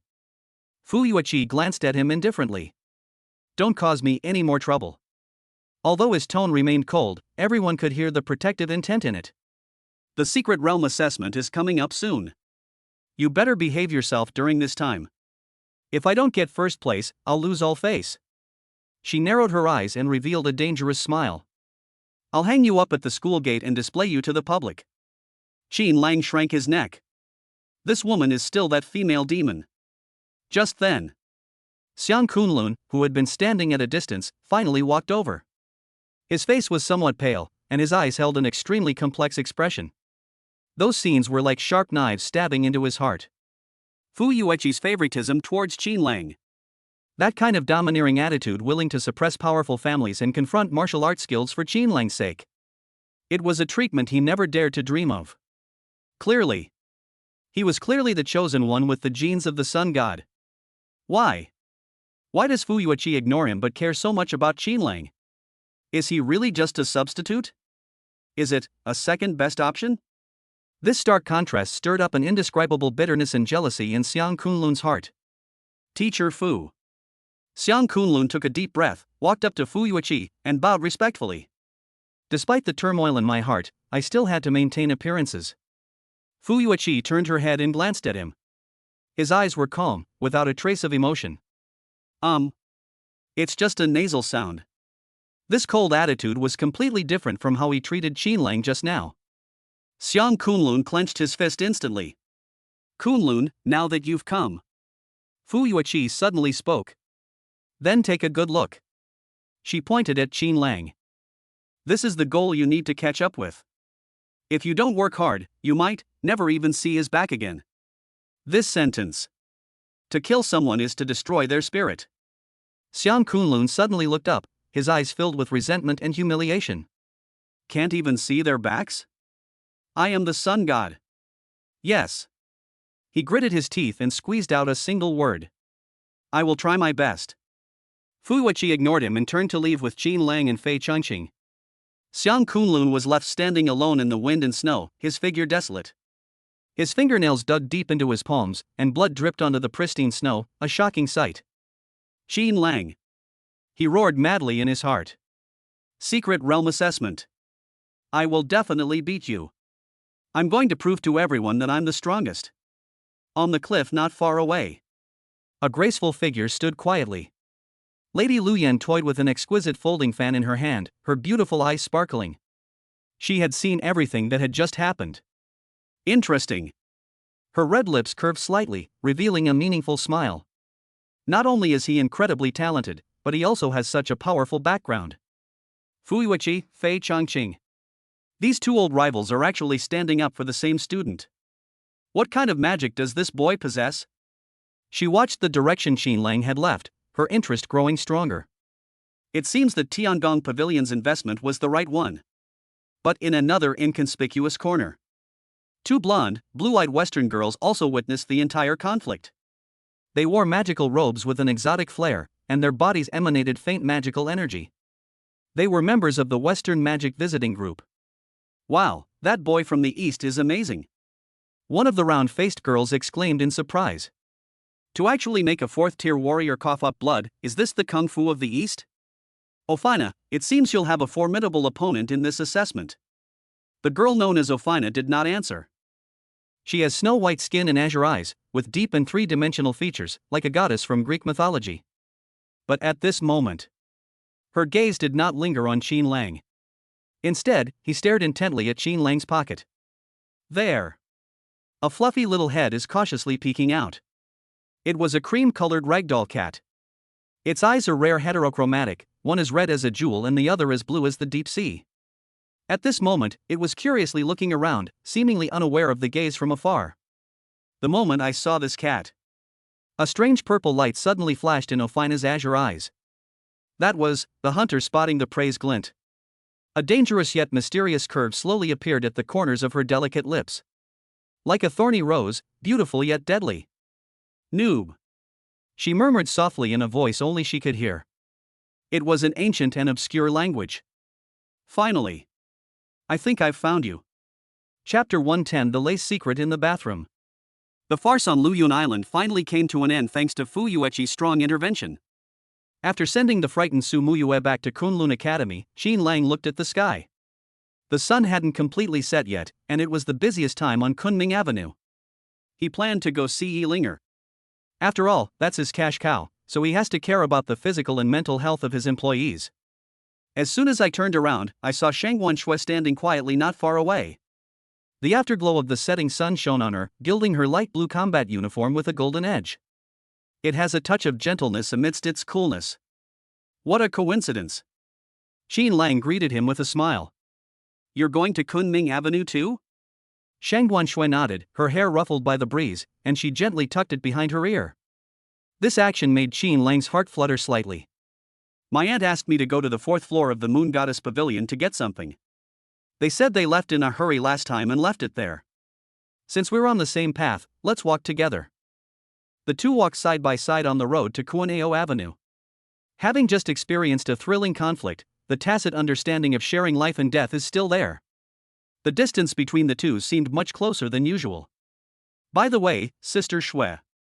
Qin Lang turned his head to look at her delicate profile. What level have you reached in your evergreen sword technique? When cultivation was mentioned, Shangwan Shui became noticeably more talkative. The peak of the 3rd level. I always feel like something's missing, and I can't seem to break through to the 4th level. That means the understanding of continuous life is not yet sufficient. Qin Lang pointed it out incisively. With the formless sword technique returned by the system as a foundation, his skill in swordsmanship had long surpassed Shangwan Shui's by several levels. You should try to feel the life force in the sword energy, rather than simply pursuing sharpness. Like. Qin Lang casually broke off a willow branch from the roadside and shook it gently. The once limp willow branches instantly straightened, making a crisp sound as they cut through the air. Combining strength and gentleness. Shangwan Shui's eyes lit up. She looked at the willow branch in Qin Lang's hand, lost in thought. The secret realm assessment is in 1 week.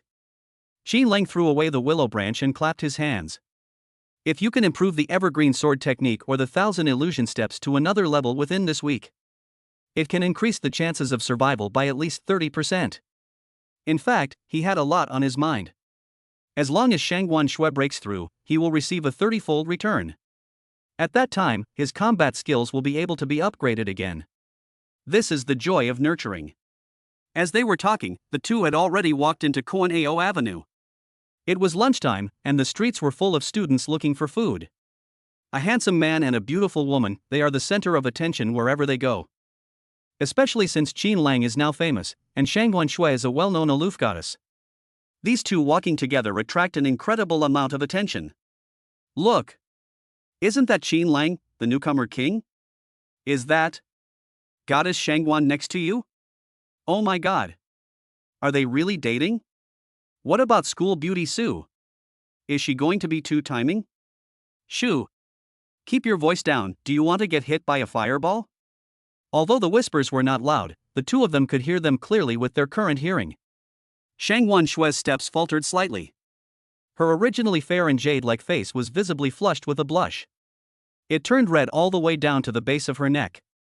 She subconsciously took half a step to the side, trying to create some distance between herself and Qin Lang. But as soon as she made the movement, she felt it was a bit too deliberate. It's like he has a guilty conscience. So he stiffly stopped, not knowing where to put his hands. Qin Lang chuckled inwardly as he watched her flustered appearance. This woman usually acts like an iceberg. In reality, she's incredibly thin-skinned. Arrive! Qin Lang pointed to the Moon Goddess Pavilion in front of him. Ever since Linger took over the 1st floor, this place has been very popular. However, the 4th floor is a private area, and no one usually goes up there. Qin Lang took out his key and opened the side door leading to the 4th floor. Linger is still busy downstairs, let's go up directly. Shangwan Shui nodded, lowered her head and followed behind him, like a wronged little wife. The 4th floor is very quiet. This used to be Shangwan Yan's residence, and it was decorated luxuriously, exuding the fragrance of a mature woman. However, most of the things have already been moved out, making the space seem somewhat empty. I'm going to the restroom to get something. Shang Wanshui pointed to the room inside and quickly walked over. Qin Lang sat down on the sofa in the living room and casually picked up a magazine. Before he could even turn to the first page, a short, terrified scream came from the bathroom. Qin Lang's eyes narrowed. Is there a murderous aura? No, this sound doesn't sound like someone has encountered an assassin, it sounds more like. Did you encounter a ghost? Without saying a word, he transformed into a blur and instantly rushed to the bathroom door. He kicked the door open. What's wrong? There stood the icy goddess who usually didn't even blink when wielding a sword to kill. She was huddled in the corner of the sink, her face deathly pale and her complexion utterly lost. She stretched out a finger, trembling, and pointed to the corner of the wall. Cockroach, cockroach. Qin Lang looked in the direction she was pointing. A mutated cockroach, about the size of a fist, was happily crawling on the tiles, waving its antennae. Qin Lang. That's it? A powerful third-tier gene warrior who has awakened double pupils. Screaming in fright at a cockroach? Isn't this unexpected cuteness a bit too much? Don't be afraid. Qin Lang was both amused and exasperated. He flicked his finger. A gust of wind broke through the air. Puff! The cockroach, which hadn't even had a chance to show its might, was instantly reduced to a pile of dust. Not even a trace was left. Okay, it's resolved. Qin Lang clapped his hands, just about to turn around and leave, wanting to save face for this goddess. However, just as he withdrew his gaze, out of the corner of my eye, I inadvertently caught sight of something hanging on a hook on the bathroom wall. It was a pair of underwear. And these aren't ordinary underwear. It is black and red, and its texture is so light and thin that it is almost transparent. The edges are trimmed with delicate and intricate lace, which, under the warm yellow light of the bathroom, exudes a certain an extremely sexy, yet extremely dangerous scent. Obviously. This is what that vixen Shang Wanyan left behind here. Qin Lang's Adam's apple bobbed involuntarily. That's pretty exciting. Just then, Shang Wanshui also came to her senses. She glanced at the pile of cockroach powder and breathed a sigh of relief. Immediately afterwards, she followed Qin Lang's frozen gaze. I also saw the lace panties hanging on the wall, swaying gently in the wind. Boom! Shang Wanshui felt as if a mushroom cloud had exploded in her head. The color on his face instantly changed from deathly pale to bright red. It was 10 times redder than it had been on the street just now. It looked like it was about to bleed. Of course she knew whose it was. My aunt asked her to come and pick this up. But why did Qin Lang see this? And this happened in a situation where a man and a woman were alone together in a room. In the cramped bathroom space, the air seemed to freeze. That lace panty was like a magical totem, exuding an indescribable ambiguous aura. It spread silently between the two of them. Shang Wanshui originally wanted to go forward, take it off, and put it in her pocket. But his feet felt like they were made of lead, and he couldn't move them at all. Certain unspeakable scenes from the past uncontrollably surfaced in her mind. That night's madness. That kind of touch that sends shivers down your spine. Even, there was the scorching heat emanating from Qin Lang. A surge of heat rose from her lower abdomen and quickly spread throughout her body. Her ear tips were frighteningly hot. Even their breathing became shallow and rapid. She lowered her head shyly, staring intently at her toes. She didn't dare to look up at Qin Lang at all. I'm afraid that if I look up, then the other person will see through your eyes that you can no longer hide. Heart palpitations and panic. Chapter 111 Telepathy. On the 4th floor of the Moon Goddess Pavilion, night was deepening.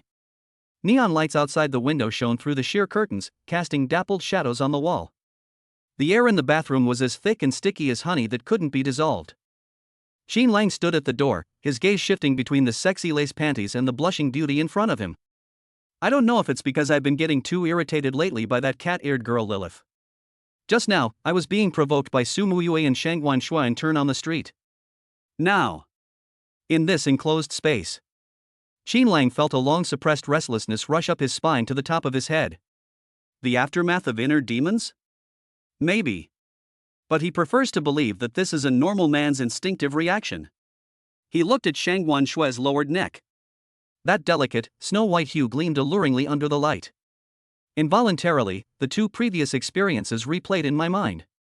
The first time was when she endured humiliation and came to borrow a seat for the sake of her family. Back then, she was like a block of ice, so cold it was heartbreaking. The second time was at the hotel, where Shang Wanyan drugged him. Back then, she was like a ball of fire, so hot it drove people crazy. Both times, Xin Lang was on the defensive. Some were even confused. But this time is different. There are no excuses. There is no medicine. Only hormones were crackling and burning in the air. Xin Lang took a step forward. To Shang Wanshui, those heavy footsteps sounded like they were pounding on her heart. Gulp. She swallowed nervously.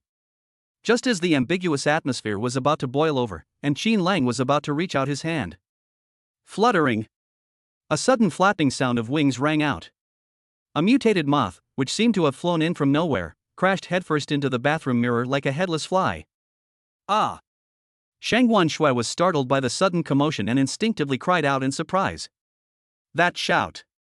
The shout instantly destroyed the emotions Qin Lang had just built up. The enchanting atmosphere vanished completely, like a balloon punctured by a needle. Qin Lang's lips twitched slightly. This is God playing a trick on me? A cockroach came by just now, and now a moth is here? Are we going to have a meeting of rats later? The window isn't closed properly. Qin Lang flicked his finger, somewhat disappointed. A burst of energy shot out, instantly turning the foolish moth into ashes. Then he walked to the window, slammed it shut, and pulled the curtains shut as well. You, put your things away first. Qin Lang didn't turn around, left those words behind, and walked out of the bathroom first. He was afraid that if he stayed any longer, he would really turn into a werewolf. The footsteps faded into the distance. Shang Wanshui seemed to come back to life, and let out a long breath. She patted her burning cheeks and hurriedly took off the lace panties. Like a thief, it was crumpled into a ball and stuffed into the deepest part of his pocket. After straightening her clothes, she took a few deep breaths, trying to restore her usual cool and aloof expression. Only then did he leave the bathroom. In the living room, Qin Lang was sitting on the sofa, toying with a teacup in his hand. Hearing the noise, he looked up. Their eyes met. The tension that had just dissipated inexplicably returned. A lone man and a lone woman. Sharing a room. Moreover, this was done in such an suggestive environment. Shang Wanshui's heart raced again, as if a deer was pounding wildly inside her. That. She stammered, her eyes darting around. I've got the items, I'll head back to the academy now. After saying that, she turned and headed for the door. The way they fled in such a panic amused Qin Lang. Etc. Qin Lang suddenly called out to her. Shang Wanshui paused, her hand just touching the doorknob, but she couldn't press it down. Why are you in such a hurry to leave? Qin Lang put down his teacup, stood up, and slowly walked over. Didn't we just say on the way that your evergreen sword technique is stuck at a bottleneck? It's perfect that no one will bother us right now. How about, we have a talk? This reason is absolutely flawless. Shang Wanshui is currently in the critical period of the third stage of martial arts, combat skill liberation. Consolidating her gene nodes and honing her combat skills are indeed her top priorities right now. And she genuinely admired Qin Lang's extraordinary fighting prowess. With his guidance, I might actually be able to break through. Certainly. Most importantly, in the deepest, most secret corner of her heart. I didn't really want to leave like this. Even staying for just one more minute would be good. Oh well. Shang Wanshui turned around, her voice barely audible, like a mosquito's hum. Practice right here? The living room is big enough, it's sufficient. Qin Lang casually pulled two feather dusters from the decorative shelf next to him. Using an object as a metaphor for a sword, the intention precedes the form. He handed one of them to Shang Wanshui. Come on, attack. The two of them started gesturing like that in the living room. At first, Shang Wanshui was a little reserved. But guided by Qin Lang's exquisite swordplay, she quickly became engrossed in it. Qin Lang used the formless and formless technique from the Formless Sword Manual. The sword is drawn silently, its movements unpredictable. Each exchange of blows pinpointed the flaws in Shang Wanshui's sword techniques. This sword strike is too direct, you need to learn to bend. Too much force here will cause it to break easily. As they practiced, the two were getting closer and closer. In order to help Shangguan Shui better comprehend the endless sword intent, Qin Lang unknowingly walked up behind her. He reached out, wrapped his arm around her waist, and covered her soft hand that was holding a feather duster. "Don't move." Qin Lang's voice was right next to my ear, carrying a warm breath. "Follow my rhythm. This is a pose that is almost like an embrace." Qin Lang's chest pressed against her back, their body heat passing through the thin fabric of their clothes. Shangguan Shui's body stiffened instantly. Her cheeks, which were already rosy from practicing swordsmanship, were now flushed even more. "Don't get distracted." Qin Lang seemed oblivious to anything amiss, holding her hand earnestly and guiding her arm to swing. "Feel the flow of this power." In Shangguan Shui's senses, Qin Lang's hands were large and warm, carrying a reassuring strength. She tried hard to concentrate on feeling the sword intent. But all I could hear in my mind was the sound of the man's heartbeat behind me. Thump, thump, thump. Powerful and rhythmic. Gradually, their breathing rates began to synchronize. Their figures gradually merged during the sword dance. That feeling was wonderful. It was as if they were telepathically connected. The moment Qin Lang conceived of this sword strike, Shangguan Shui's hand had already moved. Shangguan Shui tried to change her move, but Qin Lang's strength had already caught up. Buzz! With the final sword strike, an invisible sword aura shot out from the feather duster. It left a deep mark directly on the opposite wall. "It's done." Qin Lang released his grip and looked at the sword mark with some surprise. The power of this sword strike was even stronger than he had anticipated. However, when he lowered his head and looked at the child in his arms, Shangguan Shui was breathing slightly, with a fine layer of fragrant sweat on her forehead. She turned around and met Qin Lang's burning gaze. Their eyes met. Time seemed to stand still. Shangguan Shui lowered her head shyly, a blush spreading from her cheeks all the way down her slender neck. It resembles a blooming peach blossom. A woman's blush speaks louder than 1,000 words. Qin Lang's Adam's apple bobbed violently. At that moment, the string of reason snapped completely. He couldn't hold back any longer. He pulled Shangguan Shui into his arms, lowered his head, and kissed her fiercely. This kiss was not as gentle as before. It carried a long-suppressed desire, fierce and passionate. Shangguan Shui's body trembled, and the feather duster in her hand fell to the ground with a thud.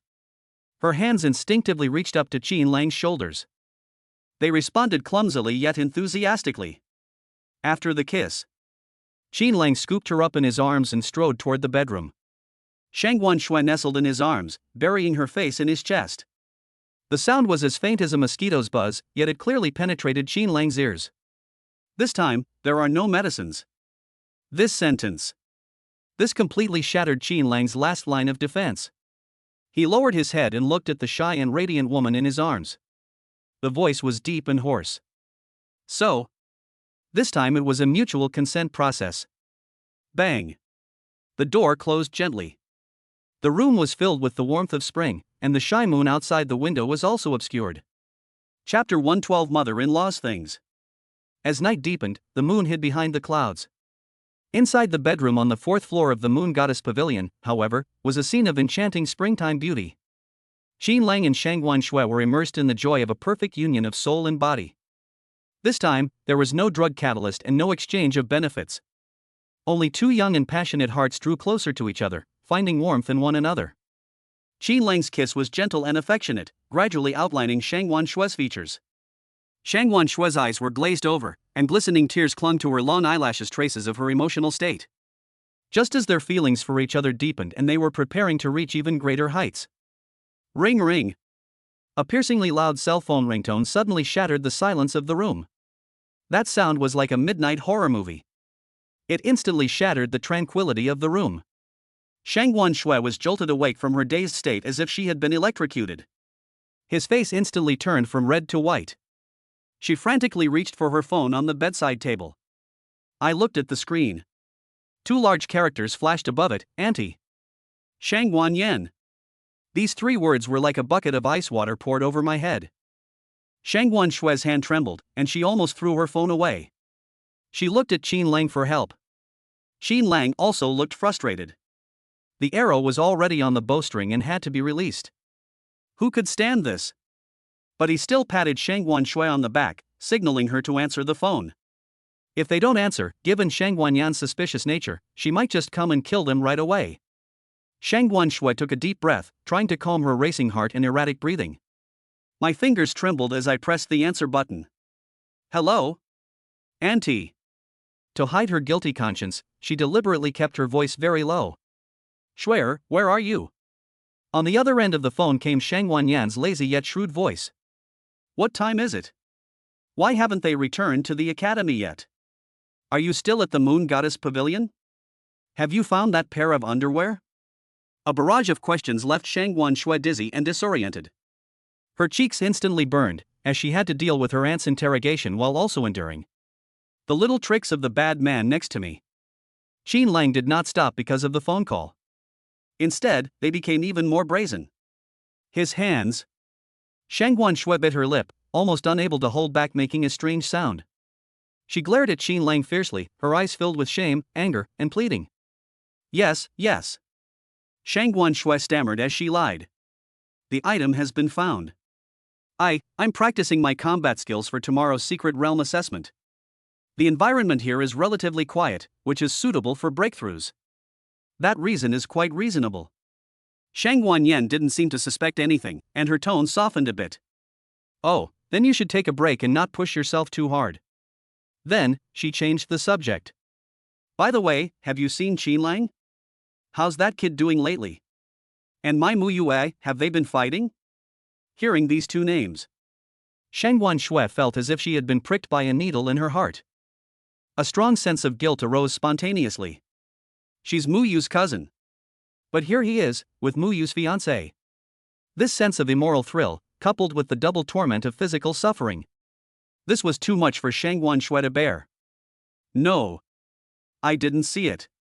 Auntie, I'm hanging up now at this crucial moment. After saying that, she hung up the phone almost as if she were fleeing for her life. Before she could even breathe a sigh of relief, the phone screen lit up again. My aunt was calling again. Shang Guanshui was so startled that her hand trembled, and she decisively pressed the mute button and threw the phone far away. Then, she shrank into the blankets, as if trying to hide herself. Looking at her ostrich-like appearance, Qin Lang felt both amused and sorry for her. He reached out and pulled the person and the blanket into his arms. Okay, it's all right now. Focus. The next day at noon. Sunlight streamed through the gaps in the curtains, falling onto the messy bed. Qin Lang slowly opened his eyes. When I reached out and touched him, there was no one beside me. The warmth of the bed lingers, but the beauty is gone. They ran away again? Qin Lang shook his head with a wry smile.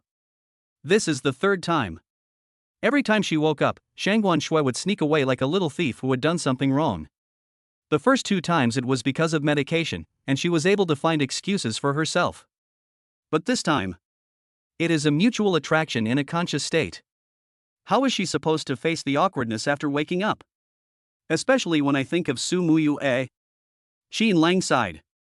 Although in this martial arts era where the strong are respected, it is not uncommon for the strong to have multiple partners.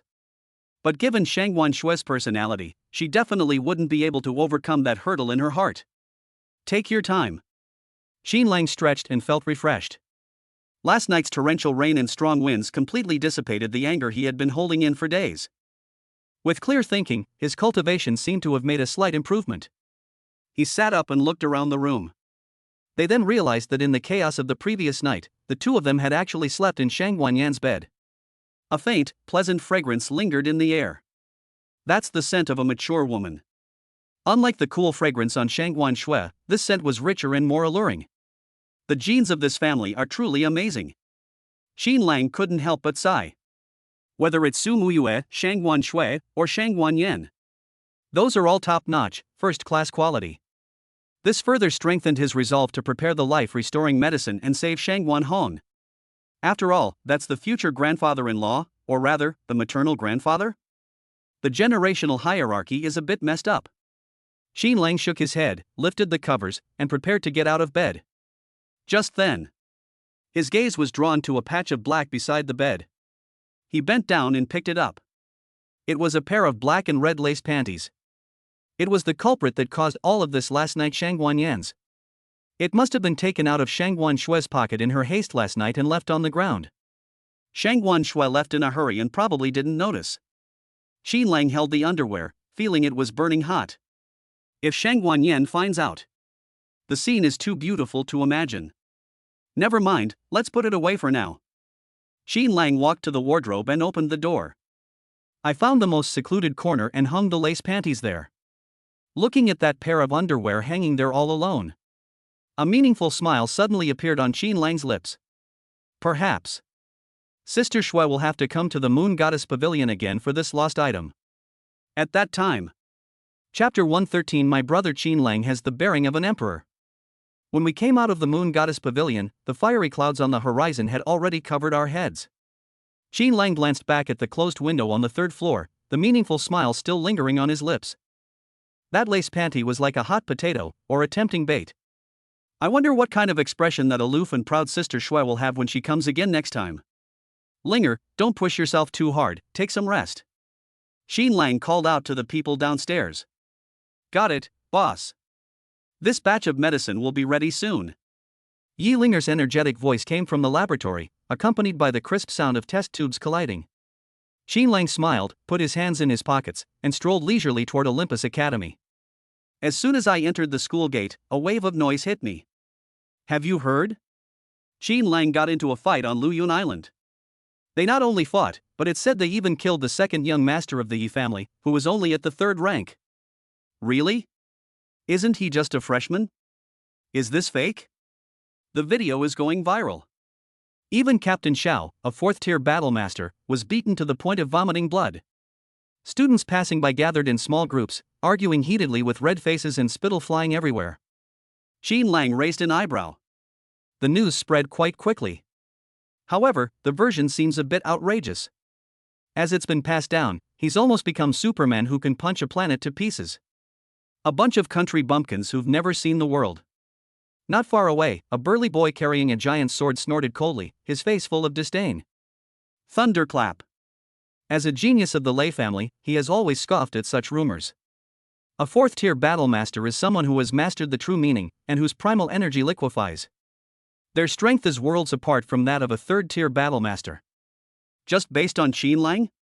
Even if he has dual mythological genes, it's still a pipe dream for him to challenge a fourth-tier opponent. Lei Zhen crossed his arms, his eyes revealing a wisdom that seemed to see through everything. In my opinion, it's most likely due to some one-time use weapon given by Fei Changqing, or Fu Yueqi making a move in secret. Several of his underlings immediately chimed in. Brother Zhen is right. Xin Lang is just relying on his powerful background. His real skills are definitely not as good as Brother Zhen's. Meanwhile, under the shade of the trees on the other side, Feng Rui was squatting on the ground drawing circles when he heard the discussion and looked up. That look in his eyes was incredibly complex. There was both resentment and a sense of resignation, as if one had already accepted their fate. These idiots. He muttered something. You'll know what despair is when that guy tramples you underfoot. Having been through the full force of Xin Lang's relentless attacks, Feng Rui now possesses exceptionally strong mental fortitude. Xin Lang ignored these idle gossips. He walked straight through the crowd toward Olympus Square. Before we even got close, we heard a distinctive loud voice echoing across the square like a broken gong. Back in the day, Xin Lang and I were best buddies, practically inseparable. That was winter, and the mountains were blocked by heavy snow. We went into battle shirtless, fighting hand-to-hand with a group of second-tier alien beasts in the snow. Xin Lang said one thing to me back then. He said, Meng, in this life, we will climb to the summit and look down upon all living beings. I knew it the moment I heard it. My brother, Xin Lang, has the bearing of an emperor. Xin Lang slipped and almost fell flat on his face. What the hell is this emperor-like demeanor? These lines are so embarrassing. Besides, who grew up wearing the same pair of pants as you? We've only known each other for a few months. He squeezed into the crowd with a dark expression. Gao Meng was standing on the edge of the fountain, spitting as he spoke and gesturing wildly. He was surrounded by a group of blonde, blue-eyed, and curvaceous foreign women. Those were exchange students from a Western magic academy. These foreign women had clearly never seen such a boastful Eastern man before, and they listened with great interest, their blue eyes full of curiosity. Oh my God. Really? A foreign woman wearing a low-cut mage robe exclaimed in surprise, the glimpse of her snow-white chest making one dizzy. Of course. Gao Meng patted his chest, his muscular body shaking like waves. Gao Meng, never lie. If I hadn't kept a low profile a bit this time in preparation for the competition, the top spot on the rookie rankings might not have been taken. Qin Lang simply couldn't listen anymore. He coughed and stepped out from the crowd. Cough, cough. Gao Meng was playing his flute with great enthusiasm when he heard that familiar cough, and he shuddered. He turned his head and saw that handsome face, which he both loved and hated, looking at him with a half-smile. Lang. Brother Lang? Gao Meng almost fell off the edge of the fountain.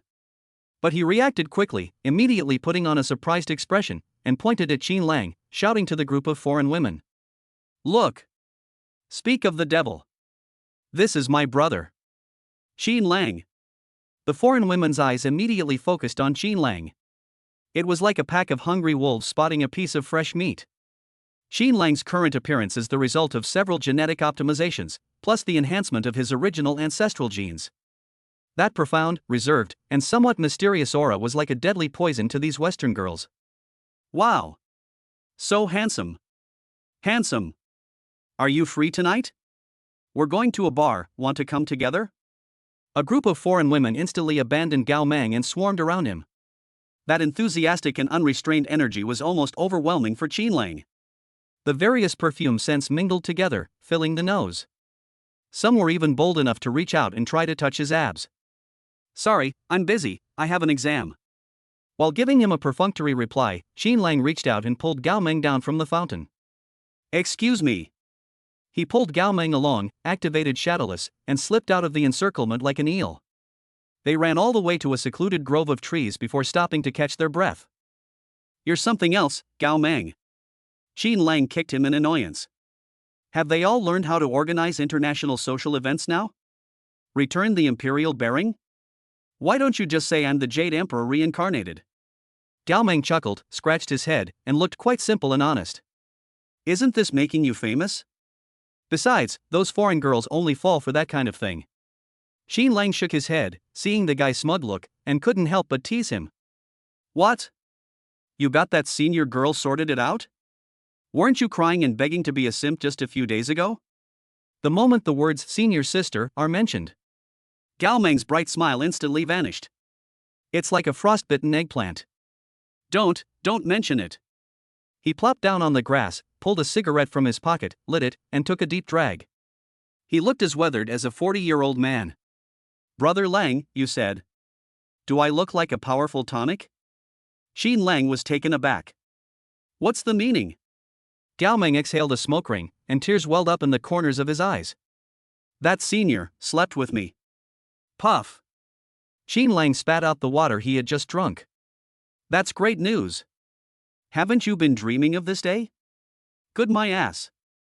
In a fit of grief and indignation, Gao Meng threw the cigarette butt on the ground and crushed it out with his foot. After it was over, she threw 200 yuan at me. She also said I was the 108th person in her stamp album. That's a perfect set of heroes from Liangshan.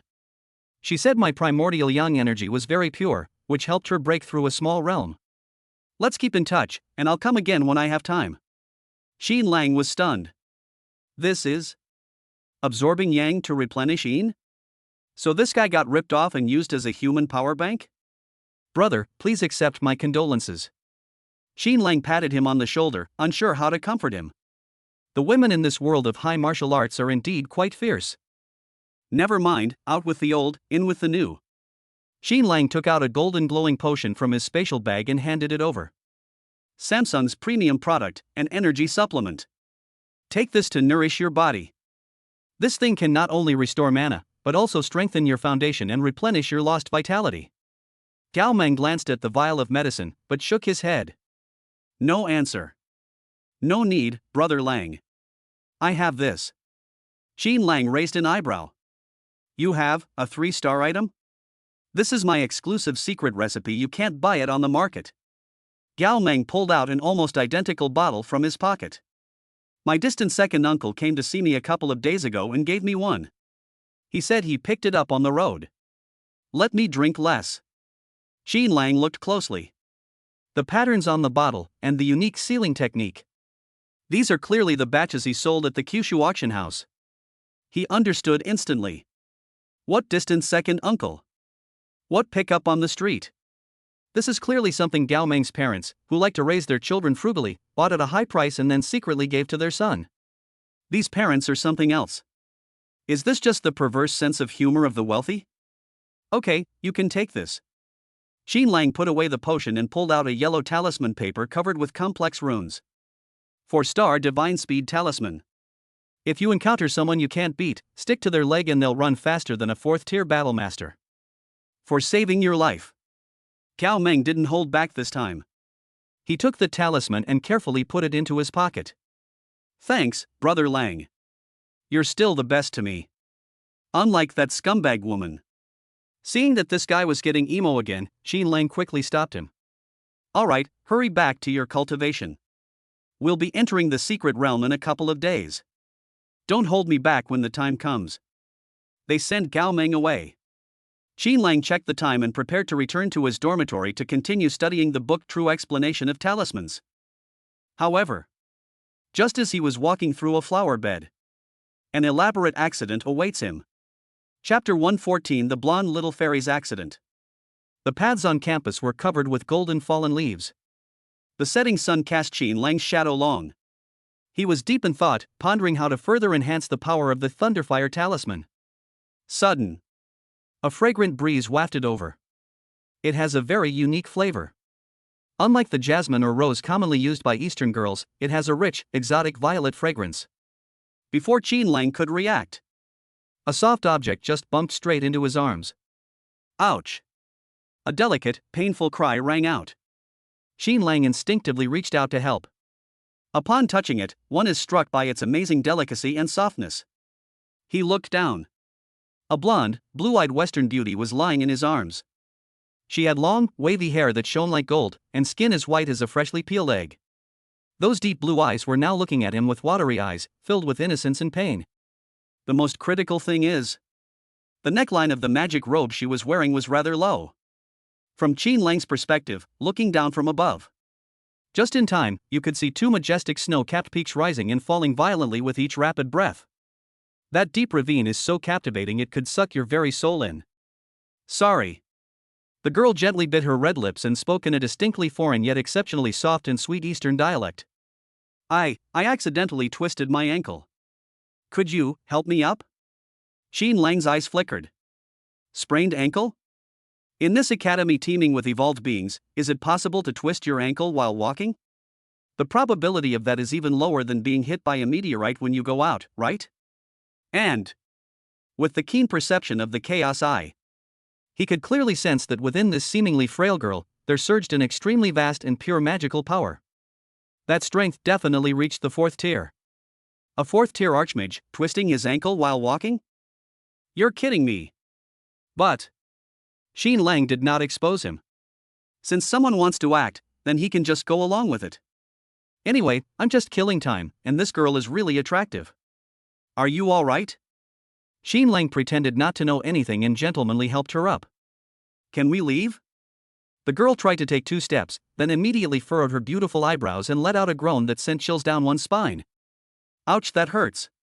No. It seems we can't leave. She looked up, tears welling in her blue eyes, gazing at Xin Lang with a pitiful expression. Excuse me, could you please take me back to my dorm? It's in that building over there, not far. Xin Lang glanced in that direction. That was a villa complex specifically for Western exchange students. Okay. Xin Lang nodded. Then I'll help you across. But, it really hurts. The girl bit her lip, hesitated for a moment, and then, as if gathering her courage, said, Could you carry me on your back? Xin Lang remained silent for 2 seconds. Isn't this a bit too much? But seeing the girl's expression that said, if you don't agree, I'll cry, he finally squatted down. Come on up. A triumphant smile instantly bloomed on the girl's face. That was the smile of a fox who had stolen a chicken.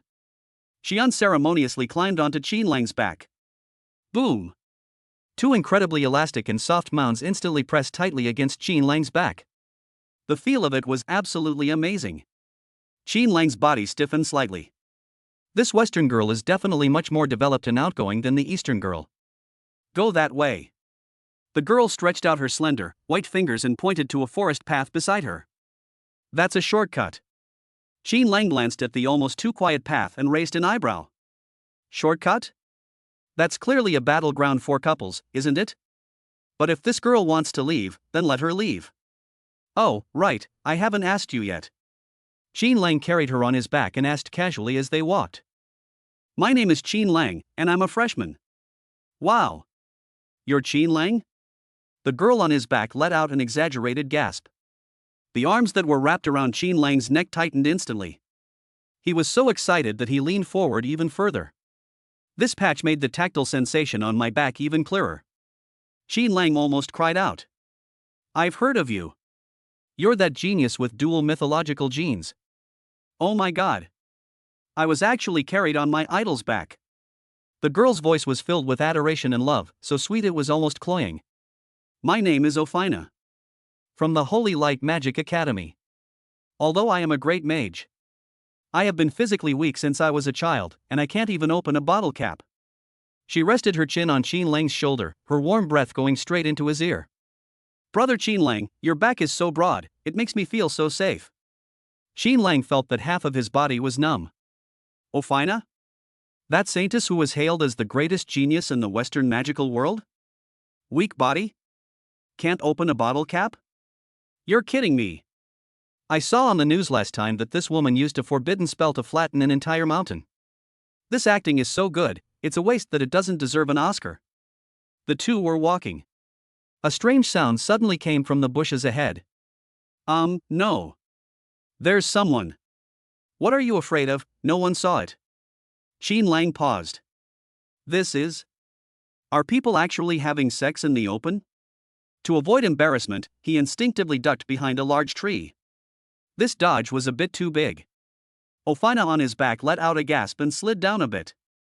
Qin Lang instinctively reached out to support him. This is a favor. Two large hands firmly supported the base of her full, rounded thighs. That warm, delicate touch was transmitted through the thin stockings. Their bodies froze instantly. Ophina's face flushed red to her ears. She pressed herself tightly against Qin Lang's back, her two soft mounds being squeezed out of shape. My heart was pounding like a drum. Meanwhile, from the bushes, that embarrassing sound continued, accompanied by heavy breathing and suppressed groans. In this ambiguous atmosphere, neither Qin Lang nor Ophina spoke. Only the body temperatures of the two individuals were rising. That. After a long while, Qin Lang coughed, breaking the awkward silence. How much longer do we have to drag this out? Chapter 115 Love at First Sight? Or a beauty with a vengeance? The pair of wild mandarin ducks finally finished and left. Qin Lang carried Ophina on his back and fled from that place of trouble as if he were escaping. The two of them barely spoke the rest of the way.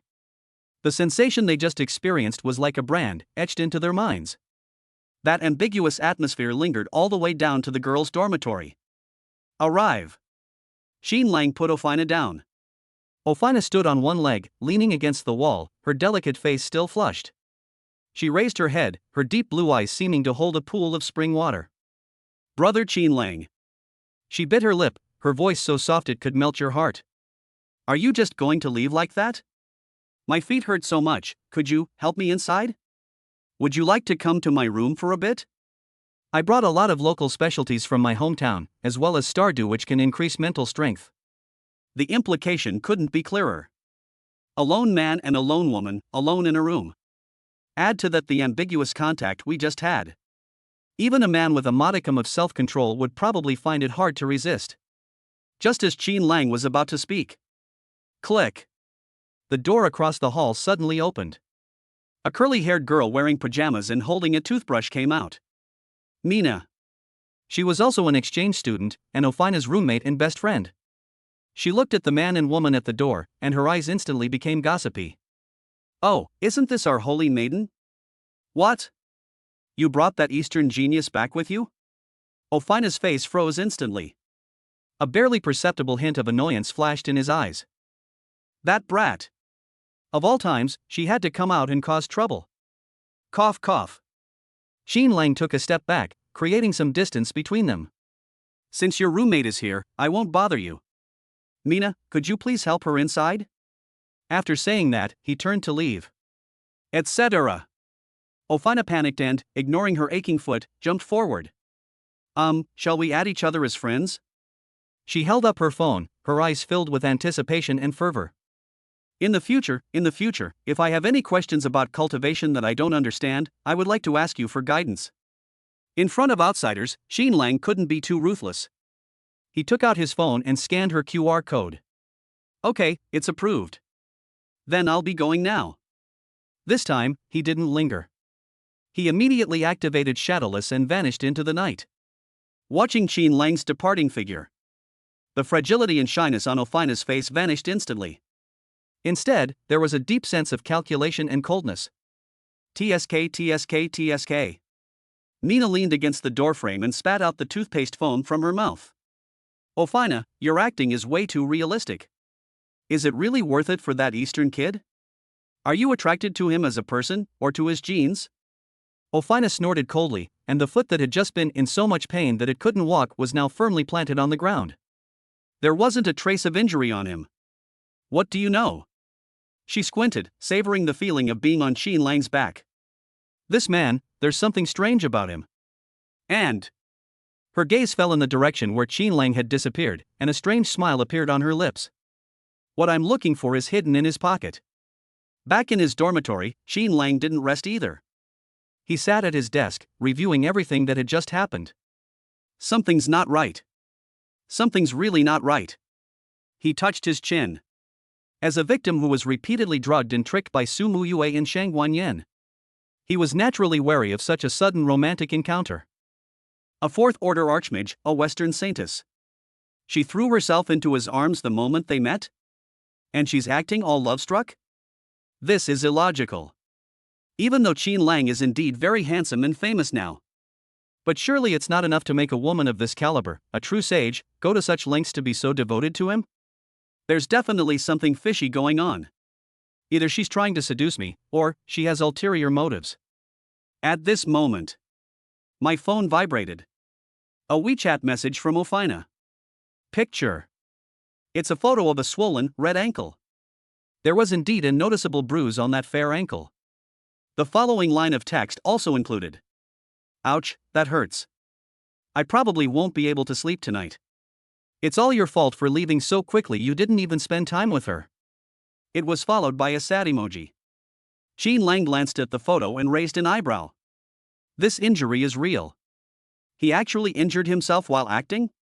This woman is a ruthless character. He didn't reply and simply tossed his phone aside. The next few days, Xin Lang seemed to have vanished into thin air. Aside from going to the cafeteria for meals, I would stay in my dorm room making medicine. With the secret realm assessment imminent, he needs to prepare more trump cards. Berserk Potion can increase strength by 50% for a short time, but the side effect is exhaustion for half an hour afterward. Thunderfire Agent, this is his new invention that combines creation gene. When thrown, it is a high explosive grenade with a paralyzing effect. During this period, news about Ofina came like a bombardment, never stopping. Good morning, brother Xin Lang. The weather is so nice today. What are you doing? I want to go to the library, can you come with me? My foot is feeling better, but it still hurts a bit. Looking for some comfort. Seeing that Xin Lang did not reply, she even sent me a heartbroken emoji. Do you hate me? Why are you avoiding me? This excessive enthusiasm only strengthened Xin Lang's conviction. This is a trap. A scheme targeting him for romantic entanglements. But what is it all for? Xin Lang stared at the table full of medicines, completely baffled. What is it about him that makes the Western saint so attached to him? Dual mythological genes?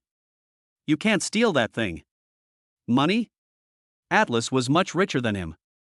Just then, Little White, who had been lying on the bed, stretched and walked over with elegant cat steps. It rubbed against Xin Lang's trouser leg and meowed. A hint of human emotion flashed in those heterochromatic eyes. Xin Lang lowered his head and looked at the cat with a mysterious origin. Sudden. A flash of lightning struck his mind. All the clues came together at that moment. Western, magic, witch. And that night, when Lilith transformed, she mentioned that woman. Qin Lang's pupils suddenly contracted. He scooped up Little White and stared into its eyes. Oh, fine as goal. It wasn't me at all. It's you. Or rather, it's that so-called Princess of Azeroth residing inside you. Chapter 116, An Eye for an Eye, Bounty on the Dark Web. The timing of the magic delegation's arrival was far too coincidental. Just after Qin Lang accidentally used the power of chaos to break the transformation curse on Lilith, this group of Westerners followed closely behind. If this were merely an academic exchange, Qin Lang would be 100% skeptical. Oh, fina. Qin Lang sat in a chair in his dormitory, his fingers rhythmically tapping on the table. That blonde, wavy-haired Western saintess, although possessing the cultivation of a fourth-tier archmage, was clearly not qualified to cast a curse on royalty of Lilith's caliber. That so-called starry sky witch is probably at a frighteningly high level. Ofina may not be the one who cast the spell, but she is definitely a cat-finding team sent by the witch. If only this curse could cramp again. Qin Lang glanced at Xiao Bai, who was fast asleep on the bed, and felt a little regretful. If Lilith could transform again, even for just a few minutes, he could extract a lot of information from that arrogant princess. Ding dong. The communicator on the table suddenly vibrated. Qin Lang picked it up and saw that it was from Luo Fei, the dark web assassin he had let go. It was just a short line of text, yet it carried a chilling aura that sent shivers down one's spine. The employer has added a reward of 20 cubic meters of bioenergy. Several solo stooges ranking high on the dark web have already taken orders. Be careful. 20 cubic meters. That is, 20,000 units. That's a whopping 200 million federal dollars. Qin Lang's eyes narrowed slightly, a dangerous glint flashing in them. The He family is really willing to spend a fortune. To buy his life, the He family must have emptied their coffers, right? Such a large sum of money is enough to tempt many fourth-tier powerhouses who are stuck in a bottleneck and desperately need resources to break through to take risks. Not to mention those desperate criminals who only care about money and not their lives. Taking the hits passively is not my style. Qin Lang sneered and replied to Luo Fei's message.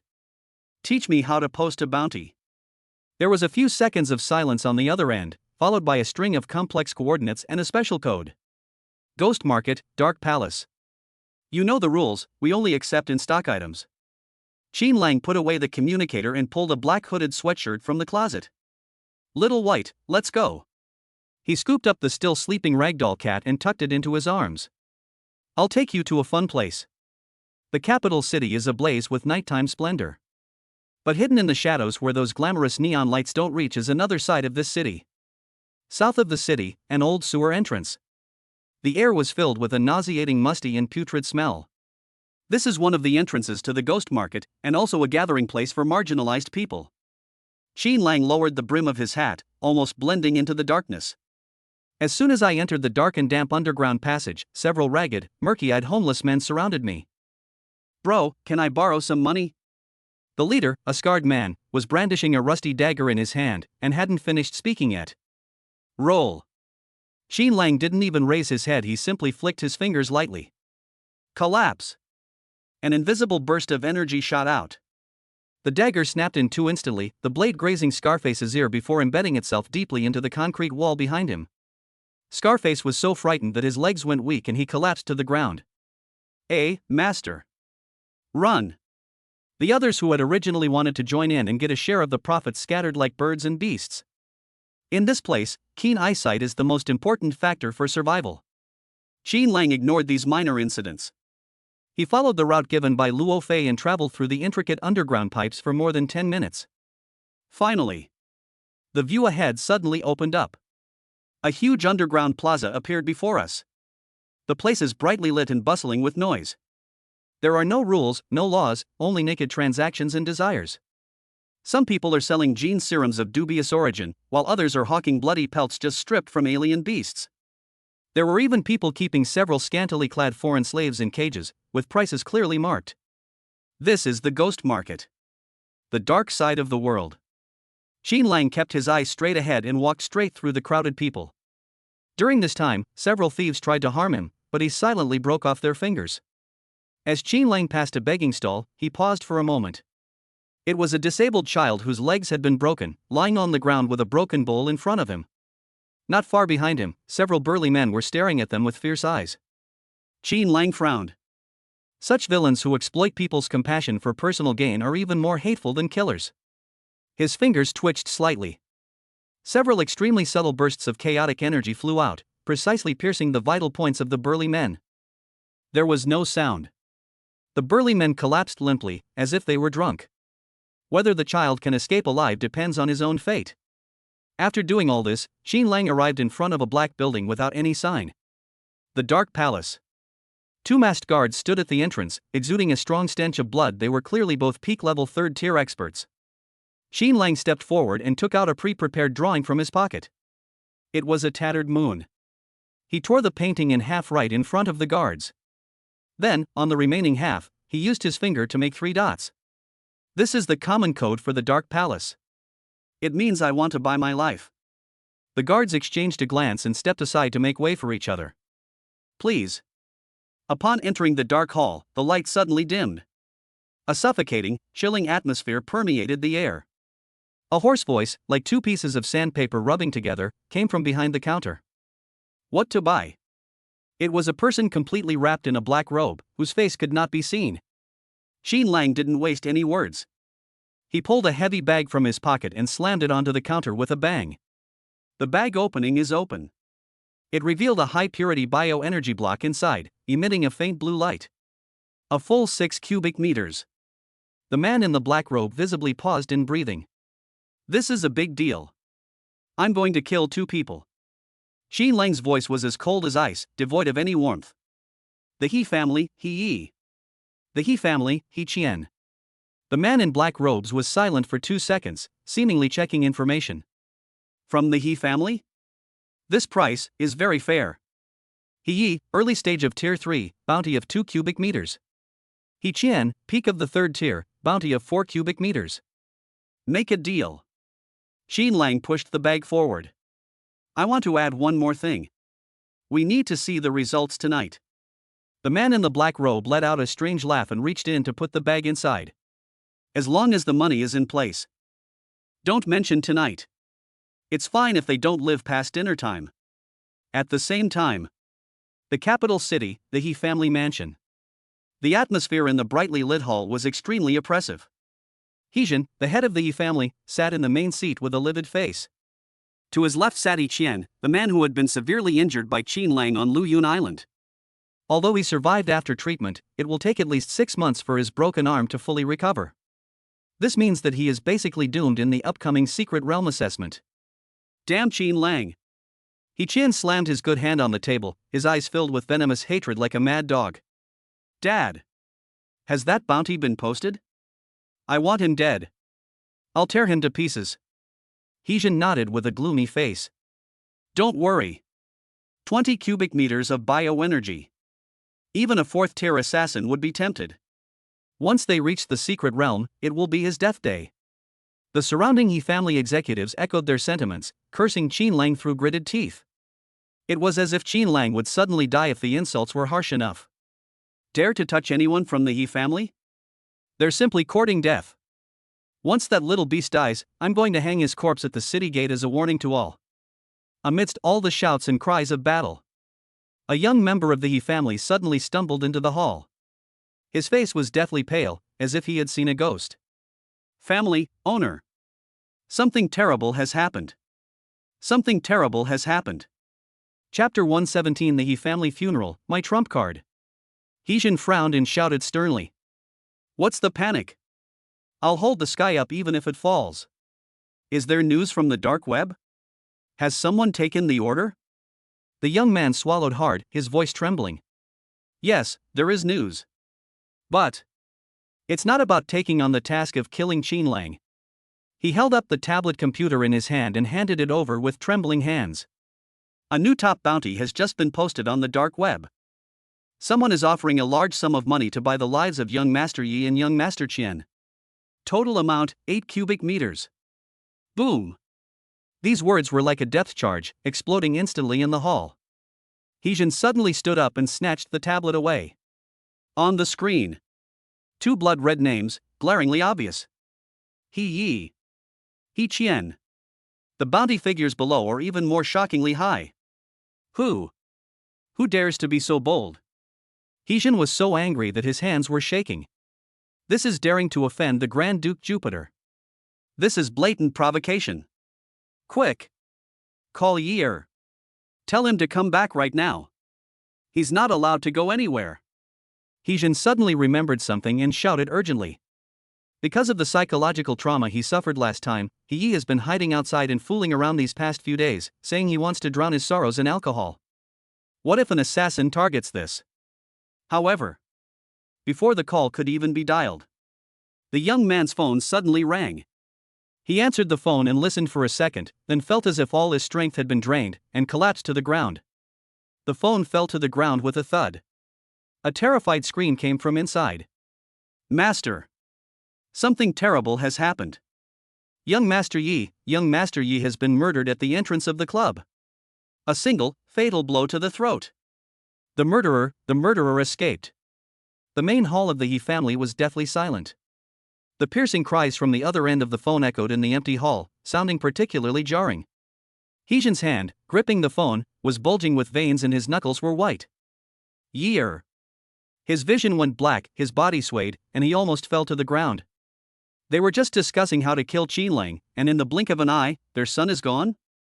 Isn't this retribution coming a little too fast? Dad! Qian exclaimed in surprise and tried to help, but the movement aggravated his wound, causing him to wince in pain. Block the news. Block the news immediately. Heijin, being the head of the family, suppressed his grief and let out a hoarse roar. Get all the hands out there. We must catch the murderer. Also, Qianer, you go into the secret room immediately. That bounty hasn't been lifted yet, and you're a target too. The entire He family was instantly thrown into chaos. Cries, curses, and commands were mixed together. The once magnificent mansion now exudes an indescribable desolation and panic. They tried to kill someone, but were killed instead. The 8 cubic meter bounty is like a Damocles sword hanging over our heads. It made every member of the Yi family feel a chill down their neck. A 4th-tier assassin would truly dare to fight the Yi family to the death for this huge sum of money. Ye's death is the best proof of this. Olympus Academy, Boys' Dormitory. Qinlang sat at his desk, looking at the message from the Dark Palace, a cold smile curving his lips. Task completed 50%. Target, Yi, confirmed dead. The target, Qian, has already hidden in a secret room in the Yi family home, making it impossible to attack him for the time being. They run pretty fast. Qinlang threw the communicator on the table. 6 cubic meters for a life. Although it was a bit expensive, it was worth getting revenge. He, that brat, has provoked me time and time again, and even tried to kill me. Now that he has ended up like this, he has finally gotten what he asked for. As for Qian, you can dodge the first day of the month, but you can't dodge the 15th. Once inside the secret realm, it's like catching a turtle in a jar. Meow. The little white dog in his arms seemed to sense the murderous aura emanating from Qinlang and shifted uneasily. Qinlang composed himself and gently stroked its head. Don't be afraid, we are acting in self-defense. Just then, a series of crisp notification sounds suddenly rang in my mind. Bite. Bound object Yi Linger detected major breakthrough achieved in pharmacist skills. Successfully promoted to 2-star Saint grade gene pharmacist. Cultivation enhancement, energy shaping level 5. Qinlang's eyes lit up. Yi Linger really didn't disappoint him. It's only been a few days, and they've already managed to produce a 2-star holy item? This talent is practically made to crush people. Immediately afterwards, even more exciting sounds are coming. The system's refund mechanism has been triggered. Congratulations, host. You have received a 30x experience bonus from the potion. Your pharmacist level has been upgraded to 5-star supreme. Your elemental cultivation has been upgraded to Tier 3, Level 4 Soul Manifestation Realm. Boom! A warm current flowed through my body. Qinlang felt his mental energy expand like a balloon. The already vast knowledge base was instantly filled with countless recipes and mixing techniques for 5-star potions. 5-star quality. This is a level that even those national treasure level master pharmacists may not be able to reach. This is amazing. Qinlang rubbed his hands together, so excited he could hardly sit still. Improving one's cultivation level is secondary. The key is this 5-star pharmacist's identity. This means that he can finally try to mix that stuff. That was the ultimate weapon he had been planning for a long time, specifically prepared for the secret realm assessment. I was originally thinking of buying some 5-star attack talismans for self-defense. It seems that it's no longer necessary. Self-reliance leads to abundance. Xin Lang took out a pile of rare materials from his spatial bag. Powder from lightning-struck wood, blood from fire dragon lizards, and the extremely rare exploding crystal. These were all items he bought casually while shopping at the Kyushu auction house. Originally intended for Yi Linger to practice on, it has now come in handy. What he was going to prepare was a special combat agent called Thunderfire Agent. Although it's called a medicine, it's actually more like a concentrated high-explosive grenade. Moreover, it's the kind of grenade with enhanced power and triple effects of paralysis, burning, and armor penetration. An ordinary pharmacist can only prepare 3-star level products at most. However, with the help of 5-star top-tier skills and the creation gene, it is truly exceptional. The power of this thing is enough to give even a 4th-tier battlemaster a run for their money. Let's begin. Xin Lang took a deep breath, his gaze becoming extremely focused. The next few days, Xin Lang has entered a state of complete seclusion. Aside from eating and sleeping, he spent all his time holed up in his dorm room making medicine. Sometimes I don't even have time to eat, so I just drink 2 vials of nutrient solution to get by. His earnestness scared Gao Meng away when he came to see him. Is Lang Gu possessed? Gao Meng peered through the crack in the door, his face full of worry. Could it be that the pressure is too much and he's had a mental breakdown? Roll! An angry shout came from the dormitory. Immediately following was a muffled boom. It looked like something had exploded. A burnt smell wafted out. Gao Meng shrank back and quickly slipped away. We can't afford to mess with them. Finally. The evening before the assessment. Xin Lang, disheveled and unkempt, looked up from a pile of discarded test tubes. He was carefully holding a test tube in his hand. The liquid inside had an eerie dark purple color and was constantly bubbling and churning. Occasionally, a tiny arc of electricity would jump across the surface of the liquid. The most amazing thing is, on the wall of that test tube, a dazzling, multicolored halo was clearly visible. 5-star quality. Nearly a holy item. It's done. Xin Lang let out a long breath, his bloodshot eyes unable to conceal his ecstatic joy. This Thunderfire agent encapsulates all his hard work. Its power has been systematically simulated and calculated. This is equivalent to a full-force attack from a 5th-tier expert. Although it's a one-time deal, it's definitely his strongest trump card so far. We've got this thing. Even if Yi Qian hides in a turtle shell, I can still blow him out. Xin Lang put the medicine into a special explosion-proof box. Besides this powerful weapon, he also casually added dozens of 4-star level little Thunderfire weapons. Although its power isn't that exaggerated, it's still enough to give those who want to cause trouble a surprise. Everything is ready, except for the east wind. Xin Lang went to the bathroom to take a shower and cleaned himself up. Looking at the handsome and dashing young man in the mirror, he gave a confident smile. Secret realm assessment. I am coming.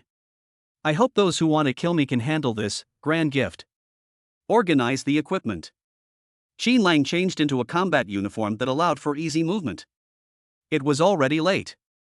But he did not rest. Instead, she took 2 delicate little boxes and walked out of the dormitory building. We're leaving tomorrow. Some things need to be sent out in advance. After all, his 2 confidants also needed some means to protect themselves. Especially Xue Jia, who's all bark and no bite. The assessment for the second-year students this time will definitely be more dangerous than that for the first-year students. I hope she won't be so polite with me anymore. Xin Lang sighed and walked towards the girls' dormitory. Chapter 118A Token before departure.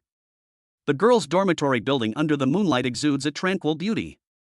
Occasionally, a few girls would come and go, and when they saw Xin Lang standing downstairs, they couldn't help but take a second look and then whisper among themselves.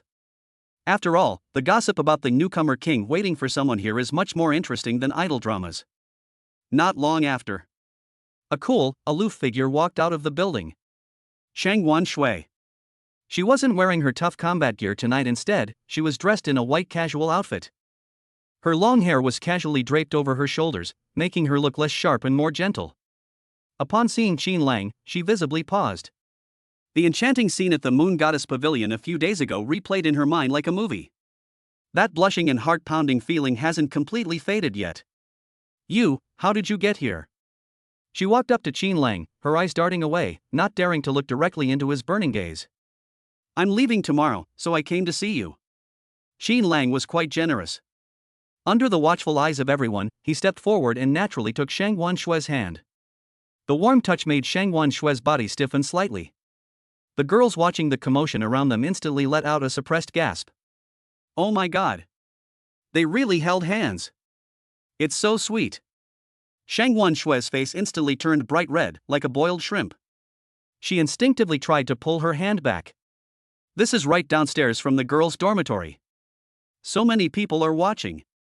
But Qin Lang's grip was very strong, giving her no chance to escape. Don't move. Qin Lang placed a small, cool box into her palm. This is a little gadget I just made these past few days. A 4-star Thunderfire potion, and a few improved versions of the Golden Bell Talisman. Take it for self-defense. Shang Wanshue felt the weight in her palm. She certainly knew how valuable the trinkets Qin Lang mentioned were. Especially the potion. You could feel the violent energy fluctuations inside even through the box. This isn't for self-defense. This is clearly a weapon of mass destruction. Shoo. Qin Lang raised a finger and placed it against her lips. Don't say no. I'll be heartbroken if you get hurt in there. This cheesy pickup line completely stumped Shang Wanshue. She opened her mouth, but in the end, all she could manage was a helpless sigh. No. She put the box away, then hesitated for a moment. Then, as if they had made some major decision, she reached out and untied the necklace she always wore around her neck. It was a very unique necklace. The pendant is a small, reddish gold sword, only an inch long, with extremely fine workmanship and intricate patterns engraved on its blade. This is for you. Shang Guanshui handed the necklace to Qin Lang, her voice slightly strained. This is? Qin Lang took it curiously. It felt heavy in my hand, and it carried Shang Guanshui's body temperature and a faint, cool fragrance. This was left to me by my father. Shang Guanshui's voice carried a hint of nostalgia. It looks like an ornament, but it is actually a special magic weapon. She stretched out her finger and gently pressed it on the hilt of the small sword. Clang! A crisp sword rang out. That crimson gold outer shell was actually just a sword sheath. Inside was a small bronze sword, only the size of a toothpick, yet it exuded a chilling sharpness. This is a disposable item. As long as it is infused with primal energy, it will transform into a sword aura powerful enough to kill a 4th-tier alien race. Although it only has the power to strike once, it can save lives in critical moments. Qin Lang was stunned. Slaying a 4th-tier alien race? This power is probably even more terrifying than his 5-star Thunderfire potion. This is definitely a trump card of the Shangwan family, a family heirloom. She actually just gave it to me like that? This is far too valuable. Qin Lang looked at the necklace in his palm, and a warm feeling welled up in his heart. That silly woman. Even though she herself was going to such a dangerous place, she gave him her strongest life-saving trump card. Take it. Shang Wanshue looked at him with an unusually firm gaze. You're only a freshman, you lack experience, and you're more likely to encounter danger. And. She paused, a blush spreading across her face. This is for you. Remember to pay me back when you come back with the championship. Qin Lang smiled. He didn't refuse again and put the necklace on around his neck. Okay. Since it's a loan, shouldn't you charge some interest? He suddenly leaned close to Shang Guanshue's ear and said in a voice that only the two of them could hear. When we get back, we'll go to the Moon Goddess Pavilion. Shall we practice our swordsmanship? He emphasized the words practicing swordsmanship very heavily. The implications are self-evident. Boom! Shang Wanshue's face instantly turned as red as if it were about to bleed. She recalled the scene from that night when the two of them were practicing swordsmanship with feather dusters, and what followed. You scoundrel! She glared at Qin Lang, embarrassed and annoyed, then turned and ran away. That figure, no matter how you look at it, exudes a sense of panic and disarray as it flees in disarray. He. Qin Lang touched the necklace around his neck, smiling like a cat that had just stolen some cream. To prevent the gossipy girls around me from making wild guesses. He called out to Shang Wanshue's retreating figure. Sis. Slow down. Don't fall. That sister was called out with such confidence and self-assurance. The girls around him immediately gave him an icy look. Oh, it's the older sister. Sha, that's boring. I've won over Shang Wanshue. Qin Lang then rushed to Kunlun Academy without stopping. He met Su Muyue in that familiar lakeside pavilion. This girl isn't that awkward. Upon seeing Qin Lang, he immediately gave him a bear hug. Qin Lang. You finally arrived. I missed you so much. Qin Lang smiled and ruffled her hair, then handed her the prepared medicine and talismans. Don't just think about me, think about how to save your own life too. Take these things. If you encounter danger, don't hold back, just smash it. Su Muyue looked at the pile of things and was moved to tears. Wah, my husband, you're so good to me. I'm sticking with you for the rest of my life. The two cuddled together for a while. Qin Lang reluctantly bid farewell only when it was completely dark. It was already late at night when I returned to Olympus Academy. The street lights on campus were dim and yellow.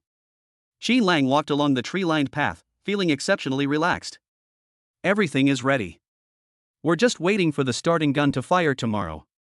Just as he was about to reach the dormitory building, a pleasant voice suddenly came from the shadows beside them. Brother Qin Lang. You're back so late, did you go on a date? Qin Lang paused. That sound. It's all too familiar. That cloyingly sweet tone, yet with an exotic flair. Who else could it be but Ofina? Chapter 119 Fu Yueqi's shock, Qin Lang's trump card. The voice was as soft and sweet as freshly baked cotton candy, with an alluring sweetness. Qin Lang stopped and turned around. Under the dim yellow glow of the streetlights, Ofina stood there gracefully. Instead of her signature magic robe, she changed into a very form-fitting black lace slip dress. Large swathes of her fair skin were exposed to the cool night breeze, and her two long, straight legs were faintly visible through the slit in her skirt. Brother Qin Lang. Ofina walked over, swaying with every step, in her high heels. As she walked, the breathtaking curve of her chest rose and fell like waves. Why haven't you replied to my messages these past few days? She walked up to Qin Lang, her deep blue eyes filled with tears of grievance. Leaning slightly forward, the distance between the two instantly closed to an extremely ambiguous level. A rich, exotic fragrance, mixed with the girl's unique body scent, seemed to come alive and wafted straight into Qin Lang's nose.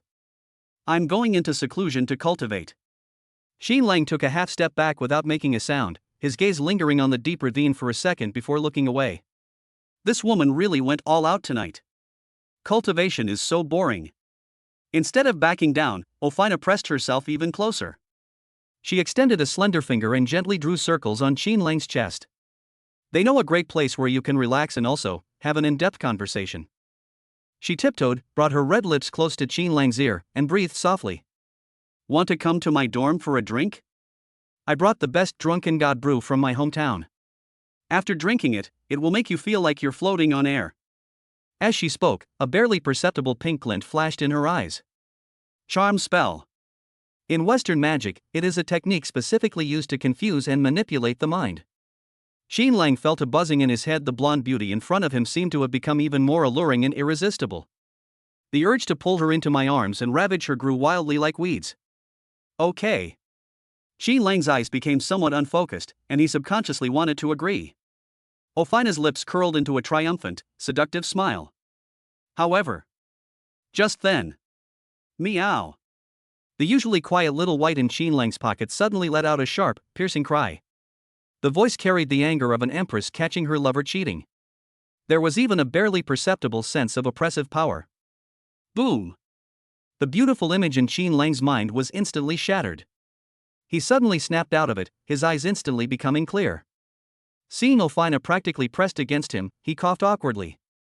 I'll pass on the drinking. I am allergic to alcohol. Ofina's smile froze. Alcohol allergy? You were bragging to Gao Meng yesterday that you could drink 1,000 cups without getting drunk. Brother Qin Lang, do you dislike me? Ofina was unwilling to give up. Her big, watery eyes blinked as if they were about to drip water. How could that be?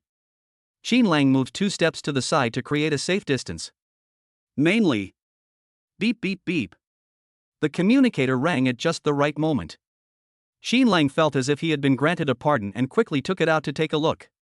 It was sent by Shangwan Shui. Only one short line. No need to go to the Moon Goddess Pavilion tonight, the mentor is here. Sword practice cancelled. Xin Lang raised an eyebrow. Fu Yueqi has arrived? Before he could even put his phone back. Call. A sudden gust of wind swept overhead. An extremely cold aura instantly enveloped the entire tree-lined path. Ofina shuddered, like a cat whose tail had been stepped on, and took several steps back. She looked up in horror. A figure in pure white appeared, like a celestial maiden, suspended in mid-air. Fu Yueqi. She looked down at the two below, her cold eyes sweeping over Ofina. Although she didn't speak, the pressure from that sixth-tier powerhouse made Ofina feel as if an iceberg was pressing down on her chest, making it difficult to even breathe. This is the powerhouse of the East? Ofina's face turned pale, and she instinctively pulled her sundress tighter. Fu Yueqi withdrew her gaze and looked at Xin Lang. What are you still dawdling about? Come with me. The voice wasn't loud, but it carried an undeniable air of dominance. She didn't even wait for Xin Lang to answer. With a wave of his hand, a gentle yet irresistible force swept Xin Lang up and sent him soaring into the sky. In the blink of an eye, the two disappeared into the night. Ofina was left standing alone, shivering in the cold wind. Hateful. Ofina bit her lip, looking in the direction where the two had disappeared, a hint of resentment flashing in her eyes. But more than anything, it was fear. That woman is too strong. Moreover, it seems she has been keeping an eye on Xin Lang. It seems that taking action at school is not an option. She touched her arms, which had just been chilled and were covered in goosebumps, and her gaze turned somber. Then we can only wait for the secret realm assessment. Little White, you can't escape. Olympus Academy, the private training room on the top floor. This is Fu Yueqi's exclusive territory normally, apart from Shangwan Shui, no one is qualified to enter. Bang! Xin Lang was thrown to the ground, and although the force was not great, it still made him stagger. Teacher, why the rush? Xin Lang steadied himself and patted his backside with a hint of helplessness. I haven't eaten yet. Fu Yueqi turned around, ignoring his complaints. With a casual wave of her hand, the training room door slammed shut, activating all the arrays. Bring out your sword. Xin Lang was taken aback. Now. Stop talking nonsense. Fu Yueqi found himself holding a wooden sword. The secret realm assessment is no child's play. That's a real battlefield, people will die there. Although you have dual mythological genes, your practical combat experience is too poor. Tonight, I'll suppress my cultivation to the 3rd level and give you some pointers. If you can even touch the hem of my clothes, you win. Xin Lang's eyes lit up. A 6th-tier powerhouse personally fed him a move? Such a good thing is hard to find even with a lantern. Then I won't be polite. Xin Lang drew the shadowless sword from his back with a backhand motion, and his demeanor instantly changed. He went from being nonchalant to showing his sharp edge. Take this. With a stomp of his foot, his figure vanished like a ghost. The shadow vanishes. The next second, he appeared behind Fu Yueqi and thrust his sword into her back. This sword strike was swift, accurate, and ruthless. There's nothing fancy about it. However, Fu Yueqi didn't even turn her head.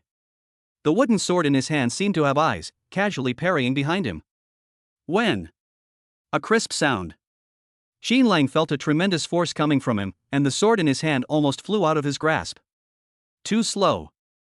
Fu Yueqi's voice rang out softly. Immediately afterwards, the wooden sword, like a venomous snake spitting its tongue, instantly struck Xin Lang's wrist. Smack! A sharp pain shot through Xin Lang's hand, causing it to go numb, and the shadowless sword clattered to the ground. Is this all the power you have? Fu Yueqi turned around, her eyes filled with disappointment. All strength and no method. If it were a life or death battle, you would have died 3 times already. Xin Lang rubbed his wrist and picked up the sword from the ground. The fighting spirit in his eyes not only did not diminish, but burned even brighter. Again. The next few hours, the training room was filled with the sounds of wooden swords striking each other, as well as Xin Lang's gasps of surprise. Charge after charge. He was knocked down time and time again. But Xin Lang is like an unkillable cockroach. Every time he falls, he gets up even faster. And Fu Yueqi was surprised to discover This kid's rate of progress can only be described as monstrous. At first, he couldn't even withstand 3 moves. But gradually, he was able to withstand 5, 10 moves. He was like a dry sponge, frantically absorbing the experience of battle. That instinctive anticipation of danger, that on-the-spot adaptability to moves. Even Fu Yueqi, a seasoned veteran, felt a slight unease. Smack! Another clash. This time, Qin Lang was knocked back more than 10 steps. However, the sword in his hand left a shallow scratch on Fu Yueqi's sleeve. Although it was just a small tear in the fabric. But, he ran into it. Fu Yueqi stopped what she was doing, staring at the tear in her sleeve, a look of undisguised shock flashing in her eyes. Just a few hours. From being unilaterally slaughtered to being able to gain an advantage against this 6th-tier powerhouse who suppressed his cultivation. This talent. This is simply unheard of. All right. Fu Yueqi sheathed her wooden sword and tried to make her voice sound calm. That's enough for today. She feared that if the fight continued, she would be forced to use even higher level powers. That would be so embarrassing. Here, take this. She casually tossed Qin Lang a warm, smooth jade pendant. It's for self-defense. It can withstand a full-force attack from a 4th-tier opponent. Go back and get some rest. Tomorrow is the assessment. She paused, then gave Qin Lang a deep look. Don't embarrass me. Qin Lang took the jade pendant and grinned. Don't worry, teacher. I've reserved first place. Watching Qin Lang's departing figure, Fu Yueqi stood there, motionless for a long time. Until the training room door was completely closed. She let out a soft breath and looked down at her hands. That sword strike just now. If she hadn't used a tiny bit of spatial power at the last moment. I am afraid. Monster. She murmured something to herself, but a stunning smile curved her lips. Back in the dormitory. Qin Lang did not rest immediately. He took out the necklace that Shangguan Shui had given him, the small red gold sword, from his spatial bag. This thing. He played with the small sword in his hand, and could feel the terrifying sharpness contained within it. If I combine it with my chaos primal energy. Qin Lang's mind raced. A wisp of hazy, chaotic power slowly flowed into the sword through his fingers. Buzz. The small sword emitted a clear, ringing sound.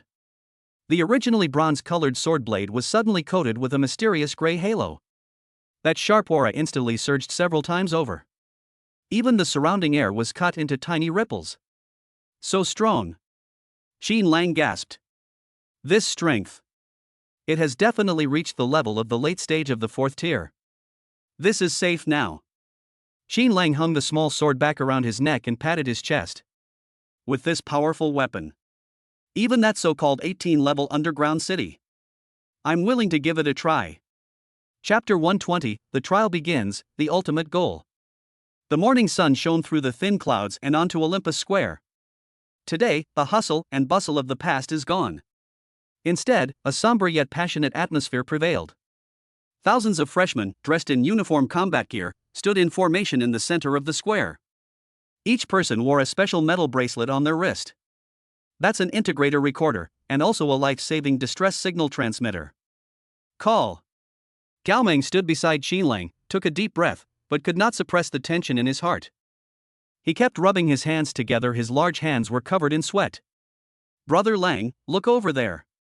He nudged Qin Lang with his elbow and said in a low voice. That's the Marriott Academy's formation. Qin Lang followed his gaze. On the other side of the square, a group of well-dressed and well-equipped students were gathered together. Their combat uniforms were clearly specially made, shimmering, and their defensive capabilities were obviously impressive. Even more outrageous is the weapons these people were holding and hanging on their waists were all 3-star or higher. Some of them even carried heavy individual energy cannons on their backs. It's practically a mobile arsenal. Wow, that's the power of money. Qin Lang smacked his lips. In contrast, the students at Olympus Academy had much more meager equipment. Most people were still carrying the standard weapons issued by the school. I heard that the leader's name is Wang Tang. Gao Meng pointed to the boy at the very front of the Marriott Academy formation. It's that one with dyed yellow hair. It said that his family spent tens of millions just on buying him 4-star energy talismans for this assessment. Is this supposed to be an exam? Or is it just a free-for-all? Qin Lang glanced at Wang Tang. He certainly had the air of a nouveau riche, arrogant and conceited. Don't panic. Qin Lang patted Gao Meng on the shoulder, his tone indifferent. Good equipment does not mean strong strength. If you encounter real danger, even the best equipment can't save a coward. Besides, he touched his bulging spatial bag. Comparing who's richer? Qin Lang is now a true member of a wealthy family. Just then, a deep rumble came from overhead. The once bright sky suddenly darkened. A huge shadow fell over the entire square. Everyone looked up and gasped in amazement. They're here. Dozens of massive troop transport airships, like steel behemoths, slowly broke through the clouds and landed above the square. The sides of those airships were emblazoned with the golden emblem of the Yanhuang Alliance, which gleamed in the sunlight. Board! With the instructor's command, the students began to board the airship in an orderly fashion. The airship has a very large interior space, enough to accommodate hundreds of people. The bulkheads around the cabin became transparent after takeoff, allowing everyone to clearly see the view below. As the airship slowly ascended into the air, the entire capital city is laid out before you. Those islands suspended in the air, those flying cars shuttling between buildings. And in the distance, there's that enormous energy shield that stretches to the sky. This scene was so spectacular it was breathtaking. Pedestrians on the ground stopped and looked up at the scene with envy and awe in their eyes. This is the evolved being. This is the hope for humanity's future. The airship weaved through the clouds, speeding towards the wilderness outside the city. The atmosphere inside the cabin gradually became more lively. Hey, have you guys heard? A boy wearing glasses pushed up his glasses and said mysteriously.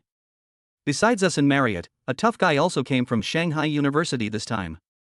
It is said that he is a genius who has awakened the crystal sacred heart and is naturally immune to all inner demons and illusions.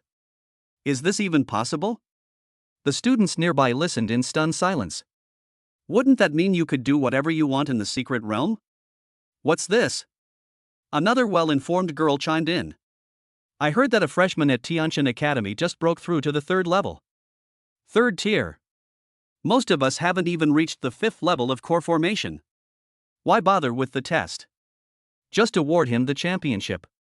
Everyone's spirits immediately plummeted. In this era teeming with extraordinary talents, ordinary geniuses can only become mere supporting characters. Cut.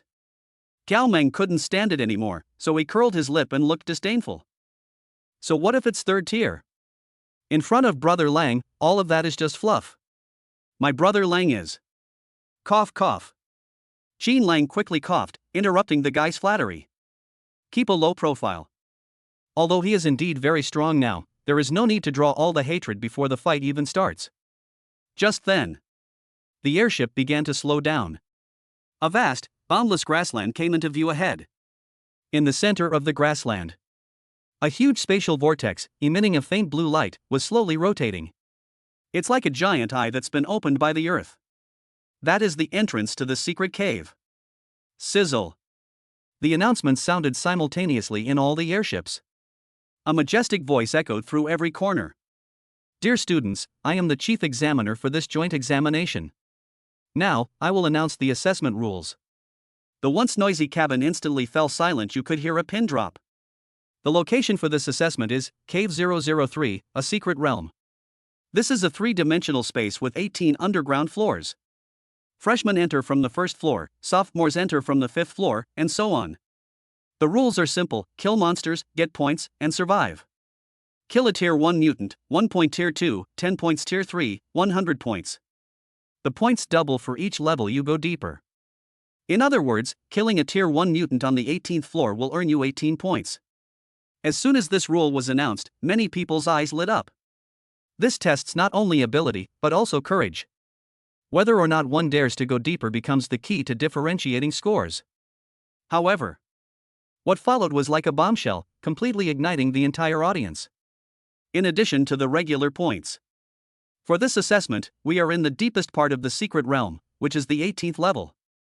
A grand prize has been placed here. The chief examiner's voice rose a few decibels, carrying a seductive tone. There is an abandoned underground city there. In the center of the city, there is a signal tower. Who can destroy the signal tower and obtain the secret core on it? Not only can you directly obtain 10,000 points, You will also receive a mysterious reward, far exceeding the value of the Heavenly Dao Talisman. Whoosh! The airship erupted into chaos instantly. 10,000 points. This basically means they've secured the championship. Not to mention the mysterious reward that far surpasses the Heavenly Dao Talisman. The Heavenly Dao Talisman is already a life-saving artifact. Is there anything more precious than that? What level of treasure must that be? Everyone's breathing became heavy. Even those who were originally just trying to get by now had burning ambition in their eyes. Xin Lang sat by the window, looking at the huge blue vortex. Instead of getting excited, he frowned slightly. 18th floor. Dungeon. This sounds like a trap, doesn't it? Chapter 121 The Secret Realm of the Underground Cave, Hell Mode from the start. The allure of 10,000 points is simply too great. Inside the airship, the group of spirited young students were like they'd been injected with adrenaline, all yelling and clamoring to rush towards the 18th floor. Charge! Charge! Charge! Don't let anyone stop me. As long as I get that core, I can be directly admitted to Kunlun Academy. What third-tier expert, what genius from Shanghai, they're all nobodies in front of these 10,000 points. However, this fervor did not last long. Soon, some clear-headed people realized what was happening. Wait, the 18th floor? One student's face turned pale, and he swallowed hard. Following the pattern that the monsters become stronger with each subsequent level. Could there be 4th tier, or even 5th tier mutants on the 18th floor? These words instantly dampened the previously excited atmosphere in the cabin, as if a bucket of cold water had been poured over it. A deathly silence. Yes. If the first level is a tier 1 mutant, then the 18th level. Is this person going to take an exam or to deliver food? Okay, let's all go. Gao Meng also looked dejected and slumped in his seat. This is clearly intended for the juniors and seniors. We freshmen are lucky if we can even make it to the 5th floor. Want to go to the 18th floor? Dream on. Really? The journey from the 1st floor to the 18th floor is frighteningly long. Not to mention the countless alien species blocking their way along the way. Even if you have the ability, you don't have enough time. This is like a pie you can see but can't eat. Xin Lang remained silent. He leaned back in his chair, his fingers tapping lightly on his knees. My mind was racing. That Blondofina said that something unexpected happened in the secret realm this time, and experts above the 4th rank can't enter. In other words, the level of the monsters inside should be limited to around the peak of the 3rd tier. And then there's that grand prize. A playful smile curved Xin Lang's lips. Since there's a limit, that means he has a chance. And it's a huge opportunity. Although he was a freshman, his starting point was low. But he has the shadowless technique and the ability to fly on a sword. When it comes to speed, who can beat him? I want this award. He silently set a goal in his heart. Just then, the airship was already hovering above the huge blue vortex. The hatch opened. A strong wind rushed in, making it impossible to open one's eyes. Down. The instructor gave the order. The students jumped down like dumplings being dropped into a pot. Xin Lang also stood up and tidied up his equipment. He glanced at Gao Meng, who was still sighing beside him, and smiled. Let's go, don't think about it too much. Survival is the priority. The two of them leaped into the air, passing through that layer of dark blue light. A dizzying, weightless sensation washed over me. When Xin Lang opened his eyes again, he found himself in a vast underground cave world. The space here is terrifyingly high, with countless luminous minerals embedded in the dome, illuminating the entire world as bright as day. The ground was covered with all sorts of strangely shaped plants, colorful and eerily beautiful. This is the secret realm of the underground cave? After landing, Gao Meng looked around curiously. It doesn't look that scary. She's quite pretty. It was not far from him. A little white rabbit with long ears is grazing under a giant mushroom. They look harmless, even a little cute. Wow! What an adorable bunny! In the group, a girl saw the rabbit and her girlish heart was instantly stirred. She couldn't resist walking over and reaching out to touch it. Don't move! Xin Lang suddenly shouted. In his chaotic eyes, the cute rabbit was now radiating a thick, bloody red light. But it was too late. Just as the girl's hand was about to touch the rabbit, the little white rabbit, which was originally only the size of a palm, suddenly let out a roar like a wild beast. Roar! Its body instantly swelled, its muscles bulged, and its size increased dozens of times. The originally pink three-lobed mouth split open, revealing a mouthful of serrated fangs. It took a bite out of the girl's head. Ah! The girl was so terrified that she froze on the spot. Blood was about to spill on the spot. Die! A flash of light appeared. Qin Lang raised his hand and unleashed an instant fireball. Boom! The dark red fireball struck the giant rabbit precisely into its mouth. A muffled thud. The giant rabbit that was just acting so fiercely had its head blown into a mushy mess. The massive corpse crashed to the ground, twitching a few times. The entire room fell silent. Everyone was stunned by this sudden turn of events. The girl collapsed to the ground, trembling all over, her pants soaked. Wake up, everyone! Qin Lang withdrew his hand and coldly surveyed the crowd. This is a secret realm, not a zoo. Anything here could kill you. Even if it's just a rabbit. This harsh lesson instantly brought all the new students to their senses. The relaxed atmosphere vanished completely. Instead, there was a deep sense of fear and vigilance. This is the real test. The game starts in hell mode. After confirming that Gao Meng's team was already on guard and capable of protecting themselves, Qin Lang did not linger. They're gone. He patted Gao Meng on the shoulder. I'll go ahead and scout the way. After saying that, he made a sword incantation with his fingers. Rise. The flowing cloud shadow sword behind him was instantly drawn and hovered beneath his feet. Qin Lang leaped into the air, stepping onto his sword. It transformed into a streak of light and sped towards the depths of the cave. In the air, Qin Lang felt the whistling wind in his ears and was in an extremely pleasant mood. But he did not let his guard down. Because he had only flown a short distance when he heard a burst of dense wing beats ahead. A dark mass of shadows, like a dark cloud, was sweeping towards him. That is... Sparrow? No. Those were a flock of mutated sparrows, the size of eagles, with claws and teeth as sharp as knives. There are at least 1,000 of them. Good timing. Qin Lang not only didn't dodge, but instead went to meet him. Fireball. Rapid fire. Puff puff puff puff. Dozens of dark red fireballs shot out from his hand like machine guns. At the same time, a dozen or so invisible flying swords hovered around him, slaying any that managed to escape. Boom boom boom. A series of dazzling fireworks exploded in the sky. Countless charred corpses fell like rain. Qin Lang was like a god of death, carving a bloody path through the flock of birds. This is what they call an assessment? He casually cleaved a sparrow that pounced on him with a single sword stroke, and his chaos eye swept across the ecosystem below. Something's not right. The distribution of these monsters is too dense and too regular. These rabbits and sparrows have an extremely high reproductive rate. Rather than calling it a wild monster, it's more like captive feed? Qin Lang looked into the deeper darkness, a glint of light flashing in his eyes. If it's animal feed, those are kept inside. What kind of behemoth is it? Chapter 122. Hell is empty, all the devils are here. Hello? Can you hear me? Qin Lang tightened his grip on the communication talisman slightly. Only a faint spiritual light flickered on the talisman, accompanied by a piercing sizzling sound. The signal is completely cut off. It seems that each of these 18 underground caves has its own independent spatial laws. Qin Lang put away the communication talisman, his brows furrowing almost imperceptibly. Su Muyue and Shangguan Shui should both be in their respective areas now. Although he was a little worried about his naive and innocent fiancée, he thought about how the girl was covered in the life-saving talismans he had given her. Even that battle suit was top of the line. As long as she doesn't do anything reckless, she can even fight a fourth-tier alien race head-on. Let's get down to business first.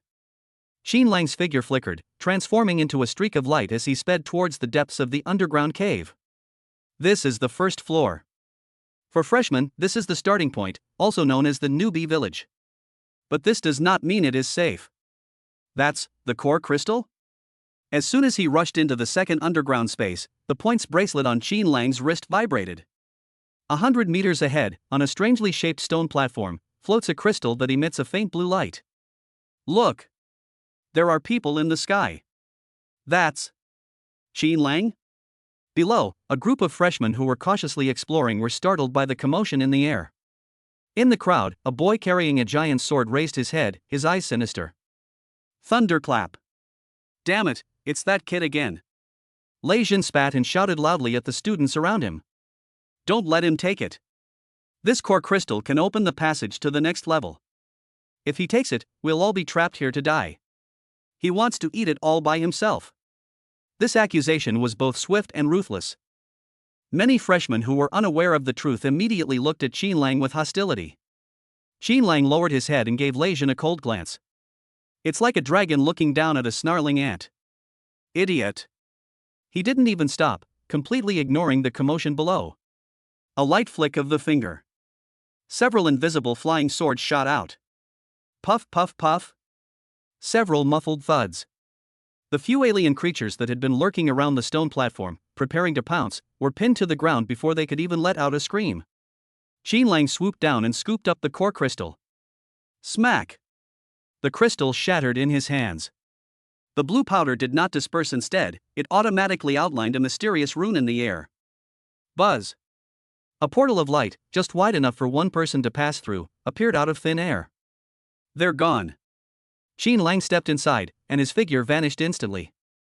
All that was left was a group of freshmen, bewildered in the wind, and Lei Jin, who was jumping up and down in anger. The second layer. No other students have set foot here yet. It was eerily quiet.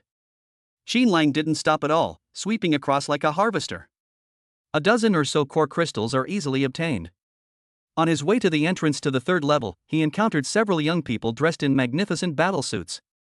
People from Marriott Academy. That is, the so-called rich second-generation group. The two looked at each other from several dozen meters apart. There was no communication, only wariness. Then, we passed each other by. In this place full of unknowns and dangers, preserving one's strength is the best policy. The third layer. Qin Lang tried to contact Shangguan Shui again. It was still the same frustrating busy signal. He grabbed a second-year college student who was being chased around by a strange beast and asked him about Shangguan Shui's whereabouts. I didn't see it, boss. The student turned pale with fright. This place is so vast, with thousands of underground caves. Where are we supposed to find one?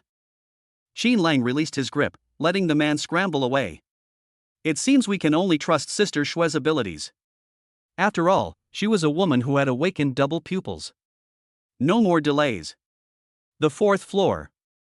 The fifth floor. Qin Lang's speed was extremely fast. He was like a tireless ghost, moving between various caverns. Until the sixth floor. The moment I stepped out of the portal, a strong smell of blood hit me. The sounds of fighting were deafening. This is a battlefield in ruins. Dozens of junior students from Olympia College were standing back to back in a circle, putting up a desperate resistance. They were surrounded by hundreds of humanoid creatures with jet black horns and dark red skin. Horned Demon Clan. This is the most ruthless branch of the demon race in the deep space ruins. They feel no pain, no fear. Their only instinct is to kill and devour. Hold on. You must hold on. The team leader was covered in blood, and the blade of his sword was chipped and dull from all the cutting. As long as we hold this intersection, we will. He hadn't finished speaking. A horned demon suddenly sprang out from the shadows, its claws aimed straight for his throat. Court death. Qin Lang's gaze turned cold from the air. With a flick of a finger, a sword aura pierced through the air and descended. Laugh. The horned demon's head exploded like a watermelon. Qin Lang did not rush down to help. He hovered in mid-air, calmly observing the battle. These horned demons, though imprisoned in a secret realm, have no biological energy to replenish them. However, through mutual devouring, they still evolved to the third level. That's interesting. The battle below was instantly reversed due to Qin Lang's intervention. The students were greatly encouraged and stormed into the Horned Demon Clan's camp in one fell swoop. Just then, a horned demon child who looked only 5 or 6 years old, with 2 small fleshy growths on his head, stumbled out of the tent. It had a pair of big, watery eyes, looking at the humans around it with fear. Wow! It cried out, its voice tender and pitiful. Don't kill it! A female student softened and instinctively stopped her companion from swinging the knife. It's still a child. Look how pitiful it is. The male student next to him hesitated for a moment and lowered his weapon slightly. Yes, such a young child should. Put. A sickeningly loud sound of flesh being torn apart. The poor horned demon child suddenly revealed an extremely ferocious smile. It had somehow acquired a handful of bone spurs in its hand. Hard. Without any hesitation, he stabbed into the male student's lower abdomen. Then, twisted it forcefully. Blood gushed out, splattering all over the female student's face. Well. The male student looked down in disbelief at the child who was still smiling at him. The light in his eyes quickly faded. Ah! The female student let out a piercing scream. This scene was like a heavy hammer blow, striking everyone's hearts hard. Hell is empty, and all the devils are here on earth. What kind of child is this? This is clearly a demon in human skin. Kill. Leave no one alive. The captain, his eyes red, let out a hysterical roar. More old and weak demons rushed out from their hiding place. In their hands, they too held bone spurs stained with venom. His eyes held only madness and bloodlust. Massacre. This was a massacre where there was no right or wrong, only life and death. Qin Lang, suspended in mid-air, watched all of this quietly. His gaze, initially indifferent, grew even colder. In this meat grinder of racial war, there are no innocent people at all. Everyone who is imprisoned here has human blood on their hands. Qin Lang turned around. He didn't look at that carnage again. His figure transformed into a streak of light, rushing towards the darkness that led to its deeper depths. Kindness? That is the charity of the strong, and also the epitaph of the weak. But he doesn't need it.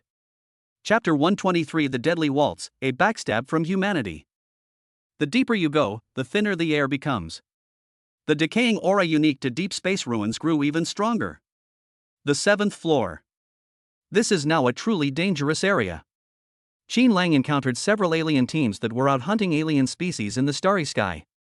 They might be lizardmen covered in scales, or ogres wielding bone clubs. There was no nonsense, and no probing. Meeting is a life or death battle.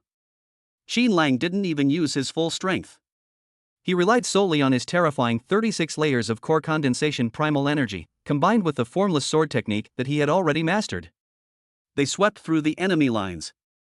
The quality of the core crystals is getting higher and higher. Qin Lang crushed a piece of deep blue crystal, feeling the energy contained within it. At this rate, the 10th floor should be a watershed moment. He didn't deliberately seek out areas inhabited by other ethnic groups to rack up points. His goal was the ultimate prize. The 8th floor. The spatial structure here becomes even more bizarre. The dome was no longer a glowing mineral, but rather filled with wisps of gray mist. Starry sky alien species of rank 3 and above can be found everywhere here. Hiss. A chilling hissing sound rang out. Suddenly, several semi-transparent shadows appeared in the mist ahead. Nightmare Clan. This is a bizarre race that excels at mental attacks and creating illusions. Buzz. An invisible mental fluctuation, like a sharp needle, pierced Qin Lang's mind. If it were an ordinary third-tier martial artist, this would definitely cause them to become mentally disoriented, or even fall into a nightmare. But Qin Lang just shook his head. Deep within his eyes, two chaotic nebulae slowly rotated. Break! He mentally shouted. A powerful backlash erupted from his mental energy. The Nightmare Clan members let out a scream, their figures instantly solidifying. Die! Qin Lang swung his sword backhand. The sword energy was like a rainbow, instantly cutting the Nightmare Clan members who wanted to launch a sneak attack in two. However, just as he was about to sheath his sword, an unprecedented sense of crisis made his hair stand on end. That's the feeling of being watched by death. There was no sound of wind. There was no murderous intent. There was only one sword, as black as ink and as thin as a cicada's wing. It appeared out of thin air on the back of his neck. Flame shield. Qin Lang's reaction was incredibly fast. Almost instinctively, a crimson shield of flames materialized behind him. When the sword struck the fiery shield, producing a crisp, metallic clang. Sparks flew everywhere.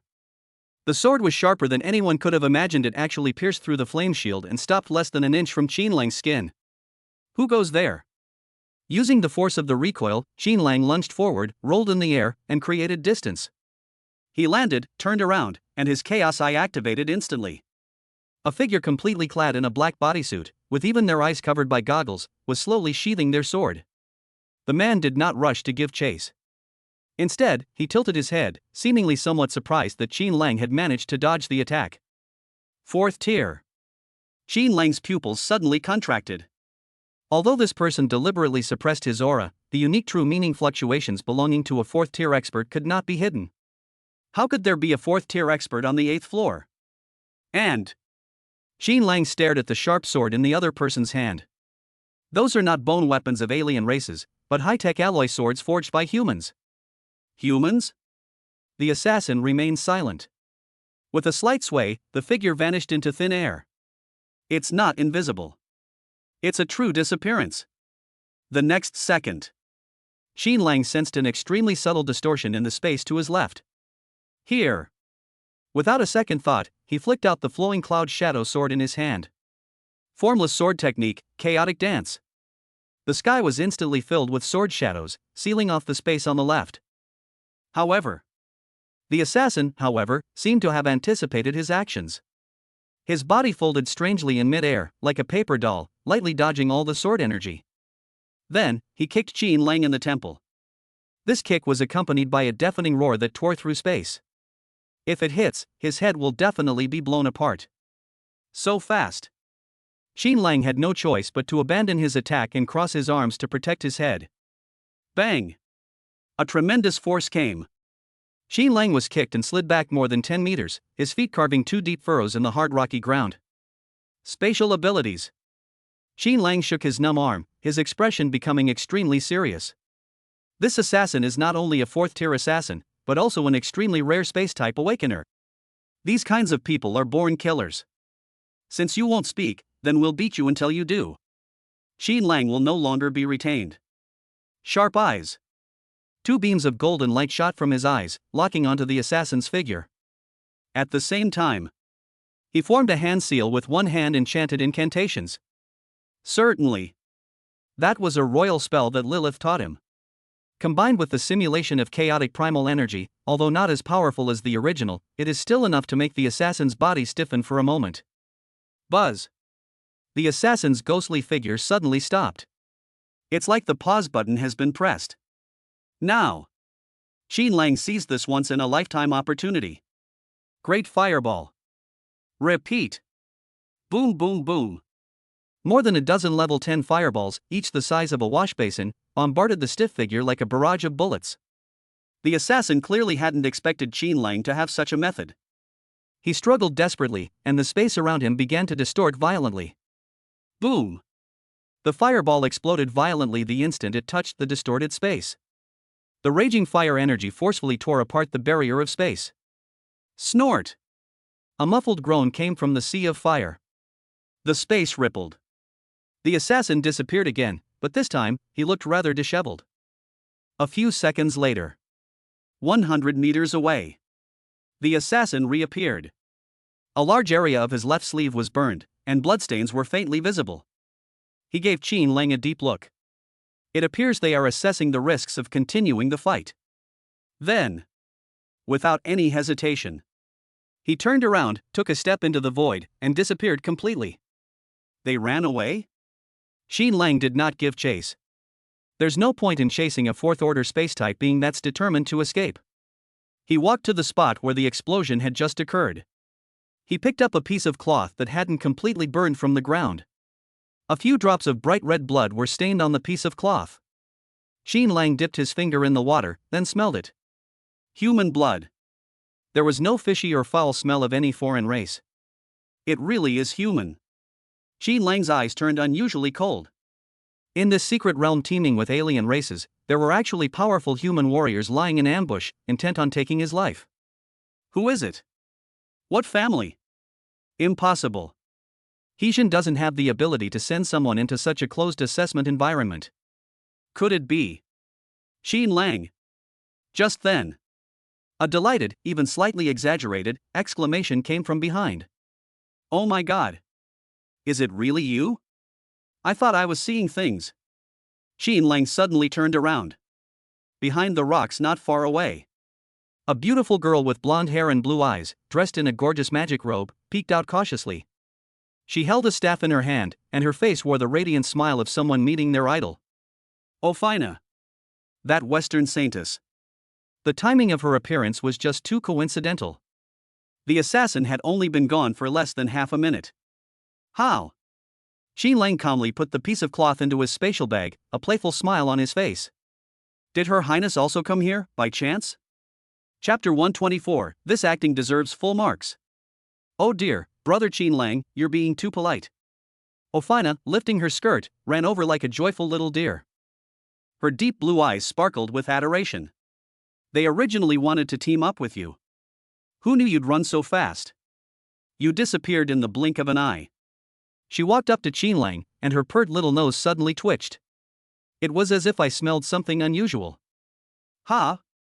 Ophina crouched down, stretched out her slender fingers, and made a grasping motion in the air. Tiny silver specks of light shimmered on my fingertips. Those are the traces left after space shattered. This is space crystal fragments? Ophina covered her mouth in surprise, her face filled with disbelief. Oh my god! Brother Qin Lang! Were you just fighting a master of spatial manipulation? And judging from the residual fluctuations, it's at least fourth order. Qin Lang raised an eyebrow. This woman is something else. Space crystal fragments, being at such a microscopic level, are undetectable to anyone other space-based mages or those with special eye techniques. Not only did she discover it, she was also able to immediately identify the other person's level. I guess so. Qin Lang responded with a faint yes. What? You know him? I don't know him. I don't know him. Ophina shook her head vigorously, like a rattledrum. How could I possibly know such a sneaky guy? She stood up, dusted off her hands, then clasped her hands together, looking like a lovesick fool. But Brother Qin Lang, you're amazing. That's a fourth-order space-type being. Known as invincible among beings of the same order. You actually managed to drive him away? Wow. No wonder he's my idol. He's so manly. This flattery is so over the top, it's giving me goosebumps. Qin Lang looked at her, who was practically fainting with adoration, and sneered inwardly. Play. The performance continues. Although the assassin was masked, his build and figure clearly indicated that he was a man. Ophina indeed did not have the opportunity to commit the crime. But what if she was the one who attracted the assassin? Or perhaps, an accomplice in her so-called magic tour? Since you admire me so much. Qin Lang's eyes darted around, and an idea came to him. He suddenly stepped forward and reached out to embrace Ophina's slender waist. Then how about, we team up? It just so happens that I need a helper. I wouldn't feel comfortable leaving such a beautiful woman running around outside. Ophina froze. Clearly, they hadn't expected Qin Lang to be so proactive. But she reacted quickly, immediately leaning into Qin Lang's arms, her face flushed. Really? That's wonderful. I couldn't be happier. Don't worry, Brother Qin Lang. Although I'm not very good at fighting, I know a lot of support magic. I will definitely take good care of you. She said those last two words with particular ambiguity. Then, this temporary team, full of cunning schemes, was officially formed. The journey took a sudden turn for the worse. What was supposed to be a somber adventure in a secret realm turned into a large-scale fan meet and greet. Wow! Brother Qin Lang's sword strike was so cool. My god! That fireball was so precise. It was pure art. Go, Qin Lang. You're the best. Every time Qin Lang killed a monster, Ophina would clap wildly on the sidelines, her cheers even more professional than those of a cheerleading squad. As for herself? They basically don't lift a finger. Occasionally, he might symbolically cast a light shield or a light spell. The rest of the time was spent providing Qin Lang with emotional value in every way possible. Qin Lang was happy to have some free time. He didn't care about those points anyway. Since this woman wanted to play the loser, he'd let her. It went downhill all the way. The 10th floor. The environment here has changed again. It was pitch black all around, with extremely low visibility. Moreover, the simple method of crushing the crystal to open the door is gone. To get down, you must find a specific lighthouse. Careful. Qin Lang suddenly stopped and shielded Ophina behind him. Whoosh whoosh. In the darkness, a dozen poison arrows, whistling through the air, shot in from all directions. Oops. Ophina gasped in surprise. But she was not slow at all. He tapped the staff in his hand lightly. Spatial refraction. Buzz. A transparent ripple spread out in front of her. The arrows that were originally aimed at her seemed to hit an invisible mirror the moment they touched the ripples. They actually went back the way they came. Puff puff puff. A few muffled groans came from the darkness. The attackers reaped what they sowed. That's impressive. Qin Lang turned and glanced at her, a half smile on his face. Is this what you mean by not very good at fighting? That spatial refraction technique was used with unparalleled skill.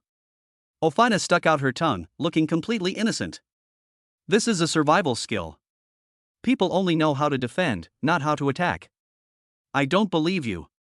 Qin Lang didn't expose him, drew his sword and charged into the darkness, quickly dispatching the remaining enemies. The two continued on their way. Soon, a dazzling beam of light appeared ahead, reaching straight to the dome. Lighthouse. However, there were already people under the lighthouse. A small team of about 10 people is besieging a group of rock giants guarding the lighthouse. The leader was a bald, burly man who wielded 2 giant axes, his movements powerful and imposing. That's Wang Cheng from Shanghai University? Qin Lang recognized the person. A 4th-tier early-stage power-type awakener, he is also a favorite to win the championship in this joint examination. Who? Wang Cheng sensed someone approaching, turned around abruptly, and revealed a fierce glint in his eyes. After recognizing Qin Lang, his expression softened slightly. So it was brother Qin Lang. These rocks are a bit hard, want to lend a hand? No problem. Qin Lang nodded and joined the battle. With Qin Lang and Ophina, who was just coasting, joining in, the battle ended quickly. Ha, that's great. Wang Cheng wiped the sweat from his bald head and laughed heartily.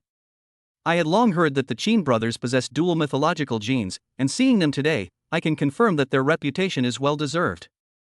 This lighthouse can carry 20 people at a time, shall we go together? Okay. The beam of light flickered. The group was teleported to the 11th floor. As soon as they landed, Wang Cheng and his team took their leave. Brother Qin Lang, although we get along well, there's only one grand prize. Once we get down there, we'll be opponents. Don't blame me for being impolite when the time comes. After saying that, he quickly left with his men. Their whispers could still be faintly heard. Captain, Qin Lang does have some skills, but the blonde girl he's with is clearly a burden. Heh, even heroes can't resist the charms of a beautiful woman. With a burden like that, he thinks he can win the championship? Dream on. Qin Lang listened to these words and glanced at Ophina beside him. Ophina blinked her big eyes, looking completely innocent. Brother Qin Lang, it seems like they're saying I'm a burden. Won't you look down on her? How could that be? Qin Lang smiled and said meaningfully. You are my important partner. Night was falling. The nights in the secret realm are more dangerous than the days. Brother Qin Lang, it's getting dark. Shall we find a place to rest? Ophina suggested. There's a cave ahead, it looks pretty safe. Qin Lang nodded. The two reached the cave entrance, and Ophina volunteered to go in first. I'll go check if there are any monsters inside. However, only 2 seconds passed. Ah! A scream came from inside the cave. Immediately afterwards, Ophina burst out of the hole like a frightened little rabbit, her hair disheveled. She bumped headfirst into Qin Lang's arms. She hugged his waist tightly. How scary! Wa'ada! She was trembling all over, her 2 soft mounds pressed tightly against Qin Lang's chest, rubbing against him. Qin Lang looked down at the blonde beauty in his arms. A cold smile curled at the corner of his lips. This acting. It's a real shame she didn't win in Best Actress award. Chapter 125. Can you wear black stockings for me to see? Ah! A snake! There's a snake! A delicate, surprised exclamation followed immediately. Like an octopus, it clung tightly to him.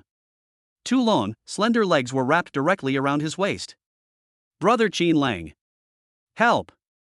I'm terrified of snakes. Ophina buried her head in Qin Lang's chest, her body trembling like a leaf. Those 2 incredibly soft mounds, as she trembled, kept pressing and deforming against Qin Lang's chest. That feeling was absolutely amazing. Xin Lang's lips twitched. He raised his hand, and a dark red flame ignited at his fingertips. With a flick of a finger. Call out. The flames flew out and landed precisely on the few venomous snakes that had just poked their heads out in the corner of the cave. Sizzle. There was no suspense whatsoever. Those unfortunate venomous snakes didn't even have time to scream before they turned to ashes in an instant. Okay, that's all. Xin Lang lowered his head, looking at the blonde beauty who was still trembling in his arms, his eyes filled with amusement. You're a 4th-tier archmage, why would you be afraid of a few venomous snakes that aren't even 1st tier? This acting is a little over the top. That's instinct. Ofina raised her head, her deep blue eyes brimming with tears, looking utterly pitiful. I've been afraid of slippery things since I was little. That really scared me to death. As she spoke, she deliberately rubbed against Xin Lang. That delicate friction sensation spread throughout the body through the thin fabric. Xin Lang remained silent. He is making a judgment. The woman's fear didn't seem entirely feigned. That instinctive stiffness of the body and the accelerated heartbeat cannot be faked. But this lunging motion. That's too deliberate. It was as if the angle and force had been calculated in advance, specifically to let him experience this benefit. If you're afraid, then come down. Xin Lang patted her thigh. It feels really good, it's firm, rounded, and has amazing elasticity. Ofina seemed to just realize what was happening, and with a yay, she let go and jumped to the ground. Her face was flushed, like a ripe apple. Thank you, brother Xin Lang. She straightened her somewhat disheveled mage robe, but the neckline seemed to be lowered even further. To repay my brother for saving my life, I'll leave my accommodation tonight. After saying that, she took out an exquisite staff and tapped it gently. Spatial barrier. Buzz. A transparent ripple spread out, sealing the opening completely. Immediately afterwards, as if by magic, she pulled a bunch of things out of her spatial equipment. Soft wool carpet. Carved mahogany tables and chairs. There was even a double bed covered with silk bedding. Finally, a sumptuous dinner was served, steaming hot and fragrant. Roasted lamb chops, cream of mushroom soup, and a bottle of decanted red wine. This isn't an adventure trip. This is clearly a vacation. Brother Xin Lang, come and eat.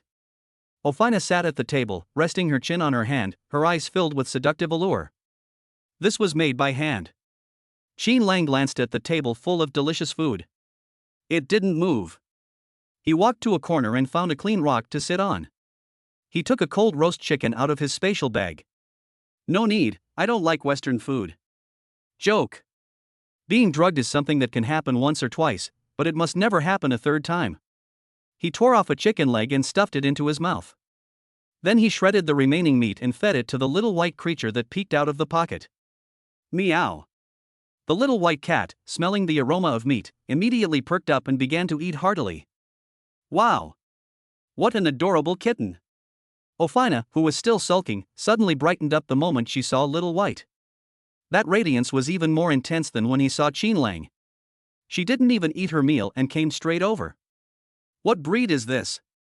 It has heterochromia. It's so beautiful. I've owned a cat before. You have to pet it to make it feel comfortable. She talked on and on, her love for cats evident in her words. Even those professional cat-raising terms started popping up.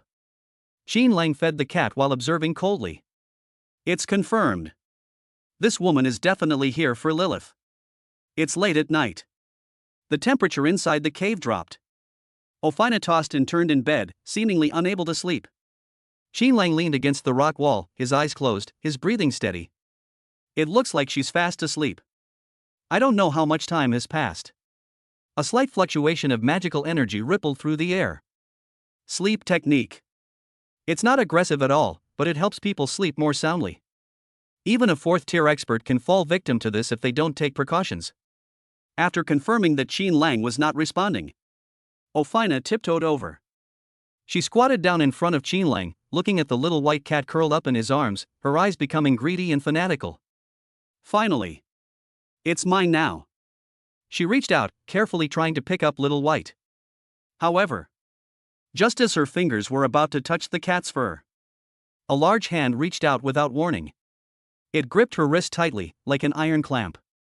Ah! Ofina was terrified and instinctively wanted to scream. Qin Lang suddenly opened his eyes. There wasn't a trace of sleepiness in those eyes. The Qingming festival was terrifying. Your Highness, why aren't you sleeping in the middle of the night? Trying to steal my cat? Qin Lang's voice was cold, carrying a chilling aura. Ofina's face turned deathly pale. She never expected that her advanced hypnosis technique, which could even hypnotize fourth-tier experts, would be ineffective against this second-tier guy. I didn't. She reacted very quickly, her eyes instantly reddening, looking utterly wronged. I just love it so much that I want to hug it and go to sleep. Real? Qin Lang did not let go. Instead, he increased his grip. Since you enjoy explaining so much, then let me explain. Qin Lang's gaze shifted downwards, landing on her thighs, which were covered by the mage's robe. Was it you, the space-type assassin who tried to kill me outside Flowing Cloud Island? Ofina was stunned. Assassin? What kind of assassin? What are you talking about? How could I possibly assassinate you? Yeah? Qin Lang sneered. That assassin was wounded in the thigh by my flying sword. Although you seem fine now, if an advanced healing spell was used, the wound will heal, but the scars will definitely remain. To prove your innocence. Qin Lang suddenly pulled her in front of him with a strong force. Their noses almost touched. Let me check it. This request is utterly outrageous. Ofina was both ashamed and angry, her face turning bright red. You! Shameless! I am the Holy Maiden. How could you? You won't let me see? Qin Lang's eyes sharpened, and a dagger appeared in his hand. Then don't blame me for treating you like an assassin, raping you first, cough cough, killing you first and then killing you. Looking at that gleaming dagger. Ofina bit her lip, tears welling up in her eyes. Humiliation. This is so humiliating. But for the mission, for that cat. Fine, I'll look. With a determined heart, she suddenly tore open the hem of the mage's robe. Sizzle. The sound of tearing cloth was particularly jarring in the silent cave. A pair of flawless, long, and straight legs were exposed to the air. It gleamed with an ivory-like luster in the firelight. It's breathtakingly beautiful. Qin Lang didn't stand on ceremony. He reached out and carefully felt his hand across the smooth, delicate skin. I touched it all the way down the outside of my thigh. Ofina trembled all over, biting her lip tightly to keep herself from making any strange noises. No scars. Qin Lang withdrew his hand, pursing his lips with some regret. The skin is smooth and firm, with no visible pores, let alone sword wounds. It seems she really wasn't the assassin. Is it okay now? Ofina quickly pulled her skirt up, glaring at Qin Lang with shame and indignation. Are you satisfied? Qin Lang shrugged, looking completely indifferent. Since it wasn't you, then it's alright. You can go now. This ruthless attitude almost made Ofina faint with anger. She took a deep breath and forcibly suppressed the anger in her heart. Not only did they not leave. Instead, he suddenly burst into laughter. Her smile was charming and alluring, full of captivating beauty. Walk? They're not leaving. She leaned close to Qin Lang's ear and gently blew a breath. Brother Qin Lang, actually. If you want to see someone's legs, you can just say so. There's no need to make up such an excuse. Are those legs pretty? This woman. Their expressions changed faster than turning the pages of a book. Qin Lang looked at her shameless appearance and sneered inwardly. They really came for Lilith. Are you willing to suffer such a loss just to stay? Okay. Since you want to play, I'll play with you. Qin Lang leaned against the rock wall and looked her up and down. His gaze was unrestrained and blatant. Your legs are nice. White and straight. But. He paused, a mischievous smile playing on his lips. What's the point of just looking at legs? Could you wear black stockings for me? As he spoke. As if by magic, he pulled a pair of unopened black stockings from his spatial bag. These were the combat supplies that Muyue had given him before. I never expected them to be used here. Ofina froze as she stared at the pair of sheer black stockings. That's an outrageous request. What do they take her for? Are they masseuses from a club? You. She was about to have an outburst. But then I thought about it again. As long as I can stay, as long as I can get close to that cat, I'll endure it. Okay. Ofina took the stockings, a smile that could drive any man mad. Since brother likes it, then I'll wear it for you to see. She did it in front of Qin Lang. She slowly sat down on the large bed covered with silk. Extend one leg, toes pointed. The movement was elegant and alluring. Black stockings climbed slowly upwards along her snow-white ankles. That strong visual contrast. That kind of allure that's both subtle and elusive. It was enough to break even a saint's defenses. Qin Lang squinted, quietly appreciating the scene. But inwardly, he sneered. Wear it. The better you dress, the more you'll cry later. Chapter 126. The truth is out. My target is the cat in your arms. In the dead of night, the cave was so quiet that the only sound was the crackling of the campfire. Qin Lang leaned against the rock wall, his eyes closed, his breathing long and even, as if he had fallen into a deep sleep. On that luxurious bed, Ofina sat cross-legged. She was still wearing the black stockings she had changed into to please Qin Lang, which gleamed alluringly in the firelight. But the charm and shyness that had been on her face just moments before were gone. Instead, there was only a cold indifference. She was meditating. We are also waiting. Sudden. The air at the cave entrance showed an extremely subtle distortion. There was no sound. Even the spatial barrier that was supposed to be able to block fourth-order magical beasts did not issue any alarm. A dark figure, like a ghost, passed through the barrier without warning. It appeared inside the cave. Assassin. It was that spatial master who ambushed Qin Lang on the 8th floor. He was completely wrapped in a tight black outfit, and the black sword in his hand did not reflect any light. His gaze was fixed on Qin Lang, who was sound asleep. Die! He mentally shouted. With a swift movement, he covered a distance of over 10 meters. The sword, sharp as a venomous snake, aimed straight for Qin Lang's throat. This sword strike was swift, accurate, and ruthless. It contains a determination to kill. The sword tip was about to pierce Qin Lang's throat. Qin Lang, who had been keeping his eyes closed, suddenly curled up a mocking smile at the corner of his mouth. I've been waiting for you for a long time. Boom! A crimson shield of flames materialized in front of him without warning. When the sword struck the fiery shield with a crisp sound, sparks flew everywhere.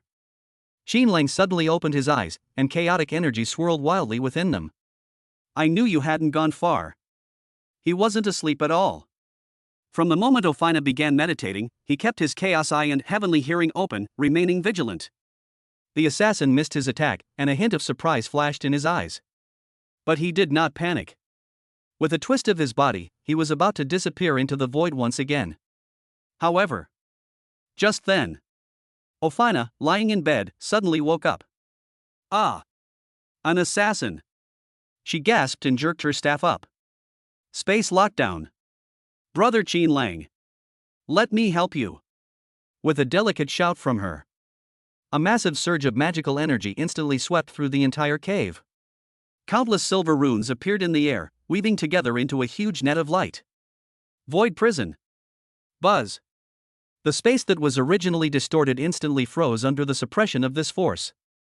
The assassin, who was about to escape, suddenly stopped. It's like an insect encased in amber. Unable to move. Gotcha! Ofina shouted excitedly, her face full of pride. Brother Qin Lang, hurry! Now! As Qin Lang watched this scene, the doubt in his eyes lessened slightly. This woman. They actually helped him? Moreover, this void cage technique not only sealed off the space but also completely cut off the assassin's escape route. This is a genuine fourth-tier spell. If she's an accomplice of the assassin, this performance is far too convincing. Good. Qin Lang no longer hesitated. Opportunity knocks but once. The flowing cloud shadow sword in his hand was instantly drawn. Formless sword technique, 10,000 swords returned to their origin. The sword energy surged like a rainbow, heading straight for the trapped assassin. However, although the assassin could not perform spatial jumps, he still possessed the combat strength of a fourth-tier assassin. Facing Qin Lang's deadly sword strike, he roared, and the sword in his hand burst forth with a blinding black light. They managed to block the attack. Bang bang bang! The two engaged in a fierce battle in the cramped cave. But an assassin who has lost his spatial advantage is like a tiger whose teeth have been pulled out. Under Qin Lang's relentless and fierce offensive, they were forced to retreat step by step. Hurry! I can't hold on much longer.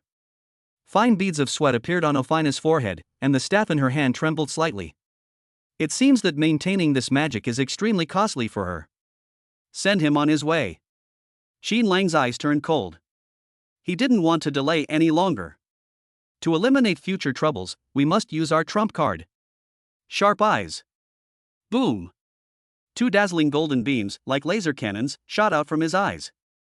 The assassin was too busy dealing with the sword strikes to dodge. The golden light pierced straight through his chest. Puff! There was no blood splattering. There were no screams. The assassin struck by the golden light had his body shattered like a piece of broken glass. With a whoosh, it exploded into countless black fragments. And it dissipates rapidly in the air.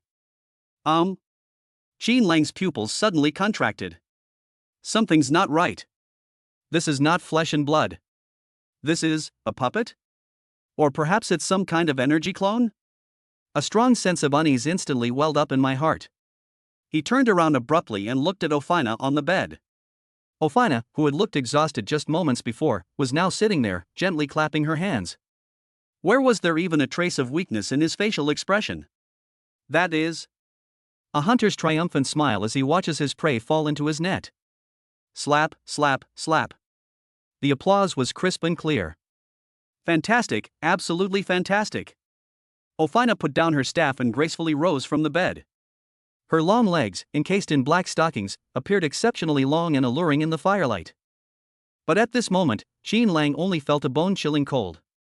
He wanted to move. But then he discovered that he couldn't move his body. I don't know when. The void cage that was originally used to trap the assassins has expanded silently. He was also caught in it. This is truly catching a turtle in a jar. You. Qin Lang gritted his teeth and stared intently at Ofina. That assassin was one of yours? To be precise. Ofina walked to the edge of the cage, stretched out her finger, and gently tapped Qin Lang's nose through the light screen. That was just a space puppet that I made at a high price. The disposable kind. She smiled like a fox who had successfully stolen some fish. I was worried that your sharp eyes were too good and that you would be difficult to deal with. Now it's all right. Have you used up all your trump cards and exhausted your mental energy?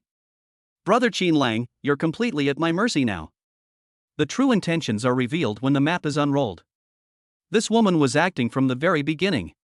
That assassin, that battle, and even the assistance just now. Everything was for this moment. In order to exhaust Qin Lang's trump cards, to lower his guard, and to lure him into this carefully prepared trap. A clever plan. Qin Lang looked at her coldly. Why go through all this trouble? What do you really want? Ofina's smile faded, and her gaze passed over Qin Lang, landing on the little white cat that was still fast asleep in his arms. The greed in his eyes could no longer be concealed. I don't want your money, and I don't want you either. What I want? It's the cat in your arms. Give it to me. I can spare your life. The air seemed to freeze at that moment. Qin Lang looked down at the little white dog in his arms. I see. I'm really here for Lilith. Just then, Xiao Bai, who had been pretending to be asleep in Qin Lang's arms, suddenly opened her eyes.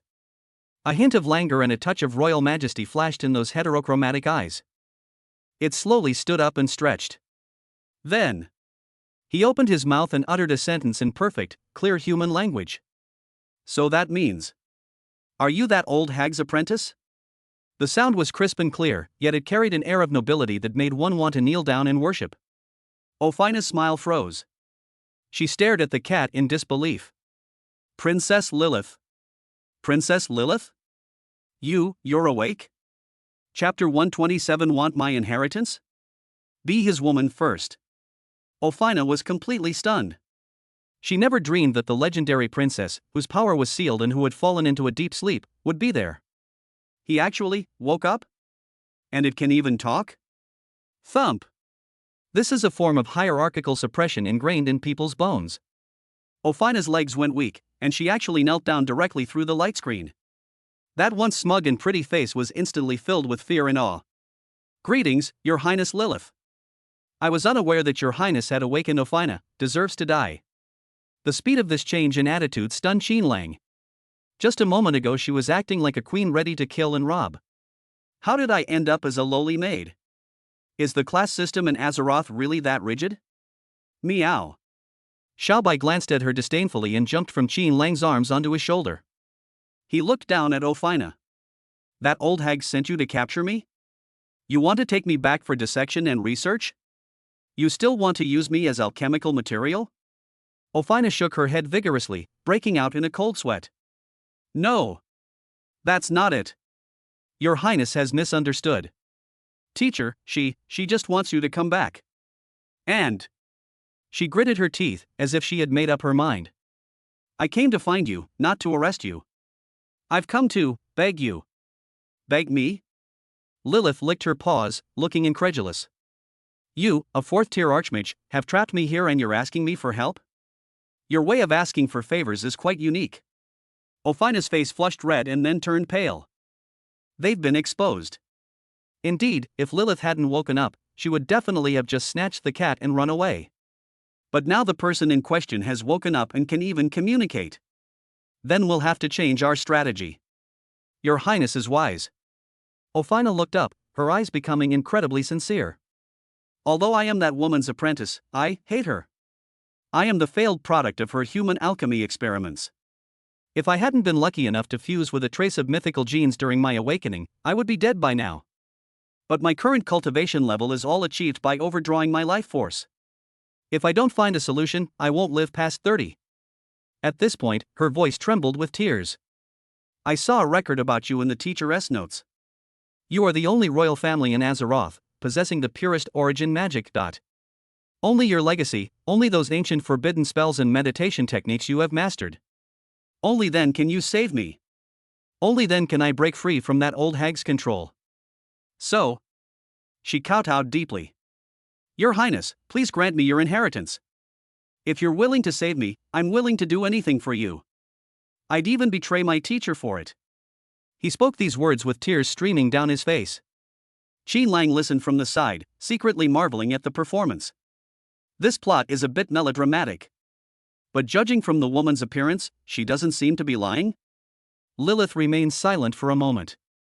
A complex emotion flashed in those heterochromatic eyes. She knew about that old hag's methods. That's really cruel. If what Ophina said is true, then she is indeed a pitiful person. But why should I believe you? Lilith gave a cold laugh. That old hag is best at deception. As her apprentice, you should have learned quite a bit of this skill, right? What if I pass on my legacy to you, and you turn around and sell me out? Ophina panicked. I can swear. I can sign a contract. Even the most vicious soul contract will do. Soul contract? Lilith scoffed. That thing is nothing but a fart to that old hag. She must have taught you how to crack it, right? Ophina was speechless. I did teach it. The situation reached a stalemate. Just when Qin Lang thought the matter was hopeless and was preparing to think about how to break through the turtle shell, Lilith's eyes suddenly lit up. A sly, human-like grin appeared on that furry little face. She brushed Qin Lang's cheek with her tail. Then he said to Ophina, however, considering your talent is not bad, it's not like I can't give you a chance. Real? Ophina was overjoyed. I'll accept any conditions as long as you agree. You said it yourself. Lilith pointed to Qin Lang beneath her. My conditions are very simple. You want my legacy? Can you become his woman first? Boom. These words were like a thunderbolt, stunning both of them. Qin Lang's eyes widened, and he almost choked on his breath. What did you say? Ophina was stunned, thinking she had misheard. To be his woman? What's the meaning? Literal meaning. Lilith looked completely at ease. I don't believe that old hag's contract. But I believe in this human being. He has something special about him that can suppress my spells, and he can definitely suppress your little schemes as well. And she glanced at Ophina's long legs, which were covered in black stockings, with a wicked smile. I can tell you like him quite a bit. Weren't you just wearing this outfit to seduce him? Since that's the case, let's make this a real show.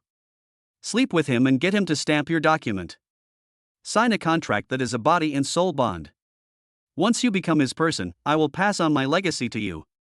How about it? Pretty fair, right? Fair? Fairness my ass. Ofina was filled with shame and indignation, her face turning so red it looked like it was about to bleed. She was definitely trying to seduce Qin Lang. But that was for the mission. It was acting.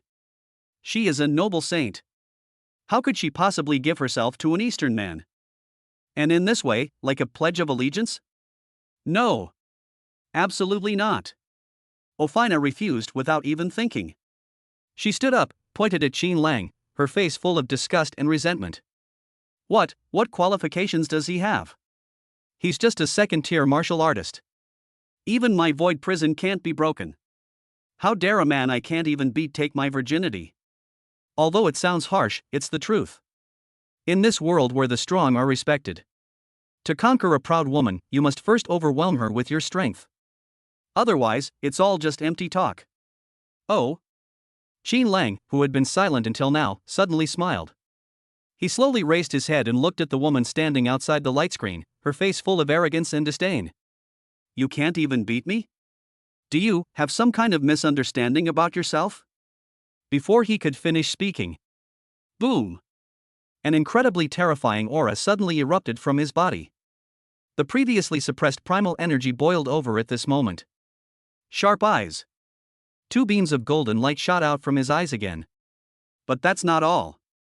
10th tier fireball. Rapid fire.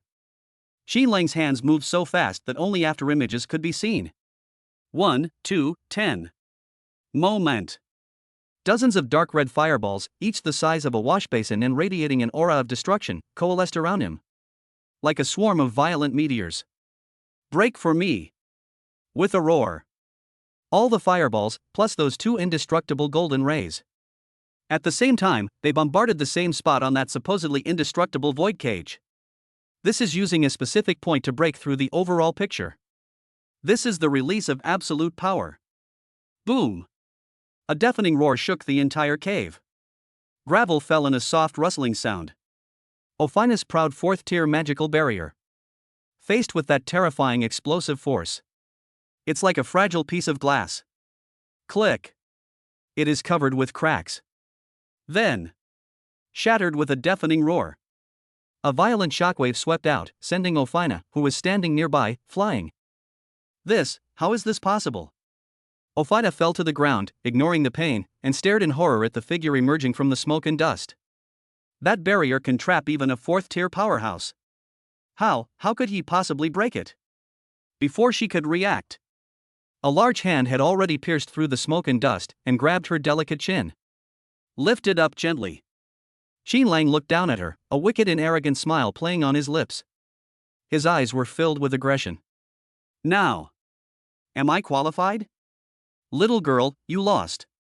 Chapter 128. Where are your applause and praise? Ofina slumped to the ground, her deep blue eyes filled with disbelief and shock. That brief exchange shattered her pride as a Western saintess. Twice with keen eyesight. In addition, dozens of level 10 fireballs were used for targeted explosions.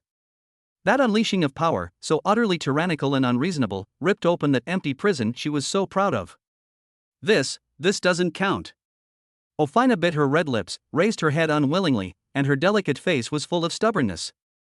If I weren't afraid of hurting Princess Lilith, I wouldn't have used my full strength.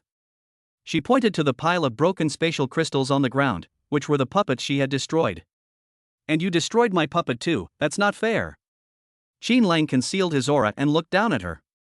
A playful smile curved at the corner of his lips. So what? Are you trying to renege on your debt? Who reneges on their debt? Ofina blushed and her eyes darted away. I just feel that losing like this is too humiliating.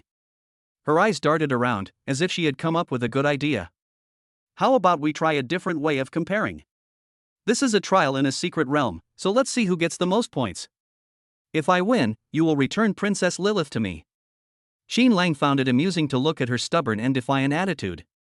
This woman still doesn't understand the situation. Can. Qin Lang nodded, agreeing readily. Ofina was overjoyed and was about to stand up. A large hand pressed down on her shoulder, pushing her back to the ground. But Qin Lang leaned down, and the distance between the two instantly closed. The tips of their noses almost touched. Since you lost just now, you are my prisoner. As a prisoner of war, one must be prepared to be one. Ofina froze, feeling the heat and power contained in that large hand, and instinctively covered her chest. What do you want to do? I'm warning you, I'm a rare archmage who wields both spatial and lightning magic. If you dare to do anything reckless, I'll take you down with me. As she spoke, a dangerous purple lightning flashed at her fingertips, a precursor to high-level lightning magic. This was an attempt to intimidate the dangerous Eastern man. Qin Lang glanced at the ball of lightning without even lifting his eyelids. Duel system? Indeed, quite a talent. He reached out his other hand and easily extinguished the ball of lightning. It's like extinguishing a candle. But it means nothing to me. Qin Lang's fingers slid down her shoulder and stopped at her slender neck. It wasn't forceful, yet it conveyed a suffocating sense of control. I don't want your body. What I want is your attitude. Ofina was stunned. Manner? Since you're here to seduce me, weren't you doing a good job with your act before?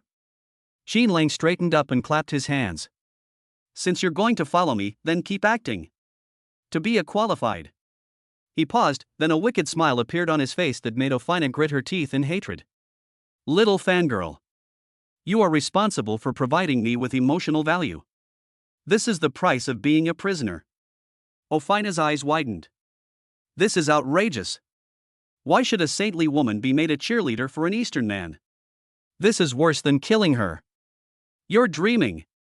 She was about to refuse. Qin Lang had already turned and walked towards the cave entrance. You won't agree? Then stay here and feed the rats. The beast on the 11th floor must really like fair-skinned mages. Ofina glanced at the deep, dark cave, then at Qin Lang's resolute back. He gritted his teeth. I'll endure it. For Princess Lilith, what is this little grievance? She got up from the ground, dusted off her skirt, and followed after him, pouting. Not long after. The two encountered a swarm of unsuspecting bloodthirsty bats. There were over 100 of them, each possessing the strength of a peak second-tier being. Squeak, squeak, squeak. The swarm of bats pressed down like a dark cloud. Qin Lang didn't even draw his sword. He simply raised his hand, and several fire snakes flew out. Boom, boom, boom. Just a few seconds. A shower of roasted bats fell from the sky. The battle ended cleanly and decisively. Qin Lang withdrew his hand, turned around, and glanced at Ofina indifferently. Where is the applause? Ofina was taken aback. She looked at the bat corpses scattered on the ground, and although she was shocked by Qin Lang's instantaneous casting speed, she still applauded. She reluctantly raised her hand and clapped twice perfunctorily. Slap, slap. The sound was barely louder than a mosquito's buzz. Qin Lang frowned. Haven't eaten? That look in his eyes carried a hint of scrutiny and dissatisfaction, as well as a dangerous undertone. It's as if it's saying, is this your enlightenment? Ofina felt a chill rise from the soles of her feet. That bastard, he's serious. She took a deep breath, as if trying to suppress all her anger. Then, the force was increased. Clap, clap, clap. Is that loud enough? However, Qin Lang shook his head, seemingly still dissatisfied. Applause alone is not enough. He took a step forward, cornering Ofina against the wall. And praise? Where did all your worship, your admiration, and your heartfelt flattery go? Looking at that face so close to hers, Ofina really wanted to smash it with her staff. Is this man's vanity made of black holes? But circumstances are beyond our control. She forced a smile that looked worse than a grimace. Wow. Brother Qin Lang is so amazing. This fire serpent technique is truly divine. It's so fake. Qin Lang interrupted her without any hesitation. Stiff expression, perfunctory tone, and empty eyes. Is this your sincerity as a prisoner? His hand rested on the rock face near Ofina's ear, and his intense masculine aura instantly enveloped her. It seems you want me to use some other methods to help you get back into the swing of things? That gaze, with a hint of aggression, lingered on her slightly tattered robe. Ofina's heart skipped a beat. She recalled the humiliation of being forced to wear black stockings. That bastard is absolutely capable of doing it. A silent battle of wills unfolded between the two. Final. Ofina was defeated. She seemed to have figured something out. After adjusting my breathing, I looked up again. The expression on his face changed. That stiffness disappeared, replaced by a bright, almost exaggerated smile. Those deep blue eyes instantly filled with little stars of adoration. Oh my God! Brother Qin Lang! She clasped her hands together, her voice sweet enough to be cloying, even with a slight tremor. You were absolutely stunning for a moment just now. Those bats in front of you are as fragile as moths drawn to a flame. Is this the demeanor of a strong person? My heart is pounding in my chest. That's some acting skill. This line. Absolutely impeccable. Qin Lang nodded in satisfaction and withdrew his hand. That's right. Keep it up, don't let me down. After saying that, he turned and continued walking. Ophina followed behind, watching that tall, upright figure. Although the smile on her face remained, a sly glint flashed in her eyes. Snort. A shallow man. Since you like hearing compliments, then this saintess will praise you to death. They'll praise you to the skies, making you feel like you're floating on air. At that time. Let's see how you defend yourself now. And. She secretly glanced at the small part of the cat's head peeking out from Qin Lang's arms. Since Princess Lilith has chosen him. They even go so far as to use the inheritance as a bargaining chip. This shows that this man possesses qualities that even royalty cannot resist. Then let me take a good look. Ophina licked her red lips, a hunter's glint flashing in her eyes. Do you even have the right to make me, Ophina, take this charade for real? Chapter 129 instantly kills a 4th tier being, making them extremely envious. The 14th level of the underground cave. The air here is extremely thin, and the gravity is more than twice that of the Earth's surface. All around were moss that emitted a faint glow and huge underground fungi. Sizzle! A bolt of purple lightning ripped through the darkness, striking precisely on the back of a 3rd-tier crypt demon spider. The spider let out a miserable cry as its body went numb. Ophina retracted her staff and proudly raised her chin. This was one of her specialties. Lightning magic had a natural advantage against these crustaceans. However, before she could even open her mouth to brag, boom boom boom, a series of rapid explosions rang out beside her. Qin Lang was like a mobile magic cannon. More than a dozen fireballs shot out like a barrage of bullets, instantly blasting the other 7 or 8 demonic spiders that had surrounded them into pieces. Flames shot into the sky, and the heat was oppressive. That efficiency was like mowing a lawn. 800 points added. Qin Lang glanced at the bracelet and casually gave a number. Then he turned to look at Ophina, a hint of mockery in his eyes. That last one counts as an assist, so I'll give you 10 points. Ophina stomped her feet in anger. What's this? Is it charity? She's a 4th-tier archmage. But in the face of Qin Lang's unreasonable barrage of firepower, her single lightning strike seemed so pale and powerless. Where's the applause? Qin Lang offered a casual reminder. Ophina took a deep breath, and the urge to kill surged up again. But the next second. She's like a Sichuan opera face-changing performer. A smile instantly bloomed on her face.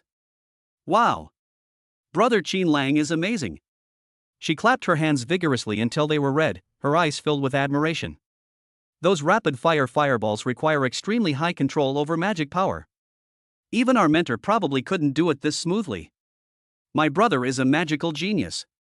Qin Lang nodded, clearly pleased, and continued walking forward. Not long after, a huge underground plaza appeared ahead. There is a lighthouse there that leads to the 15th floor. However, a large crowd had already gathered near the lighthouse. Qin Lang? A familiar voice rang out. Qin Lang looked over and saw Wang Chong from Shanghai University leading his team to rest. There were 2 other teams next to Wang Chong. One group was from Marriott Academy, led by Lin Chang, the one who had been scared to death by Qin Lang on Luyun Island. The other team was the senior team from Olympus Academy. Junior brother Qin Lang, you're fast too? The speaker was a tall, slender young man carrying a long sword. Summer heat. A genius in his 3rd year at Olympus Academy, a powerful expert at the 7th level of the 3rd tier. He was the same unlucky guy who was defeated by Qin Lang in the previous arena match using the no sword is better than a sword technique.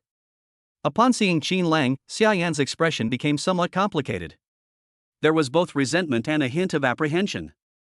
The arena was too small last time, so we couldn't perform to our full potential. Xia Yan stepped forward, his tone laced with provocation. If we meet here, I won't lose to you again. Qin Lang hadn't spoken yet. Xia Yan's captain, a burly man with a full beard, walked over. Shang Yi. A powerful expert at the early stage of the 4th tier. Alright, Xia Yan, we're all alumni, don't get so worked up. Shang Yi laughed heartily and nodded to Qin Lang. Junior brother Qin Lang, I've long admired your name. Just then, a sudden commotion arose in the crowd. All eyes were drawn to the blonde girl behind Qin Lang. Ophina had already changed back into her magnificent mage robes. Although it was covered in dust from the battle, its holy and noble aura became even more captivating because of this battle-damaged appearance. That's Ophina? Some knowledgeable students exclaimed in surprise. The Holy Maiden of the Western Holy Light Academy? My god! That female demon who fought to a draw with 4th tier expert Lu Feng? Wang Chong and Shang Ye's expressions also changed slightly. Why would someone of this caliber follow behind Qin Lang? And, judging from the way it looks, Ophina was seen following closely behind Qin Lang, holding a handkerchief in her hand, trying to wipe his sweat. That gentle, considerate, and obedient demeanor. How does she resemble a high and mighty saint? She's such an obedient little wife. Brother Qin Lang, are you tired? Would you like some water? That one brother made all the boys present feel weak in the knees. Countless gazes filled with jealousy and envy instantly focused on Qin Lang. Taking such a stunning Western beauty on a dungeon run, and she's so obedient. Is this a test or a honeymoon? Especially Lin Chang. Looking at Qin Lang's life-winning demeanor, she was so jealous she almost ground her teeth to powder. Let's go, the lighthouse is open. Qin Lang ignored those gazes and stepped into the pillar of light first. 3 teams followed closely behind. The 15th floor. As soon as it landed, a nauseating stench filled its nostrils. Squeak! Before everyone could even see their surroundings clearly, a piercing scream came from all directions. In the darkness, countless scarlet eyes lit up. That is mutant giant rat. And these are not ordinary giant rats. Each one was the size of a calf, and its body was covered with festering, oozing tumors. Hundreds or even thousands. And in the very center of the rat swarm, a rat king, as large as an elephant, was coldly watching the intruders. Tier 4 mutant plague rat king. Oh no! It's a beast tide. Shang Yi roared and drew his battle sword. Form ranks. Protect the newcomers. However, eager to prove himself to Qin Lang, Xia Yan completely ignored orders. It's just a rat, watch me kill it. He wanted to get revenge on Qin Lang. With a flash, he transformed into a streak of light and charged directly towards the Rat King. Light speed slash. The sword flashed like lightning, aiming straight for the Rat King's head. The Rat King, however, revealed an extremely human-like mocking expression. The malignant tumors on its body suddenly burst open. Puff! A large cloud of green, poisonous mist erupted. Xia Yan rushed too fast and had no time to dodge, crashing directly into the poisonous fog. Ah! He let out a scream. The poisonous fog not only corroded his battlesuit, but also had a strong slowing effect. His speed slowed down instantly. Immediately afterwards, the Rat King moved. Its enormous body was surprisingly agile, like an assassin. In a sudden, teleportation-like attack, it opened its gaping maw full of fangs. It bit straight at Xia Yan's head. Xia Yan! Shang Yi and Wang Chong wanted to rescue them, but they were entangled by the surrounding swarm of rats and couldn't get through. Xia Yan was about to die at the hands of the rats. What an idiot! A cold voice rang out. Qin Lang moved. He didn't rush over. Instead, he stood still, his hands forming hand seals like butterflies flitting among flowers. 10th tier fireball. Stacked. Boom boom boom. The dozen or so fireballs merged instantly, transforming into an enormous, blazing sun. Go! The blazing sun pierced the darkness, striking the Rat King precisely on the side of his abdomen. Boom! A deafening explosion. The incredibly defensive Rat King was blasted away by the terrifying impact. But that's not all. 10,000 swords returned to their origin. Qin Lang pointed with one hand. Countless sword energies, formed from primordial chaos energy, poured down like a storm. Each sword strike precisely pierced the Rat King's blasted wound. Puff, puff, puff. Blood and flesh flew everywhere. The once arrogant fourth-tier Rat King was sliced into pieces by the sword energy in mid-air. At last, Qin Lang flicked his finger again. A small fireball flew into the pile of minced meat. Burst. Flames erupted from the inside out. They completely burned the Rat King, which possessed terrifying regenerative abilities, to ashes. Sold out instantly. This was a swift and brutally beautiful spectacle. From the moment the shot was taken to the moment it was finished, it took less than 3 seconds. The entire room fell silent. Everyone stared wide-eyed at the boy standing in the firelight. Xia Yan, who had been shouting just moments before, was now sitting on the ground, his face pale, his eyes filled with fear and awe as he looked at Qin Lang. He finally understood. On the stage that day, Qin Lang didn't use his full strength at all. Too powerful. Wang Chong swallowed hard, nearly dropping the giant axe in his hand. Is this the true value of a duel myth gene? It can even instantly kill a fourth-tier mutant? In this deathly silence. Slap, slap, slap. A burst of crisp and enthusiastic applause rang out. Ofina had somehow walked up to Qin Lang. Her blue eyes were now filled with sincere and undisguised admiration. So handsome. Brother Qin Lang. This is a true powerhouse. Compared to you, those who only know how to show off are simply a joke. These words not only flattered Qin Lang. He also took the opportunity to stomp on Xia Yan's foot. The boys around looked at Ofina's adoring expression and then at Qin Lang, who was displaying great power. They were all so envious their eyes were practically red. He's strong, handsome, and has a Western beauty of this caliber as his devoted admirer. This is the protagonist's script. Lin Chang huddled at the back of the crowd, his face contorted with jealousy. He felt like a moldy mushroom in a corner. And Qin Lang. It's that radiant sun. Chapter 130: The Fiancée's Strange Encounter. The Secret Cave, Level 7. Compared to the danger and darkness of the lower levels, this place is more like a primeval forest. The towering trees blocked out the sun, and the air was humid and stuffy.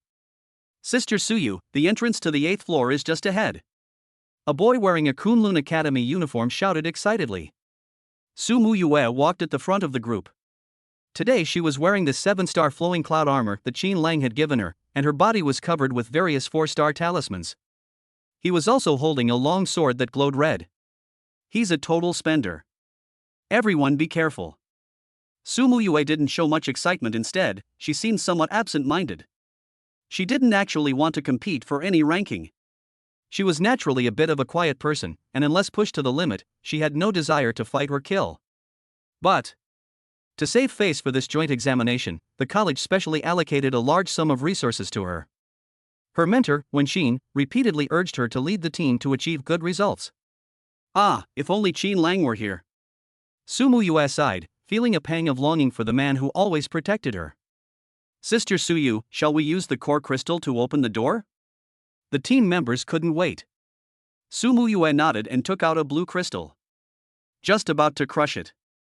Just then, suddenly, a leopard crackling with lightning sprang out from the nearby bushes. Peak Tier 3 thunder-patterned leopard. Roar! It let out a roar and spewed out a thick bolt of lightning from its mouth. The target was not Su Muyue and the others. It was the spatial passage that had just lit up. Not good. Su Muyue's expression changed, but it was too late to stop it. Boom! Lightning struck the forming portal. The originally stable blue light screen instantly became violent and distorted. Spatial turbulence swept out like a storm. Retreat quickly! Su Muyue shouted and pushed several teammates around her out. But she herself was too close. They were directly sucked in by that terrifying suction force. Sister Suyu! The team members' terrified screams were instantly swallowed up by the spatial storm. I don't know how much time has passed. Su Muyue opened her eyes groggily. What met the eye was a sea of crimson. There were no trees, no grass. Only cracked earth and rivers flowing with lava. The air was so hot and dry that it was suffocating. Every breath felt like swallowing burning coals. Where is this? Su Muyue rubbed her aching head and got up. She glanced at the points bracelet on her wrist. No signal. Even the map was completely black. Where have I ended up? She looked around. They find themselves in a huge, enclosed underground space. In the center of the space stood a towering black mountain peak that seemed to pierce the clouds. Thick smoke billowed from the mountaintop. That's a volcano. Hidden space? Although Su Muyue is simple-minded, she is not stupid. In the secret realm, there is an unknown area opened up by spatial turbulence. This often means great danger. But it also means an amazing adventure. She checked her equipment. Fortunately, the talismans Qin Lang gave me were still intact, and my battle armor was undamaged. This made her feel a little more at ease. Since we're here, let's make the best of it. Su Muyue gripped her sword tightly and cautiously walked towards the volcano. Her intuition told her so. Something there was calling to her. That feeling was wonderful. It's like someone who's been starving for a long time smelling the aroma of food. That was the burning sky crimson phoenix gene within her body stirring. Climbed to the top of the mountain. A huge lava lake appeared before us. On a solitary island in the middle of the lake, there was a small tree that was only half a person tall. The tree trunk is fiery red and crystal clear, as if it were carved from a ruby. On the treetops, it was hanging with a fruit the size of a fist. It was a deep, purplish-red color, surrounded by a faint glow of flames. Gulp! Su Muyue swallowed. That feeling of longing reached its peak at that moment. Every cell is sending her a signal. Eat it. Eat it and you'll evolve. Is this a vermilion bird fruit? Or a phoenix blood fruit? Although Su Muyue couldn't name it, she knew it was an extraordinary rare treasure. She did not hesitate. He immediately summoned his flying sword, stepped onto it, and flew towards the island in the middle of the lake. However, just as her hand was about to touch the fruit, splash!